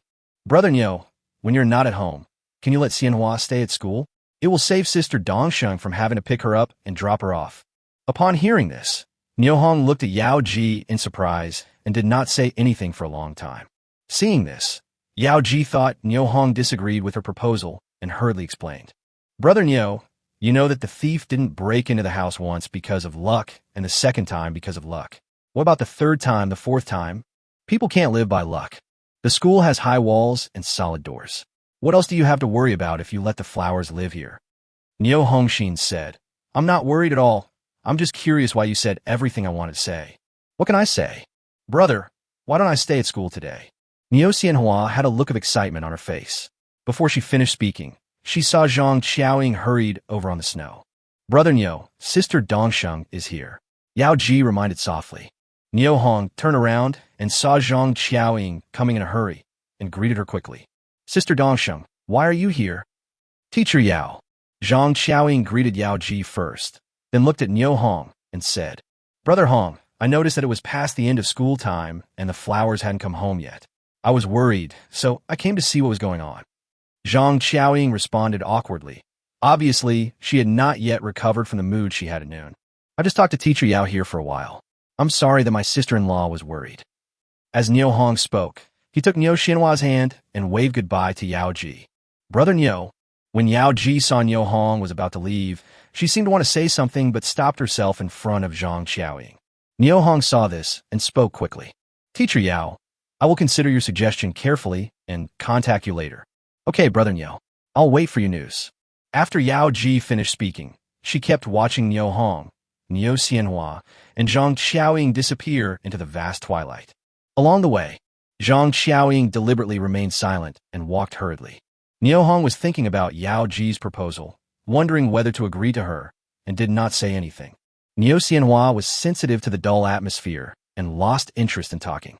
The three of them walked along in silence, each with their own thoughts. Before he reached the gate, Niu Hong heard the heart-wrenching cries of Xuanbao and Area, and his heart suddenly skipped a beat. Chapter 118. Wake up quickly. Let's go quickly. Xuanbao and Area are crying at home. After Niu Xianhua finished speaking, she ran towards the yard, shouting as she ran. Xuanbao, Area, I'm back, stop crying. Hearing Niu Xianhua's familiar voice, Xuanbao, an Area in the room, stopped crying and looked out through the crack in the door. Sister-in-law, unlock the door quickly. After spending so many days together, Niu Xianhua, Xuanbao, and Area had become good playmates. Seeing her good friends crying, Niu Xianhua felt very anxious. Okowo. Zhang Qiaoying agreed, took out the key from her pocket, opened the door, and saw Xuanbao, an Area crying, and she couldn't help feeling distressed. I squatted down and carefully wiped the tears from the two children's faces. I couldn't help but think of the man paralyzed in bed. Before this, when Yo Dongsheng was at home, he didn't feel anything different, but after just a few days of separation, how come the house was in chaos? Well, Zhang Qiaoying sighed secretly in her heart, her expression a little gloomy. Niu Hong saw this and felt very ashamed. After hesitating for a moment, he spoke softly. Sister-in-law, it's already hard for you to take care of 2 children by yourself. Let Xianhua live and eat in the school from now on. Teacher Yao has agreed. Hong you. Niu Hong has said the same thing once, but that time it was in a negotiating tone and the outcome was still uncertain. And this time he actually said that teacher Yao had agreed. Isn't it obvious that he is determined to leave here? Even though Zhang Xiaoying was very reluctant, she was unable to speak in front of the children because of her status. Looking at Niu Hong, he was in a daze and forgot what day it was. Brother, why don't we live in the school with my sister-in-law, Xuanbao, and Area? Teacher Yao said there are many empty houses in the backyard of the school. Niu Xianhua looked at Zhang Qiaoying's distraught appearance and made reasonable suggestions like a little adult. When Niu Hong heard this, his eyes suddenly lit up and he looked at Zhang Qiaoying and said, Sister-in-law, why don't we move to the school together so that we can take care of each other and it can also reduce your burden? After Dongsheng recovers, we can move back here. Is that okay? Sister-in-law, just agree. We will live with teacher Yao, so we don't have to worry about encountering bad guys at night. Niu Xianhua's last words completely moved Zhang Qiaoying. When she thought of what happened last night, her body trembled involuntarily. After hesitating for a moment, he said, Brother Hong, let's go live together. Will teacher Yao and teacher Du agree? Yes, and you can also help them take care of the students at noon, which is exactly what they want. Real. Of course it's true. Niu Hong thought to himself that as long as he could provide the prey, they would be more than happy to receive it. Who could refuse a free meal ticket these days? Sister-in-law, teacher Yao has already told me that you, Xuanbao, and Area are welcome to live in the school. They are also worried that you will meet bad guys again. Niu Xianhua said this seriously, as if she had done something very remarkable. Sister-in-law, look, Brother Hong, let's pack up tomorrow morning and move in this afternoon. Zhang Xiaoying really didn't expect that Du Huairu and teachers Yao Ji were so enthusiastic and could lend a helping hand when she was in trouble. While I was touched, I also understood that the other party was so enthusiastic towards me because of Niu Hong. After dinner, Niu Hong played with Niu Xianhua, Xuanbao, and Area for a while, then stood up. Sister-in-law, I'm going out for a walk. Zhang Qiaoying put down the needlework in her hands, looked at Niu Hong in surprise, and said, Brother Hong, where are you going so late?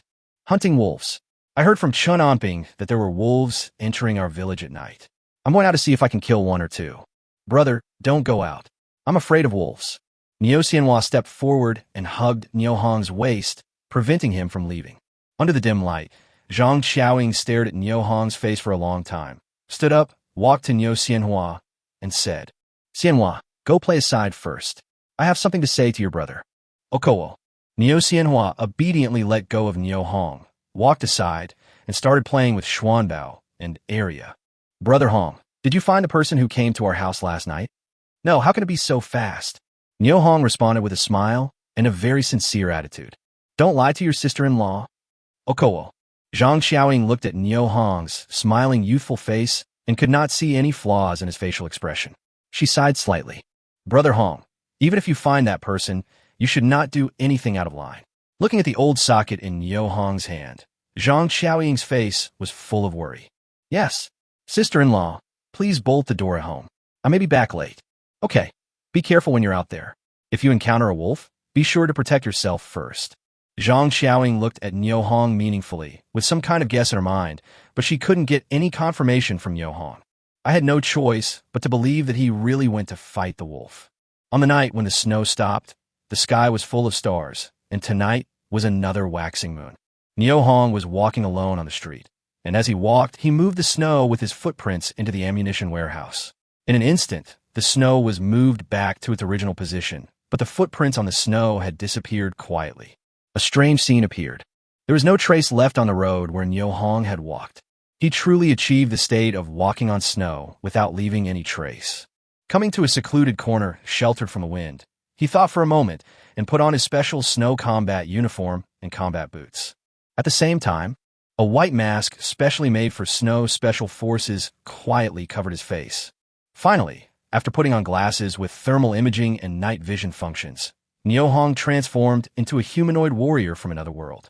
At this moment, Neo Hong's whole body was snow white, blending seamlessly with the ice and snow world outside.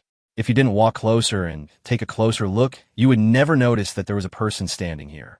After completing the disguise, Neo Hong ran quickly and quietly to Neo Chun's doorstep.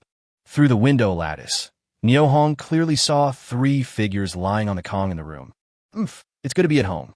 Neo Hong muttered to himself and began to move all the wood and straw used for the winter that were piled up in the yard to the base of the wall through the arsenal. As a burning match fell into the thatch pile, a wisp of flame moved around like a snake, igniting the wood and all combustible materials. The fire illuminated the night sky, and a white shadow left the compound silently and without a trace, drifting away into the distance. In the room, Hu Lijing, who was sleeping soundly, was awakened by a pungent smell of smoke. When she opened her eyes, she was shocked. I saw flames rising from the window, and it was obvious that my house was on fire. Chun's father, wake up quickly. Chapter 119, an extremely important question. Hearing the shouting, Neo Yinxing and Neo Chun were awakened from their sleep. Looking at the blazing fire outside the window, they instantly realized that the situation was not good. Go! Neo Yinxing was older after all, so he quickly regained his senses from his panic and urged Hu Lijing and Neo Chun to act quickly. He wrapped himself in a quilt and ran quickly towards the door. Seeing this, Neo Chun behind him rushed like a gust of wind, surpassing Neo Yinxing and arriving at the door first. Just as he was about to reach out to pull the bolt, he heard Neo Yinxing roar, "Don't move." When Neo Chun heard this, he was so frightened that his whole body trembled and he almost fell down. He asked in horror, "What's up, Dad? First check if there's a fire outside the door before opening it." As Neo Yinxing spoke, he pulled Neo Chun behind him and, with the help of the firelight, carefully observed the fire outside through the crack in the door. "Hurry up, Dad. I don't want to die here. Don't make any noise. Chun, listen to your father." "Mom, what should we do?" Looking at the huge fire outside the window, Neo Chun was really scared. "Chun's father, the roof is on fire. When can we get out?" Hu Lijing looked up and saw the flames burning on the roof, and she began to panic. Neo Yinxing ignored his wife's urging. After some observation, he confirmed that the area outside the door was not affected by the fire. He quickly pulled the bolt, opened the door, and ran out. Seeing this, Neo Chun and Hu Lijing followed suit and ran out of the house. "Oh, I'm so scared." Neo Chun gently patted his chest with his healthy hand, looking like he was still frightened. Mother, you look at our roof." Neo Chun was still in shock when he saw the raging fire on the roof of his house. He was so scared that he started to stutter. "Oh, I saw it." How could Hu Lijing not know the condition of her own house? However, water and fire were merciless, and she could do nothing about it. "Mom, isn't there snow on the roof? How could it catch fire?" "Silly boy, the fire is too big.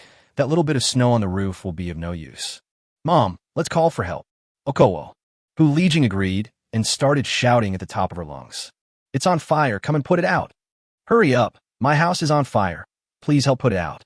Hu Lijing and Neo Chun shouted at the silent night sky for help to put out the fire. Neo Yinxing, who was standing by, held a wooden shovel and desperately threw the snow in the yard towards his house, tried to use the melted snow water to put out the fire. On the branch of a big tree outside Nijiatan village, Neo Hong was holding a telescope, carefully observing the yard of Neo Yinxing's house. I found that the mother and daughter had been shouting for a long time, but no neighbor came to help put out the fire, and I was very happy. Shouting excitedly, "Should stop shouting, both of you. Come and help put out the fire." Neo Yinxing knew his family's reputation in the village, and he also knew that even if the mother and daughter shouted their throats out, no one would come to help them put out the fire. Especially on this cold winter night, it takes great courage to leave the warm bed. "Chun's father, please stop for a moment." "What?" Neo Yinxing was stunned when he saw that his wife not only did not put out the fire, but also asked him to stop. "Chun's father, look at the base of the wall and our pile of firewood." Hu Lijing came to Neo Yinxing and, with the help of the burning firelight, pointed to the location where the firewood was placed in the corner of the west wall. With a loud bang, Neo Yinxing dropped the shovel in his hand to the ground, muttering, "Damn it, someone wants to burn us to death." "That's right." Hu Lijing's face also showed a look of extreme fear. "Dad, Mom, you were wrong. Look, there is no firewood near the door. The arsonist didn't intend to kill us." Neo Chun pointed at the door, but there was no sign of fire burning there until then. It's over, it's over. Neo Yinxing seemed to be possessed by a demon, talking to himself while looking at the door. Chun's father, don't scare me. How can it be over? If the house is gone, we can build another one. Please don't do this. Chun, someone is trying to kill us slowly. How can you not see the difference? Neo Yinxing squatted on the ground, holding his head with his hands, and fell into extreme fear. Dad, we don't have a house anymore. We could just ask some uncles to help build one. What are you still worried about? You know nothing. Did you build it faster? Or did someone else burn it faster? You little bastard, tell me clearly what kind of trouble you got into out there and what happened to your finger. Neo Yinxing was so angry when he looked at his good-for-nothing son. He suddenly stood up and slapped Neo Chun several times on the face. Not satisfied yet, he kicked Neo Chun in the butt, knocking him to the ground. Mom, Dad hit me. Neo Chun rolled and crawled to the side, shouting for help to Hu Lijing. Neo Yinxing, are you out of your mind? Why are you beating your son when the house is on fire? How can beating your son put out the fire? Hu Lijing grabbed Neo Yinxing's arm tightly and yelled, You just spoil him. Sooner or later, he will be spoiled to death by you. Neo Yinxing looked at his wife, and his lips trembled with anger. Just as the three were arguing, Neo Tiankai arrived at the scene with Neo Monsong, Neo Shengli, and others. Lianxing, how come your house is on fire and it's such a snowy day? Are you warming yourself by the fire in the house? Captain, we were sleeping on the Kong. I don't know which bastard started a fire in my house. Look at the firewood. Neo Yinxing pointed to the burning firewood at the base of the wall, and then pointed to the west corner. Neo Tiankai was slightly stunned when he saw this. If even a fool could understand it, how could he? Neo Tiankai not understand it? His face instantly became extremely serious, and he said, This is arson. He committed a crime, a very serious crime. Captain, you have to make the decision for our family. Hu Lijing said, while wiping her tears and choking. Shengli, quickly command people to put out the fire. Neo Tiankai looked at Neo Shengli, who was standing there motionless, and was very dissatisfied. He thought, Did I bring you here just to watch the fun? Captain, we can't put it out. The fire is too big and people are too close. If the wall collapses, the lives of the firefighters will be in danger. This fire cannot be put out. Neo Shengli watched as the house was burned beyond recognition. He thought it would not be worth it if a few more lives were lost. Therefore, I firmly disagree to bring people to put out the fire. Neo Tiankai frowned when he heard this and quickly changed the subject. Lian Sheng, your house is burned down. Have you decided where to stay for the night? Overnight. At this time, Neo Yinxing remembered an extremely important question. That is, where would their family of three go to rest tonight, and where would they live in the future? Chapter 120. Who is it in the middle of the night? The fire in the house made Neo Yinxing ignore the coldness of the winter night. Being busy putting out the fire left him no time to think about where to stay tonight. And now, after hearing Neo Tiansai's reminder, Neo Yinxing just remembered where his family should go to sleep and rest tonight, and where they should live tomorrow. Thinking of these imminent matters, Neo Yinxing felt as if a huge rock was pressing down on his heart, making him feel suffocated. Thinking about being homeless in this cold night with temperatures of -30 or 40 degrees Celsius, he felt like dying. At this time, Neo Yinxing then realized how ruthless and vicious his opponent was. It was clear that he was trying to torture his family and make their life a living hell. Neo Tiankai looked at Neo Yinxing's bitter face, which had been blackened by the thick smoke, and stood there for a long time without saying a word. He couldn't help but feel sympathy for the experience of Neo Yinxing's family. Speak comforting words. Lianxing, take your sister-in-law and Dachuan to the brigade headquarters and move in for a few days. Even if the fire in your house is put out, it's no longer habitable. Neo Yinxing turned to look at Neo Tiankai, gave a bitter smile, and responded with difficulty, as if all the strength in his body had been drained. Okay, thank you, Captain.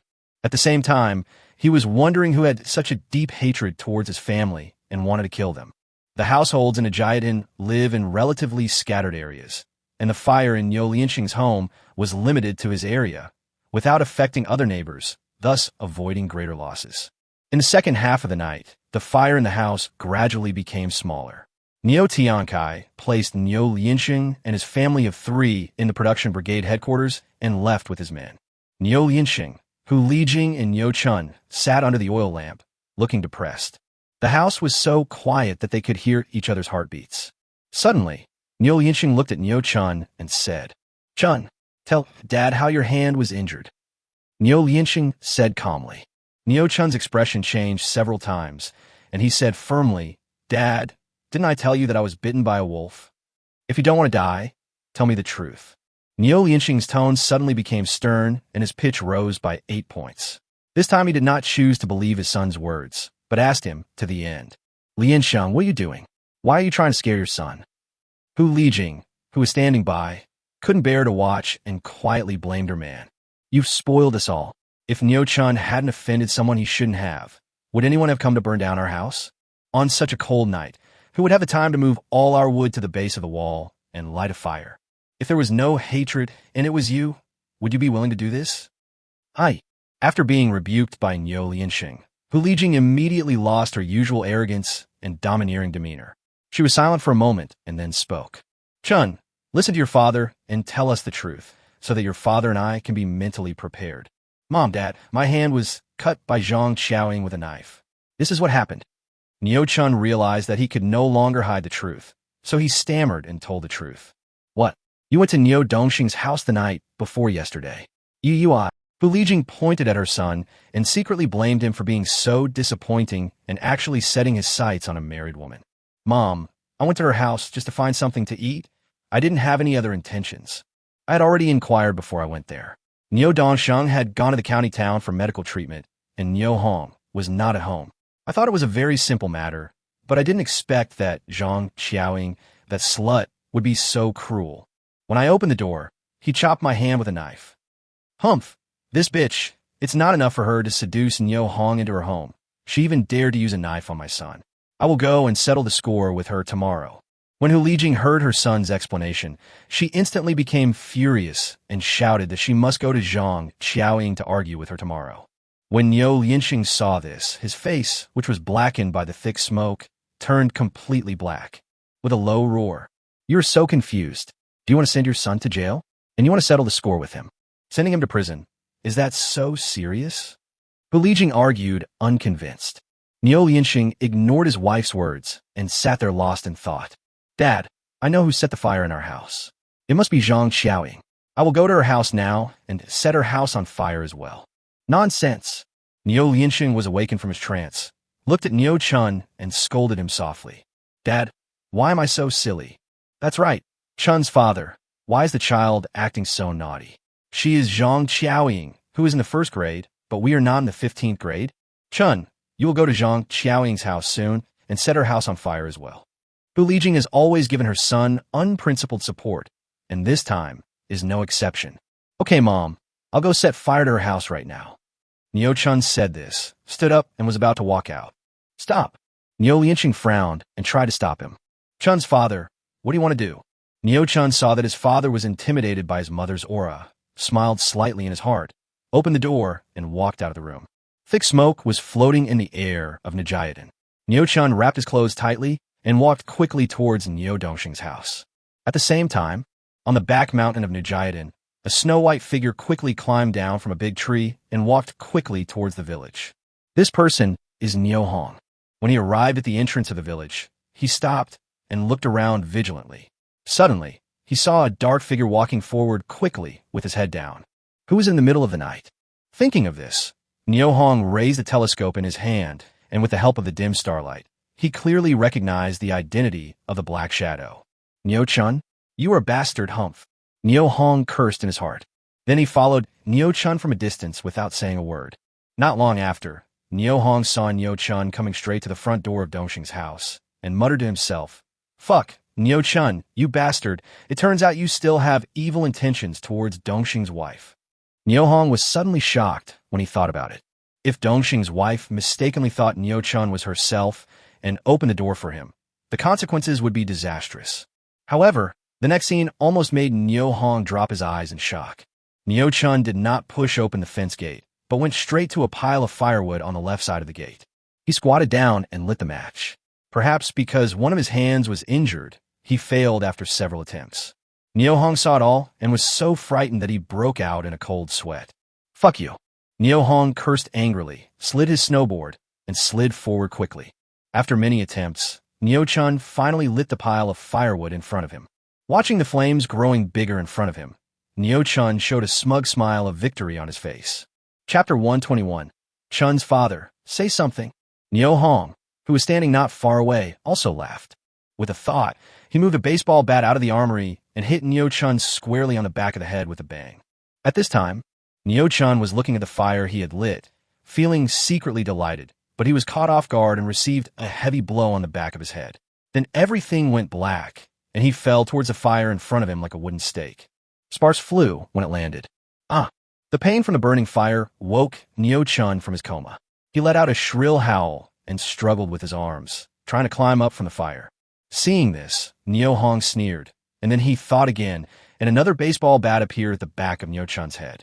With a bang, Neo Chun's last effort was completely wiped out. The flames soared into the sky. The fire gave off a strange flame because of the addition of animal fat, and the air was filled with the smell of burning hair mixed with the aroma of barbecue.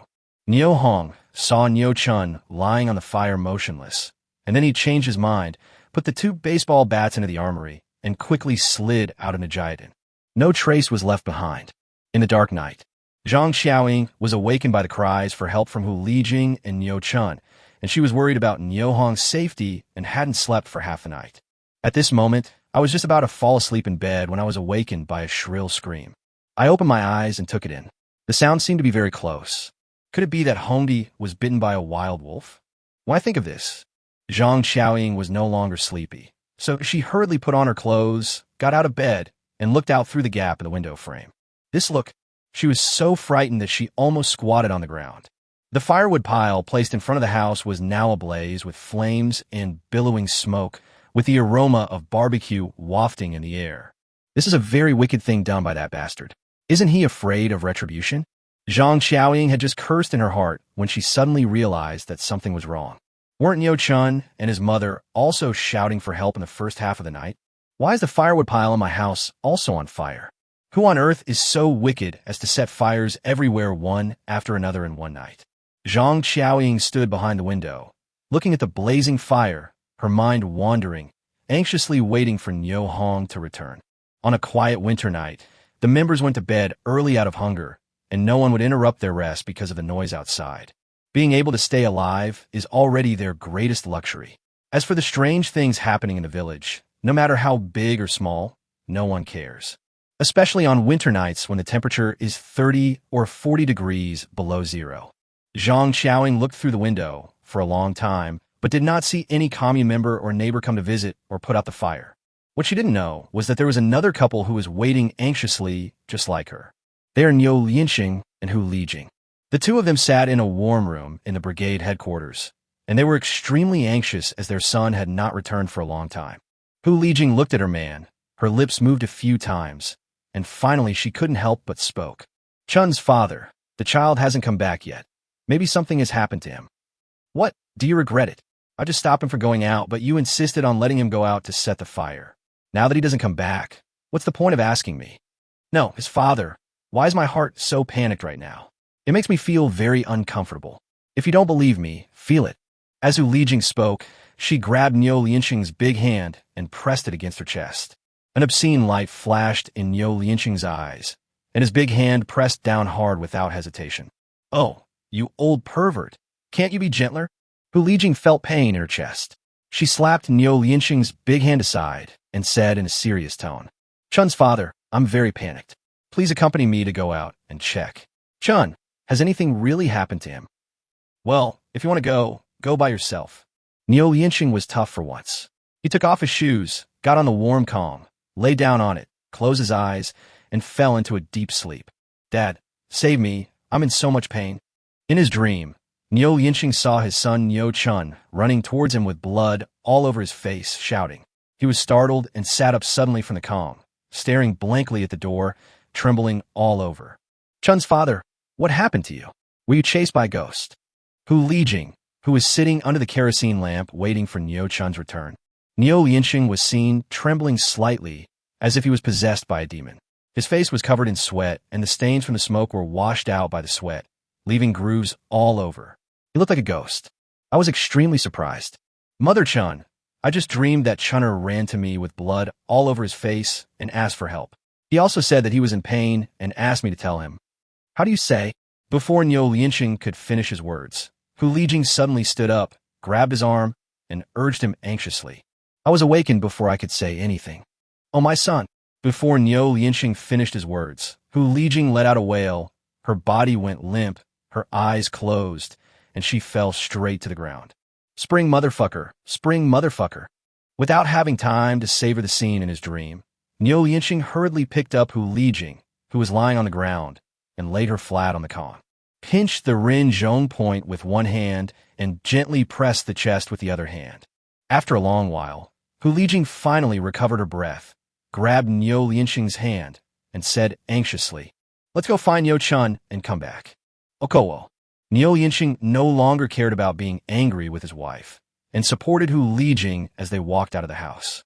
It was very cold outside in the early morning, and the heat from my body seemed to be escaping uncontrollably. Niu Lianxing couldn't help but shiver a few times. He hugged his wife's waist tightly and walked forward together. This way, Niu Dongxing's house is this way. Niu Lianxing saw his wife was about to go to the right side of the road and hurriedly grabbed her. Isn't it in this direction? Hu Lijing habitually maintains a dominant position in conversations with her man. This time, Niu Lianxing did not give in to her. Instead, he exerted force with his arms and pulled Hu Lijing to walk quickly to the left side of the road. It didn't take long before the burning flames and billowing smoke could be seen from afar. Dad, let's go. When Hu Lijing saw the fire, she felt as if she saw her own son. She pushed away Niu Lianxing's arms and ran forward quickly.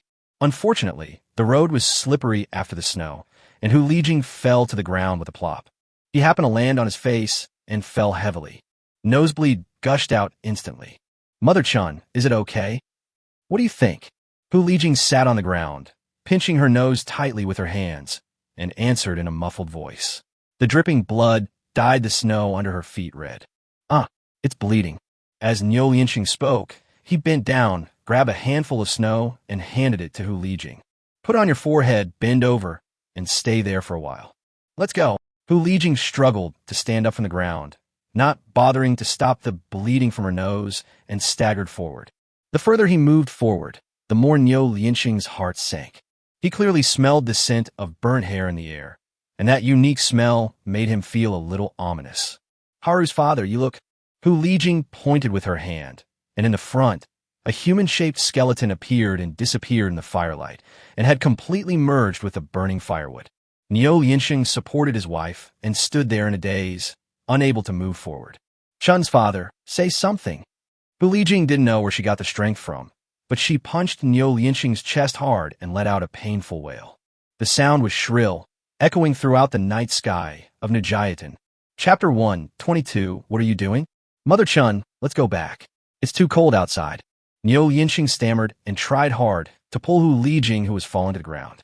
Chunna, my chunner. Hu Lijing looked like a madman, pointing at the human-shaped skeleton in the fire and wailing miserably. Perhaps it was the sonic vibrations of the sound that impacted the burning fire, or perhaps it was the burning flames that caused the pile of firewood to lose its support. The tall pile of firewood collapsed at this moment, covering the human-shaped skeleton tightly.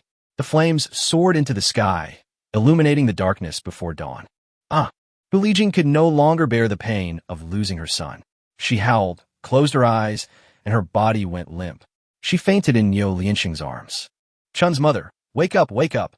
Niu Lianxing held his wife in his arms, squatted on the snow, patted his chest, beat his back, and pinched her rinzhong.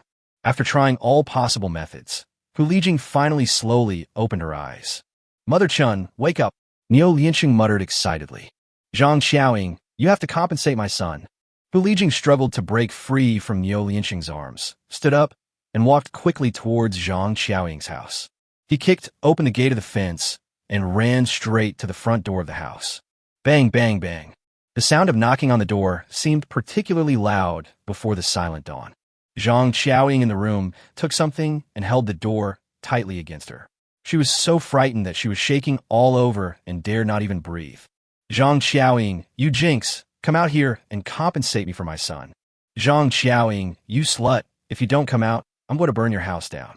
Hu Lijing's loud and continuous shouting finally woke up the members of Nijayatan. Smelling the smell of fireworks in the air and hearing the clamor outside for houses to be set on fire, many people sensed the danger and went out of their homes to find out what was going on. Upon hearing the news, Niu Tiankai, Niu Shengli, and several militiamen hurried to the scene and shouted, "Lian Sheng's sister-in-law, what are you two doing?" Niu Dongsheng is Niu Tiansai's nephew. He is currently receiving treatment at the County People's Hospital. Only Zhang Qiaoying and several children are left at home. When beating a dog, you have to look at the owner first. Niu Tiankai was very unhappy when he saw his niece-in-law being bullied at home. Niu Yinxing glanced at Niu Tiankai, then glanced at Niu Shengli and the militia members behind him, and sighed deeply. Well, then he lowered his head and said no more. "Uncle Liansheng, your house is on fire. Aren't you supposed to live in the brigade headquarters? Why are you coming to Niu Dongxing's house to cause trouble?" Niu Shengli also asked with a puzzled look on his face. "Making trouble? She, Zhang Qiaoying, killed my son, and you said I was making trouble?" Hu Lijing seemed to have found an outlet to vent her emotions and rushed towards Niu Shengli frantically. "Stop her!" Niu Shengli waved his hand, and two militiamen stepped forward and grabbed Hu Lijing, who was on the verge of emotional collapse, making her unable to move. "Lian Sheng, what's wrong with Niu Chun?" Niu Tiankai looked at Niu Lianxing with a cold face and questioned. "It was such a cold day, and the couple in front of me had tossed and turned twice in one night." Niu Tiankai was very unhappy. If it weren't for the fact that Hu Lijing had many brothers from her mother's side, he would have slapped her in the face. "Chun'er is dead." After Niu Lianxing finished speaking, he couldn't help but burst into tears. "What did you say? Niu Chun is dead. How did he die?" Niu Tiankai opened his eyes wide in shock. If these words had not come from Niu Lianxing's mouth, he would not have believed it even if he had told him the whole time. It had been less than 2 hours since he had been separated from Niu Chun, Niu Lianxing, and Hu Lijing. How could such a lively person die? Niu Shengli and several militia members who came with him also looked at Niu Lianxing with disbelief. "Burned to death." Niu Lianxing said this while choking with sobs, pointing to the pile of firewood burning fiercely at the door. Niu Tiankai rolled his eyes a few times, had a rough guess in his mind, and snorted coldly. "Humph! Niu Lianxing, Hu Lijing, your house is on fire. I arranged for you to rest at the brigade headquarters. What's wrong is the brigade headquarters not feeling well, so you come to set fire to someone else's house? You're talking nonsense. It was she and Zhang Qiaoying who set fire to our house first. Then my son came over to burn her firewood pile." Upon hearing this, Niu Lianxing closed his eyes in pain. He secretly regretted in his heart.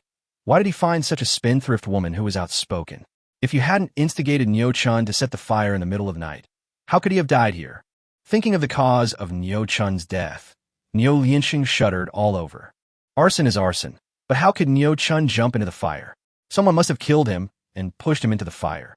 Thinking about the cause of the matter, Niu Lianxing's eyes flashed with ferocity. He looked at the tightly closed door of the house and roared. "It was this bitch who killed my son. I want her to pay for my son's life." At this moment, a voice came from outside the crowd. "Who will pay for whose life? What are you arguing about? Why is it so noisy?" Everyone turned around and saw Niu Hong standing there with a wild wolf on his shoulder. "Nephew Niu Hong, you're back at the right time." Niu Lianxing and his wife insist that Zhang Qiaoying killed Niu Chun. When Niu Tiankai saw Niu Hong, he felt like he had found a backer and hurried forward to explain. "What? Niu Chun is dead. How did he die?" "Well, he was burned to death." Niu Tiankai pointed to the burning pile of firewood at the door. Niu Hong looked in the direction of Niu Tiansai's finger, turned back to look at Niu Lianxing, and smiled coldly. "Niu Lianxing, you said Niu Chun was burned to death. Let me ask you, who started the fire?" "Niu Chun ordered it." Someone responded loudly. Niu Hong put the wolf on his shoulder to the ground, looked at Niu Lianxing, and said, "Niu Chun started the fire, and he was burned to death by the fire he started. Do you think anyone will believe you? You are not here to blackmail me, are you?" Many people in the crowd watching on the side had suffered from Hu Lijing's blackmail. They could relate to what Niu Hong was saying at the moment, and they talked about it and expressed their agreement. Seeing Niu Hong coming back, Niu Lianxing's momentum weakened by 3 points. Before he could speak, Hu Lijing on the side spoke. "My son was lying in the fire. I saw it with my own eyes." "You saw it with your own eyes. Why didn't you save him? You yourself watched him die without helping him. Who can you blame for your son's death? Do you think I'm right?" As soon as Niu Hong finished speaking, people around him began to talk and agreed with what he said. "Niu Hong, Everyone knows that you and Zhang Xiaoying are having an affair together. You two have already peed in the same basin. My son died at the doorstep of Zhang Xiaoying's home. Neither you nor she can escape suspicion. Although her arms were controlled by someone, Hu Lijing's mouth continued to output powerful firepower. After hearing this, Niu Hong picked up the wild wolf, walked in front of Hu Lijing, and slapped her in the face. Who the hell are you, disgusting? Do you think everyone is a slut like you? If you keep talking nonsense, I'll tear your mouth apart. Niu Hong, if you dare to hit my wife, I will fucking fight you. As Niu Lianxing spoke, he exerted force on his feet and rushed towards Niu Hong frantically. Unexpectedly, his feet slipped and he fell to the ground with a thud. Fortunately, he reacted in time and supported himself on the ground with his hands, so he did not hit his face. Chapter 123, Don't Sue the Wrong Person. Niu Lianxing, have you two had enough of the quarrel? Niu Tiankai acted like a production team leader and roared at Niu Lianxing. Bullshit, Niu Tiankai. Do you want to protect a murderer? Niu Lianxing also took the risk. He pointed at Niu Tiankai and immediately retorted. Who do you say is the murderer? With a creak, the door opened, and Zhang Xiaoying walked out of the room and went straight to Niu Lianxing, questioning him loudly. What have I done to offend anyone as a woman? You came to my house and said I was a murderer and burned down your house. Are your eyes on your buttocks, or is your mouth just spewing shit? You are disgusting. Hearing Niu Hong's voice, Zhang Xiaoying suddenly became braver. She quickly put on her clothes and walked out of the room, just in time to see Niu Lianxing going crazy. You and Niu Hong, you are both murderers. I will go to the county to sue you. Niu Lianxing pointed at Zhang Xiaoying with his body trembling, but his eyes looked at Niu Hong. Fuck you. Niu Hong let out a strange cry and kicked Niu Lianxing, who was standing there, knocking him to the ground. Who are you saying is the murderer? You saw me kill someone with your own eyes, but you can't tell. You are just making a false accusation. As he said that, he kicked Niu Lianxing in the abdomen again, knocking him sideways 2 meters away. None of the commune members who were watching the scene stepped forward to dissuade Niu Hong from committing violence. On the contrary, they felt an indescribable sense of bitterness when they saw Niu Lianxing being beaten. With a scream, Niu Lianxing's eyelids fluttered and he fainted. Oh, someone is killing someone. Come and see. Niu Hong is killing someone. Hu Lijing screamed like a pig being slaughtered when she saw her man being beaten. But before she could finish her words, a bright slap hit her hard in the face. Pa! If you keep talking nonsense, I will kill you right now. Niu Hong held the wild wolf on his shoulder with one hand and pointed at Hu Lijing with the other, like an angry lion. Kill it for you. I'll kill it for you. Hu Lijing was also desperate and directly confronted Niu Hong. Niu Tiankai saw that the situation was about to get out of control and spoke quickly. Shengli, take them both to the brigade headquarters and put them in solitary confinement for 5 days to let them calm down. Yes, Captain. Niu Shengli waved to the militia members beside him. Take away. Wait, what are you doing? As they were talking, a man came over from outside the crowd. He was wearing a blue cadre uniform and carrying a small cloth bag, which seemed to be filled with heavy flour. When Hu Lijing saw the person coming, her eyes lit up and she shouted, Third brother, please save me. They're going to put Lian Sheng and I in solitary confinement. Niu Tiankai was startled, looked him up and down, and said, Who are you? My name is Hu Han, a member of the County People's Committee office. You can call me Commissioner Hu. When Niu Tiankai saw the other party's arrogant demeanor, his momentum instantly wilted. At the same time, he also realized that this was Hu Lijing's brother from her mother's family. He quickly put on a smile and said, Oh, it's Commissioner Hu. I'm so sorry. What instructions do you want to convey? It's not so much about conveying any instructions. I just want to ask you, why do you want to put my sister and brother-in-law in solitary confinement? Hu Han looked like he was going to accuse someone. Your sister and brother-in-law's house was set on fire, and their son died. They were extremely shocked. I locked them up to help them calm down and to help find out the truth of the matter as soon as possible. Commissioner Hu, do you think I did the right thing? Niu Tiankai replied with a smile. Niu Chun is dead? Hu Han asked in surprise. Yes, the man is in that fire. Niu Tiankai said this, pointing to the big fire in front of the fence. Where is the murderer? Why don't you catch him? Hu Han became agitated instantly, looking directly at Niu Tiankai and questioning loudly. Commissioner Hu, look at what you said. We also want to catch the murderer. But the key is that the fire was set by Niu Chun, and he died in the fire. You want us to catch the murderer. Where should we catch him? And who should we catch? Hu Hanzhan opened his lips, but didn't utter a word for a long time. Brother, this bitch and this bastard are the murderers who killed Chun'er. You must avenge Chun'er. Fuck you. Niu Hong roared, leaped in front of Hu Lijing, and slapped her in the face. What are you talking about?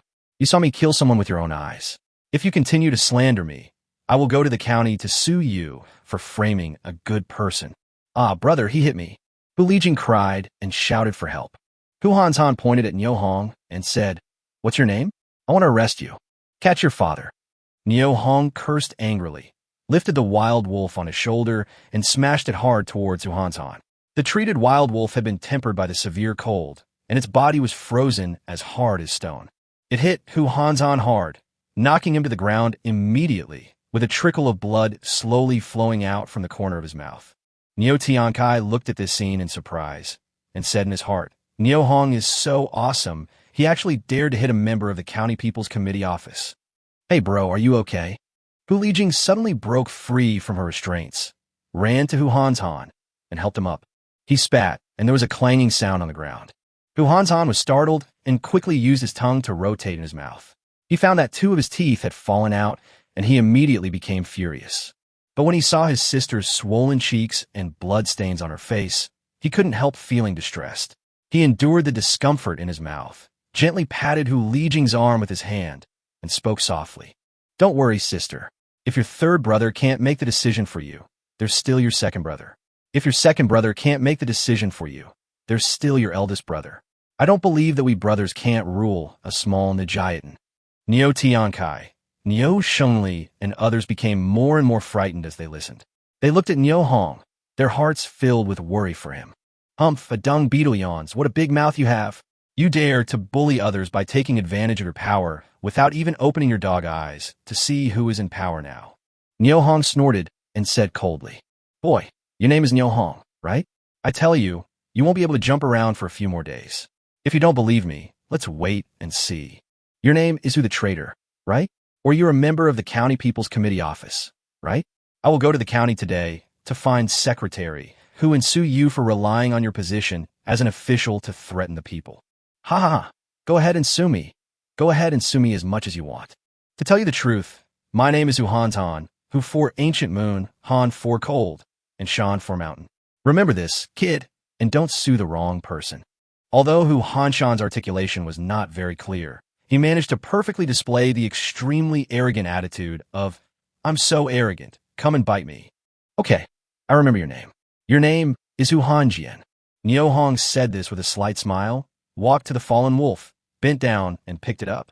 Seeing this, Hu Hanzhan retreated quickly with lingering fear. Chapter 124, What's Happening Ahead? Niu Hong looked past Hu Hanzhan towards the courtyard gate, and was surprised to see that the people coming in were all old acquaintances of his, and hurried to greet them. Minister Yang, Deputy County Magistrate Wang, why are you here so early? Niu Hong, Secretary who is very worried about you. He urged Mingyi and me last night to come over early to see how things are going on here and when you can go back. As Yang Jintong spoke, he looked at the wild wolf on Niu Hong's shoulder with admiration in his eyes. Is there an emergency? Niu Hong asked calmly. This time it's not just about the tiger. There are other things as well. As Yang Jintong spoke, a cloud of gloom covered his face. Minister Yang, Deputy County Magistrate Wang, you have come the right time. There is a member of the Jinshan County People's Committee office here, a traitor named Hu is bullying me by taking advantage of his power and insisting that I am a murderer, and he wants me to pay the price. Niu Hong said this and pointed to Hu Hanzhan who was standing there. Yang Jintong was stunned after hearing this, and looked in the direction of Niu Hong's finger towards Hu Hanzhan who was standing not far away. When Wang Mingyi heard this, his eyes lit up, but then he stayed calm and silent, hoping to find evidence to prove that Niu Hong was the murderer. As they were talking, Niu Tiankai came over with his men and shook hands with Wang Mingyi, Yang Jintong, and others with a smile, expressing his warm welcome to the 2 leaders.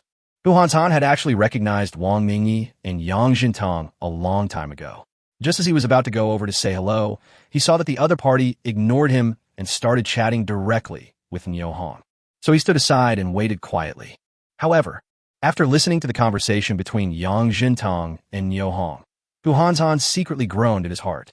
He really didn't expect that Niu Hong was so familiar with Minister of Armed Forces Yang Jintong and Deputy County Mayor Wang Mingyi, and seemed to be highly valued by County Party Secretary Hu Jinliang. This time, it seems that my own affairs are a little difficult to handle. I just spoke too confidently and boasted too much. What if Niu Hong really reports the matter to the County Party Secretary Hu Jinliang? How should I respond? When Hu Hanzhan was lowering his head to ponder a countermeasure, he suddenly felt several gazes coming towards him. He raised his head, and his gaze met Yang Jintong's. Commissioner Hu, you said Niu Hong was a murderer and you wanted to punish him. What do you mean by that? There was a hint of blame in Yang Jintong's cold tone. Although Hu Hanzhan is a member of the Jinshan County People's Committee, there is still a big gap in position between him and the head of the County Armed Forces Department, not to mention that Deputy County Mayor Wang Mingyi is standing next to him. How could he dare to be presumptuous? The expression on his face changed several times. Finally, he gritted his teeth and decided to be the first to complain. He pointed to the still burning fire in front of the gate and said, Deputy County Magistrate Wang, Minister Yang, did you see that fire? Oh, Yang Jintong responded indifferently, with a stern expression, looking at Hu Hanzhan, waiting for his next words. There's a man burning in the fire. One person? Yang Jintong asked back in surprise, and Wang Mingyi beside him also widened his eyes in shock. Although the smell in the air was hard to describe, the two of them could never have imagined that there was a person burning in the fire at the door. This scene and this picture are too horrifying to imagine. Moreover, human life is at stake, and burning someone to death is a big deal. Wang Mingyi looked at Niu Hong meaningfully, thinking to himself that this time he finally got the chance to avenge his nephew Mu Jinshui. Yes, there is a person burning. That person is my nephew Niu Chun. Hu Hanzhan said with great sorrow. There's a person burning inside. Why are you arguing and dithering here instead of putting out the fire and preserving the evidence? Wang Mingyi shouted at Hu Hanzhan, turned to look at Niu Tiankai, and said, Take someone and put out the fire quickly. You must do your best to preserve the evidence of the murderer and never let the murderer go unpunished. Okay, Deputy County Magistrate Wang. Niu Tiankai agreed and took Niu Shengli and other militiamen to the gate of the yard to put out the fire. Niu Hong, you're not going? Wang Mingyi looked at Niu Hong and asked calmly. I'll go. Niu Chun's father and mother watched him burn in the fire and didn't go to put it out. I'll go. I have nothing to do. Niu Hong's words made Niu Lianxing's old face turn red instantly, and Hu Lijing's swollen face seemed to have grown even bigger. Their son was burning in the fire, yet they still had the leisure to argue and debate with others. There are really few parents like this in the world. Niu Lianxing and Hu Lijing exchanged glances, hurried to the gate, and joined the firefighting operation.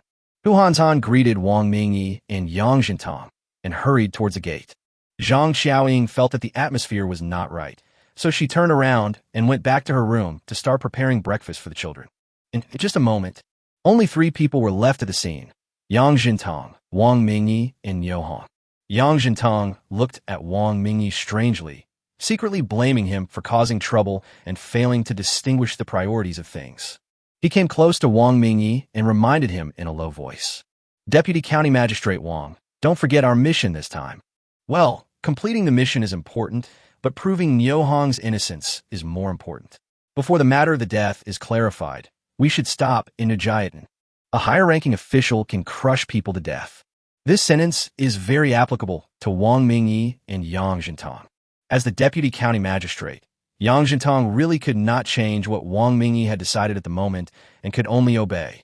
Seeing that he was unable to persuade Wang Mingyi, Yang Jintong immediately turned his target to Niu Hong and whispered, Niu Hong, what is going on?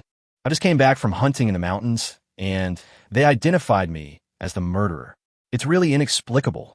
You really don't know? I really don't know. Besides, why would I kill his son if we had no grudges against each other? I am curious about how Dongxing's firewood pile could have been set on fire by someone. After Niu Hong finished speaking, he looked at Wang Mingyi, hoping to hear his opinion. However, Wang Mingyi noticed Niu Hong's gaze and turned his head to look outside the courtyard gate, ignoring him completely. At this time, Niu Tiankai led his men to spread out the burning firewood piles and use the accumulated snow to put out each burning piece of wood. The fire was quickly brought under control and is now shrinking. Niu Hong saw that Wang Mingyi was not interested in the fire in the firewood pile, but was instead interested in collecting evidence against the murderer. He immediately realized that Deputy County Chief Wong had intentions towards him, sneered in his heart, and stopped talking. Deputy County Magistrate Wong, Minister Yang, please go over and take a look. Niu Tiankai walked quickly in the yard, came in front of Wang Mingyi and Yang Jintong, and spoke softly. At this moment, the fire outside the yard had been put out, with only residual smoke. Mingyi, let's go over there. Yang Jintong sighed in his heart and walked slowly towards the door, followed closely by Wang Mingyi. Niu Hong, let's go. Niu Tiankai winked at Niu Hongi. Well, Captain, what's the situation ahead? Chapter 125 in news is so explosive. What else could happen? It's all burned to ashes. Niu Tiankai said this and sighed slightly. This was a sign of respect for a deceased person. Captain, what do you think of this Niu-chan? Why is he here on such a cold night instead of sleeping at home? Brother Dongsheng is not at home, and I'm not here either. What on earth does he want to do? Niu Hong's words made Niu Tiansai's face instantly gloomy. The meaning of these words is obvious. Niu-chan is planning to take advantage of Niu Dongsheng's wife, but Niu Dongsheng is his nephew and is under his protection. In Nijiatan, Niu-chan deserved to be put to death because he dared to set his sights on the women of Niu Tiansai's family. At this moment, the little bit of pity and sympathy that Niu Tiankai had left for Niu-chan disappeared without a trace. All that is left is contempt and abuse. Niu Tiankai curled his lips and said gloatingly, Niu Hong, you may not know this yet, but someone set Niu Lianxing's house on fire. They piled all the firewood at home against the wall and set it on fire. The whole house was burned to ashes. Oh my God, this is such explosive news. Who did this family offend? How much hatred and resentment must the other party have to do such a crazy thing? Their family has offended too many people, mainly because they are too restless. Just like last night, their house caught fire, and I arranged for them to rest temporarily at the brigade headquarters. Logically, you should just stay in the house and rest. This family of 3 just won't do that. That bastard Niu-chan came here again to commit suicide. I couldn't sleep well the whole night. Niu Tiankai was complaining to Niu Hong. Captain, this is your fault. I asked you to borrow my house before, but you... Oh, look at my memory. I haven't slept all night, so my brain is not working well. Niu Tiankai avoided the question and laughed it off with Niu Hong. Seeing this, Niu Hong did not pursue the matter any further and walked quickly towards the gate of the courtyard. Outside the gate, Wang Mingyi looked at the ashes all over the ground, and it was difficult to tell that there was a person lying on the ground. Try to find clues of murder from the ashes is as difficult as climbing to the sky. One can only hope to find witnesses or other clues. Bu Lijing squatted on the ground, covering her face and crying. Niu Lianxing stood beside her, shaking his head and sighing, unable to hide the grief and sorrow in his heart. When Hu Hanzhan saw his sister so sad, his eyes turned bloodshot, and he kept wiping the tears from the corners of his eyes with his hands. Deputy County Magistrate Wong, have you found any clues? Niu Hong came over and asked loudly. Seeing this, Yang Jintong turned his head to look at Wang Mingyi, only to see that he had a slightly frown on his face and was staring blankly at the ashes on the ground without responding. So he quickly reminded him. Mingyi, Niu Hong is here. Wang Mingyi seemed not to hear Yang Jintong's reminder and remained in a state of deep thought.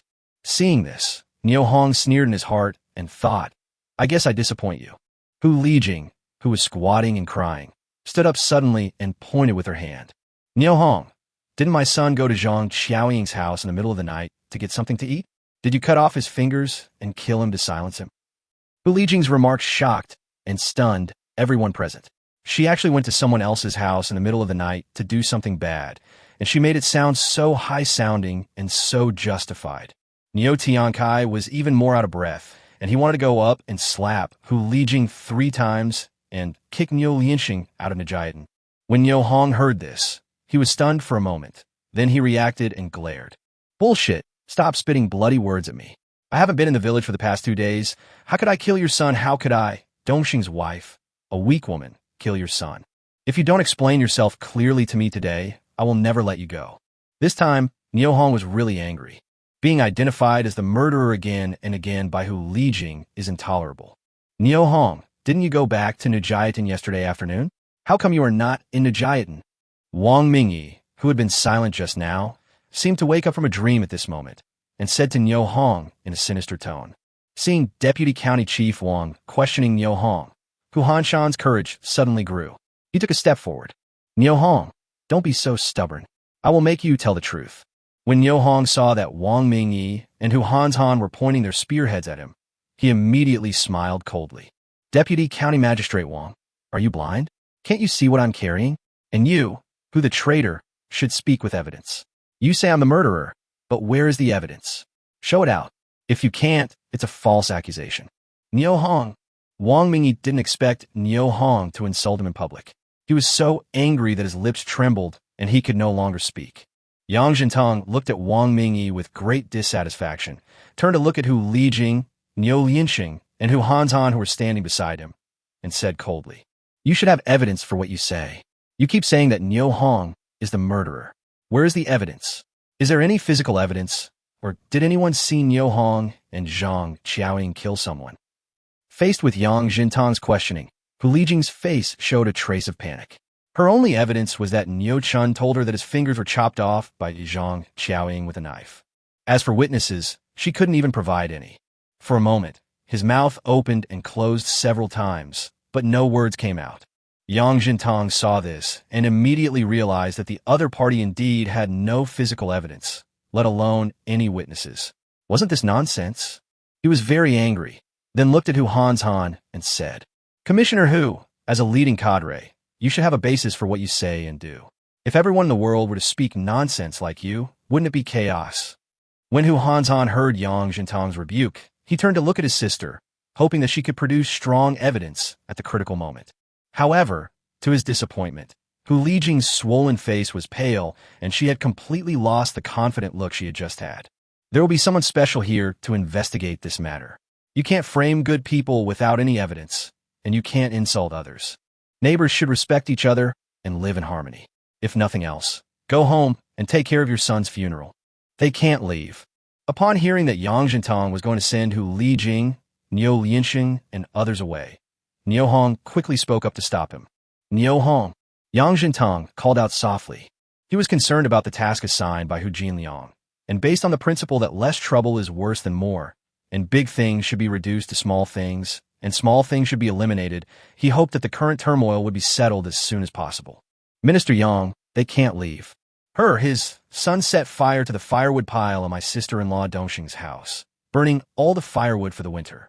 How are they supposed to survive the winter? His son also died at the gate of Dongxing's wife's house. It was so unlucky. How will people go out and live in houses in the future? None of them can leave unless we get an explanation for this matter." As soon as Niu Hong finished speaking, Niu Lianxing immediately stood up and shouted, "Niu Hong, what do you want?" "What do I want? Listen to me." Niu Hong came close to Niu Lianxing and slowly stretched out 3 fingers. "First, apologize to me and Dongxing's wife. Second, compensate for the loss of property. Third, hire someone to perform a shaman dance to exorcise the evil spirit." "Bah, are you dreaming?" Niu Lianxing spat on the ground and responded with a look of disdain. "You killed my son. I want to sue you, and you want us to apologize to you? You should think carefully about how to explain to the government next." Hu Lijing glared fiercely from between her swollen eyelids and said viciously, "Okay, if you don't fulfill my 3 conditions today, none of you 3 will be able to leave." Niu Hong put down the wild wolf on his shoulder and took off the old sleeve from his shoulder. Chapter 126, Unforgettable. "Niu Hong, what are you going to do? Put the gun away quickly." When Wang Mingyi saw Niu Hong picking up the gun, he immediately started to scold him. "What do I want to do? Kill someone and pay with your life. Debt owed must be repaid with money.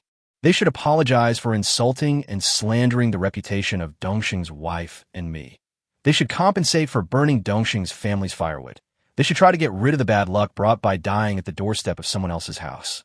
Deputy County Magistrate Wang, is there anything wrong with what I said? "You." Wang Mingyi's face instantly turned red with embarrassment when he saw that Niu Hong didn't take him seriously at all. "What's wrong with me?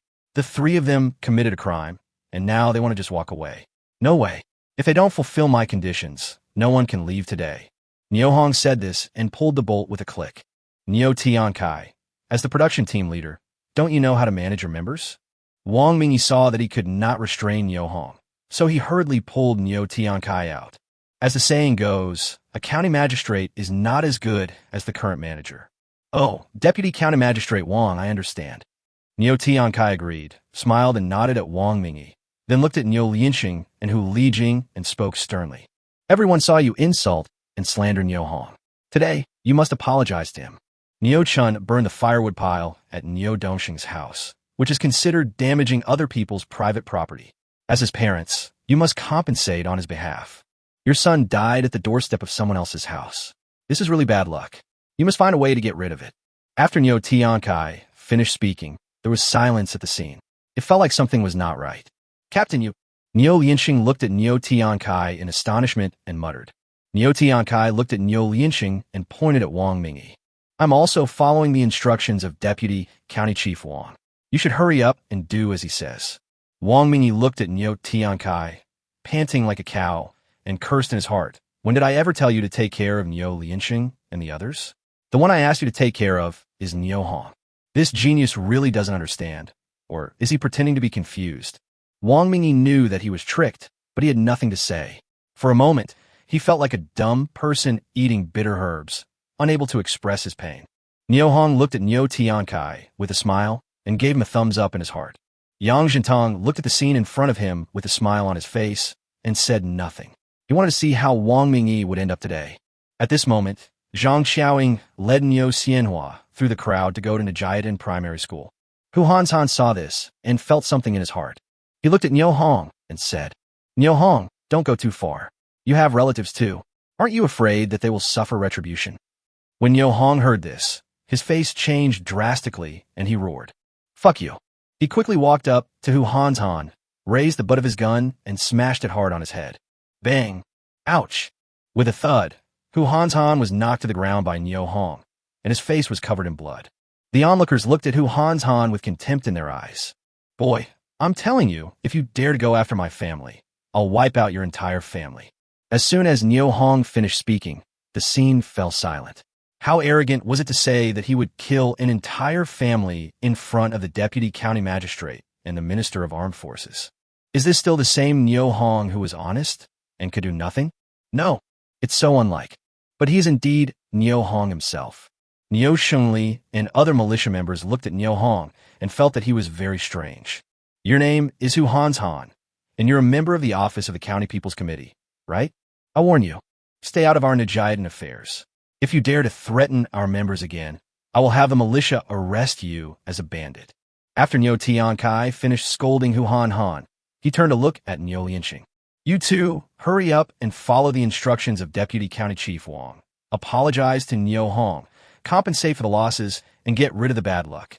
In addition, I would like to inform you that the production brigade headquarters is an office space and cannot be rented out to any villager for residence or living. I'll go back and take all your belongings away later. One more thing, if you don't apologize today, compensate for the loss, and remove the bad luck, you will go to the mountains to guard the forest tomorrow. Niu Tiantsai's words were like a bolt from the blue to Niu Lianxing and his wife. Not being allowed to live in the brigade headquarters almost cut off their conditions for continuing to live in Najiadan during this cold winter. There is no difference between letting Niu Lianxing be the forest ranger of Najiadan and letting him feed wild beasts and die. Niu Lianxing and Hu Lijing both knew very well that in Najiadan, no one's instructions were as effective as Niu Tiantsai's words. They were both really scared. He came to Niu Tiankai tremblingly and said in a low voice, Captain, we are willing to apologize and make compensation, but we are penniless now. How can we pay? That's your business. I'm just following the instructions of Deputy County Chief Wang. Yang Jintang listened to the conversation and looked at Wang Mingyi. He saw that his face had turned blue with anger and his chest was heaving up and down like a blower. Obviously, his heart was experiencing the ravages of storm. I couldn't help but smile faintly, thinking to myself, this is the result of unnecessary complications. Hu Lijing knew that her family was completely in Niu Hong's hands. If she did not agree to his conditions, today's events would probably not end well. He gritted his teeth and came closer to Hu Hanzhan. Third brother, give me the cloth bag in your hand. Sister, this is the flower that my parents saved for you. Hu Hanzhan said, holding the cloth bag tightly in his hand and unwilling to let go. Hu Lijing's body swayed slightly. Her eyes closed for a moment and then opened again, and she said softly, Third brother, as long as there's Green Mountain, there will be no shortage of firewood. Let's get through today's difficulties first. Oh well. Hu Hanzhan took a deep breath and handed the cloth bag to his sister reluctantly. Hu Lijing took the bag of flour. A sinister light flashed in her eyes, and she slowly walked towards Niu Hong. "Niu Hong, I'm sorry. I apologize to you and take back what I said." As he said this, he bowed deeply to Niu Hong. Then he straightened up and handed the bag of flour forward. "I'm using this bag of flour to compensate for your firewood. Please accept it. The only way to exorcise Niu Chun's spirit is to find a shaman or a fairy master later. But I promise to handle this matter well and not let Niu Chun's ghost disturb your life." Niu Hong looked at Hu Lijing quietly. After a moment, he took the bag of flour and said, "You can leave now. Remember to clean up the ashes at the door." Hu Lijing turned and left without saying a word, and took Hu Han and Niu Lianxing with her, and walked towards the outside of Nijiatan together. The farce also came to an end. Niu Hong looked at Niu Tiankai. "Captain, please take this wolf and share it with the people present. We are sorry for disturbing everyone's rest so early in the morning." "Ah, okay. Niu Tiankai said hello twice and turned to look at Niu Xingli. "Victory! Quickly bring people to divide the meat." When the members watching the scene heard that they would have share of the meat, they all showed excitement on their faces. Yang Jintang saw this and secretly admired Niu Hongtai's ability to win people's hearts. After thinking for a moment, he walked to Wang Mingyi and said, "Deputy County Magistrate Wang, when do you think we can discuss the mission of this trip with Niu Hong?" Chapter 127, What do you want to say? Wang Mingyi's expression kept changing. He knew that he had really offended Niu Hong today, and that he would definitely not be able to reach an agreement with Niu Hong regarding the mission. Just to be on the safe side, the task assigned to him by Hu Jinliang would be better done by Yang Jintang. Wang Mingyi thought of this and responded, "Minister Yang, last time I came, I took the lead in discussing the mission. This time you will take over." Yang Jintang sneered in his heart and thought, "I told you not to cause trouble, but you refused to listen. It would have been fine if you had caused trouble, but you also stupidly stood against Niu Hong. This kind of foolproof operation is really stupid. Now I know I regret it. It's too late. He would never be the scapegoat if someone wanted to drag others down with him." Thinking of this, Yang Jintang said, "Mingyi, you are the deputy county chief and the leading officer. This time, you are responsible for the task assigned by Secretary Hu. I'm only responsible for protecting your personal safety, and I know nothing about negotiating missions. It would be safest for you to negotiate in person." After saying that, without waiting for Wang Mingyi's response, he turned and left, walked towards Niu Tiankai, who was standing beside him, and started chatting with an attitude as if it had nothing to do with him. Seeing that Yang Jintang refused to help him, Wang Mingyi hesitated for a moment and then had to bite the bullet and walk towards the house. Bang, bang, bang. Hearing the knock on the door, Niu Hong quickly opened it and saw that it was Wang Mingyi, who asked in confusion, "Deputy County Magistrate Wang, isn't the matter outside over? What do you have to say?" Wang Mingyi looked at Niu Hong and said awkwardly, "Niu Hong, Minister Yang and I came here mainly to check how your family affairs are going. If you have finished your work, you should report back to the county secretary, who is still waiting for you in the county." Niu Hong quietly looked at Wang Mingyi standing at the door and thought to himself, how could this man be so shameless? He was just looking for evidence of his murder, and now he came to invite him to go to the county town to help hunt tigers. After a long pause, he responded, "Deputy County Magistrate Wang, you can see that Mrs. Dongsheng is not at home, and there are 2 children at home who need to be taken care of. My sister is so young, and she was just threatened by the traitor Hu. How can I leave? Besides, why would I, an ordinary person, go to the county town? It's not my home. There's nothing to eat or drink, and no place to sleep or rest. If you have nothing else, please go back." As Niu Hong was about to close the door, Wang Mingyi saw this and quickly propped up the door with his hands. "Niu Hong, don't close the door yet. I haven't finished what I want to say. Godfather, I'm cold." At this time, Xuanbao's childish voice came from behind Niu Hong. "If you have something to say it quickly. Don't let the child get frozen." Niu Hong urged impatiently.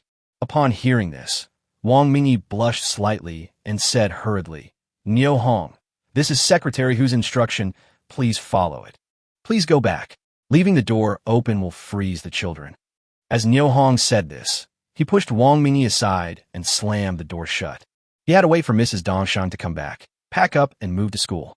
He didn't have the time to waste with Wang Mingyi. Outside the door, Wang Mingyi's face was extremely ugly. Being pushed out of the door abruptly, the deputy county chief felt very humiliated, as if he had been stepped on hard by someone. He raised his hand to knock on the door again, but in the end he didn't muster up the courage and had to turn around and walk towards where Yang Jintong was. At this time, Yang Jintong was chatting enthusiastically with Niu Tiankai. When he saw Wang Mingyi coming over, he hurriedly stopped the conversation. Deputy County Magistrate Wang, how was the talk with Niu Hong? Brother Jintong. When Niu Tiankai saw that Wang Mingyi seemed hesitant to speak, he quickly found an excuse to leave the scene and go meet Niu Shengli. At this time, Niu Shengli and his men built a bonfire more than 50 meters away from Niu Dongxing's home. They roasted the wild wolf on it until it was soft, then skinned it and roasted the wolf meat. The blazing bonfire illuminated the faces of all the members, and each face was filled with excited smiles. Early in the morning, the members who came to watch the fun, who could have imagined that at the end of the fun they would get to share some wolf meat? It was like a pie in the sky that hit them on the head. Due to the cold weather, the wolf meat could not be divided. After discussion, everyone agreed to roast the wild wolf before distributing it. When Niu Tiankai arrived at the scene, Niu Shengli and several militiamen were chatting animatedly. Guess why Niu Chun wanted to light the firewood pile at Niu Dongxing's house? Why would you guess? It must be because Niu Dongxing is not at home, so there's only one woman left at home who is easy to bully. Given Niu Chun's character, he is capable of bullying women. Didn't his mother yell at him to knock on Niu Dongxing's door in the middle of the night? Yes, I heard it. No one in this family is a good person. I heard that too. It's a good thing that Niu Chun died. If he hadn't died, who knows how many good families in Ajayadan would have suffered. Oh, the captain is here. Everyone continue. Niu Tiankai laughed and went to the fire to warm himself. Captain, Niu Hong gave us wolf meat, and we just took it. Doesn't this seem a bit bad? Niu Shengli looked at Niu Tiankai and said softly, What do you want to say, kid? Niu Tiankai moved his hand away from the flames and responded calmly. Captain, have you noticed that Niu Hong has caught a lot of prey recently? The chimney of Niu Dongxing's family emits smoke 3 times a day. Moreover, look at Dongxing's daughter-in-law, Niu Hong, and Niu Xianhua. All of them are fat. What about us who are so skinny that we would be blown away by a gust of wind? Niu Shengli's words immediately resonated with the members present. I don't know who continued the conversation. The meat soup provided by Najidan Primary School every day at noon is also made from the prey hunted by Niu Hong. To be honest, Niu Hong is a really good person. Yes, my child also told me when he got home that the teacher told him that the broth he drank at noon was provided by Uncle Niu Hong, and asked him to remember that Uncle Niu Hong was a good man. There was a brief silence at the scene. After a while, Niu Shengli was the first to speak. Captain, I think Niu Hong is a capable man. We should let him lead us through the famine and fill our stomachs. So you mean to let him be the captain? Niu Tiankai glared as he spoke. Captain, that's not what I meant. Yang Jintong saw that he and Wang Mingyi were the only ones left at the scene, so he asked softly, Has Niu Hong agreed to go back to the county with us? No, he just locked the door for me. Wang Mingyi smiled bitterly, feeling helpless. What are you going to do next? Stay here or go back to the county town? It's getting late, and secretary who is still waiting for us to write back to him. Yang Jintong spoke calmly, without mentioning a word about offering to help, and especially emphasized that the county party secretary, Hu Jinliang, was waiting for news in the county seat. Hearing the reminder, beads of sweat unconsciously appeared on Wang Mingyi's face. The higher the rank of an official, the more powerful he is, and the same applies to him. Chapter 128, Jealous and Envious. Just at this moment, Wang Mingyi saw Zhang Qiaoying, who had just returned from sending Niu Xianhua to school. His eyes lit up, and he hurriedly walked up to say hello. Are you Niu Dongxing's relative? Okowo. When Zhang Qiaoying heard Wang Mingyi mention her man, her expression became serious. Niu Dongxing's treatment at the County People's Hospital is very effective, and he will probably be discharged soon. Oh, really? For many days, Zhang Qiaoying has been worried about her man Niu Dongxing. Now, hearing that his condition has improved, an indescribable joy appeared on her face. Yes, because I have been in charge of this matter, I am relatively familiar with your husband's situation. Yang Jintong on the side glanced at Wang Mingyi intriguingly, and secretly sighed that this deputy county magistrate really did not work for nothing. He was smart and quick-witted. After listening to Wang Mingyi's explanation, Zhang Qiaoying immediately extended a warm invitation to him and Yang Jintong. Both leaders, please come in and warm up. Is this appropriate? Wang Mingyi looked embarrassed, and Yang Jintang stood beside him without making any comment. It's appropriate, why not? Come in quickly, it's warm inside. Zhang Qiaoying enthusiastically invited the two of them. Brother Jintang, look. Yang Jintang smiled slightly, waved his hand, and motioned Wang Mingyi to follow Zhang Qiaoying into the house to talk. Niu Hong had already heard and seen everything that was going on in the yard. How could he not understand the intention of Wang Mingyi and Zhang Qiaoying in striking up a conversation? He sneered to himself and turned to walk towards the west room. After being outside in the cold all night and being busy all night last night, he was really tired. He took off his shoes, laid down on the calm, closed his eyes, and fell into a deep sleep. Wang Mingyi followed Zhang Qiaoying into the room, but was surprised not to see Niu Hong. Sister-in-law, isn't Niu Hong in the room? Why can't I see him? Oh, Hongdi, I'll go take a look. Zhang Qiaoying said, turned and walked towards the west room. Seeing Niu Hong sleeping soundly, she walked back quietly and whispered, Brother Hong went out hunting yesterday. He must be exhausted. He is now asleep in the house. What do you want to see him for? Wang Mingyi and Yang Jintang exchanged glances and responded in a low voice. It's nothing urgent. I'll wait for him here. Is that okay with you? Okay. I'll pour a glass of water for the two leaders. Zhang Qiaoying hesitated for a while, but ultimately did not chase Wang Mingyi and Yang Jintang away. Niu Hong slept until 2 o'clock in the afternoon. It was close to the winter solstice, and the sky outside was dark, as if it had already reached evening. Seeing Yang Jintang and Wang Mingyi sitting in the living room, Niu Hong thought to himself, how come these two people have become clinging flies that can't be driven away no matter what? But he hurriedly greeted Yang Jintang. Minister Yang, you haven't returned to the county yet? No, we have to accompany Deputy County Magistrate Wang. If Deputy County Magistrate Wang doesn't complete his mission, we won't be able to go back and report. Niu Hong simply ignored Wang Mingyi, who was sitting there, smiled, and nodded to Yang Jintang, then looked at Zhang Qiaoying, who was busy at the stove, and said, Sister-in-law, what did Teacher Yao and Teacher Du say this morning? Let's move in after the students finish school. The houses are ready.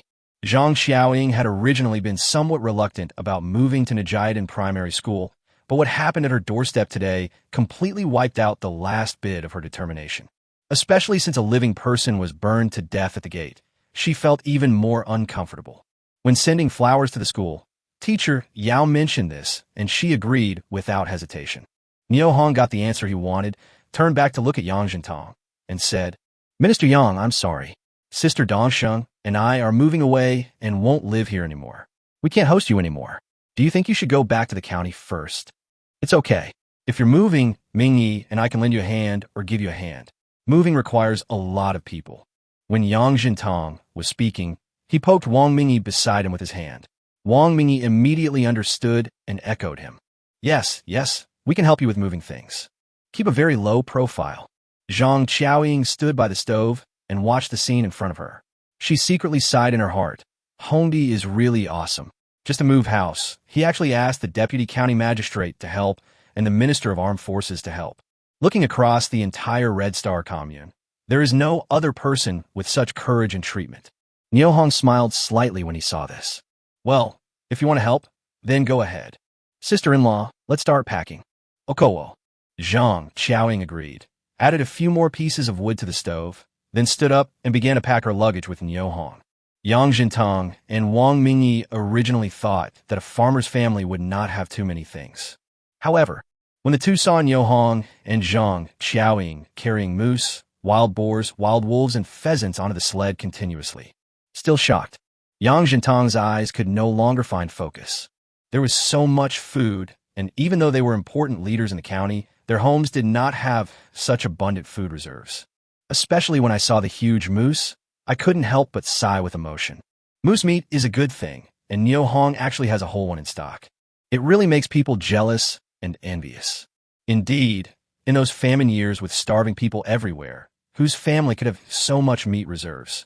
Thinking back to the wolf that Niu Hong had given away that morning, it must have weighed at least 30 or 40 kilograms of meat. Niu Hong was a man worth making friends with, as he gave it away as soon as he said he would. Wang Mingyi watched Niu Hong loading food onto the sled continuously. His eyes rolled a few times, and a vicious idea came to his mind. Two leaders come and help pull the tow rope. As Niu Hong spoke, he unceremoniously handed the sled rope to Yang Jintong and Wang Mingyi. Brother Hong, how can we let two leaders pull the boat? As he said this, he walked forward and tried to snatch the rope from Wang Mingyi's hand. No, sister-in-law, we are just here to help. Wang Mingyi quickly raised his hand to refuse. Sister-in-law, you hold area and I'll hold Xuanbao. Let's go together. At this time, the sky had become completely dark. Zhang Qiaoying locked the door, picked up area, followed Niu Hong closely, and walked towards Nijiatin Primary School. Walking on the empty street, Wang Mingyi felt a sense of fear for no reason and thought to himself, it's pitch dark here. If I accidentally run into a wild wolf or something, I'd be dead. Niu Hong, your village is always so desolate at night. Well, in our village, let alone at night, even during the day, if there's nothing going on, there won't be a single person on the street. Niu Hong explained to Yang Jintong patiently and in detail. After hearing this, Yang Jintong pondered for a moment and said, Niu Hong, have you ever thought about a question? What's the problem? Chapter 129, what should we do? That was the man who died at the gate of the compound. How could he have stayed up late at night in such a cold weather and run to someone else's door to light a pile of firewood? And by chance, he died in the fire. As Yang Jintong spoke, he looked at Niu Hong with his bright eyes, paying attention to his every move. Niu Hong moved Xuanbao from his left arm to his right arm, facing Yang Jintong, and said lightly, Minister Yang, you can send someone to the village to inquire about the character of the deceased and his family. If you really understand them, you won't have this problem. Oh, Yang Jintong exclaimed in surprise and didn't say anything for a long time. He was thinking about what Niu Hong meant. Obviously, the deceased family had a bad reputation in the village, and the deceased had many enemies during his lifetime. It was not surprising that he would die sooner or later. In silence, a group of 6 people arrived at the gate of Nijiatin Primary School. Bang, bang, bang. Niu Hong walked forward and knocked on the door. The dull sound echoed far away in the silent night. As a burst of footsteps came from far away, a childish voice sounded. Brother, sister-in-law, are you here? Yes, the flowers are mine. After the sound of a bolt being turned, the door creaked and opened with a bang. Brother Niu, Sister Qiaoying, you are here. Please come in. Yao Ji stood inside the door, holding Niu Xianhua's little hand, looking at Niu Hong and Zhang Qiaoying with a smile. At the same time, she glanced at Yang Jintong and Wang Mingyi, who were pulling the tow rope, then moved aside to make way for the entrance. Minister Yang, Deputy County Magistrate Wang, let me do it. Niu Hong gently placed Xuanbao on the ground and handed it to Zhang Qiaoying. He snatched the tow rope from Yang Jintong and Wang Mingyi, put it on his shoulder, and pulled the sled hard towards the yard. Minister Yang and Deputy County Magistrate Wang. When Yao Ji heard Niu Hong's address, her eyes widened in surprise.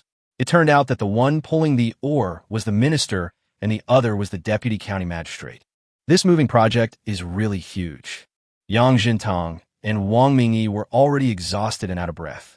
When they heard that Niu Hong was going to take over from them, they didn't hesitate to hand over the ropes in their hands. Niu Hong, let me help you push. As Yang Jintong spoke, he stood behind the sled and held the ropes on top. Seeing this, Wang Mingyi quickly walked behind the sled to help. Brother Niu, let me help you push it too. Yao Ji was about to go forward to help, but was stopped by Niu Hong. Teacher Yao, please close the door and show us the way. Okowo. Yao Ji agreed happily and stood aside, watching Niu Hong slowly pull the sled into the gate. Brother Niu, why did you bring so many prey? In the dim night, Yao Ji saw clearly the moose, wild boar, and other animals being pulled on the sled and shouted in surprise. Okowo. Niu Hong simply responded and lowered his head to pull the sled. The sled was pulling too many things today, so it was indeed heavy. After everyone's efforts, they finally arrived at the house that had been arranged in advance. Niu Hong and Niu Xianhua were arranged to live in the east wing. Zhang Qiaoying and her 2 children lived in the west wing, and the house in the middle was the dormitory for Du Huairu and Yao Ji. Standing in the courtyard, seeing such a grand and magnificent mansion, Yang Jintong was filled with emotion. Niu Hong, this courtyard is really magnificent. Well, this compound was originally the house of the landlord in Nijiatin. The wall is 3.5 meters high and 50 centimeters thick, with watchtowers built at the 4 corners. Before liberation, it was used to defend against bandits, and after the founding of New China, it was used as a school. After settling in, It was already 4 o'clock in the afternoon. Niu Hong escorted Yang Jintong and Wang Mingyi out the door and said, Minister Yang, Deputy County Magistrate Wang, thank you for your help. I, Dongxing's wife, and the children are now living with others. We won't let you stay here tonight. Please go back while it's still early. No, Niu Hong, you don't plan to go back to the county with us. When Wang Mingyi heard this, he felt a little anxious. He thought that all his hard work for a long time was in vain. Niu Hong pondered for a moment and said calmly, 2 leaders, I am here with my sister and Dongxing's wife to seek refuge. They're in danger now. Can I leave them alone? Wang Mingyi wanted to say something else, but was pulled aside by Yang Jintong. Brother Jintong, what do you mean by pulling me? What Niu Hong said is also true. Today, Gu Hanshan threatened his family and wanted to harm Niu Hong's family. It is indeed inappropriate for him to leave home at this time. Yang Jintong thought to himself, it's all your own fault. If you don't stand against Niu Hong, Gu Hanshan won't dare to threaten Niu Hong, let alone cause Niu Hong's dissatisfaction. Your mission could have been completed successfully, but now, humph, you're more likely to cause trouble than to accomplish anything. So what should we do? Wang Mingyi was also like grass growing in the land temple at this moment. He was panicking. What else can I do? Let's go back to the county first. As Yang Jintong spoke, he walked towards the village entrance, where the 2 people's entourage were roasting by a campfire, waiting for their news. After seeing Yang Jintong and Wang Mingyi off, Niu Hong returned to the compound and went to the kitchen. At this time, Zhang Xiaoying and Du Huaru were busy preparing dinner at the stove. Xuanbao and Aria were playing in the room. Sister-in-law, Teacher Du, do you need any help? Although he provided the prey and flour, Niu Hong still felt embarrassed, sitting there like a big boss waiting for his meal. So I came to the kitchen specifically to help in the kitchen. No, just go back to the house. I'll call you when the meal is ready. Du Huaru said this and enthusiastically pushed Niu Hong out of the kitchen door. Niu Hong was just about to be polite when he saw that there was very little wood left in the kitchen, and something suddenly occurred to him. Ever since the firewood pile at Dongxing's wife's house was burned in the morning, he has been particularly sensitive to firewood.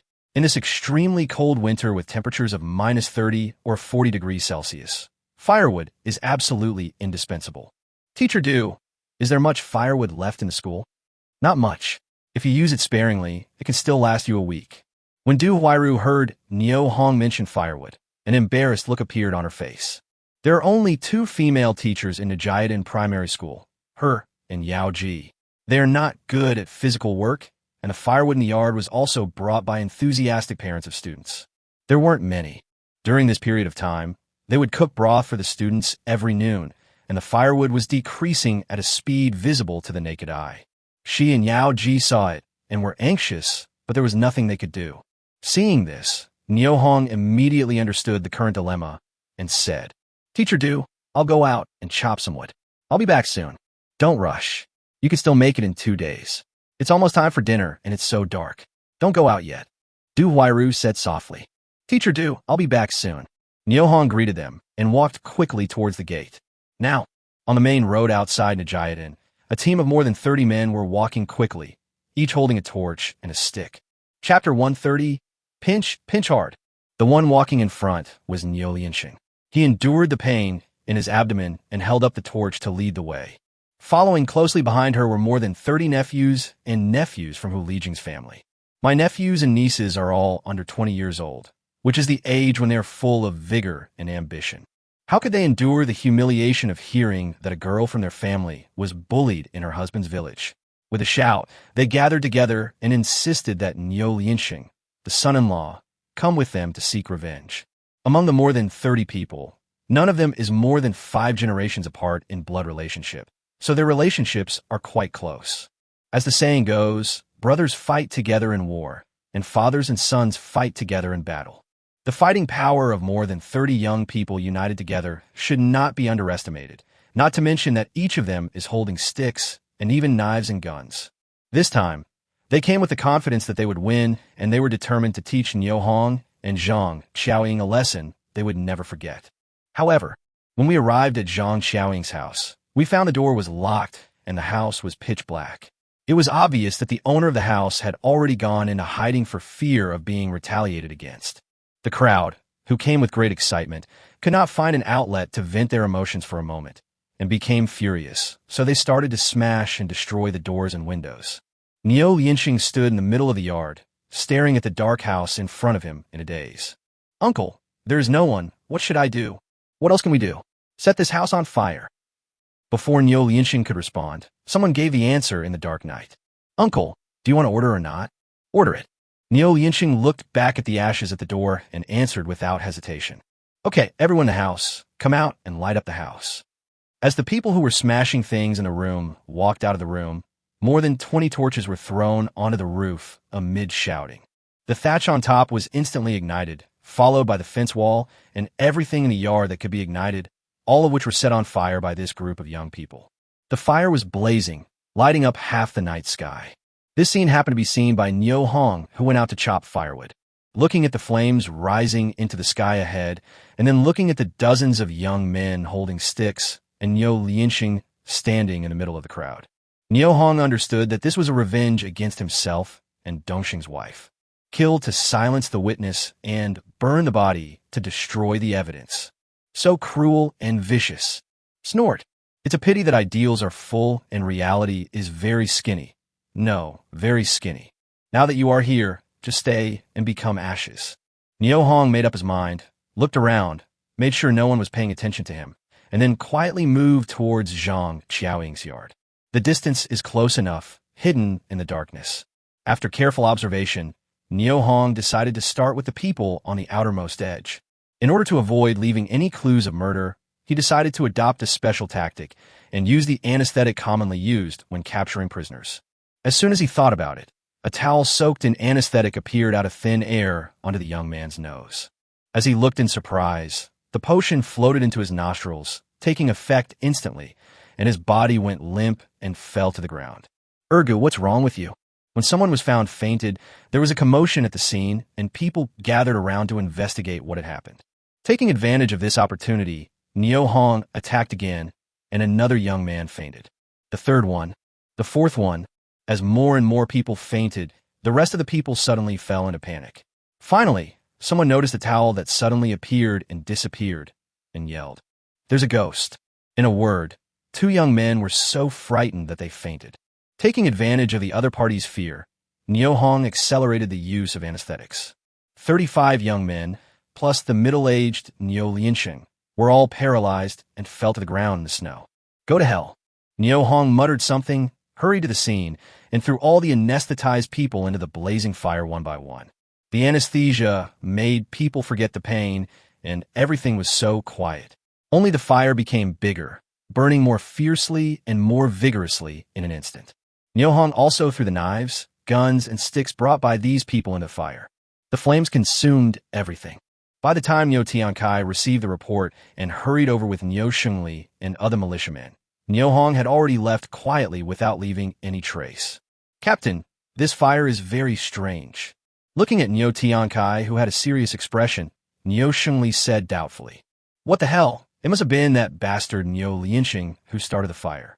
He was deliberately seeking revenge." Niu Tiankai cursed indignantly and also gave a characterization of the fire. Within 2 days, 3 fires broke out in Najiadan, 2 houses were burned down, and 1 person was burned to death. Such explosive news would spread to the commune and the county in a short time and become known to everyone. Niu Tiankai will soon become a celebrity in Jinshan County, and his path to promotion to the position of brigade party secretary will be completely cut off. It's really a sin. Niu Lianxing, you son of a bitch, you son of a bitch, can't you just leave me alone? You're always causing trouble for me. At this moment, Niu Tiankai greeted Niu Lianxing's ancestors countless times. I'm so angry that my teeth are itching. Captain, smell the air. Niu Mansong came up to Niu Tiankai and reminded him in a low voice. Niu Tiankai was stunned. He was only paying attention to the fire. After being reminded by someone, he noticed that the smell in the air was almost the same as that in the morning. I couldn't help but shiver all over. Dongxing's wife and children were all sleeping in the room, as were Niu Hong and his sister. These are 5 lives. Thinking of this, Niu Tiansai's body couldn't help but sway, and he fell to the ground. Captain, Captain. Niu Shengli and Niu Mansong, who were closest to Niu Tiankai, stepped forward and supported Niu Tiankai, only to find that his eyes were closed and he had fainted. Quick, pinch the philtrum. Someone suggested. Pinch it harder. Not long after, Niu Tiankai let out a sigh of relief and slowly woke up. Shengli, do you think this fire can be put out? Dongxing's wife, children, and Niu Hong's brother and sister are all inside. Niu Tiansai's voice trembled and his tone was choked. In Nijiatin, under his leadership, 6 people died in 2 days. His tenure as team leader came to an end. When everyone heard this, they finally understood why Niu Tiankai fainted just now. Human life is at stake, especially 5 of them. Niu Shengli looked at the burning house again, shook his head slightly, and said with great regret, Captain, the fire is too big and there is no water.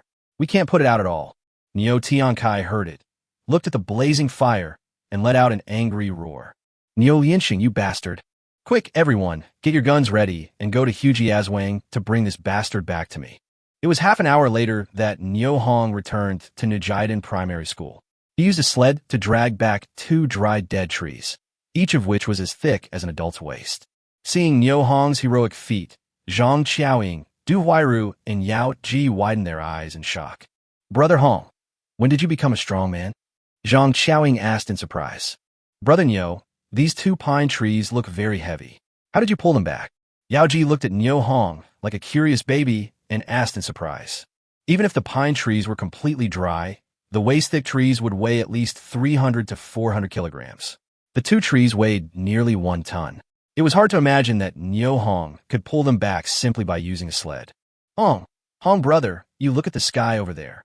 Zhang Qiaoying pointed in the direction of home and spoke in a trembling voice. Chapter 131, what are you going to do? It looks like it's on fire. I'll go check it out. After Niu Hong finished speaking, he turned around and was about to leave when a soft voice sounded behind him. Brother Niu, please eat first before going to see. The flowers and children are hungry. You guys haven't eaten yet? Niu Hong looked at Yao Ji, who was talking to him, with some surprise. Yes, we are all waiting for you to come back and have dinner together. Yao Ji explained with a smile. Niu Hong glanced at Zhang Qiaoying and saw that she was looking in the direction of the fire with a slightly dull look in her eyes. Before this, Zhang Qiaoying, Yao Ji, and Du Huairu were sitting in the kitchen chatting and waiting for Niu Hong to come back, and did not notice anything happening outside. At this moment, she saw the fire in the distance and had a bad feeling in her heart, as she always felt that the fire was at her home. Niu Hong sighed secretly upon seeing this, pondered for a moment, and said, Sister-in-law, tomorrow is the winter solstice. Shouldn't we all make some dumplings? Ugh. Zhang Qiaoying responded absent-mindedly, and suddenly realized that Niu Hong was talking to her about making dumplings. She came to her senses instantly and spoke quickly. Yeah, we should make some dumplings. Sister-in-law, let's make more this time and give 2 to each student in the school so that the children can have a happy winter solstice too. Brother Niu, if each student gets 2 dumplings, that would take 108 dumplings. Where can we buy so much flour? Yao Ji understood the goodwill that Niu Hong wanted to express, but making dumplings requires flour. In those days, flour was an extremely scarce commodity, and it was difficult to let every student eat white flour dumplings. Sister Yao Ji, we still have more than 10 kilograms of flour, which is enough for us. Don't worry. Zhang Qiaoying comforted Yao Ji with understanding. Niu Hong breathed a sigh of relief when he saw that he had successfully diverted Zhang Qiaoying's attention. But at the same time, he was thinking about a question. That is where to buy more flour or grain. It is estimated that the supply and marketing cooperatives and grain stations in Hongxing Commune and Jinshan County will have no flour supply for a long time. If one wants to buy flour, it seems that one can only find unique ways. After thinking for a long time, Niu Hong came up with a new plan in his mind. Hujiazwang is 15 miles away from Nijiadan and is under the jurisdiction of Linjiang County. At the east end of the village stands a tall and imposing house. The owner of the house is named Mao Kai.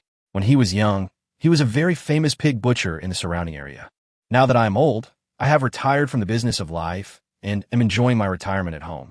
Today, when Mao Kai saw his little daughter coming back in tears, he was so heartbroken that he didn't even eat a bite of dinner and just laid down on the kong, unable to get up. His wife, Mrs. Hu Lu, felt sorry for her husband and sat on the edge of the kong, wiping her tears. Sudden, there were knocks on the door. Hu Lijing, who was standing aside with a frown on her face, suddenly perked up and said with certainty, Don't worry, Dad. Lian Sheng must be back. They went to Nijiadan this time and gave Niu Hong and Zhang Qiaoying a good lesson. They vented your anger for you. Oh, really? Hurry up and help me up. I want to go out and take a look. Upon hearing this, Hu Maokai struggled to sit up from the Kong and was about to get out of bed. Hey, where are you going? It's so cold outside, you better stay indoors. As Hu Lu said this, she grabbed Hu Maokai, who was about to stand up. Bang, bang, bang. The knocking on the door outside became more urgent. Dad, Mom, Lien Sheng, and the others must be waiting outside anxiously. I'll go open the door for them. Yes, go quickly, Mrs. Hu Lu urged. Thinking of the miserable appearance of Niu Hong and Zhang Qiaoying, who were both beaten, Hu Lijing felt a surge of bitterness in her heart. She swept away the decadent mood from last night and walked to the gate with brisk steps. With a creaky sound, the gate opened. Hu Lijing saw the person standing in front of her and was shocked. She spoke with stammering lips. Why you? In the dark night, a group of militiamen holding torches and carrying rifles stood outside the door. The person in the lead was none other than Niu Tiankai, the production team leader of Nijiadan. Following closely behind him were the militia company commander Niu Shengli and nearly 50 militia members from Nijiadan. Nijiadan can be said to have sent out all its elite troops. Why can't it be us? Niu Lianxing, Hu Lijing, look at what you two have done. After the initial panic, Hu Lijing quickly calmed down and asked calmly, Captain, what do you mean by that? What do you mean? The house of Zhang Qiaoying was chosen by Niu Lianxing, right? Ask him to come out and see me. When Hu Lijing heard that Zhang Qiaoying's house was set on fire, she realized that it must have been done by her husband and her nephews from her mother's side. She was immediately overjoyed, thought about it, and said, Captain, what do you mean by that? Lien Sheng and I went back to my parents' home together. What does the fire at Zhang Qiaoying's house have to do with us? Niu Tiankai snorted coldly and said in a cold tone, Hu Lijing, let me ask you one question. Where is Niu Lianxing now? He is sleeping in a room now. What are you going to do? With the help of the light of the torch, Niu Tiankai clearly saw that Hu Lijing's eyes were evasive. He knew that she was lying to him and growled, Catch her and search the yard. Okay, Captain. Niu Shengli agreed, stepped forward and grabbed Hu Lijing's arm. Hu Lijing, who is only 1.55 meters tall, was no match for Niu Shengli and was instantly controlled and unable to move. He saw Niu Tiankai and his men about to break into the compound and disturb his parents' rest. Hu Lijing shouted hurriedly, Niu Lianxing is not in the yard. He took his people back to Nijiadan to take care of Niu Chun's funeral. Upon hearing this, Niu Tiankai immediately stopped, looked directly at the woman in front of him, and said coldly, Don't lie to me.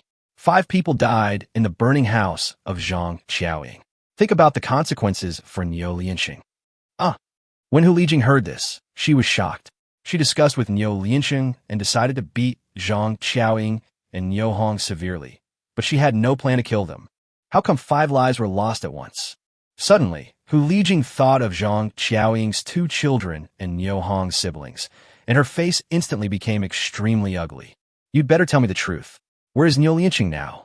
Hu Lijing looked at Niu Tiankai and replied anxiously, Niu Lianxing and several of my nephews and nieces really went back to Nijiadan. As for what happened to Zhang Qiaoying's family, I really don't know. Anyone who lies will be punished by heaven. You are still lying to me. I never saw the nephew or son that Niu Lianxing talked about in Nijiadan. Captain, don't waste your time talking to her. If we search the yard, the truth will be revealed. Niu Shengli suggested without losing any time. If you want to enter my yard to arrest someone, you have to step over my dead body first. An old voice came faintly from behind the door, startling Niu Tiankai, Niu Shengli, and others. There was an instant of deathly silence outside the gate. Chapter 132, Little Man. As he was speaking, an old man walked out of the door unsteadily with a cane, followed by an elderly woman. Dad, Mom, don't be afraid, girl. Daddy is here. After whom Maokai finished speaking, he pointed with his cane at Niu Tiankai, who was standing at the front, and said, Let my daughter go. When Niu Tiankai heard Hu Lijing calling Dad and Mom, he instantly recognized the identities of the 2 elderly people. Although he knew that he had a son and grandson working in government departments, 5 lives were at stake, and he could not care too much. He said loudly, I am the production team leader of Nijiadan. I suspect that Niu Lianxing, a member of our village, committed murder and arson, so I came here to confront him. Your daughter, as Niu Lianxing's wife and an insider, cannot be released. When Hu Maokai heard Niu Tiansai's explanation, he looked at Niu Tiankai as if he were an idiot and said coldly, Aren't you looking for Niu Lianxing? He has returned to Nijiatin to take care of his child's funeral. Go to Nijiatin to find him and let my daughter go. Hu Maocai's voice was not loud, but it contained a power that could not be questioned. Niu Tiankai pondered for a moment and waved to Niu Shengli. Let her go, and we'll go back. After saying that, he turned and walked back. Seeing Niu Tiankai and the others walking further and further away, Hu Maocai sighed. Oh, let's go home. Dad, Li Yanxing wouldn't really kill someone, right? Hu Lijing asked with a worried look on her face. Silly child. Even if he killed someone, it was to avenge Chun'er. You must insist that you knew nothing about it, understand? Yeah, I got it, Dad.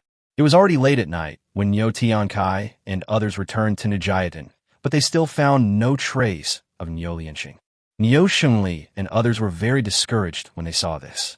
Captain, what should we do next? Dismiss, go home and sleep. After Niu Tiankai finished speaking, he turned around and hurried towards Li Tsuhua's home. The next day, winter solstice. Niu Hong rarely has free time. I have been in the backyard of Nijiatin Primary School, using an axe to chop 2 dead trees to prepare firewood for keeping warm and for burning the stove. Brother Hong, come into the house, have a glass of water, and rest for a while. Zhang Xiaoying came over and said softly, Sister-in-law, I'm not tired. Today is the winter solstice, and there is still more than a month until the Chinese New Year. I'm going to go on a long trip tomorrow to buy some noodles. Please take good care of the flowers. Buy noodles? Zhang Xiaoying was surprised at Niu Hong's idea.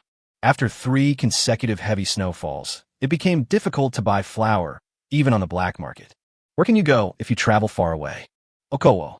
Niu Hong agreed and continued to swing the axe to chop wood. The Lunar New Year is the most important traditional festival for the Chinese. This is also the first Lunar New Year he has spent after his rebirth. No matter what, he must celebrate this year well and lively without leaving any regrets for himself. Brother Hong, why do I feel like the fire last night was burning my house? Zhang Xiaoying stood beside Niu Hong and whispered her guess. Upon hearing this, Niu Hong stood up and responded softly. Sister-in-law, no matter whether the fire burned your house or not, you should not continue to live in that yard. Why? Didn't we move back when your brother Dongsheng came back? Niu Hong glanced at Zhang Xiaoying and smiled. Niu Chun, that bastard, died at the gate. Wouldn't you feel uncomfortable if you went back to live there? Zhang Xiaoying was speechless for a moment. What Niu Hong said made sense, but is it easy to demolish the old house and build a new one? That would cost hundreds of dollars. How could I afford it? Seeing Zhang Xiaoying's melancholy expression, Niu Hong said calmly, After the new year, when the weather gets warmer, build a new one. I'll pay for it. You have to build a new house for your sister-in-law. When Zhang Xiaoying heard this, a playful smile instantly appeared on her face. She looked at Niu Hong as if she was looking at her little man. Okowo. Niu Hong was busy chopping wood and didn't notice the changes on Zhang Xiaoying's face at all. Brother Hong, in what capacity do you want to build a new house for your sister-in-law? Zhang Xiaoying's tone was full of teasing, and she stared at Niu Hong without blinking, trying to find the answer from his face. The godfather of Xuanbao and area, Niu Hong continued to chop wood, paying no attention to the change in Zhang Xiaoying's mood. I see. There was obvious disappointment in Zhang Xiaoying's words. Niu Hong stopped what he was doing, turned to look at Zhang Xiaoying, and found that she was staring at him without blinking. He immediately understood what she was thinking. After thinking for a while, he said, Sister-in-law, is it inappropriate for me to use my identity as the child's godfather? I feel like, Hongdi, why are you unwilling to help your brother Dongsheng? Is it because my sister-in-law is not pretty? Or do you dislike my age? Zhang Xiaoying brought up the past again and said out loud what had been weighing on her mind for days. Niu Hong smiled slightly, did not respond, and continued to chop wood. Niu Hong, who has more than 80 years of life experience, has been reborn. Although his body has become younger, his mentality is still very mature in some aspects. He understood Zhang Xiaoying's needs and loneliness as an adult woman.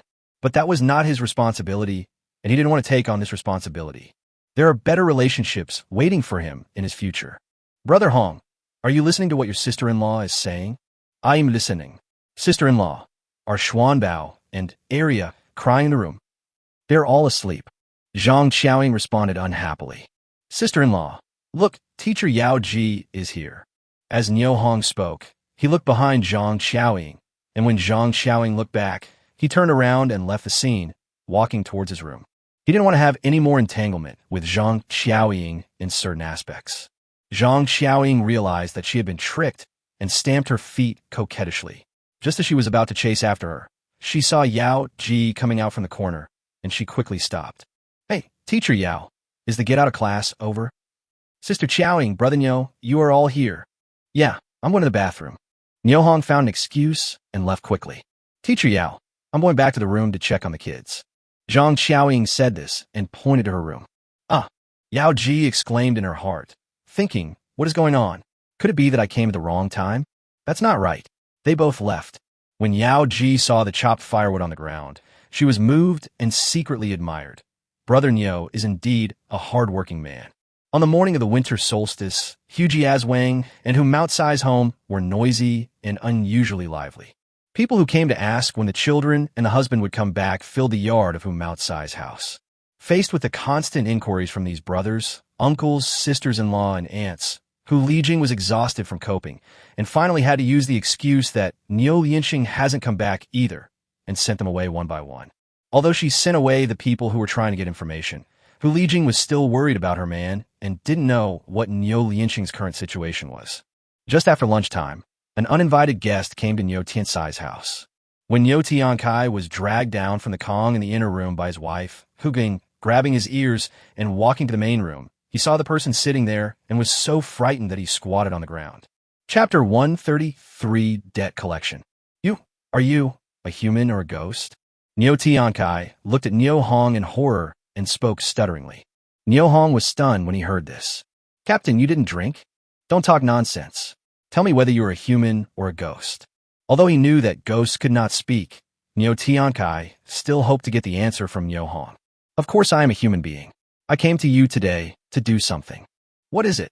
Niu Tiankai slowly stood up. Although he confirmed that Niu Hong was a human being at this time, he still looked at Niu Hong in shock and hesitancy. "I want to go to Harbin. Please give me a letter of introduction." "Nephew Niu Hongda, what are you doing in Harbin?" Hu Ging, who was standing by, saw that there was nothing unusual in Niu Hong's words and deeds, and confirmed that he was not a ghost. So she mustered up the courage to strike up a conversation with him. "And I want to go to Harbin to see if there is any food to sell. It's almost the end of the year, and I can't spend the new year hungry." "Niu Hong, are Dongxing's wife and child still alive?" Hu Guiying looked at Niu Hong and asked timidly. "Of course they are all alive, Captain. Annie, what happened to you today?" Niu Hong asked in pretended surprise. "What's the matter? Tell me first. Where did you and Dongxing's wife sleep last night?" As soon as Niu Tiankai finished speaking, his wife screamed. "Niu Tiankai, you bastard. Do you know how to speak? If you can't, just shut up." After cursing, he turned to look at Niu Hong and explained in a friendly manner. "Your uncle means, where did you and Dongxing's wife go last night? How come you weren't burned to death in the fire?" Upon hearing this, Niu Hong grinned and thought, the couple's speaking skills are about the same. But he responded with his mouth. "Aunt, that bastard Niu Chun died at the gate. Dongsheng and I thought it was unlucky, so we went to stay temporarily in the elementary school compound. We didn't sleep in the old house last night." When Niu Tiankai heard this, he slapped his thigh and pointed at Niu Hong. "You were so lucky. Your house collapsed due to heavy snow, but you escaped by going to Niu Dongxing's house. Last night, Niu Dongxing's house was set on fire, but you escaped by going to the primary schoolyard. Those who survive a great disaster will surely have good fortune in the future. You have survived 2 great disasters, so you will surely have great fortune in the future. I am optimistic about you." "What?" "Brother Dongxing's house was set on fire. This must have been done by that bastard Niu Lianxing. Damn it, Niu Lianxing, that bastard, he must die a horrible death." Niu Hong was extremely shocked and uttered indignant curses. Alas, the Niu Lianxing family is really restless. They have no time to enjoy their good life, but they have to do all kinds of sneaky and trivial things. Hu Ging murmured, and then recounted what happened last night when Niu Tiankai led people to travel more than 20 miles to Huji Aswang to ask for someone. After hearing this, Niu Hong was deeply moved and looked at Niu Tiankai and said, "Thank you for your concern, Captain. I wonder if you have found Niu Lianxing. If you do, let me know. I will beat him up." As he said this, he waved his fist vigorously. "No, we went to Huji Aswang and met Niu Lianxing's wife and father-in-law. They said he had returned to Nujiadan. But I led people to search Nujiadan several times, but we didn't see a single hair of Niu Lianxing. Could his wife and father-in-law have lied to you? Niu Hong said doubtfully. Niu Tiankai heard this and laughed. Whether it's a lie or not, it doesn't matter now. What matters is that you, Dongxing's wife, and the children are all alive. I am thankful. 5 lives. I heard you were in the house and couldn't escape. My head exploded at that moment. I swear that I will not rest in peace until I find the murderer. Niu Hong looked at Niu Tiansai's indignant expression and listened to his heartfelt words and was deeply moved. Thinking of the purpose of his visit, he quickly reminded him. Captain, my letter of introduction. Oh, yes, the letter of introduction will be issued to you right away. As he spoke, he found paper and pen from the inner room, scribbled on the table on the Kong, and quickly wrote a letter of introduction and stamped it with the red seal of Nijiatan Brigade. Niu Hong, you must keep this letter of introduction well. If you encounter an inspection, take it out to ensure your safety. Don't lose it. Yes, I know that without a letter of introduction, you'll be arrested as a refugee. As Niu Hong spoke, he carefully folded the letter of introduction and put it in his pocket. Uncle Tiankai, I'm leaving tomorrow. Please send some militiamen to keep an eye on Sister Dongsheng and the school. Make sure nothing goes wrong. When Niu Tiankai heard this, the embarrassment on his face suddenly disappeared, and he quickly nodded in agreement. Don't worry. After you leave, I will arrange for someone to stand guard at the gate of Nijiatan Primary School 24 hours a day and will not give Niu Lianxing any chance. Thank you very much, Captain. Niu Hong thanked him and turned to leave. Jinshan County. In the meeting room of the County People's Committee, the County Party Secretary Hu Jinliang, the County Magistrate Qin Guangrong, the Deputy County Magistrate Wang Mingyi, the Armed Forces Minister Yang Jintang, as well as the directors of various bureaus and the secretaries of various communes were also present. The meeting room fell into complete silence as Hu Jinliang conveyed the instructions from his superiors. This instruction is too heavy. The higher authorities clearly required Jinshan County to hand over 10,000 furs, 10,000 yuan in taxes, and 30,000 kilograms of wild animal meat before the Lunar New Year. Every piece of data weighed on Hu Jinliang's heart like a mountain, and he had to distribute the burden to the directors of various bureaus and secretaries of various communes. They will then pass the instructions to their respective subordinates, distribute layer by layer, and apply pressure layer by layer. Although, at the meeting, every bureau and every commune secretary expressed their determination to complete the tasks assigned to their departments.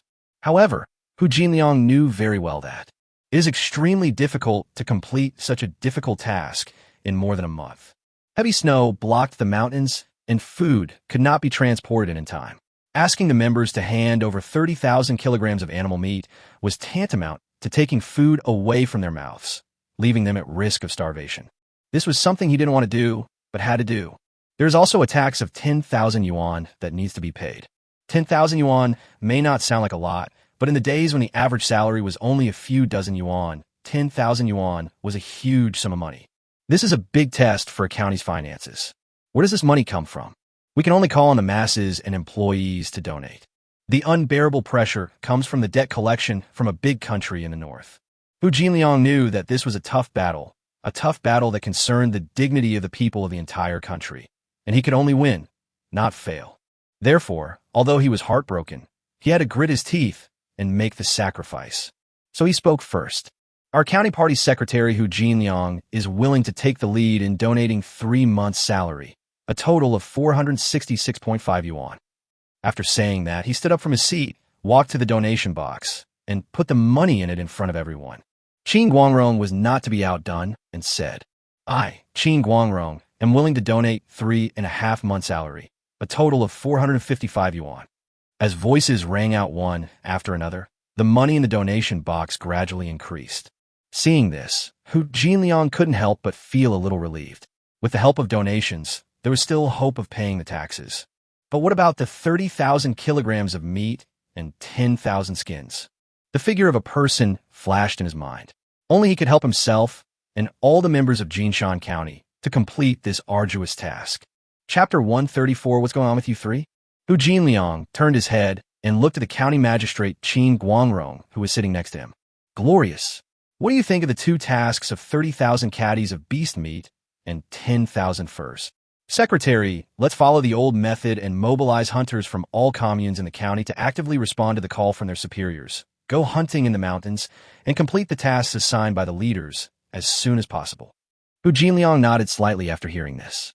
This is a good idea, but if the tiger threat in the mountains is not eliminated, not only can we not hunt in the mountains, but even the safety of the villages cannot be guaranteed. We have a new mission, but we can't let down our guard in our old mission of fighting tigers. Upon hearing this, Qin Guangrong pondered for a moment before speaking. Secretary Hu, fighting corruption is indeed a difficult issue. I have asked around, and I know that many hunters would rather hunt small animals on the outskirts of the mountains than take the risk of going into the mountains to hunt large beasts like tigers. Even if we encounter one, we will hide if we can, and avoid it if we can, and we will never take the risk of confronting the tiger head-on. Yes, if there's anyone who can stutter, who would be willing to go to the mountains and risk their life? Hu Jinliang responded with emotion and continued. Niu Hong is a good hunter, but unfortunately, he is unwilling to take action. This makes it difficult to deal with.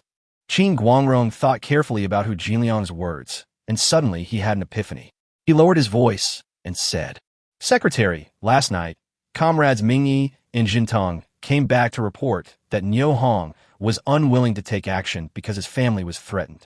If we help him remove the threat and protect the personal safety of his family, do you think he will? Hu Jinliang heard this and nodded slightly, responding, What are you going to do? Secretary, do you think this is okay? Qin Guangrong whispered his suggestion in Hu Jinliang's ear, causing Hu Jinliang to nod his head repeatedly. It's glorious. Hu Hanshan has been sitting in the County People's Committee office for long enough. It's time for him to go to a lower-level unit for training and gain experience. Sitting in the office for a long time will make him lose touch with the people. Qin Guangrong's eyes lit up when he heard this, and he quickly said, Songjiang Forest Farm is still short of a person in charge. I plan to send him there.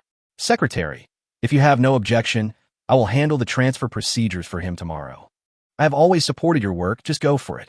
After saying that, Hu Jinliang picked up the enamel pot on the table and took a big sip of water.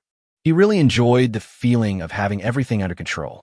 Niu Hong walked out of Niu Tiansai's house and saw many strangers on the street. They were in groups of 3 or 5 and kept looking around, as if they were looking for something. He felt very strange. At this moment, 3 young men came quickly towards him. When they came close, one of them asked respectfully, Brother, have you seen Niu Yinxing? No. Niu Hong responded calmly, and was about to leave when the man continued to ask, Brother, do you know where Niu Hong lives? What do you want to do with Niu Hong? Hearing that the person coming was looking for him, Niu Hong immediately became alert. Niu Yinxing brought people from Hujiazwang to look for Niu Hong yesterday. No one has returned yet. The family is very worried. We came here to ask Niu Hong if he has seen Niu Yinxing and the others. Oh, so that's how it is. If I remember correctly, Niu Yinxing is from Nijiadan, right? Why did he bring people from Hujiazwang to look for Niu Hong? I heard that there was a small conflict between them, and Niu Yinxing went to Hujiazwang to invite someone to come over, supposedly to mediate the conflict for them. Mediate the conflict? Niu Hong showed an expression of sudden enlightenment on his face and continued. Why do I feel like there are so many people coming to your Hujia village to mediate conflicts? As soon as the words fell, the 3 young people's faces instantly blushed and were very embarrassed. Why? They haven't come home yet. Well, we asked a lot of people, and they all said they had never seen Niu Yinxing and his group. So we thought about finding Niu Hong and asking him in person to see if he knew where Niu Yinxing and his group had gone. Niu Hong thought, where else can I go? It must be hell. But he said it solemnly. Niu Hong doesn't seem to be at home. I don't know where he went. Oh, so that's how it is. The 3 guys who came over to chat had disappointment on their faces. At this moment, a voice sounded from not far away. Niu Hong, you are not dead. Niu Hong turned around and saw that it was Niu Shengli and several militiamen walking toward him quickly. He thought to himself, when did people greet each other like this? Just as he was about to answer, he saw the 3 guys who had approached him suddenly attacked him and grabbed his arms tightly, shouting, You are Niu Hong. Why did you lie to us? Hey, you 3, let go of me. Do you hear me? Niu Hong felt very uncomfortable as he was held tightly by 6 big hands. Tell us, where did Niu Yinxing and his 36 companions go? You 3, let go of me, do you hear me? Let go, what do you want to do? Niu Shengli looked at the scene in front of him and shouted harshly. The militiamen behind him surrounded the 3 young men who had come to chat with him. We are all militiamen from Hujia village. We are here to investigate the missing persons in our village. Please cooperate with us. Cooperate with me, damn it. Let me go. If you don't, I'll chop you up. Neo Shengli glared at the three men, and the other militiamen were also rubbing their hands, ready to fight if they disagreed. Let me go, Nima. While the other party was stunned, Neo Hong exerted all his strength, shook it violently, pushed free his arms, and punched one of the guys in the face. Bang! Thump! The man was caught off guard and was knocked to the ground by Neo Hong's punch. The other two were stunned. Neo Hong turned around and punched the man on the left who had been holding his arm tightly. Ouch! The man immediately covered his stomach and slowly squatted down. The last person saw that the situation was not good, so he squatted down and hugged his head with both hands. Neo Hong pointed at the three people on the ground and cursed. I asked you to cooperate with my investigation, but you bastards, you didn't even know where you are and dare to touch me in Nijiadan. He even said he was here to mediate the conflict. Who the hell was he trying to fool? It takes 36 people to mediate a conflict? Damn it. Do you think everyone else is as retards as you bastards? Neo Hong cursed, still feeling unsatisfied, and kicked the man who was squatting there with his head in his hands.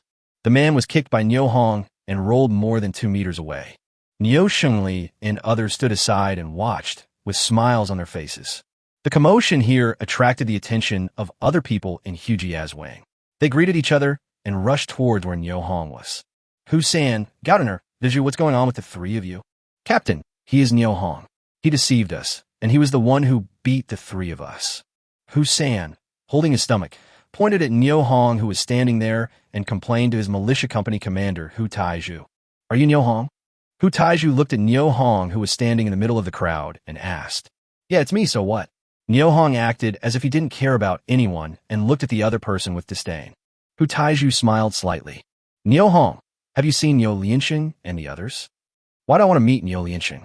Is she a virgin or a pretty young wife? Neo Hong's answer instantly caused the Nijiadan militia to burst into laughter, but the people from Hujiazwang showed angry expressions on their faces. Chapter 135, The Truth. After all, Hu Taiju was a militia company commander, and he responded to Neo Hong's provocation with a smile. Neo Hong, don't get me wrong. We came here just to get some information from you. We have no ill intentions. No ill intentions? Ask the three of them what they did to me. Neo Hong said this, pointing at Hu-san, Gooden, and Daiju. Misunderstanding, all misunderstanding. Hu Taiju obviously did not want to be affected by Neo Hong's emotions. He just wanted to make a big deal out of a small matter and ask Neo Hong about the whereabouts of Niu Lianxing and others. Well, since you said it was a misunderstanding, then it is a misunderstanding. After Neo Hong finished speaking, he turned around and was about to leave. Hu Taiju quickly spoke up to stop him. Neo Hong, wait a moment. You won't let me go? Neo Hong said this with a curl of his lips. Haha, I don't mean anything else. Can you tell me, have you seen Niu Lianxing and the others? Hu Taiju kept the same smile on his face as always. No, he's not a young lady or a wife. Why would I meet him? After Neo Hong finished speaking, he turned and walked out of the crowd. At this moment, a militiaman from Nijiadan ran up to Neo Shengli and whispered in his ear. Captain, we found many human bones in the ruins of Neo Dongxing's home. Let's go and take a look. Neo Shengli turned to look at a militiaman beside him and said, Go and inform the captain and ask him to meet up at Neo Dongxing's house. Okay, Captain. The militiaman agreed and ran away from the scene. Seeing this, Hu Taiju hurriedly led his men to follow and followed. Neo Hong returned to the backyard of Nijiadan Primary School and unexpectedly found Zhang Qiaoying staying in her room with a pale face and dull eyes. Sister-in-law, why are you here? Where are Xuanbao, Arya, and the others? Zhang Qiaoying woke up from her trance when she heard Neo Hong's voice. She rushed towards Neo Hong, hugged Neo Hong's body, and said tremblingly, Brother Hong, so many people were burned to death in my house. It's terrible. As he said this, he burst into tears. When Neo Hong heard this, he immediately realized that Zhang Qiaoying had returned to her home and saw something she shouldn't have seen. He quickly patted her on the back and said, Sister-in-law, don't be afraid, I'm here. Why? Why are there so many dead people in my family? Sister-in-law, what is going on? Brother Hong, it was our house that caught fire last night. I went back to check at noon today and found that our house was completely burned down.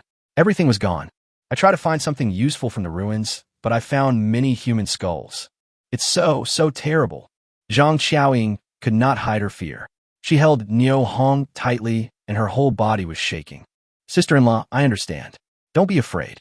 My house has collapsed under the heavy snow, but I'm still alive and well. Let your house burn down. As long as no one is hurt, there is still hope. In the spring, when the weather got warmer, I built a new house. I planned to build 9 rooms, which would be enough for the 6 of us to live in. If you don't want to live with me and the flowers, I can also help you build a new house. Zhang Xiaoying slowly calmed down after hearing Niu Hong's persuasion, but she still held Niu Hong tightly with both hands and said with her pretty face raised, "Brother Hong, is this really what you were planning?" "Yes, it's necessary." "Brother Hong, I'm so scared now. Can I sleep with you tonight? The kind that hold me in your arms." Niu Hong was very surprised at Zhang Xiaoying's boldness and straightforwardness. How could he reject her, especially when she was at her most vulnerable psychologically? "Why, you don't want to?" As Zhang Xiaoying spoke, one of her hands began to wander dishonestly around Niu Hong's body.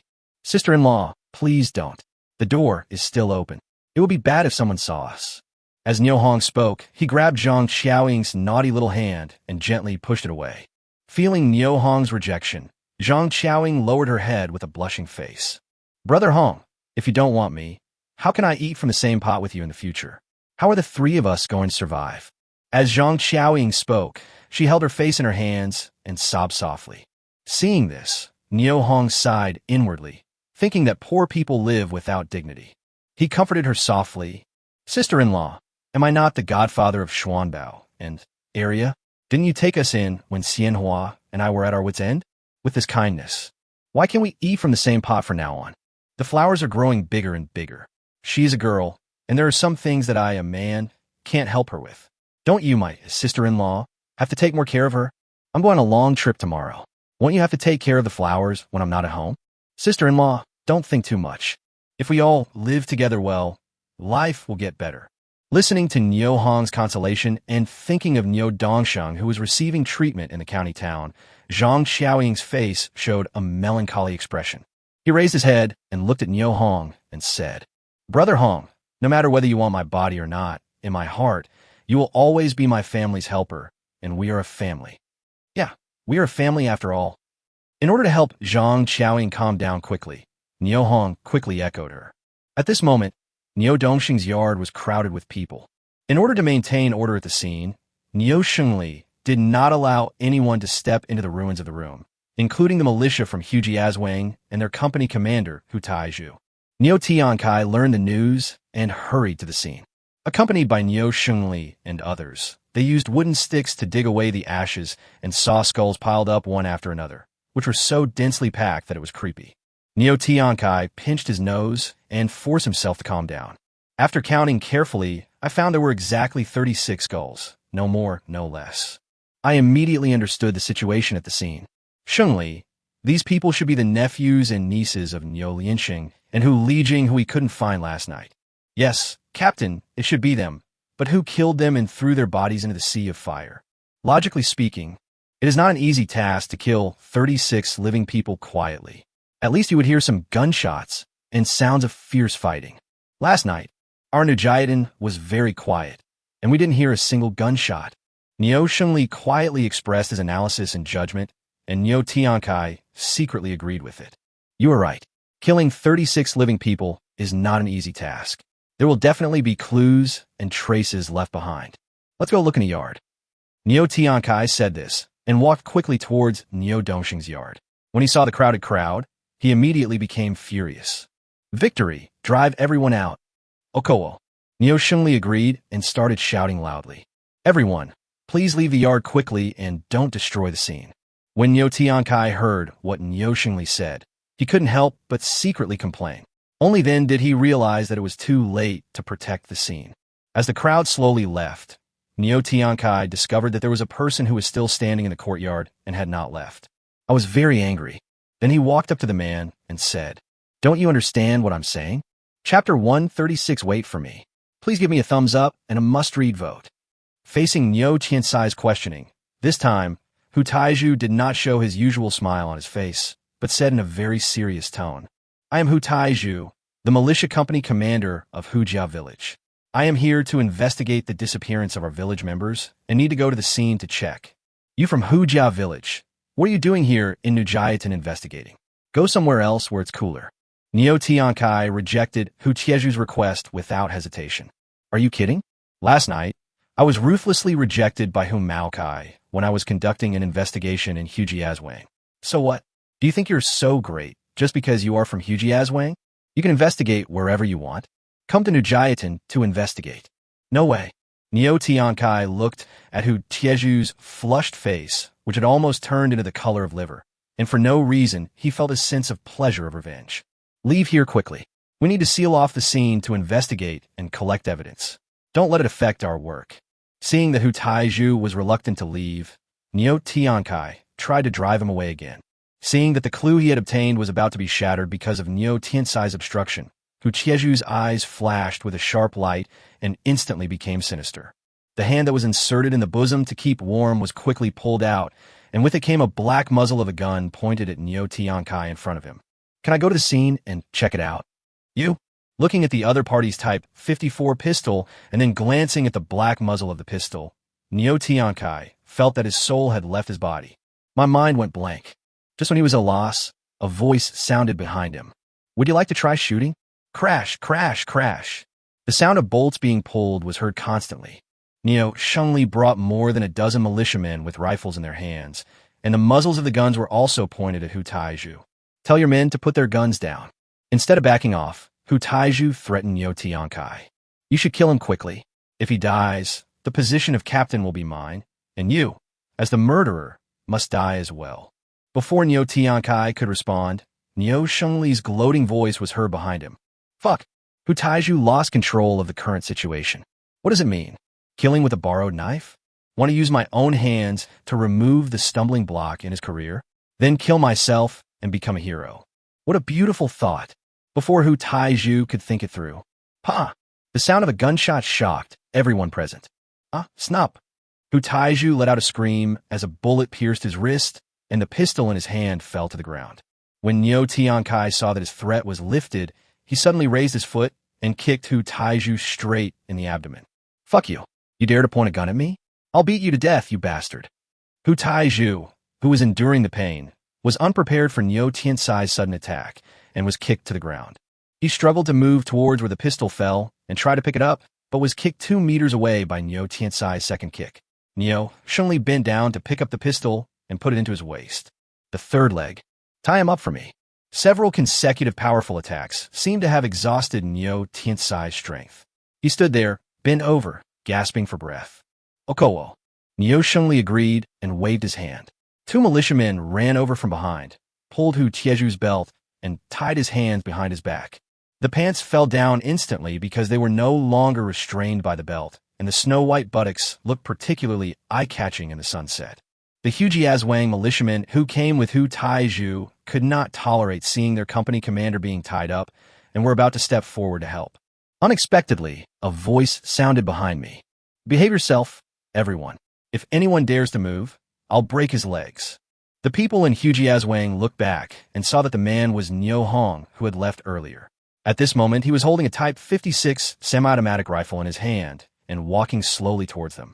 After calming Zhang Qiaoying down, and also to give her the impression that he was unaware of the situation, Niu Hong offered to go to the fire scene to take a look.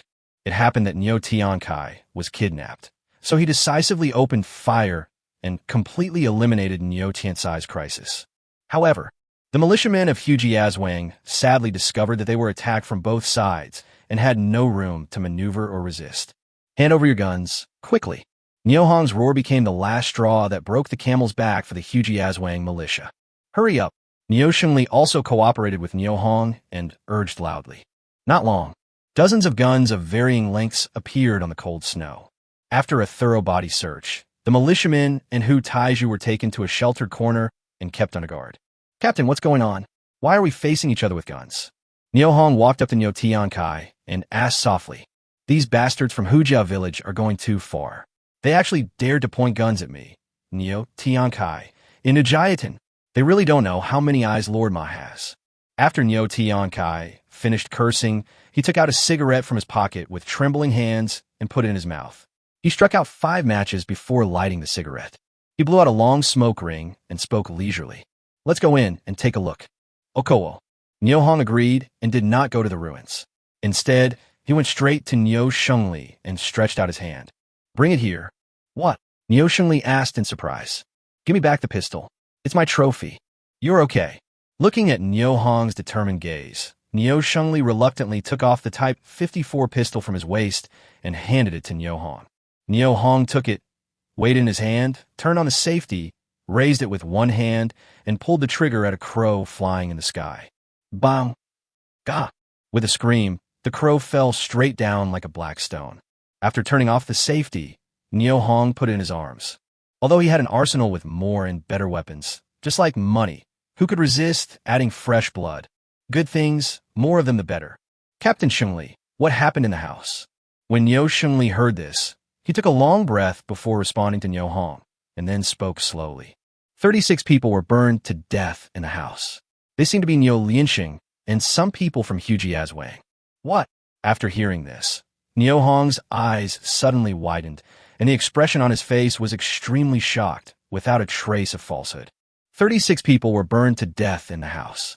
Seeing Niu Hong's unbelievable look, Niu Shengli started to explain again. Niu Hong took a long time to come to his senses, and then he pulled Niu Shengli's arm. Captain Shengli, please come with me to take a look. I'm timid.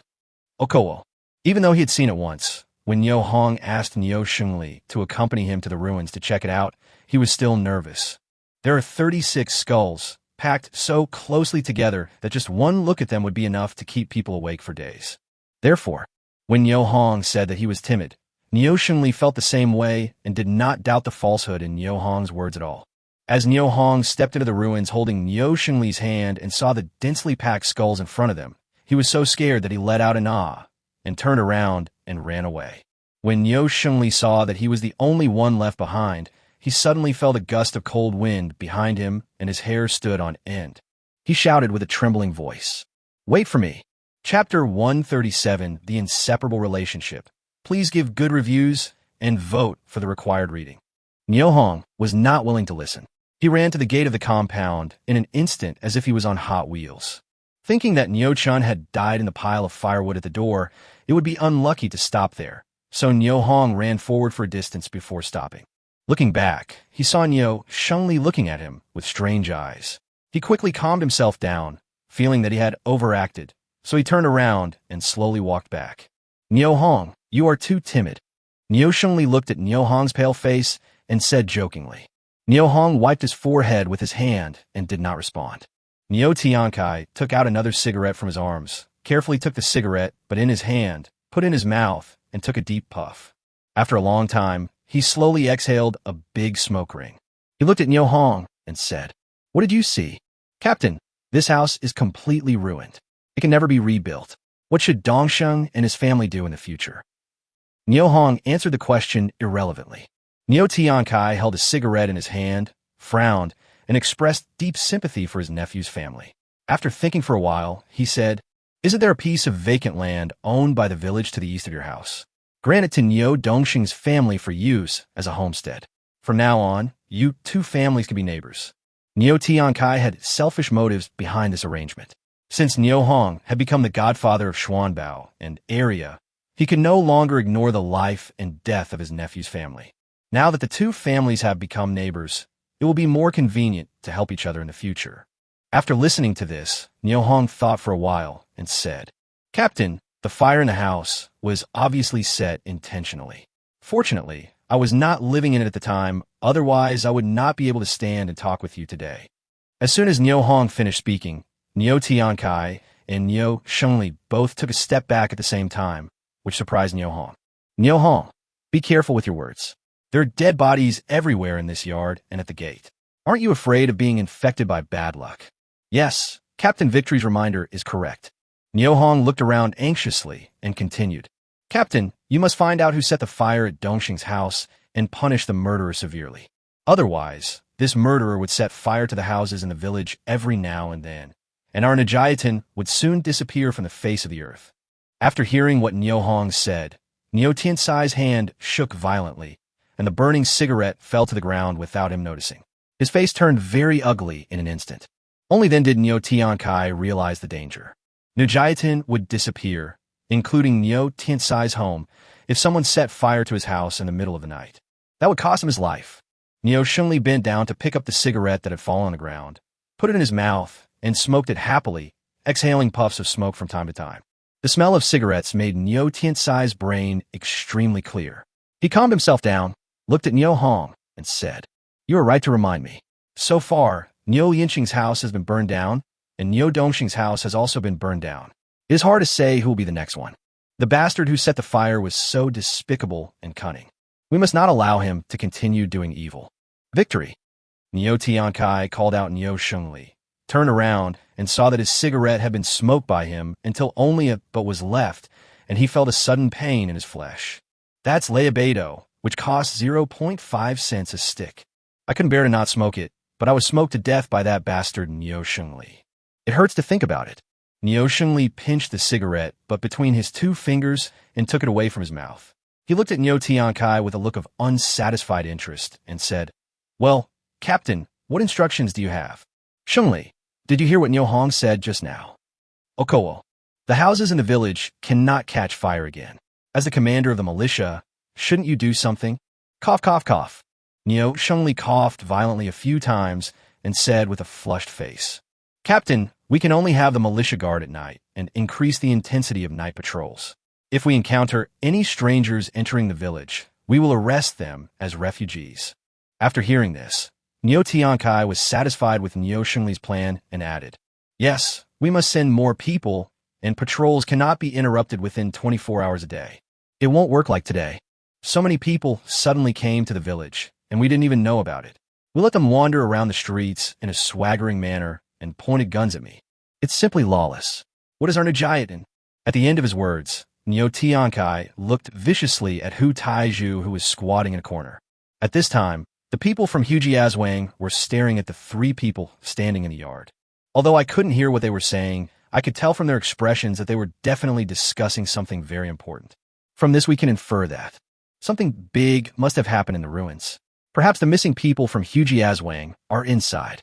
Yes, Captain, please rest assured that the Najayatin Militia Company will strengthen its patrols day and night and will never let any suspicious person step into Najayatin. Okay, Shengli, you must not just say this. You must do it. Otherwise, the next house to catch fire will be you and me. Niu Tiankai gave another warning with concern, which made Niu Shengli feel creepy and his scalp tingling. At the same time, I also realized that this matter is of great importance and must not be taken lightly. Niu Hong, who was standing by, saw that his reminder was taken seriously by the two leaders of the production team, and he felt relieved. At least during the days I'm away, I no longer have to worry about the safety of my younger sister and Dongxing's wife in the village. After thinking for a while, he spoke softly. "Captain, could it be that the fire at Dongxing's house was set by the people from Hujiazwang?" "Well, it's possible." Niu Shengli agreed with Niu Hong's conjecture. Niu Tiankai also nodded slightly to show his agreement. Captain Shengli, regardless of whether it was the people from Hujiazwang who set the fire, their people died in Brother Dongxing's house, so this fire is inextricably linked to them." After hearing Niu Hong's analysis, Niu Tiankai looked at Niu Hong in surprise, muttering to himself, "I thought Niu Hong was good at hunting, but now it seems that this kid is quite cunning." After thinking about it, he said, "You are right. This fire is closely related to Hujiazwang." Niu Shengli also nodded in agreement with Niu Hong's analysis. Seeing that Niu Tiankai and Niu Shengli had no objection to his point of view, Niu Hong continued, "Since they are inseparable, then the losses of Dongxing's family cannot be ignored by Hujiazwang. We must compensate them." After hearing this, Niu Tiansai's eyes lit up. Niu Dongxing is his nephew, and he knows his family's financial situation very well. They will not be able to build a new house after the spring. Without a house, where will the family live in the future? Doesn't he have to find a solution? According to Niu Hong, if they could get compensation from Hujiazwang, then the problem of Niu Dongxing's family building a new house would be easily solved. He can also be free from worries. Thinking of this, Niu Tiankai looked at Niu Hong and asked expectantly, "Nephew Niu Hongda, you are right, but how can we get this compensation?" Chapter 138, This is a Conspiracy. Niu Hong smiled slightly and lowered his voice and said, Captain Shengli, let's do this." After Niu Hong finished speaking, he found that Niu Tiankai and Niu Shengli were looking at him in surprise and asked in confusion, "Do you think there is anything else that is inappropriate?" Without waiting for Niu Tiankai to respond, Niu Shengli said, "Niu Hong, It's not a question of whether it's appropriate or not, but whether your method will work. In Niu Xingli's opinion, Niu Hong's plan is extremely difficult to implement. Similarly, Niu Tiankai felt dazed after hearing this. I couldn't help but think, is this Niu Hong still the same Niu Hong who couldn't even fart after 3 kicks? If he had been half as smart and half as clever as he is now, how could his father, his mother, his brothers and sisters have starved to death? Will it work if this idea comes from just one person? Captain, let's go over and talk to them. I believe they will agree to the compensation plan I proposed. Niu Tiankai was awakened from his trance by Niu Hong's voice. He looked at him and smiled, then took the lead and walked towards Hu Taizhu and others. Niu Xingli grinned and thought, let's give it a try, and hurriedly followed. A group of people from Hujiazwang, including Hu Taizhu, huddled together in a corner sheltered from the wind, keeping each other warm. However, he was always paying attention to the movements of Niu Tiankai, Niu Xingli, and Niu Hong. They were afraid that the 3 of them would do something that would be detrimental to them. Hu Taizhu, in particular, became nervous for no reason when he saw the 3 people walking straight towards him and stood up quickly. Suddenly, I felt a chill on my buttocks, and then I remembered that I had no belt on my trousers and that my cotton trousers had fallen to my knees. For a moment, his face turned red with embarrassment. He squatted down quickly. Upon seeing this, Niu Tiankai smiled coldly and thought to himself, where's that arrogant look when you pointed a gun at me just now, little brat? Keep on acting so arrogant. Coming close to Hu Taizhu, he said, you can take people to investigate the scene, but you have to agree to one condition of mine. Hearing that there was room for easing the situation, Hu Taizhu was overjoyed and quickly agreed. Captain, please speak. Hu Taizhu endured the cold and spoke in a trembling voice. I want to know the conclusions you reached after inspecting the scene and the relevant evidence you found. When Hu Taizhu heard this, he breathed a sigh of relief and thought, this request is not excessive. It's just a matter of a few words. It couldn't be simpler. Quickly express your opinion. Captain, rest assured, I will report to you truthfully and in detail what we have seen on the scene and work closely with you. After hearing this, Niu Tiankai said to Niu Xingli without commenting, give the belt back to him and ask him to take people to investigate the scene. Okowo. Niu Xingli readily agreed and ordered his militiamen to untie the ropes that had tied Hu Taizhu and handed the belt to him. With the help of his companions, Hu Taizhu fastened his belt, simply stretched his stiff limbs, and led his men towards the ruins of the house. Niu Tiankai watched them leave with an evil smile on his face. Hu Taizhu led his men to the ruins and took a closer look. All he saw were densely packed skulls appearing and disappearing in the black ashes. The scene was shocking. Even though he had been a soldier and fought on the battlefield, he couldn't help but tremble in his heart. The situation of the other militiamen was not much better. Some of them could not bear the strong stimulation at the scene and began to bend over and vomit. Captain, what should we do? Hu Sanxiang asked Hu Taizhu, enduring the discomfort in his chest. Pull away the ashes, count the number of dead, and find items that can prove their identities as soon as possible. I hope these deceased are not the ones we are looking for.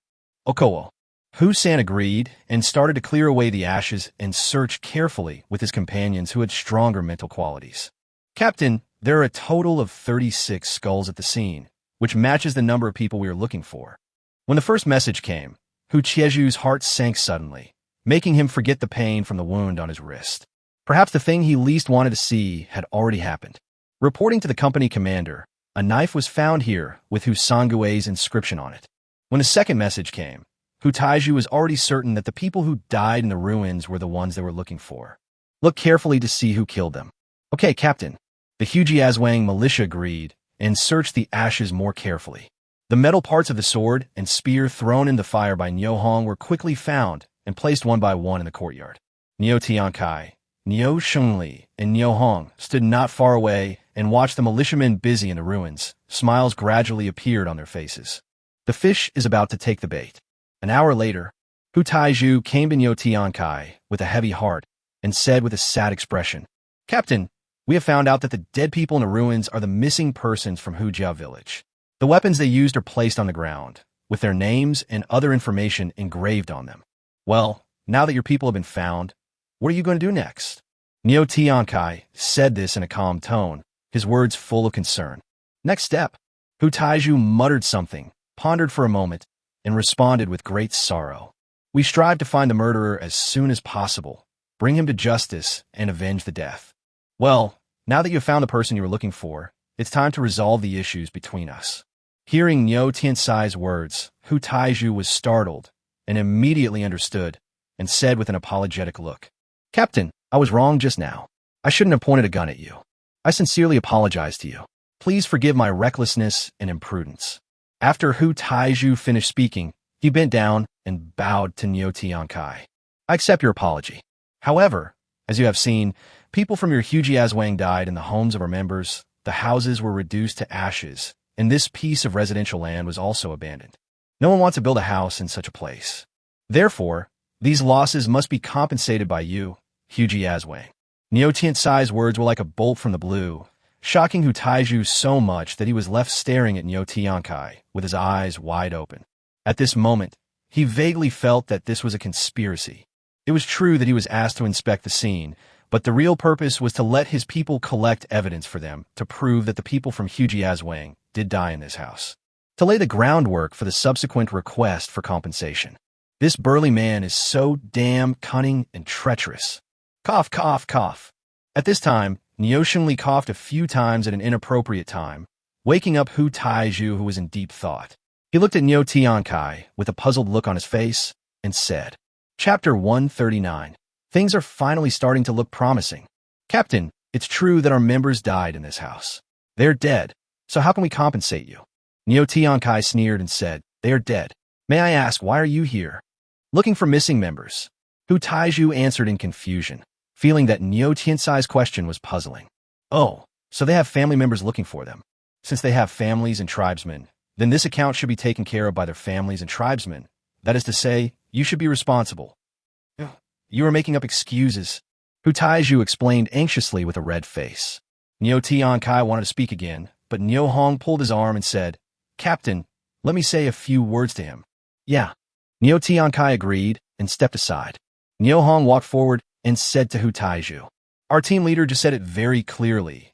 This house was burned down because of your members. As to whether it was your members who set the fire, it remains to be investigated. But it is a fact that your people died in our Najayadan, which brought us very bad influence and huge property losses. You just want to walk away without taking any practical actions or giving us an explanation. Do you think it's appropriate? Hu Taiju thought. Who knows who killed them? I didn't ask you for the murderer. I've already done my best to compensate for the lives of our members. You still want compensation? No way. However, when you're under someone's roof, you have to bow your head. This is not the place where Hu Taiju can act tough. The words came to his lips, but he swallowed them back. Niu Hong looked at Hu Taeju's deflated face and continued coldly. Let's put ourselves in their shoes. If these people died in your home and burned down your house, would you let them not take any responsibility?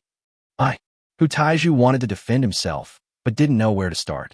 Niu Hong looked at Hu Taiju, whose face was flushed red, and said coldly, You don't need to use me, mine, that's the truth. If you insist that the burning of this house has nothing to do with the members of your Hujiazwang commune, do you think all the members of Najayadan will believe it and agree to it? Faced with Niu Hong's series of questions, Hu Taiju was completely speechless. It was not that he did not want to refute, but he really could not find any reason to refute. Let me ask you again. It's a very cold day with 30 to 40 degrees below zero. Do the houses in our Najayadan grow legs and run to your Hujiazwang? Or did the people in your Hujiazwang grow legs and run to our Najayadan? Who is causing the trouble? That's all I have to say today. If you are willing to acknowledge this compensation, then we can discuss the next matter. If you do not agree to compensation, okay, so none of you who came here will be able to leave Najayadan alive today. Because you're just like those dead people. You're the bandits who came to our Najayadan to kill and burn people. No one can even think of leaving.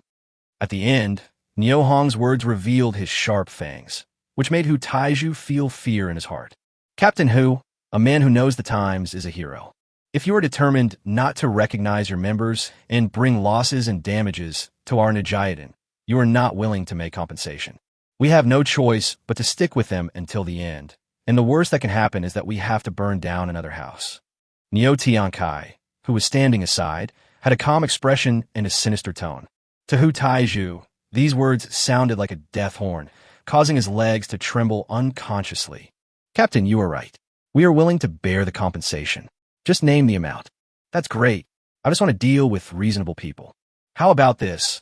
According to the number of you who died here, each person should compensate this family 30 yuan, for a total of 1,080 yuan.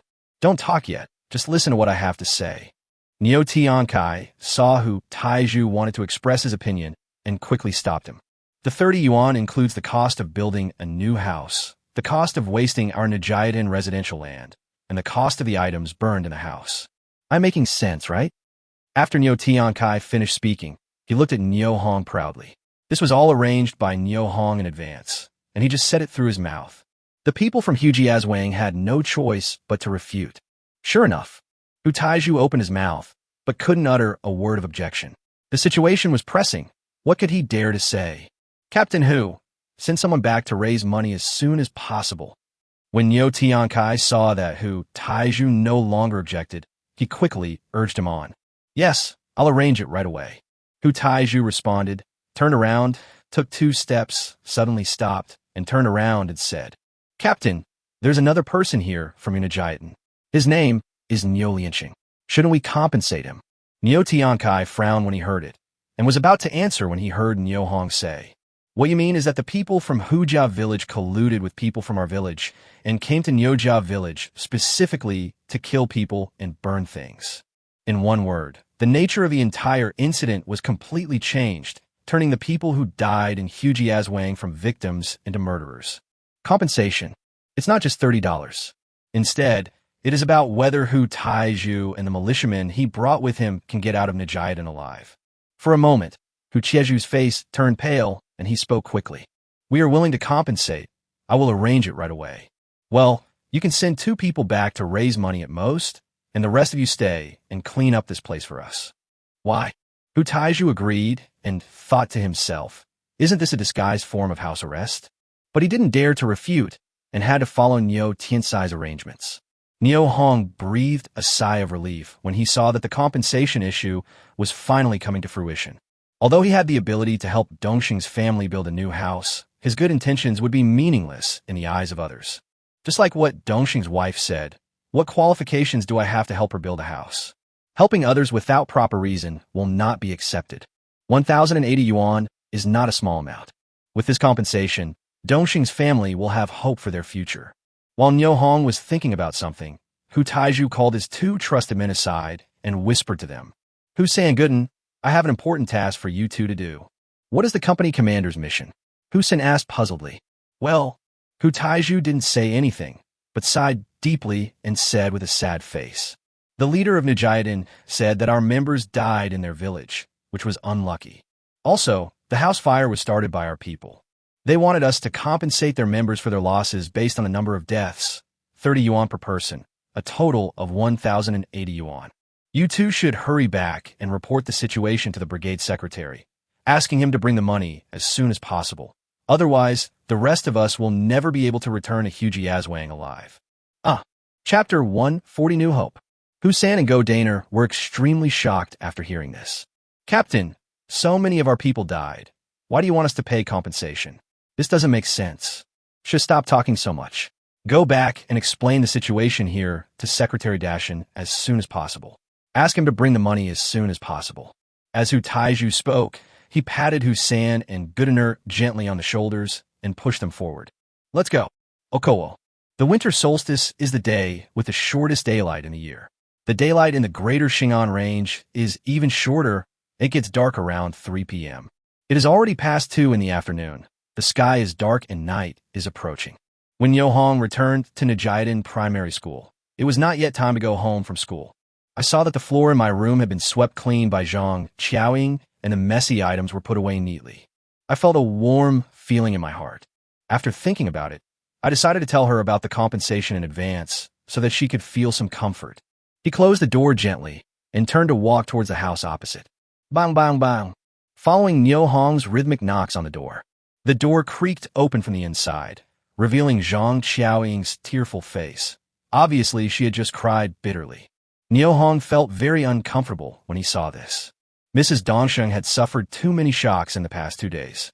It started with Niu Chun knocking on the door in the middle of the night, to the firewood piling up at the gate of the compound, which led to Nyo Chun being burned to death, and then to the house being burned down last night, destroying the home. Each and every one of them was far beyond her psychological endurance. Brother Hong, you're back. Zhang Qiaoying wiped away the tears from the corners of her eyes as she spoke. Yes, sister-in-law, I went to the scene, and all the dead were from Hujiazwang. People from Hujiazwang said that Niu Liansheng was among the dead. Is he? Zhang Qiaoying was stunned after hearing this. Then her eyes turned red, and she said angrily, it was indeed this old man who was responsible. His family had gone too far in bullying others, so God finally opened his eyes this time and took them all away. Niu Hong did not respond immediately. He waited until Zhang Qiaoying's emotions had stabilized before he spoke. Sister-in-law, the captain, Shengli Company commander, and I will force the people of Hujiazwang to compensate your family for the losses they have suffered. When Zhang Qiaoying heard this, a glimmer of hope flashed in her eyes, but then dimmed again in an instant. She asked anxiously, can they compensate me? Yes, of course we can. The captain has already detained their people. If we don't compensate them, they won't be able to leave Nijayadin alive. Is this okay? Brother Hong, please don't cause any more deaths. Enough people have died. Zhang Qiaoying said anxiously. Probably not. They have already agreed to compensate. Each person will compensate your family $30. For 36 people, the total compensation is $1,080. Oh, so many? Zhang Qiaoying widened her eyes in surprise and looked at Niu Hong in disbelief. Not bad. With this money, you don't have to worry about building a house in spring. In addition, the team leader has approved of vacant land owned by the village to the east of my house for your family to use as a new homestead. At this point, a long-lost smile appeared on Niu Hong's face. When she heard that she could get compensation and that a new residential plot had been approved, Zhang Qiaoying saw hope for a new life. His nervous and uneasy mood obviously relaxed, as if a heavy burden had been lifted from his shoulders. He stared at Niu Hong with blinking eyes, a playful expression in his eyes. Said, Brother Hong, won't our yard be bigger in the future? Hearing the word Niu Hong instantly understood what Zhang Qiaoying meant and stood there quietly without saying anything. Seeing that Niu Hong had no reaction to her words, Zhang Qiaoying didn't mind at all. She thought for a moment and said, Brother Hong, there is something I want to discuss with you. Sister-in-law, you say. This time, Niu Hong answered promptly and decisively. I want to share the kitchen with Teacher Yao and Teacher Du. Divide the kitchen? Niu Hong asked in surprise. Okowo. Zhang Qiaoying answered with a firm attitude. Although she was staying at Nijayadin Primary School, things belonging to different families still belonged to them and could not be mixed up. It would be bad enough to have lunch with Du Huairu and Yao Ji, but I also have to take care of the lunch for more than 50 children in the school. I watched as the food supplies at home decreased at a rate visible to the naked eye. Zhang Qiaoying felt very distressed. Although she is kind, she is not a fool, and she doesn't want to be a pushover. She knew very well that it was a time of famine and having something to eat could save her life at a critical moment. What's more, these prey were all brought back from our mountain by Niu Hong at great risk to his life. She couldn't help but cherish it. These are secondary. The more important reason, which makes her difficult to talk about, is that she didn't want to see Niu Hong and Yao Ji getting too close, and she couldn't stand the ambiguous look that Yao Ji gave Niu Hong.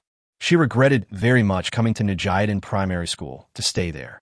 If she were given the chance to choose again, she would rather ask Niu Tiankai for help and stay at the brigade headquarters than live under the same roof with Yao Ji.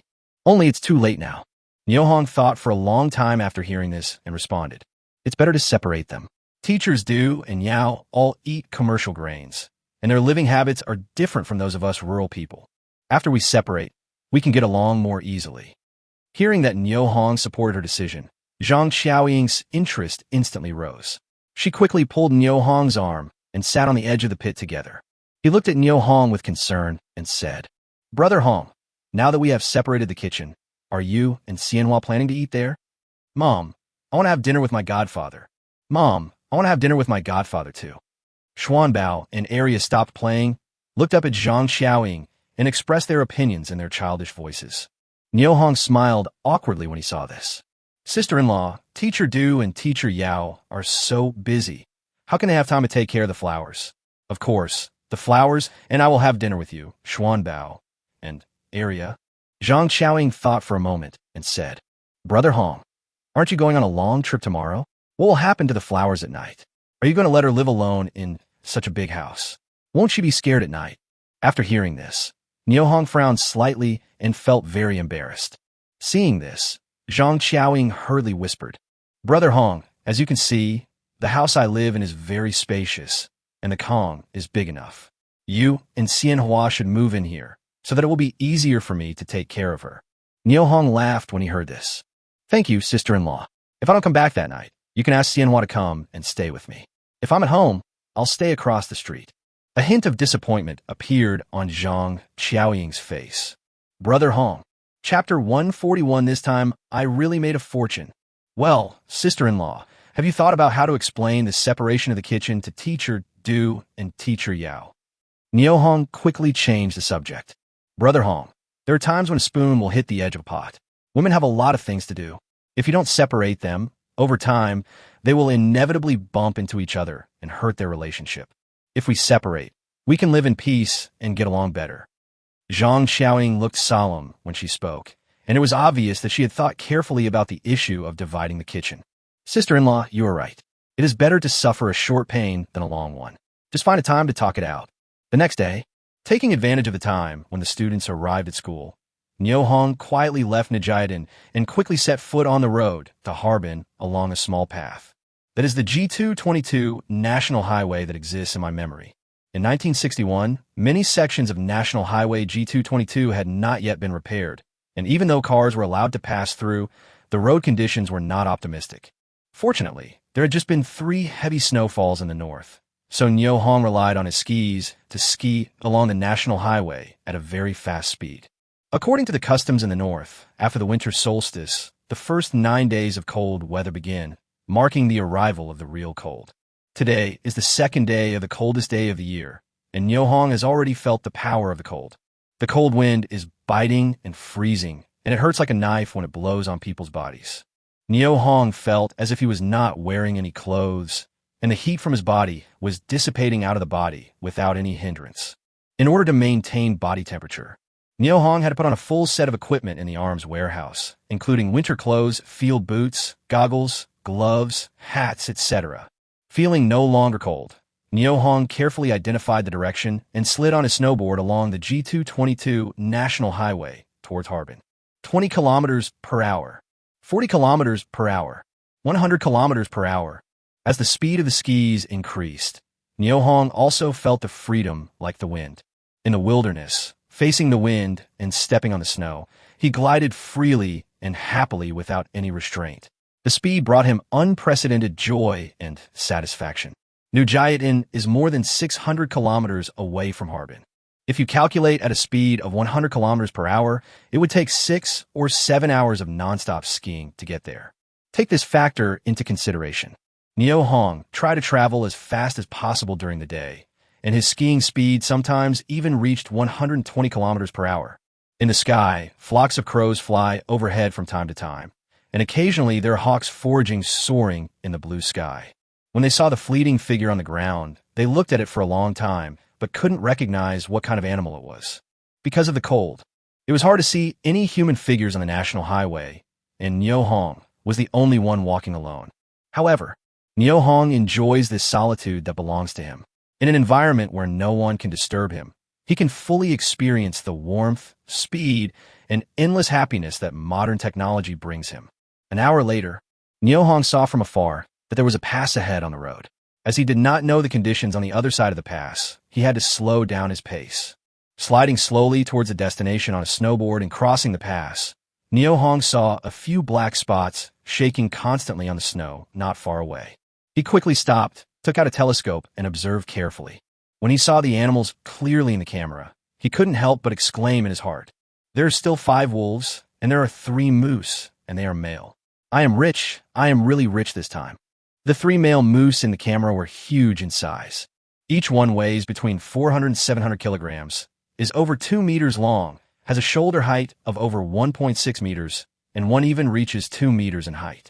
With huge antlers on its head, it was majestically confronting 5 wild wolves. Both sides were eyeing each other eagerly. Neither dared to make a move rashly, but neither would give up. Niohong realized that once he opened fire, the other companions would be scared away. How could he catch them all in one fell swoop? While thinking about countermeasures, Niu Hong slid his snowboard hard to quickly close the distance between himself and the wolf and moose. Seeing that the wolf and moose were within the optimal shooting range of the sniper rifle, Niu Hong immediately stopped skiing. A change of mind, he moved a high-precision sniper rifle out of the arms warehouse. Take a deep breath, try to calm yourself, and let your violently beating heart slowly calm down. Then, he slowly raised his gun, pointed it at one of the moose, and pulled the trigger. Puff whoosh. The bullet rushed towards the moose like a meteor. Bang! Moo! The moose that was hit let out a mournful cry and fell to the ground with a thud. Before the second and third moose could react, the two bullets that followed also took their lives. Seeing three opponents fall one after another on the snow, the wolf standing opposite the moose instinctively retreated away from the unknown danger. The air at the scene seemed to freeze. The 5 wild wolves sniffed the bloody smell in the air and became restless. Looking at the blood flowing on the ground, they could no longer suppress their bloodthirsty instinct. Howling, he rushed towards the moose madly. At this time, Niu Hong's bullets arrived. Swish, swish, swish, swish. Plop, plop, plop, plop, plop. In the blink of an eye, the 5 wolves were shot dead one by one. Niu Hong picked up the telescope and carefully looked around, and found that there was no danger in his field of vision. Then he slid on the snowboard and ran quickly towards his prey. Just 3 moose can bring him a considerable income. There are 5 wild wolves to add to the icing on the cake. For a time, Niu Hong was in a very good mood. Facing the 8 preys lying on the ground, Niu Hong suddenly felt that it was a mistake for him to rush so fast and desperately before. He may have missed many beautiful scenes along the way, and, of course, many prey, which means a lot of money. The beautiful scenery and huge wealth just pass by us in vain, which makes people feel extremely regretful when they think about it. Niu Hong immediately decided that he must slow down his speed as much as possible in the rest of the journey. While on the road, while searching for prey, make a fortune at the same time. In this way, we can not only enjoy the beautiful rivers and mountains of our motherland, but also obtain a large number of prey. Why wouldn't he want to have the best of both worlds? If I continue to travel to Harbin, or even further places, with this mentality and approach in the future. So, the long road will no longer be an insurmountable obstacle, but a smooth path to wealth. After understanding the relationship between them, Niu Hong let out an excited shout towards the sky. Oh well. Just as Niu Hong was standing in the wilderness, feeling extremely excited, several hurried figures appeared at the entrance of Nujaitan village. Chapter 142. Consequences? Don't scare me. The people who came were Li Zheng, deputy director of the Linjiang County Public Security Bureau, and his subordinates. Li Zheng's duties were to maintain social stability and hunt down spies. Last night, we received a report from the duty staff that 36 members of Huji Yazwang, which is under the jurisdiction of Linjiang County, were killed in Nujaitan, Jinshan County. The cause of death is unknown. The company commander of the Huji Yazwang militia and more than a dozen militiamen who went to negotiate were also taken hostage by the other side. The other party demanded compensation of 1,080 yuan. Otherwise, the hostages will be executed. Human life is at stake. Li Zheng did not dare to delay and hurried to Nujaitan early in the morning with 5 of his men. But as soon as I reached the village entrance, I heard a loud shout. Stop, what are you doing?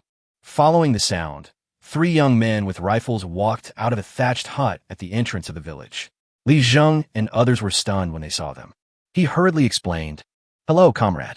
I am Li Zheng, deputy director of the Linjiang County Public Security Bureau. This is a police officer from our bureau.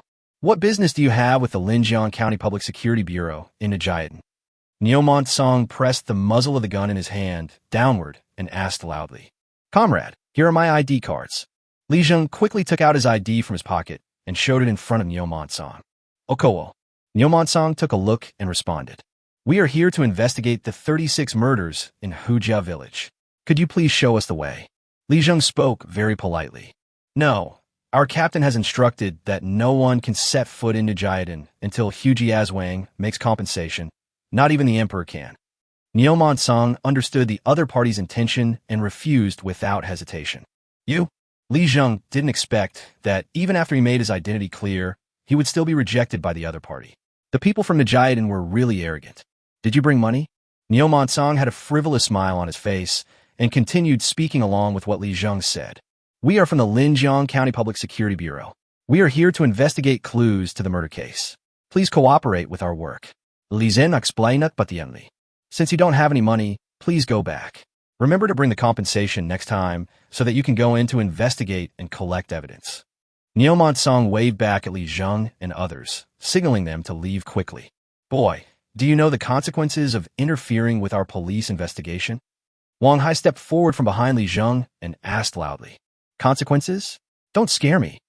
Neo Monsong looked at Wang Hai with a sneer, raised his gun towards the sky, and pulled the trigger. Bang, bang, bang. 3 gunshots instantly spread across the sky of Nijiadan. When the other militiamen who were gathering and waiting at the production brigade headquarters heard the signal, they picked up their weapons and ran quickly towards the entrance of the village. Niao Xingli was the first to run at the front of the team. When he arrived at the entrance of the village, he saw Neo Monsong and his 2 companions confronting 6 strangers. He instantly understood the reason for the shooting and asked quickly, Monsong, what's going on? Captain, they insisted on entering our village to investigate the murder. Neo Monsong pointed with his finger and answered loudly. Comrade, we are from the Linjiang County Public Security Bureau. We received a report from the masses that a member of our county died in your village. We have come here to investigate. Please cooperate with us. Li Zheng said this and quickly took out his ID. Nijiadan is under the jurisdiction of Jinshan County. Are you, the Linjiang County Public Security Bureau, overreaching too far? Niao Xingli looked Li Zheng up and down and responded indifferently. This is a matter of life and death, so we are here to investigate. We will communicate and coordinate with the Jinshan County Public Security Bureau later. Please cooperate with us. Our captain has instructed that no one can set foot in Nijiadan until the compensation for Hu Jiazwang arrives. Please go back. Niao Xingli responded with a look of disdain. You are breaking the law by doing this. Do you know that? Li Zheng, a young cadre who had just retired from the army and returned to the local area, felt extremely angry when he saw Niao Xingli's contemptuous look. Hearing the other party's scolding, Niao Xingli's anger instantly rose up, looking at Li Zheng and said sternly, Illegal? Were you to say that? You people from Hu Jiazwang came to our Nijiadan to kill people and set fire, and you come and tell me it's illegal? Do you know how to write the word illegal? Roll. Get out of here as soon as possible. The farther the better. Niao Xingli said this while pointing at Li Zheng and the 5 subordinates behind him. What? Murder and arson? When Li Zheng heard the news, his eyes widened. The staff on duty last night did not mention a single word about the murder and arson committed by the members of Hu Jiazwang in the report he gave him. If what the other party said is true, then the people of Hu Jiazwang concealed something when they reported the case. Under this situation, I really can't continue to carry out this work. Thinking of this, Li Zheng was about to speak when he heard Niao Xingli say disdainfully, Do you think the people in Hujia village are all good people? Get out. If you don't get out, I will arrest all of you. Please be polite when speaking to our director. Wang Hai pointed at Niao Xingli and roared loudly. You're polite. You bandits have bullied us right to our doorstep, and you still want me to be polite to you. As Neo Monsong spoke, he pulled the bolt with a click, and the black muzzle of the gun was aimed at Wang Hai, who was speaking. Seeing this, the other militiamen also raised their rifles. More than 50 rifles, more than 50 black muzzles, densely packed and intimidating. Seeing that things were getting out of control, Li Zheng hurriedly said, Everyone, don't get excited. Let's talk it over. Go away. Niao Xingli directly cursed. Upon hearing this, Li Zheng was shocked, turned to look at the furious Niao Xingli, and nodded slightly. Well, the young man has guts. He turned to Wang Hai and the others and said, Let's go. Before he finished speaking, Li Zheng took the lead and walked in the direction they came from. Looking at the backs of Li Zheng and others leaving, Niao Xingli murmured, It seems that the people in Hu Jiazwang are not honest. They are not prepared to compensate. Captain, should we report the situation to the captain? It's a must. After Niao Xingli finished speaking, he gently patted Niao Monsong on the shoulder and praised him. It was a beautiful job today. By the time Nijiadan sent away the first group of visitors, Niao Hong had already stored 3 moose and 5 wild wolves in the arms warehouse. Turning to look at the towering Greater Xing'an Range, it was like seeing a mountain of gold, as if the treasures inside were inexhaustible. It's time to set off again. Before it gets dark, try to find an inn to stay for the night. Since he has decided to slow down his journey, Neo Hong doesn't mind making his life more comfortable. Chapter 143, I'm Really Rich. However, until the early morning 2 days later, when Neo Hong arrived at the edge of Harbin on his snowboard, he had not encountered a single inn. We were so tired that we could only rest for the night in military tents and sleeping bags.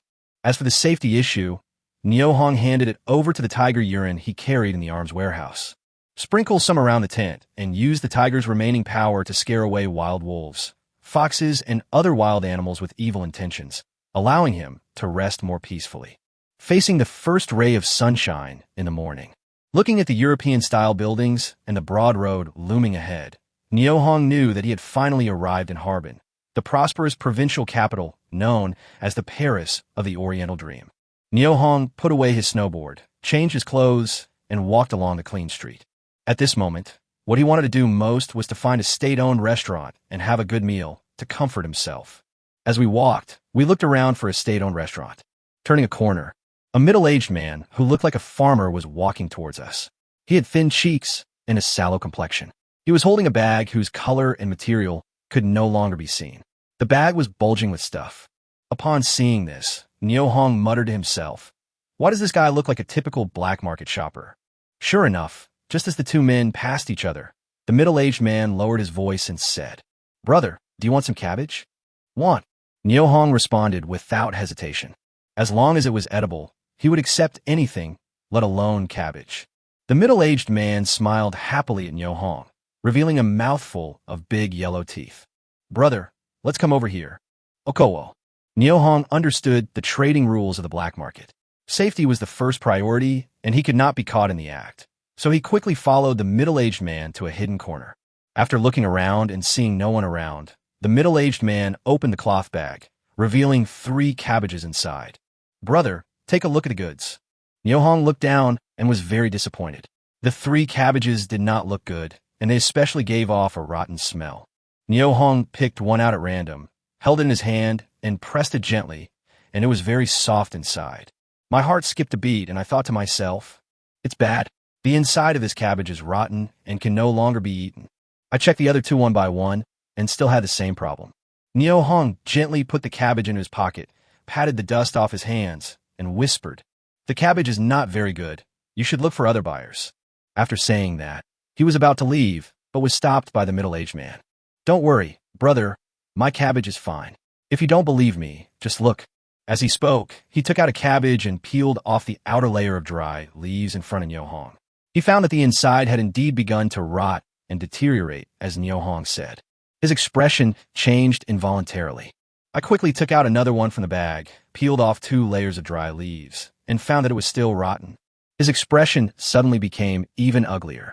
When he peeled off the outer dry leaves of the 3rd cabbage and found that the inside was still rotten, the middle-aged man's emotions completely collapsed. Ignoring the presence of Neo Hong, he just squatted there with his head down, muttering to himself. This spendthrift woman, I asked her to eat these 3 cabbages, but she insisted on keeping them to exchange for money. Now, she didn't get any money, and the cabbages were completely wasted. Neo Hong knew that the price of cabbage was 1 cent per pound. Even if the price could be slightly higher on the black market, 3 cabbages could only be exchanged for a few cents. However, just a few cents became the last straw that broke the camel's back for this middle-aged man. His family might suffer a major change because of the few cents he did not earn. The prospect is unimaginable. Neo Hong felt sad when watching the scene in front of him. In the years of famine, some people treasure food like a treasure and are reluctant to eat it. When they really want to eat it, they find that the food has gone bad and can no longer be eaten. The middle-aged man's wife was obviously one of them. Neo Hong took out a 1 yuan bill from his pocket, stuffed it into the middle-aged man's hand, turned around, and left silently. His stomach was already protesting to him, growling, "What's your name, brother?" The middle-aged man was shocked when he saw the banknotes in his hand. He stood up suddenly and shouted loudly at Neo Hong, who was leaving. Neo Hong waved behind him without even turning his head, but there was no response. The middle-aged man looked at the 1 yuan bill in his hand again and realized that he had met a good person today. Half an hour later, hungry Neo Hong came to the door of a state-owned restaurant and pushed it open without hesitation. The restaurant was deserted, with only a few diners sitting in their seats, eating breakfast quietly. Several waitresses were either standing or sitting on chairs, looking very leisurely. Seeing Nyo Hong pushing the door open and looking at the ragged cotton-padded jacket he was wearing, the color of which was almost indistinguishable, several waiters exchanged glances and instantly confirmed Nyo Hong's identity. Beggar begging for food. Xiao Hong. An older waitress winked at the young girl named Xiao Hong. Okowo. Xiao Hong immediately understood her leader's intention, agreed, and quickly came to Nyo Hong, blocking his way. Beggar, please get out immediately. This is a state-owned restaurant, not a place for you to beg. Nyo Hong looked at the other person in surprise, with an expression of disbelief, and did not speak for a long time. Hey, I'm talking to you, can you hear me? You're not allowed to beg here. Please leave immediately. Xiao Hong thought Nyo Hong was hard of hearing and didn't hear clearly what she said, so she hurriedly repeated it loudly. How do you know I'm here to beg for food? Nyo Hong came back to his senses, looked at Xiao Hong with a smile, and asked softly, Oh, so you're not deaf? Nyo Hong was speechless. Do you have food coupons? Xiao Hong asked Nyo Hong with contempt. No, Nyo Hong answered simply. You don't have a food coupon, and you still say you're not here to beg? Leave quickly. Beggars really aren't allowed to beg here. I have money. Nyo Hong smiled and said lightly. Yes, how much money? Nyo Hong's neither humble nor arrogant attitude successfully aroused Xiao Hong's interest, so that she no longer insisted on driving Nyo Hong out. Enough money for a meal. Nyo Hong still had a smile on his face, but there was a hint of teasing in that smile. Really? That's what people who come here to eat for free say. As Xiao Hong finished her words, Nyo Hong took out a stack of banknotes from his arms, held it in his hand, and handed it to her. Xiao Hong wiped her eyes, looked again, and finally confirmed that what Nyo Hong was holding in his hand was indeed a stack of 10-yuan bills. There were 50 sheets in that stack. 50 $10 bills equals $500. Xiao Hong has excellent mathematical calculation ability. In just 30 seconds, she calculated the amount of money in Nyo Hong's hand. His eyes widened instantly. I really have money, Nyo Hong said, putting the money back into his arms. Xiao Hong didn't know how to answer for a moment. Can I come in for dinner? Nyo Hong still had a sweet smile on his face. Chapter 144, Are there any restrictions on eating here? Please come in. Because of her nervousness, Xiao Hong stuttered a little, looked back at the middle-aged waitress, and gave her a helpless look. Seeing this, Nyo Hong put away the smile on his face and walked straight to the food counter. On the trays inside the counter were placed sugar-coated biscuits, fried cakes, egg stews, northeastern big buns, chai boxes. The thermos bucket is filled with tofu pudding, which is as smooth as cream and makes people salivate. As expected of a state-owned hotel, the breakfast has a rich variety of dishes that are delicious and tasty. Nyo Hong sighed inwardly, and for a moment he actually had an illusion that he was not in 1961, but in 2025 before his rebirth. The varieties, styles, colors, aromas, and tastes of breakfast are so familiar that people are extremely nostalgic for them. What would you like for breakfast, young man? The waitress Dong Lame looked at Nyo Hong with a smile and did not look at him differently because of his shabby clothes. Sister, are there any restrictions on eating here? Nyo Hong asked carefully, fearing that he would eat too much and make a fool of himself. Dong Lame smiled and answered very kindly.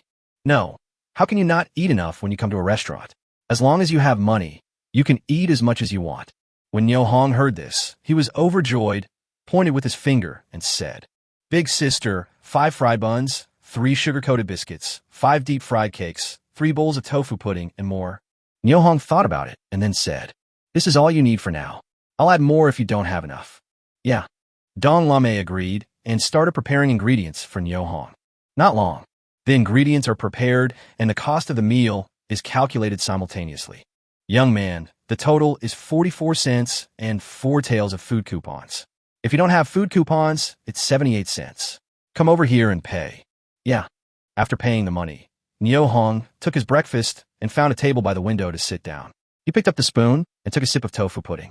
The familiar taste instantly filled the mouth, stimulating the taste buds and reaching the heart. In more than 1 month since my rebirth, the food I ate every day was bland and tasteless, even the wolf meat, wild boar meat, and flying dragon soup. They're all full of the rugged flavor of the mountains, and tofu pudding, a meal from the civilized world of human beings, is what his life should be like.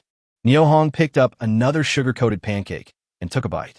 He felt the crust was crispy on the outside, and the inside was soft, sweet, and tasty. He then had a bite of tofu pudding. This feeling is simply too wonderful and intoxicating.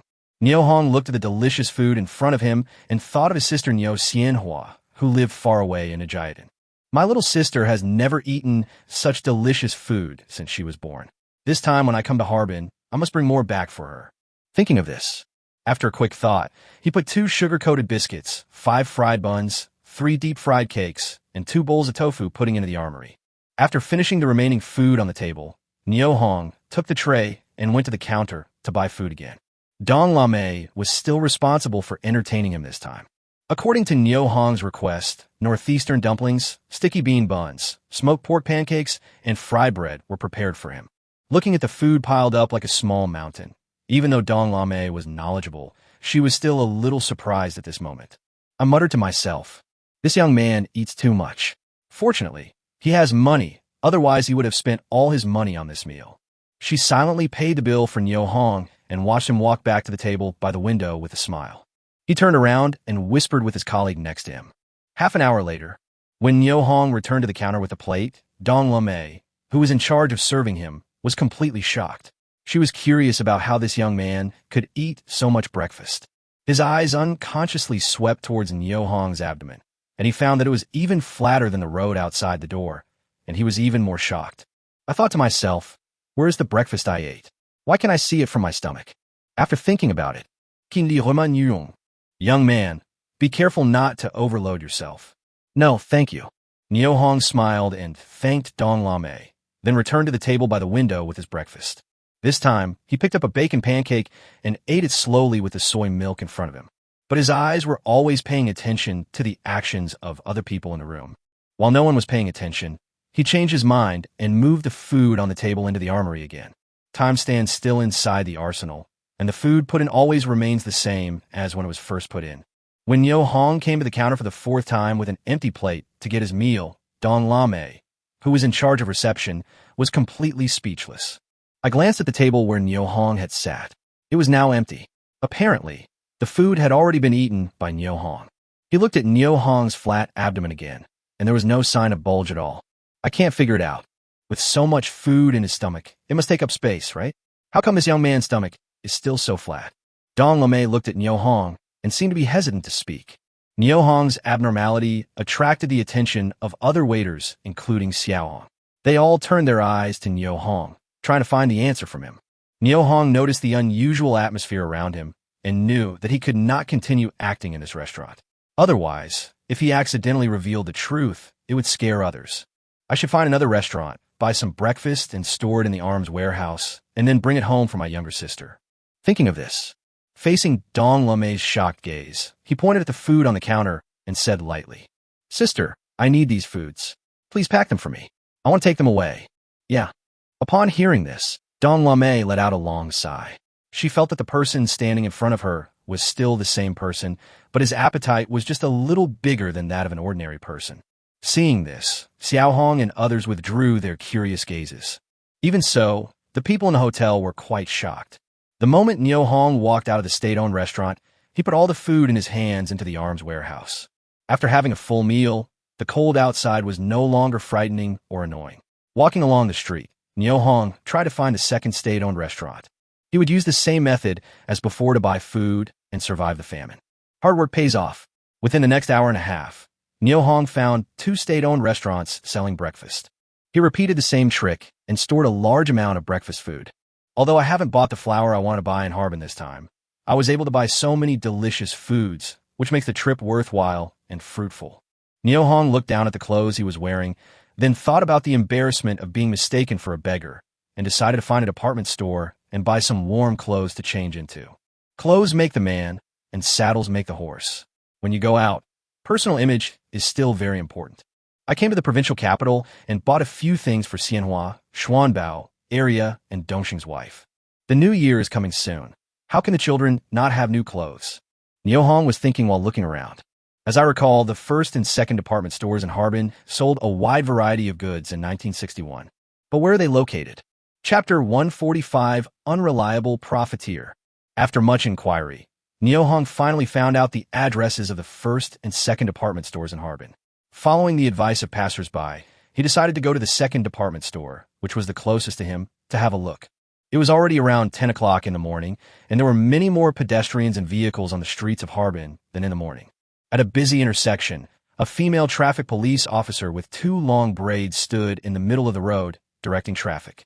The long braid, as thick as a child's arm, falls on the waist of the female traffic police, swaying as her owner turns. Together with the vehicles and pedestrians coming and going, they form a beautiful urban landscape belonging to this era. Everything in front of me seems so natural and harmonious.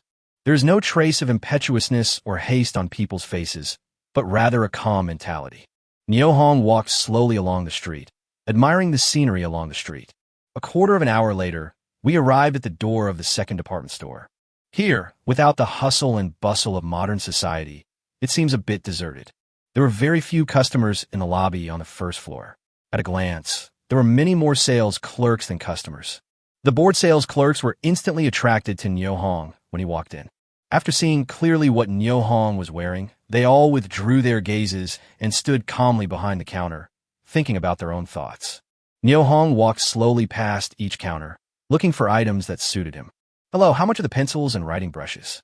Nyohong stopped in front of the stationery counter and asked, pointing at the pencils and writing brushes on the shelf. "A pencil is 5 cents, and a copy of a comic book is 3 cents. How much do you want?" The saleswoman said coldly, with a very harsh attitude. "First, bring me 100 pencils and 200 small drafts of poems." "Not for sale." The salesperson looked at Nyohong and frowned slightly. "Why don't you sell it to me?" Nyohong felt very surprised. In this day and age, although receipts are required to purchase other items, they're not required to purchase stationery. He really didn't understand why the saleswoman didn't sell it to him. "Are you here to buy something, or are you just bored?" The saleswoman took one look at Nyohong's shabby clothes and didn't believe that he could afford so many pencils and pencil sketches. It felt like Nyohong was just using her for fun. She has seen many people like this. Noticing the other person's gaze towards him, Nyohong instantly understood that the word beggar was almost written on his face. He explained calmly, "Of course I'm here to buy something." After saying that, he turned around and walked towards the second floor without looking back. Nyohong decided to buy some clothes first, change his outfit, and then buy some stationery. This will prevent those salespeople from looking down on you. As soon as he stepped into the lobby on the second floor, Nyohong found that his ideas were really naive and ridiculously wrong, and he completely ignored the backwardness of this era. The hall was filled with all kinds of fabrics commonly found on the market, but there was not a single ready-made garment. Just when I was feeling disappointed, I heard a gentle voice coming from not far away. "What kind of cloth do you need, young man? Come, take a closer look." Nyohong turned his head and saw a well-proportioned and pretty middle-aged woman walking towards him. He smiled awkwardly and responded, "Sister, I wanted to buy some clothes, but I didn't expect that all they sell here are fabrics." Lu Yinyi was slightly stunned, stopped, thought for a moment, understood what Nyohong meant, and said softly, "Young man, what kind of clothes do you want? I can sew them for you. It's very quick and can be done for you in about an hour. You can choose the fabric." As Lu Yinyi spoke, she turned around and took a tape measure to measure Nyohong's body for tailoring clothes. "Big sister, can I buy this fabric without a coupon?" "There are no cloth coupons." Nyohong's words startled Lu Yinyi. She stopped again and looked at Nyohong carefully. Judging from his demeanor, he didn't seem like an unreliable person. After thinking for a while, he asked, "Young man, do you have money?" It is understandable that there are no cloth coupons. After all, each person is only given a small amount of cloth coupons every month, which is not enough. If there is no money, then this matter will be difficult to handle. Today's deal is ruined. Have. Nul n'en soit de réadili. As long as you have money, I can help you find a solution with the cloth coupons. Lu Yinyi smiled at Nyohong, turned and walked towards her workbench. Hearing that the other party was willing to find a solution for him, Nyohong's heart finally settled down. With a nice set of clothes to show off, he no longer had to worry about being looked down upon in Harbin. After choosing among the fabrics, Nyohong finally chose a piece of blue khaki. Seeing this, Lu Yinyi praised him repeatedly. "Young man, you have a good eye. This fabric is perfect for making a Zhongshan suit. You will look very handsome in it." As he spoke, he began to measure Nyohong's size with a tape measure. In a moment, Lu Yinyi completed the first step of making clothes and said gently, "Young man, I need 8 feet of cloth to make you a Zhongshan suit. The price of each foot of cloth is 46 cents, so a total of 3 yuan and 68 cents and 8 feet of cloth coupons are needed. If you don't have cloth coupons, you need to add an additional 3 yuan and 20 cents. The labor cost is $3. The total is $9.88.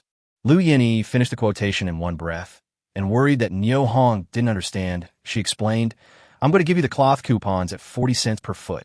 Well, here's $10. Take it. Niu Hong readily took out 10 yuan and handed it over. You are so straightforward, young man. I will go and give you the change. As Lu Yinyi spoke, she called her 6 companions and started cutting cloth and sewing clothes for Niu Hong. Hey, young man, this is 1.2 cents. Keep it. There's a stool over there. Sit down for a while. It will be ready soon. Lu Yinyi's voice was soft and her attitude was gentle, totally unlike the coldness of the salesperson on the first floor. Half an hour passed. Niu Hong sat on a stool and took a leisurely rest.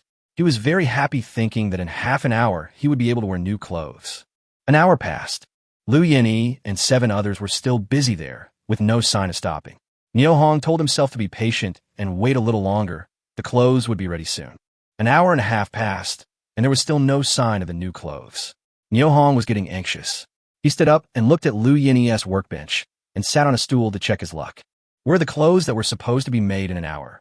She speaks very gently, but how can she be so unreliable in doing things? Niu Hong suddenly felt like he was on a pirate ship and couldn't get off. 2.5 hours later, just as Niu Hong was waiting anxiously, a brand new Zhongshan suit was placed in front of him. Lu Yinyi said gently, Young man, try on quickly. If it doesn't fit, we can help you alter it. Yeah. Niu Hong hurriedly picked up the clothes and began to look for a fitting room. Looking around, he found that he was wrong again. There are no fitting rooms. I had to try on clothes in public.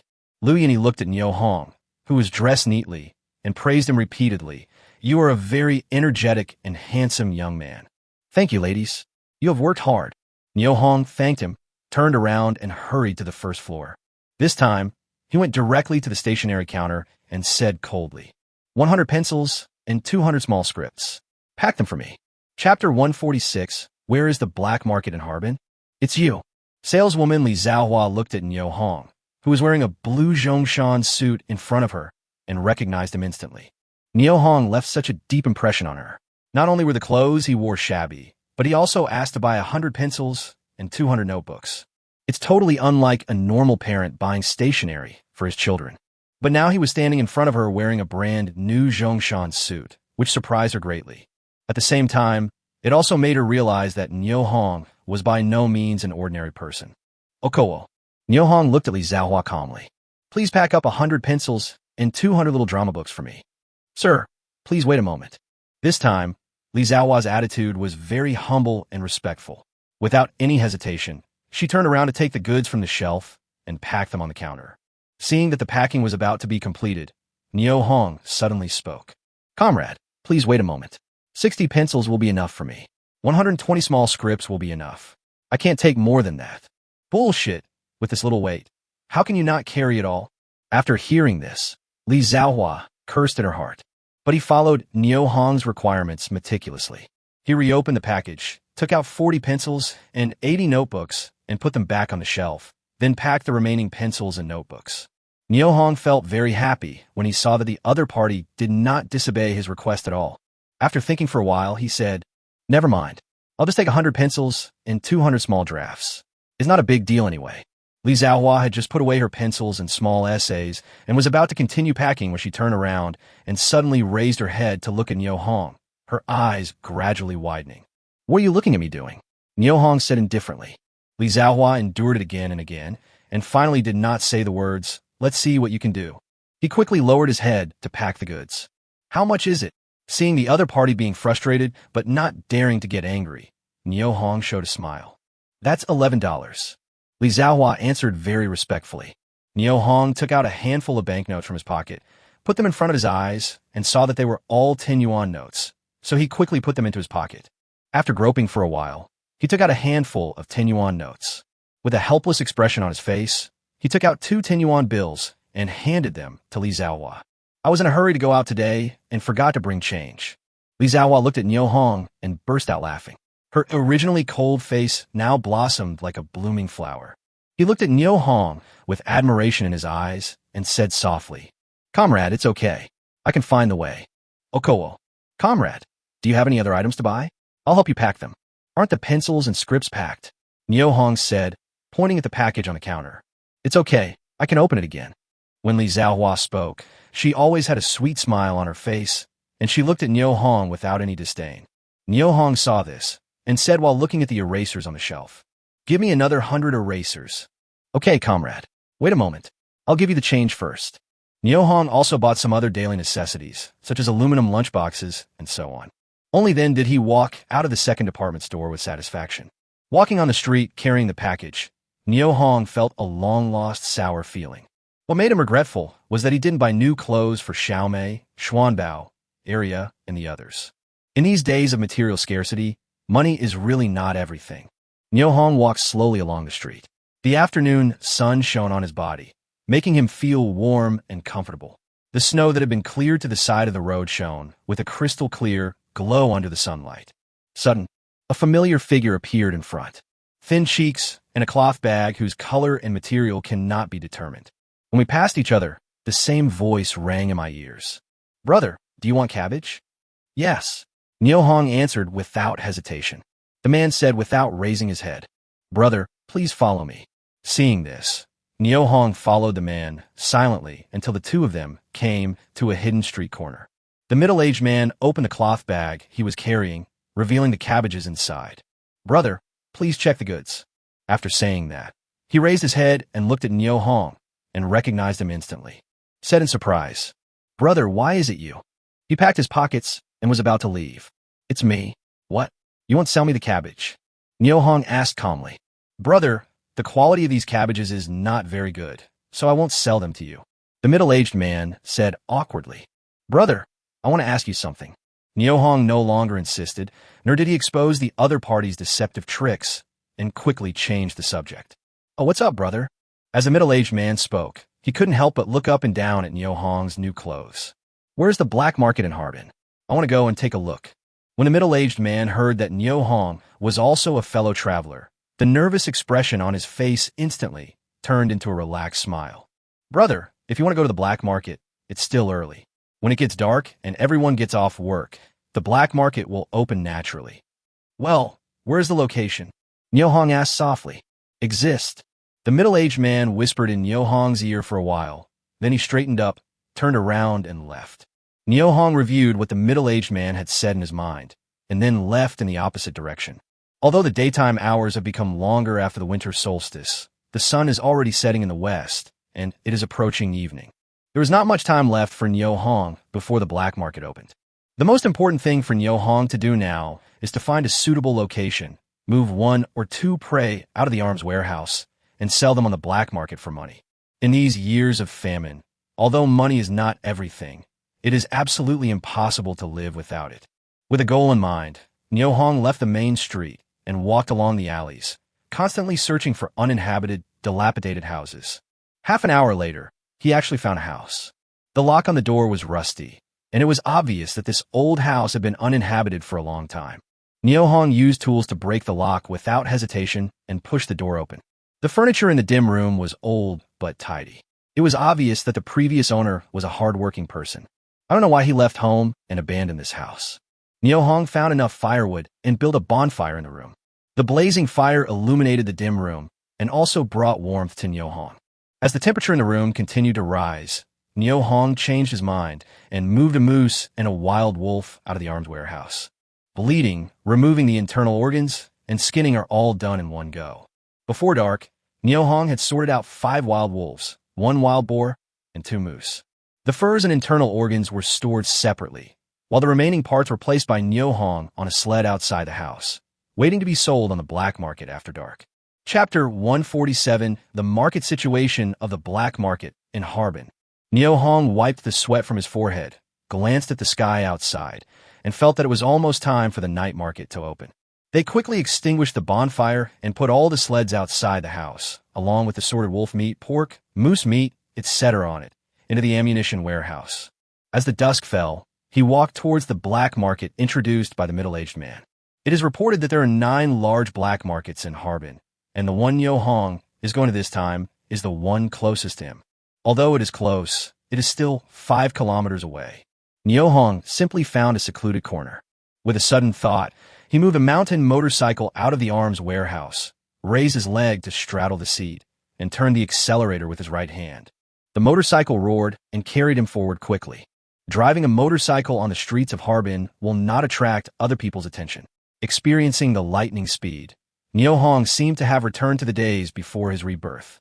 Modern technology always brings convenience and pleasure to human beings. 5 kilometers. 5 minutes. Niu Hong arrived easily. In a dense forest, Niu Hong thought for a moment and put the motorcycle into the arms warehouse and moved the wolf meat and wild boar meat out and put them on the sled. He took off his Zhongshan suit, returning to his original poor appearance, and slowly walked towards the black market, pulling the tow rope. This black market is located in ruins, and the roads are bumpy and uneven. At this moment, it has gained quite a lot of popularity in the black market. People come and go, trying to find something that suits them. Niu Hong parked the sled in an open space and had just taken out an axe and a scale when he heard someone talking. "What kind of meat are you selling, young man?" Based on the voice, Niu Hong could tell that the person chatting with him was a middle-aged woman. She had a thick scarf wrapped around her head, so her face could not be seen. Niu Hong smiled and replied, "Big sister, I have wolf meat and wild boar meat here. Both are fresh. Take a look. Which one do you want?" The conversation between the two instantly attracted more people to watch. The middle-aged woman leaned over and gently steadied it with her nose, then touched it with her hand and asked timidly, "Young man, what are the prices for both types of meat?" "Wolf meat is 1.2 yuan per pound, and wild boar meat is 85 cents per pound. Which one do you want, sister?" "Do you still have the wild boar loin?" "If you do, I want that loin and a side of liver." "Yes, I'll cut it for you right away." When we say cutting, it actually means chopping it off with an axe. As for the accuracy of the chopped parts, it is not important anymore. Niu Hong placed the pork tenderloin and a piece of pork liver that had been frozen into a lump of ice on the hook of the scale and fiddled with the weight to move it carefully outwards. "Young man, put the scale higher." The middle-aged woman said softly, "Yeah, don't worry, big sister. I will never let you suffer any loss." Niu Hong looked at the scale bar in the dim moonlight and stopped at a position where he could hardly keep the scale steady. He looked at the Libra star, said, "Big sister, the total is 4.5 pounds. You should give me 3.74 yuan. Just give me 3.70 yuan, and I will give you a pair of pig intestines for free. Thank you for helping me open the business." Niu Hong knows very well that when doing business, a good start and a quick opening will bring good luck to the merchants. Well, the middle-aged woman was overjoyed to get a pair of pig intestines for free. She quickly took out money from her pocket and handed it to Niu Hong, then happily walked away with the pork, pig liver, and pig intestines. "We are finally open. What begun is half done." Niu Hong muttered to himself, put the first profit from a sale into the arms warehouse, picked up the axe and the scale, looked around, and waited for the second customer. "Young man, give me a wolf's hind leg." "Okay." Niu Hong agreed, picked up the axe, aimed it at a certain position, and looked up at the man. "Brother, can we start from here?" "Can." After getting the answer, Niu Hong swung the axe and chopped the wolf meat hard. The sound of bang, bang, bang echoed over the black market. Not long after, the hind leg of a wild wolf was chopped off by Niu Hong. I weighed it on the scale, and it weighed 7.3 jin. Niu Hong looked at the man and said, "Brother, the wolf's hind leg weighs 7 pounds and 3 ounces. You should pay me $8.76. Just give me $8.70. Don't take the change." "Young man, please help me. How about $8.50? The middle-aged man tried to lower the price again. "Okay." Niu Hong was very excited as he held tightly the 8 yuan and 50 cents in his hand. "I made a lot of money from selling black fungus, but I couldn't just live off it. Living within your means and making a living is the true meaning of life." Seeing that he could make money to support his family by hunting, Niu Hong suddenly felt heroic and his back straightened a little. In the next half hour, Niu Hong served 3 more customers and earned another 18.60 yuan. In less than an hour, he earned 30 yuan and 80 cents, which was equivalent to an ordinary worker's monthly salary. While feeling excited, Niu Hong looked at the large amount of wild boar meat left on the sled and felt that the citizens of Harbin had a special liking for wild wolf meat. Although wild wolf meat is much more expensive than wild boar meat, there is very little left. Neo Hong was just about to move another wild wolf out of the ammunition warehouse to replenish the stock when he saw two men approaching from the opposite direction and quickly gave up the idea. Two men came up to him, and one of them asked, "Young man, how much is your wild boar meat?" 85 cents. How much do you two want to buy? I'm not buying your wild boar meat. I'm just here to tell you that you can't sell it at such a low price. When Neo Hong heard this, he was shocked, realizing that he had met a competitor and that others had objections to his prices. He quickly said, "Brother, I'm new here and I don't know the market situation. I don't know what the current market situation is like. You can sell wild boar meat at 1.6 yuan per pound and wolf meat at 2.2 yuan per pound." The man didn't say anything polite. After he finished speaking, he turned and left. Neo Hong looked at the two men's backs as they left, thought for a moment, and decided to try selling it at the price offered by the other party. If you can sell it, you can make twice as much money, so why not do it? Thinking of this, I took advantage of the fact that no one was paying attention. He quickly moved a wild wolf out of the armory and put it on the sled. Not long after, someone came over. "Little brother, give me a pound of wild boar meat." Hoarse voice. 1 pound, Neo Hong asked back in surprise. Because after you take a pound of pork home and melt the ice, there really won't be much left. "Okowo." The man simply replied and stopped talking. "Brother, my pork is 1.6 yuan a pound. Please decide which part you want." $1.60? The man asked helplessly in a hoarse voice. "Yes." Neo responded firmly. "Then I'll buy half a pound. I only have enough money to buy this much." The man's hoarse voice revealed deep helplessness and endless fatigue. Seeing this, Neo Hong was moved and said, "Brother, I still have some pig blood. It's cheap. Do you need it?" Chapter 148. Good people in the black market. Please read and give good reviews. Little brother, besides pig blood, do you have other pig offal? I mean pig liver, pig lung, pig heart, etc. Do you have any more? Neo Hong looked at the middle-aged man in front of him, whose edges had been worn down by life and who had to repeatedly lower his living standards in order to survive, and sighed slightly in his heart. "Thinking of myself in my previous life, I feel sad." The response was, "Yes, if you buy pork offal, I can give you a pair of pig intestines for free." "Thank you very much, little brother." The man did not show much excitement after hearing this. After expressing his gratitude, he said awkwardly, "Little brother, I only have 90 cents in my hand." The middle-aged man hesitated to speak. Neo Hong saw this and said softly, "How about this? You give me 80 cents, and I'll give you half a pound of pork, plus a pair of pig intestines and a bunch of pig lungs. What do you think?" Okay. Thank you very much, little brother." The middle-aged man said okay twice and took out a cloth bag from his arms. He opened the cloth layer by layer, revealing the limited number of banknotes inside. He carefully counted them 3 times before taking out one of them and handed the remaining money to Neo Hong. "Little brother, please count the money." Neo Hong took it and put it in his arms without even looking at it. With a thought, he moved a pair of pig intestines and lungs into the wild boar's stomach. Then he picked up the axe, chose a part, and chopped it hard. The piece of meat that was chopped off weighed more than 1 pound. At this time, the bone-chilling cold of the night had already frozen the pig's intestines and lungs into lumps of ice, leaving no trace of any flaws.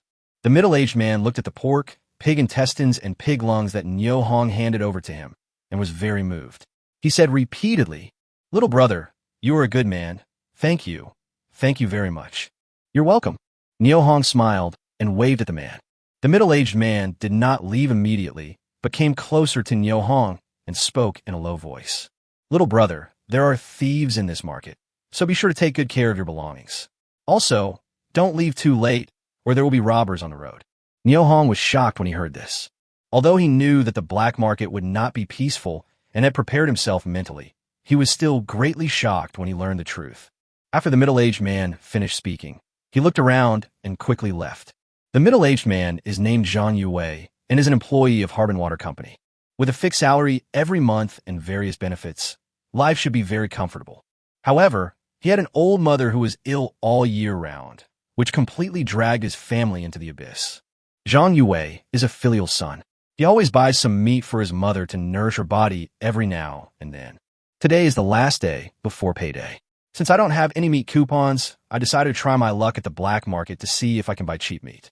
After taking a look around, I found that the price of meat today was nearly doubled compared to the past. thinking about my tight budget and the extremely high price of meat. Zhang Yue felt very disappointed. Just when he was feeling lost and helpless, he overheard someone talking about how pork at Niuhong was only 85 cents per pound, which was exactly within his financial range. Hope suddenly appeared in my heart. After finding out the location of Niuhong's stall, he hurried over.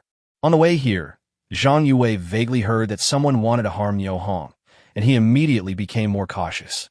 He secretly decided to buy the meat and leave this place as soon as possible to avoid getting into trouble. Now looking at the pork and offal in his hands, Zhang Yue knew that the young man in front of him was a kind-hearted person.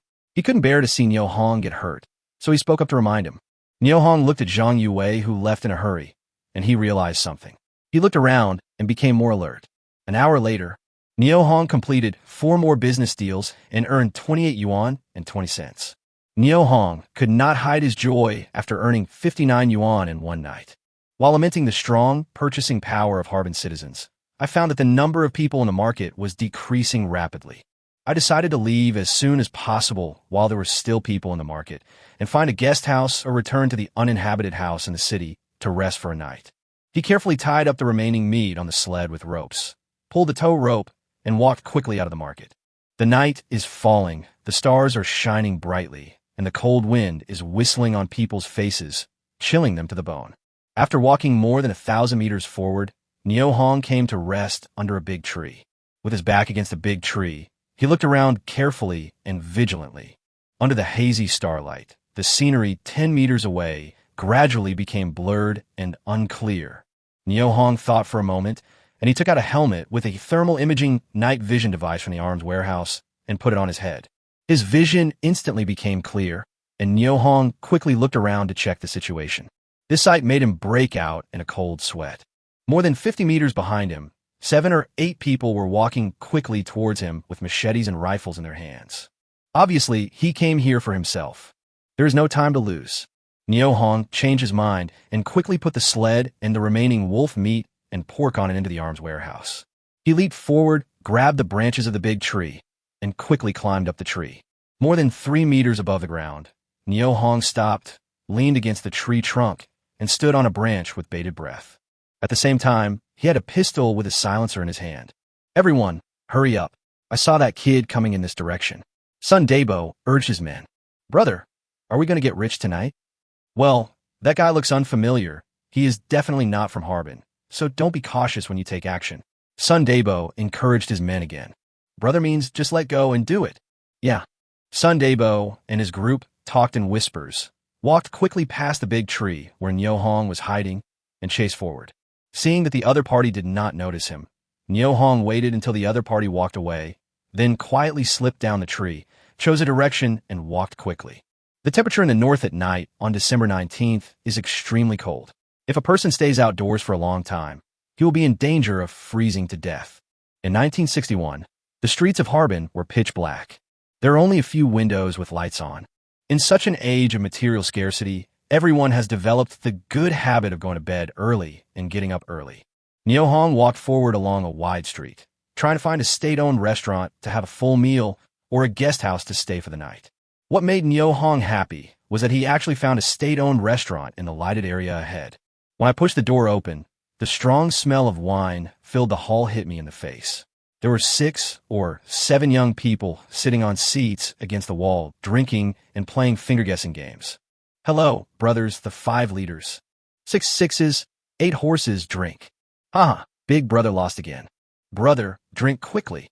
When Niuhong saw clearly the person sitting there, his expression suddenly turned ugly. Chapter 149. Enemies meet on a narrow road.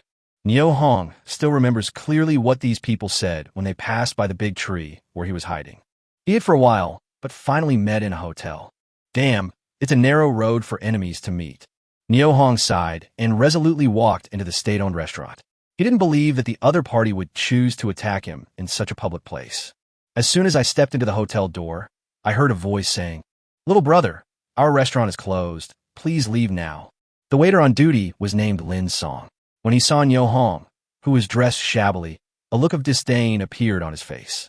He took 2 quick steps and stood in front of Niuhong. "After get off work, what's going on with him?" Niuhong pointed at Sun Danao and others who were drinking and playing finger-guessing games there, and asked softly. It was clearly not the time to get off work at the restaurant yet, but the other party actually used this as an excuse to fool me. How could I tolerate this? Them? You want to compete with them? Lin Song is the brother-in-law of the general manager of this state-owned hotel.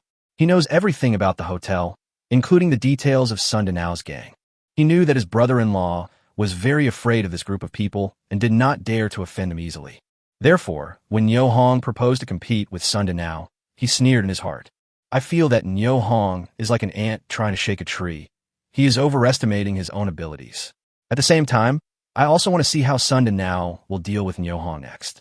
The good show is about to begin, and Lin Song's heart is filled with infinite anticipation. Therefore, when he answered Nyo Hong's question, he deliberately raised his voice an octave. Sun Danao and others who were drinking heard Lin Song's voice and turned their heads in unison. 8 pairs of eyes suddenly widened. Fuck, how can it be such a coincidence? The person I just chased for a long time, but failed to catch up with him, suddenly appeared while we were drinking and eating.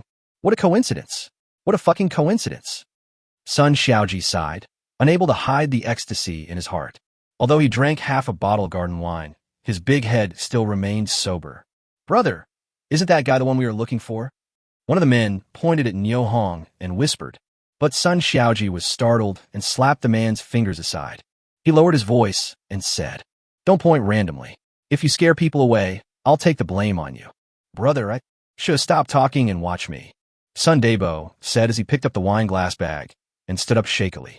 He staggered to Lin Song's front, pointed at Nyo Hong, and said, He is my brother. He charges all his meals to my account. Lin Songshin said, Well, you have been in arrears for 3 years, not to mention not having paid a penny. You are still taking on new debts every day. Do you call an account if it's put on your account? That's called eating for free.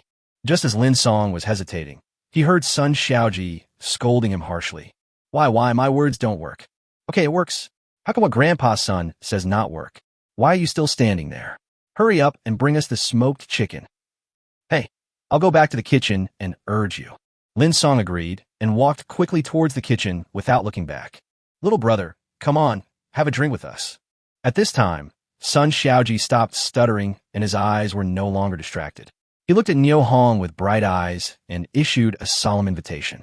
Nyo Hong was about to refuse, but then he changed his mind and came up with an idea, so he said generously, Thank you very much, brother.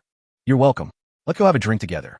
After Sun Xiaoji finished speaking, he winked at his 7 subordinates, took Nyo Hong's arm, and walked towards the wine table.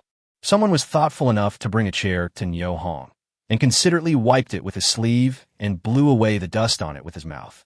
Just now I invited Nyo Hong to sit down. Sun Xiaoji looked at Nyo Hong, who had just sat down, and said, What's your name, brother? Nyo Hong. Nyo Hong said casually. Sun Xiaoji nodded, glanced at his 7 men, and said, Come on, let's all toast to brother Nyo Hong.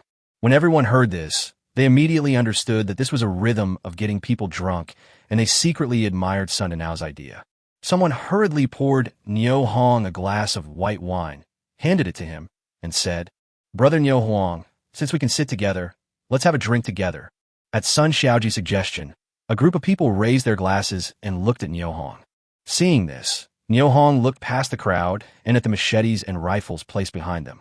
I thought to myself, if I didn't drink this glass of wine, it would be extremely difficult to leave here safely tonight. In that case, let's have some fun with them. Having made up his mind, he met the gaze directed at him, smiled slightly, and said, Thank you for your invitation. I'll drink first. After saying this, he raised his glass, tilted his head back, and with a thought in his mind, he moved all the wine in the glass into the arms warehouse. Sun Xiaoji and others watched as all the wine in the glass went into Nyo Hong's mouth. They couldn't help but feel overjoyed. They raised their glasses and drank up the wine. In the blink of an eye, everyone drank 3 cups in a row with Nyo Hong. After 3 rounds of drinks, Sun Xiaoji looked at Wang Xiaohua, who was sitting on his left, and said, Xiaohua, starting with you, everyone will drink 3 cups with brother Nyo Hong. Whoever fails to complete the task will have to take a knife and chop off a finger to go with the wine. Why? Upon hearing this, Wang Xiaohua shrank his neck in fear and looked at Nyo Hong and said, Brother Nyo Hong, you heard everything. Whether my brother's finger can be saved depends entirely on you. After saying that, he personally filled Nyo Hong's glass with wine. Come on, brother, I'll drink 3 with you. Good. Niu Hong never refuses anyone who comes. Before long, Niu Hong and the other 7 people at the table, except Sun Xiaoji, drank 3 glasses of white wine each. When people in northeast China drink, a glass of white wine weighs 2 taels. 3 cups equals 6 taels, plus the 3 cups of liquor just now. Except for Sun Xiaoji, the other 7 people each drank 1 caddy and 2 taels of liquor. Niu Hong drank a total of 48 liang of liquor by himself, which was equivalent to 2 liang less than 5 bottles of liquor. A pound and 2 ounces of liquor is not a small amount for an ordinary person, let alone a 58-degree high-proof liquor. Niu Hong looked at the drunk people. A smug smile appeared on his face, and he said loudly, "Brothers, do you have any more wine? Let's continue drinking." Sun Xiaoji looked at Niu Hong in a drunken state, his brain trying hard to stay clear. He knew that he had met a master today, so he gave Niu Hong a thumbs up and said, "Brother Niu Hong, you have a good alcohol tolerance. Today, I admit defeat. From now on, you are my big brother. Hey, all of you get up the fuck and shout big brother with me." Sun Xiaoji shouted at his men who were staggering and unable to straighten their backs. At this time, his subordinates, who usually obeyed his orders, could no longer hear his voice. They found a comfortable position, closed their eyes, and fell into a deep sleep. Chapter 150, Persuading the Eldest Brother to Eat Air. The waiters in the restaurant witnessed the entire drinking process and were all stunned in surprise. Looking at Niu Hong was like seeing an alien. I thought to myself, is this guy still a fucking human? Even if you drink the same amount of boiled water forcefully, it will make you sick. The young man in front of me was sitting there as if nothing had happened, not even a bit drunk. This is unusual. If the garden wine on the table was supplied by the hotel, the waiters would definitely suspect that Niu Hong was drinking fake wine. Now, when they heard that Sun Danao wanted to acknowledge Niu Hong as his big brother, everyone looked at Niu Hong with deep fear in their eyes. Looking at Niu Hong was as if he were looking at a ferocious monster. People with quick minds quickly withdrew their gazes and moved away from the table where Niu Hong, Sun Xiaoji, and others were drinking. Hide quietly aside and never show up again. Lin Song came out from the kitchen carrying a plate of roasted smoked chicken. He was surprised to see that only Niu Hong and Sun Xiaoji were still sober at the table. Seeing Sun Xiaoji's respectful expression towards Niu Hong, he became even more curious. Just as he was about to walk over, he was stopped by his good friend Lin Yao. "Brother Song, you can't go over now." "Oh, what's going on?" Lin Song quickly stopped and asked in a low voice. "That's how it is." Lin Yao recounted in detail the drinking contest between Sun Danao and his gang and Niu Hong. After listening to it, Lin Song's hands shook and he almost dropped the plate in his hands. He originally wanted to see how Sun Danao would deal with Niu Hong, and now the result is out. This beggar-like young man was not only unharmed, but also drank Sun Dabo's men down on the table one by one. This result was beyond his imagination. "Lin Yao, everything you said is true." "Hush, look, Brother Song." Lin Yao signaled with his eyes, and Lin Song quickly turned his head to look at Sun Danao and Niu Hong, and could not help but be stunned. Sun Dada knelt down in front of Niu Hong and said humbly, "Brother, please forgive my recklessness just now. You are a magnanimous person. Please don't hold it against me." Niu was very surprised when he saw this. He really didn't expect that Sun Xiaoji, a middle-aged man, would regard his dignity as dirt and kneel down in public when told to do so. He quickly stood up and looked at Sun Xiaoji and said, "Hurry up and speak. I'm just a person who comes to the restaurant to eat. How can I be your big brother?" Niu Hong thought to himself that he must not get involved with Sun Xiaoji, otherwise he would be implicated by him sooner or later. By that time, even if I had 100 mouths, I would find it difficult to explain my innocence. "Brother, if you don't accept me as your younger brother, I will never get up." Sun Xiaoji has a big head, so people nicknamed him Sun Big Head. It is just like the saying in the countryside. He has a lot of brains, and his intelligence is beyond description. Sun Xiaoji has been very smart since he was a child, but unfortunately his intelligence and talent were not used in the right way, but were all used in crooked ways. He gathered a group of people and started bullying and robbing people in the black market. He did almost all the bad things he could think of. Today I saw Niu Hong drink nearly 5 bottles of high-proof liquor in a row in more than 10 minutes, still chatting and laughing calmly, and I couldn't help but be amazed. If you can't beat them, join them. Sun Xiaoji is better than anyone else at handling anything that can be settled with money. This is also one of the secrets that enabled him to thrive and live a more comfortable life in Harbin's black market, and even in society. Therefore, it became a natural thing to kneel in front of Niu Hong and recognize him as the elder brother. Niu Hong looked at Sun Xiaoji, who was much older than him, kneeling in front of him, and felt helpless. After pondering for a moment, he decided to agree first and get out of today's predicament first. Get up. I accept you as my little brother. However, I'm just an ordinary person and can't help you in any way. You will regret accepting me as your big brother. Niu Hong said a lot of earnest words just to persuade the other party to back off.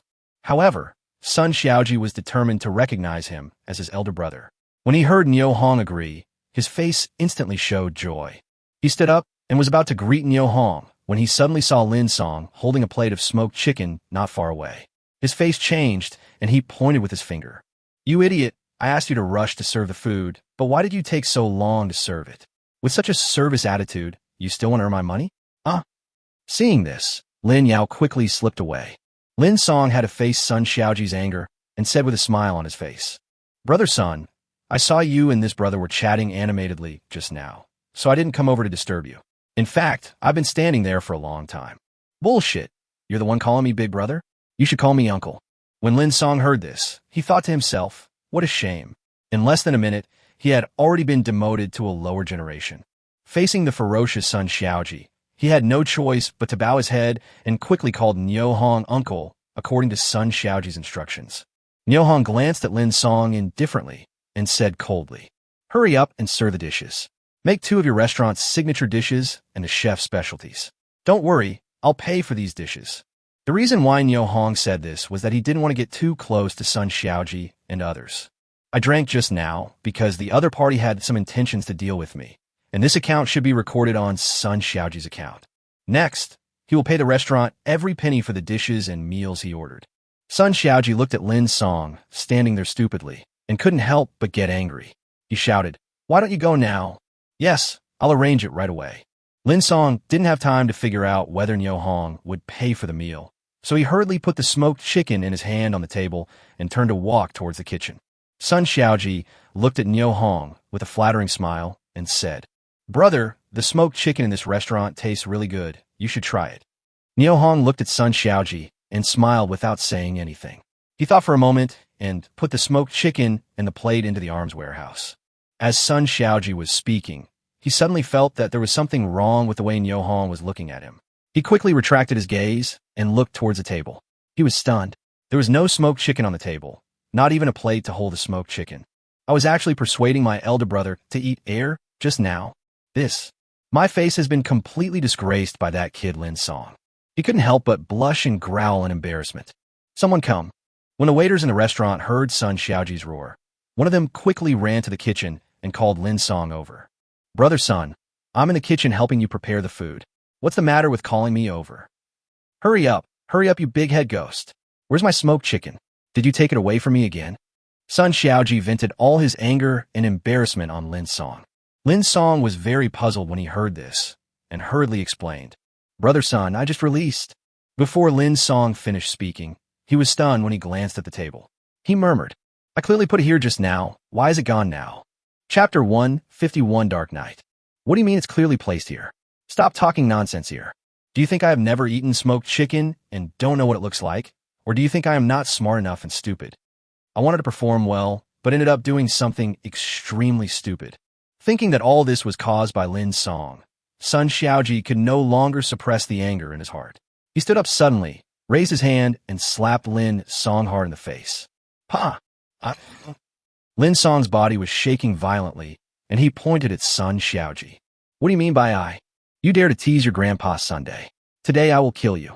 Sun Xiaoji, who was furious, turned around, picked up a machete, and was about to chop at Lin Song. Seeing that someone was about to die, Niu Hong raised his hand to hold Sun Xiaoji's wrist, glared and said, It's just a smoked chicken. If you want to eat it, just ask the kitchen to make another one. Why do you have to chop someone with a knife?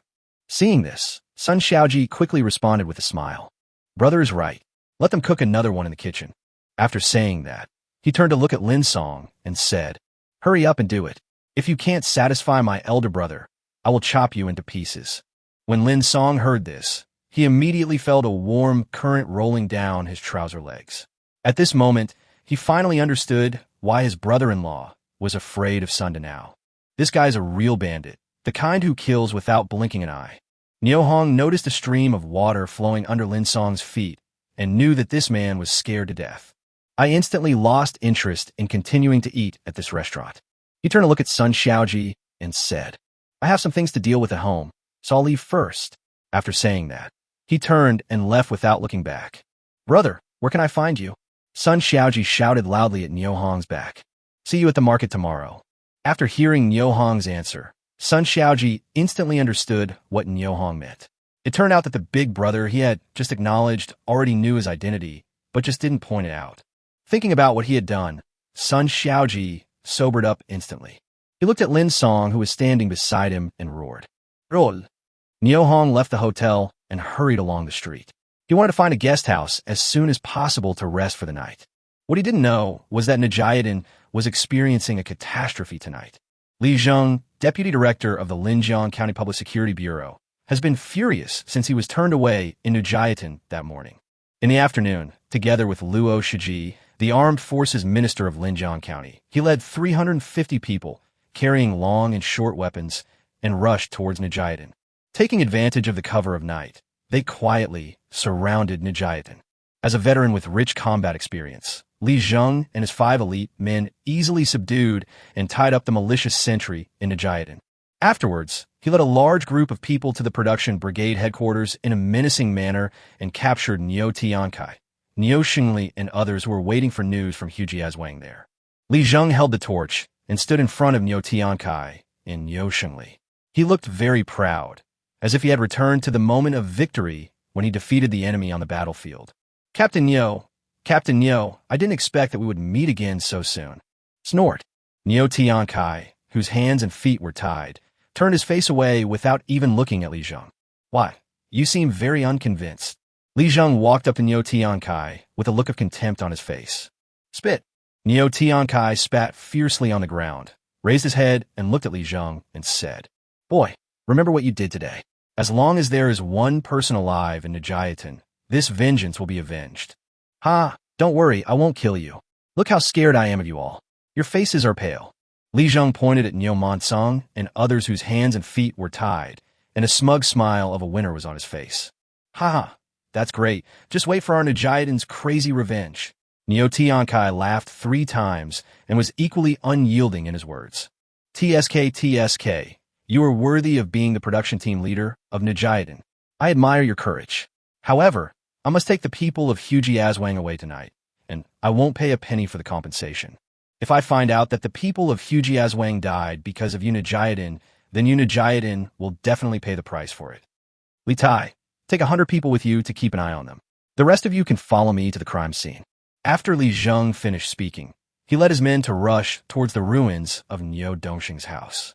At night in Harbin, the huge streets were empty, with only the crunching sound of feet stepping on the snow accompanying Niu Hong as he walked along. Seeing that there was no one around, he thought about it and moved a military jeep out. Open the car door, step into the driver's cab, and close the door. An extremely familiar and intimate feeling instantly spread throughout my body.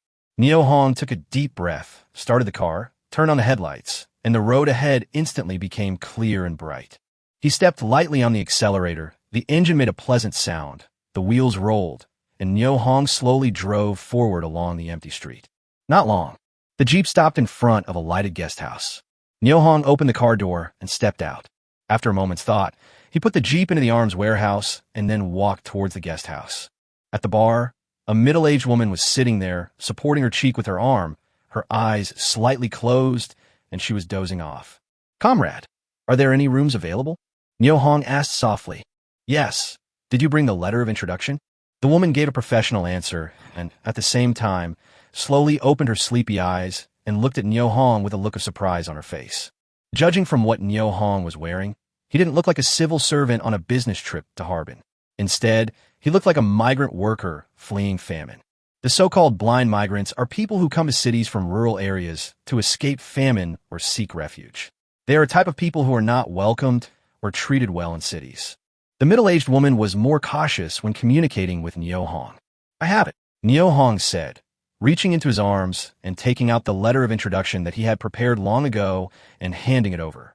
The middle-aged woman took it, opened it under the light, and read it carefully twice. Said, "Where is New Jiatan?" "In the Red Star commune of Jinshan County. Do you have any questions?" Neo Hong asked worriedly. "No problem. Here is your letter of introduction. Please take it," the middle-aged woman said, returning the letter of introduction to Neo Hong.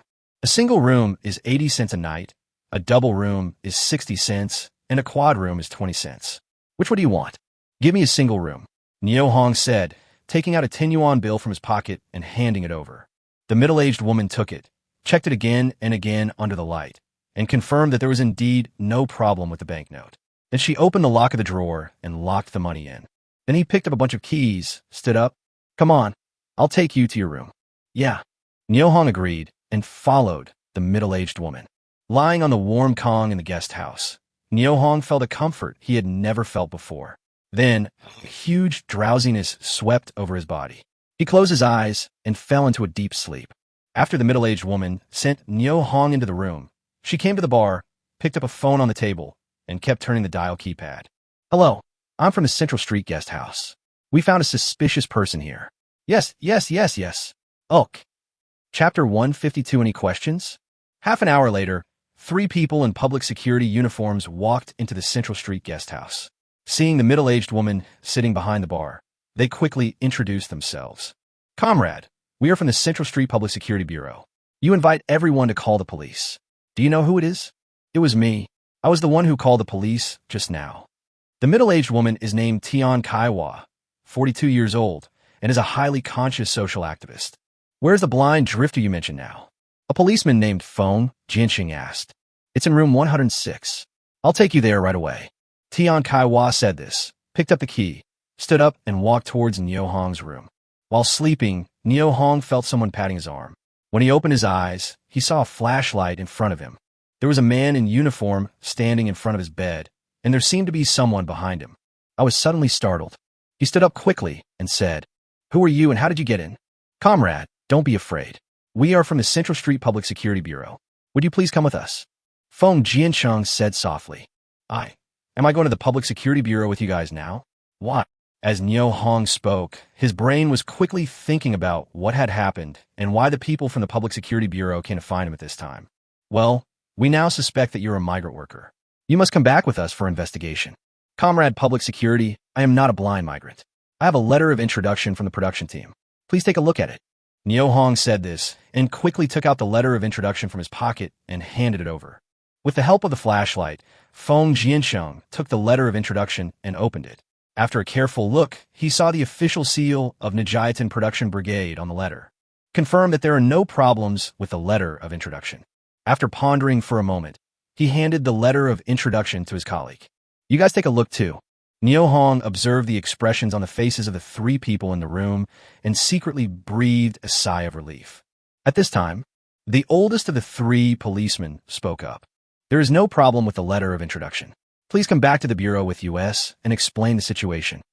"Since there is no problem with the letter of introduction, why should I go back with you to explain the situation?" Neo Hong was already very depressed when his sleep was disturbed in the middle of the night. Now he heard that he had to go to the Public Security Bureau to explain the situation, and he was even more unhappy. "Asking you to explain the situation is a courtesy to you. Do you want us to invite you over personally?" The youngest policeman, Lisa Mayo, spoke in an extremely harsh tone, and his eyes looked towards Neo Hong with extreme impatience. "Okay then, I'll cooperate with your work." Neo Hong saw that the other party had made up his mind and knew he could no longer refuse. He stood up and walked towards the door. He happened to see Tian Kaiwa standing outside the door. "I suddenly realized that everything in front of me and what happened to me tonight were all caused by this woman." He looked at Tian Kaiwa and said coldly, "I want to check out and give me back the remaining money." "Money? What money? There's no way I can refund you the money for tonight's accommodation." Tian Kaiwa replied coldly, "I gave you $10 for the 80-cent night's accommodation. Shouldn't you return me $9.20 and give me the extra money?" How could Neo Hong be fooled by a woman? He stretched out his hand and asked for the remaining accommodation fee. "When did you give me $10? "I received 80 cents from you." When Tian Kaiwa heard this, she felt as if she had been bitten on the butt by a scorpion. She almost jumped up and screamed, "You are so poor, and you can afford $10? I think you were trying to blackmail me." Seeing this, Nyohong immediately realized that the woman in front of him was determined not to return the money, so he smiled coldly and said lightly, "I gave you $10. If you don't return the remaining room fee to me, don't regret it if something happens." "Oh, police comrade, he is threatening me, my little heart." Tian Kaiwa said this, covering her chest with her hands, and was about to fall to the ground. Feng Jiansheng stepped forward and grabbed her arm, asking with concern, "How is it? Do you want to go to the hospital?" Tian Kaiwa knew that she was not ill, so she waved her hands and pretended to be in pain, saying, "Let me take a break."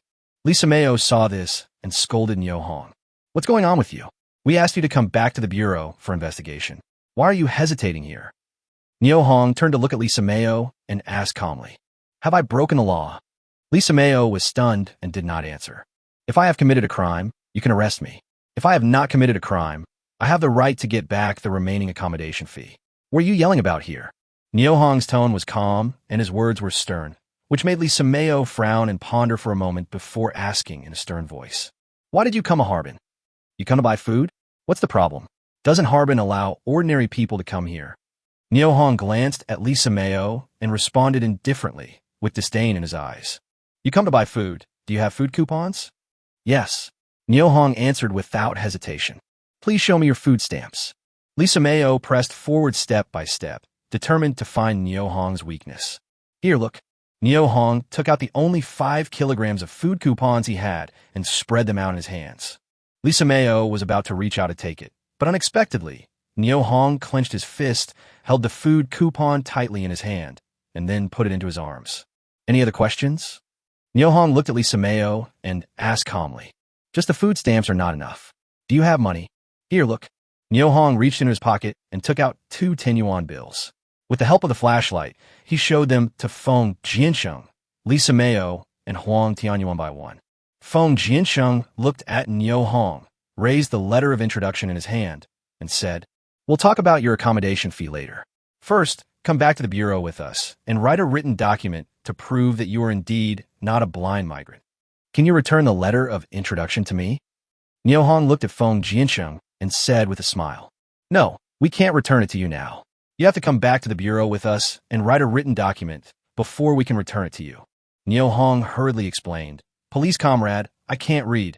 How can I write materials for you?" "Then there is nothing we can do. We can only ask someone from your county to take you back." Feng Jiansheng responded innocently. Nyohong instantly realized that he had fallen into the other party's trap.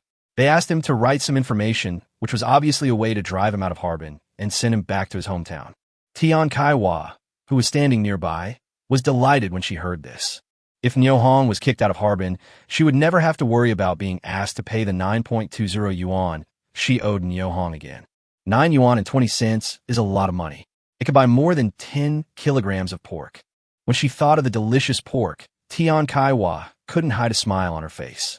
Chapter 153, The Sky Collapsed. "What are you lingering about at the door for? If you keep lingering, it will be almost dawn." Lisa Mayo urged Nyohong impatiently and almost started to push him. Nyohong hesitated for a moment, glanced at Tian Kaiwa, who was looking very proud, and said, "You can keep the money for yourself to buy paper for burning." "Hey, who are you scolding?" Tian Kaiwa pointed with her finger and was about to pounce on Nyohong, but Feng Jiansheng grabbed her arm. "I will scold anyone who doesn't refund my room fee. So what?" While Nyohong was talking, his mind changed. With a slight sound, the drawer behind the bar was instantly moved into the arms warehouse. Even though the drawer was locked, it did not affect the massive absorption of the arms warehouse at all. Nyohong originally disdained to use the arms warehouse to steal other people's property, but today he saw that this woman had caused him trouble again and again. He was completely furious. Feeling that the drawer had entered the arms warehouse, Nyohong looked at this stupid, ignorant, and greedy woman with contempt. He walked towards the door of the guest house without looking back. Seeing this, Feng Jiansheng, Lisa Mayo, and Huang Tanyu hurriedly followed and walked towards the Central Street Public Security Bureau. "Ah, someone come quickly. There's a thief, a thief." Before the 4 of them had walked 20 meters away, they heard a ghost-like howling sound behind them. Looking back, I saw Tian Kaiwa staggering out of the guest house. Under the light, her hair was disheveled and she looked like a ghost. The fear in her heart had made the woman completely ignore the coldness of the September 19th night in Harbin. He chased madly in the direction where Feng Jiansheng and the other two left. Huang Tianyu was the first to stop, followed by Feng Jiansheng, and finally Lisa Mayo. Niu Hongzhe stood at the farthest point, watching Tian Kaiwa approaching closer and closer, and cursed in his heart, "Serves you right. 3 public security comrades. We are inviting all the thieves. Please help me catch him, otherwise I will really have no chance to survive." Tian Kaiwa stamped her feet, beat her chest, cried out to the sky, and looked like a madman. "Comrade, don't get excited. Speak slowly. What's going on?" Huang Tianyu asked. "Brother public security, the drawer of our guest house, where we kept our money, was pried open. Please help me find a way to catch the thief. There are several hundred yuan of public funds in the drawer." "When did it happen?" Huang Tianyu said softly. Just now. When you left, the drawer containing the money disappeared." When Lisa Mayo heard this, he immediately became unhappy and loudly retorted, "Comrade, stop talking nonsense. What do you mean your money disappeared right after we left? Are you saying that we stole your money?" When Tian Kaiwa heard this, she quickly explained, No, that's not what I meant. I meant that right after you left, I discovered that the drawer containing the money was missing." Lisa Mayo glared at Tian Kaiwa fiercely and had completely lost his temper towards her. "Jiansheng, Samayo, let's go and take a look. After all, the money was lost right under our noses. If the news gets out, it will be bad for our reputation." "Okowo." Feng Jiansheng nodded in response. Lisa Mayo turned to look at Niu Hong, who was standing not far away, and shouted, "Come here. Comrade, aren't we going to the Public Security Bureau? Why aren't we leaving? Just walk when I tell you to walk, and stop when I tell you to stop. Just follow my instructions. Why are you talking so much nonsense?" Li Simo skulda Niu Hong. "Comrade public security, I was sleeping soundly in my room, but you woke me up from my warm bed and accused me of talking nonsense. What do you mean by that?" Niu Hong showed no mercy to Lisa Mayo. "What's the matter? You don't want to get up in the middle of the night. It will be better for you to stay at home. Why do you come to Harbin for no reason?" "Really?" Lisa Mayo looked at Niu Hong and talked incessantly. Niu Hong was about to refute when he heard Huang Tianyu say unhappily, "Are you two done yet?" Hearing the captain's scolding, Lisa Mayo instantly lost his temper, lowered his head, and quickly chased after Feng Jiansheng. Upon seeing this, Niu Hong quickly decided to quit and quietly followed the 3 people. 3 minutes later, the 4 people followed Tian Kaiwa back to the lobby of the guest house. Tian Kaiwa walked quickly behind the bar and said with a sad face, "Comrade public security, look, the lock is still here, but why is the drawer gone?" Niu Hong found a chair and sat down, closed his eyes slightly, and fell into a deep sleep. I don't know how long it was before I heard someone calling me. "Wake up, let's go." Niu Hong slowly opened his eyes and found that it was already bright outside. He looked at Feng Jiansheng, who had woken him up, and said, "Has the thief been caught?" "No. Come on, come back with us to the bureau and write a certification document." Feng Jiansheng answered helplessly, "Comrade public security, my hometown has suffered a severe snowstorm, and my family is waiting for me to buy food to go home and survive the famine. If you ask me to follow you back to the bureau, what will happen to my family? Are we just going to watch them starve to death? Please be kind and return the letter of introduction to me so that I can buy some food and go home as soon as possible." Niu Hong looked at Feng Jiansheng and spoke earnestly. At this moment, Feng Jiansheng's face was full of fatigue after working all night. Lisa Mayo, who was standing not far away, covered his mouth with his hands and yawned continuously. He had completely lost the energy and spirit he had when he was arguing with Niu Hong. The oldest one, Huang Tianyu, had a gloomy complexion and his double eyelids kept twitching as if he could fall into a deep sleep if he wasn't careful. Apparently, the 3 of them had been busy for most of the night trying to find clues as to why the drawer had been stolen. Hearing Niu Hong's request, Huang Tianyu looked at Feng Jiansheng and said, "Give him back the letter of introduction. Let's pack up and go back to sleep. We've had a lot of trouble this evening." "Okowo." Feng Jiansheng agreed and quickly took out the letter from his pocket and returned it to Niu Hong. "3 police comrades. The thief has not been caught yet. You must not leave." When Tian Kaiwa heard that Huang Tianyu and the other 2 were leaving, she instantly panicked. There were more than 500 yuan of public funds in the drawer. If the money could not be recovered and the thief could not be caught, she would be suspected of embezzlement. The loss of the guest house must be borne by her alone. More than 500 yuan. That is a huge sum of money. She only earns more than 20 yuan a month, and she still cannot pay off the debt even if she skips food and drink for 2 years. The sky over Tian Kaiwa collapsed. She couldn't let Huang Tianyu, Feng Jiansheng, and Li Simeo leave. Huang Tianyu heard this and patiently explained, "Comrade, you can see that we have already checked everything we should check, but we haven't found any clues yet. We also need to rest and eat. Let's leave this matter at that for today." Hearing that Huang Tianyu and the other two were determined to leave, Tian Kaiwa pointed at Niu Hong and said in desperation, "Comrade Public Security, he is the thief. He must have secretly opened the drawer of the guest house." Chapter 154, Why Did You Hit Me? As soon as Tian Kaiwa finished speaking, Huang Tianyu, Feng Jiansheng, and Li Simeo suddenly widened their eyes in shock and looked at her in disbelief. A voice suddenly sounded in my heart. "This woman is crazy." Niu Hong was stunned when he heard this. He looked at Tian Kaiwa for a long time before coming to his senses and yelling, "You damn old woman! How could you see me stealing things from your house? Do you think I'm easy to bully because I'm a country bumpkin and that I'm easy to fool because I'm young? I'll fuck your ancestors for 8 generations. I'm so unlucky that I have to stay in your shady shop. A single room costs 80 cents a night, but you charge me $10. How can you be so dark-hearted? Aren't you afraid that the roof will collapse and kill you while you are sleeping at night? I haven't slept for an hour, and you reported me to the police that I was a migrant worker.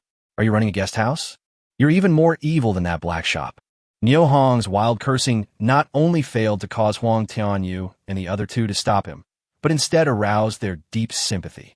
Ever since Niu Hong was woken up on the Kong, he has never been out of the sight of the three of them, and he has no time to commit the crime. Besides, how could Niu Hong steal an item as big as a bar drawer under the noses of the three of them? What's more, the drawer was locked with a padlock. Niu Hong, a young man from the country, was indeed framed and bullied by this old woman. "You stole it. You just told me last night not to let me regret it if anything happens. Do you still want to deny it now?" Tian Kaiwa insisted that it was Niu Hong who stole the drawer in the guest house. The only way she could get herself out of the trouble was to put the blame on others. Only by holding on to Niu Hong tightly could she keep Huang Tianyu and the other two to help her find the real thief. Otherwise, she would face huge compensation and loss of her job. This would be more than she could bear. Niu Hong smiled coldly. "You said I stole it, but where's the evidence? Where's the stolen property? If you can't find it, I can sue you right now for fabricating facts and framing me. There are 3 police officers here who can testify that I am innocent." After hearing Niu Hong bring up Huang Tianyu, Feng Jiansheng, and Li Simeo as witnesses, Tian Kaiwa no longer had the courage to continue pestering him. Her heart is empty, standing there speechless. "Spit." Niu Hong spat a mouthful of phlegm at Tian Kaiwa's feet, then turned around and left without looking back. "Oh my God, I can't live anymore." Niu Hong's departure disrupted Tian Kaiwa's wishful thinking. She felt that her punishment was coming, and all she could do was cry and endure it silently. Of course, crying was both a way for her to vent her emotions and an attempt to arouse other people's sympathy in order to gain more initiative for herself. But the crying sound fell into Niu Hong's ears, causing him to sneer. Should. If it wasn't for the fact that she was a woman, she would have been slapped in the face a long time ago. Walking on the street in the morning, Niu Hong thought over and over again about what happened last night. This unexpected disaster is not only a reflection of the times, but also related to his carelessness. If he had put on a Zhongshan suit before entering the guest house, the woman would not have looked down on him and regarded him as a migrant worker from the countryside. Brought him so much trouble. Careless. Niu Hong sighed, then went into a remote alley, found a place sheltered from the wind, and changed into the Zhongshan suit. He smoothed his hair with his hands, trying to make himself look better, at least so that others would not mistake him for a migrant worker when he went to buy food next time. As soon as he put on the hat, Niu Hong found that his movements of fixing his hair were too redundant and were simply a waste of time. With a sudden thought, he moved a motorcycle out of the arms warehouse. He moved his leg aside, straddled the seat, stepped on the accelerator, and slowly drove toward the street. The next destination is number 57 Shangji Street. In memory, there's a famous daily market grocery store there, which not only has a full range of vegetables, grains, and oils, but also flour and meat. Niu Hong decided to try his luck.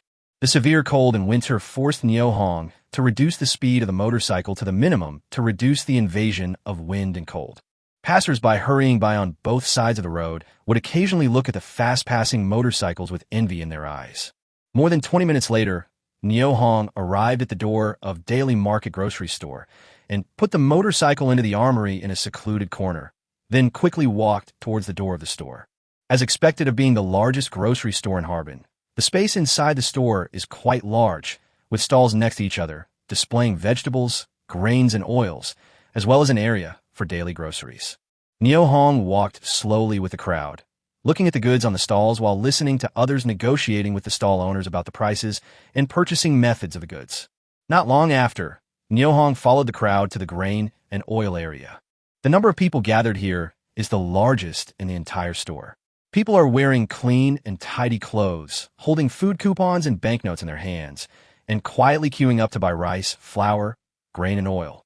The citizens who bought the goods, holding the pitiful amount of flour and a few pieces of meat strips in their hands, showed excitement and joy on their faces.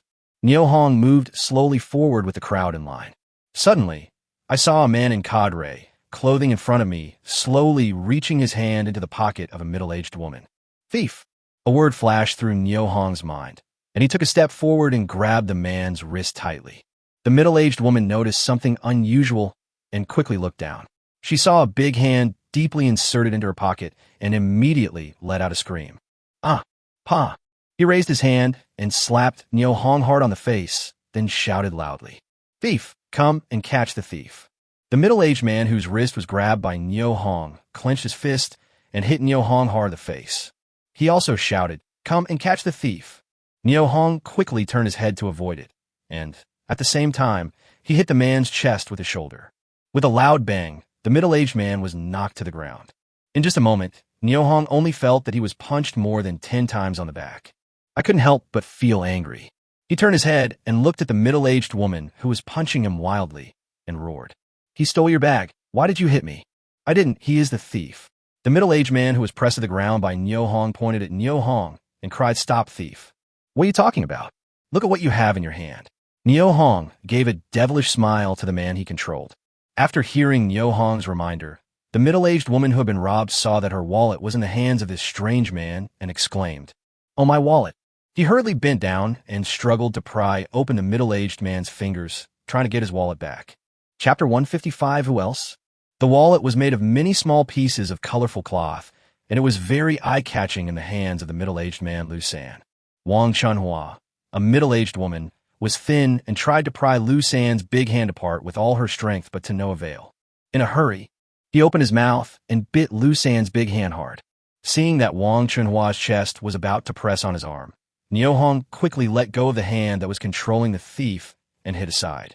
Lu San took the opportunity to push Wang Chunhua away, got up quickly, pointed at Nyo Hong and Wang Chunhua, and cursed loudly. You two dogs, just wait for me. Before Lu San finished speaking, he saw 4 men running hurriedly from other directions. They looked 70 similar to Lu San himself. Sanner, what's wrong with you?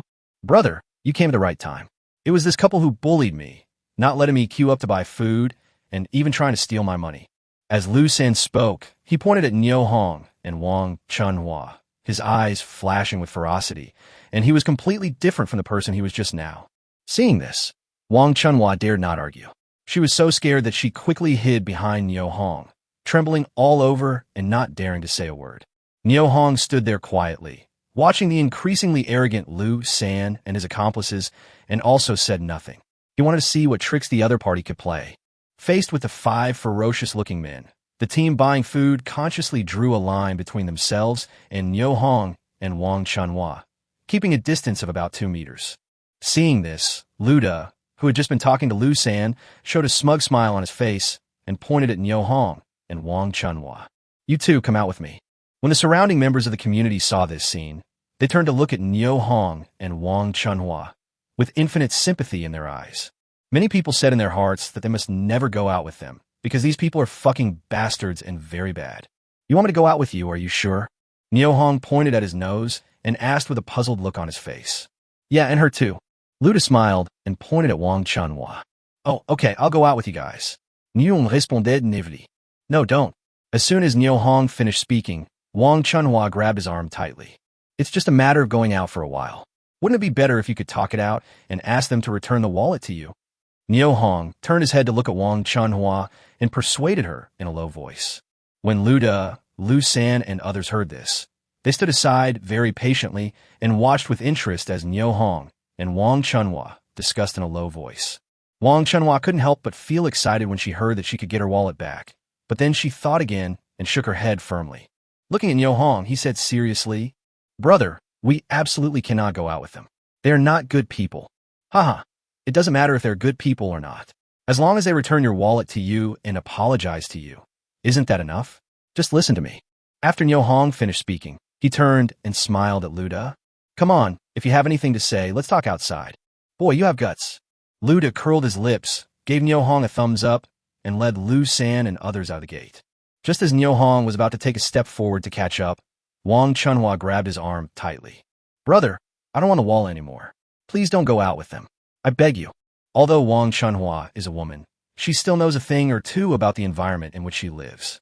Especially villains like Lu San and Luda. She had heard of them before, but had never met them. Today, she didn't want to watch Nio Hong, who helped her, being fooled by these people and suffering at their expense. "How can I not have my wallet? Wait for me here for a while. I'll be back soon." Nio Hong gently patted Wang Chunhua's forearm, signaling her to relax. "Brother, you can't go out. Listen to me. I really don't want your wallet anymore. Little brother, you can't listen to their nonsense. Don't leave this mall. You can't go out, young man. These guys are brothers, and they're not good people."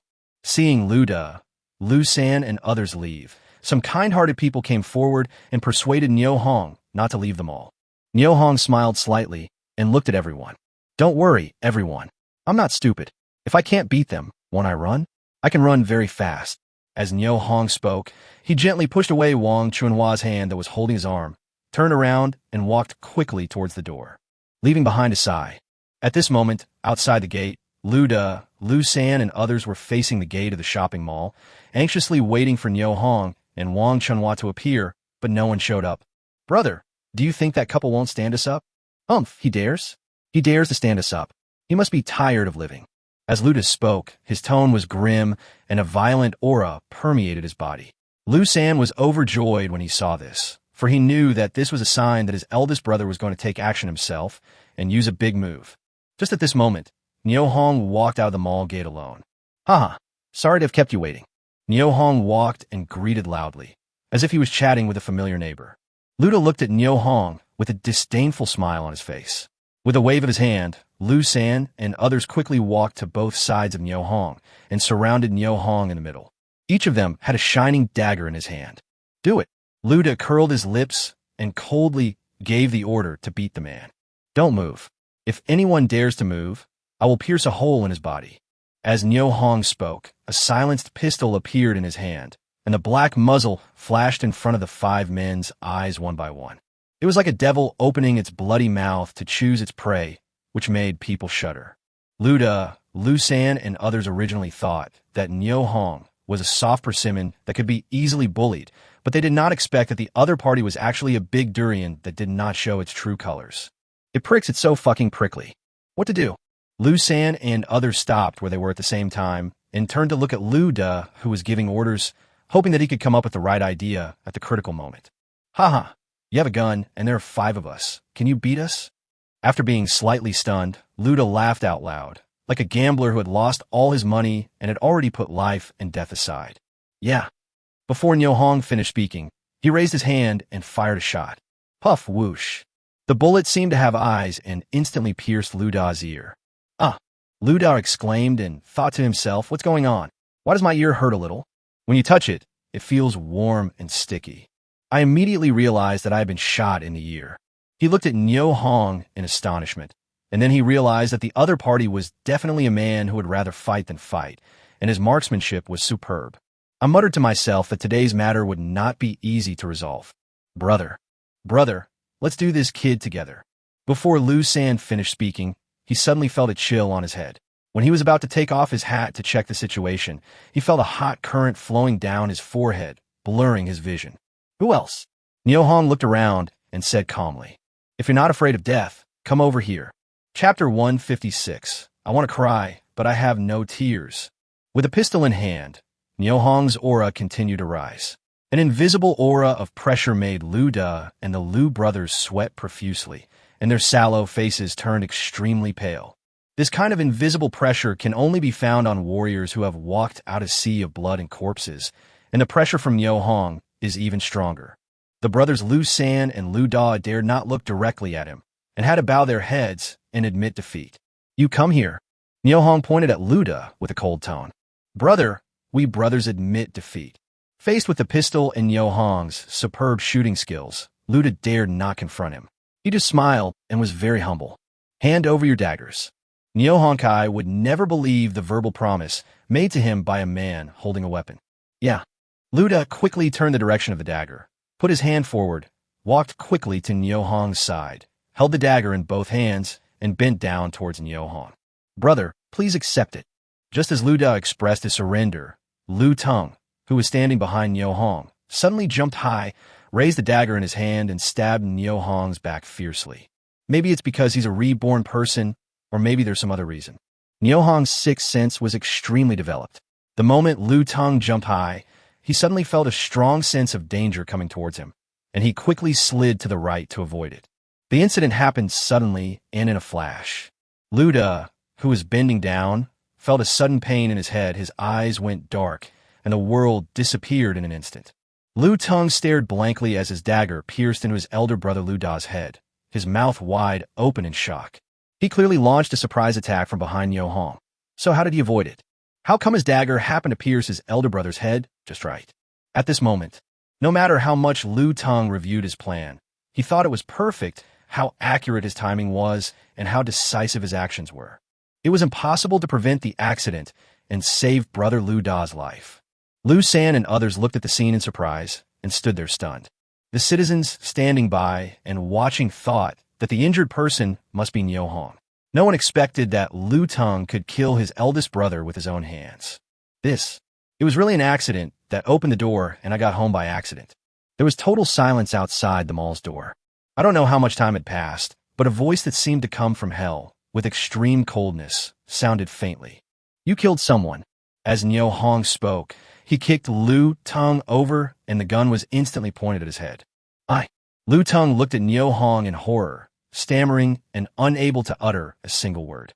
"You're so awesome that you even killed your own people. That's amazing." Niu Hong had a sarcastic smile on his face, and there was some sarcasm in his words. Lu San and his two other brothers looked at the scene before them and felt like crying, but had no tears. "I thought, Lu Tung, are you fucking mentally ill? Before you stabbed my brother, didn't you know to stop? Even if you just dropped the dagger in your hand, it would be fine. However, there are no ifs or assumptions in this world. Once it happens, there is no going back. They're all gone. An abrupt voice came from the outskirts of the crowd. The speakers were two public security officers wearing dark green, cotton-padded jackets and wearing cloth badges with the words Chinese People's Police on them. The two men dispersed the crowd and came close to Niu Hong. "Report to the public security comrades. He killed someone." Niu Hong put the pistol into his arms, changed his mind, put into the armory, and pointed at Lu Tung and said, "And him, he stole a lesbian's wallet." As he said that, he pointed his finger at Lu San. The news of the murder outside the door had already spread to the grocery store and daily market. After hearing the news, many people gave up queuing and came to the outside of the store to see what was going on. Among them was Wang Chunhua. She hid quietly in the crowd and only felt relieved when she saw Niu Hong standing there safe and sound. At this moment, hearing Niu Hong telling the public security personnel about the situation, he hurriedly walked out of the crowd and pointed at Lu San. "Comrade public security, he was the one who stole my wallet. Take it out."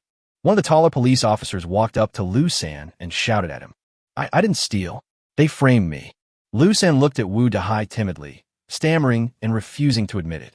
"Lu San, do you need me to say it again?" Wu Dahai's brows were twisted into a knot. Wu Dahai, who was in charge of the security in this area, knew the Lu brothers very well, but he and his colleagues had not expected that someone would die today. Lu San reluctantly took out the colorful wallet from his pocket and handed it to Wu Dahai. "Who killed that person?" Wu Dahai took the wallet and looked at Lu San. Yes. Lu San originally wanted to say that Niu Hong killed him, but when the words were on the tip of his tongue, he forced himself to hold them back. He stammered and could not give a clear answer. Seeing that he could not get anything out of Lu San, Wu Dahai turned around and went to Lu Da, who was lying on the ground. He squatted down and examined the wounds and the murder weapon. At a glance, he recognized the dagger as the weapon the Lu brothers usually used to commit crimes. He turned to look at Lu Tung, standing beside him. Tell me what's going on? Forget it. You don't need to say anything now. The four of you carry your big brother and come back to the police station with me to talk. Seeing that Lu Tung was also hesitant, Wu Dahai instantly lost interest in listening any further and said coldly, Comrade Public Security, can you give me back my wallet? I still need to buy food. Wang Chunhua shouted timidly from a distance. Wu Dahai pondered for a moment, then walked straight to Wang Chunhua and returned the wallet. Comrade, please be careful with your belongings in the future. Yes, thank you, Public Security Comrade. Wang Chunhua took the wallet and glanced at Niu Hong, who was not far away. She quickly took out 2 yuan from her wallet and walked quickly to Niu Hong. Brother, this is a little gift from me. Please accept it. Niu Hong looked at the 2 yuan note handed to him, smiled slightly, and said to himself, this woman was quite sensible. 2 yuan was not a small amount of money for an ordinary family. It could almost support a person for a week. She was actually willing to take it out to thank me, which made my help worthwhile. Quickly responded softly. Sister, I can't take this money. You should follow the instructions of the police and take good care of your belongings. Don't let them be stolen from you again. Niu Hong's words made Wang Chunhua blush. Not long ago, she mistook Niu Hong for a thief, so she slapped him in the face and punched him many times in the back. Now, Wang Chunhua thought for a moment and said, Brother, judging from your accent, you must be from another place. Why don't you come to my house for lunch at noon so that I can express my gratitude? Treating people to a meal these days is a very grand event. Niu Hong was very moved when he heard this. Just as he was about to respond, Wu Dahai said, Comrade, this young man cannot go home with you yet. Chapter 157. Will you get out of the way? When Wang Chunhua heard this, she was slightly stunned and looked at Wu Dahai and asked softly, Comrade Public Security, may I ask why you won't let me go home with you? What's the reason? He's from another place. Who can guarantee that he's not a migrant worker? Moreover, he was at the murder scene. I need to take him back to the Public Security Bureau for investigation, so he can't go home with you. Wu Dahai heard what Wang Chunhua said just now, suspecting that Niu Hong was from another place, and, at the same time, gave him a reminder. Today's murder case may be related to this young outsider. He must be brought back to the police station and interrogated thoroughly. Public Security Comrade, please show me your ID to prove your identity. Niu Hong looked at Wu Dahai and retorted without any hesitation. Just because I came from another place, do I have to be inferior to others, be suspected everywhere, and be prepared to be questioned and examined at all times? You want to see my ID? Wu Dahai looked at Niu Hong in surprise. It was the first time in his life that he met such a weird person asking such a weird question. Yes, is there any problem? Niu Hong responded calmement. No problem, but you don't deserve it. Wu Dahai was in his 30s, full of vigor and vitality. He scoffed at Niu Hong's request, and his words were full of contempt. Oh, since you don't have any documents to prove your identity, you have no right to interfere in my affairs. After Niu Hong finished speaking, he turned and walked towards the street. He knew that he would not be able to buy food today, so he could only think of other ways. Stop, who told you to leave? Wu Dahai took 2 quick steps and blocked Niu Hong's way. Get out of the way. A pistol suddenly appeared in Niu Hong's hand, and the black muzzle was pointing at Wu Dahai's chest. You dare to threaten national public security personnel? Wu Dahai couldn't help but widen his eyes. You don't have any ID to prove your identity. I now suspect that you are an imposter. Will you please move aside? I won't move. What can you do to me? Shoot me if you dare. Wu Dahai's words were full of provocation. The muscles on Niu Hong's face twitched 3 times. Just as he was about to pull the trigger in his hand, he heard someone talking next to him. Don't be impulsive, young man. This is my ID. Please check it. Nia Weiping, who came with Wu Dahai, hurriedly walked to the opposite side of Niu Hong, holding the ID card in his right hand and placed it in front of his chest. On the cover of the certificate, the words Police Badge and People's Police ID are clearly visible. After Niu Hong looked carefully, he nodded at Nia Weiping and said, Well, what about his? Dahai, please show me your ID. Nia Weiping looked at his colleague and reminded him softly. Old Nieu, hurry up, don't waste time. Nia Weiping added. You're so cruel, kid. Wu Dahai glared at Niu Hong and reluctantly took out his police ID from his jacket pocket. Boy, you better watch carefully. Pay attention to your work attitude. Nyo Hong responded coldly, calmly put the pistol into his arms, changed his mind, and put it into the arms warehouse. At this moment, Wu Dahai moved. He pounced towards Nyo Hong like lightning, trying to control Nyo Hong with brute force. Fuck you. Nyo Hong cursed in a low roar, bent over, and swept his leg over. Wu Dahai really didn't expect that Nyo Hong would dare to resist, even though he knew that he was a public security officer. He was not paying attention and was kicked to the ground by Nyo Hong. You can't. You should go back to your school and practice more. Nyo Hong pointed at Wu Dahai, who was lying on the ground, and said with disdain, You? Wu Dahai got up from the ground and wanted to continue, but was stopped coldly by Niao Weiping, who was standing beside him. Dahai, stop making trouble and deal with the important matters first. Old Nya, this kid is too arrogant. Okay, let's go. After Niao Weiping finished speaking, he turned and walked towards Lu San and others. The onlookers looked at Nyo Hong with eyes full of admiration, praising this young man for his good skills despite his young age. Wu Dahai caught up with Nya Weiping unwillingly and said, Old Nya, why don't you take this kid back to the police station for questioning? Why did you let him go? Why? Because he didn't pull the trigger on you and spared your life. Nya Weiping answered calmly. When Wu Dahai and Nyo Hong were arguing, the onlookers looked at Wu Dahai with confusion and doubt in their eyes. There's also a bit of contempt. As the person in charge, Wu Dahai's attention was all on Nyo Hong. How could he pay attention to the eyes of the people around him? Nya Weiping is different. He stays out of the matter, and as a bystander, he is very clear about the current situation. Therefore, he tried his best to stop Wu Dahai from interrogating Nyo Hong again.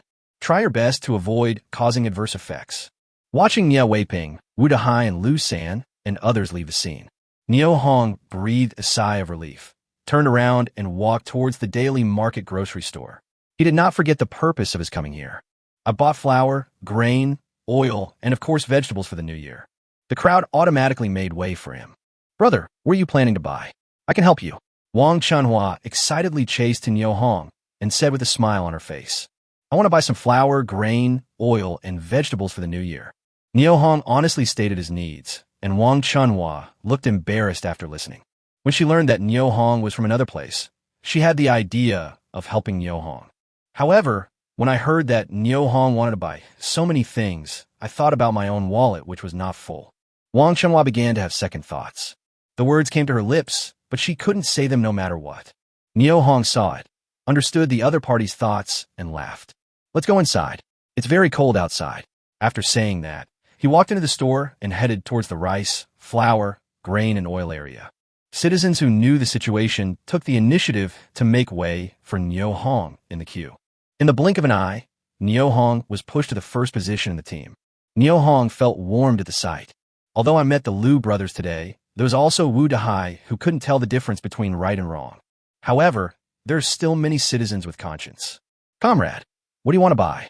The female salesperson in charge of selling goods looked at Nyo Hong and asked enthusiastically. First, 5 pounds of flour. As Nyo Hong spoke, he took out 5 kilograms of food coupons and a 10 yuan note from his pocket. Comrade, white flour is 1.8 cents per pound, plus 1 pound of food coupons. If you want to buy 5 kilograms of flour, just give me 90 cents and 5 kilograms of food coupons. Do you have a $1 bill? $10 is too big. As the saleswoman spoke, she handed the 10 yuan bill back to Nyo Hong. Nyo Hong didn't reach out to take it immediately, but asked softly, Comrade, do you sell bargain grain here? What's the price? Chapter 158, see you there. The saleswoman looked at Nyo Hong meaningfully and whispered, Comrade, regarding the issue of negotiable grain, the leaders above have not given clear instructions yet, and we're not very clear about it. If you want to buy more grain, you can go to the market in the suburbs, and you should be able to get something. Yeah, thank you. Upon hearing this, Nyo Hong suddenly realized that the bargaining system for grain was only gradually liberalized in 1962, and now was 1961. He was too hasty. At the same time, I also understood what the kind-hearted saleswoman meant. She was suggesting that I go to the black market. It seems that the black market in Harbin is very complicated. But I like it. This trip to Harbin will definitely not disappoint you. Thinking of this, Nyo Hong quickly took the 10 yuan bill and took out a 1 yuan bill and handed it over. Payment for goods has been settled. Holding the 5 pounds of flour and the 10 cents in change, Nyo Hong smiled and nodded at the citizens behind him to show his gratitude. then walked towards the vegetable area. Daily Market Grocery Store is indeed the largest grocery store in Harbin. The store has an ample supply of vegetables, including cabbage, potatoes, radishes, carrots, and even vermicelli made from sweet potatoes and potato flour. But if you want to buy these vegetables, you must have a certain amount of vegetable tickets. For Nyo Hong, who has no tickets, he can only sigh and feel helpless. Brother, you want to buy vegetables? At some point, Wang Chunhua came to Nyo Hong's side. Yeah, Nyo Hong responded dejectedly, feeling a little depressed. Some of the vegetable coupons here are about to expire. I can't use them. It would be a pity to waste them. Big brother, you can use them. Wang Chunhua said as she took out several bills from her wallet, took a look at them, confirmed they were correct, and stuffed them into Nyo Hong's hand. Sister, I can't have this. Nyo Hong hurriedly returned the vegetable ticket in his hand, but Wang Chunhua was unwilling to do so. She put her hands behind her back and did not give Nyo Hong any chance. Big sister, this? How much is it? Can I buy it? No money. If you want money, I won't sell it no matter how much money you give me. Wang Chunhua explained with a smile. Brother, when you are done, come home with me, have a meal, and get to know each other. Next time you come to Harbin and get checked, just say you are my relative, and no one will embarrass you. Nyo Hong looked at Wang Chunhua's serious expression, and a warm feeling surged in his heart. Being able to treat oneself as a family member and being willing to protect oneself from the wind and rain is a friendship worth cherishing. He nodded quickly in agreement. Okay, big sister, if you have something to do, go do it first, and we'll meet at the door later. Is that okay with you? Well, see you there. Wang Chunhua readily agreed to Nyo Hong's suggestion, and then turned to other areas to buy the items she needed. Watching Wang Chunhua leave, Nyo Hong glanced at the vegetable ticket in his hand. Not much, but it was enough for him to buy 2 cabbages and 3 or 4 spicy radishes. As for vermicelli, he paid twice the market price and bought 5 kilograms. Then when you get home, you can enjoy the famous northeastern dish of wild boar meat stewed with vermicelli. Of course, adding some grouse meat will make it taste even more delicious. Nyo Hong acted with great generosity, which made the citizens standing by gasp and sign their hearts that this outsider was so damn rich. Interrogation room of Daily District Public Security Bureau. After listening to Lu Tang's confession, Wu Dehai and Ye Weiping, who were sitting opposite him, were stunned.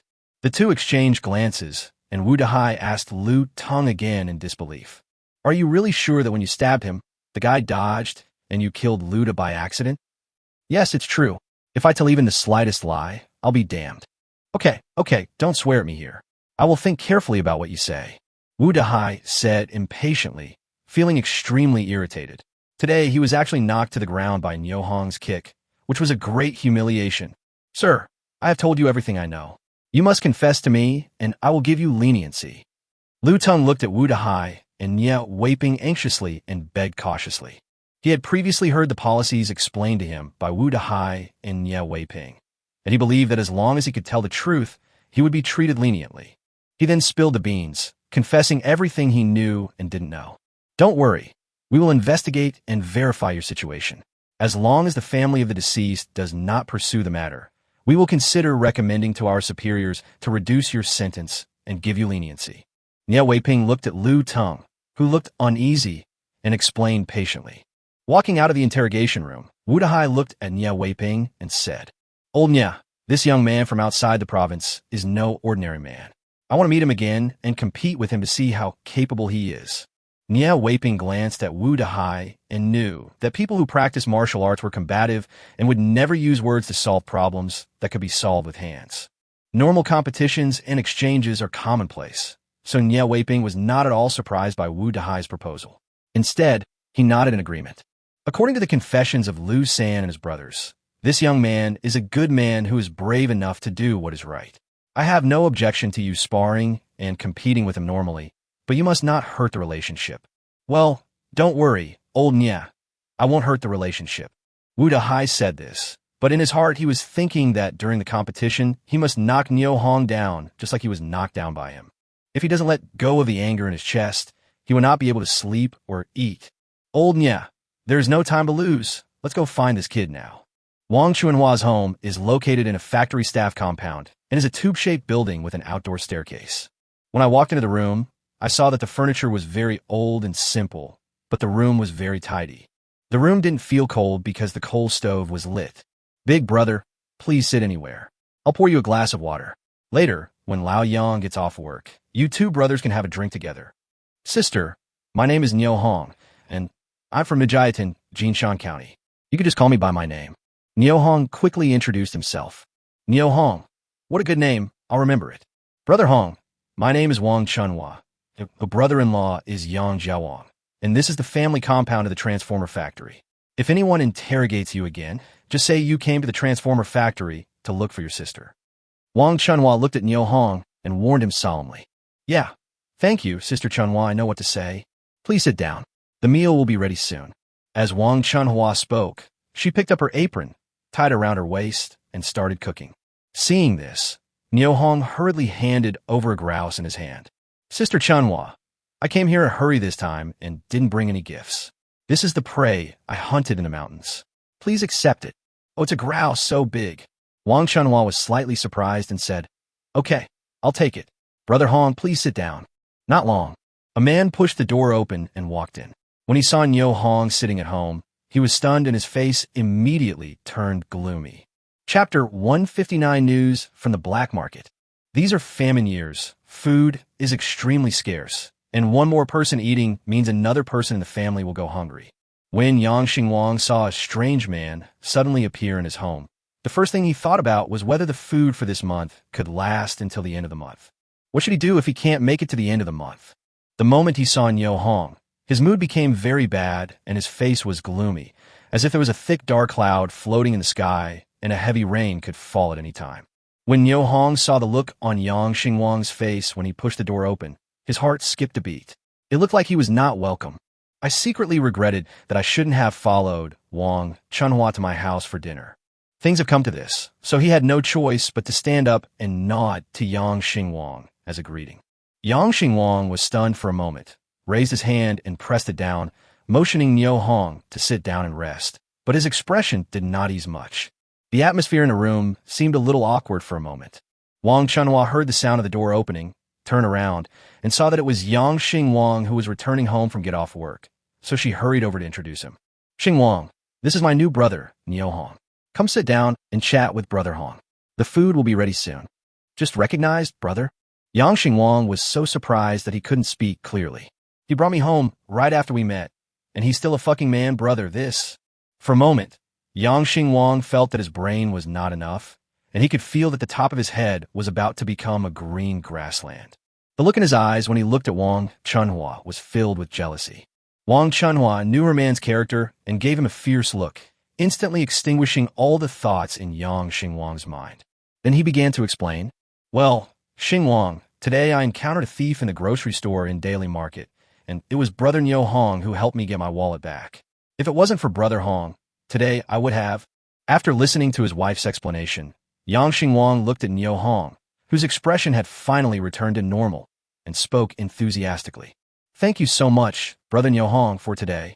By the way, where is Brother Hong from? Nijiatan, Jinshan County. Niu responded politely. Oh, you don't live in Harbin. As Yang Xingwang spoke, his thoughts stretched out as if he was recalling something. Well, my hometown had 3 heavy snowfalls and there was a snowstorm. I came out to buy some food to take back. Xingwang, Hongdi is a hunter. Look at the big grouse you sent us. Wang Chunhua took every opportunity to speak well of Niu Hong. Sure enough, when Yang Xingwang saw the grouse with its feathers shed in his wife's hand, an expression of surprise appeared on his face. When he thought about eating grouse soon, his mood instantly improved. A big smile appeared on his face, and his eyes were full of kindness when he looked at Niu Hong. Brother Hong, you are too polite. Just come if you want to. Why do you need a gift? Haha, these are just what I picked up in the mountains. They are not rare. Niu Hong responded indifferently, as if he was talking about something extremely trivial. Brother Hong, food is hard to buy now. If you don't have food coupons, you have to buy it on the black market. The prices on the black market are so high that working people like us can't afford it. Yang Xingwang seemed to be introducing something to Niu Hong, but also seemed to be expressing his feelings to himself. Niu Hong heard this and felt something in his heart. The saleswoman at the grocery store in Daily Market did not deceive me. Food could indeed be bought on the black market, and it seemed that there was quite a lot of food on the black market. This is great news. Brother Xingwang, Do you know the price of food on the black market? Niu Hong's tone was full of expectation and hope. Yang Xingwang smacked his lips and answered in an unattainable manner. It's 5 or 6 times the price in the store. 5 or 6 times. It's damn expensive. Upon hearing this, Niu Hong frowned slightly and made some calculations in his mind. The price of white flour in the mall is 1.8 cents per pound. Calculated at 6 times the price of white flour, the price of flour on the black market is 1.08 cents. An ordinary worker's monthly salary of 30 yuan, at the highest level, is not enough to buy 30 kilograms of flour on the black market. This is indeed not cheap. But for me, even if it is not cheap, I have to buy more. Money can be earned again, but life is gone, then there's really nothing left. Flour and grain are the lifeblood of him and his younger sister Niu Xianhua. So Niu Hong has no choice but to try every possible means to get more. Come, wash your hands and eat. As she spoke, Wang Chunhua brought the food to the table. When Niu Hong saw it, he couldn't help but secretly praise Wang Chunhua's cooking skills. She managed to make ordinary spicy radishes, potatoes, and cabbages look delicious and fragrant. And that pot of grouse exuded an enticing aroma, which was more than 100 times better than the grouse soup he made in the mountains. Brother Hong, come and have a couple of drinks with your brother-in-law. As Wang Chunhua spoke, she took out a bottle of garden wine and 2 200-ounce wine glasses from the cabinet and placed them in front of Niu Hong and Yang Xingwang one by one. Sister Chunhua, I really can't drink. Niu Hong looked at Wang Chunhua and felt that this woman was genuinely kind to him. What are you talking about? There is no northeastern man who doesn't know how to drink. Come and drink. If you get drunk, you can stay at my place. After saying that, he turned around and looked at Yang Xingwang. Xingwang, from today on, Niu Hong is my brother from my mother's side. You have to take good care of him for me. As he spoke, he opened the bottle cap and filled Yang Xingwang's glass with wine. While filling Niu Hong's glass, he continued, Brother Hong, your brother-in-law is the deputy director of the workshop in the factory, and he manages dozens of workers. Wang Chunhua's words revealed pride. Upon hearing this, Yang Xingwang straightened his back, making his body look even more upright while sitting there. Ahem. Yang Xingwang cleared his throat, lowered his voice, and said, Brother Hong, are you interested in coming to work in our factory? You can get a salary of 18 yuan a month. I can help you arrange it. Wang Chunhua looked at her man with admiration, then turned to look at Niu Hong and said, Go to work first, and then find an opportunity to become a regular employee. After becoming a regular employee, you could get at least 36 yuan a month. Hongdi, listen to your brother-in-law and go to work in his factory. Niu Hong looked at Wang Chunhua gratefully, then looked at Yang Xingwang and smiled faintly. Thank you, Sister Chunhua and Brother Xingwang. I have a little sister at home who is in elementary school. I have to take care of her and can't leave. She's just a little sister. Why don't you just leave her to your parents to take care of her? You can go out and work now. This is the Harbin Transformer Factory, a large state-owned enterprise with good performance. Many people are scrambling to get in. Wang Chunhua said a lot in one breath, and her words were full of recognition and pride for the Transformer Factory. Sister Chunhua, Brother Xingwang, I only have one little sister left. As soon as Niu Hong finished speaking, the atmosphere in the room suddenly became quiet. Chapter 160, Is there something wrong with this person?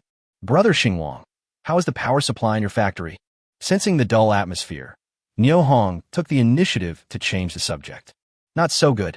The country is still very short of electricity. Although the country is preparing to vigorously develop hydropower, our country's foundation is still too weak. Seeing Yang Xingwang talking incessantly about a familiar field, Niu Hong simply sat aside and listened attentively, and he was quite interested. Xingwang, stop talking and have a drink with Hongdi. Wang Chunhua saw that her man forgot to entertain the guests and quickly reminded him. At the window seat of Daily Market Hotel, Nia Weiping and Wu Dehai sat opposite each other, their eyes fixed on the street outside the window. Just an hour ago, the two came to the Daily Market grocery store. By interviewing salespeople and a large number of citizens, we learned that Niu Hong was following a woman named Wang Chunhua. Wang Chunhua was the person who lost her wallet and lived in the staff quarters of the Transformer Factory.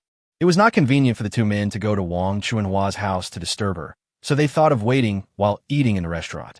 Time passes by every second. Just as the two were waiting anxiously, Wu Dehai growled excitedly. Old Nya, here we come.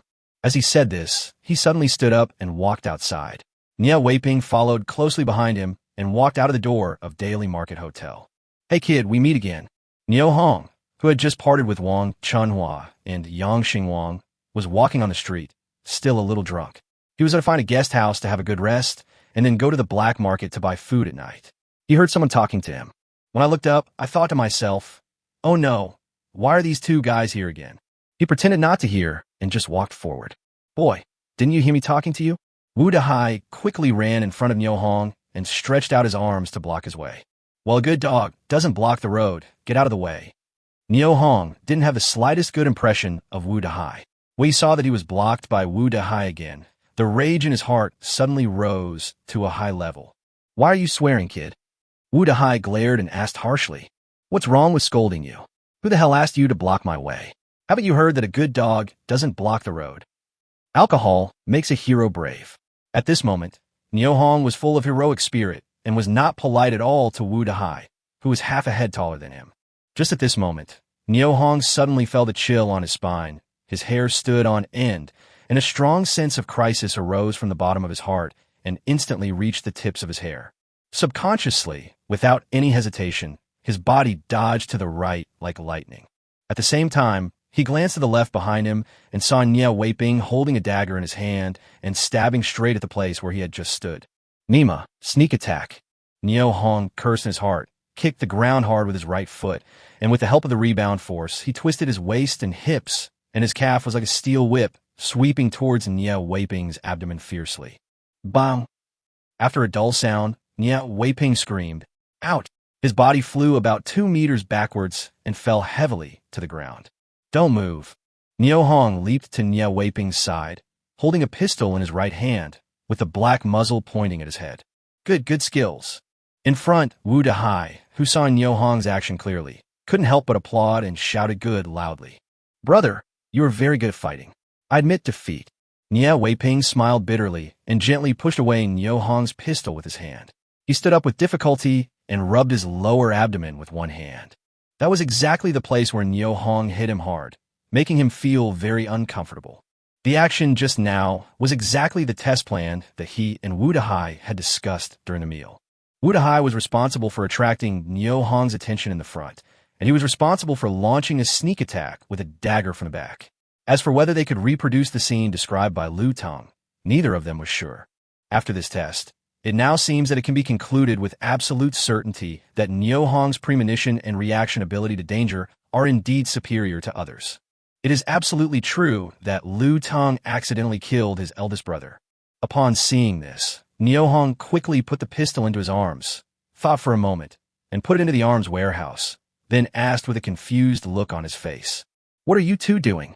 "Haha, Lu San and his gang are not lying. My skills are not exaggerated. What's your name, brother?" Wu Dahai spoke excitedly while walking towards Niu Hong with a smile on his face. Seeing this, Niu Hong quickly took 2 steps back and kept a safe distance from Wu Dahai and Nie Weiping. Seeing Niu Hong so alert, Wu Dahai knew that he was misunderstood and immediately stopped and said, "Old Nie and I heard that you are quite skilled, so we wanted to spar with you. After the test, just now, we admit that we're not as skilled as you. I wonder if I can get to know you and make friends with you." Wu Dahai spoke very sincerely, and Nie Weiping's eyes were full of eagerness when he looked at Niu Hong. Niu Hong pondered for a moment and said lightly, "My name is Niu Hong. What are your names?" "I, Wu Dahai, and he, Lao Nie, Nie Weiping, are not only work partners, but also good buddies." Wu Dahai introduced himself in great detail. "Brother Niu Hong, next to us is the Daily Market restaurant. The Harbin beer there is produced that day and is very fresh. How about we go in and have a drink?" Nie Weiping extended a warm invitation to Niu Hong. "Thank you, both of you. I just drank some white wine at noon today, so forget about beer. I just want to find a guest house to rest now, so I won't chat with you two anymore." After Niu Hong finished speaking, he turned around and was about to leave. But Wu Dahai stretched out his arms to block his way. Seeing this, Niu Hong murmured in his heart, "Is this guy sick? He must be sick, otherwise he wouldn't like to block the way like this."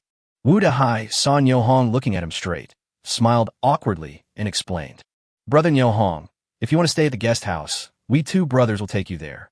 No one is more familiar with the situation in this area than us 2 brothers. Yes, no one knows us better than we do." Nie Weiping hurriedly echoed the sentiment. What the two said was true. They were in charge of the security of this area and knew where the ghost houses, restaurants, and toilets were. They both know everything. Nyo Hong looked at the two people's enthusiastic expressions and nodded. Okay, thank you both for your help then. No trouble. No trouble. It's very simple. Wu Dahai said, turning sideways. Brother Nyo Hong, this way, there's a motor factory guest house 200 meters ahead. It is clean and sanitary, and the facilities are very advanced. Yeah, thank you. Nyo Hong responded with a smile and took the lead to walk forward. With the help of two public security comrades, Nyo Hong was successfully admitted into the guest house of the motor factory. When he walked into the room, Nyo Hong was surprised to find that Wu Dahai and Nye Weiping were still following him. You two, have something else to say? Chapter 161 Who? No, nothing. As Wu Dahai spoke, he sat down on a chair in the room. Seeing this, Nye Weiping also sat next to Wu Dahai with an awkward smile on his face. Nyo Hong was very surprised to see the two people's strange behavior. He felt that the two people were sticking to him like a dogskin plaster. He spoke. I'm going to take a break. You two stay here. No, it's okay. We'll sit here and not talk. We won't disturb your rest. When Wu Dahai spoke, there was a sly smile on his face. Yes, we won't disturb you. Nye Weiping agreed with an awkward smile, and he and Wu Dahai cooperated well. When Nyo Hong saw this, he suddenly felt a chill in his heart. Just 20 minutes ago, he was fighting me to the death with a dagger, but now he has to guard my bed while I sleep. If I stab myself while I'm sleeping, the consequences will be... Thinking of this, Nyo Hong's face darkened. He looked at Wu Dahai and Nye Weiping and said, Tell me, what exactly do you two mean by doing this? Seeing Nyo Hong's serious expression, Wu Dahai quickly put away his sly smile, looked serious, and answered solemnly. Brother Nyo Hong, Lao Nye, and I just want to make friends with you. We really have no other intentions. You really don't mean anything else? Yeah. After getting a definite answer, Nyo Hong's mind moved, and he thought of a good idea to drive the two away. After pondering for a moment, he said, I'm going to the east suburbs black market tonight to buy some food. You two go back and help me prepare a few more sacks. We'll meet at the entrance of the black market. After hearing Nyo Hong's plan and seeing that he had made an appointment with them, Wu Dahai and Nye Weiping had no reason to stay any longer. They exchanged glances with each other, exchanged greetings with Nyo Hong, and then stood up to say goodbye. After seeing the two people off, Nyo Hong gently closed the door and locked the bolt. He then lay on the warm and comfortable Kong, completely relaxed his body and mind, and fell into a deep sleep under the influence of alcohol. Now, Nujiatan. Li Zheng, Deputy Director of the Linjiang County Public Security Bureau, and Luo Shiji, Director of the County Armed Forces Department, led 350 armed personnel to surround Nujiatan. Everyone is allowed to enter, but not leave, just to thoroughly investigate the 36 murders. 18 hours have passed since Nyo Tiankai, the production team leader of Nujiatan, Nyo Shengli, the militia company commander, and more than 50 other militiamen were disarmed, had their hands and feet tied, and thrown into the team headquarters. During this period, Li Zheng led people to conduct door-to-door investigations and recorded in detail what each member had done and where they had been the past 2 days. The entire Nujiatan seemed to have been looted by bandits, and all the members and their families fell into fear and anxiety. As of 2 p.m. today, the investigation has ended. Based on the statistical data, Li Zheng and Luo Shiji are confused. The result of mobilizing so many troops but gaining nothing in the end put a lot of pressure on Li Zheng, Deputy Director of the Linjiang County Public Security Bureau, who led the operation. He kept smoking the cigarette in his hand, thinking about how to explain today's incident to his superiors and his colleagues in Jinshan County. He informed the Jinshan County Public Security Bureau of this action. In the end, no clues were found. It will make colleagues in Jinshan County laugh at and look down on you. More importantly, how should I explain this to my superiors? Li Zheng kept blowing out smoke rings, and the room was filled with smoke. Luo Shiji, who was standing by, also had a frown on his face and kept flipping through the record book in his hand. Suddenly, an idea flashed in his mind, and he thought of someone. Said excitedly, Deputy Director Li, it seems that there is still one member of Nujiatan who has not accepted our investigation. Li Zheng looked up blankly at Luo Shiji. Who? Nyo Hong. Look here. It says that Nyo Hong went to the provincial capital with a letter of introduction to buy grain, and the person who gave the testimony was Zhang Qiaoying. Nyo Hong. I remember that this person shot Hu Tieju's wrist with a gun. Li Zheng woke up from his trance and muttered. Minister Luo, do you suspect this person of committing a crime? Well, I think this person had a certain amount of time to commit the crime, a certain motive, and a certain ability to commit the crime. After hearing this, Li Zheng smiled helplessly and responded, Minister Luo, did you notice a detail? What details? Where's the first murder scene? There are 36 living people in Hujiazwang, all holding weapons. It is impossible for them to jump into the fire pit willingly, right? He must have been killed and the body dumped.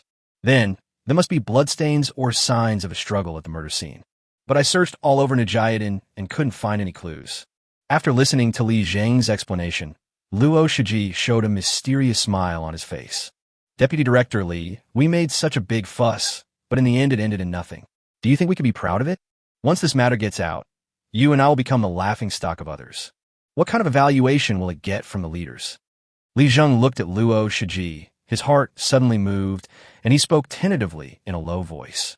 Minister Luo, do you mean to find a scapegoat to wash away the stain of our poor performance? Well, otherwise, how are we going to end this matter?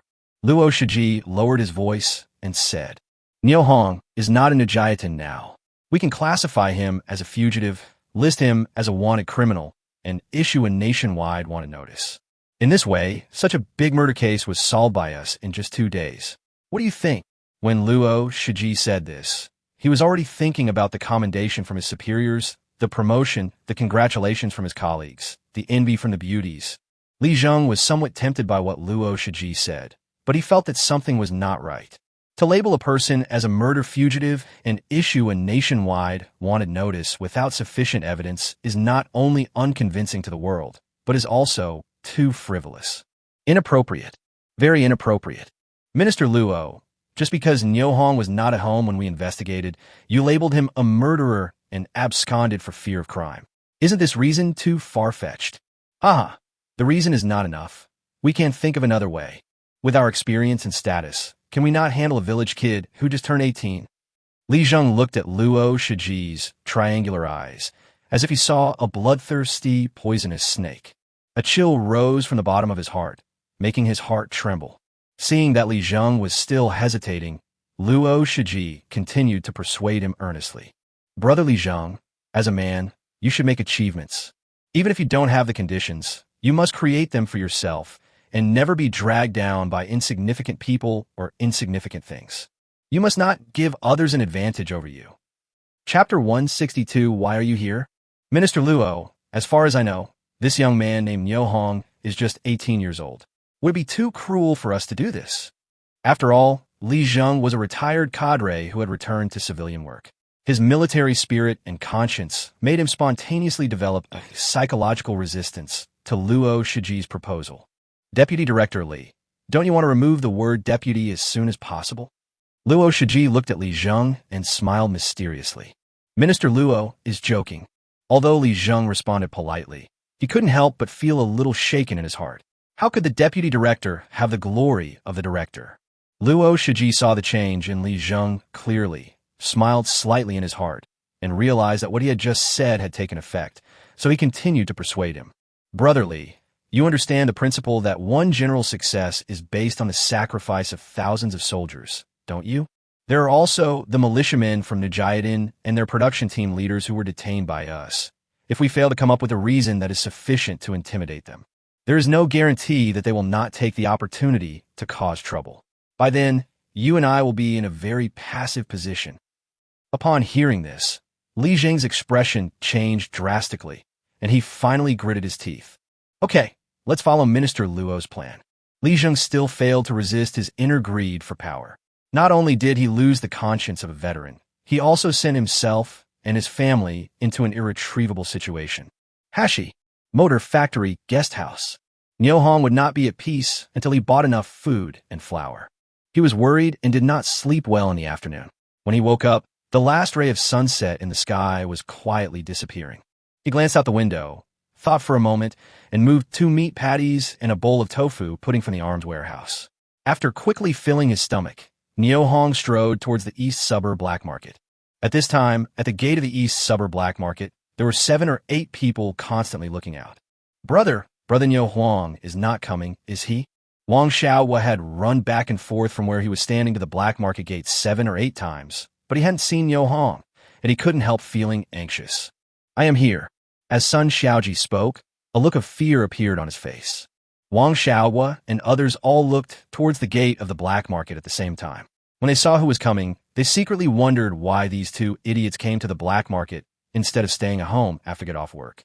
Wu Dahai and Nie Weiping were standing under the thick red pine tree at the entrance of the black market. They were also looking towards the road leading to the black market. Sun Xiaoji, Wang Xiaohua, and others dealt with Wu Dahai and Nie Weiping almost every day and were often called to the Public Security Bureau by them for tea and talks. Therefore, when they saw these two plague gods, Sun Xiaoji and others couldn't help but feel nervous. Just as everyone was looking forward to it, Niu Hong came slowly dragging a heavy sled with a wild boar and 2 wild wolves on it, and he seemed to be walking with some effort. Brother Niu Hong is here. Let's go and help. Wang Xiaohua shouted excitedly when he saw Niu Hong. What are you shouting about? Are you the only one with good eyesight? Sun Xiaoji cursed and laughed and ran towards Niu Hong first. Dahai, brother Niu Hong is here. Yeah, it looks like there's something being pulled behind. Should we go over and help? Before Wu Dahai finished his voice, 7 or 8 black shadows hurried past the two of them and ran quickly towards Niu Hong. Something's happening. Let's go over and help. Before Nie Weiping finished speaking, he heard someone shouting in the front. Brother, we are here to help you.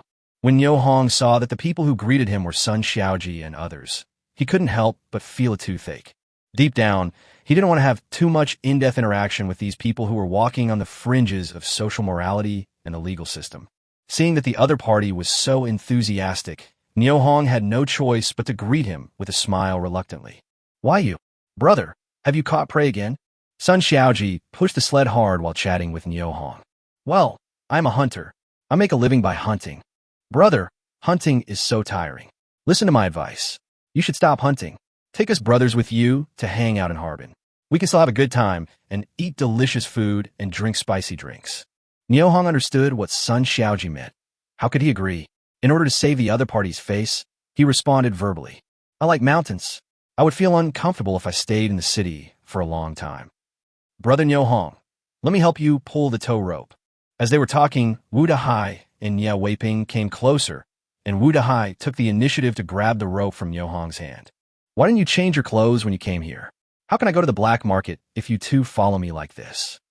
Niu Hong stopped and looked at Wu Dahai and Nie Weiping, who had hurriedly approached him, with a tone of blame in his words. When Sun Xiaoji, Wang Xiaohua, and others saw Wu Dahai and Nie Weiping coming over, they were already sweating their hearts. They often dealt with each other and were very familiar with each other. I thought Wu Dahai and Nie Weiping came here to check on brother Niu Hong and cause trouble for him. Now it seems that the two of them are just like themselves and are the younger brothers of big brother Niu Hong. Brother Niu Hong is so awesome. Wu Dahai and Nie Weiping had no idea what Sun Xiaoji and the others were thinking. When faced with Niu Hong's reproach, they suddenly realized what was going on and smiled awkwardly. Brother Niu Hong is right. Our attire is not suitable for this kind of occasion. As Wu Dahai spoke, he took off his dark green cotton jacket and put it on inside out, perfectly hiding the appearance of the uniform. Nie Weiping followed suit and put his clothes on backwards. That's good, let's go. As they were talking, the sky had already darkened completely. The moonlight cast a clear glow, bringing light to the night market. Niu Hong set up a stall and spoke to Sun Xiaoji, Wang Xiaohua, and others around him. You guys go to the market and see if there is any grain or flour for sale, and help me find out the price. Remember, don't scare others. Well, big brother, just wait and see. Sun Xiaoji agreed and turned to leave, but was stopped by Niu Hong. Wait a minute. If any of you scare someone else and I find out, don't blame me for not recognizing him as a brother.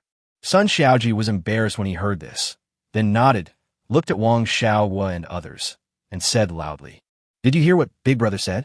Yeah. Wang Xiaohua and others responded in unison. Okay, go and come back quickly. After sending Sun Xiaoji and his gang away, Niu Hong took out an axe, a weighing rod, and a weight, and officially started his business. Wu Dahai was very curious when he saw Niu Hong producing wild boar meat and wolf meat as if by magic. Brother Niu Hong, why didn't we see your prey when we first met you? Huh, didn't I tell you a long time ago that I'm a hunter? If I don't bring some prey to sell when I come to Harbin, how can I have money to buy food and flour? Of course, I put the prey in a hidden place. Little brother, this is wolf meat. How much do you sell it for? A middle-aged man walked up to Nyo Hong's stall and asked softly, $2.20 a pound. How many pounds do you want? Chapter 163. Not enough to sell. Not enough at all. About 10 pounds. The middle-aged man hesitated for a moment and said, well, which piece do you want? Nyo Hong was holding an axe and working on the wolf meat. Little brother, just this one. Nyo Hong swung the axe and chopped hard along the area marked by the man. He weighed it on the scale and found that the total weight was 9.6 gene. Brother, $2.20 a pound. You should pay me $21.12. Just pay me $21. Seeing Nyo Hong take the initiative to remove the change of 1 cent and 2 cents, the middle-aged man was overjoyed and paid the money and left. Nyo Hong put the money in his arms and looked at tonight's night market. There were a lot more people than last night, bustling about and coming and going. Not long after, 2 more customers came to Nyo Hong's stall and bought 5 kilograms of pork and 3 kilograms of wild wolf meat respectively. He left 16 yuan and 20 cents for Nyo Hong. In less than half an hour, Nyo Hong earned nearly 40 yuan, which made Wu Dahai and Nie Weiping jealous. The two have been working for 7 or 8 years, and their monthly salary has risen to 28.5 yuan, which is not as good as most, but better than most. But compared with Nyo Hong, he is nothing. I wanted to chat with Nyo Hong, but I found that Nyo Hong was completely surrounded by customers buying meat. Nyo Hong was very busy answering customers' questions while swinging an axe to cut up the meat and finally weighing and settling the bill. The money also flowed into Nyo Hong's pocket quickly.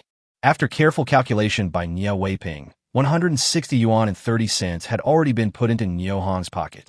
At this moment, Sun Xiaoji and others stood not far away and watched silently, without coming to disturb Nyo Hong's business. Brother, who do you think that is? Wang Xiaowa came close to Sun Xiaoji and reminded him in a low voice, while secretly pointing his hand behind Nyo Hong. Three-handed Liang Jun. Sun Xiaoji let out a low cry.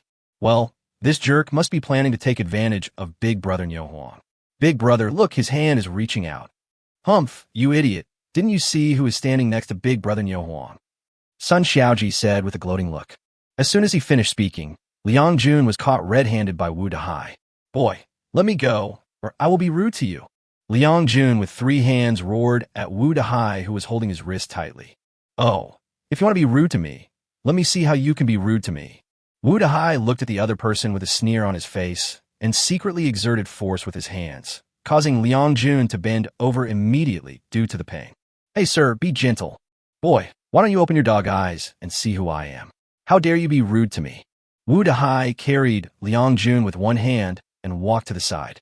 Taking advantage of the chaos, Sun Xiaoji, Wang Xiaowa, and others came to Nyo Hong and whispered, Brother, tonight, corn in the market is 24 cents a pound, rice and flour are 56 cents a pound, and potatoes and cabbage are... Okay, call all the people selling food here, I want them all. Ah, brother, you want them all? After hearing this, Sun Xiaoji and the others couldn't help but exclaimed, the grain sold in the market must be at least several hundred kilograms, and Big Brother Nyo Hong actually said he wanted it all. This. Sun Xiaoji suddenly thought of something, smiled slightly, and responded, Brother, I understand. I'll take people there and do it right away. Wait, don't threaten them. Tell them that I will buy their food, and I will not give them a penny less. Upon hearing this, Sun Xiaoji thought to himself, why is this different from what I thought? Brother, let's go quickly. If we go too late, the food will be bought up by others. Wang Xiaowa saw Sun Xiaoji standing there in a daze, walked over and reminded him in a low voice. Yeah, let's go. Sun Xiaoji came to his senses and hurried away. Brother, is Brother Nyo Hong stupid? How can he pay those idiots who sell food? In my opinion, wouldn't it be easier to just rob them as we did in the old way? Hush, don't talk nonsense. Didn't you hear what Big Brother said just now? If anyone dares to intimidate or threaten those grain sellers, he will no longer recognize that person as a brother if he finds out. Liang Jun's incident and the arrival of Sun Xiaoji and others did not affect Nyo Hong's business.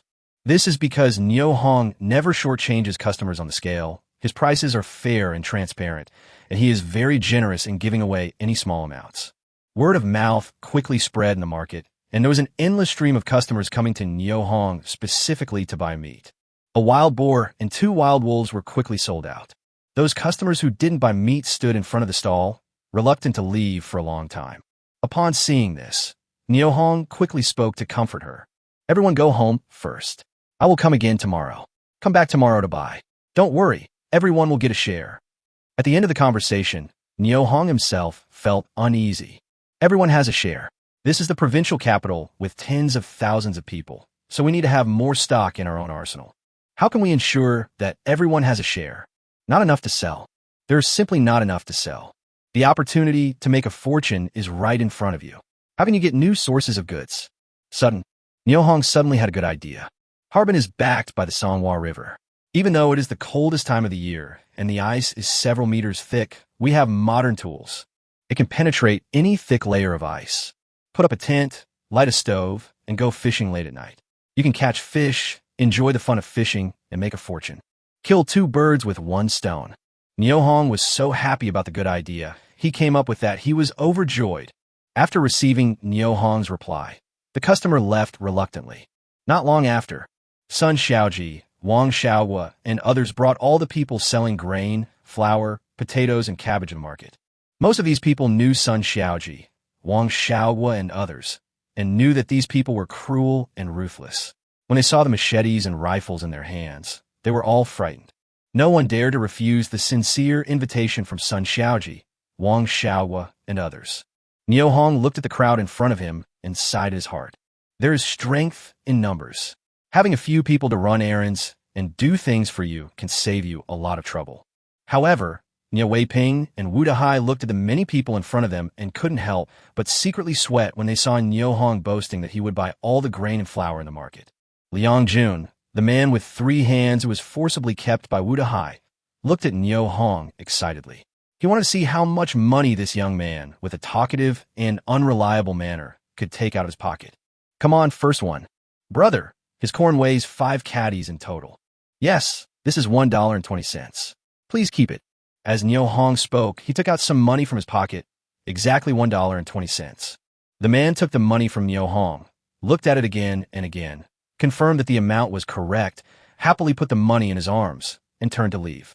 The second one. Niohong continued to shout, Brother, 12 pounds of flour. Sun Xiaoji, who was in charge of weighing, weighed the goods together with the people selling the grain and looked at the scale together. They had no objection to the weight of the goods. Well, here is $6.72.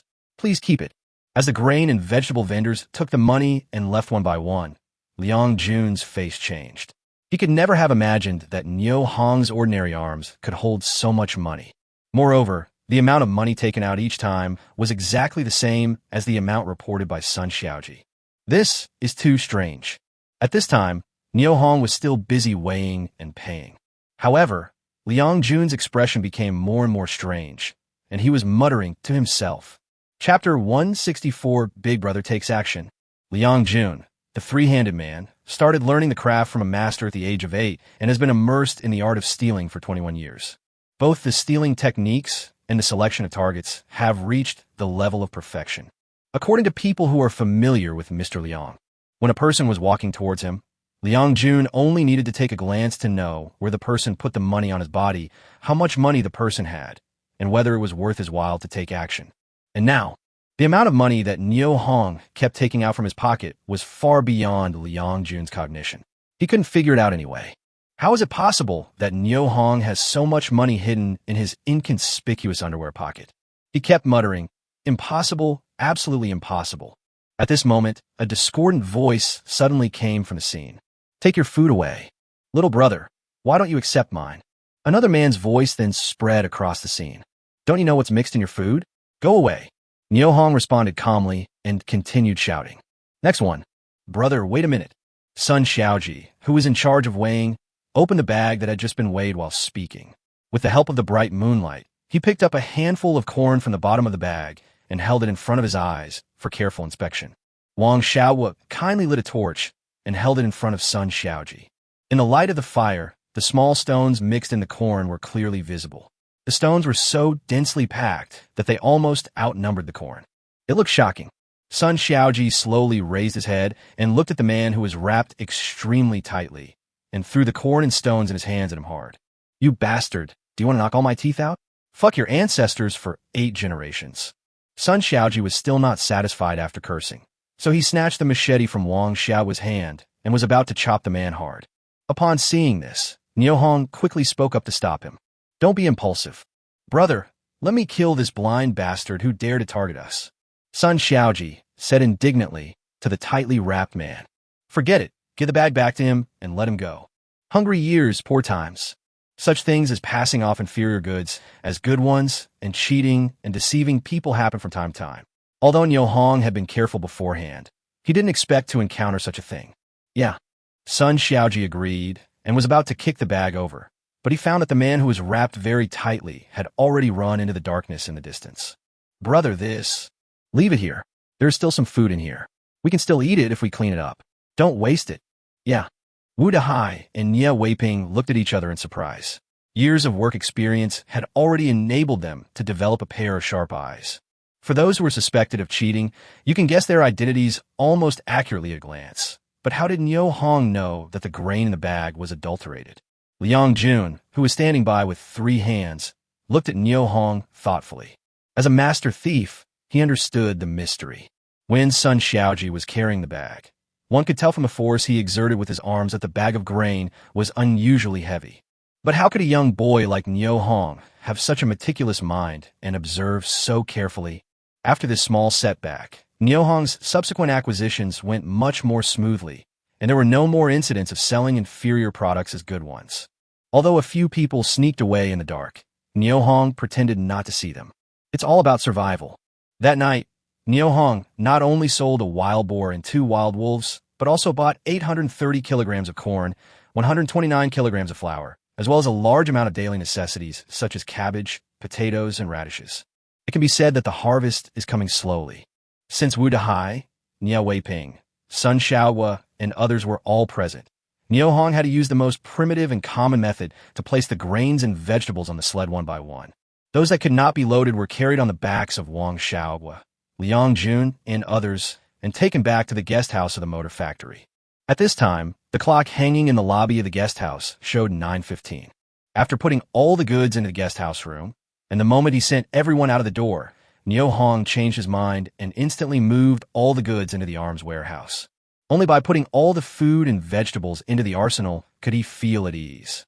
Then he looked at Sun Xiaoji, Wang Xiaohua, Wu Dahai, Nie Weiping, and others who had been busy with him all night, and said apologetically, "Thank you very much for your help.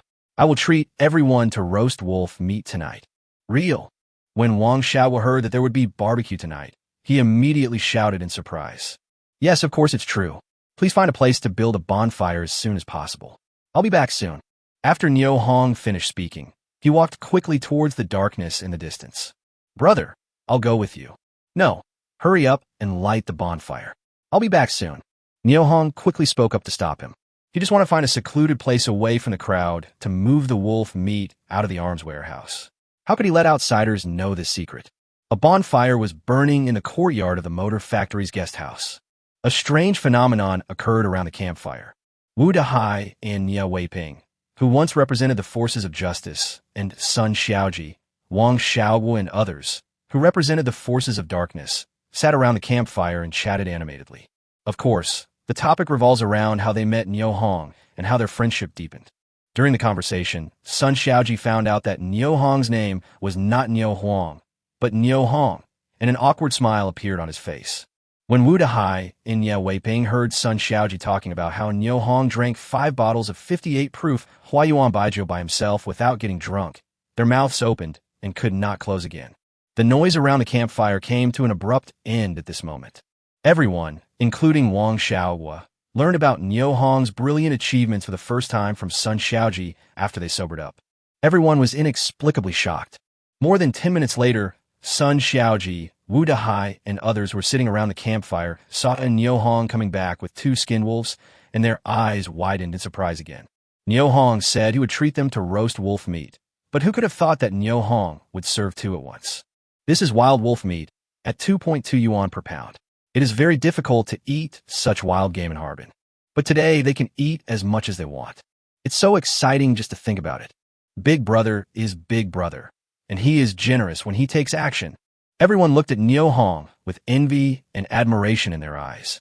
Three Hands Liang Jun felt from the bottom of his heart that this young man Niu Hong was extraordinary.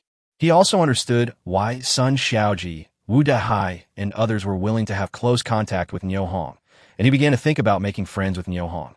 Chapter 165, A Surprise in the Dark Night. Oh, two wild wolves. You can have a big meal tonight. Wang Xiaohua shouted excitedly, took the wolf meat from Niu Hong, and started to tinker with it together with his companions. Brother Niu Hong, don't you want to sell these prey?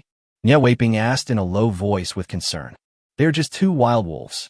There will be plenty of opportunities to hunt prey in the future. This is the first time I'm inviting everyone to a party, so we have to make it grand. Niu Hong responded calmly with a smile, and found a place by the fire with everyone and sat down quietly and began to think about the plan to go fishing in the Songhua River tonight. Seeing this, Liang Jun with 3 hands moved a piece of wood and sat next to Niu Hong and said softly, "Little brother, can we get to know each other? Who are you?" "My name is Liang Jun, and I'm from Harbin. What's yours?" "Niu Hong is from Jinshan County." "Brother Niu Hong, you have to be careful with this kid. He has long arms." Wu Dahai looked at the two people who were talking and reminded them softly. "Wu Gong'an, we have known each other for many years. Can you please not expose my weaknesses when you talk tonight? Dahai, everyone here tonight is a brother. Let's not talk about the unhappy things in the past." Niu Hong quickly tried to smooth things over for Liang Jun. The people present were the ones who had been busy with him until now. No matter what happened to them in the past, they must have fun tonight and not make the atmosphere awkward. Seeing Niu Hong speaking for Liang Jun personally, Wu Dahai smiled faintly and turned his gaze to Wang Xiaohua, who was busy there. With Niu Hong in charge, the bonfire party that night lasted until 1 o'clock in the morning. Everyone enjoyed the meal and had a great time chatting. Amidst laughter and joy, they became closer friends and agreed to meet at the gate of the east suburb black market tomorrow. The party is over. Niu Hong walked towards the Songhua River alone in the biting cold wind. He wanted to carry out his fishing plan while it was dark. The winter of 1961 was the coldest winter in history.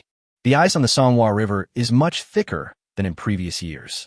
Niu Hong held a chainsaw in his hand and carefully cut the river ice under his feet into 1-meter-wide steps, which slowly extended towards the water surface. He wanted to build a deep pit for himself on the open river surface where he could shelter from the wind, find a place to live, and fish. At this time, the cut steps had extended downwards to a depth of about 1 meter, but there was still no sign of river water emerging. Niu Hong couldn't help but sigh that this damn weather was really fucking cold. When cutting river ice, one also becomes extra careful to prevent oneself from accidentally cutting through the ice and falling into the water. After the stairs extended downward for more than 40 centimeters, the river water finally emerged along with the chainsaw. At this time, Niu Hong had dug a deep pit about 1.5 meters deep on the originally flat ice surface, with stairs leading upwards in the pit. Sitting on the steps at the bottom of the pit, Niu Hong can perfectly avoid the cold wind blowing from the river, allowing him to fish without being affected. It worked. Seeing the river water coming out, Niu Hong cheered in his heart and looked up at the sky. The stars were brilliant and the moonlight was bright. It was another beautiful night. Calm down your excitement a little. Niu Hong began to use a chainsaw to completely cut the ice block, which was 1 meter long, 30 centimeters wide, and 15 centimeters thick. With a change of mind, the ice was moved into the ammunition warehouse, revealing the dark river water. Niu Hong suppressed his excitement and moved the bag of corn mixed with stones. Scatter some corn into the river to attract fish to gather. Then he took out a large iron nail and used tools to make the fish hook, tied a rope at one end, and put into the water through the window. He tied the other end of the rope to a tree trunk as thick as a bowl that he had specially prepared and placed the trunk across the ice.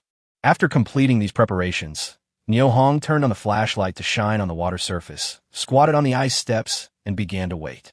The bright light of the flashlight, the fresh air, and the temptation of corn kernels. Not long after, Niu Hong saw the rope suddenly tighten, and he was overjoyed. Haha, a fish is caught. He put the flashlight into the hole that had been dug long ago, pulled the rope tight with both hands, and growled, "Come up here." An unlucky fish, about 70 centimeters long and weighing about 10 kilograms, was instantly thrown onto the ice by Niu Hong. Before he could jump twice, he was frozen into an ice sculpture by the cold. Seeing the fish frozen into the ice, Niu Hong was overjoyed and could not help but think of a poem. White egrets fly in front of Shisai Mountain, and fat mandarin fish swim in the flowing water under the peach blossoms. Green bamboo hat, green raincoat. No need to go home in the slanting wind and drizzle.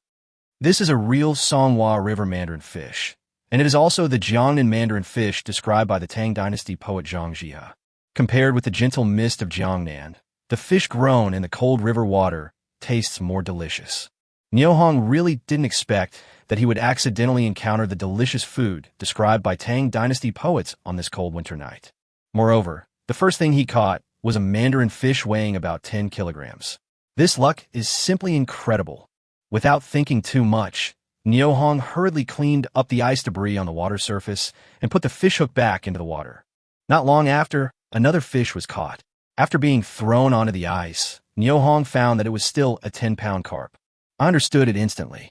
It's good. We encountered a school of giant snapper tonight. We must hurry up and seize the opportunity to catch more.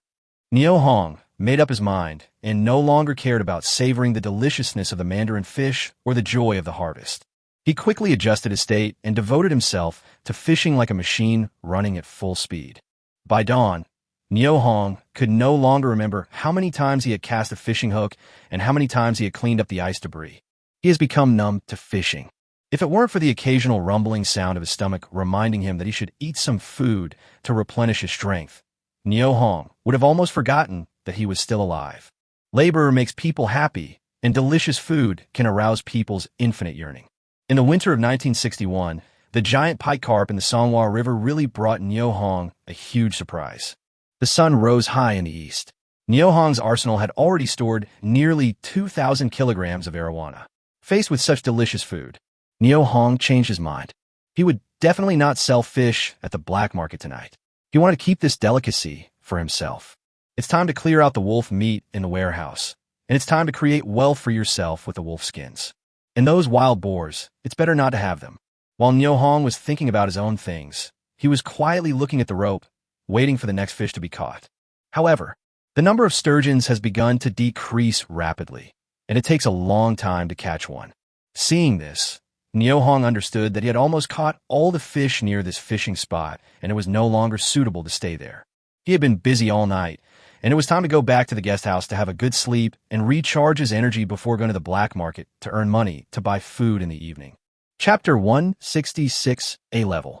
Walking on the road to the motor factory guest house, Niu Hong thought of the Heilongjiang River, which is not far from his hometown and is an international boundary river.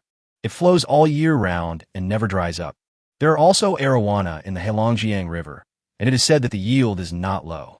Why have I never thought of getting some to eat? How stupid. Niu Hong cursed himself secretly in his heart, and, at the same time, made up his mind that he must go to Heilongjiang River to fish for arowana after returning home this time. I won't give up until I catch a fish weighing 3,000 kilograms. After the winter solstice, the sun becomes brighter day by day. Walking on the street, Niu Hong felt extremely tired, and a bone-chilling chill swept through his whole body. After a night of intensive work, he was in urgent need of rest. Coincidentally, a bus stopped nearby and the door opened. Niu Hong got on without hesitation. The bus was empty except for a middle-aged male driver and a young female conductor, and the only other person was him who had just boarded.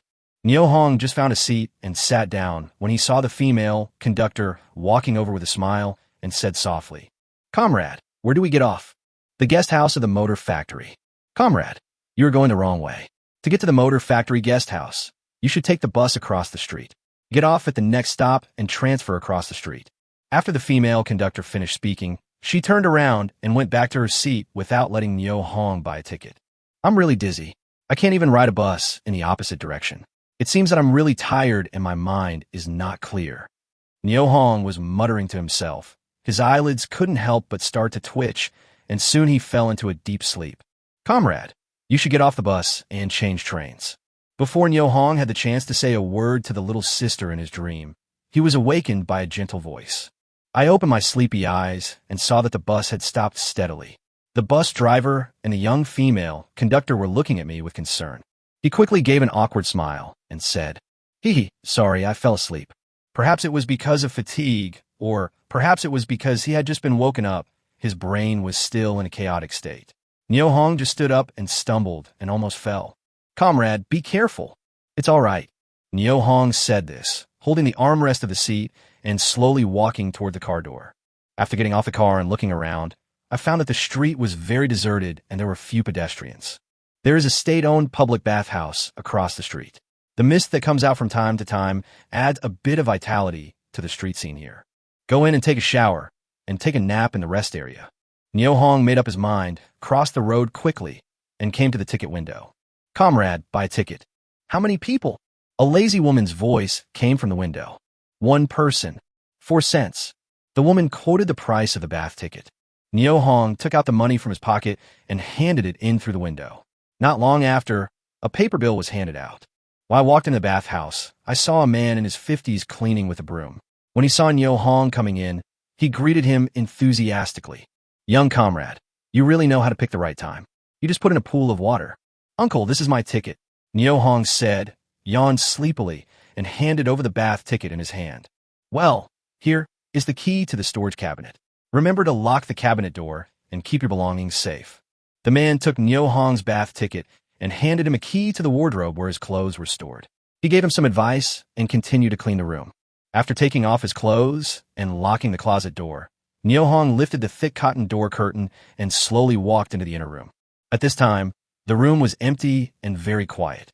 There was a large pool, 10 meters square, in the middle of the room. The water inside was steaming and filled with the unique atmosphere of a bathhouse. When I got closer, I saw that the water was crystal clear, and it was indeed freshly changed bath water. I was lucky enough to be able to wash my head and soak it in the water in the bathhouse. Nio Hong instantly perked up, walked quickly to the pool, tested the water temperature with his hand, and felt it was a little hot. But it's just right for taking a bath. Then, without any more hesitation, he stepped into the bathtub, sat on the steps inside the pool, and buried his entire body from the neck down in the hot water. The comfort brought by the hot water instantly spread throughout his body. Nio Hong leaned on the edge of the bathtub, tilted his head back, closed his eyes, and fell into a sound sleep again. Wu Dahai, who came to work at the Public Security Bureau early in the morning, saw Nye Weiping, who arrived earlier than him, and couldn't help but praise him. "TSK Tisk, it's still you, old Nye. You always get to work earlier than me." "Well, why didn't you respond?" "My sister-in-law locked me out last night." When Wu Dahai saw that Nye Weiping was teasing him, he did not respond as usual and could not help but continue to tease him. "Take a look at this first." Nye Weiping said this and handed over a document in his hand. Wu Dahai reached out to take it, glanced at the heading of the document, and discovered that it was a newly released national list of key migrant population to be investigated. He looked up at Nye Weiping in confusion and said, "Old Nye, isn't this just a list of migrant workers to be investigated? Is there any problem? Take a closer look. Let me see." Wu Dahai followed Nye Weiping's request, lowered his head, and looked carefully at the document in his hand, and suddenly let out an exclamation. "Fuck, this is too coincidental, right? How come this person's information is consistent with Brother Nio Hong's?" "Yeah, I think it's a coincidence too. Old Nye, could the person on the list really be Brother Nio Hong?" Years of work experience made Wu Dahai instantly suspicious of Nio Hong. Will it happen again? It must be Jinshan County, Nijidan Nio Hong, male 18 years old, all of them match. Nye Weiping sighed, slightly at the end of his speech. "Hey, Dahai, didn't you notice the level of this migrant population priority investigation list? It's A level. Yes, it is said above that a particularly serious and vicious murder occurred in Nijidan, and Nio Hong, as a major suspect, fled for fear of crime." Having said that, Wu Dahai shook the documents in his hand and cursed. That bastard's idea came up with this. Just because someone is suspected of committing a serious crime, he is listed as a class A migrant worker for key investigation. Isn't this too ridiculous? Don't worry about whether it's a joke or not. Let's go find Brother Nio Hong and ask him clearly. I don't think he is the kind of person who would kill everyone. Maybe there is something wrong here. Nye Weiping said softly. "Well, old Nye, do you think a fugitive would go to the black market to sell prey and buy food, and openly show up in a large public place like daily market or a grocery store? No. If I were on the A-level migrant population key investigation list, I would have hidden in the mountains and forests long ago. I would wait for 10 or 8 years until the limelight has passed before I would show up in public again." Nye Weiping expressed his own views from the perspective of the other party. "Let's go to the Motor Factory guest house and meet with Brother Nio Hong and have a chat. Then everything will be clear," Wu Dahai suggested from his side. Chapter 167 Nonsense. Let's go. We two brothers must be cautious about this matter. We must not hurt the relationship with Brother Nyo Hong before we figure out the situation. Well, old Nya, I remind you that you cannot violate the principles of the organization because of personal feelings and tip off Brother Nyo Hong or something like that. Get lost and stay away. Before Wu Dahai could finish his words, Nya Weiping got angry, which was unusual for him. Hey. Wu Dahai smiled naively, stood up and walked toward the door. When he reached the door, he waved to Nya Weiping in the room.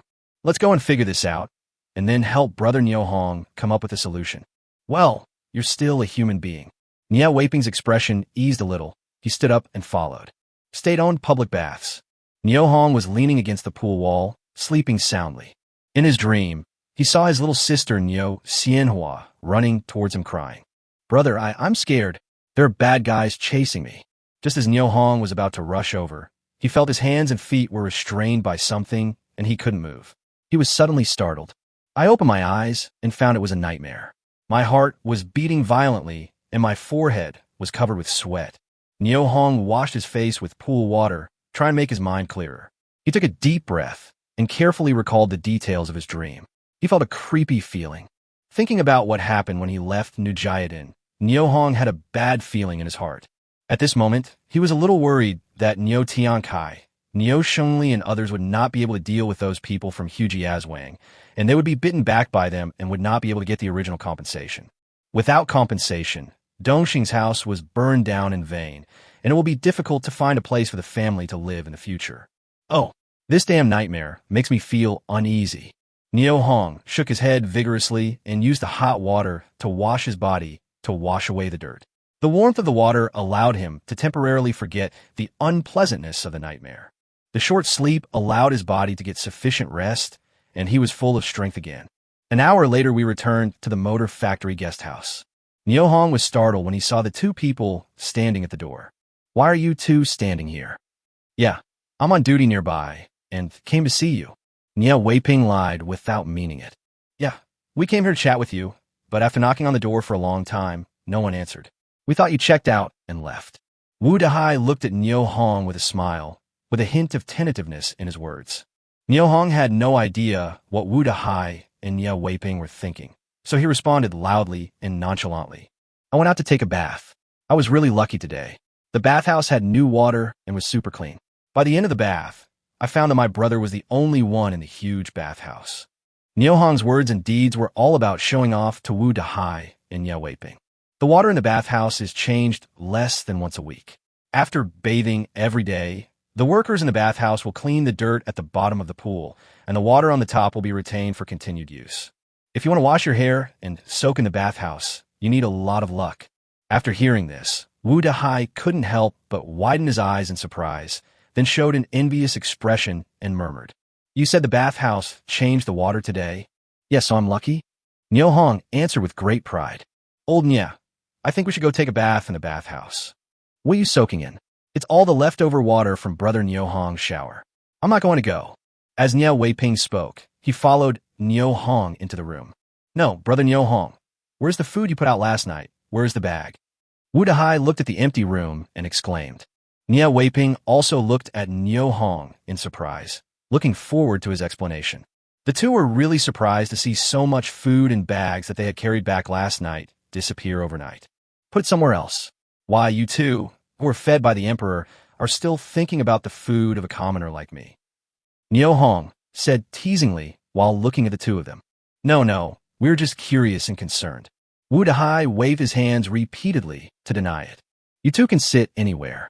What's the matter with you coming to see me so early?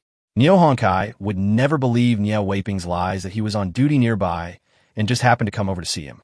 It's really nothing. It's too cold outside, so I came to find you and warm up inside. Nya Weiping said this extremely naturally, without any unnaturalness at all. However, Nyo Hong discovered something strange. Previously, Wu Dahai was like a loudspeaker, representing the two of them in communicating with him. But now, it has been replaced by Nya Weiping. This is interesting. Nyo Hong figured out what was going on, looked at the two of them with a smile, and said, If you're fine, just go with me and see where I can buy animal skins. To be honest, I still have tigers and moose that I haven't sold yet. You two can help me come up with some ideas and see where I could sell it at a high price, so that I can earn more money to build a house and get married. Brother Nyo Hong, you want to get married at such a young age? Nia Weiping said to Nyo Hong jokingly. Well, people in our village get married early. They get married early and have children early so that they can help their parents with work earlier. When Nyo Hong finished speaking, he thought of his deceased parents and felt sad, and his expression was gloomy. After hearing this, Nia Weiping pondered for a moment with a serious expression and said, if you're talking about high prices, it's still the black market, where many people are willing to go to find some rare items that are rarely seen on the market. The key is that you don't need food stamps or anything like that. All you need is money. Nyo Hong smacked his lips twice and explained helplessly, I have a little sister at home. As you know, she's only 8 years old. I can't stay outside for too long. I have to hurry home. Besides, the Lunar New Year is coming soon, and I have to bring food back home to survive the famine. Hearing Nyo Hong taking the initiative to talk about his hometown, Nia Weiping and Wu Dahai looked at each other, exchanged glances, and instantly understood each other's intentions. From Nyo Hong's words, it was clear that he had done nothing wrong, let alone killed anyone. Otherwise, who would want to go back to the murder scene? Nia Weiping and Wu Dahai nodded and spoke. Brother Nyo Hong, although we have known each other for a short time, Dahai and I both think you are a good person and worth making friends with. There is something I want to reveal to you. You say, Nyo Hong thought, you two are finally going to tell me why you came to see me. Brother Nyo Hong, do you know that a major homicide occurred in Jinshan County and many people died? Yeah, I know. Nyo Hong responded indifferently, looking at Nia Weiping quietly, waiting for his next words. Do you know that the police are now arresting suspects? Nia Weiping looked at Nyo Hong's face, always paying attention to the changes in his facial expression. Nyo Hong was surprised when he heard this and responded, have no idea. After thinking for a while, he continued, there was a murder case in Najiatan. No, there were 2 murder cases. When Wu Dahai and Nia Weiping heard Nyo Hong talking about the murder case, they couldn't help but sit up straight, wanting to get more information from Nyo Hong, so as to determine how much connection Nyo Hong had with the murder case.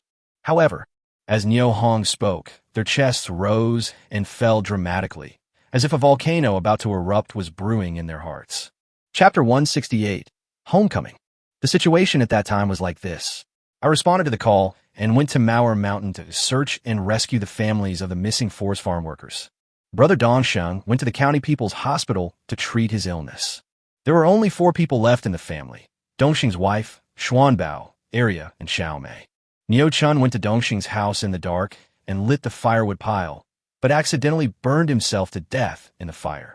In order to avenge his son, Neo Chun's father called 35 helpers from Hujiazwang and set fire to Dongxing's house in the dark, tried to burn Dongxing's mother and son and my brothers and sisters to death in the house. As Nyo Hong told the story, Wu Dahai and Nia Weiping gradually learned about this major murder case that occurred in Najiatan, Jinshan County. He expressed deep sympathy for what happened to Dongxing's family and Nyo Hong. At the same time, I also understood Nyo Hong's original intention of traveling all the way to Harbin to buy grain. After listening to Nyo Hong's narration, Nia Weiping pondered for a while and said, Brother Nyo Hong, these people really deserve to die. But your name is on the A-level migrant worker investigation list released by Linjiang County. Do you know the importance of this investigation list? My name. After hearing this, Nyo Hong was extremely shocked and looked at Nia Weiping in surprise. Yeah, Nia Weiping frankly admitted it. After being surprised, Nyo Hong rolled his eyes and smiled slightly. They have listed me as a major suspect. The people who bullied me were not at the scene, and I cannot speak out or defend myself. They can easily find excuses to accuse me. Damn it, these bastards in Linjiang County are really shameless. Yes, the C and I think so too. They issued this A-level investigation list without having complete evidence. This is extremely irresponsible and hasty. Brother Nyo Hong, you can continue to stay here without worry. Old Nia and I will never reveal your situation to anyone. Thank you for your kindness. The situation was not like this before I set out. All the militiamen from Hujiazwang who were heading to Najiatan to cause trouble were controlled. Now I have been listed as a major suspect. Something serious must have happened at home. I must rush back as soon as possible. We cannot let these idiots say whatever they want, regardless of the facts, and assume whoever they want to be the murderer is the murderer. Brother Nyo Hong, if you go back, you will be walking into a trap. There will be no good result. Nia Weiping looked at Nyo Hong worriedly. Not necessarily. I still have some connections in Jinshan County. I won't let those idiots in Linjiang County do whatever they want. Brother Niu Hong, can you go back alone? Otherwise, how about I go back with you? I can run errands for you and give you some help. You? Niu Hong smiled and looked at Niu Weiping and said, you should just stay in Harbin and work honestly, and don't get involved with me. I can take care of my own affairs. Don't worry, you two brothers. After the matter is properly handled, I will come to Harbin to find you. You two must treat me to a drink then. Hey, Brother Niu Hong, can you please discuss something with me? Wu Dahai approached Niu Hong and said with a nasty look on his face. Well, tell me what's the matter? Next time you come, bring me some tiger meat, preferably tiger penis or something like that. The more the better. Oh my god, Dahai, you are so young and you want to eat this stuff. Niu Weiping was completely shocked by his good brother and partner. After hearing this, Niu Hong pondered for a moment and nodded in agreement. Okay, I'll leave you a tiger whip. When Niu Weiping saw Wu Dahai getting such a great gift out of nowhere, he immediately felt itchy in his heart and quickly approached Niu Hong and begged, Brother Niu Hong, what about mine?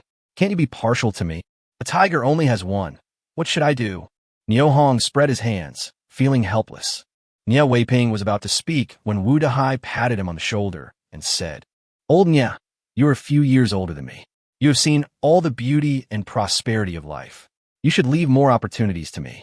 Next time, I will treat you to some good wine. No, good things are shared when we meet. A tiger whip, we two brothers each get half. That should be okay, right? Niu Weiping looked like he would not give up until he achieved his goal, which made Niu Hong feel helpless. You two should discuss this slowly here. I have to go home right away. See you later. Niu Hong was worried about his home and the fact that he had been listed as a key suspect. At this moment, he was eager to return home. Brother Niu Hong, we'll see you off. In the suburbs of Harbin, in the midday sun, Niu Hong, Wu Dahai, and Niu Weiping waved goodbye, turned around, and strode along the road towards the northern wilderness. At this time, the north wind was blowing hard and biting. Niu Weiping and Wu Dahai watched Niu Hong's back gradually disappearing into the distance, sighed slightly, and turned to walk towards the city. Half an hour later, Niu Hong, who had walked more than 10 miles, raised his telescope and looked around, and found that there was no one in the vast wilderness. I was immediately overjoyed. As I thought about it, a military helicopter appeared not far ahead. Niu Hong opened the cabin door, started the helicopter engine, checked the instruments, and confirmed that all parameters were normal. With a roar of propellers, a military green helicopter carrying Niu Hong flew quickly towards the north of Shingen Mountains. The day was December 29th, 1961. An hour and a half later, the sun was setting and it was already dusk. The plane landed steadily at the mountain temple 1 kilometer away from Nijiadan. Seeing that there was no one around, Niu Hong changed his mind and put the helicopter into the arms warehouse, walking towards Nijiadan with brisk steps. As soon as I arrived at the village entrance, I heard someone shouting, Niu Hong here. Niu Hong hurriedly stopped and turned around. He recognized that it was Niu Montsong who called him, and there were several militiamen from the village standing next to him. Montsong, are you on duty today? Yeah. Niu Montsong looked at Niu Hong, his eyes turned red, and he said, Niu Hong, you're finally back? Hey, what's going on? Niu Hong noticed something unusual about Niu Montsong and the two militiamen around him, and hurriedly asked. The night before yesterday, a deputy director of the Linjiang County Public Security Bureau named Li Zheng led more than 300 people to surround our village. They took away our guns, tied our hands and feet, and left us at the brigade headquarters for a day and a night. Another leader is Linjiang County's armed forces chief named Luo Shiji. The militiaman on the side added, where are the prisoners from Huji Aswang? What Niu Hong is most concerned about is whether the compensation for Huji Aswang has been in place. They were all taken away by people from Linjiang County. We didn't get a single cent of the compensation that was agreed upon. When Niu Montsong saw Niu Hong, it was like a child who had been bullied outside meeting his parents, with endless grievances to express. After hearing this, Niu Hong realized that he was also listed as a key suspect. He was instantly furious and cursed fiercely. Li Zheng, you are a bastard, a beast that eats people's food but doesn't take their shit. Niu Hong, what should we do next? Niu Montsong looked at Niu Hong and asked cautiously. Chapter 169 High Hopes. Why are you all holding sticks? Where are your guns? Niu Hong looked at Niu Montsong and the militiamen around him and cleverly changed the subject. The guns are taken away by people from Linjiang County. Someone answered in a low voice. Well, I'm going home first. After Nyo Hong finished speaking, he turned around and was about to leave, but Nyo Monsong grabbed his arm. Nyo Hong, we are from the same village, and we both have the surname Nyo. You can't just stand by and watch this happen. How can I? None of you have even a gun. I can't defeat them, even if I die of exhaustion. Nyo Hong spread his hands, indicating that there was nothing he could do. Don't you know the Minister of Armed Forces, the county magistrate, the deputy county magistrate, etc. of our Jinshan County? You can ask them for help. We will never be able to avenge ourselves against Huji Aswang. A young man named Nyo Dali spoke to Nyo Hong very seriously. When Nyo Hong heard this, his heart moved. He scanned the militiamen present one by one and found that they looked at him with eager anticipation and had high hopes for him. He sighed and said, I'm going to go home first. I'll discuss how to deal with this matter after I meet with the captain. When everyone present heard Nyo Hong agree to take action, they all breathed a sigh of relief with a barely perceptible look on their faces. Nyo Monsong was even more delighted when he saw this. Okay, I'll report to the captain right away. After saying that, without waiting for Nyo Hong's consent, he ran towards Nyo Tiansai's house like a flash.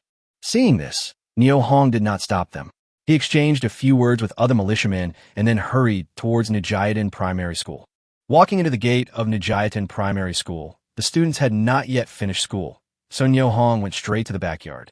Hearing the sound of someone walking, Xuan Bao hurriedly leaned over the crack in the door and looked out. When he saw that the person outside was Nyo Hong, he immediately shouted with joy, Mom, it's Godfather. It's Godfather who's back. Zhang Xiaoying wiped the tears from her face, stood up, walked quickly to the door, and opened it. Brother Hong, you're back. Well, sister-in-law, what's wrong with you? As soon as Nyo Hong finished speaking, Zhang Xiaoying's tears, which had just stopped, began to flow again. Brother Hong, I'm sorry for you. Zhang Xiaoying said this, covering her cheeks with her hands. Xuan Bao, these two meat patties, one for you and one for your sister. Upon seeing this, Nyo Hong quickly took out 2 bacon pancakes from his arms and put them into Xuan Bao's hand. Xuan Bao took it and was about to run away when Zhang Xiaoying called him. Xuan Bao, you and your sister eat one first and save the other for tomorrow. As he said this, he snatched one from Xuan Bao's hand, tore it in 2, gave the smaller half to Arya and the larger half to Xuan Bao, while at the same time he snatched the other meat pie back from Xuan Bao's hand. Nyo Hong was stunned when he saw this and whispered to persuade him. Sister-in-law, just let the 2 children eat as much as they want. I still have more. Brother Hong, how can you eat as much as you want? As he said this, he put another bacon pancake into the steamed bun basket beside him and carefully covered it with a cloth. Sister-in-law, did something bad happen in the village? After sending Xuan Bao and Arya away, Nyo Hong sat down and looked at Zhang Xiaoying and asked. Zhang Xiaoying's eyes wandered, and she was slightly absent-minded for a moment before she spoke. Well, not long after you left, the people of Huji Aswang brought in reinforcements from their county. It was said that it was a deputy director sent by the County Public Security Bureau. He brought more than 300 people and surrounded Nijiatan. Only entry is allowed, no exit is allowed. They confiscated the guns of our Nijiatan militia, tied up the men, and finally took away the prisoners from Huji Aswang. Nyo Hong looked at Zhang Xiaoying and fell silent. Brother Hong, they entered our Nijiatan like bandits entering a village, interrogating and investigating every household. He acted as if he was determined to find the murderer who killed the people in Huji Aswang. We also took statements from every household. He is very cruel to people. They asked me where you had been, and I told them that you had gone Harbin to buy food. Don't blame me for not hiding it for you.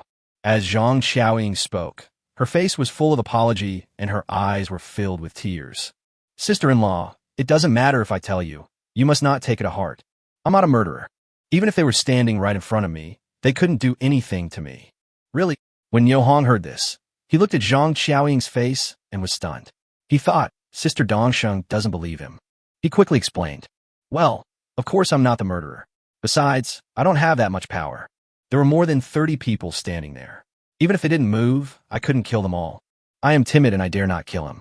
I just can't bring myself to kill him. After hearing this, Zhang Xiaoying wiped the corners of her eyes with her hands and looked at Nyo Hong and said, Brother Hong, have you eaten yet? If not, there is some leftover rice from lunch in the pot. I'll go get you a bowl. Thank you, sister-in-law. I've already eaten. No need to bother you. How about the flowers? I guess I must have troubled you a lot during my absence. As soon as Niu Hong finished speaking, Zhang Qiaoying showed a trace of embarrassment on her face. Respond softly. No way.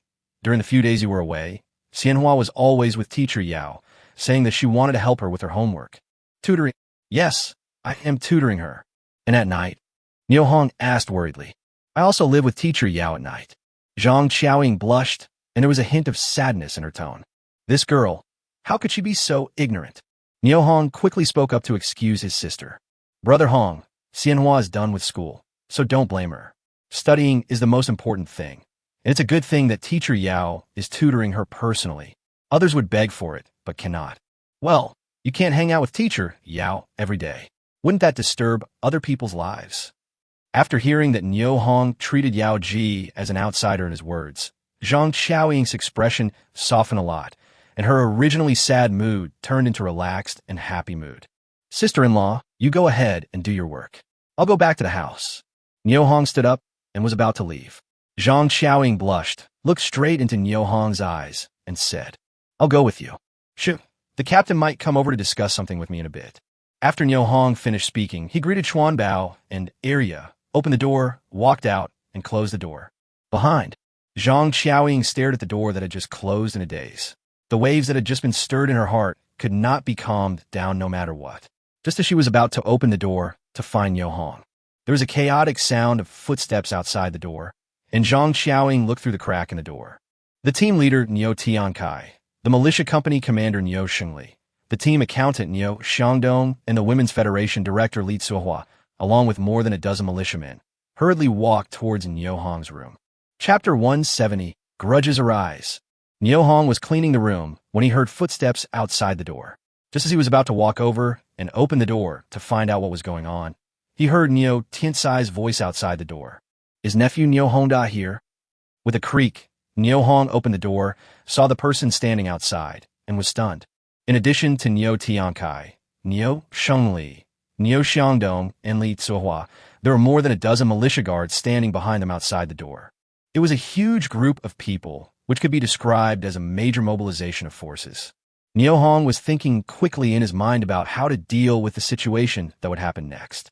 Niu Hong, would you like to invite everyone in to sit down? Li Tsuehua walked forward and patted Niu Hong's shoulder gently and intimately. After that, she squeezed into the house first, close to Niu Hong. Oh, everyone, please come in quickly. Niu Hong quickly moved sideways and made way for the passage. Everyone, please sit wherever you want. We just got back and haven't had time to clean up yet. Niu Hong apologetically invited everyone to come in and sit down, while he was busy wiping the chairs for everyone. It was obvious that no one had cleaned the house during the days he was away. Niu Hong, please sit down first and put the cleaning aside for now. Niu Tiankai grabbed Niu Hong's arm and forced him to the edge of the Kong. Captain, you all came to see me. Is there anything urgent? Niu Hong asked the question even though he knew the answer, with a look of confusion on his face.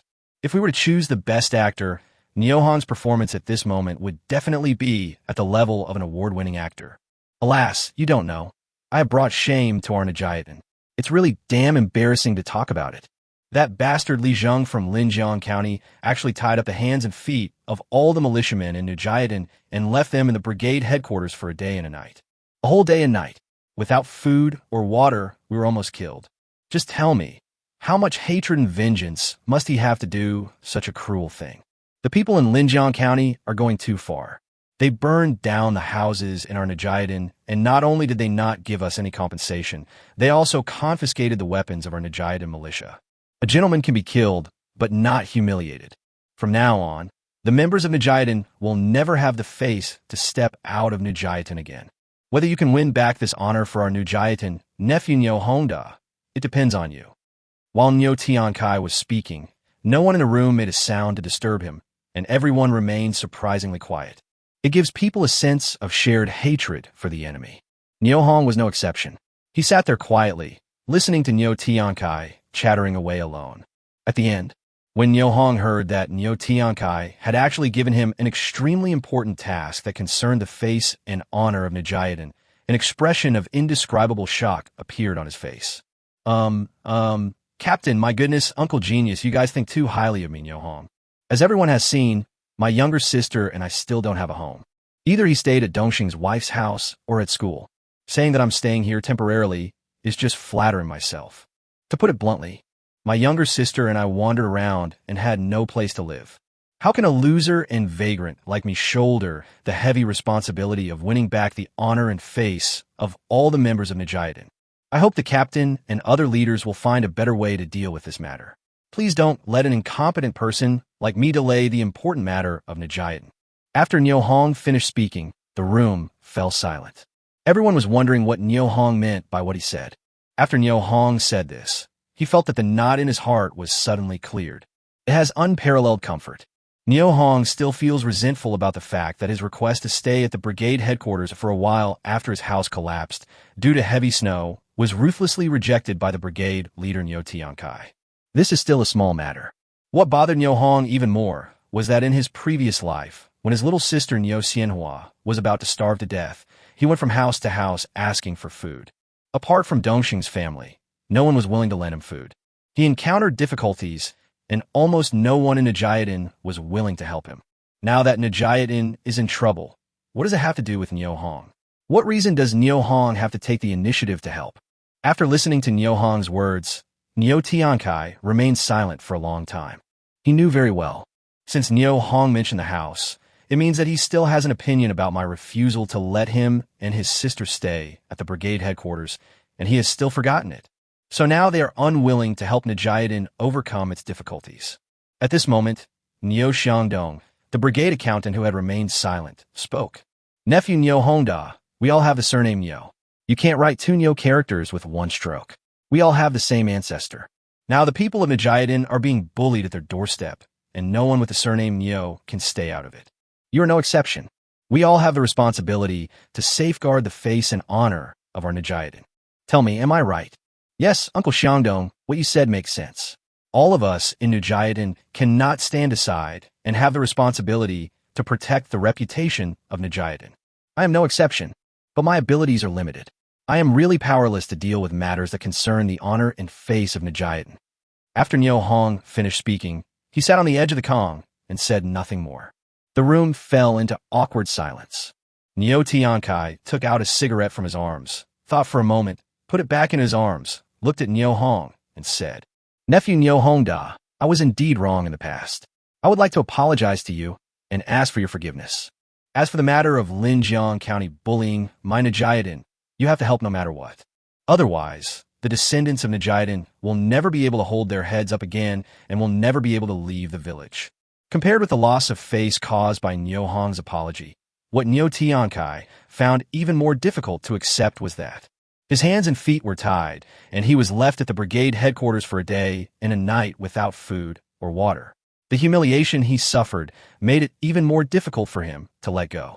He must avenge this grudge, otherwise he will not be able to sleep or eat well and will die with regrets. He screened the people he knew and found that only Niu Hong had the ability to help him get revenge. Therefore, today, no matter how much it costs, Niu Tiankai must ask Niu Hong to agree to help. Apologizing to Niu Hong is just a small matter. Captain, you were too polite. When I came back, I met Montsong at the entrance of the village. I told him that everyone's guns had been disarmed. I was the only one left. Even if I died of exhaustion, I couldn't defeat the deputy director of the Public Security Bureau of Linjiang County. Niu Tiankai was overjoyed to hear that Niu Hong had softened his stance. Said softly, aren't you familiar with the county leaders? You can ask them to think of a way to help Nijayadin recover some of its influence. Otherwise, we in Nijayadin would be so embarrassed. Good news doesn't travel far, but bad news travels far and wide. Niu Tiankai was absolutely convinced that the incident in Nijayadin had already spread to all the communes in Jinshan County. As for every brigade in the county, he could not guarantee whether they had heard of it or not. However, every brigade in the Red Star commune knew about the embarrassing incident in Nijayadin. When he goes to the Red Star commune for a meeting, or to the county for a meeting in the future, where will he put his old face? Therefore, his heart was filled with infinite desire to save Nijayadin's reputation, and he extremely hoped that Niu Hong would immediately agree to help. Chapter 171, Crow's Mouth. Niu Tiankai felt helpless when he saw Niu Hong sitting there in silence.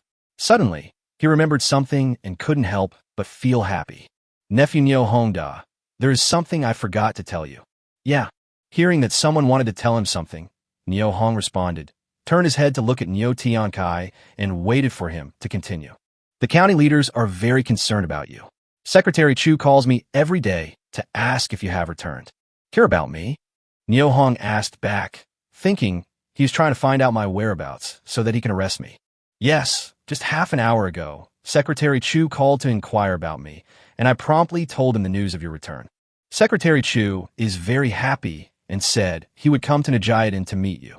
It seems that he has something important to discuss with you. I guess he should be here by now. What, it's coming soon? Neo Hong looked at Neo Tian Kai in astonishment, wishing he could pounce on him and strangle him to death. How come his mouth is looser than a bitch's belt?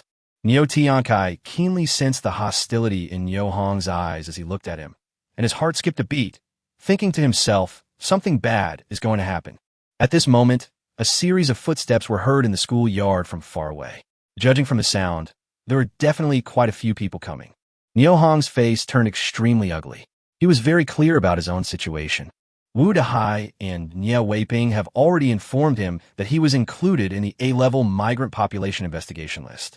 To put it nicely, the A list is a list. To put it bluntly, it is a wanted order in modern society, and you are a wanted criminal. In less than a minute, the door was opened again, and 5 or 6 strong men walked in accompanied by a young cadre. Neo Hong, I came here uninvited. I hope I didn't disturb you. Chu Junbo greeted Neo Hong very politely. Well, in such cold weather, Secretary Chu came to Najayadan to see me in person. I guess there must be something important. Neo Hong looked at Chu Junbo and spoke calmly, with an attitude that was neither humble nor arrogant. Yes, I do have something extremely important to discuss with you. Fortunately, you came back today. If you had come back 2 days later, something serious would have happened. Neo Hong was completely confused by what Chu Junbo said. What was the big deal or small matter? Before Neo Hong understood what Chu Junbo meant, he saw Chu Junbo stand up and say, "Come on, follow me to the county." Upon hearing this, Neo Tian Kai felt that Neo Hong was going to the county town to be received by county leaders, which was undoubtedly a good opportunity for the plan he had just mentioned. He quickly winked at Neo Hong, reminding him not to forget what he had just said to him. Neo Hong glanced back at Neo Tian Kai indifferently. He was completely speechless about him in his heart. He cursed Neo Tian Kai inwardly, saying that his mouth was so fucking loose. All the bad things he did were done by Neo Tian Kai, that bastard. If I could have the chance to do it again, I would definitely kill this bastard first. Neo Hong looked at Chu Junbo and said, I just came back. I have to see my little sister, Neo Xianhua. I haven't seen her for almost a week. Okay, we don't need that much time. Li Junjie, go get Neo Hong's little sister. No, we could just sit here and wait for her to finish school. After Neo Hong finished speaking, he lay down on the Kong and started to rest. He can lie down for as long as he can now. When he really gets to the county, he doesn't know what kind of situation he will encounter. Will he want to rest then? I guess no one would agree. Not long after, the sound of Neo Hong's even breathing could be heard from the head of the Kong. Neo Hong was indeed very tired these days. How could he miss such a rare opportunity to rest?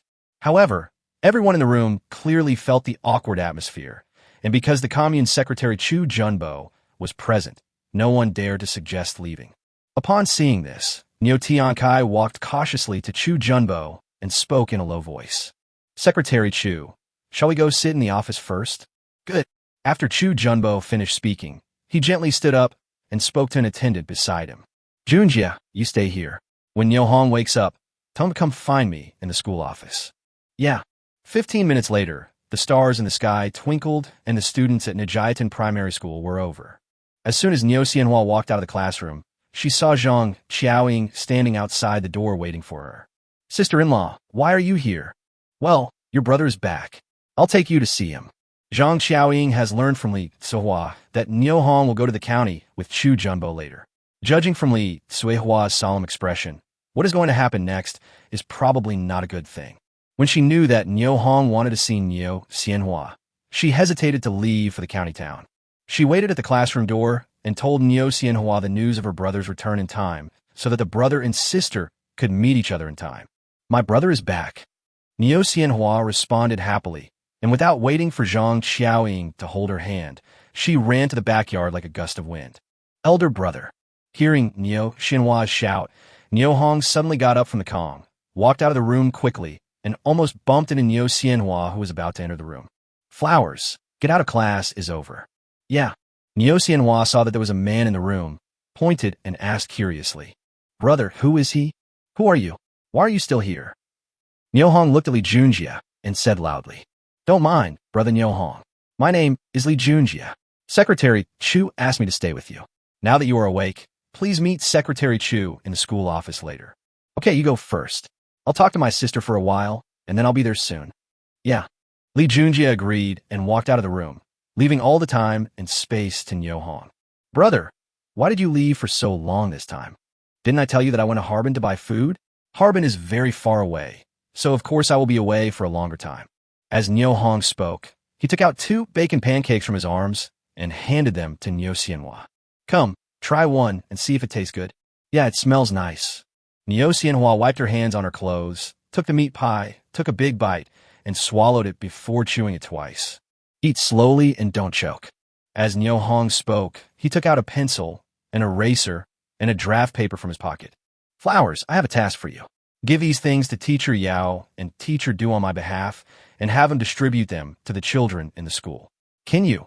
Before Niu Hong finished speaking, he heard a woman's voice coming from the door. Oh, Brother Niu is back, and he bought so many pencils and notebooks. Oh, and erasers too. Niu Xianhua glanced at Yao Ji, who walked in, then turned to Niu Hong and said, Brother, during the days you were away, Teacher Yao took me to sleep with him. Teacher Yao's bed smelled so good. Chapter 172 Attitude and Tone. Upon hearing this, Yao Ji, who had just walked closer, blushed immediately and quickly used her hands to smooth down the messy hair that fell on her forehead to hide her embarrassment. Niu Hong seemed to have heard nothing. He looked at Niu Xianhua gently and said softly, Have you ever been naughty while I'm not home? No, absolutely not. I'm very obedient. If you don't believe me, ask Teacher Yao. Niu Xianhua seemed to be stung by a bug and almost jumped up. She turned around to look for Yao Ji and suddenly found her right next to her. Her little face turned red. Teacher Yao, look at how many notebooks and pencils and erasers my brother brought back. Yao Ji gently stroked Niu Xianhua's shoulder and said to Niu Hong, Brother Niu, during the days you were away, Xianhua was very obedient. She has learned more than 100 Chinese characters and can even write some of them. When Niu Hong heard this, his heart warmed. It can be imagined that the reason why little sister Niu Xianhua has made such great progress must be inseparable from Yao Ji's careful teaching. He slowly straightened up and looked at Yao Ji, who was standing in front of him. He found that her face was fuller than before he left, and her eyes were shining with watery waves. Said softly, Teacher Yao, thank you for taking care of the flowers. You came at the right time. There's no need to pass on these things with flowers. In addition, I brought back some food from Harbin this time and put in the kitchen for you. You and Teacher Du can take care of it when you have time. Zhang Xiaoying, who was standing nearby, felt very upset when she heard this and regretted again why she came to live in the school. Oh, Brother Niu, this is so embarrassing. Just wait, I'll go back and get the money for you. After saying that, Yao Ji turned around and ran out of the room. Niu Hong did not stop her, but looked at Zhang Xiaoying, who was standing beside him, and said, Sister-in-law, I brought back some flour and 4 fish from Harbin. You can take them back and cook them for Xuanbao and Area. I have to go to the county town soon. I'll leave the flowers and the house to you. After Niu Hong finished speaking, he stood up and walked to a dark corner of the room. After thinking for a moment, he moved 4 fish and half a bag of flour from the armory. He turned around and walked back to Zhang Xiaoying, holding in his hand, and handed it to her with both hands. Zhang Xiaoying quickly took it and took a look. A surprised smile appeared on her face. Hey, Hongdi, did you really buy the flour? Yeah, but I didn't buy much. Now we can make dumplings for Chinese New Year. Yao Ji ran back to her kitchen and saw half a bag of flour and 6 frozen fish in the corner. She was very touched. After thinking for a moment, he ran to Du Huairu's office and explained the situation to her. The two of them discussed it and pooled together 20 yuan. However, Yao Ji took the money and returned to Niu Hong's room again, only to find that Niu Hong had left. Only Niu Xianhua was left sitting there alone, pouting and looking unhappy. Along the way, Niu Hong sat in the carriage without saying a word, with his eyes slightly closed, resting quietly. Chu Junbo wanted to strike up a conversation with Niu Hong several times, but when he saw his expression, he gave up the idea. It was already past 6 in the evening when we arrived at Jinshan County Guest House. Niu Hong was not surprised at all when he saw Yang Jintong, who had been waiting there. He was just slightly stunned when he saw another short and fat middle-aged man next to him. I thought to myself, why does this person look so familiar? Brother Niu Hong, I didn't expect that we would meet again. Yang Jintong enthusiastically extended his big hand and shook hands with Niu Hong, then turned to look at the short and fat middle-aged man next to him and said, Brother Niu Hong, let me introduce you. This is our Jinshan County Public Security Bureau Chief, Wang Yaozong. You must know his brother, the chef of our County People's Committee, Wang Yaozu. Niu Hong suddenly realized and thought, no wonder he looked familiar. It turns out he and Wang Yaozu are brothers. He quickly extended his hand and said, Director Wang, nice to meet you.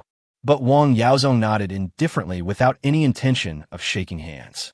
Niu Hong was stunned when he saw this, and quickly withdrew his hand awkwardly.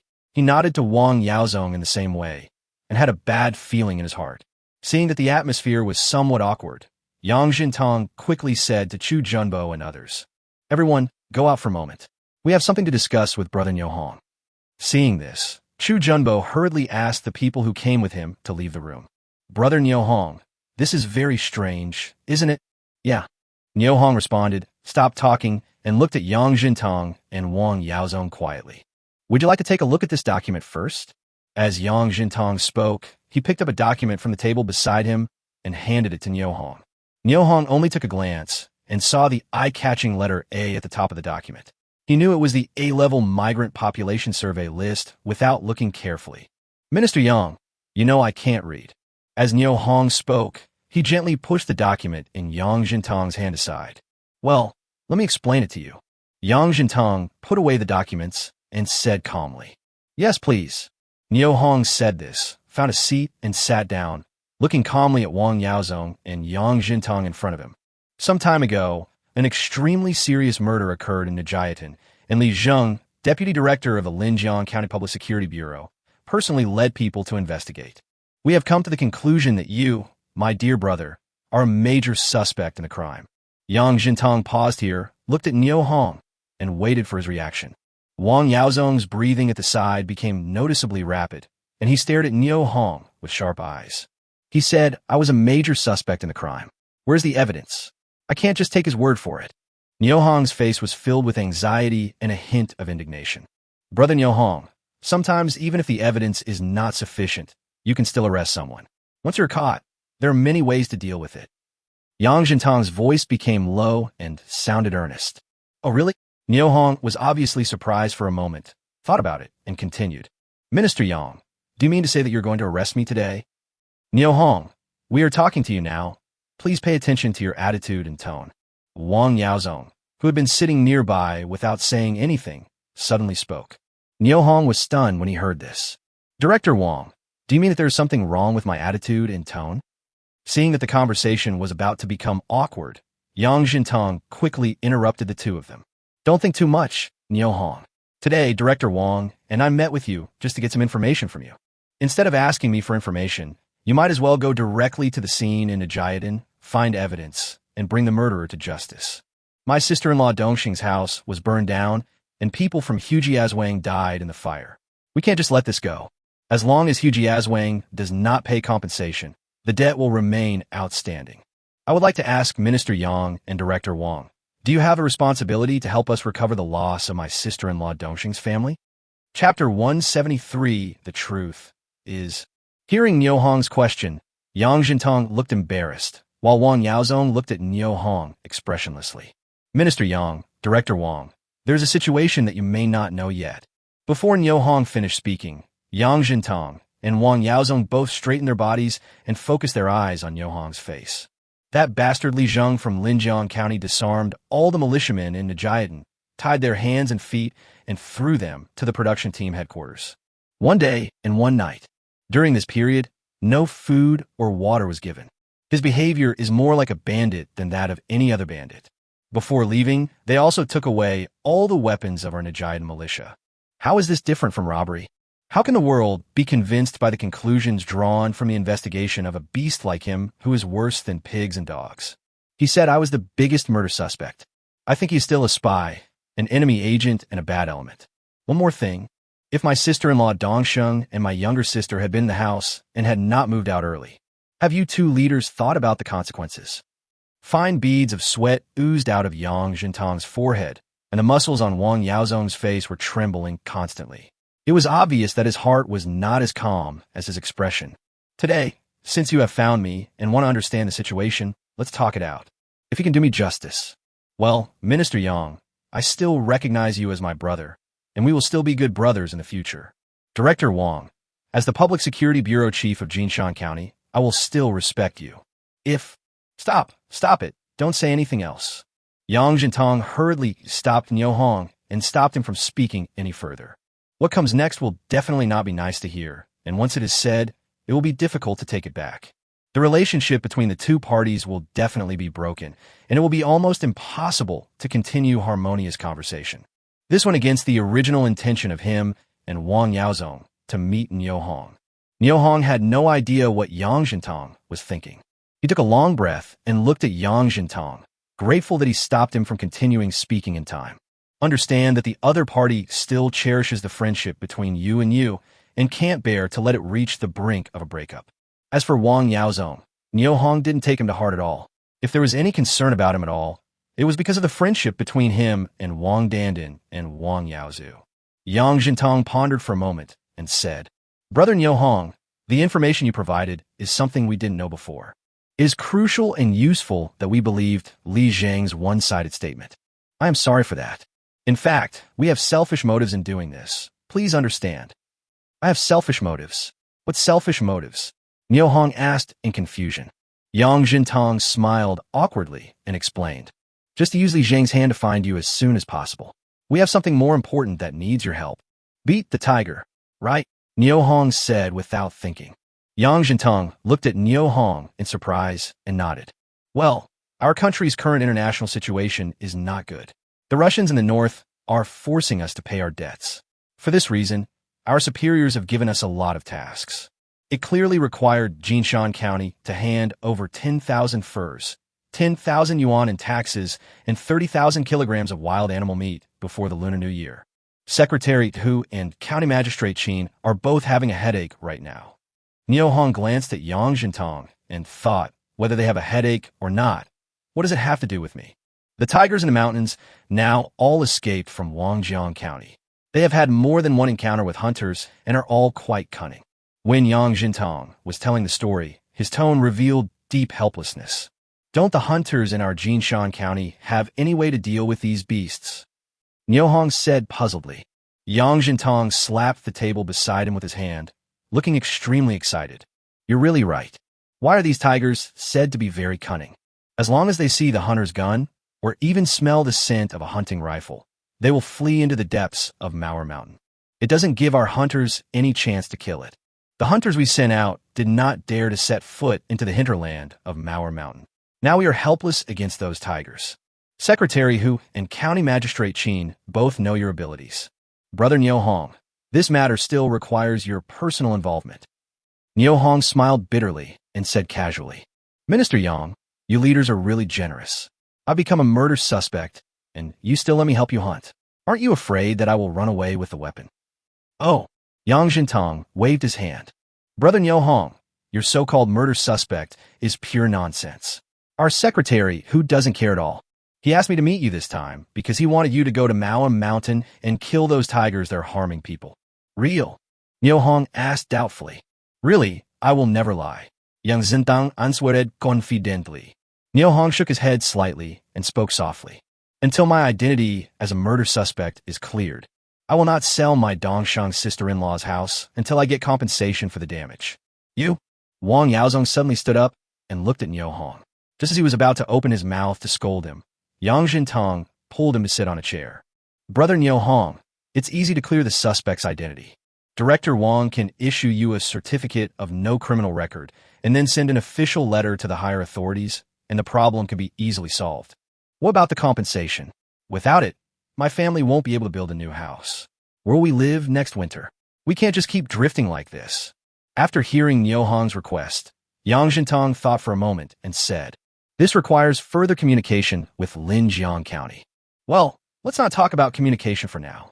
What about the weapons and ammunition that Linjiang County took away from our Nijiadan? Now, since we in Ajaiden have no defensive weapons, we will face great danger when threatened by the wild beasts in Mauer Mountain. Not to mention, we encountered those spies and enemy agents. As a veteran, Yang Jintong knew the importance of weapons. After thinking for a while, he said, "What you said is indeed a big problem. It is really inappropriate for Linjiang County to take away the weapons of your Najaiden militia. How about this? We call Linjiang County tomorrow and ask them to send someone to return all the weapons. Is that okay?" Haha, Minister Yang, your idea is very good, but whether it can be implemented remains to be seen, so I still can't agree to it. You are really a person who won't release the eagle until you see the rabbit. Niu Hong said nothing more, thinking to himself, if he were just an ordinary person, then the identity of the suspect would definitely become a fact. If there were no threat from tigers, would they try to clear themselves of the charges? Not necessarily. In that case, don't blame me for taking the opportunity to make more requests. Chapter 174, Who Can't Brag? Wang Yaozong stood up suddenly, looked at Niu Hong with cold eyes, and said, Niu Hong, you must obey the arrangements of the County People's Committee and go into the mountains early tomorrow morning. Otherwise, you will never be able to clear your identity as a murder suspect. Put me in jail now. A sneer appeared on Niu Hong's lips. From the moment they met, he felt that Wang Yaozong was deeply hostile to him. Now, his attitude towards me is so aggressive. Do you really think I have no temper? Do you think I don't dare? Whatever you want. Niu Hong spread his hands, acting like a dead pig that is not afraid of boiling water, and refused to give in. Okay, I'll grant your wish. Come on. Wang Yaozong yelled, and two uniformed police officers walked in from outside. Director, well, take him away and put him in the detention room. When he has figured it out, let him out. Yes, Chief. The two uniformed men agreed, walked to Niu Hong, and said coldly, Let's go. Seeing that the two sides were on the verge of a fight and neither side was willing to give in, the situation was getting out of control, so Yang Jintong quickly spoke up to stop them. Wait, you two go out for a moment. Yang Jintong winked at the two new police officers, then looked at Wang Yaozong. Director Wang, please be patient. Brother Niu Hong has not said that he will not cooperate with our work. Aren't there some things that we are discussing? Do you really think you're such a big shot? To tell you the truth, we can still complete our mission without you. You will never have a chance to clear yourself of the name of a murder suspect again. So think about it carefully. After Wang Yaozong finished speaking, he sat back in his chair angrily. Niu Hong felt a little confused after hearing these words and turned to look at Yang Jintong. Minister Yang, since you have the manpower and the ability to complete the tasks assigned by the higher authorities, isn't it redundant for you to ask me to come? Yang Jintong gave Niu Hong a bitter smile, turned his head to look at Wang Yaozong, and cursed in his heart. You are a pig-headed person who is always causing trouble but can't do anything good. Explaining. Director Wang, Brother Niu Hong once went to Mauer Mountain alone, hunted 6 wild boars, and transported them back to the village alone. This ability is incomparable to the Liu brothers. Minister Yang, the brothers Liu Xing and Liu Neng have also killed black bears before and have ventured deep into Mauer Mountain many times and returned safely. Now they're leading people into the mountains to hunt wild animals and contribute animal skins and meat. Their abilities are obvious to all. With them here, I believe our county's mission will be successfully completed before the Lunar New Year. Wang Yaozong did not agree with Yang Jintong's views and highly recognized the abilities of the Liu brothers. Yang Jintong knew that the Liu brothers were invited by Wang Yaozong, so he did not continue to argue about this issue. He turned to look at Niu Hong and said solemnly, Brother Niu Hong, please rest assured. I will help you solve the conditions you raised. If I can't solve them, I will ask Secretary Hu and County Magistrate Sheen for help. In the end, I will definitely give you a satisfactory answer. Well, I believe in Minister Yang's sincerity. Niu Hong responded readily, but did not offer to help. Yang Jintong hesitated for a moment and spoke slowly. Brother Niu Hong, please put the overall situation first and help the county complete the tasks assigned by the state before discussing personal grudges. Even if I agree to it for my brother's sake, I owe you a favor. Minister Yang, you. Wang Yaozong felt confused and very unhappy about Yang Jintong's humble attitude in inviting Niu Hong to help. He tried to speak up to stop him, but was interrupted by Yang Jintong's wave of his hand. Yang Jintong looked at Niu Hong quietly, waiting for his response. Niu Hong took a deep breath, feeling that it would be too inhumane if he didn't give in, so he said helplessly, Okay, I agree to help, but I have one condition. Before he finished speaking, Wang Yaozong's but seemed to be equipped with a spring. He stood up suddenly and yelled at Niu Hong. What? You still have conditions? It's endless, isn't it? Director Wang, why are you so excited? You have to let the person finish what he is saying. Yang Jintong said this and pulled Wang Yaozong back to his seat. Niu Hong looked at Wang Yaozong with a smile and said gently, Director Wang, I won't bother with you for the sake of Dandan and Uncle Wang. From now on, you'd better shut up when I talk, otherwise, I will be rude to you. Wang Yaozong was stunned for a moment before he realized that Niu Hong had scolded him very harshly. Just as he was about to stand up again to refute Niu Hong, Yang Jintong pushed him down on his seat. Director Wang, if you don't want to stay here any longer, you can go out for a while. After I finish chatting with Brother Niu Hong, you can come with me to report to Secretary Hu. Upon hearing that he would have to report to Hu Jinliang later, Wang Yaozong's momentum instantly wilted, and he no longer interfered with the conversation between Niu Hong and Yang Jintong. Brother Niu Hong, please speak. Minister Yang, if in the end, even if the county comes forward, it still can't meet my requirements. I asked the county not to prevent me from seeking justice for Nijiadan and my Dongxing Seo family in my own way. Niu Hong's voice was not loud, but his words were full of power that made the enemy tremble. Wang Yaozong couldn't help but look Niu Hong up and down and found that the other party didn't have 3 heads and 6 arms, and he didn't ride on windfire wheels, just an ordinary person. I turned around with a look of disdain on my face, thinking, who doesn't know how to brag? I can even brag as big as the sky. Yang Jintong stared at Niu Hong and nodded. He knew very well why Niu Hong told him such an important decision. It was also showing himself that the requests he made must be taken seriously and fulfilled. He also believed that once Niu Hong took action, bloodshed would occur. A good hunter with a gun in hand, how can justice be buried? After thinking about it, I couldn't help but remind you, just don't commit a crime. Yeah. Niu Hong agreed readily and thought to himself, punishing the bad guys, you said is not illegal or a crime. So how can you punish them? Okay, tomorrow morning, Director Wang and I will come and pick you up and take you to Songjiang Forest Farm. Songjiang Forest Farm? Niu Hong exclaimed slightly. He was very familiar with this address. The last time he went into the mountains to rescue people was in this forest farm. He didn't expect that this time he would go into the mountains to hunt. He would still start from this forest farm.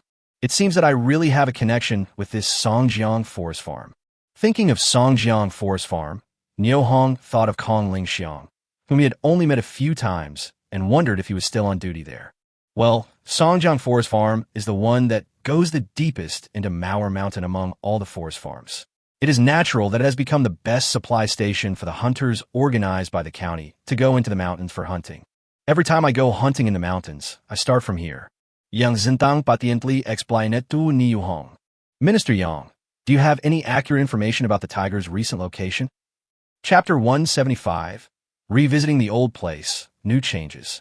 Before Yang Jintong could speak, he glanced at Wang Yaozong next to him, then turned to Niu Hong and said, in the past 10 days or so, the number of tigers appearing in Jinshan County has been gradually increasing.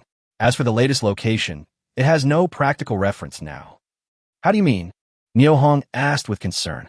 These tigers that managed to escape the hunting of hunters in Wangjiang County have become increasingly smart and are in a state of guerrilla warfare with the hunters, and their locations are also erratic. It is extremely difficult to hunt them. Yeah, I understand. That's why you thought of me and asked me to go deep into the hinterland of Mauer Mountain and find the tigers' dens directly to kill them completely, right? Yes, if we don't kill the tigers that have escaped into our territory, many people will not dare to go into the mountains to work. Several of our forest farms have now stopped working. Forestry is the pillar industry of our county, and we cannot afford the loss of stopping production. As Yang Jintong spoke, a look of regret appeared on his face. Seeing this, Niu Hong lowered his voice and said, Minister Yang, are there any rewards or prizes for going into the mountains to hunt? Upon hearing this, Wang Yaozong, who was sitting nearby, turned his head to look at Niu Hong, his chest heaving violently like an active volcano that was about to erupt at any time. Yang Jintong gently patted Wang Yaozong's arm, signaling him to be patient, and responded, Yes, 10 work points a day, which is the county average of 10 work points. Yang Jintong answered very proudly, and Niu Hong felt very aggrieved after hearing it. It goes without saying that hunting tigers in the mountains is dangerous, and it is a well-known danger. Only 10 work points a day. How much are 10 work points the average level for the entire county. Worth? When Yang Jintang saw Niu Hong sitting there in silence, he immediately understood what he was thinking. This is because the pay and rewards are too low. He quickly added, whoever kills the tiger will own it and does not have to hand it in. In addition, the county government will provide guns and ammunition for hunting free of charge. Niu Hong grinned after hearing this. Is he the one who lacks guns and ammunition? Brother Niu Hong, remuneration and rewards are minor matters. Please put the interests of the country first. The people will never forget your contributions. When Niu Hong heard Yang Jintang accusing him again, he quickly said, forget it, just don't forget about our Nijayatan. I remind Minister Yang that we don't have a single gun in Nijayatan right now. The situation is very dangerous. You should think of a way to solve it. Well, I'll send 2 rifles and some bullets tomorrow. It's settled. Chief Wang, and I will come pick you up tomorrow morning. After Yang Jintang finished speaking, without waiting for Niu Hong to respond, he pulled Wang Yaozong up and walked out the door without looking back. Seeing this, Niu Hong smiled and shook his head. I felt like after the negotiations, I didn't suffer much of a loss. Is it cheap? It doesn't seem to be much. Well, forget it. Let's rest for a night and go into the mountains tomorrow. Niu Hong lay on the warm Kong in the guest house, carefully thinking about what he was going to do after entering the mountains tomorrow. Ever since I received the deposit from Uncle Xiao Jining last time, I haven't prepared any of the black fungus he wanted for him. This is a good opportunity for me to keep an eye out for him when I go into the mountains this time. If you can come across it, try to pick as much as possible. The dried black fungus from the primeval forest is absolutely pure green and pollution-free. The more of this good fungus, the better. As for tigers and other wild beasts, if you encounter them, you must capture them. Anyway, there's plenty of space in my own arsenal. The danger of Mauer Mountain should not be underestimated, and we must take precautions in advance. Niu Hong was thinking about his troubles and slowly fell asleep. What he didn't know was, at the gate of the black market in the eastern suburbs of Harbin, several figures were standing under a thick red pine tree, constantly looking up. These people are Sun Xiaoji, Wang Xiaohua, and others. Brother, do you think Brother Niu Hong will come tonight? I think so. Didn't we make this agreement last night when we had the barbecue? Brother Niu Hong isn't like us who doesn't keep his word, right? Yeah, brother, it seems we were pretty trustworthy. Brother, what is credit? A younger brother standing by looked at Sun Xiaoji in confusion and asked. Just as Sun Xiaoji was about to explain, he heard Wang Xiaohua whisper, Brother, someone is coming. Chill. However, when the figure came closer, with the help of the dim moonlight, Sun Xiaoji recognized that the person was Liang Jun with 3 hands. I hurried forward to say hello. Brother Liang, why are you here? Well, I'm here to inform you that Brother Niu Hong has returned to his hometown today and can't come to the black market. Oh, why did he suddenly go back to his hometown? Sun Xiaoji had just gotten to know Niu Hong, and he was a little uncomfortable with their sudden separation. According to Brother Wu, it seems that something big happened at home. However, Brother Wu also said that Brother Niu Hong will come back to have a drink with everyone in the future. Brother Wu also asked me to tell everyone that things are getting tense recently, and to ask everyone to be more restrained and not cause any deaths. Early the next morning, Niu Hong came to Songjiang Forest Farm accompanied by Yang Jintang and Wang Yaozong. When revisiting the place, Niu Hong discovered several obvious changes. An arrow tower more than 30 meters high was erected in the middle of the forest farm. The arrow tower is far higher than ordinary treetops and is majestic and spectacular. Looking up, I vaguely saw a figure swaying above. It must be a person on duty looking out. There are also tall towers at the 4 corners of the forest farm, but their heights are slightly lower, so the people on duty can see more clearly. These people held rifles in their hands and kept their eyes on the mountains and fields around them. The entire forest farm is heavily guarded. Not even a bird is allowed to fly over. Brother Niu Hong, can you see the change? Yang Jintang asked this question because he knew that Niu Hong had been here before. Yeah, it's changed a lot. I wonder if a guy named Kongling Xiang is still here. He was transferred to another forest farm a long time ago. There are very few people living in this forest farm permanently. As the county's armed forces minister, Yang Jintang is well aware of the surrounding security situation. Yeah, Niu Hong responded simply, feeling somewhat disappointed. Come on, I'll take you to meet some new friends. There are also some powerful hunters among them, such as the Liu brothers. Well, what's going on with the Liu brothers? Niu Hong asked softly as they walked.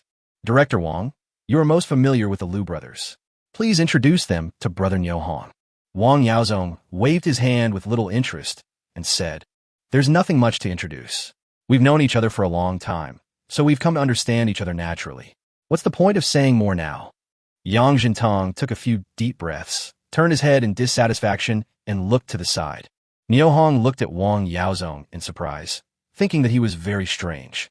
According to the friendship he had established with Wang Yaozu and Wang Dandan, he shouldn't treat him like this. But why is he targeting me everywhere? Chapter 176, If a man is not arrogant when young, he is wasting his youth. Just as Niu Hong was lost in thought, the group arrived at the door of a thatched house with braids. Loud noises could be heard from the door from time to time. Pa pa pa. Wang Yaozong stepped forward and knocked on the door. With a creak, the door was pushed open from the inside. Seeing who was standing outside, the middle-aged man who was responsible for opening the door greeted him warmly. Minister Yang.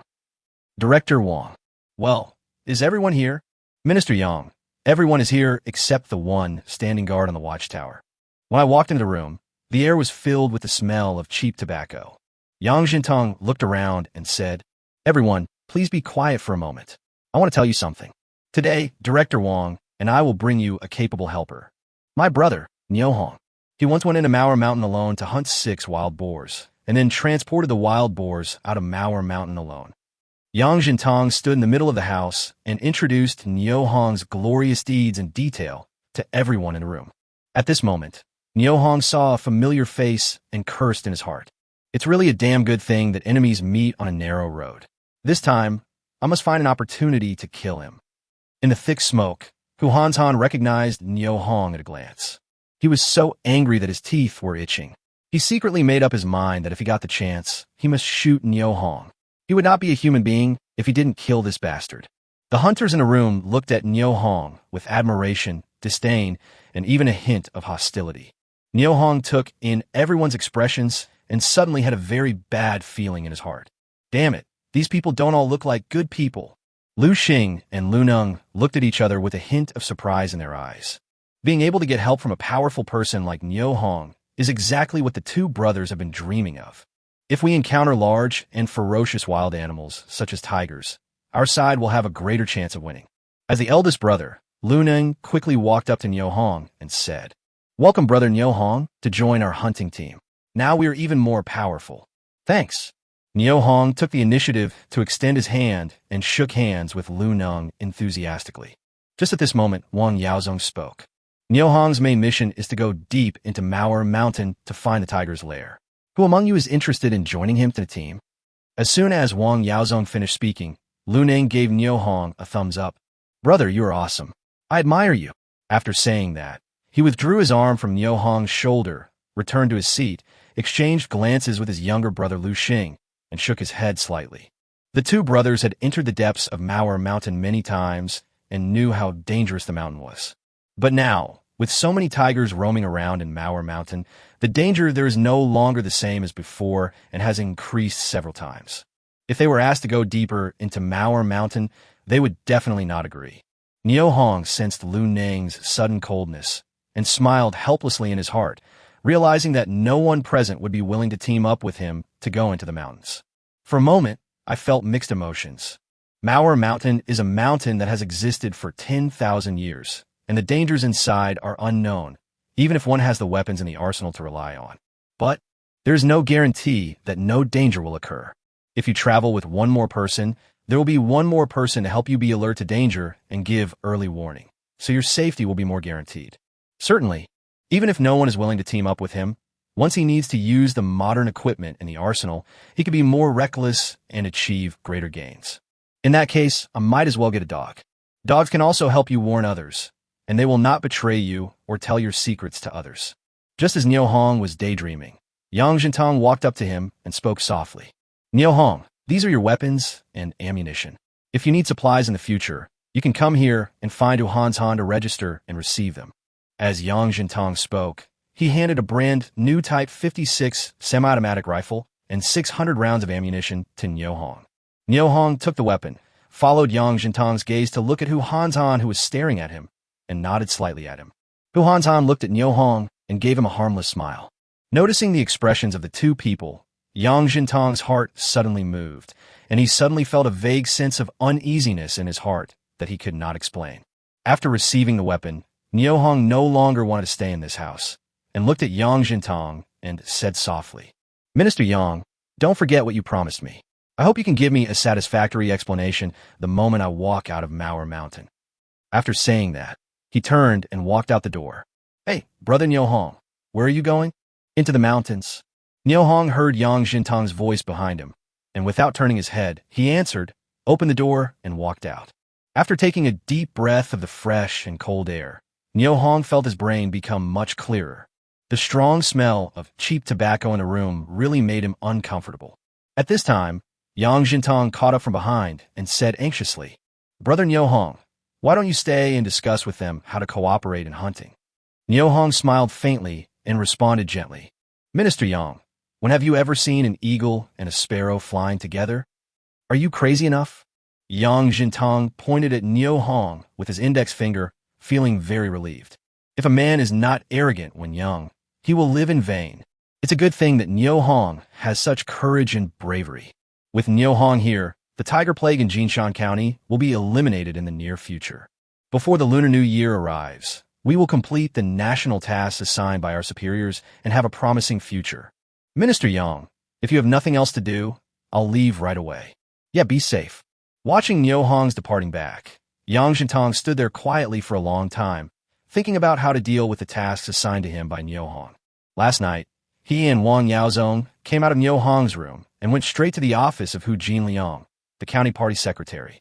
After he recounted Niu Hong's request, Hu Jinliang pondered for a long time and said nothing. His ambiguous attitude was really confusing. If Hu Jinliang disagrees, or does not actively help Niu Hong solve the problem, he would feel very uncomfortable being caught between the two of them. I don't know how to face Niu Hong when he comes back from Manhwa Mountain. Thinking of this, Yang Jintang wiped the sweat from his forehead with his hand. Just as he was about to turn around and go back to his room, he suddenly found Wang Yaozong standing behind him. I was startled and said, "You kid, you're standing here, quietly, trying to scare someone to death." "Ah, Minister Yang, who has been to the battlefield and killed the devils, can't be so timid." Wang Yaozong looked at Yang Jintang and responded with a smile. "Haha, kid, why do you seem like a different person these past 2 days?" "Minister Yang, what are you saying? Have I changed at all?" Wang Yaozong opened his arms and spread his hands, indicating that he was still the same himself. "Director Wang, you also know that Niu Hong had a very good relationship with your brother, but from the first time you saw him, you disliked him and made things difficult for him. Can you tell me the reason?" Chapter 177 is really shameless. Wang Yaozong did not respond, but pulled Yang Jintang to a corner sheltered from the wind and facing the sun. I looked around and no one could hear my voice. Wang Yaozong organized his words and said in a low voice, "Minister Yang, I also know that Niu Hong is a good young man, but he is not a decent person." Yang Jintang did not respond to Wang Yaozong's half-sentence. He just looked at him quietly, waiting for him to finish. "Minister Yang, you also know that Niu Hong, my brother, and my niece all know each other and are very familiar with each other. The key problem lies in the fact that they are very familiar with each other." "Well, how can there be problems when we are familiar with each other?" Yang Jintang didn't quite understand what Wang Yaozong said, but he was rarely surprised. "Alas, my niece Dandin has gone crazy since she met Niu Hong. She only eats 1 meal a day and has lost several pounds by starving herself." His face was haggard. "It's heartbreaking to watch. My sister-in-law said that she wants to lose weight and be beautiful. Isn't this bullshit?" Yang Jintang smiled slightly and said, "I understand now. It turns out that you're the one who blamed Niu Hong for your niece's refusal to eat and her desire to lose weight, right?" "Yeah, even my brother noticed it. It was all because of Niu Hong. My niece turned out to be such a cheerful and lively child. Now, I have no appetite and am starving myself to exhaustion. If it wasn't Niu Hong who caused this, who else could it be?" What if your niece falls in love with Niu Hong?" Yang Jintang's words are very meaningful. In love with Niu Hong? Well, who can tell what's happening to young people? My brother, sister-in-law, and I have discussed this matter. I thought that this might be the reason, but it seems unlikely. After all, Dandin is still young, just turned 18 this year, and is usually carefree and heartless. How could she have a one-sided love for a boy? Niu Hong must have done something to my niece, which made Dandin upset and unwilling to eat. Yang Jintang was secretly happy as he watched Wang Yaozong speak so clearly. Heart said, "You say one thing and mean another, and you are full of lies. It is obvious that your niece is in love with you, but you are allowed to make such a high-sounding statement. How shameless." But he comforted her by saying, "Dandan is 18 years old this year and is already an adult. Although she is still a child in the eyes of her parents, she also has her own pursuits. If she really likes Niu Hong, you as the elders should help her realize this wish. Now is a new society, and we are promoting new trends. There's no saying that a woman cannot propose marriage to a man." After hearing this, the muscles on Wang Yaozong's face twitched twice.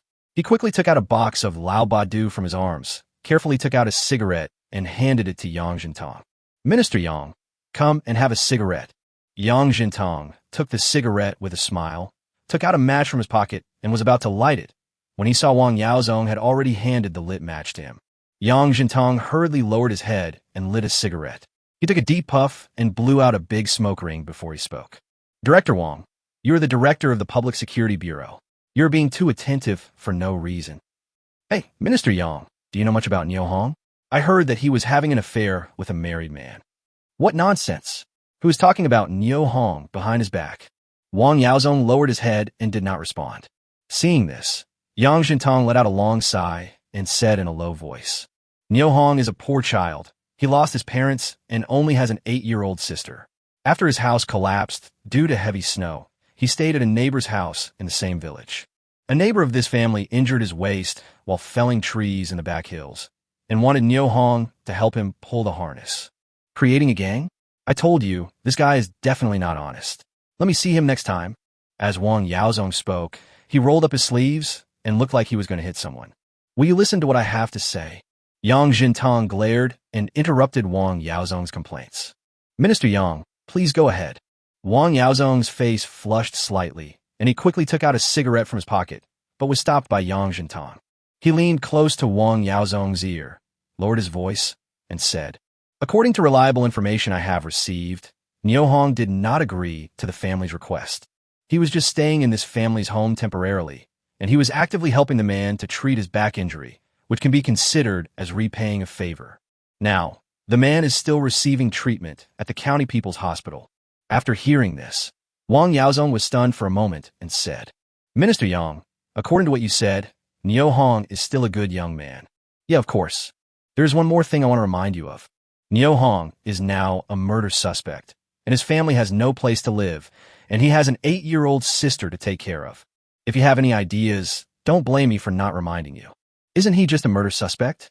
It's not like we don't know the actual situation. Do those brats in Linjiang County really think that we in Jinshan County are all incompetent?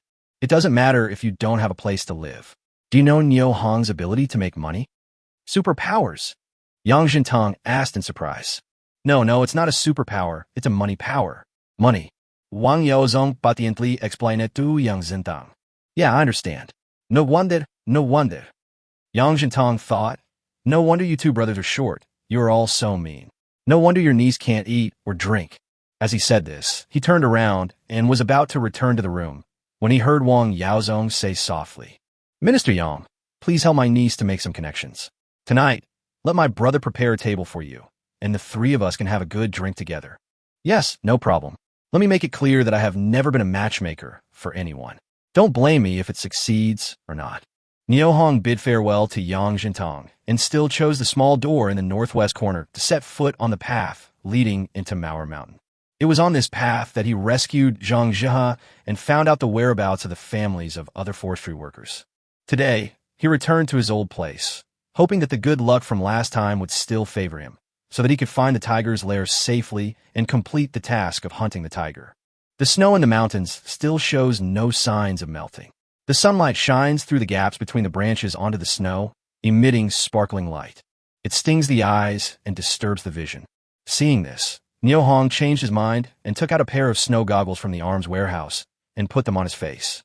The mountain wind was howling, blowing up snowflakes from the hillside and hitting Niu Hong's face and body, hindering his progress.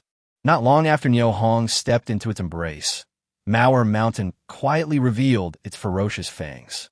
Chapter 178. Uneasy Surfacing.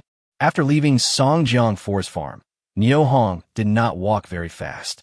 Behind him was the watchtower that monitored the surroundings of the forest farm. His every move was almost under the watchful eyes of the sentries in the watchtower. Niu Hong didn't want to expose his secret. Sliding on the snowboard provided by the forest farm, we slowly moved towards the mountain ahead along the narrow gaps in the forest. His eyes kept scanning forward, up, down, left, and right, always paying attention to potential threats around him. There is a huge blind spot behind him.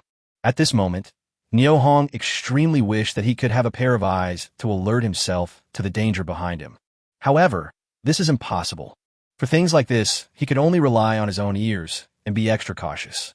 Wang Yaozong, who had made an appointment with Yang Jintong to sit together in the evening, was in a very good mood for a while.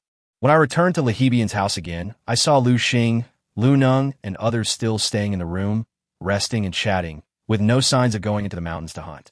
Thinking about Niu Hong entering Mauer Mountain alone, he faced great risks. That's the backup candidate for my future nephew's husband. I couldn't help but feel a surge of anger rising in my heart. His face turned livid in an instant, and he spoke loudly. Niu Hong has gone into the mountains to hunt alone. How long do you plan to stay here with so many of you? Wang Yaozong's reprimand is not without reason. The government paid these hunters for their actions every day, with each person receiving 10 work points per day. These people actually stayed in a warm room, neither working nor contributing, and wanted to take advantage of the government for nothing as one of the leaders of the County People's Committee. Wang Yaozong has the responsibility and obligation to urge them to go into the mountains and take action as soon as possible, and never allow any passive resistance to occur. The police chief's reprimand is no joke. The brothers Lu Xing and Lu Neng have high prestige among the hunters, but when facing Wang Yaozong, the director of the Jinshan County Public Security Bureau, they dare not be negligent in the slightest. His face turned red. He quickly put on his weapon and hurried out the door. Two of the hunters quietly made a reassuring gesture to Hu Han's Han as they passed by him, then quickly walked out of the room with the crowd.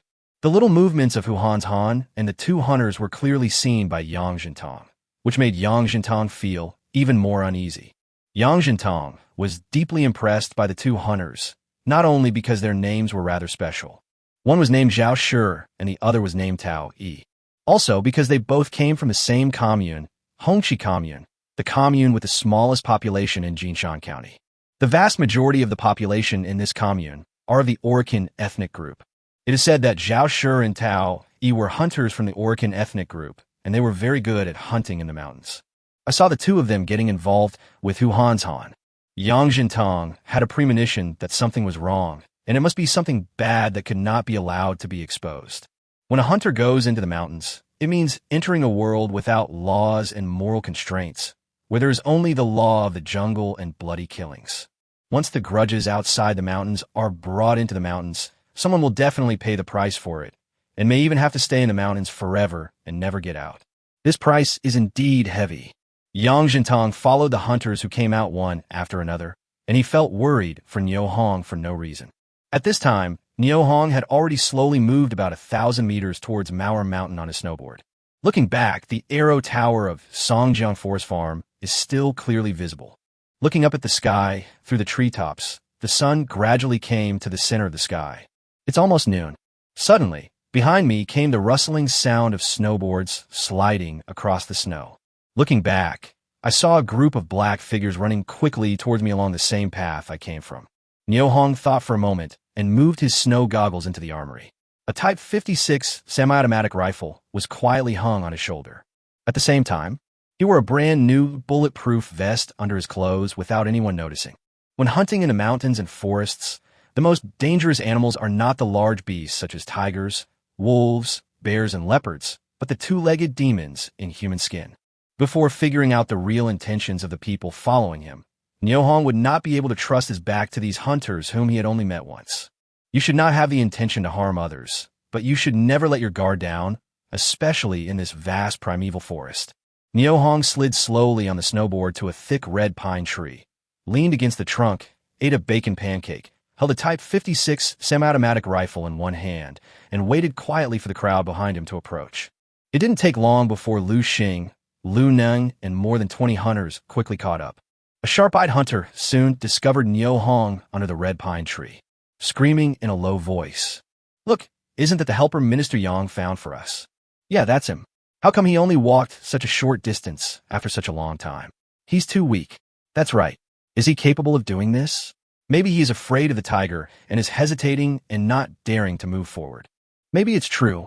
Huh? The voice faintly reached Niu Hong's ears, and Niu Hong cursed inwardly. A bunch of bastards, you better not let me know who is gossiping about me behind my back. Otherwise, I will make him look bad. A group of people, laughing and joking, slowly approached the red pine tree where Niu Hong was. Hey, brother, why don't you come inside? Lu Ning came up to Niu Hong affectionately and greeted him with a smile. Yes, Niu Hong agreed, pointed to the sun in the sky, and said, eat some dry food, eat some food, and then set off again. Brother Niu Hong, are you really going to find the tiger's lair? Well, do you want to join us? We'll split the money from killing the tiger in half. Niu Hong looked at Lu Ning in front of him and made a sincere invitation.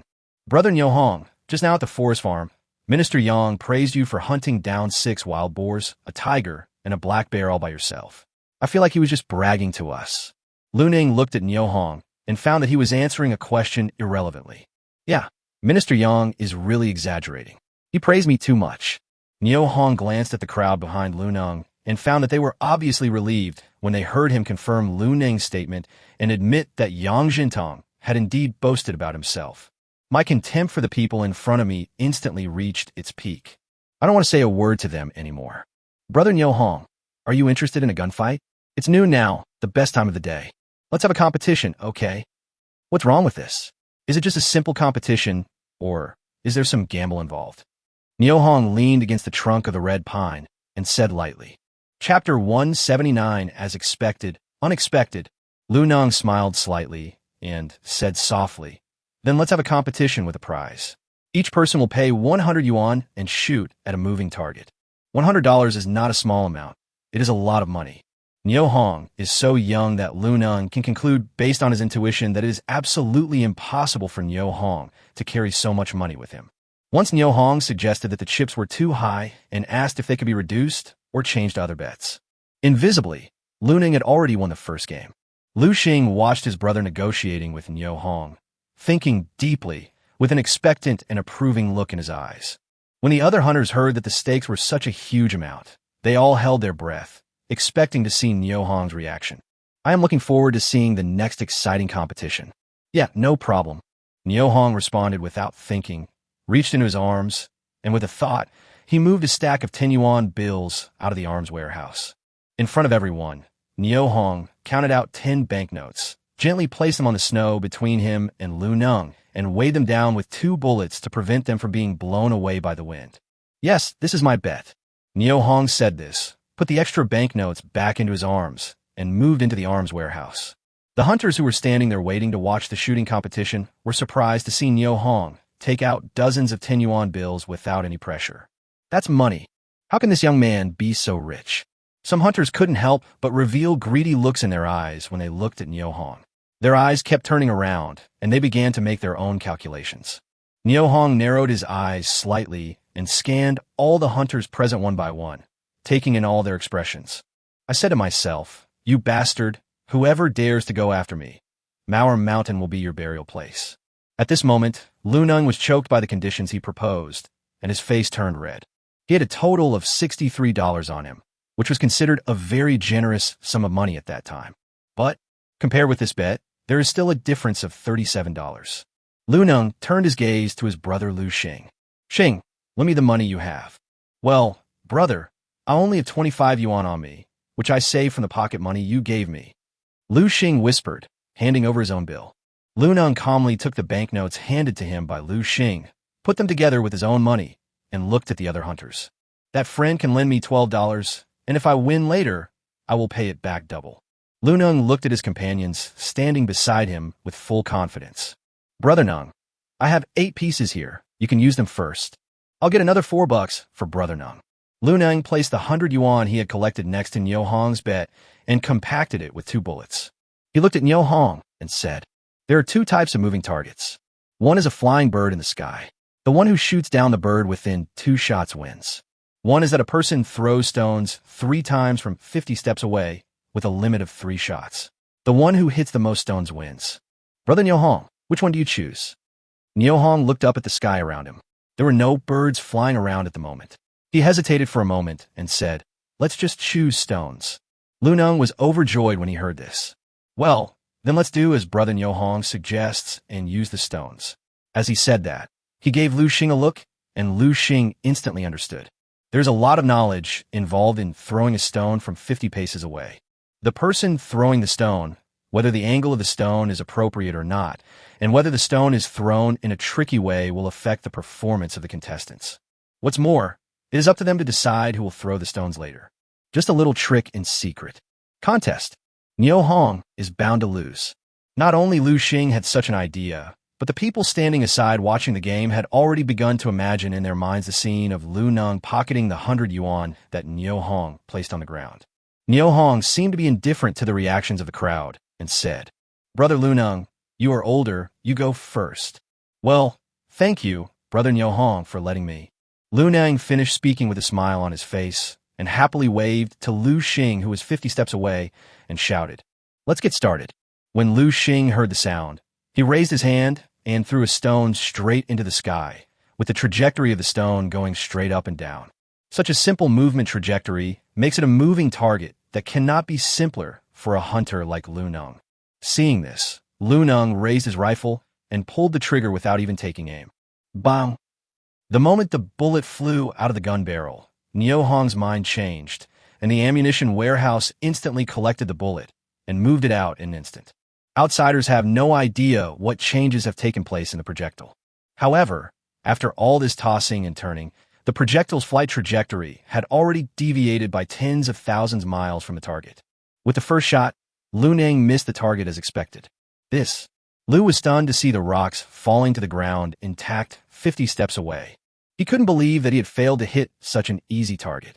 Lu Xing was equally shocked, thinking to himself, "Brother, who always hits the target, what happened to his shooting skills today? The trajectory of the stone I threw was so simple. Why didn't I hit the target? Come again." Lu Neng roared at Lu Xing in the distance, his whole body tensed. He held the rifle steadily with both hands and aimed at the distant sky. Lu Xing didn't dare to be negligent this time. He took a deep breath and threw the stone more neatly than last time. With such a trajectory, a person skilled in marksmanship can accurately hit the target even with his eyes blindfolded. However, as expected, the accident happened again. The bullet missed the target again. This time, Lu Neng could no longer maintain his previous calmness. The big face instantly turned the color of purple eggplant, and the chest was more like a broken bellows, making violent, gasping sounds. On the ground, but that was the $100 he had worked so hard to scrape together. If he lost, not only would he lose face, but more importantly, he would lose all his money and even owe others $12. Stay calm, stay calm. I must not lose. Lu Neng gave himself hints again and again in his heart. Niu Hong stood aside and watched patiently without saying a word. The hunters who came with Lu Neng and Lu Xing were also silent after seeing the scene before them. What happened today was too weird. 5 minutes passed before Lu Neng roared again. Start. Bang, bang. After 2 consecutive gunshots, the accident happened again.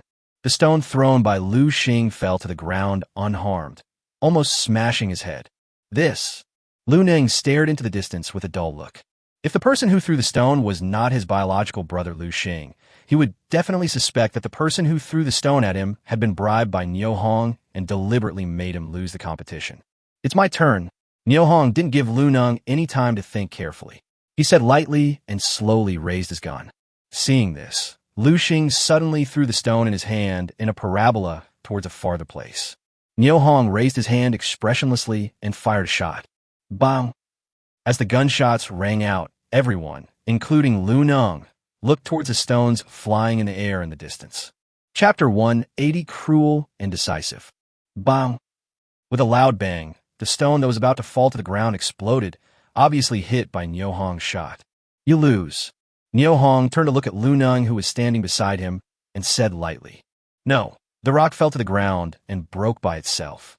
It had nothing to do with your shooting. Lu Neng's face was gloomy, but his tone was cold.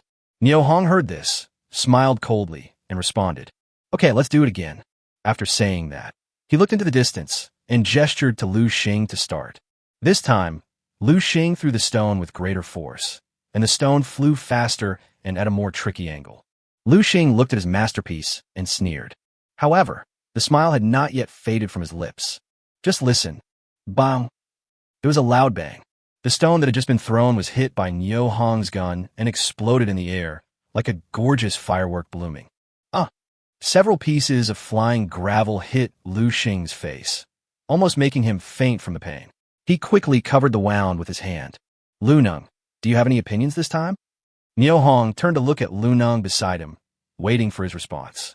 Lu Neng stood there, his chest heaving violently. His big face had turned khaki, and he was experiencing a fierce mental struggle in his heart. Since you have no objection, all the bets on the ground belong to me. As Niu Hong spoke, he bent down to pick up the 200 yuan on the ground. Suddenly, a loud shout came from not far away. Wait a moment. Niu Hong quickly looked up and saw Lu Xing running towards him with his face covered. Wait a minute, this round doesn't count. Let me bet with you. Not count? Niu Hong asked back in disbelief, looking at Lu Neng. Lu Neng, do you think this round counts? Lu Neng didn't dare to meet Niu Hong's gaze. He turned his head away and remained silent. Well, since you don't deny it, then you have to admit defeat and the result of the bet. The bet on the ground belongs to me. Niu Hong no longer paid attention to Lu Xing standing beside him and bent down to pick up the bets on the ground. At this moment, a black hole of a gun was pointed at Niu Hong's head, accompanied by a roar from Lu Xing. Put it down. Put the money down for me. Yeah. Niu Hong agreed and put Lu Neng's bet, which he had just taken in his hand, back to its original place. And put the fuck down. Seeing Niu Hong holding his own bet in his hand, Lu Xing continued to roar. You okay? Niu Hong reluctantly put his bet back to its original place. Brother, collect the bets on the ground. We won this bet. As soon as Lu Xing finished speaking, there was a burst of whispers among the crowd watching. This is blatant cheating and blatant robbery. How could Lu Xing do this? Some kind-hearted hunters looked at Niu Hong with sympathy in their eyes. Lu Xing, do you really want to break the rules?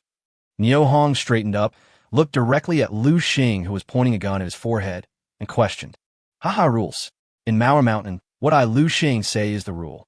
What's the matter? You don't accept it? If you don't accept it, come and bite me. Lu Neng looked at the scene in front of him, and his gloomy face instantly turned into a sunny face with a smile on his face. Just as he bent down to pick up the 200 yuan bet on the ground, something strange happened. Bang, bang, bang. Three sudden gunshots accompanied by screams broke the silence of the mountains. Lu Neng, who was bending over to pick up the stakes, saw out of the corner of his eye that his brother had fallen to the ground in the snow, shaking all over. A Type 53 rifle fell beside him. Lu Neng was startled and no longer cared about the bet on the ground. He looked at Niu Hong, who was holding a pistol in his hand. You, why did you shoot and hurt someone? Are you blind? Don't you see your brother holding a gun to my head? I order you now to turn around and squat down. If you have the guts, keep going. Lu Neng narrowed his eyes slightly and looked at Niu Hong with disdain. But before he could finish his words, he saw Niu Hong's fingers moving. Bang, bang. The two bullets hit Lu Neng's legs. Bang, bang. Amidst everyone's astonished gaze, two more shots hit Lu Neng's arms.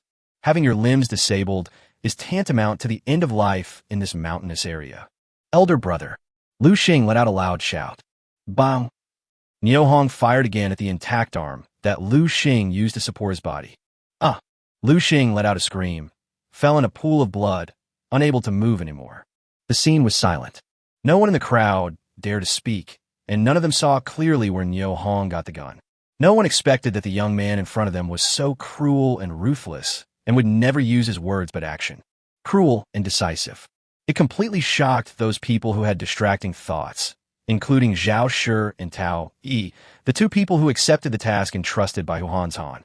Niu Hong glanced at the crowd of onlookers, sneered, and said, Those who don't want to stay can leave now. When they heard that they could leave, those who wanted to stay immediately dispersed. Some ran towards Songjiang Forest Farm, and some ran towards Manhwa Mountain. It could be said that he was in a panic and had no choice but to go. Brothers Lu Neng and Lu Xing watched Niu Hong disperse the crowd and knew in their hearts that Niu Hong was determined to kill people. Without the help of their companions and with their limbs broken, the two brothers were doomed to die in the vast Manhwa Mountain. Niu Hong bent down to pick up the bet on the ground, looked at Lu Neng on the ground, and said, I'm willing to admit defeat. If you want to blame someone, blame yourself for pointing the gun at the wrong person. Remember to be a good person in your next life. Brother Nyo Hong, don't shoot. We brothers will never dare to do that again. Please spare us. We brothers will work like slaves to repay your kindness. Facing Nyo Hong, who was walking towards him, Lu Ning began to beg desperately. Shot, you are wrong. I will never kill you. Although your brother pointed a gun at my head and wanted to kill me, I would never do something as cruel as he did. As Nyo Hong spoke, he bent down to pick up the rifles that the two brothers had dropped on the ground and pulled off the bullet bags on their bodies, taking all of them for himself. The more weapons the better in this dangerous and unpredictable manhwa mountain. Brother Nyo Hong, you can't abandon us two brothers. Looking at Nyo Hong's departing back, Lu Ning pleaded loudly. Nyo Hong was not moved at all and walked resolutely towards the depths of the mountains of Manhwa Mountain. As for the two brothers Lu Ning and Lu Xing behind him, it all depends on their own fate. Based on the current situation of Manhwa Mountain, Nyo Hong believed that time would not be delayed too long, and the blood of the two brothers would definitely attract hungry beasts in the mountains. Sure enough, before Nyo Hong had walked 500 meters, he heard a series of screams and curses behind him. The sound quickly stopped again. The mountains and fields of Manhwa Mountain returned to peace, as if nothing had happened. It's time to find a tiger's lair. Nyo Hong thought for a moment, changed into a complete set of Snow Special Forces equipment, put on a snow ghillie suit, and completely integrated himself with the mountains. Then we slid the snowboard hard and continued to move deeper into Manhwa Mountain. Tiger, here I come. Nyo Hong cheered in his heart, as if he saw bundles of banknotes appearing in front of him. Chapter 181 The Dragon is Flying. A small gamble earned him $100, 2 rifles, and more than 600 rounds of ammunition, which was a great harvest. Especially the 100 yuan, which really made Nyo Hong Shao excited. 100 yuan is 3 to 4 or even 5 months' salary for many people. If he wanted to earn the $100 through hunting, he would need to sell at least 3 wild wolves. It's not easy to get $100. I am grateful to the Lu brothers for their bet from the bottom of my heart. If they are willing to accept the defeat and do not put a gun to my head, I don't mind making friends with them. Now, hee. The life and death of the Lu brothers was no longer within his consideration. He was threatened by the Lu brothers with a gun pointed at his head. Everyone saw it with their own eyes, so it was only natural for him to shoot back. I just shot and injured them, making them lose the ability to continue to hurt me. As for the follow-up, whether the two brothers live or die depends on the mood of the wild beasts in Manhwa Mountain. Nyo Hong skied carefully through the forest on his snowboard. He dared not relax his vigilance against potential danger for even a moment. He stopped from time to time, raised his telescope, looked around, and made sure there was no danger before setting off again. Perhaps because of the clear weather, pheasants flew among the branches and landed on the hillside, not far away, digging through the snow to find food. From time to time, little squirrels jump around from the big trees nearby, enjoying the warm winter sun. The whole forest looks vibrant and full of energy. Kiki. A familiar cry came into Nyo Hong's ears and instantly caught his attention. Flying dragon, the dragon meat in the sky. Realizing that it was the hazel grouse calling, Nyo Hong was overjoyed. He raised his telescope and quickly locked onto the source of the sound. I saw that right in front of me, under a big tree more than 30 meters away, there were more than a dozen hazel grouse looking for food with their heads down, and they had no idea that danger was coming. Nyo Hong put down the telescope, thought for a moment, and moved a military crossbow and 5 arrows out from the armory. After loading the arrow, he crouched down, and with the cover of the trees in the forest, he slowly approached the hazel grouse. Just as Nyo Hong raised his crossbow and was about to shoot, the hazel grouse seemed to be frightened by some wild beast. Some of them flew into the air and scattered, while the rest spread their legs and quickly fled from their original positions on the snow. A snow-white ferret suddenly jumped up from the snow without warning, bit a hazel grouse's neck tightly, and refused to let go. Fuck you, you bastard. Nyo Hong cursed in his heart this blind ferret for ruining his good deeds and was about to raise the crossbow in his hand to shoot it to death. Suddenly, Nyo Hong discovered that this ferret was different. First of all, this ferret is pure white and looks very cute. Secondly, its belly is swollen, as if it is in the breastfeeding period.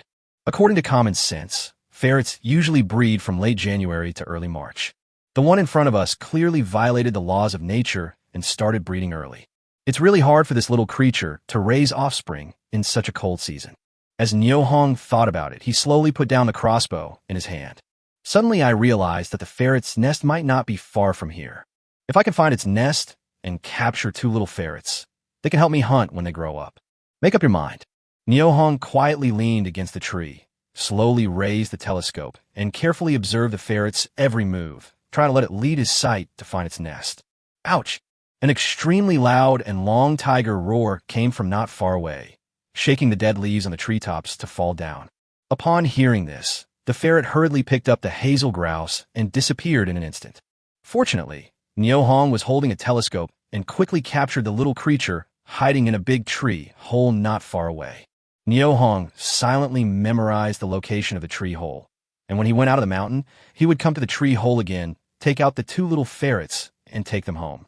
After dealing with the ferret, I went to look for the hazel grouse that had just flown away, but there was no trace of it. Nyohong couldn't help feeling annoyed. The thought of eating the flying dragon meat that was about to come into my mouth was interrupted one after another, so much so that it finally disappeared without a trace. Such a result was hard for him to accept. Thinking of the tiger roar that caused the situation, Nyohong was furious. Follow the direction of the sound and slide the snowboard as hard as possible. He swore to kill the hateful tiger and use its flesh and blood to make up for the trauma in his heart. Ouch! Suddenly, another tiger roar was heard. Nyohong suddenly felt a strong sense of doubt in his heart. Why did this howling tiger feel like it was getting closer and closer to him? Didn't Minister Young just say that once a tiger spots a hunter or a gun in a hunter's hand, it will run away? Why was the situation I encountered different from what he described? The beast that was howling was obviously coming towards me. Could it be that this beast hasn't noticed me yet, so it doesn't run away? If this is true, then I could take advantage of it by surprise, catch it off guard, and kill it with one shot. If the plan can be successfully implemented, whether the tiger is male or female, it will bring him a considerable income. Having made up his mind, Nyohong skied towards the direction of the tiger's roar, while carefully observing and trying to find a suitable ambush position. Hard work pays off, and a crooked red pine tree caught Nyohong's eye. This red pine tree has a thick, slanted branch, which is very suitable for squatting on and shooting, and can also hide the hunter's body well. It's you. With a change of mind, Nyohong moved a jungle camouflage uniform from the arms warehouse to his front. Quickly changed clothes. Then, using both his hands and feet, he quickly climbed up the slanted branch, leaned his back against the tree trunk, and quietly waited for the tiger to come. Because he was wearing jungle camouflage uniforms, Nyohong on the tree trunk looked seamlessly into the tree. If you didn't look carefully, you couldn't tell that there was a person sitting on the branch. Just as Nyohong narrowed his eyes and waited quietly, he heard a burst of human noise coming from not far away. Run! These beasts are really fucking crazy. Hearing someone talking, Nyohong quickly opened his eyes. He saw 7 or 8 hunters with rifles in their hands running quickly towards him. Then looked behind them. A few hundred meters away, clouds of snow and fog rose up, and there was a vague feeling of an earth-shaking earthquake. Oh no, they seem to be being chased by tigers. Judging from the situation, there must be more than one tiger chasing them. Thinking of the tiger's ability to climb trees, Nyohong couldn't help but start to worry about his own safety. Chapter 182. Shocking, so fucking shocking. Some people say that running away when encountering a tiger is not the best strategy.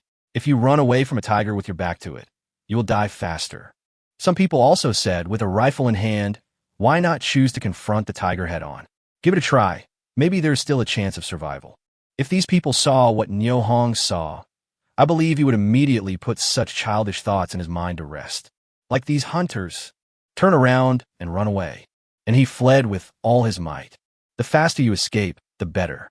The people currently running away were the same hunters who had panicked and run into Mauer Mountain earlier. They skied past the big tree where Nyohong was, without noticing that there was a person hiding on the tree. 10 minutes later, a group of more than 30 tigers followed the hunter's escape route and chased him aggressively. A single tiger is enough to terrify anyone who sees it, but when 30 or 40 tigers gather together, the attack they launch is earth-shaking. The hunters just now were already scared out of their wits. There was no thought of resisting at all. Even though Nyohong had lived for more than 80 years in his previous life, he couldn't help but take a breath when he saw this scene. It was the first time in his 2 lifetimes that he had seen such a large group of tigers launching an attack. Shocked. It's so fucking shocking. If you saw this scene in a zoo, it would definitely be extremely worth watching. But now, just think about it. if so many tigers approach human gathering and living areas, the harm they will cause will be catastrophic. Nyohong no longer had any appreciation in his heart. The only thought left in my mind was that I must stop the tigers from moving forward and never let them get close to Songjiang Forest Farm and Jinshan County. Of course, there were also stacks of banknotes dangling in front of his eyes. Every tiger is a treasure, let alone there are 30 or 40 of them in front of you. Leave? Must they all? Fear, excitement, surprise, and other positive and negative emotions intertwined with each other and instantly filled Nyohong's heart. At this moment, Nyohong could no longer care about too much. With a flash of thought, he instantly moved an AK-47 submachine gun out of the arms warehouse. Without hesitation, he opened fire at the tree. The dense barrage of bullets became an insurmountable barrier in the tiger's way forward. Any tiger that came into contact with this barrage of bullets was shot dead on the spot. The sound of tapping echoed throughout the forest. It not only scared away the tiger, but also shocked the escaping hunters. However, at this moment, they no longer had the desire to explore new things in the outside world. The only thing left in their minds was to escape back to Songjiang Forest Farm as quickly as possible and escape back to the safe camp where humans lived. Life is above everything.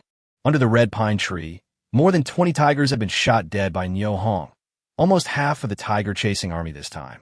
Any tiger that was shot and had no signs of life will be put into the arms warehouse by Nyohong as soon as they lost their lives. An extremely strange scene appeared under the tree. Tigers keep disappearing out of thin air. The tigers that were running slower and following closely behind the team stopped and looked at the strange scene before them. They no longer had the heroic spirit they had when they first started chasing.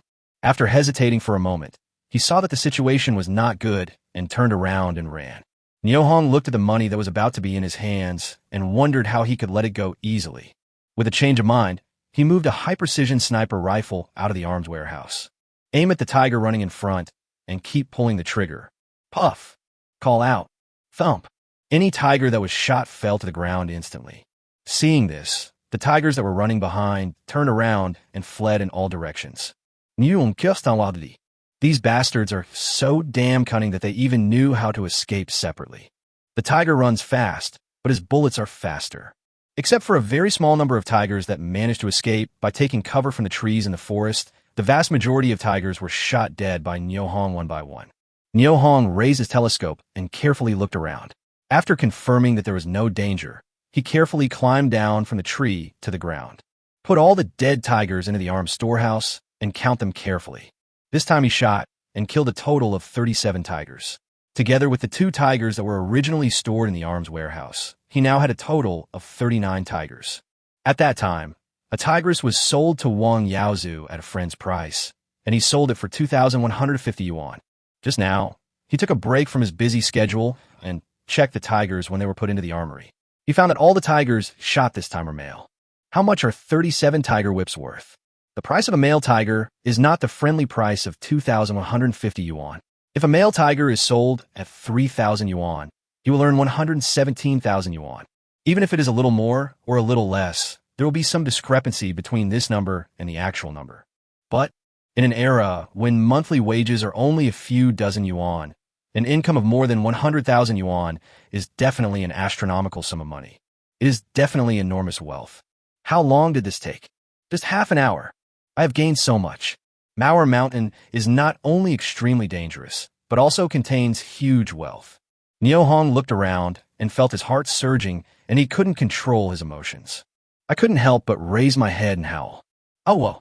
The sound penetrated the forest, crossed the mountaintop, and spread throughout the silent Manhwa Mountain. Excited, Nyohong quickly left this dangerous place on his snowboard and continued to move towards the depths of Manhwa Mountain. At this time, Songjiang Forest Farm was in chaos.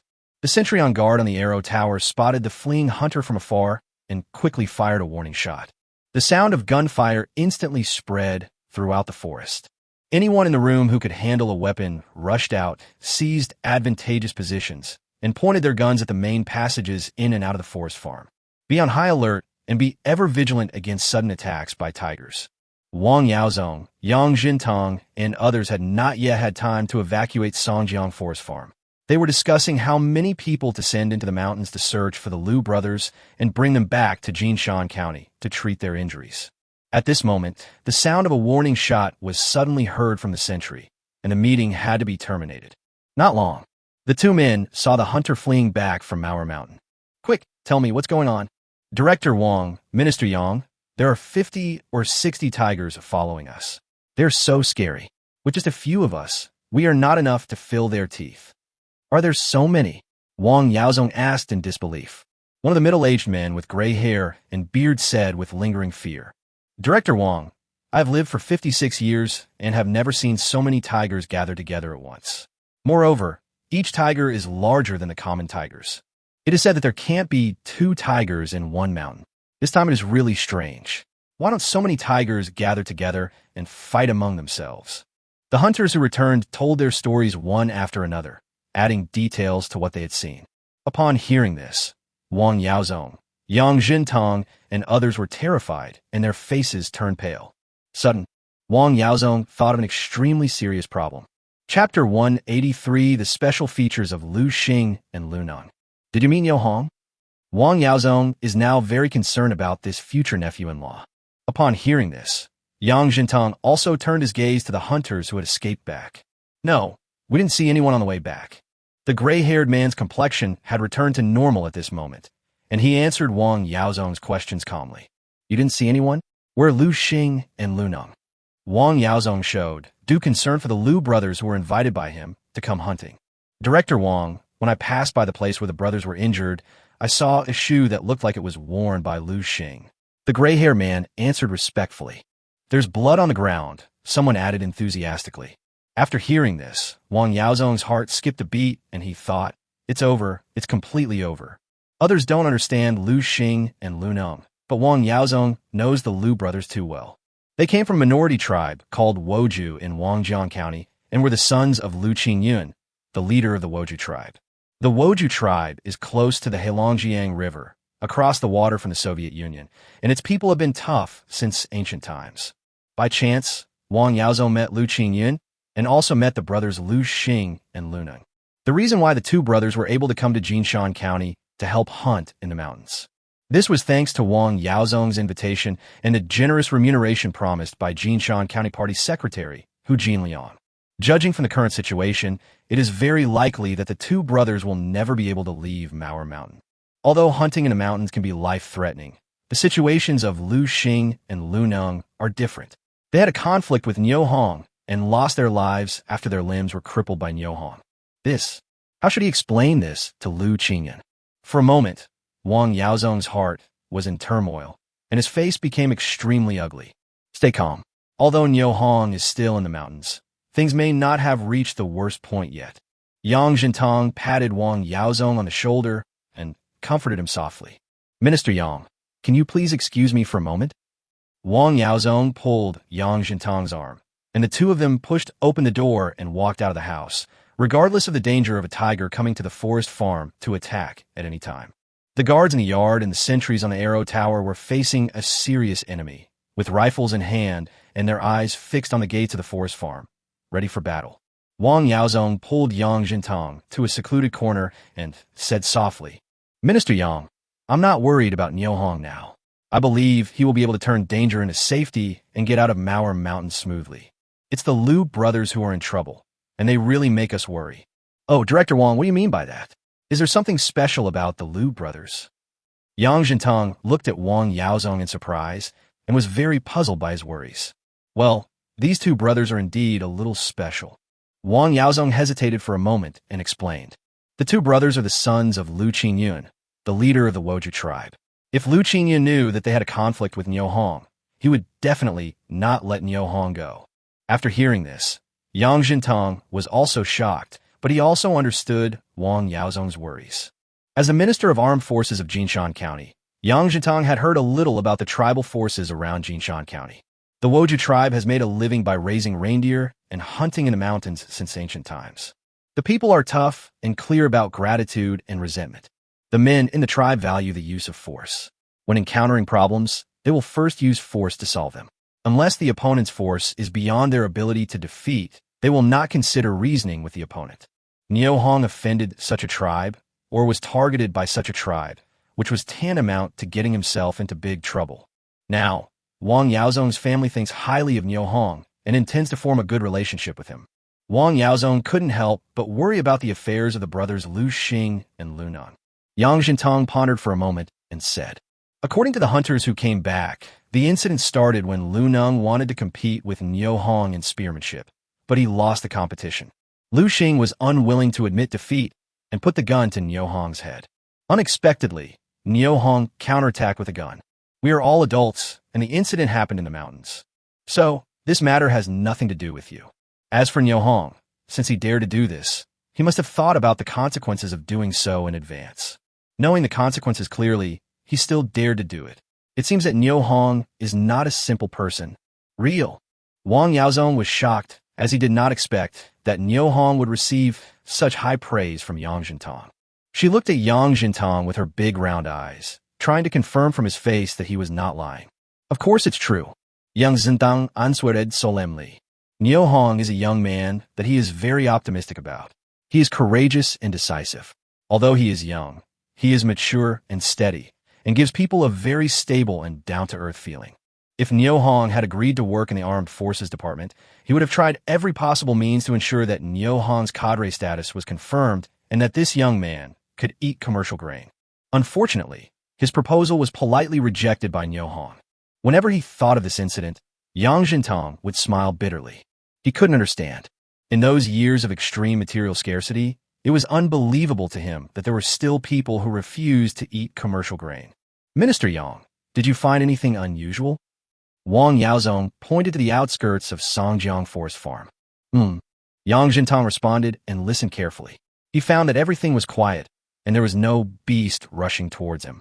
He glanced at Wang Yaozong and said, let's go to the Arrow Tower and take a look at the situation. In the mountains and fields, Niu Hong followed the trail of one of the tigers and tracked it without hesitation. He walked and stopped, being alert to potential dangers all around him, while carefully checking the hair hanging on the branches along the way and the footprints left on the snow. These are the signposts he used to track the tiger, so that he won't lose his way during the tracking process. Niu Hong firmly believes that since these tigers were able to gather together before, then the few tigers that escaped by chance will still have the possibility of gathering together again. My goal is to find where they are hiding and try to catch them all in one fell swoop to prevent them from becoming a problem forever. As for the tiger's lair, he will try his best to find it and destroy it completely. It was no wonder that this escaped tiger had been educated by hunters in Wangjiang County and was very aware of danger. The escape speed was very fast, and the escape route was even more tricky. In front of him, a mountain stream lay in front of Niu Hong. The mountain stream is about 6 or 7 meters wide. A tiger can easily jump over it, but for Niu Hong, it is an insurmountable chasm. Niu Hong lay on the edge of the stream, carefully poked his head into the stream, and carefully examined the depth of the stream. You don't know until you see it. It's shocking. Chapter 184, a dilemma that needs to be solved urgently. The depth of the mountain stream is about 70 or 80 meters. Just looking at it will make people dizzy, and it would be difficult to fall into it if you're not careful. There is absolutely no possibility of survival. Fuck you, you thief tiger. You are a real thief. You're trying to lead me to a dead end. Niu Hong looked at the horrifying scene in front of him and couldn't help but curse the tiger he was tracking in his heart. He was trying to use both hands to slowly retreat backwards, when suddenly, a tiny figure in the mountain stream attracted his attention. He took out his telescope and looked carefully and was immediately overjoyed. In the mountain stream, there was a musk deer licking the remaining snow on the rock wall. Its two long and sharp fangs fully proved that it was a male musk deer and at least 10 years old. The musk produced by male musk deer over 10 years old is considered to be a top-quality natural fragrance and is very valuable. The meat of musk deer can be used to regulate the body and replenish qi and blood. It is an ideal ingredient for men to restore their virility and is very popular in the market. If you capture this musk deer, you can get a generous income. A gentleman loves money, but gets it in a proper way. Just thinking about the money that is about to be in your hands, although not much, makes you very excited and thrilled. The last time, Wang Yaozu asked me to help him hunt a musk deer. I even went into the mountains to look for it, but I couldn't find it. I still felt a little regretful at that time. And now, The musk deer were waiting at the foot of the mountain stream for him to shoot and catch them. It is true that when you try to plant flowers, they don't bloom, but when you plant willows by accident, they grow into a shade. All this is thanks to the tiger I was tracking. I really don't know whether I should thank it or scold it. In just a short moment, many images emerged in Nyohong's mind. There is no time to waste, otherwise things will change. Nyohong decided not to delay any longer. He put away the telescope, thought for a moment, and moved a high-precision assault rifle from the arms warehouse and installed the scope, night vision goggles, silencer, and other accessories. Then he carefully lowered the muzzle of the gun slowly down the mountain stream. Puff! As the trigger was pulled, a bullet fired with a whoosh sound, shooting towards the musk deer in the mountain stream. What makes Nyohong regretful is that the distance is too far and the shooting posture is too awkward. The bullet shot into the snow a few meters away from the musk deer, splashing a tiny snowflake, and then there was no sound. The musk deer noticed something unusual around it, so it stopped licking the snow, raised its head and looked around alertly, then spread out its four hooves and walked towards the rock nearby. Okay, great. Seeing that the musk deer was about to reach the best position for him to shoot, Nyohong shouted good in his heart and pulled the trigger again. The bullet looked like a meteor with eyes, flying towards the musk deer in the mountain stream. This time, the musk deer did not have a good luck at it last time. After being kissed by the bullet, it fell in a pool of blood without any sign of life. Receive. Nyohong changed his mind and tried to use the arms depot to collect the musk deer in the mountain stream. But he found that the camphor tree did not move at all. Broken. The distance was too far and the munitions depot failed. This is embarrassing. Seeing the wealth that is about to come, but unable to put it in pocket. Nyohong's face suddenly turned ugly. Inhale deeply, exhale deeply. Nyohong silently recited breathing mantras to try to calm himself down, while thinking about how to solve the current dilemma. 5 minutes later, Nyohong's mind turned, and he moved an 8-rotor multi-axis drone out of the arms warehouse, along with a roll of sturdy rope. A little debugging confirmed that the drone can ascend and descend vertically smoothly, hover stably, move horizontally quickly, and is flexible to control. Nyohong had just boldly used a rope to hang himself on the drone, and holding the remote control, he controlled the drone to slowly descend vertically towards the mountain stream. While landing, he kept urging the arsenal to collect the prey below. When it was estimated that it was still 50 or 60 meters away from the bottom of the mountain stream, the musk deer that was originally lying on the ground was instantly taken into the arms warehouse. I see. After this small setback, Nyohong completely understood that the effective working radius of the arsenal was about 60 meters. Once beyond this range, the arsenal becomes useless and can no longer store anything. Nyohong controlled the drone and slowly rose to the top of the mountain stream. Suddenly, he saw a tiger lying on the side of the mountain stream, staring at his drone with a gleam of death in its eyes. Nyohong saw this and said in his heart, "Not good." He hurriedly maneuvered the drone to move horizontally along the mountain stream. Almost at the same time, the tiger on the opposite side suddenly jumped to the other side of the ravine, and its tail was like a steel whip, sweeping towards the drone fiercely. "Go to hell, Nima." Nyohong growled and quickly controlled the drone to avoid it. At the same moment, the muzzle of the gun in his hand also spewed out angry flames. Da-da-da. 3 bullets instantly shot into the tiger's head. Ouch! The tiger just let out a scream and then fell straight into the mountain stream like a huge rock. Receive. Nyohong's mind changed, and the tiger's body disappeared into the mountain stream and entered the arms warehouse. "Fuck you, a bastard, dare to play tricks in front of me. You really don't know your place." Even though Nyohong felt relieved while cursing in his heart, he broke out in a cold sweat without realizing it, and the wind chilled him to the bone. Recalling what had just happened, Nyohong was filled with emotion. The tiger he was tracking was so cunning that it even used Sun Tzu's art of war on him. It can be seen from this that the next step of hunting tigers will definitely not be smooth sailing. Nyohong carefully controlled the drone and flew to the other side of the mountain stream. Only after the plane landed safely did Nyohong finally let go of his anxious heart. I looked up at the sky. The sun was setting and evening was approaching. Thinking that he hadn't had lunch yet, Nyohong's stomach began to growl. The feeling of hunger is like waves in the sea, coming one after another. After a busy day, it's time to find a place to have a good meal. Thinking of this, Nyohong's eyes began to look for a cave suitable for hiding in the primitive jungle or a branch of a big tree. The corner of my eye inadvertently swept across the mountain stream not far behind me, and my heart couldn't help but move. That is where the musk deer was found. According to the musk deer's living habits, it will not give up its nest and territory easily. Since musk deer can be found in the mountain stream, it means that it is safe there, and there will definitely be no ferocious beasts such as tigers and wolves disturbing them. Nyohong no longer hesitated and took control of the drone again to carry himself and quickly landed at the bottom of the mountain stream.